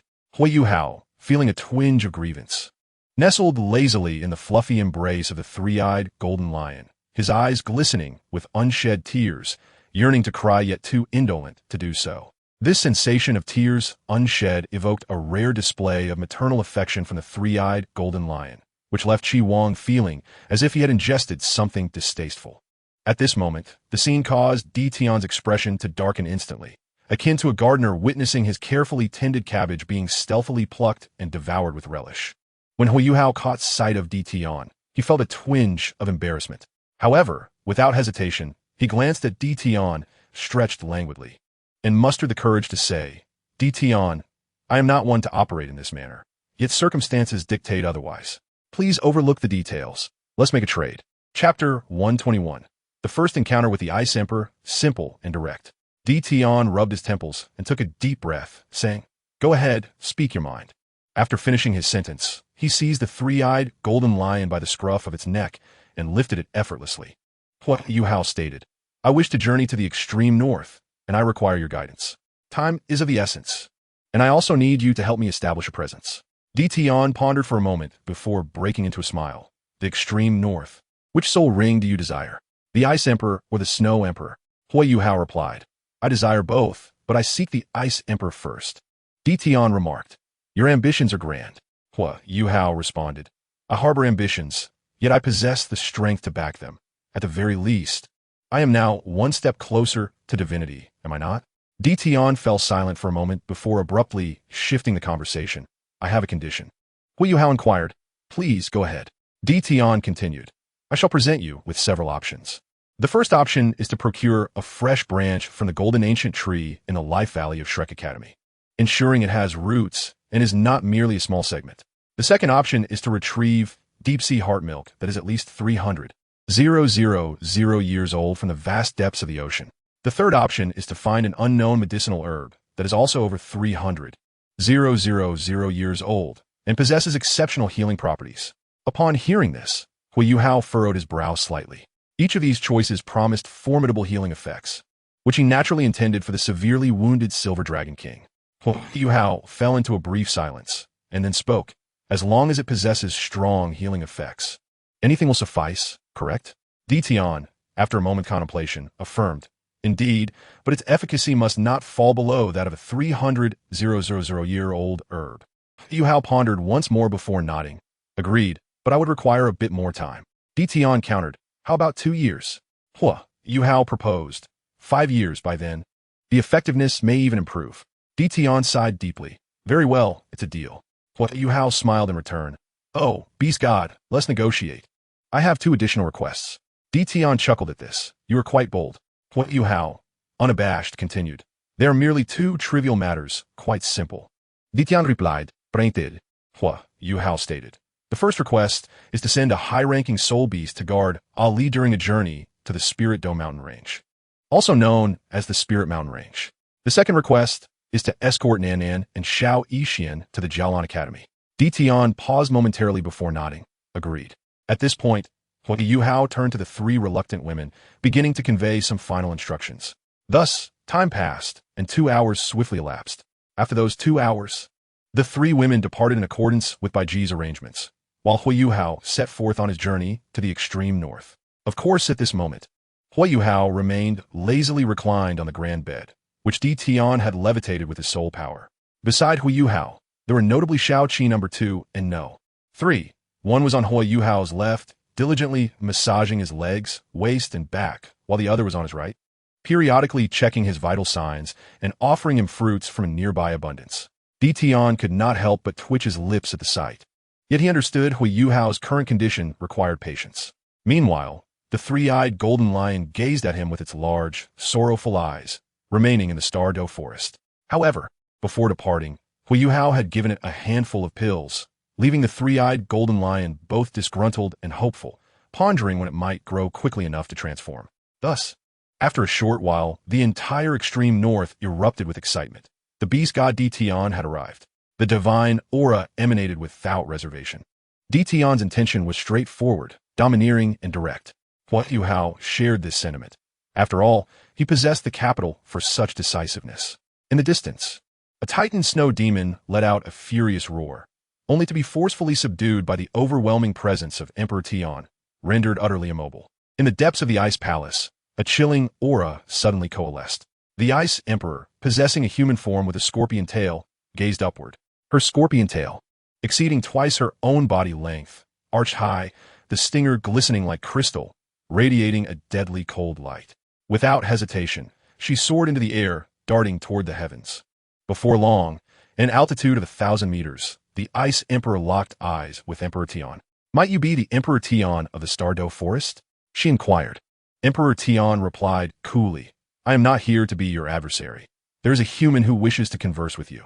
He stepped aside, revealing a large bed hovering behind him.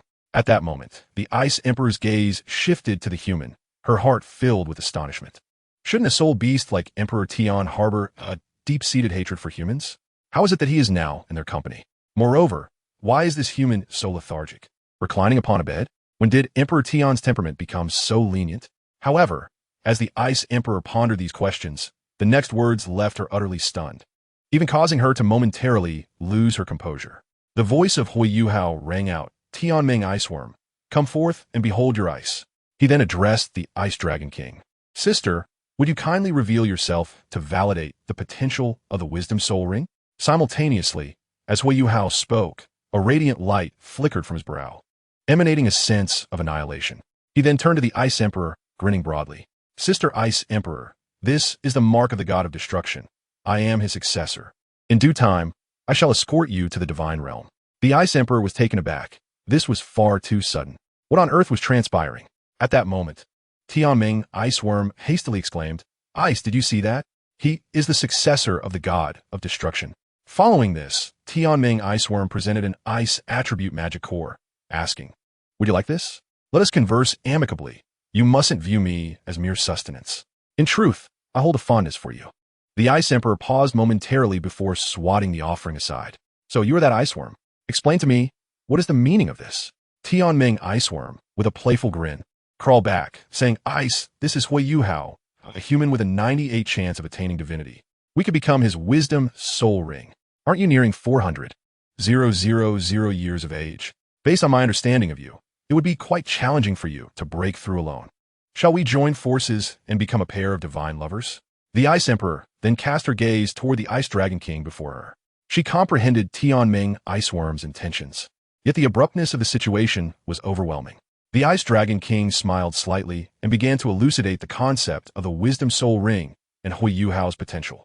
Before long, the Ice Emperor instinctively glanced at Huo Yuhao.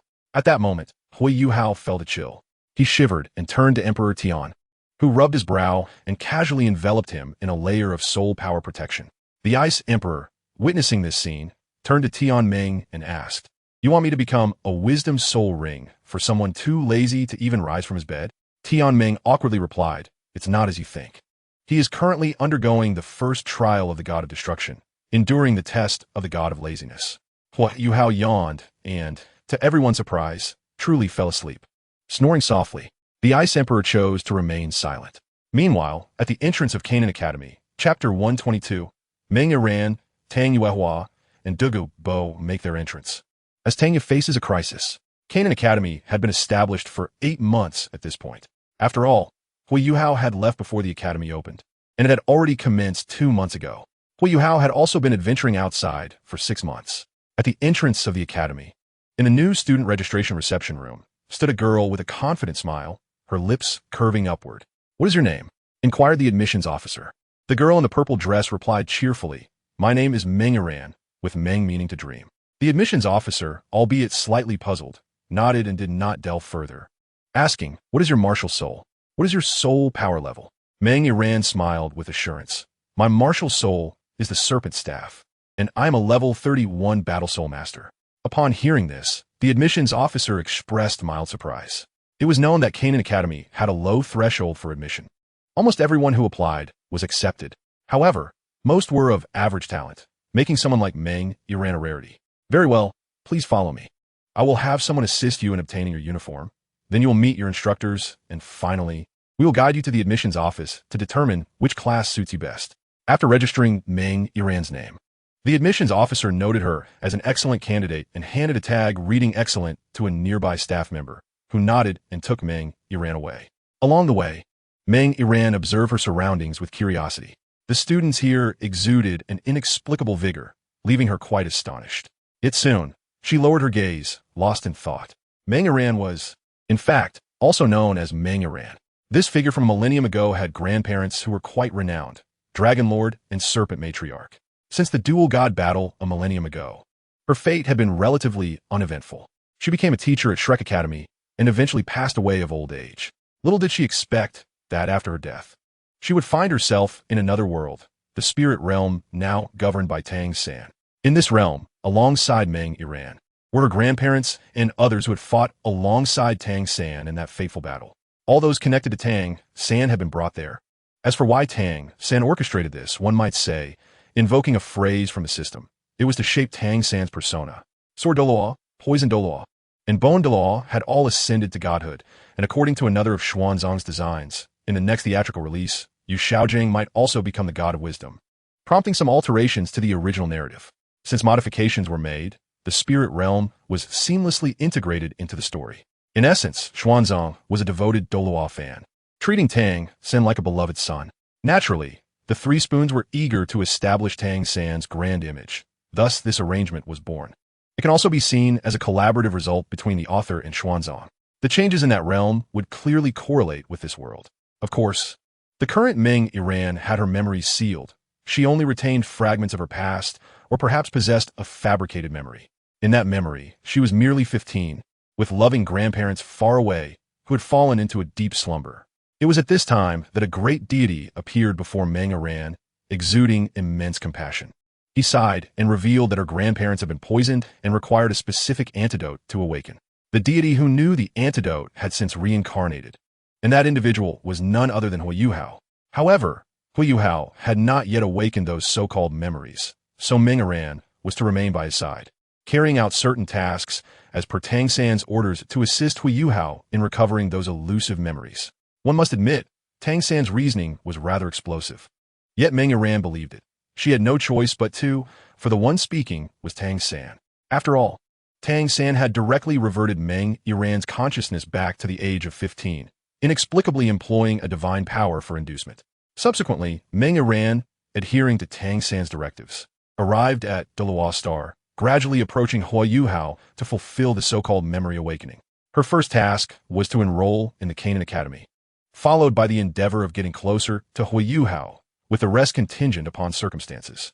Meanwhile, at the entrance of Canaan Academy, a gentle and poised lady made her appearance. This woman exuded an air of nobility, yet simultaneously radiated an aura of reassurance. Besides her regal demeanor, her figure and beauty were remarkably striking. She resembled a perfectly ripened peach, with a slender waist and ample hips that rendered her irresistibly alluring. "Excuse me, may I inquire who you are seeking?" an admissions officer asked, gazing at the lady before him. The woman smiled softly. "Does your academy still accept teachers? I am Tang Yu, somewhat versed in etiquette, though my soul power is rather modest, remaining at the 10th rank." With that, Tang Hua spoke with grace and poise, omitting a syllable from her true name. Her full name was Tang Yue Hua, and she was, in fact, Tang San's aunt from a millennium ago. On the other side of the Douluo continent, a renowned mountain range known as the Spirit Mountain Range lay nestled between the empires of Heaven Soul and Douling. This range was teeming with a plethora of soul beasts, serving as a favored locale for adventurers and soul masters alike. However, recent days had witnessed bizarre transformations within the mountains. Firstly, serpentine creatures had gone berserk, highly venomous soul beasts like the bamboo leaf green mandala snake and phosphorescent serpent proliferated wildly, their tempers growing increasingly volatile and their growth rates astonishingly tripling, with this acceleration still on the rise. Moreover, the mountains had seen a surge in poisonous flora, some of which were exceedingly rare. Yet, this upheaval led to another consequence: ecological imbalance. Other soul beasts, unable to adapt to the drastic changes, fled swiftly if given the chance, while those without an escape route languished in weakness, succumbing in rapid succession. This calamity represented a catastrophe for soul beasts, yet for human soul masters, it seemed akin to a divine opportunity. The benefits for humanity were threefold. First, the harvesting of resources. A multitude of soul masters flocked to the area, either to gather poisonous herbs or to hunt the weakened soul beasts for soul rings. Second, the pursuit of fortune. Some soul masters with toxic martial souls sought to achieve mutations or discover compatible venomous serpent martial souls. Third, the quest for truth. Many ventured deep into the heart of the Spirit Mountain Range, eager to uncover the root of this mysterious upheaval. In an instant, the Spirit Mountain Range became a chaotic blend of dragons and snakes, steeped in a tempest of blood and carnage, devoid of any semblance of order. In the depths of the mountains, within a humble thatched cottage, an elderly man savored his tea with tranquility. He was the titled Douluo, poison god Dugabo. Inside the cottage lay a slumbering maiden, the 15-year-old Duguyan. This was yet another manifestation of Tang San's influence. Utilising a secret technique, Tang San had sealed Duguyan's memories at the age of 15 and reshaped her physical form to retain her youthful appearance. Such methods were not unheard of in the divine realm. After all, the Titan giant ape and the sky blue bull python had achieved their corporeal forms in a similar manner. However, Duguyan's memories remained somewhat incomplete. In her heart, at the age of 15, she harbored thoughts of a certain someone, Yu Qianhong. This aspect required some restoration. The task of memory repair and alteration was entrusted to her grandfather. Dugu Bo Yenner, Little Sin has promised me that once the child of fate ascends to godhood, you shall regain your corporeal form and reside in the divine realm. So I shall temporarily suppress some of your memories, he said. Thus, the 7th day arrived. In the afternoon, at the periphery of the Spirit Mountain Range, a sharp voice sliced through the air. First spirit skill, Blue Silver Grass Bind. Second spirit skill, Parasite. Third spirit skill, Shalora Serpent Net. A blue-clad girl, leveraging the binding of the blue silver grass, executed several agile jumps to create distance, then raised her Zhuge crossbow, ready to fire at the soul beast before her. However, the brief restraint posed no real harm to the creature. With a resonant hum, the spider-like soul beast emitted a chilling tremor, and in an instant, the binding blue-silver grass disintegrated. This was a phosphorescent subterranean spider, an evolved variant of the subterranean demon spider, imbued with potent venom and boasting a lifespan of over 2,000 years. Its exoskeleton shimmered with an ominous green hue, glinting with a metallic sheen, while its 8 compound eyes were fearsome, exuding an aura of dread. The one who engaged was Tanya, who had left Shrek Academy to undergo solitary training. Her objective this time was to procure her 4th soul ring. In truth, 100 days prior, she had ventured to the Stardow Forest alongside Mu Jinxin and a few fellow students. However, at that time, due to her eagerness to break through, she sustained some injuries, making it challenging to obtain a soul ring. Yet, she was willing to attempt it. Strangely, her 2 or 3 companions, with Mu Jinxin's assistance, successfully acquired their soul rings, but when it came to her turn, no suitable soul beast presented itself. Reluctantly, Tanya chose to leave with Mu Jinxin. At the same time, she felt a sense of relief, deciding to recuperate before departing on her own. Over the span of these 100 days, she contemplated many matters. Firstly, Beibei had proposed a breakup. As for Beibei's reasoning, Tanya was uncertain. The complexity of her emotions regarding the separation was multifaceted, encompassing both sorrow and a sense of liberation. Why liberation? Deep down, Tanya harbored a terrifying suspicion. Why had Beibei rescued her so promptly? Why was it the Iron Blood sect pursuing her? Why had the Soul King, who had relentlessly hunted her, not appeared during Beibei's rescue? Tanya had her speculations, but dared not confront them or pierce the veil of uncertainty. She understood that once she did, everything would change. Yet now, with Beibei ending their relationship, a sudden sense of relief washed over Tanya. She resolved to train alone, grow stronger, and eventually seek vengeance against her enemies. In a sudden, explosive moment, Tanya's expression shifted slightly. The phosphorescent subterranean spider lunged at her with the speed of an arrow released from its bow. She steeled her gaze, activating her ghost shadow missteps, her form becoming elusive as she narrowly evaded the deadly assault. Simultaneously, she channeled her Xian Jade hands, striking accurately at the joint of the spider's leg. Clang! A resonant sound akin to metal clashing rang out.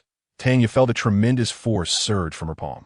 Numbing her arm, the Xian Jade hands left only faint white imprints on the creature's formidable exoskeleton, momentarily halting its movements.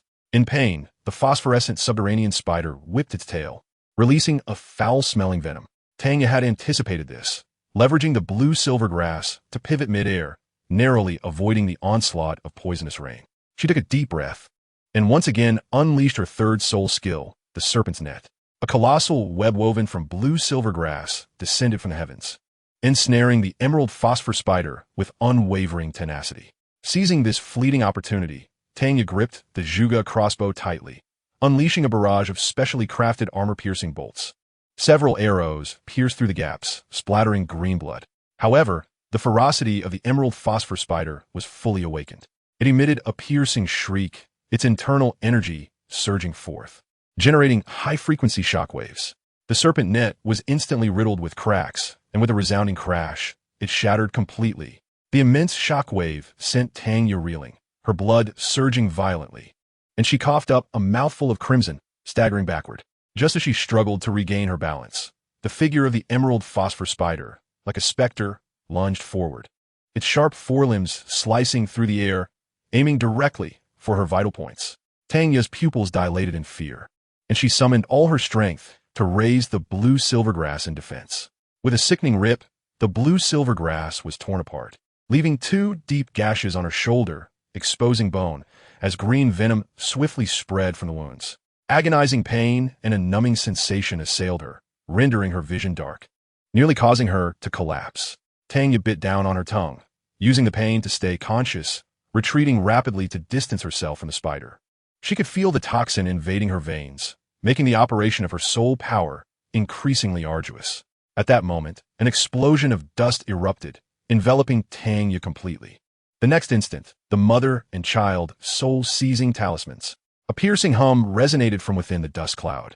Following that, the emerald phosphor spider let out a heart-wrenching scream before crashing heavily to the ground, thrashing violently, its breath growing weaker. Tanya coughed up another mouthful of blood, her form wavering perilously. She knew that the previous strike had consumed one of the talismans her father had left her. The scattered fragments on the ground were the final testament to this top-tier hidden weapon's existence. Thoughts of her parents filled her eyes with tears, and two streams cascaded down her cheeks. Steeling herself, she staggered step by step toward the dying emerald phosphor spider. After accomplishing this, Tanya could no longer hold herself up. Her body gave way, collapsing to the ground. Yet she soon summoned the strength to rise again, sitting cross-legged to circulate her soul power in an effort to counteract the potent poison within, all the while waiting for the emerald phosphor spider to succumb, so she could claim its soul ring. However, an unexpected turn of events unfolded. From the depths of the forest came a series of hissing sounds, and a vibrant green emerald phosphor tail snake, with tail feathers fanned out like a peacock's plumage, glided into view, appearing directly before Tanya. Her expression shifted drastically. The emerald phosphor tail snake was a mutated species of the phoenix tail coxcomb snake from 10,000 years ago. This particular specimen had reached the formidable level of 4,000 years, its speed and strength far beyond what she could currently contend with. Her hand slowly moved to her waist, where a replica soul guide device resided. As her fingertips brushed against the cold metallic talisman, she realized she had but one last mother and child soul-seizing talisman remaining. This was her final trump card. If it failed, she would be left to await her demise. Yet she understood that, given her deepening poisoning and exhausted soul power, the chances of success were less than 30%.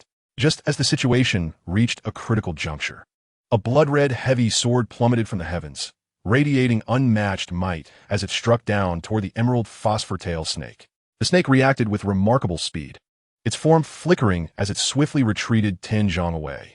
It gazed suspiciously toward a figure that had appeared not far ahead.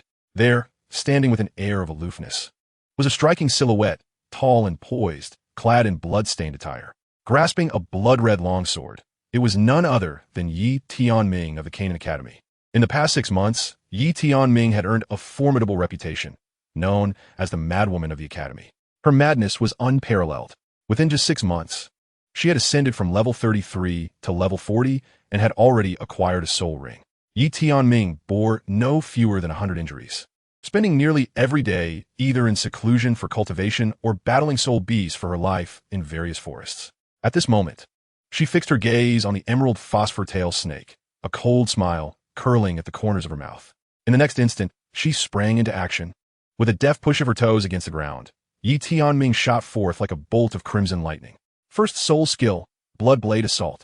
The blood-red longsword in her hand was infused with frenzied soul power, transforming into a straight, scarlet rainbow aimed directly at the snake's vital spot. The emerald phosphor tail snake reacted swiftly, twisting its massive body, its powerful tail sweeping through the air with a howling wind, while simultaneously unleashing a cloud of foul-smelling green venom to thwart her assault. Yi Tianming's gaze sharpened. She did not flinch or evade, lowering her left arm, bracing herself with her wrist and arm against the snake's powerful blow.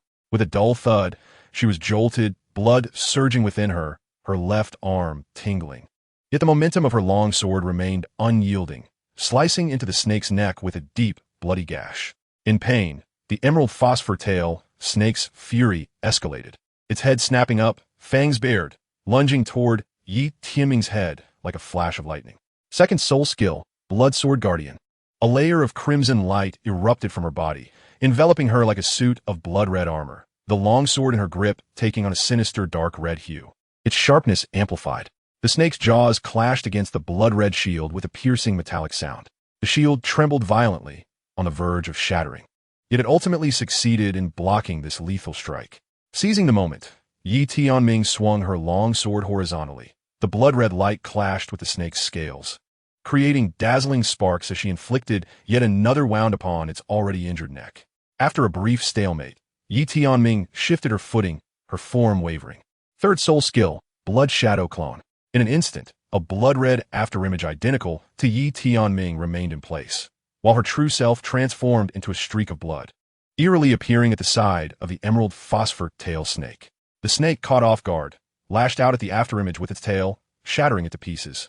Meanwhile, Yi Tianming's true form had closed in, and she brought her long sword down in a fierce cleave, striking once more at the old wound on the snake's neck, causing green blood to spurt forth. Tanya, witnessing this scene from a distance, felt her heart race with anxiety. First and foremost, Yi Tianming's reckless fighting style was reminiscent of a madwoman. At the same time, Tanya struggled to rise. In her estimation, Yi Tianming's reckless approach would eventually lead to her downfall. She had to find the right moment to assist, delivering a fatal blow to the snake. Yet in the next moment, Tanya was taken aback. Yi Tianming was indeed a madwoman. The more she fought, the bolder she became, and her injuries only seemed to worsen. It was as if she were a creature unaware of pain. Under Yi Tianming's relentless and reckless assault, the snake suddenly cried out in pain, struck by her sword. Its gaze turned vicious, as if preparing to launch a final strike. But at that moment, Yi Tianming's aura transformed. Her eyes glowed blood red, as if awakening some frenzied bloodline. In an instant, the snake's eyes flickered with fear, as if two colossal eyes had descended from the heavens, overpowering it in its mind. In that fleeting moment, Yi Tianming smiled. In Yi Tianming's eyes, the spirit of battle surged forth, her hands weaving intricate gestures as the soul power within her surged like a tempest, reaching its zenith at that very moment. Creating her own soul technique, three arts converged into one. She leapt high into the air, melding with her long sword, transforming into a breathtaking crimson comet that descended from the heavens, striking with the force of thunder to precisely pierce the vital spot of the Beilin phoenix-tailed serpent. The sword penetrated without a hilt. The Beilin phoenix-tailed serpent's body abruptly stiffened, unleashing a heart-wrenching wail, its colossal form crashing to the ground, convulsing violently before ultimately succumbing to lifelessness. Leaning onherlångsgjort, Yi Tianming gradually strengthened her posture. Her garments were drenched in blood, new wounds overlaying old. Yet her eyes remained brilliantly fervent. She glanced down at her quarry, prepared to retrieve the serpent's gall, a prized possession. However, at that moment, her peripheral vision caught sight of a charming silhouette hastening towards her. Sister Yi, could you slow down a bit? Wait for me, please. In the next battle, could you refrain from being so reckless? I could also ambush from the bushes. The voice belonged to Ali, with a look of helplessness tinged with concern. Ali regarded Yi Tianming. A few days prior, she had arrived here and reunited with her only sister, a snow-white three-tailed fox. Though the three-tailed fox had yet to take human form, it was a relief that she was alive. This filled Ali with joy. She embraced her sister tightly, as she was her soul family. Of course, while pondering this, Ali inexplicably thought of Huo Yuhao. She knew that he might also become a family member in the future. Subsequently, upon unexpectedly encountering Yi Tianming and learning of her intent to train in the Spirit Mountain Range, Ali resolved to stay and accompany her in this familiar territory. As for the three-tailed fox, Ali entrusted her to a spirit beast that had escorted them here. The spirit took the little fox to the Stardoe Forest, while Ali wandered alongside Yi Tianming in the Spirit Mountain Range. Here, Ali was aware of spots where medicinal herbs flourished, and even some soul beasts that had once tormented them. Naturally, if they couldn't take on the larger ones, they would target the smaller ones. Yet, Yi Tianming, this madwoman, charged headlong into battle, often leaving Ali with no opportunity to intervene. I am fine, Yi Tianming said to Ali. After speaking, a smile tugged at her lips, only to be met with Ali's melancholic gaze, which left her feeling somewhat resigned. She then turned her attention towards Tanya, striding over to her. As Yi Tianming approached, Tanya instinctively swallowed hard, but managed to utter, "Thank you for saving me earlier." Yi Tianming merely shook her head, uninterested in idle chatter, and promptly stated, "Now, I have a few questions for you." "Tanya, Basil," replied, "Go ahead." Yi Tianming continued, "I notice your combat skills are rather average, yet you possess commendable spirit. Do you currently belong to an academy? Are you a student?" After a moment of silence, Tanya shook her head. Some people and events, once chosen to be left behind, must be entirely forgotten. She then spoke. "I used to belong to an academy, but I have since departed. I am here to train." Yi Tianming nodded, retrieving a healing pill from the soul guide on her wrist, and said, "This is an antidote pill. You may take it, but on one condition: join our Canaan Academy." Tanya exclaimed, "The Canaan Academy of Huo Yuhao?" Yi Tianming's eyes widened in surprise. "You know him?" She fixed her gaze intently on Tanya. Yi Tianming did not know Tanya personally. In fact, ever since Huo Yuhao rescued her and her grandfather, she had been immersed in intensive training, remaining largely unaware of the world outside. Even recently, when Zhou Yi spent some time at Qin Academy, Yi Tianming had only heard of it, never having met her. As for Tanya, she had merely accompanied Beibei to the academy once, for a mere day. Thus Yi Tianming had never crossed paths with her. Meanwhile, Ali's eyes lit up, and she exclaimed, "I've seen you. About 6 months ago, you were with a young man who came here with that group from Shrek Academy, right? I caught a glimpse of you from distance. By the way, there was another young man beside you who looked utterly astonished when he gazed at teacher Liu Erlong. He seemed completely transfixed. The young man Ali referred to was, of course, Beibei. His astonishment at Liu Erlong was unmistakable. At the time when Huo Yuhao was hosting Zhou Yi and Tanya, Ali had not participated but had stolen a glance from afar, noticing some peculiarities. However, this was merely a fleeting impression, and her understanding of the situation was limited. Yi Tianming, prompted by Ali's words, recalled the encounter.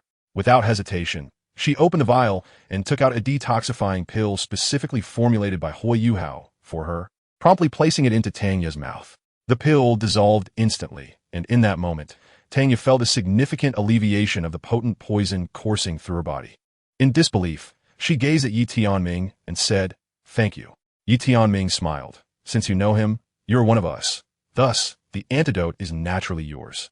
As for the earlier suggestion to join Qin Academy, it is entirely your choice. I will not impose."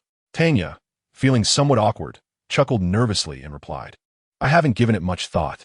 By the way, what is Yuhao doing now?" Yi Tianming shook her head. "I don't know. He is likely training outside. However, he did mention he would return in 6 months, and today marks that day." Tanya instinctively nodded at this. Just then, for reasons unknown, a sudden buzzing filled her mind, and an inexplicable yearning for Huo Yuhao enveloped her. She shook her head, choosing not to dwell on it further. Turning her gaze back to Yi Tianming, she felt a wave of embarrassment wash over her, primarily due to Yi Tianming's unabashed demeanor. Yi Tianming, without any unnecessary words, directed her attention to Ali. Ali, undeterred, produced a small porcelain vial containing some medicinal powder. Yi Tianming wasted no time, shedding her blood-soaked garments with ease. Instantly, her graceful figure was revealed. It must be said that Yi Tianming was indeed a stunning beauty, with a curvaceous silhouette. However, upon closer inspection, her body was marred by countless scars, a haunting sight, with some wounds even festering. Yet Yi Tianming seemed utterly unconcerned. This left Tanya, observing from the side, feeling not only awkward, but also gasping in astonishment. The young woman before her was truly formidable. Not long after, Yi Tianming had tended to her wounds, applying the specialized medicinal powder with practiced efficiency. In preparation for her forthcoming trials, she donned a simple garment made of coarse linen. After all, should she engage in battle once more, her attire was bound to be stained with blood, rendering fine clothing unnecessary. Simultaneously, Tanya had nearly purged the toxins from her body. At that moment, the circle of purple soul rings before her continued to float silently. In fact, this soul ring had already been suspended for a quarter of an hour. If not absorbed within half an hour, it would dissipate. Tanya was not inclined to squander time in such a manner. Just then, Yi Tianming's voice echoed. "Are you truly going to absorb this 2,000-year-old soul beast?" After a brief contemplation, Tanya nodded. "Indeed, this biling Dihua spider is the evolved form of the Dihua magic pearl. Although it is only 2,000 years old, it represents the limit of my capabilities. After all, I do not possess the extraordinary talent of Tang Sek's ancestor, Tang San, whose 4th soul ring was a 10,000-year ring. My aptitude is rather ordinary." At this juncture, Tanya's expression shifted as a thought struck her. She gazed at Yi Tianming and tentatively inquired, "If you were to absorb a 4th soul ring, what choice would you make?" Yi Tianming smiled faintly. "I've already absorbed my 4th soul ring. I promised the young master that I would become a 4-ring soul master within 6 months, and I have fulfilled that promise." Tanya was taken aback. "Then, how many years is your 4th soul ring?" Yi Tianming replied nonchalantly, "It is rather unimpressive, just slightly superior to the soul ring you are about to absorb." Tanya nodded, eager to ask further questions. However, at that moment, Yi Tianming abruptly gestured for silence and cast a vigilant glance to the left front. There, a group of over 8 mercenaries approached, each adorned with a badge depicting a wolf's head. Leading them was a rugged man, his face marred by cruel scars. Upon catching sight of Yi Tianming, a fleeting glimmer of murderous intent flashed in the man's eyes. "Was it you who killed my brother yesterday?" Yi Tianming furrowed his brow. It was then that he noticed a trembling young girl beside the scarred man, who suddenly appeared to realize something. Yi Tianming pointed toward the girl and spoke. Yesterday, a lecherous man attempted to perpetrate vile acts against her. As I merely passed by, he even suggested that I possess some beauty and sought to impose his filthy intentions upon me. Faced with such a depraved fiend, I granted him a chance for redemption. But he squandered it, bringing his so-called brothers to assault me. Thus, I had no choice but to kill him. The scarred man's gaze turned icy. Very well. Very well. All you need to do is admit that you killed him. Yi Tianming replied calmly. Then, it seems we are destined for a fight to the death. Is that not so? The scarred man nodded. Indeed, though my brother's character was lacking, your act of killing him makes you my enemy. Therefore, you must die. This enmity cannot go unavenged. With his words barely spoken, he advanced step by step toward Yi Tianming. At the same time, his soul rings slowly emerged, displaying 2 yellow and 3 purple, indicative of a standard 5-ring Soul King. Almost instantaneously, the 7 brothers behind him revealed their soul rings, most of which range from 3 to 4 rings in strength. Yi Tianming rubbed his temples, turning to Ollie during the ensuing battle. Stay close to Tanya and protect her. The residual toxins in her body have yet to be fully eliminated. Ollie nodded with concern. Yi Tianming then turned to Tanya, a sudden smile gracing his lips. Tanya, were you not curious about the age of my 4th soul ring? Allow me to demonstrate it for you now. As he spoke, a palpable aura of murderous intent surged from him. With each step he took, his soul rings began to rise once more. Yellow, purple, black. The 4th soul ring, a 10,000-year ring. In the next moment, a blood-red sword manifested in Yi Tianming's hand. Simultaneously, as the 4th soul ring revealed itself, a spectral lion, entirely crimson and exuding a fierce bloodthirst, emerged from the blood sword and gradually melded with him. Upon witnessing this sight, Tanya's heart raced with astonishment. First, she was shocked that his 4th soul ring was indeed a 10,000-year ring, placing him on par with the ancestor of the Tang sect. Second, the soul beast associated with that 4th soul ring was none other than the Blood Shadow Mad Lion. It is known that the Blood Shadow Mad Lion is an absolute paragon among soul beasts of its category. Just as Tanya's mind reeled, Yi Tianming sprang into action. 4th soul skill, Blood Lion Massacre Slash. A colossal, crescent-shaped wave of crimson energy surged forth, accompanied by the spectral lion, carrying with it an aura of terror that threatened to rend everything in its path. The first few mercenaries caught off guard did not even have time to scream before being engulfed by the blood-colored energy. Their defenses crumbled like paper, their bodies severed, corroded, and life extinguished. The scarred man roared in fury, his 5th soul ring suddenly igniting. 5th soul skill, Earth Shatter Mountain Collapse. Massive earthen walls erupted from the ground, transforming into a torrent of boulders aimed at obstructing the onslaught of the blood energy. With a thunderous crash, the blood energy collided with the torrent of stones, shattering the earthen walls into fragments and dissipating much of the blood energy's potency. However, although the man managed to withstand the brunt of the attack, he was still left reeling, blood spewing from his mouth as he staggered backward. Just as the dust began to settle, the man suddenly lifted his head, a cruel smile spreading across his face. His left arm's soul bone flickered with an ominous black light, a violent and sinister aura rising to the heavens. He raised his left fist and, in a deep, gravelly voice, bellowed, "Left arm soul bone skill. Annihilation Overlord Fist." His fist was enveloped in an all-consuming black force, akin to a meteor capable of obliterating all, surging toward Yi Tianming with unrelenting momentum. Yi Tianming's eyes narrowed, unperturbed. His right arm's Blood Shadow Mad Lion soul bone erupted in a dazzling crimson light, the lion's spectral form roaring behind him as terrifying power gathered in his right fist. Right arm soul bone skill, Blood Lion Breaking Army. With a resounding crash, their fists collided, akin to a thunderous explosion. The outcome was inevitable. The man's entire left arm shattered instantly amidst the intertwining crimson and black energies, while Yi Tianming's fist continued unabated, piercing through his throat. With the battle concluded, Yi Tianming, suffering from a resurgence of old injuries, half-knelt on the ground, his linen garment once again stained with blood. However, after swallowing 2 medicinal pills, he rose to his feet. At that moment, he turned his gaze to the trembling girl. The girl timidly approached Yi Tianming and, with a sudden thud, knelt before him. "Please do not kill me. My family was threatened by them. If I did not come to identify them, they would have killed my family, would have slaughtered us all. Spare me, please. I too have my hardships." Yi Tianming, witnessing the scene, chose to disregard the girl. He turned to face Tanya and the others. Tanya, observing the injuries on Yi Tianming, inquired, "How severe are your wounds?" Yi Tianming shook his head. "I will survive." Tanya gazed at him, her heart shaken, and continued, "Might I ask how you absorbed your fourth soul ring?" Yi Tianming replied, "I absorbed it at the brink of death. I had even prepared my will. But unexpectedly, I managed to pull through." Upon hearing this, Tanya was struck with a sudden realization. This was madness, true madness.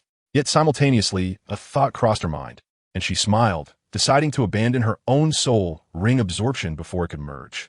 Yi Tianming raised an eyebrow, inquiring, "What, no longer absorbing?"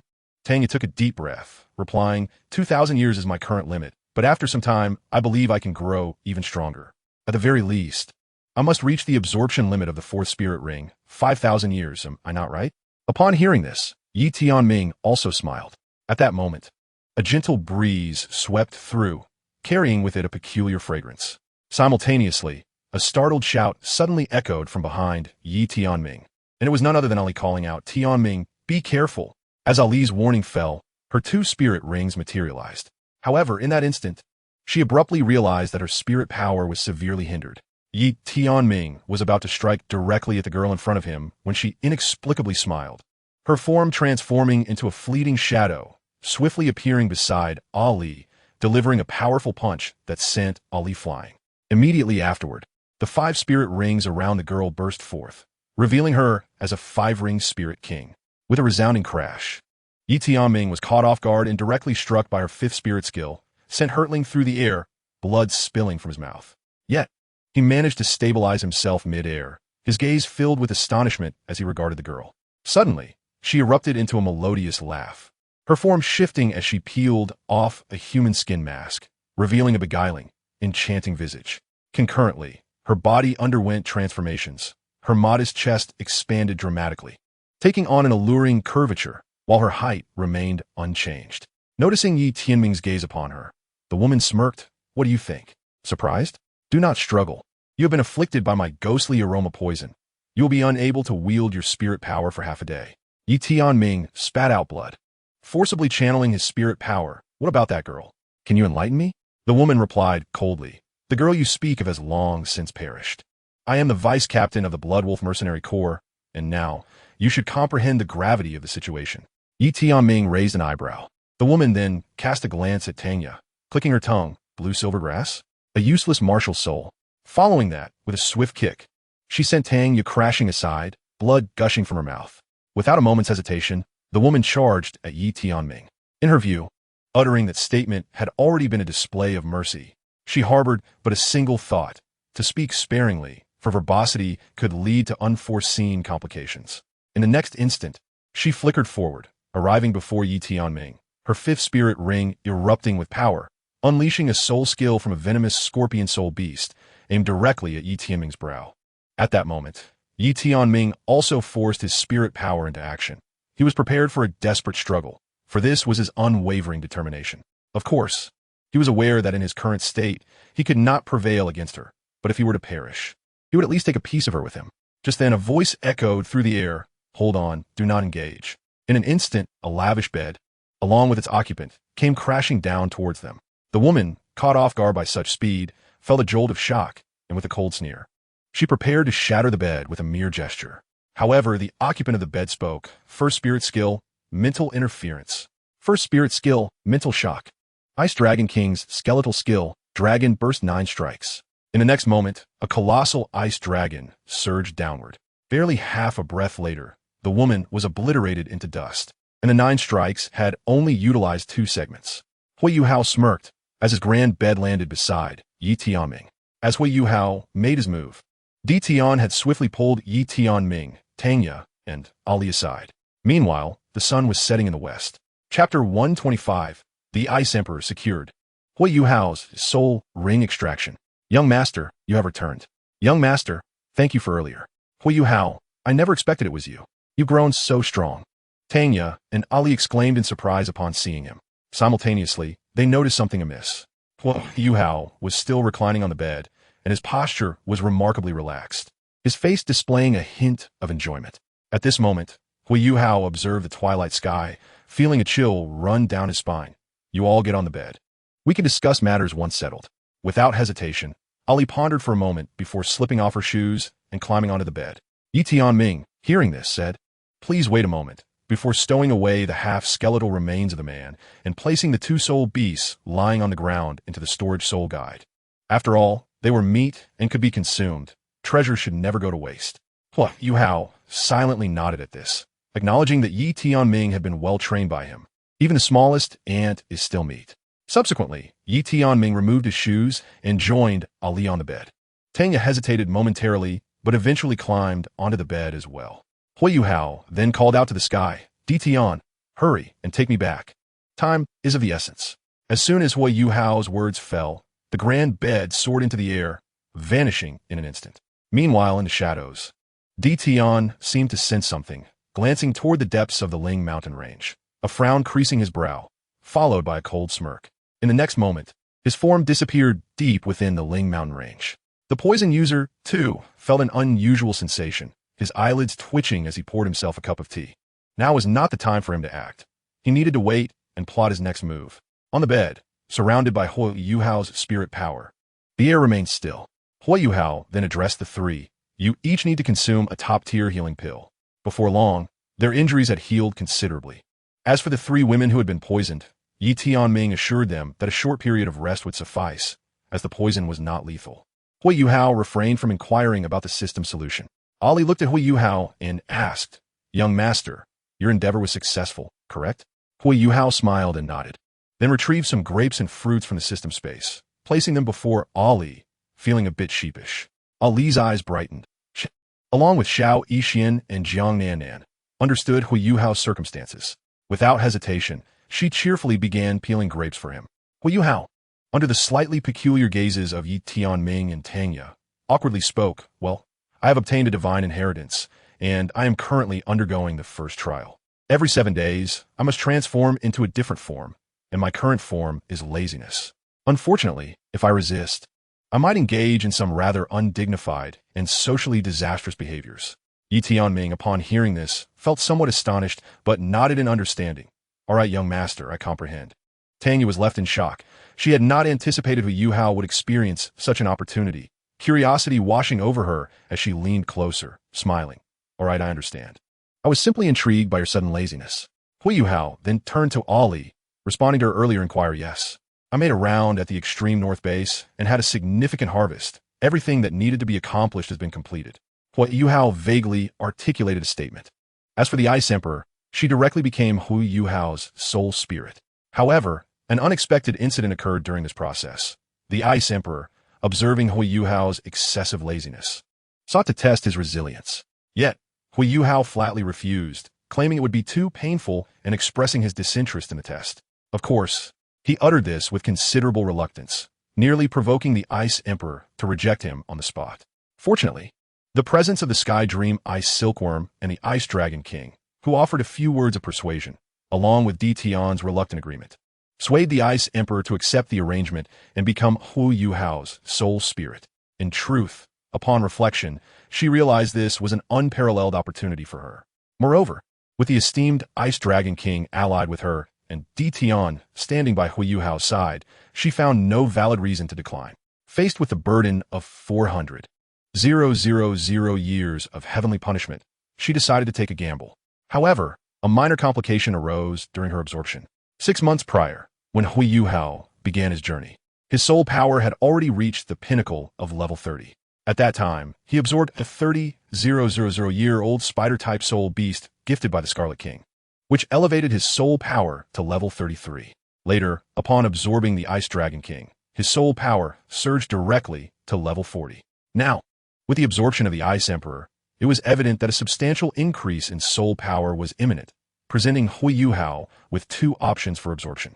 The first option was to allow the Ice Emperor to serve as the 4th soul ring for his first martial soul. However, that martial soul was not suitable for her.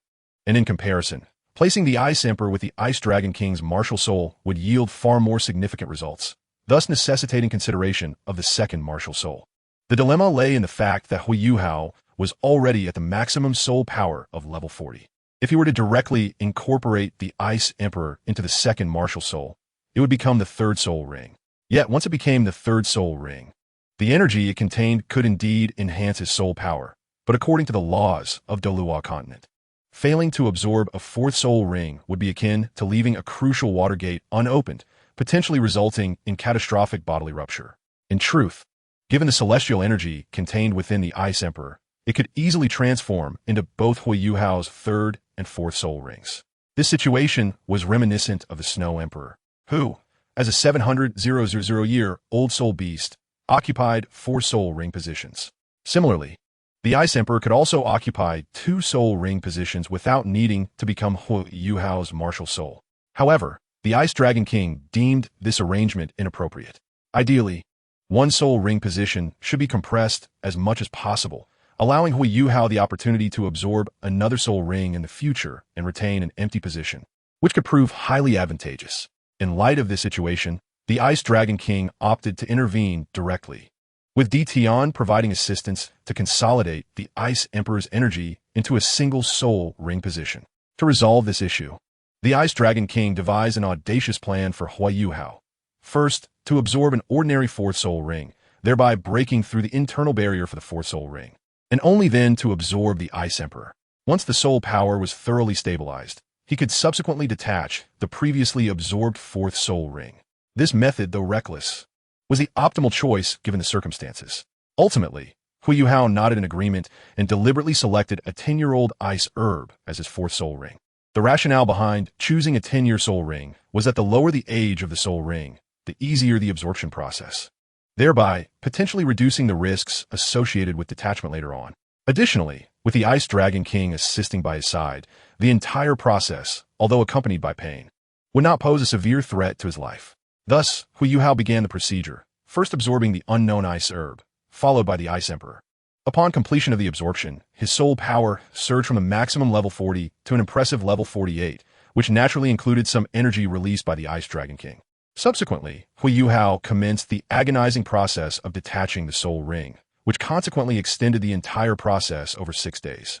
During this time, Huo Yuhao consumed a substantial quantity of healing elixirs.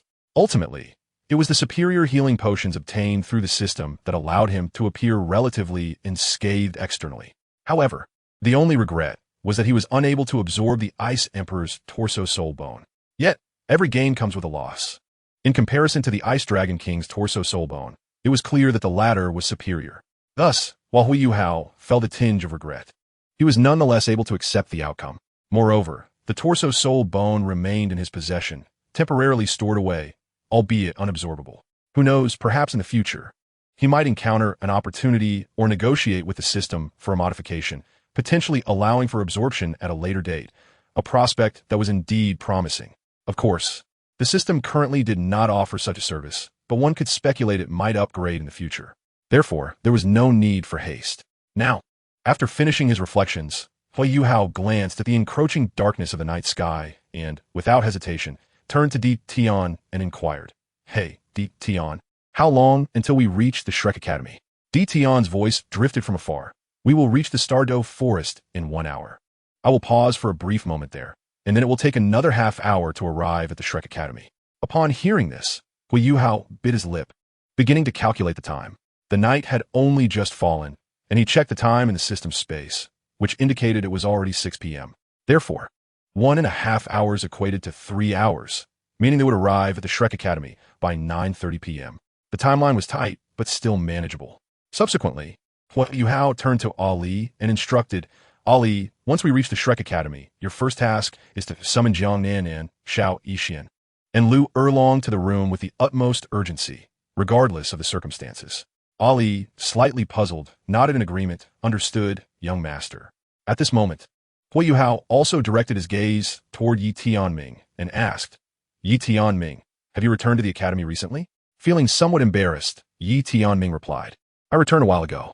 Huo Yuhao nodded and inquired further, "Do you know the current scale of admissions at the academy? Also, the individuals from the Li Huo Pavilion who joined the Infinite Fire Domain, their identity information has all been integrated into the Shrek Academy, correct?" Yi Tianming affirmed, "Yes, indeed. It has become quite lively."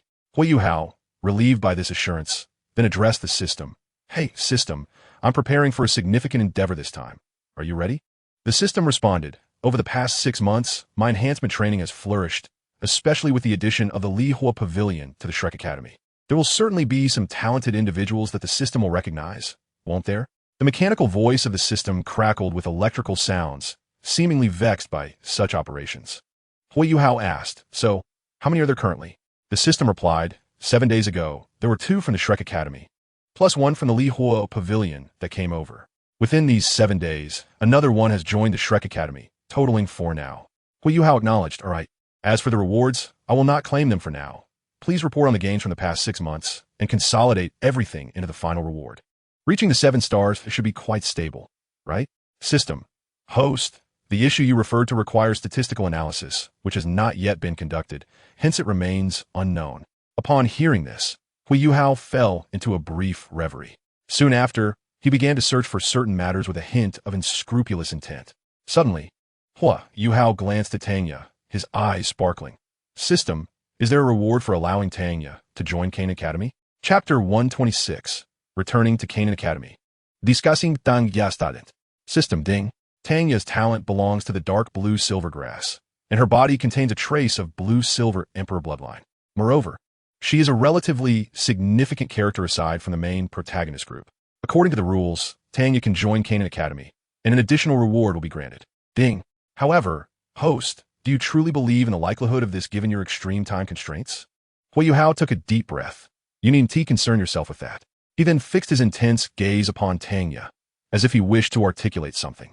Suddenly, his expression stiffened. He stretched lazily, finding a comfortable position, instinctively wrapping his arms around Ali's waist and resting his head on her lap. After doing this, Huo Yuhao's lips twitched. It was all due to his laziness, this cursed lethargy. At the same time, due to Ali having previously coughed up blood, there were still remnants on her chest that inadvertently smeared Huo Yuhao's face. Yet, he had not attended to it, the reason being, of course, his laziness. Ali, taken aback by Huo Yuhao's action, felt a peculiar sensation in her heart. However, she soon composed herself and used a handkerchief to wipe the bloodstains from Huo Yuhao's face. Gritting his teeth, Huo Yuhao turned to Tanya and, taking a deep breath, solemnly said, "Tanya, just join us at Qian Academy. Even a nominal affiliation will suffice." Tanya fell silent upon hearing this. Meanwhile, a voice of profound temptation suddenly echoed in her mind. "Hurry, get closer to Huo Yuhao. You can have whatever you desire. Huo Yuhao will provide for you, and he is the future of Tang's sect. What harm is there in lending your body?" Upon hearing this voice, Tanya inexplicably felt a pang of anxiety. She sensed that her fate was being manipulated, and this feeling instilled in her an inexplicable sense of resistance. She had already suffered enough. Why should she allow anyone to dictate her destiny? Gazing at Huo Yuhao, she forcibly suppressed her inner turmoil and spoke. I still prefer not to." Huo Yuhao replied. "I have avenged your Tang sect grudge against that Iron Blood sect. Haven't I? I took care of that for you." Upon hearing this, Tanya's gaze flickered slightly, but she soon scrutinized Huo Yuhao. "Huo Yuhao, why are you so insistent on having me join Qian Academy?" Huo Yuhao candidly replied. "By having you join Qian Academy, I can gain certain benefits." Tanya asked, "What benefits?" "I increasingly find myself at a loss." Huo Yuhao shook his head. "You need not concern yourself with that. How about this? If you really do not wish to join, you can join for just a day or 2. Join today, and you can withdraw tomorrow. That would be acceptable." After a moment of silence, Tanya responded, "I feel you might end up losing out by doing this." Huo Yuhao raised his hand. "Do not concern yourself with whether it is a loss or not. The question is whether you are willing. Ultimately, it will benefit you." At this moment, Huo Yuhao gritted his teeth and said, "By the way, I saved your life earlier. That debt of gratitude should allow you to join Qian Academy for a day, shouldn't it?" Tanya pondered for a moment and finally nodded. "All right, I cannot refuse that reason." Huo Yuhao nodded. Though it felt somewhat opportunistic, he decided to secure the reward first, and this would not harm Tanya in any way. Thus, a group of several individuals accompanied Huo Yuhao to the Stardew Forest. The three-eyed golden lion, having consumed the elixir Huo Yuhao provided, was currently in seclusion, and Huo Yuhao chose not to disturb it. Meanwhile, Ali summoned her younger sister, the three-tailed white fox, and brought her to the bed. After conversing with her sister and introducing Huo Yuhao, the three-tailed white fox obediently nestled beside Huo Yuhao's pillow while he awkwardly began to stroke her fur. Approximately 15 minutes later, Di Tian returned, swiftly carrying a large bed towards Qian Academy. Half an hour later, at 9:30 p.m., Huo Yuhao appeared at the entrance of Canaan Academy, still lying on that large bed. Despite the night, the area was bustling with activity. After half a year of development, with Canaan Academy continually expanding, various shops and streets had begun to open. Consequently, as Huo Yuhao lay on the bed, he was immediately spotted by some students. Particularly, some individuals recognized Yi Tianming and Ali sitting on that very large bed, which left them utterly astonished. Ali needed no introduction. Her status was well known.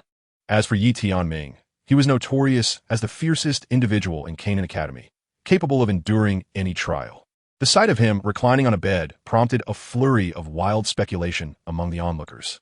However, what astonished them even more was when Yi Tianming directly performed a princess carry on Huo Yuhao and swiftly dashed into the depths of Canaan Academy. Ali, cradling the three-tailed white fox, quickly followed suit, while the large bed was promptly stored away in her soul tool. Hey, what's going on? Why is Sister Yi carrying a man? Who knows? Did Sister Yi strike gold? Is this a rare occurrence? Perhaps, but Sister Yi is notoriously fierce. Would becoming her man also lead to certain hardships? Many students engaged in animated discussions, mainly newcomers who had yet to see Huo Yuhao and were oblivious to his identity. Meanwhile, to the east of the female dormitory area in Canaan Academy, there stood a green picket fence, within which was a two-story wooden house. This house was home to Xiao Wu, Jiang Nanan, and Liu Erlong. Naturally, Huo Yuhao was assigned to stay here. However, upon arriving, Huo Yuhao found no sign of Liu Erlong or Xiao Wu, which left him feeling a bit anxious. Young master, if I might know where teacher Erlong is. Yi Tianming observed Huo Yuhao's anxious demeanor and, though unaware of the reason, did not question it and promptly stepped outside. At that moment, Huo Yuhao turned to Ali and said, Ali, please go find out where Xiao Wu and the others might be. Ali nodded without hesitation. All right. She then scooped up the three-tailed little fox and quickly jogged away. Now, only Tanya and Huo Yuhao remained. Tanya spoke first. Yuhao, where will I be staying? Huo Yuhao casually replied. There are these two small buildings. You can choose any room to stay in. Tanya continued to inquire. What about tomorrow? Are there any rules? After all, you did say to let me join Canaan Academy. Huo Yuhao answered. There are no specific rules. It's just for a day. You can find a place to sleep. And tomorrow you can do whatever you like. It doesn't matter. At that moment, Huo Yuhao yawned, revealing his lethargic disposition had resurfaced. He then summoned Qin number 2 and number 3 to assist him with a shoulder massage, all the while forcibly suppressing the urge to succumb to slumber. Chapter 127, Tang San's Mischief, Midnight Frights. Hey, system, after midnight tonight, you will automatically announce the reward details, correct? System, indeed, host. At midnight, precisely 000. The half-year task includes, are you attempting to exploit a bug? Huo Yuhao, am I that kind of person? He fell into a brief silence. Was there even a bug to exploit? It seemed unlikely. Nevertheless, he needed to act swiftly, ensuring no resources slipped through his fingers. Meanwhile, Bai Lu and Yi Tianming arrived. Bai Lu gazed at Huo Yuhao with a gentle expression, her face adorned with a warm smile as she spoke. Yuhao, you're back. Huo Yuhao, yes, senpai. I'm back. He then inquired, what about Liu Erlong and the others? Bai Lu explained, the Star Luo Empire is preparing to conduct the academy selection a year in advance. Hundreds of academies are gearing up for registration, with a decision on the participants for the Continental Soul Master Elite Competition to be made a year from now. Although our Jinnah Academy is already assured a spot, we must still follow certain procedures. Therefore, Erlong has been negotiating with Yunluo Academy these past few days, but she should be arriving soon. Huo Yuhao nodded, then turned his attention back to Yi Tianming, who without hesitation stated, Young master, I will go check the road, and will surely reach Jinnah Academy within half an hour. Huo Yuhao nodded appreciatively. Thank you. Just as Yi Tianming was about to leave again, Yuhao called out, by the way, inform Erlong to borrow a piece of soul bone from Yunluo Academy if possible. It should be returned in the next day or two. Yi Tianming, though somewhat puzzled, nodded understood. He promptly departed once more. Huo Yuhao then looked at Bai Lu and asked, Aunt Bai, has our academy recently acquired any soul bones or other resources? Bai Lu pondered briefly. In the past 6 months, our academy has obtained 2 soul bones. One was purchased at an auction from the Yunluo Chamber of Commerce, and the other was given to us by the Lihua Pavilion after joining the Endless Fire Domain. Besides these, our academy's treasury contains some rare medicinal herbs and several high-grade soul guide devices crafted by Erlong. Huo Yuhao's eyes sparkled. Then please retrieve them for me, Aunt Bai. Bai Lu nodded. Of course, I possess the key to the treasury. Additionally, everything is stored in soul guide storage devices, so it won't take up space. I will fetch them for you, she added. As for Xiao Wu and Nan Nan, they have gone to market to buy some delicacies. Girls tend to enjoy shopping. As Bai Lu finished speaking, a sudden sound of footsteps approached from afar, followed by two excited voices calling out, Yuhao! Yuhao! The shouts came from Xiao Wu and Jiang Nan Nan. Of course, Xiao Yixian followed closely behind, also calling out to Yuhao. Bai Lu regarded the scene with a complex expression. She was already aware of her daughter's relationship with Huo Yuhao. Yet, she shook her head, acknowledging that while Huo Yuhao had many women, he was indeed a person worthy of trust, and she chose not to dwell on it further. She smiled at Huo Yuhao. I shall take my leave now. Huo Yuhao nodded. Thank you, Impai. With that, Bai Lu departed. At that moment, Xiao Wu hurried to Huo Yuhao's side, unhesitatingly leaping onto his bed. She had already been informed by Xiao Yixian and Jiang Nan Nan about Yuhao's current state of laziness. Laziness was something she appreciated. It did not bother her. Subsequently, Xiao Wu planted a kiss on Huo Yuhao's cheek. Darling, did you miss me? Huo Yuhao wrapped his arms around her waist, relishing the warmth of their contact, which felt exceedingly comfortable and suited his current languid nature. He smiled in enjoyment. Xiao Wu playfully pinched Huo Yuhao's face. Yuhao, you've grown taller and more robust. Haven't you? Everything about you has become stronger. As she spoke, she began to rummage through his belongings. Yuhao's lips twitched, yet he did not stop her, as these were all his women. Nearby, Xiao Yixian and Jiang Nan Nan felt their cheeks flush. Xiao Yixian softly asked, Yuhao, did you call us for something? Huo Yuhao felt his face grow warm but bravely replied, Tonight, I wish to sleep with you all. Jiang Nan Nan and Xiao Yixian immediately became bashful. Jiang Nan Nan tentatively asked, Together? Just sleep? Huo Yuhao diplomatically replied, Well, sleeping is naturally not just sleeping. Jiang Nan Nan's heart raced, while Xiao Wu's eyes gleamed with excitement. Then shall we begin? Huo Yuhao's lips twitched. Wait a moment. Let us discuss it once Erlong arrives. Xiao Wu's eyes brightened. Yes, and with Sister Erlong too. 4 of us? Huo Yuhao nodded. To alleviate the somewhat awkward atmosphere, Huo Yuhao suggested that Xiao Wu and the others join Bai Lu in assisting with moving the items, which would expedite their return. The 3 girls complied without hesitation and swiftly left. Thus, Huo Yuhao glanced at the time. It had been 20 minutes, now 9:50. He took a deep breath, lying quietly on his bed as he awaited their return. Unbeknownst to him, time passed, and it was now 10:30 in the evening. At this moment, Xiao Wu and the others returned, each carrying several soul guide storage devices filled with treasures from Jina Academy's treasury. Simultaneously, Liu Erlong encountered Yi Tianming on the road. After Yi Tianming relayed Huo Yuhao's message, Liu Erlong wasted no time and headed straight to Jina Academy before hastily proceeding to Yunluo Academy. Upon meeting the dean of Yunluo Academy, Liu Erlong bypassed pleasantries and directly requested a soul bone. The dean hesitated, but ultimately acquiesced to her request. Consequently, Liu Erlong, accompanied by Yi Tianming, sped back towards Jina Academy, arriving just before midnight. At that moment, across the hall in Tanya's room, she had initially fallen into a peaceful slumber. Suddenly, she awoke, her eyes reflecting a hint of confusion, as if she were struggling internally. Eventually, she rose slowly, shedding her sleepwear, revealing a graceful figure. Meanwhile, in Huo Yuhao's room, the clock struck 11:10 p.m. Chapter 128, Loss of Control and Breaking the Deadlock. In the stillness of the night, the system announced the time. 11:10 p.m. In Huo Yuhao's room, Liu Erlong presented the soul bone directly into Huo Yuhao's hands. It was a left leg bone, and Huo Yuhao did not concern himself with its quality. Simultaneously, Huo Yuhao waved his hand, causing over a dozen soul bones to materialize in his grasp, astonishing both Liu Erlong and Yi Tianming present. The soul bones were naturally lent to Huo Yuhao by Emperor Tian. However, Huo Yuhao, with his thick skin, temporarily forgot to return them, and the other party did not press for them either. Yi Tianming pondered for a moment and tentatively inquired, Young master, what do you need these soul bones for? Huo Yuhao replied, They are useful, of significant utility. Yi Tianming continued, What about the damaged soul bones? Although they are broken, they can still be absorbed, albeit with considerably diminished power. Huo Yuhao nodded in agreement, indeed. Subsequently, Yi Tianming retrieved a half-piece of soul bone from his storage soul guide, which he had obtained during his earlier encounter with the Blood Wolf mercenary group. Huo Yuhao took a deep breath and said, Yi Tianming, there is nothing more to be done now. You may leave. If anything arises, I shall summon you tomorrow. Without hesitation, Yi Tianming nodded and promptly departed, followed closely by Ali, who, after some contemplation, chose to stay by Yi Tianming's side. Huo Yuhao observed Ali's retreating figure in silence. After all, certain matters, such as winning over Ali, though pleasurable, were bound by his principles. Moreover, the rewards he had prepared were already plentiful. Meanwhile, Huo Yuhao glanced at the system's time. It was now 11:15 p.m. With a steely resolve, he rose, under the care of Xiao Qi 2 and 3, and awkwardly addressed Liu Erlong and the others. It's late. We should rest.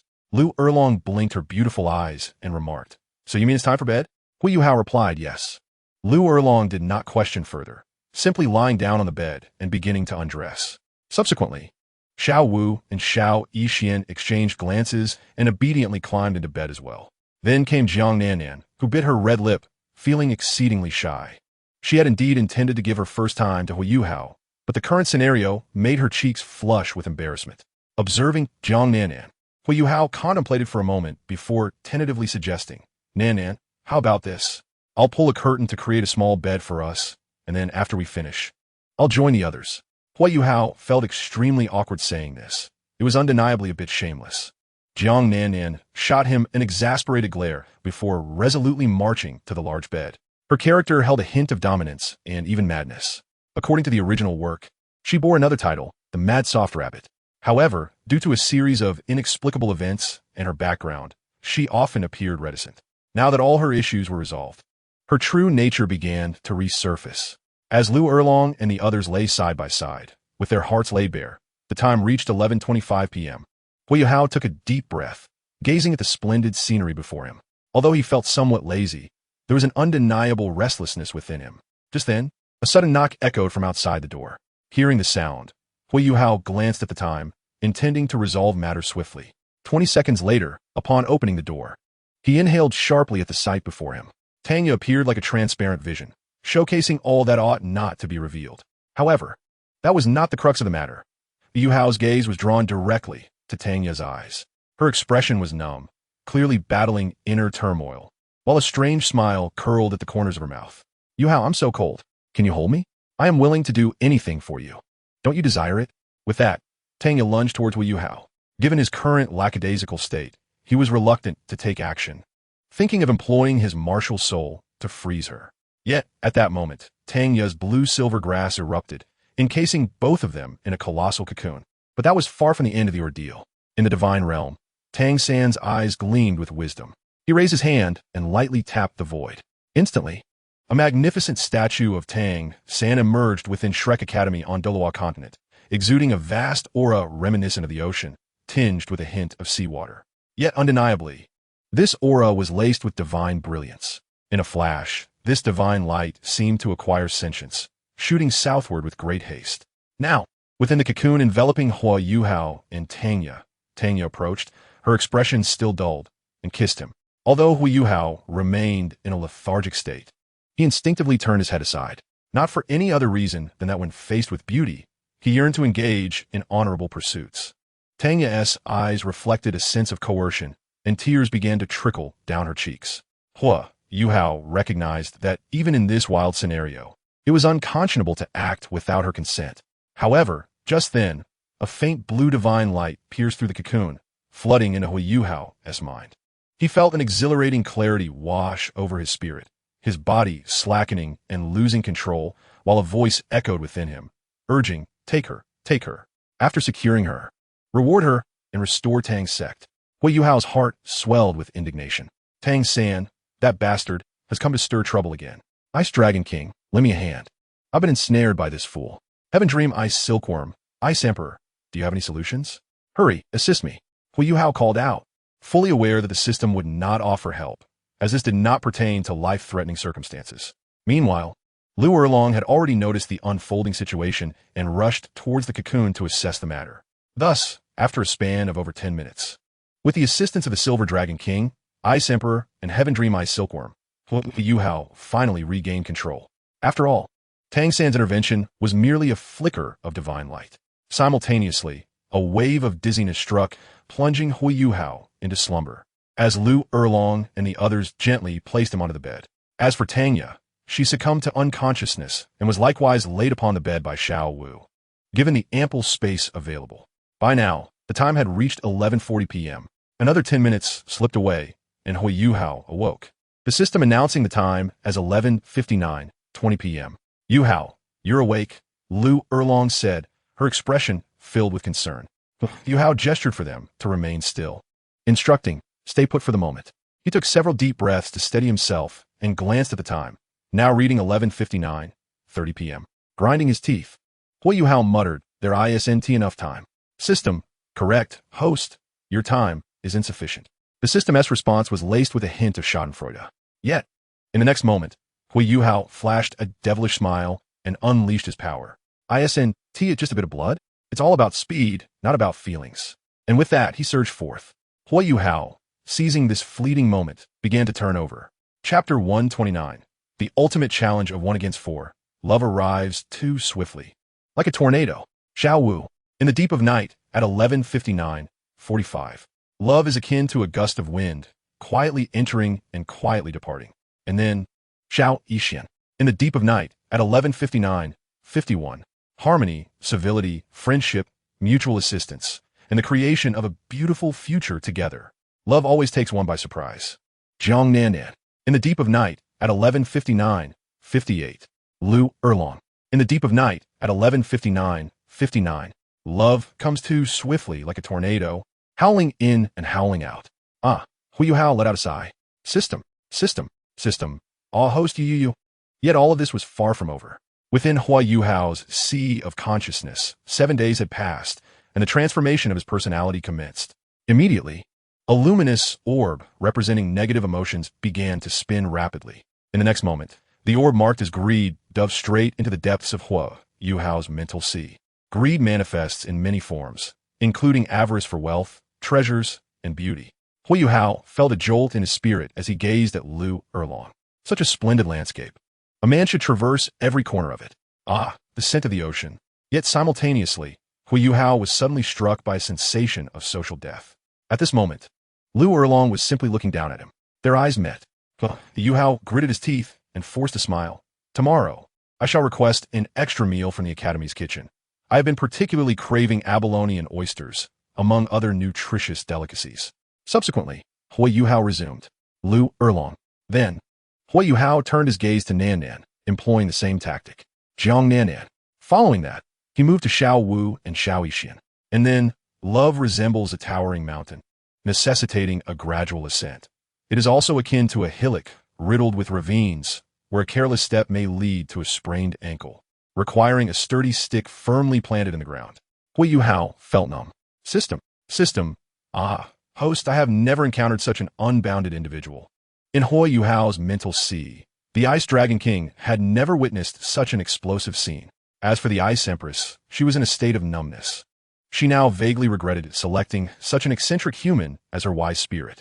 Meanwhile, the heavenly dream Ice Silkworm had no right to observe. It had just been thrashed by the Ice Empress and was now whimpering in a corner. At this moment, Huo Yuhao seemed to have ascended to the summit of Mount Everest, requiring a top-notch breath to adequately absorb sufficient oxygen. System. Host, should I report the rewards now? Huo Yuhao replied, wait a moment, let's discuss it tomorrow morning. The intensity of this greed god is quite overwhelming. I need to refine it first and see if there are any loopholes. System. Thus, in the blink of an eye, dawn arrived. In the morning, Liu Erlong and others appeared, some radiant, some blushing, and others filled with excitement. In any case, they each departed from the scene. Following that, Tanya regarded Huo Yuhao with a complex expression, her cheeks flushed as she hurried into the adjoining room. Tanya had a somewhat hazy recollection of yesterday's events. Her heart was in turmoil, particularly when in the morning, Huo Yuhao's greed flared up again, and before she knew it, he had planted a kiss on her lips. This left Tanya's heart even more disordered. What was she thinking now? What did she intend to do? She herself was uncertain, her mind a tangled mess. She sought a moment of tranquility. Meanwhile, only Huo Yuhao, filled with overwhelming greed, remained. At this point, Huo Yuhao had mastered a certain balance. Greed? Naturally. That pertained to various treasures. He held a plethora of valuables, with an unknown leg bone in his left hand and a fistful of gold coins in his right. In summary, he had managed to grasp the measure of greed quite well. Huo Yuhao called out, hey system, report my achievements over the past 6 months. Let's reconcile our accounts. System. Host, some of the wealth, soul bones, and other items belong to the Jianan Academy or are from external sources. They do not belong to you personally. Well, Yuhao grinned widely. System, the task assigned to me requires acquiring items that the original host's life trajectory did not possess. Correct? System, correct. Huo Yuhao continued. So, isn't that sufficient? You needn't concern yourself with the details. Although some items are not mine, it is akin to a leasing arrangement. During this rental period, I possess the right to use them. Moreover, your main system's definition of acquisition has never distinguished between permanent and temporary possession. Therefore, my claim stands. System, host, you have cleverly exploited a loophole. Huo Yuhao smiled with a hint of pride, his eyes inadvertently reflecting a tinge of greed. Don't tell me otherwise. This is how your task is structured. You can either report this to the main system or negotiate with systems from other universes. After all, I haven't done anything wrong, right? The system fell silent for a moment, and soon a crackling sound echoed, seemingly engaging in discussions with systems from other universes. Before long, the system's voice returned. System, ding. Data statistics in progress. System, ding. Data statistics complete. The statistical results are as follows. The items acquired by the host over the past 6 months can be categorized as follows. System, first category, monetary assets. The host has acquired a total of 68 million gold soul coins. Of these, 30 million were obtained by orchestrating traps against major sects and mercenaries in the Stardew Forest. Another 20 million gold soul coins were sourced from the treasure vaults of the subsequent 2 second-rate sections. Additionally, over 18 million coins were amassed from the Academy's total income over the past 6 months, including sales of medicinal pills and sanitary products. Huo Yuhao nodded upon hearing this. Over the past 6 months, Jianan Academy had consistently supplied a portion of medicinal pills to Yunluo Mall, yielding a stable income of 2 to 3 million gold soul coins monthly. After all, the purchase of medicinal pills was no longer limited, and Xiao Yixian's production capacity was substantial, leading to a gradually expanding market with increasing demand. Furthermore, the significant purchases of sanitary products, while yielding modest profits individually, accumulated to an unprecedented scale within half a year. Huo Yuhao had provided nearly 10 tons of supply before departing. As for the 30 million gold soul coins, while it seemed substantial, it stemmed from the extermination of over 9,000 individuals, averaging about 3,000 gold soul coins per cultivator, thus not amounting to much. Naturally, among those 9,000, there were many scattered cultivators who lacked significant wealth, but those at the Soul King, Soul Emperor, or Soul Douluo levels possessed considerable sums of money. Immediately following, Huo Yuhao resumed speaking. The system continues to report. System, first category, ordinary wealth. Host's current ordinary wealth has been calculated based on existing resources. System, second category, ordinary resources. Chapter 130 System rewards, Do, Pa, Do, E, Do, Air, 1 female character each. System, second category, ordinary resources, including various medicinal herbs, confiscated soul guiding devices, and special gifted items, totaling 218 pieces. First item, Level 1 Soul Guiding Device, Lingxi Detector. Second item, Level 2 Soul Guiding Device, Xiantai Defense Shield. Third item, Medicinal Herb secretly given by the Three-Eyed Golden Lion, Concentration Grass. 217th item, the 10,000-Year Whale Glue gifted by Ma Xiaodao. 218th item, Level 5 Soul Guiding Device from Qin Academy, Melee Spear, Earth Shatter Spear. System, third category, pertaining to the purity of women. Kmuyin, Ma Xiaotao, Xiao Wu, Xiao Yixian, Liu Erlong, Jannanan, totaling 6 individuals. Upon hearing this, Huo Yuhao pondered for a moment and tentatively inquired, System, can Tanya's case also be counted? After all, although we did not proceed to the final step, we did share a kiss, which should be considered an acquisition, right? Indeed, it was a first kiss. System, apologies, host, do not exploit such a bug. If what you say is true, during interactions with women, how should we account for the first kiss, first hand-holding, first embrace, and various other firsts? Thus, we only consider purity. The first kiss does not count. And furthermore, the interaction with Tanya occurred in the late night, which has surpassed the statistical time frame. Huo Yuhao felt somewhat regretful, yet he understood the futility of his inquiry and said, All right, please continue. System, fourth category, Soul Bone Resources. A total of 20 soul bones. Among them, Emperor Tian has lent 10 to the host. The host has obtained 1 turtle-type head soul bone from Jiang Nanan. 2 were unexpectedly acquired from the 9,000-person anti-corruption project. 1 soul bone was obtained from the extermination of one of the second-tier sects, Phantom Pavilion. One soul bone was gifted by the previous fire pavilion. Yi Tianming gifted half of a broken left arm soul bone. One soul bone is borrowed from Yunluo Academy. One soul bone was purchased from the Yunluo Commerce Association by Qin Academy. One Ice Emperor torso soul bone. One Ice Dragon King expulsion soul bone. Upon hearing this, Huo Yuhao reflected and realized that these indeed were the soul bones. Nodding, that works, please continue with the statistics. Huo Yuhao then recalled the Duchess, who had promised him a soul bone, considering he had accepted that bounty, but had yet to receive it. It seemed he needed to find time to inquire about it. System. 5th category, the host acquired martial souls and spirit rings. Host's first martial soul, acquired spirit ring, a 30,000, year mutated spider-type spirit ring, quality superior to the 15,000, year purple spirit boar spirit ring, evaluation, superior. Host's second martial soul, evaluation, exceptional, its first and second spirit rings both belong to the Ice Dragon King attribute, evaluation, exceptional. Third spirit ring, evaluation, exceptional. System. 6th category, special items. Ice Dragon King's Ice Dragon Essence, evaluation, superior. Fire Dragon King's Fire Dragon Essence, evaluation, superior. Connection with the Three-Eyed Golden Lion's luck, evaluation, superior. Acquired the King of Destruction's Inheritance Assessment, evaluation, top, exceptional. System. 7th category, Talent Edition. Qian Academy has newly enrolled 4 special students within 6 months, and the pivotal character Tang Yi has joined Qian Academy, triggering reward upgrades. Ding! The 6 categories have been sequentially completed. Does the host have any additions? Huo Yuhao racked his brain, confirming whether anything was overlooked, and finally shook his head. No, that's all. You may proceed. System. Ding! Reward rating in progress. Note. Reward rating 1, 10 stars. The following categories are arranged from low to high based on rating. 1 Ordinary Wealth category, 3 stars. 2 Ordinary Resources category, 4 stars. 3 Purity of Women related category, 5 stars. 4 Soul Bone Resources category, 6 stars. 5 Special Talent category, 6 stars. 6 Hosts Acquired Martial Souls and Spirit Rings category, 7 stars. 7 Special Items category, 8 stars. Ding! Assessment calculation has been conducted. Note. The assessment calculation rules adhere to the optimal evaluation. However, due to prior erroneous assessments by the system, which believed the host's maximum level was 7 stars, only a 7-star reward has been arranged. The system has reported the superstar reward to the main system. If dispatched by the main system, the countdown is expected to be 10 minutes. Upon hearing this, Huo Yuhao's eyes visibly brightened. He had not anticipated triggering a superstar reward. Unable to contain himself, he exclaimed, "System, your voice is rather pleasant." The system inexplicably flickered with a static sound. "I am merely performing my duties, as per protocol." Huo Yuhao responded with a smile. "I know, but you are still quite good. I appreciate you."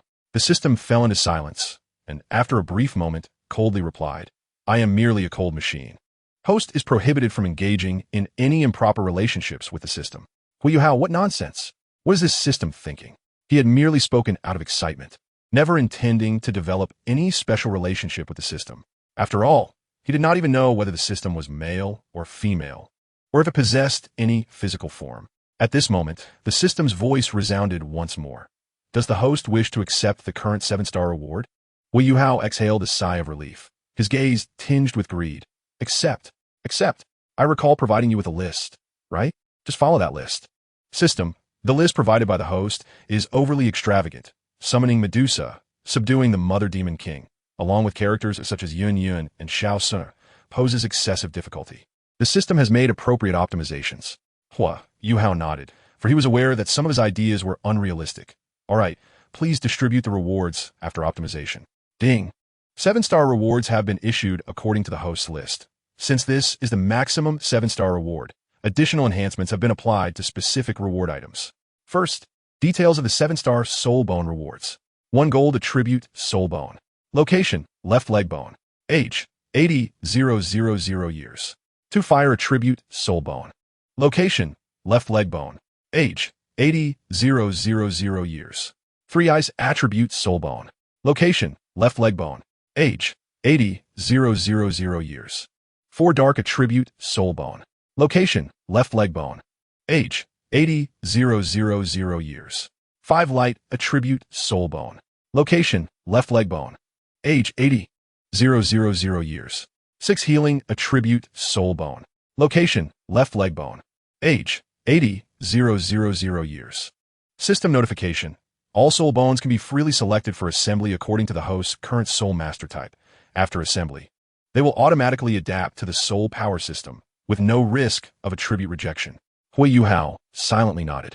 The reason all were left leg bones was to ensure uniform adaptation for ease of use. Regarding the classification of attributes, in addition to the aforementioned types, it also encompasses gold, wood, water, fire, earth, darkness, thunder, and wind. However, the configurations currently provided by the system prioritize adaptability and practicality.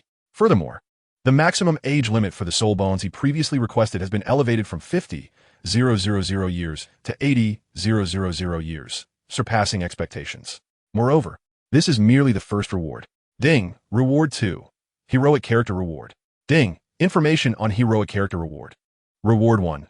Summon a character from the second tier of Douluo Song Xiong once. Reward 2. Summon a character from the second tier of Douluo 1 once. Reward 3. Summon a character from the second tier of Douluo 2 once. Chapter 131, Qian Academy, Sky Burning Refining Tower. Well, the Yuhao pondered for a moment and deemed it acceptable. Although he did not acquire top-tier characters like Medusa, individuals such as Qin Lin and Yefei are still quite practical. There are many more tasks ahead, and rewards can be accumulated gradually. As for the timing of claiming the rewards, he intends to wait until all have been received before clicking to claim them. Ding, Reward 3, Techniques and Treasures. Ding, Congratulations, host, for obtaining the Earth-level combat skill. Flame Dividing Wave Measuring Stick. Ding, Congratulations, host, for acquiring the Fallen Heart Flame, Childfire. Ding, Congratulations, host, for receiving 500 milliliters of Purple Crystal Companion Source. Huo Yuhao waited for a while, and seeing no further notifications, could not help but inquire. Hey system, is that all I get? System. Host, please be content. Well, Yuhao sighed. Alright then, continue announcing the other rewards. Ding. Congratulations, host, for obtaining 200,000 points. Ding. Congratulations, host, the system store has been upgraded. General life goods, various products expanded by 30, prices reduced by 30. Elixir purchase limit, open to top-tier 5th grade elixirs. Ding. Host soul power has increased by 2 levels. Ding.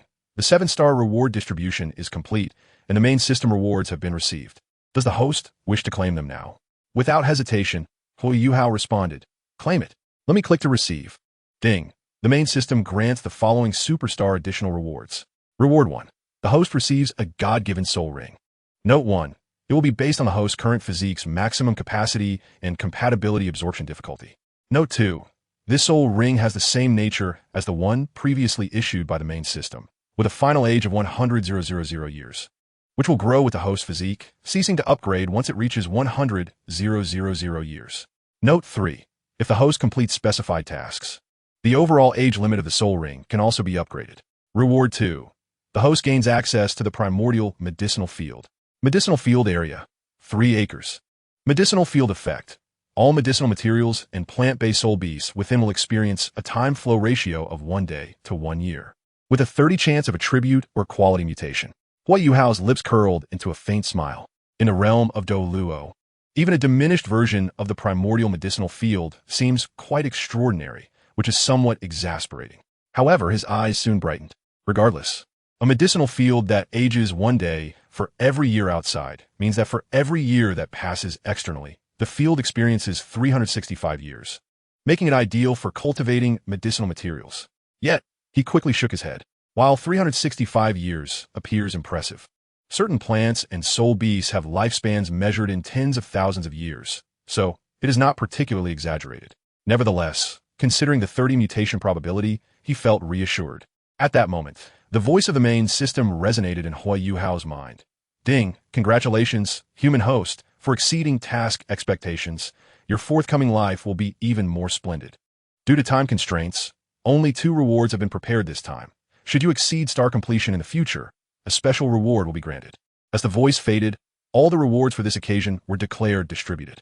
Huo Yuhao greedily gazed at the rewards before indulging his desires, promptly taking out a wooden plaque, inscribing the words "closed door" and placing it outside his door. He securely locked his room, sat on the soft bed, and prepared to absorb the soul ring. Meanwhile, a God-given soul ring gradually emerged from behind him. This was not the conventional ring form of soul rings, but rather manifested as a golden sphere of light, with a specific color and age indiscernible at present. At that same moment, within Huo Yuhao's spiritual sea, the Ice Emperor exclaimed in surprise, "Hey Yuhao, what is this? Is it a god-given soul ring?" The Ice Dragon King also expressed astonishment. Huo Yuhao smirked slightly. "Indeed, it's that Dragon Ao Tan. It has regained some strength and granted me this reward." Acting as the system, Dragon Ao Tian remained silent, offering no response. The Ice Dragon King and Ice Emperor exchanged glances, rendered speechless by their shock. The Ice Emperor, in particular, was overwhelmed with emotion. Huo Yuhao's hidden cards had even allowed him to obtain such a rare item as a god-given soul ring. In that moment, the Ice Emperor even glimpsed the hope of Huo Yuhao achieving divinity. Beside them, the Dream Ice Silkworm rolled its eyes, pretending to be unfazed. In truth, this was the second time it had witnessed a god-given soul ring. Yet before the Ice Emperor, it had to feign nonchalance. Huo Yuhao ceased to speak further and, once prepared, began to absorb the god-given soul ring. As for the Fallen Heart Flames, Child Fire, and the character Summoning Rewards, he decided to set them aside for the time being, prioritizing the enhancement of the soul ring's age and soul power level. Thus, time quietly slipped away, and in the blink of an eye, 7 days had passed. During these 7 days, Huo Yuhao successfully absorbed the fourth soul ring, elevating his soul power to level 48. And with the additional 2 levels from the system's rewards, his soul power broke through to level 50. However, this was merely the beginning. Liu Erlong, Xiao Wu, and the other 4 women encountered Huo Yuhao twice during these 7 days. During this time, Huo Yuhao greedily solicited a few favors from them. Nonetheless, these matters were secondary. Liu Erlong and Xiao Wu had already begun addressing some affairs as per Huo Yuhao's requests, the foremost being the return of the soul bones to Yun Luo Academy. Huo Yuhao, feeling somewhat reluctant due to his greedy nature, managed to undergo an energy transfer and, after soliciting a few more times and trying various poses, attained a grudging sense of satisfaction. Considering the rapid increase in his soul power, Huo Yuhao opted to continue his seclusion. Another 7 days went by. Within these 7 days, several significant events transpired at Qian Academy, the foremost being the construction of the Endless Fire Domain. The Endless Fire Domain was built by over 3,000 disciples of the Li Huo Pavilion, along with craftsmen they had invited. The site was chosen at the rear of Qian Academy. In fact, construction had commenced long before Huo Yuhao subdued the Li Huo Pavilion, approximately 100 days prior. Now, after 100 days, the Endless Fire Domain had taken shape. Although its area was not vast, only covering over 20 acres, it was essentially complete. Pavilions and towers were distributed with elegance, intricate carvings and paintings exuding refinement. Rockeries and artificial waterways complemented each other, with streams meandering past the buildings. Functional structures were also fully equipped, including a weapons pavilion for storing soul-guiding devices and weapons, as well as a training ground specifically for soul masters, featuring basic soul power guiding formations to facilitate disciples' daily training. However, these were not the focal points. The 7-story tower at the center of the Li Huo Pavilion was the core of the Endless Fire Domain. This tower, originally the treasure artifact of the Li Huo Pavilion, was constructed from the bones of over 20 dragon-type fire creatures and had always served as a training room with a powerful auxiliary effect for fire attribute soul masters.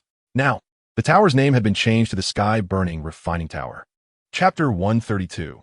The Arrival of Do Pa Xian Yi Do Ihulaina beneath the Celestial Refinement Tower. A flickering flame hovered, representing but a fragment of the Fallen Heart Flame's essence. The method of handling this was akin to Xiao Yan's approach towards the Celestial Refinement Tower in Dopa Continent, merely leaving behind a cluster of flames while the core of the flame remained with Huo Yuhao. It is precisely due to this portion of the flame that the Celestial Refinement Tower has greatly enhanced the cultivation of fire attribute soul masters. However, even this mere fragment of the flame exudes a domineering intensity that renders the tower's structure nearly untenable. Fortunately, Huo Yuhao summoned Ditian directly. Ditian procured a substantial piece of meteorite from the cosmos and undertook special fortifications, which allowed the Celestial Refinement Tower to stabilize its operations. The efficacy of the Celestial Refinement Tower is formidable. In Dopa Continent, various attribute energies can be tempered within the Celestial Refinement Tower, resulting in significant enhancements. However, practitioners must withstand the fire poison, which intensifies the deeper one descends. Similarly, In Douluo continent, it possesses comparable effects, albeit with some distinctions. Here, soul masters of different attributes may also refine their soul power within the Celestial Refinement Tower, thereby elevating their soul energy, with fire attribute soul masters experiencing additional benefits. Yet, they too must endure the fire poison contained within the Fallen Heart Flame, an immutable fact. Beyond these aspects, the Fallen Heart Flame not only aids humans, but also provides remarkable tempering effects for soul beasts. Given that soul beasts can generate soul rings and contain soul power within, Tian directly requested Huo Yuhao for a few slots to allow certain soul beasts to enter the Celestial Refinement Tower for enhancement.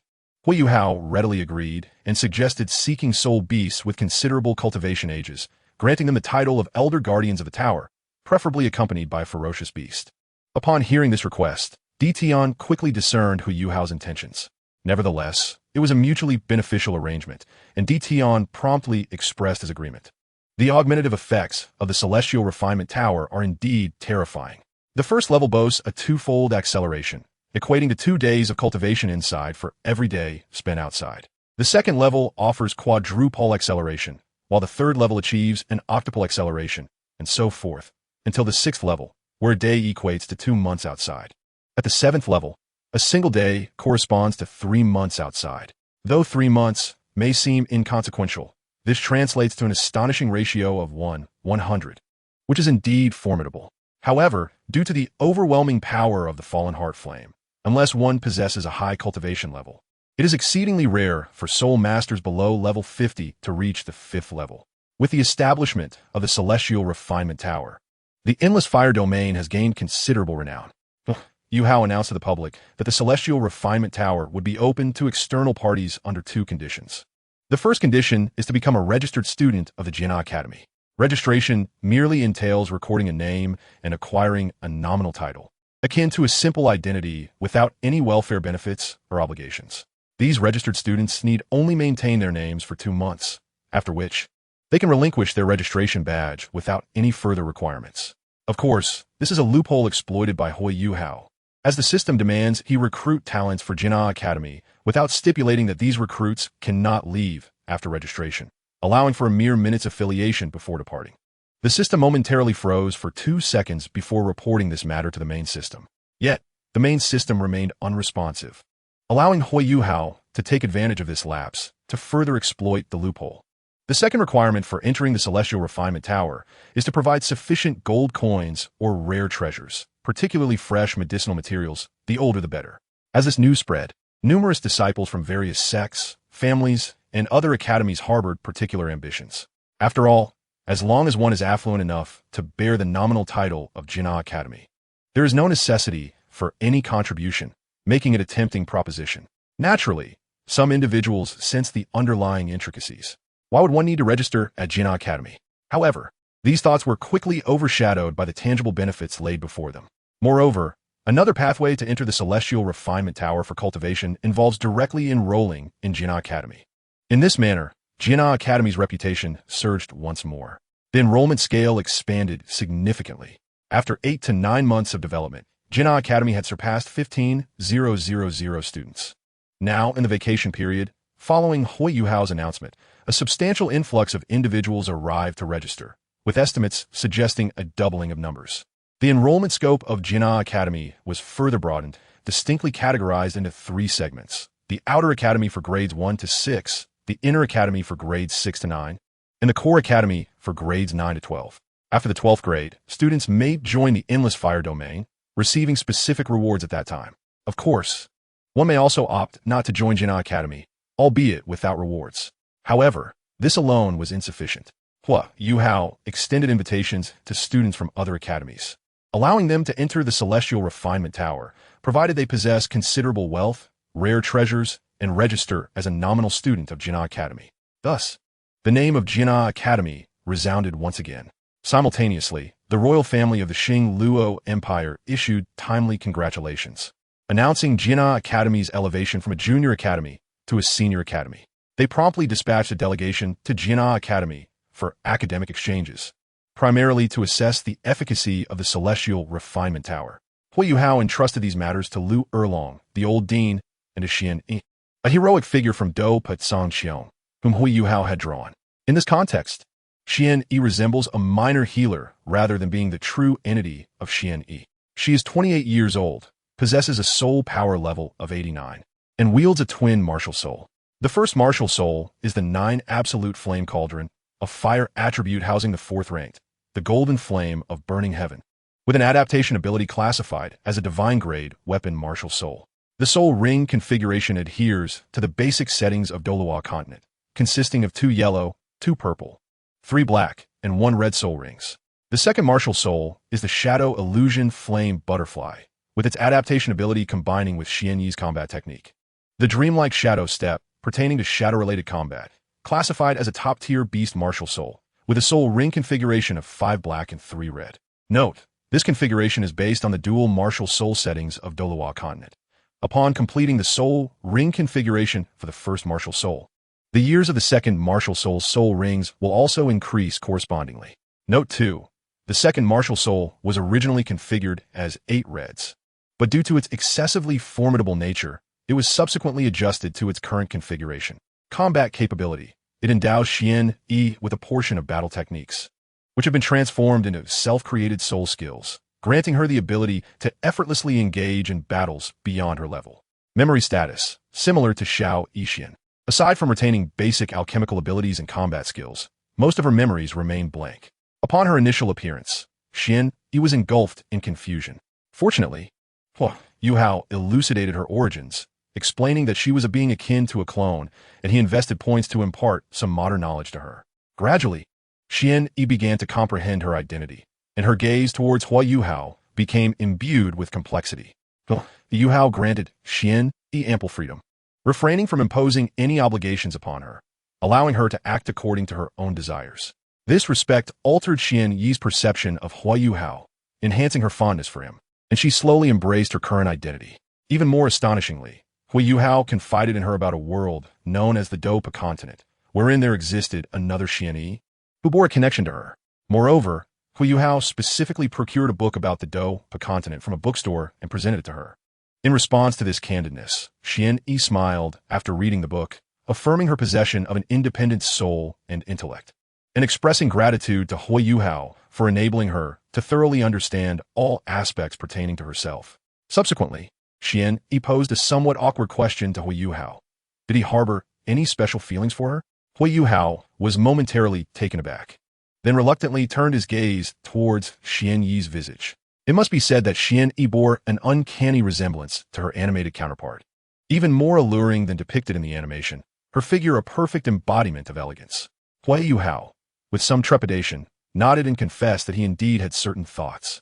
Yet he vowed to act only according to Qian Yi's wishes. Upon hearing such a forthright response, Qian Yi suddenly burst into laughter, swiftly shifting the conversation to inquire about her next course of action. Huo Yuhao entrusted her to Liu Erlong, permitting her to assist in managing the academy, focusing on her cultivation or alchemy entirely at her discretion. As for the materials required for alchemy, Huo Yuhao mentioned that while the herbs of Douluo continent might be of lower grade, they could still be found with careful searching. Thus, Qian Yi's subsequent affairs were adeptly arranged. Following this, Huo Yuhao acquired 2 additional characters. One was a character from Douluo Continent 1, unexpectedly revealed to be Hulaina. Hulaina's basic situation was similar to Xiao Wu's. After accepting her reality, she had become close friends with Xiao Wu. Furthermore, since her cloning was completed, she possessed a soul power of level 40 and spent her days sparring with Xiao Wu. Xiao would occasionally use her alluring skills on Hulaina, who would retaliate with her own charm. Thus, the two often engaged in playful competitions, showcasing whose seductive abilities were superior, making for quite a spectacle within the academy. As for the character obtained from Douluo Continent 2, it left Huo Yuhao feeling rather perplexed. It was in fact a 20-year-old Zhou Yi. Now, Huo Yuhao felt a slight unease, pondering how the 27 or 28-year-old Zhou Yi from Shrek Academy would react upon seeing this 20-year-old version of herself. Of course, these were merely Huo Yuhao's musings. He did not dwell on them further, and chose to enter closed-door cultivation instead. However, shortly after beginning, Huo Yuhao's gaze suddenly turned crimson. The first trial of the God of Destruction had commenced once more, and this time, the corresponding role was that of desire. Without hesitation, Huo Yuhao exited the training room, calling out loudly, "Is Xiao Wu here?" Is Hulaina here? Where is that woman from our academy, whose martial soul excels in allure? I previously mentioned her, the god of desire disguised as an undercover observer. Bring her here. At that moment, Xiao Wu was nearby, engaged in sparring with Hulaina. Upon hearing Huo Yuhao's call, she quickly recalled what he had told her, that the god of desire had transformed into a young girl and was observing him at the academy. Without hesitation, she grasped Hulaina's hand and dashed towards the academy's interior. Meanwhile, Huo Yuhao's desire intensified, his mind becoming hazy as he unconsciously glanced toward the adjacent room. That room had originally been occupied by Tanya, but he quickly shook his head. Tanya had departed 7 days prior, stating her intention to venture out on her own, accompanied by the cultivation fanatic Yi Tianming. Huo Yuhao, what's wrong with you? Why is your face so red? What kind of expression is that? Just as Huo Yuhao was leaning against the doorframe, trying to contain himself, he suddenly heard a familiar voice. He looked up to see a woman in red standing before him. It was none other than Ma Xiaotao. As for how Ma Xiaotao arrived, Huo Yuhao did not inquire. In truth, he had no time to ask. He took a deep breath, his voice strained. I feel overwhelmed. Upon hearing this, Ma Xiaotao's eyes lit up as she exclaimed, Let's go. I'm here to rescue you. With that, Ma Xiaotao pulled Huo Yuhao into the room. What followed was a tempestuous encounter. It must be noted that Ma Xiaotao was indeed bold and quite proactive, partly due to her fiery personality, and partly because they had not seen each other for over 100 days. She had missed him dearly. Neither had anticipated that their reunion would be so direct. To be frank, both felt a sense of liberation. Huo Yuhao subsequently embarked on an exhilarating journey of passion. After the storm had passed, Huo Yuhao finally managed to regain some semblance of emotional control. Ma Xiaotao, nonchalantly seated at the bedside, awaited Huo Yuhao to attend to her needs. Her original bun had long since come undone, and she was now carelessly arranging her hair. From Huo Yuhao's vantage point, he was treated to a rather harmonious view. Hey, you shameless one, still looking? I've already satisfied you 3 times. Why are you still staring? Without hesitation, Huo Yuhao nodded, his gaze unreserved. Ma Xiaotao took a deep breath, suppressing her laughter as she said, All right, enough of that. I have something important to tell you. By the way, could you hand me my underwear? I'll lift my leg, and you help me put on. Without a moment's hesitation, Huo Yuhao picked up the fabric beside him and assisted her in dressing. As Ma Xiaotao cooperatively donned her clothing, she began to share the purpose of her visit with Huo Yuhao.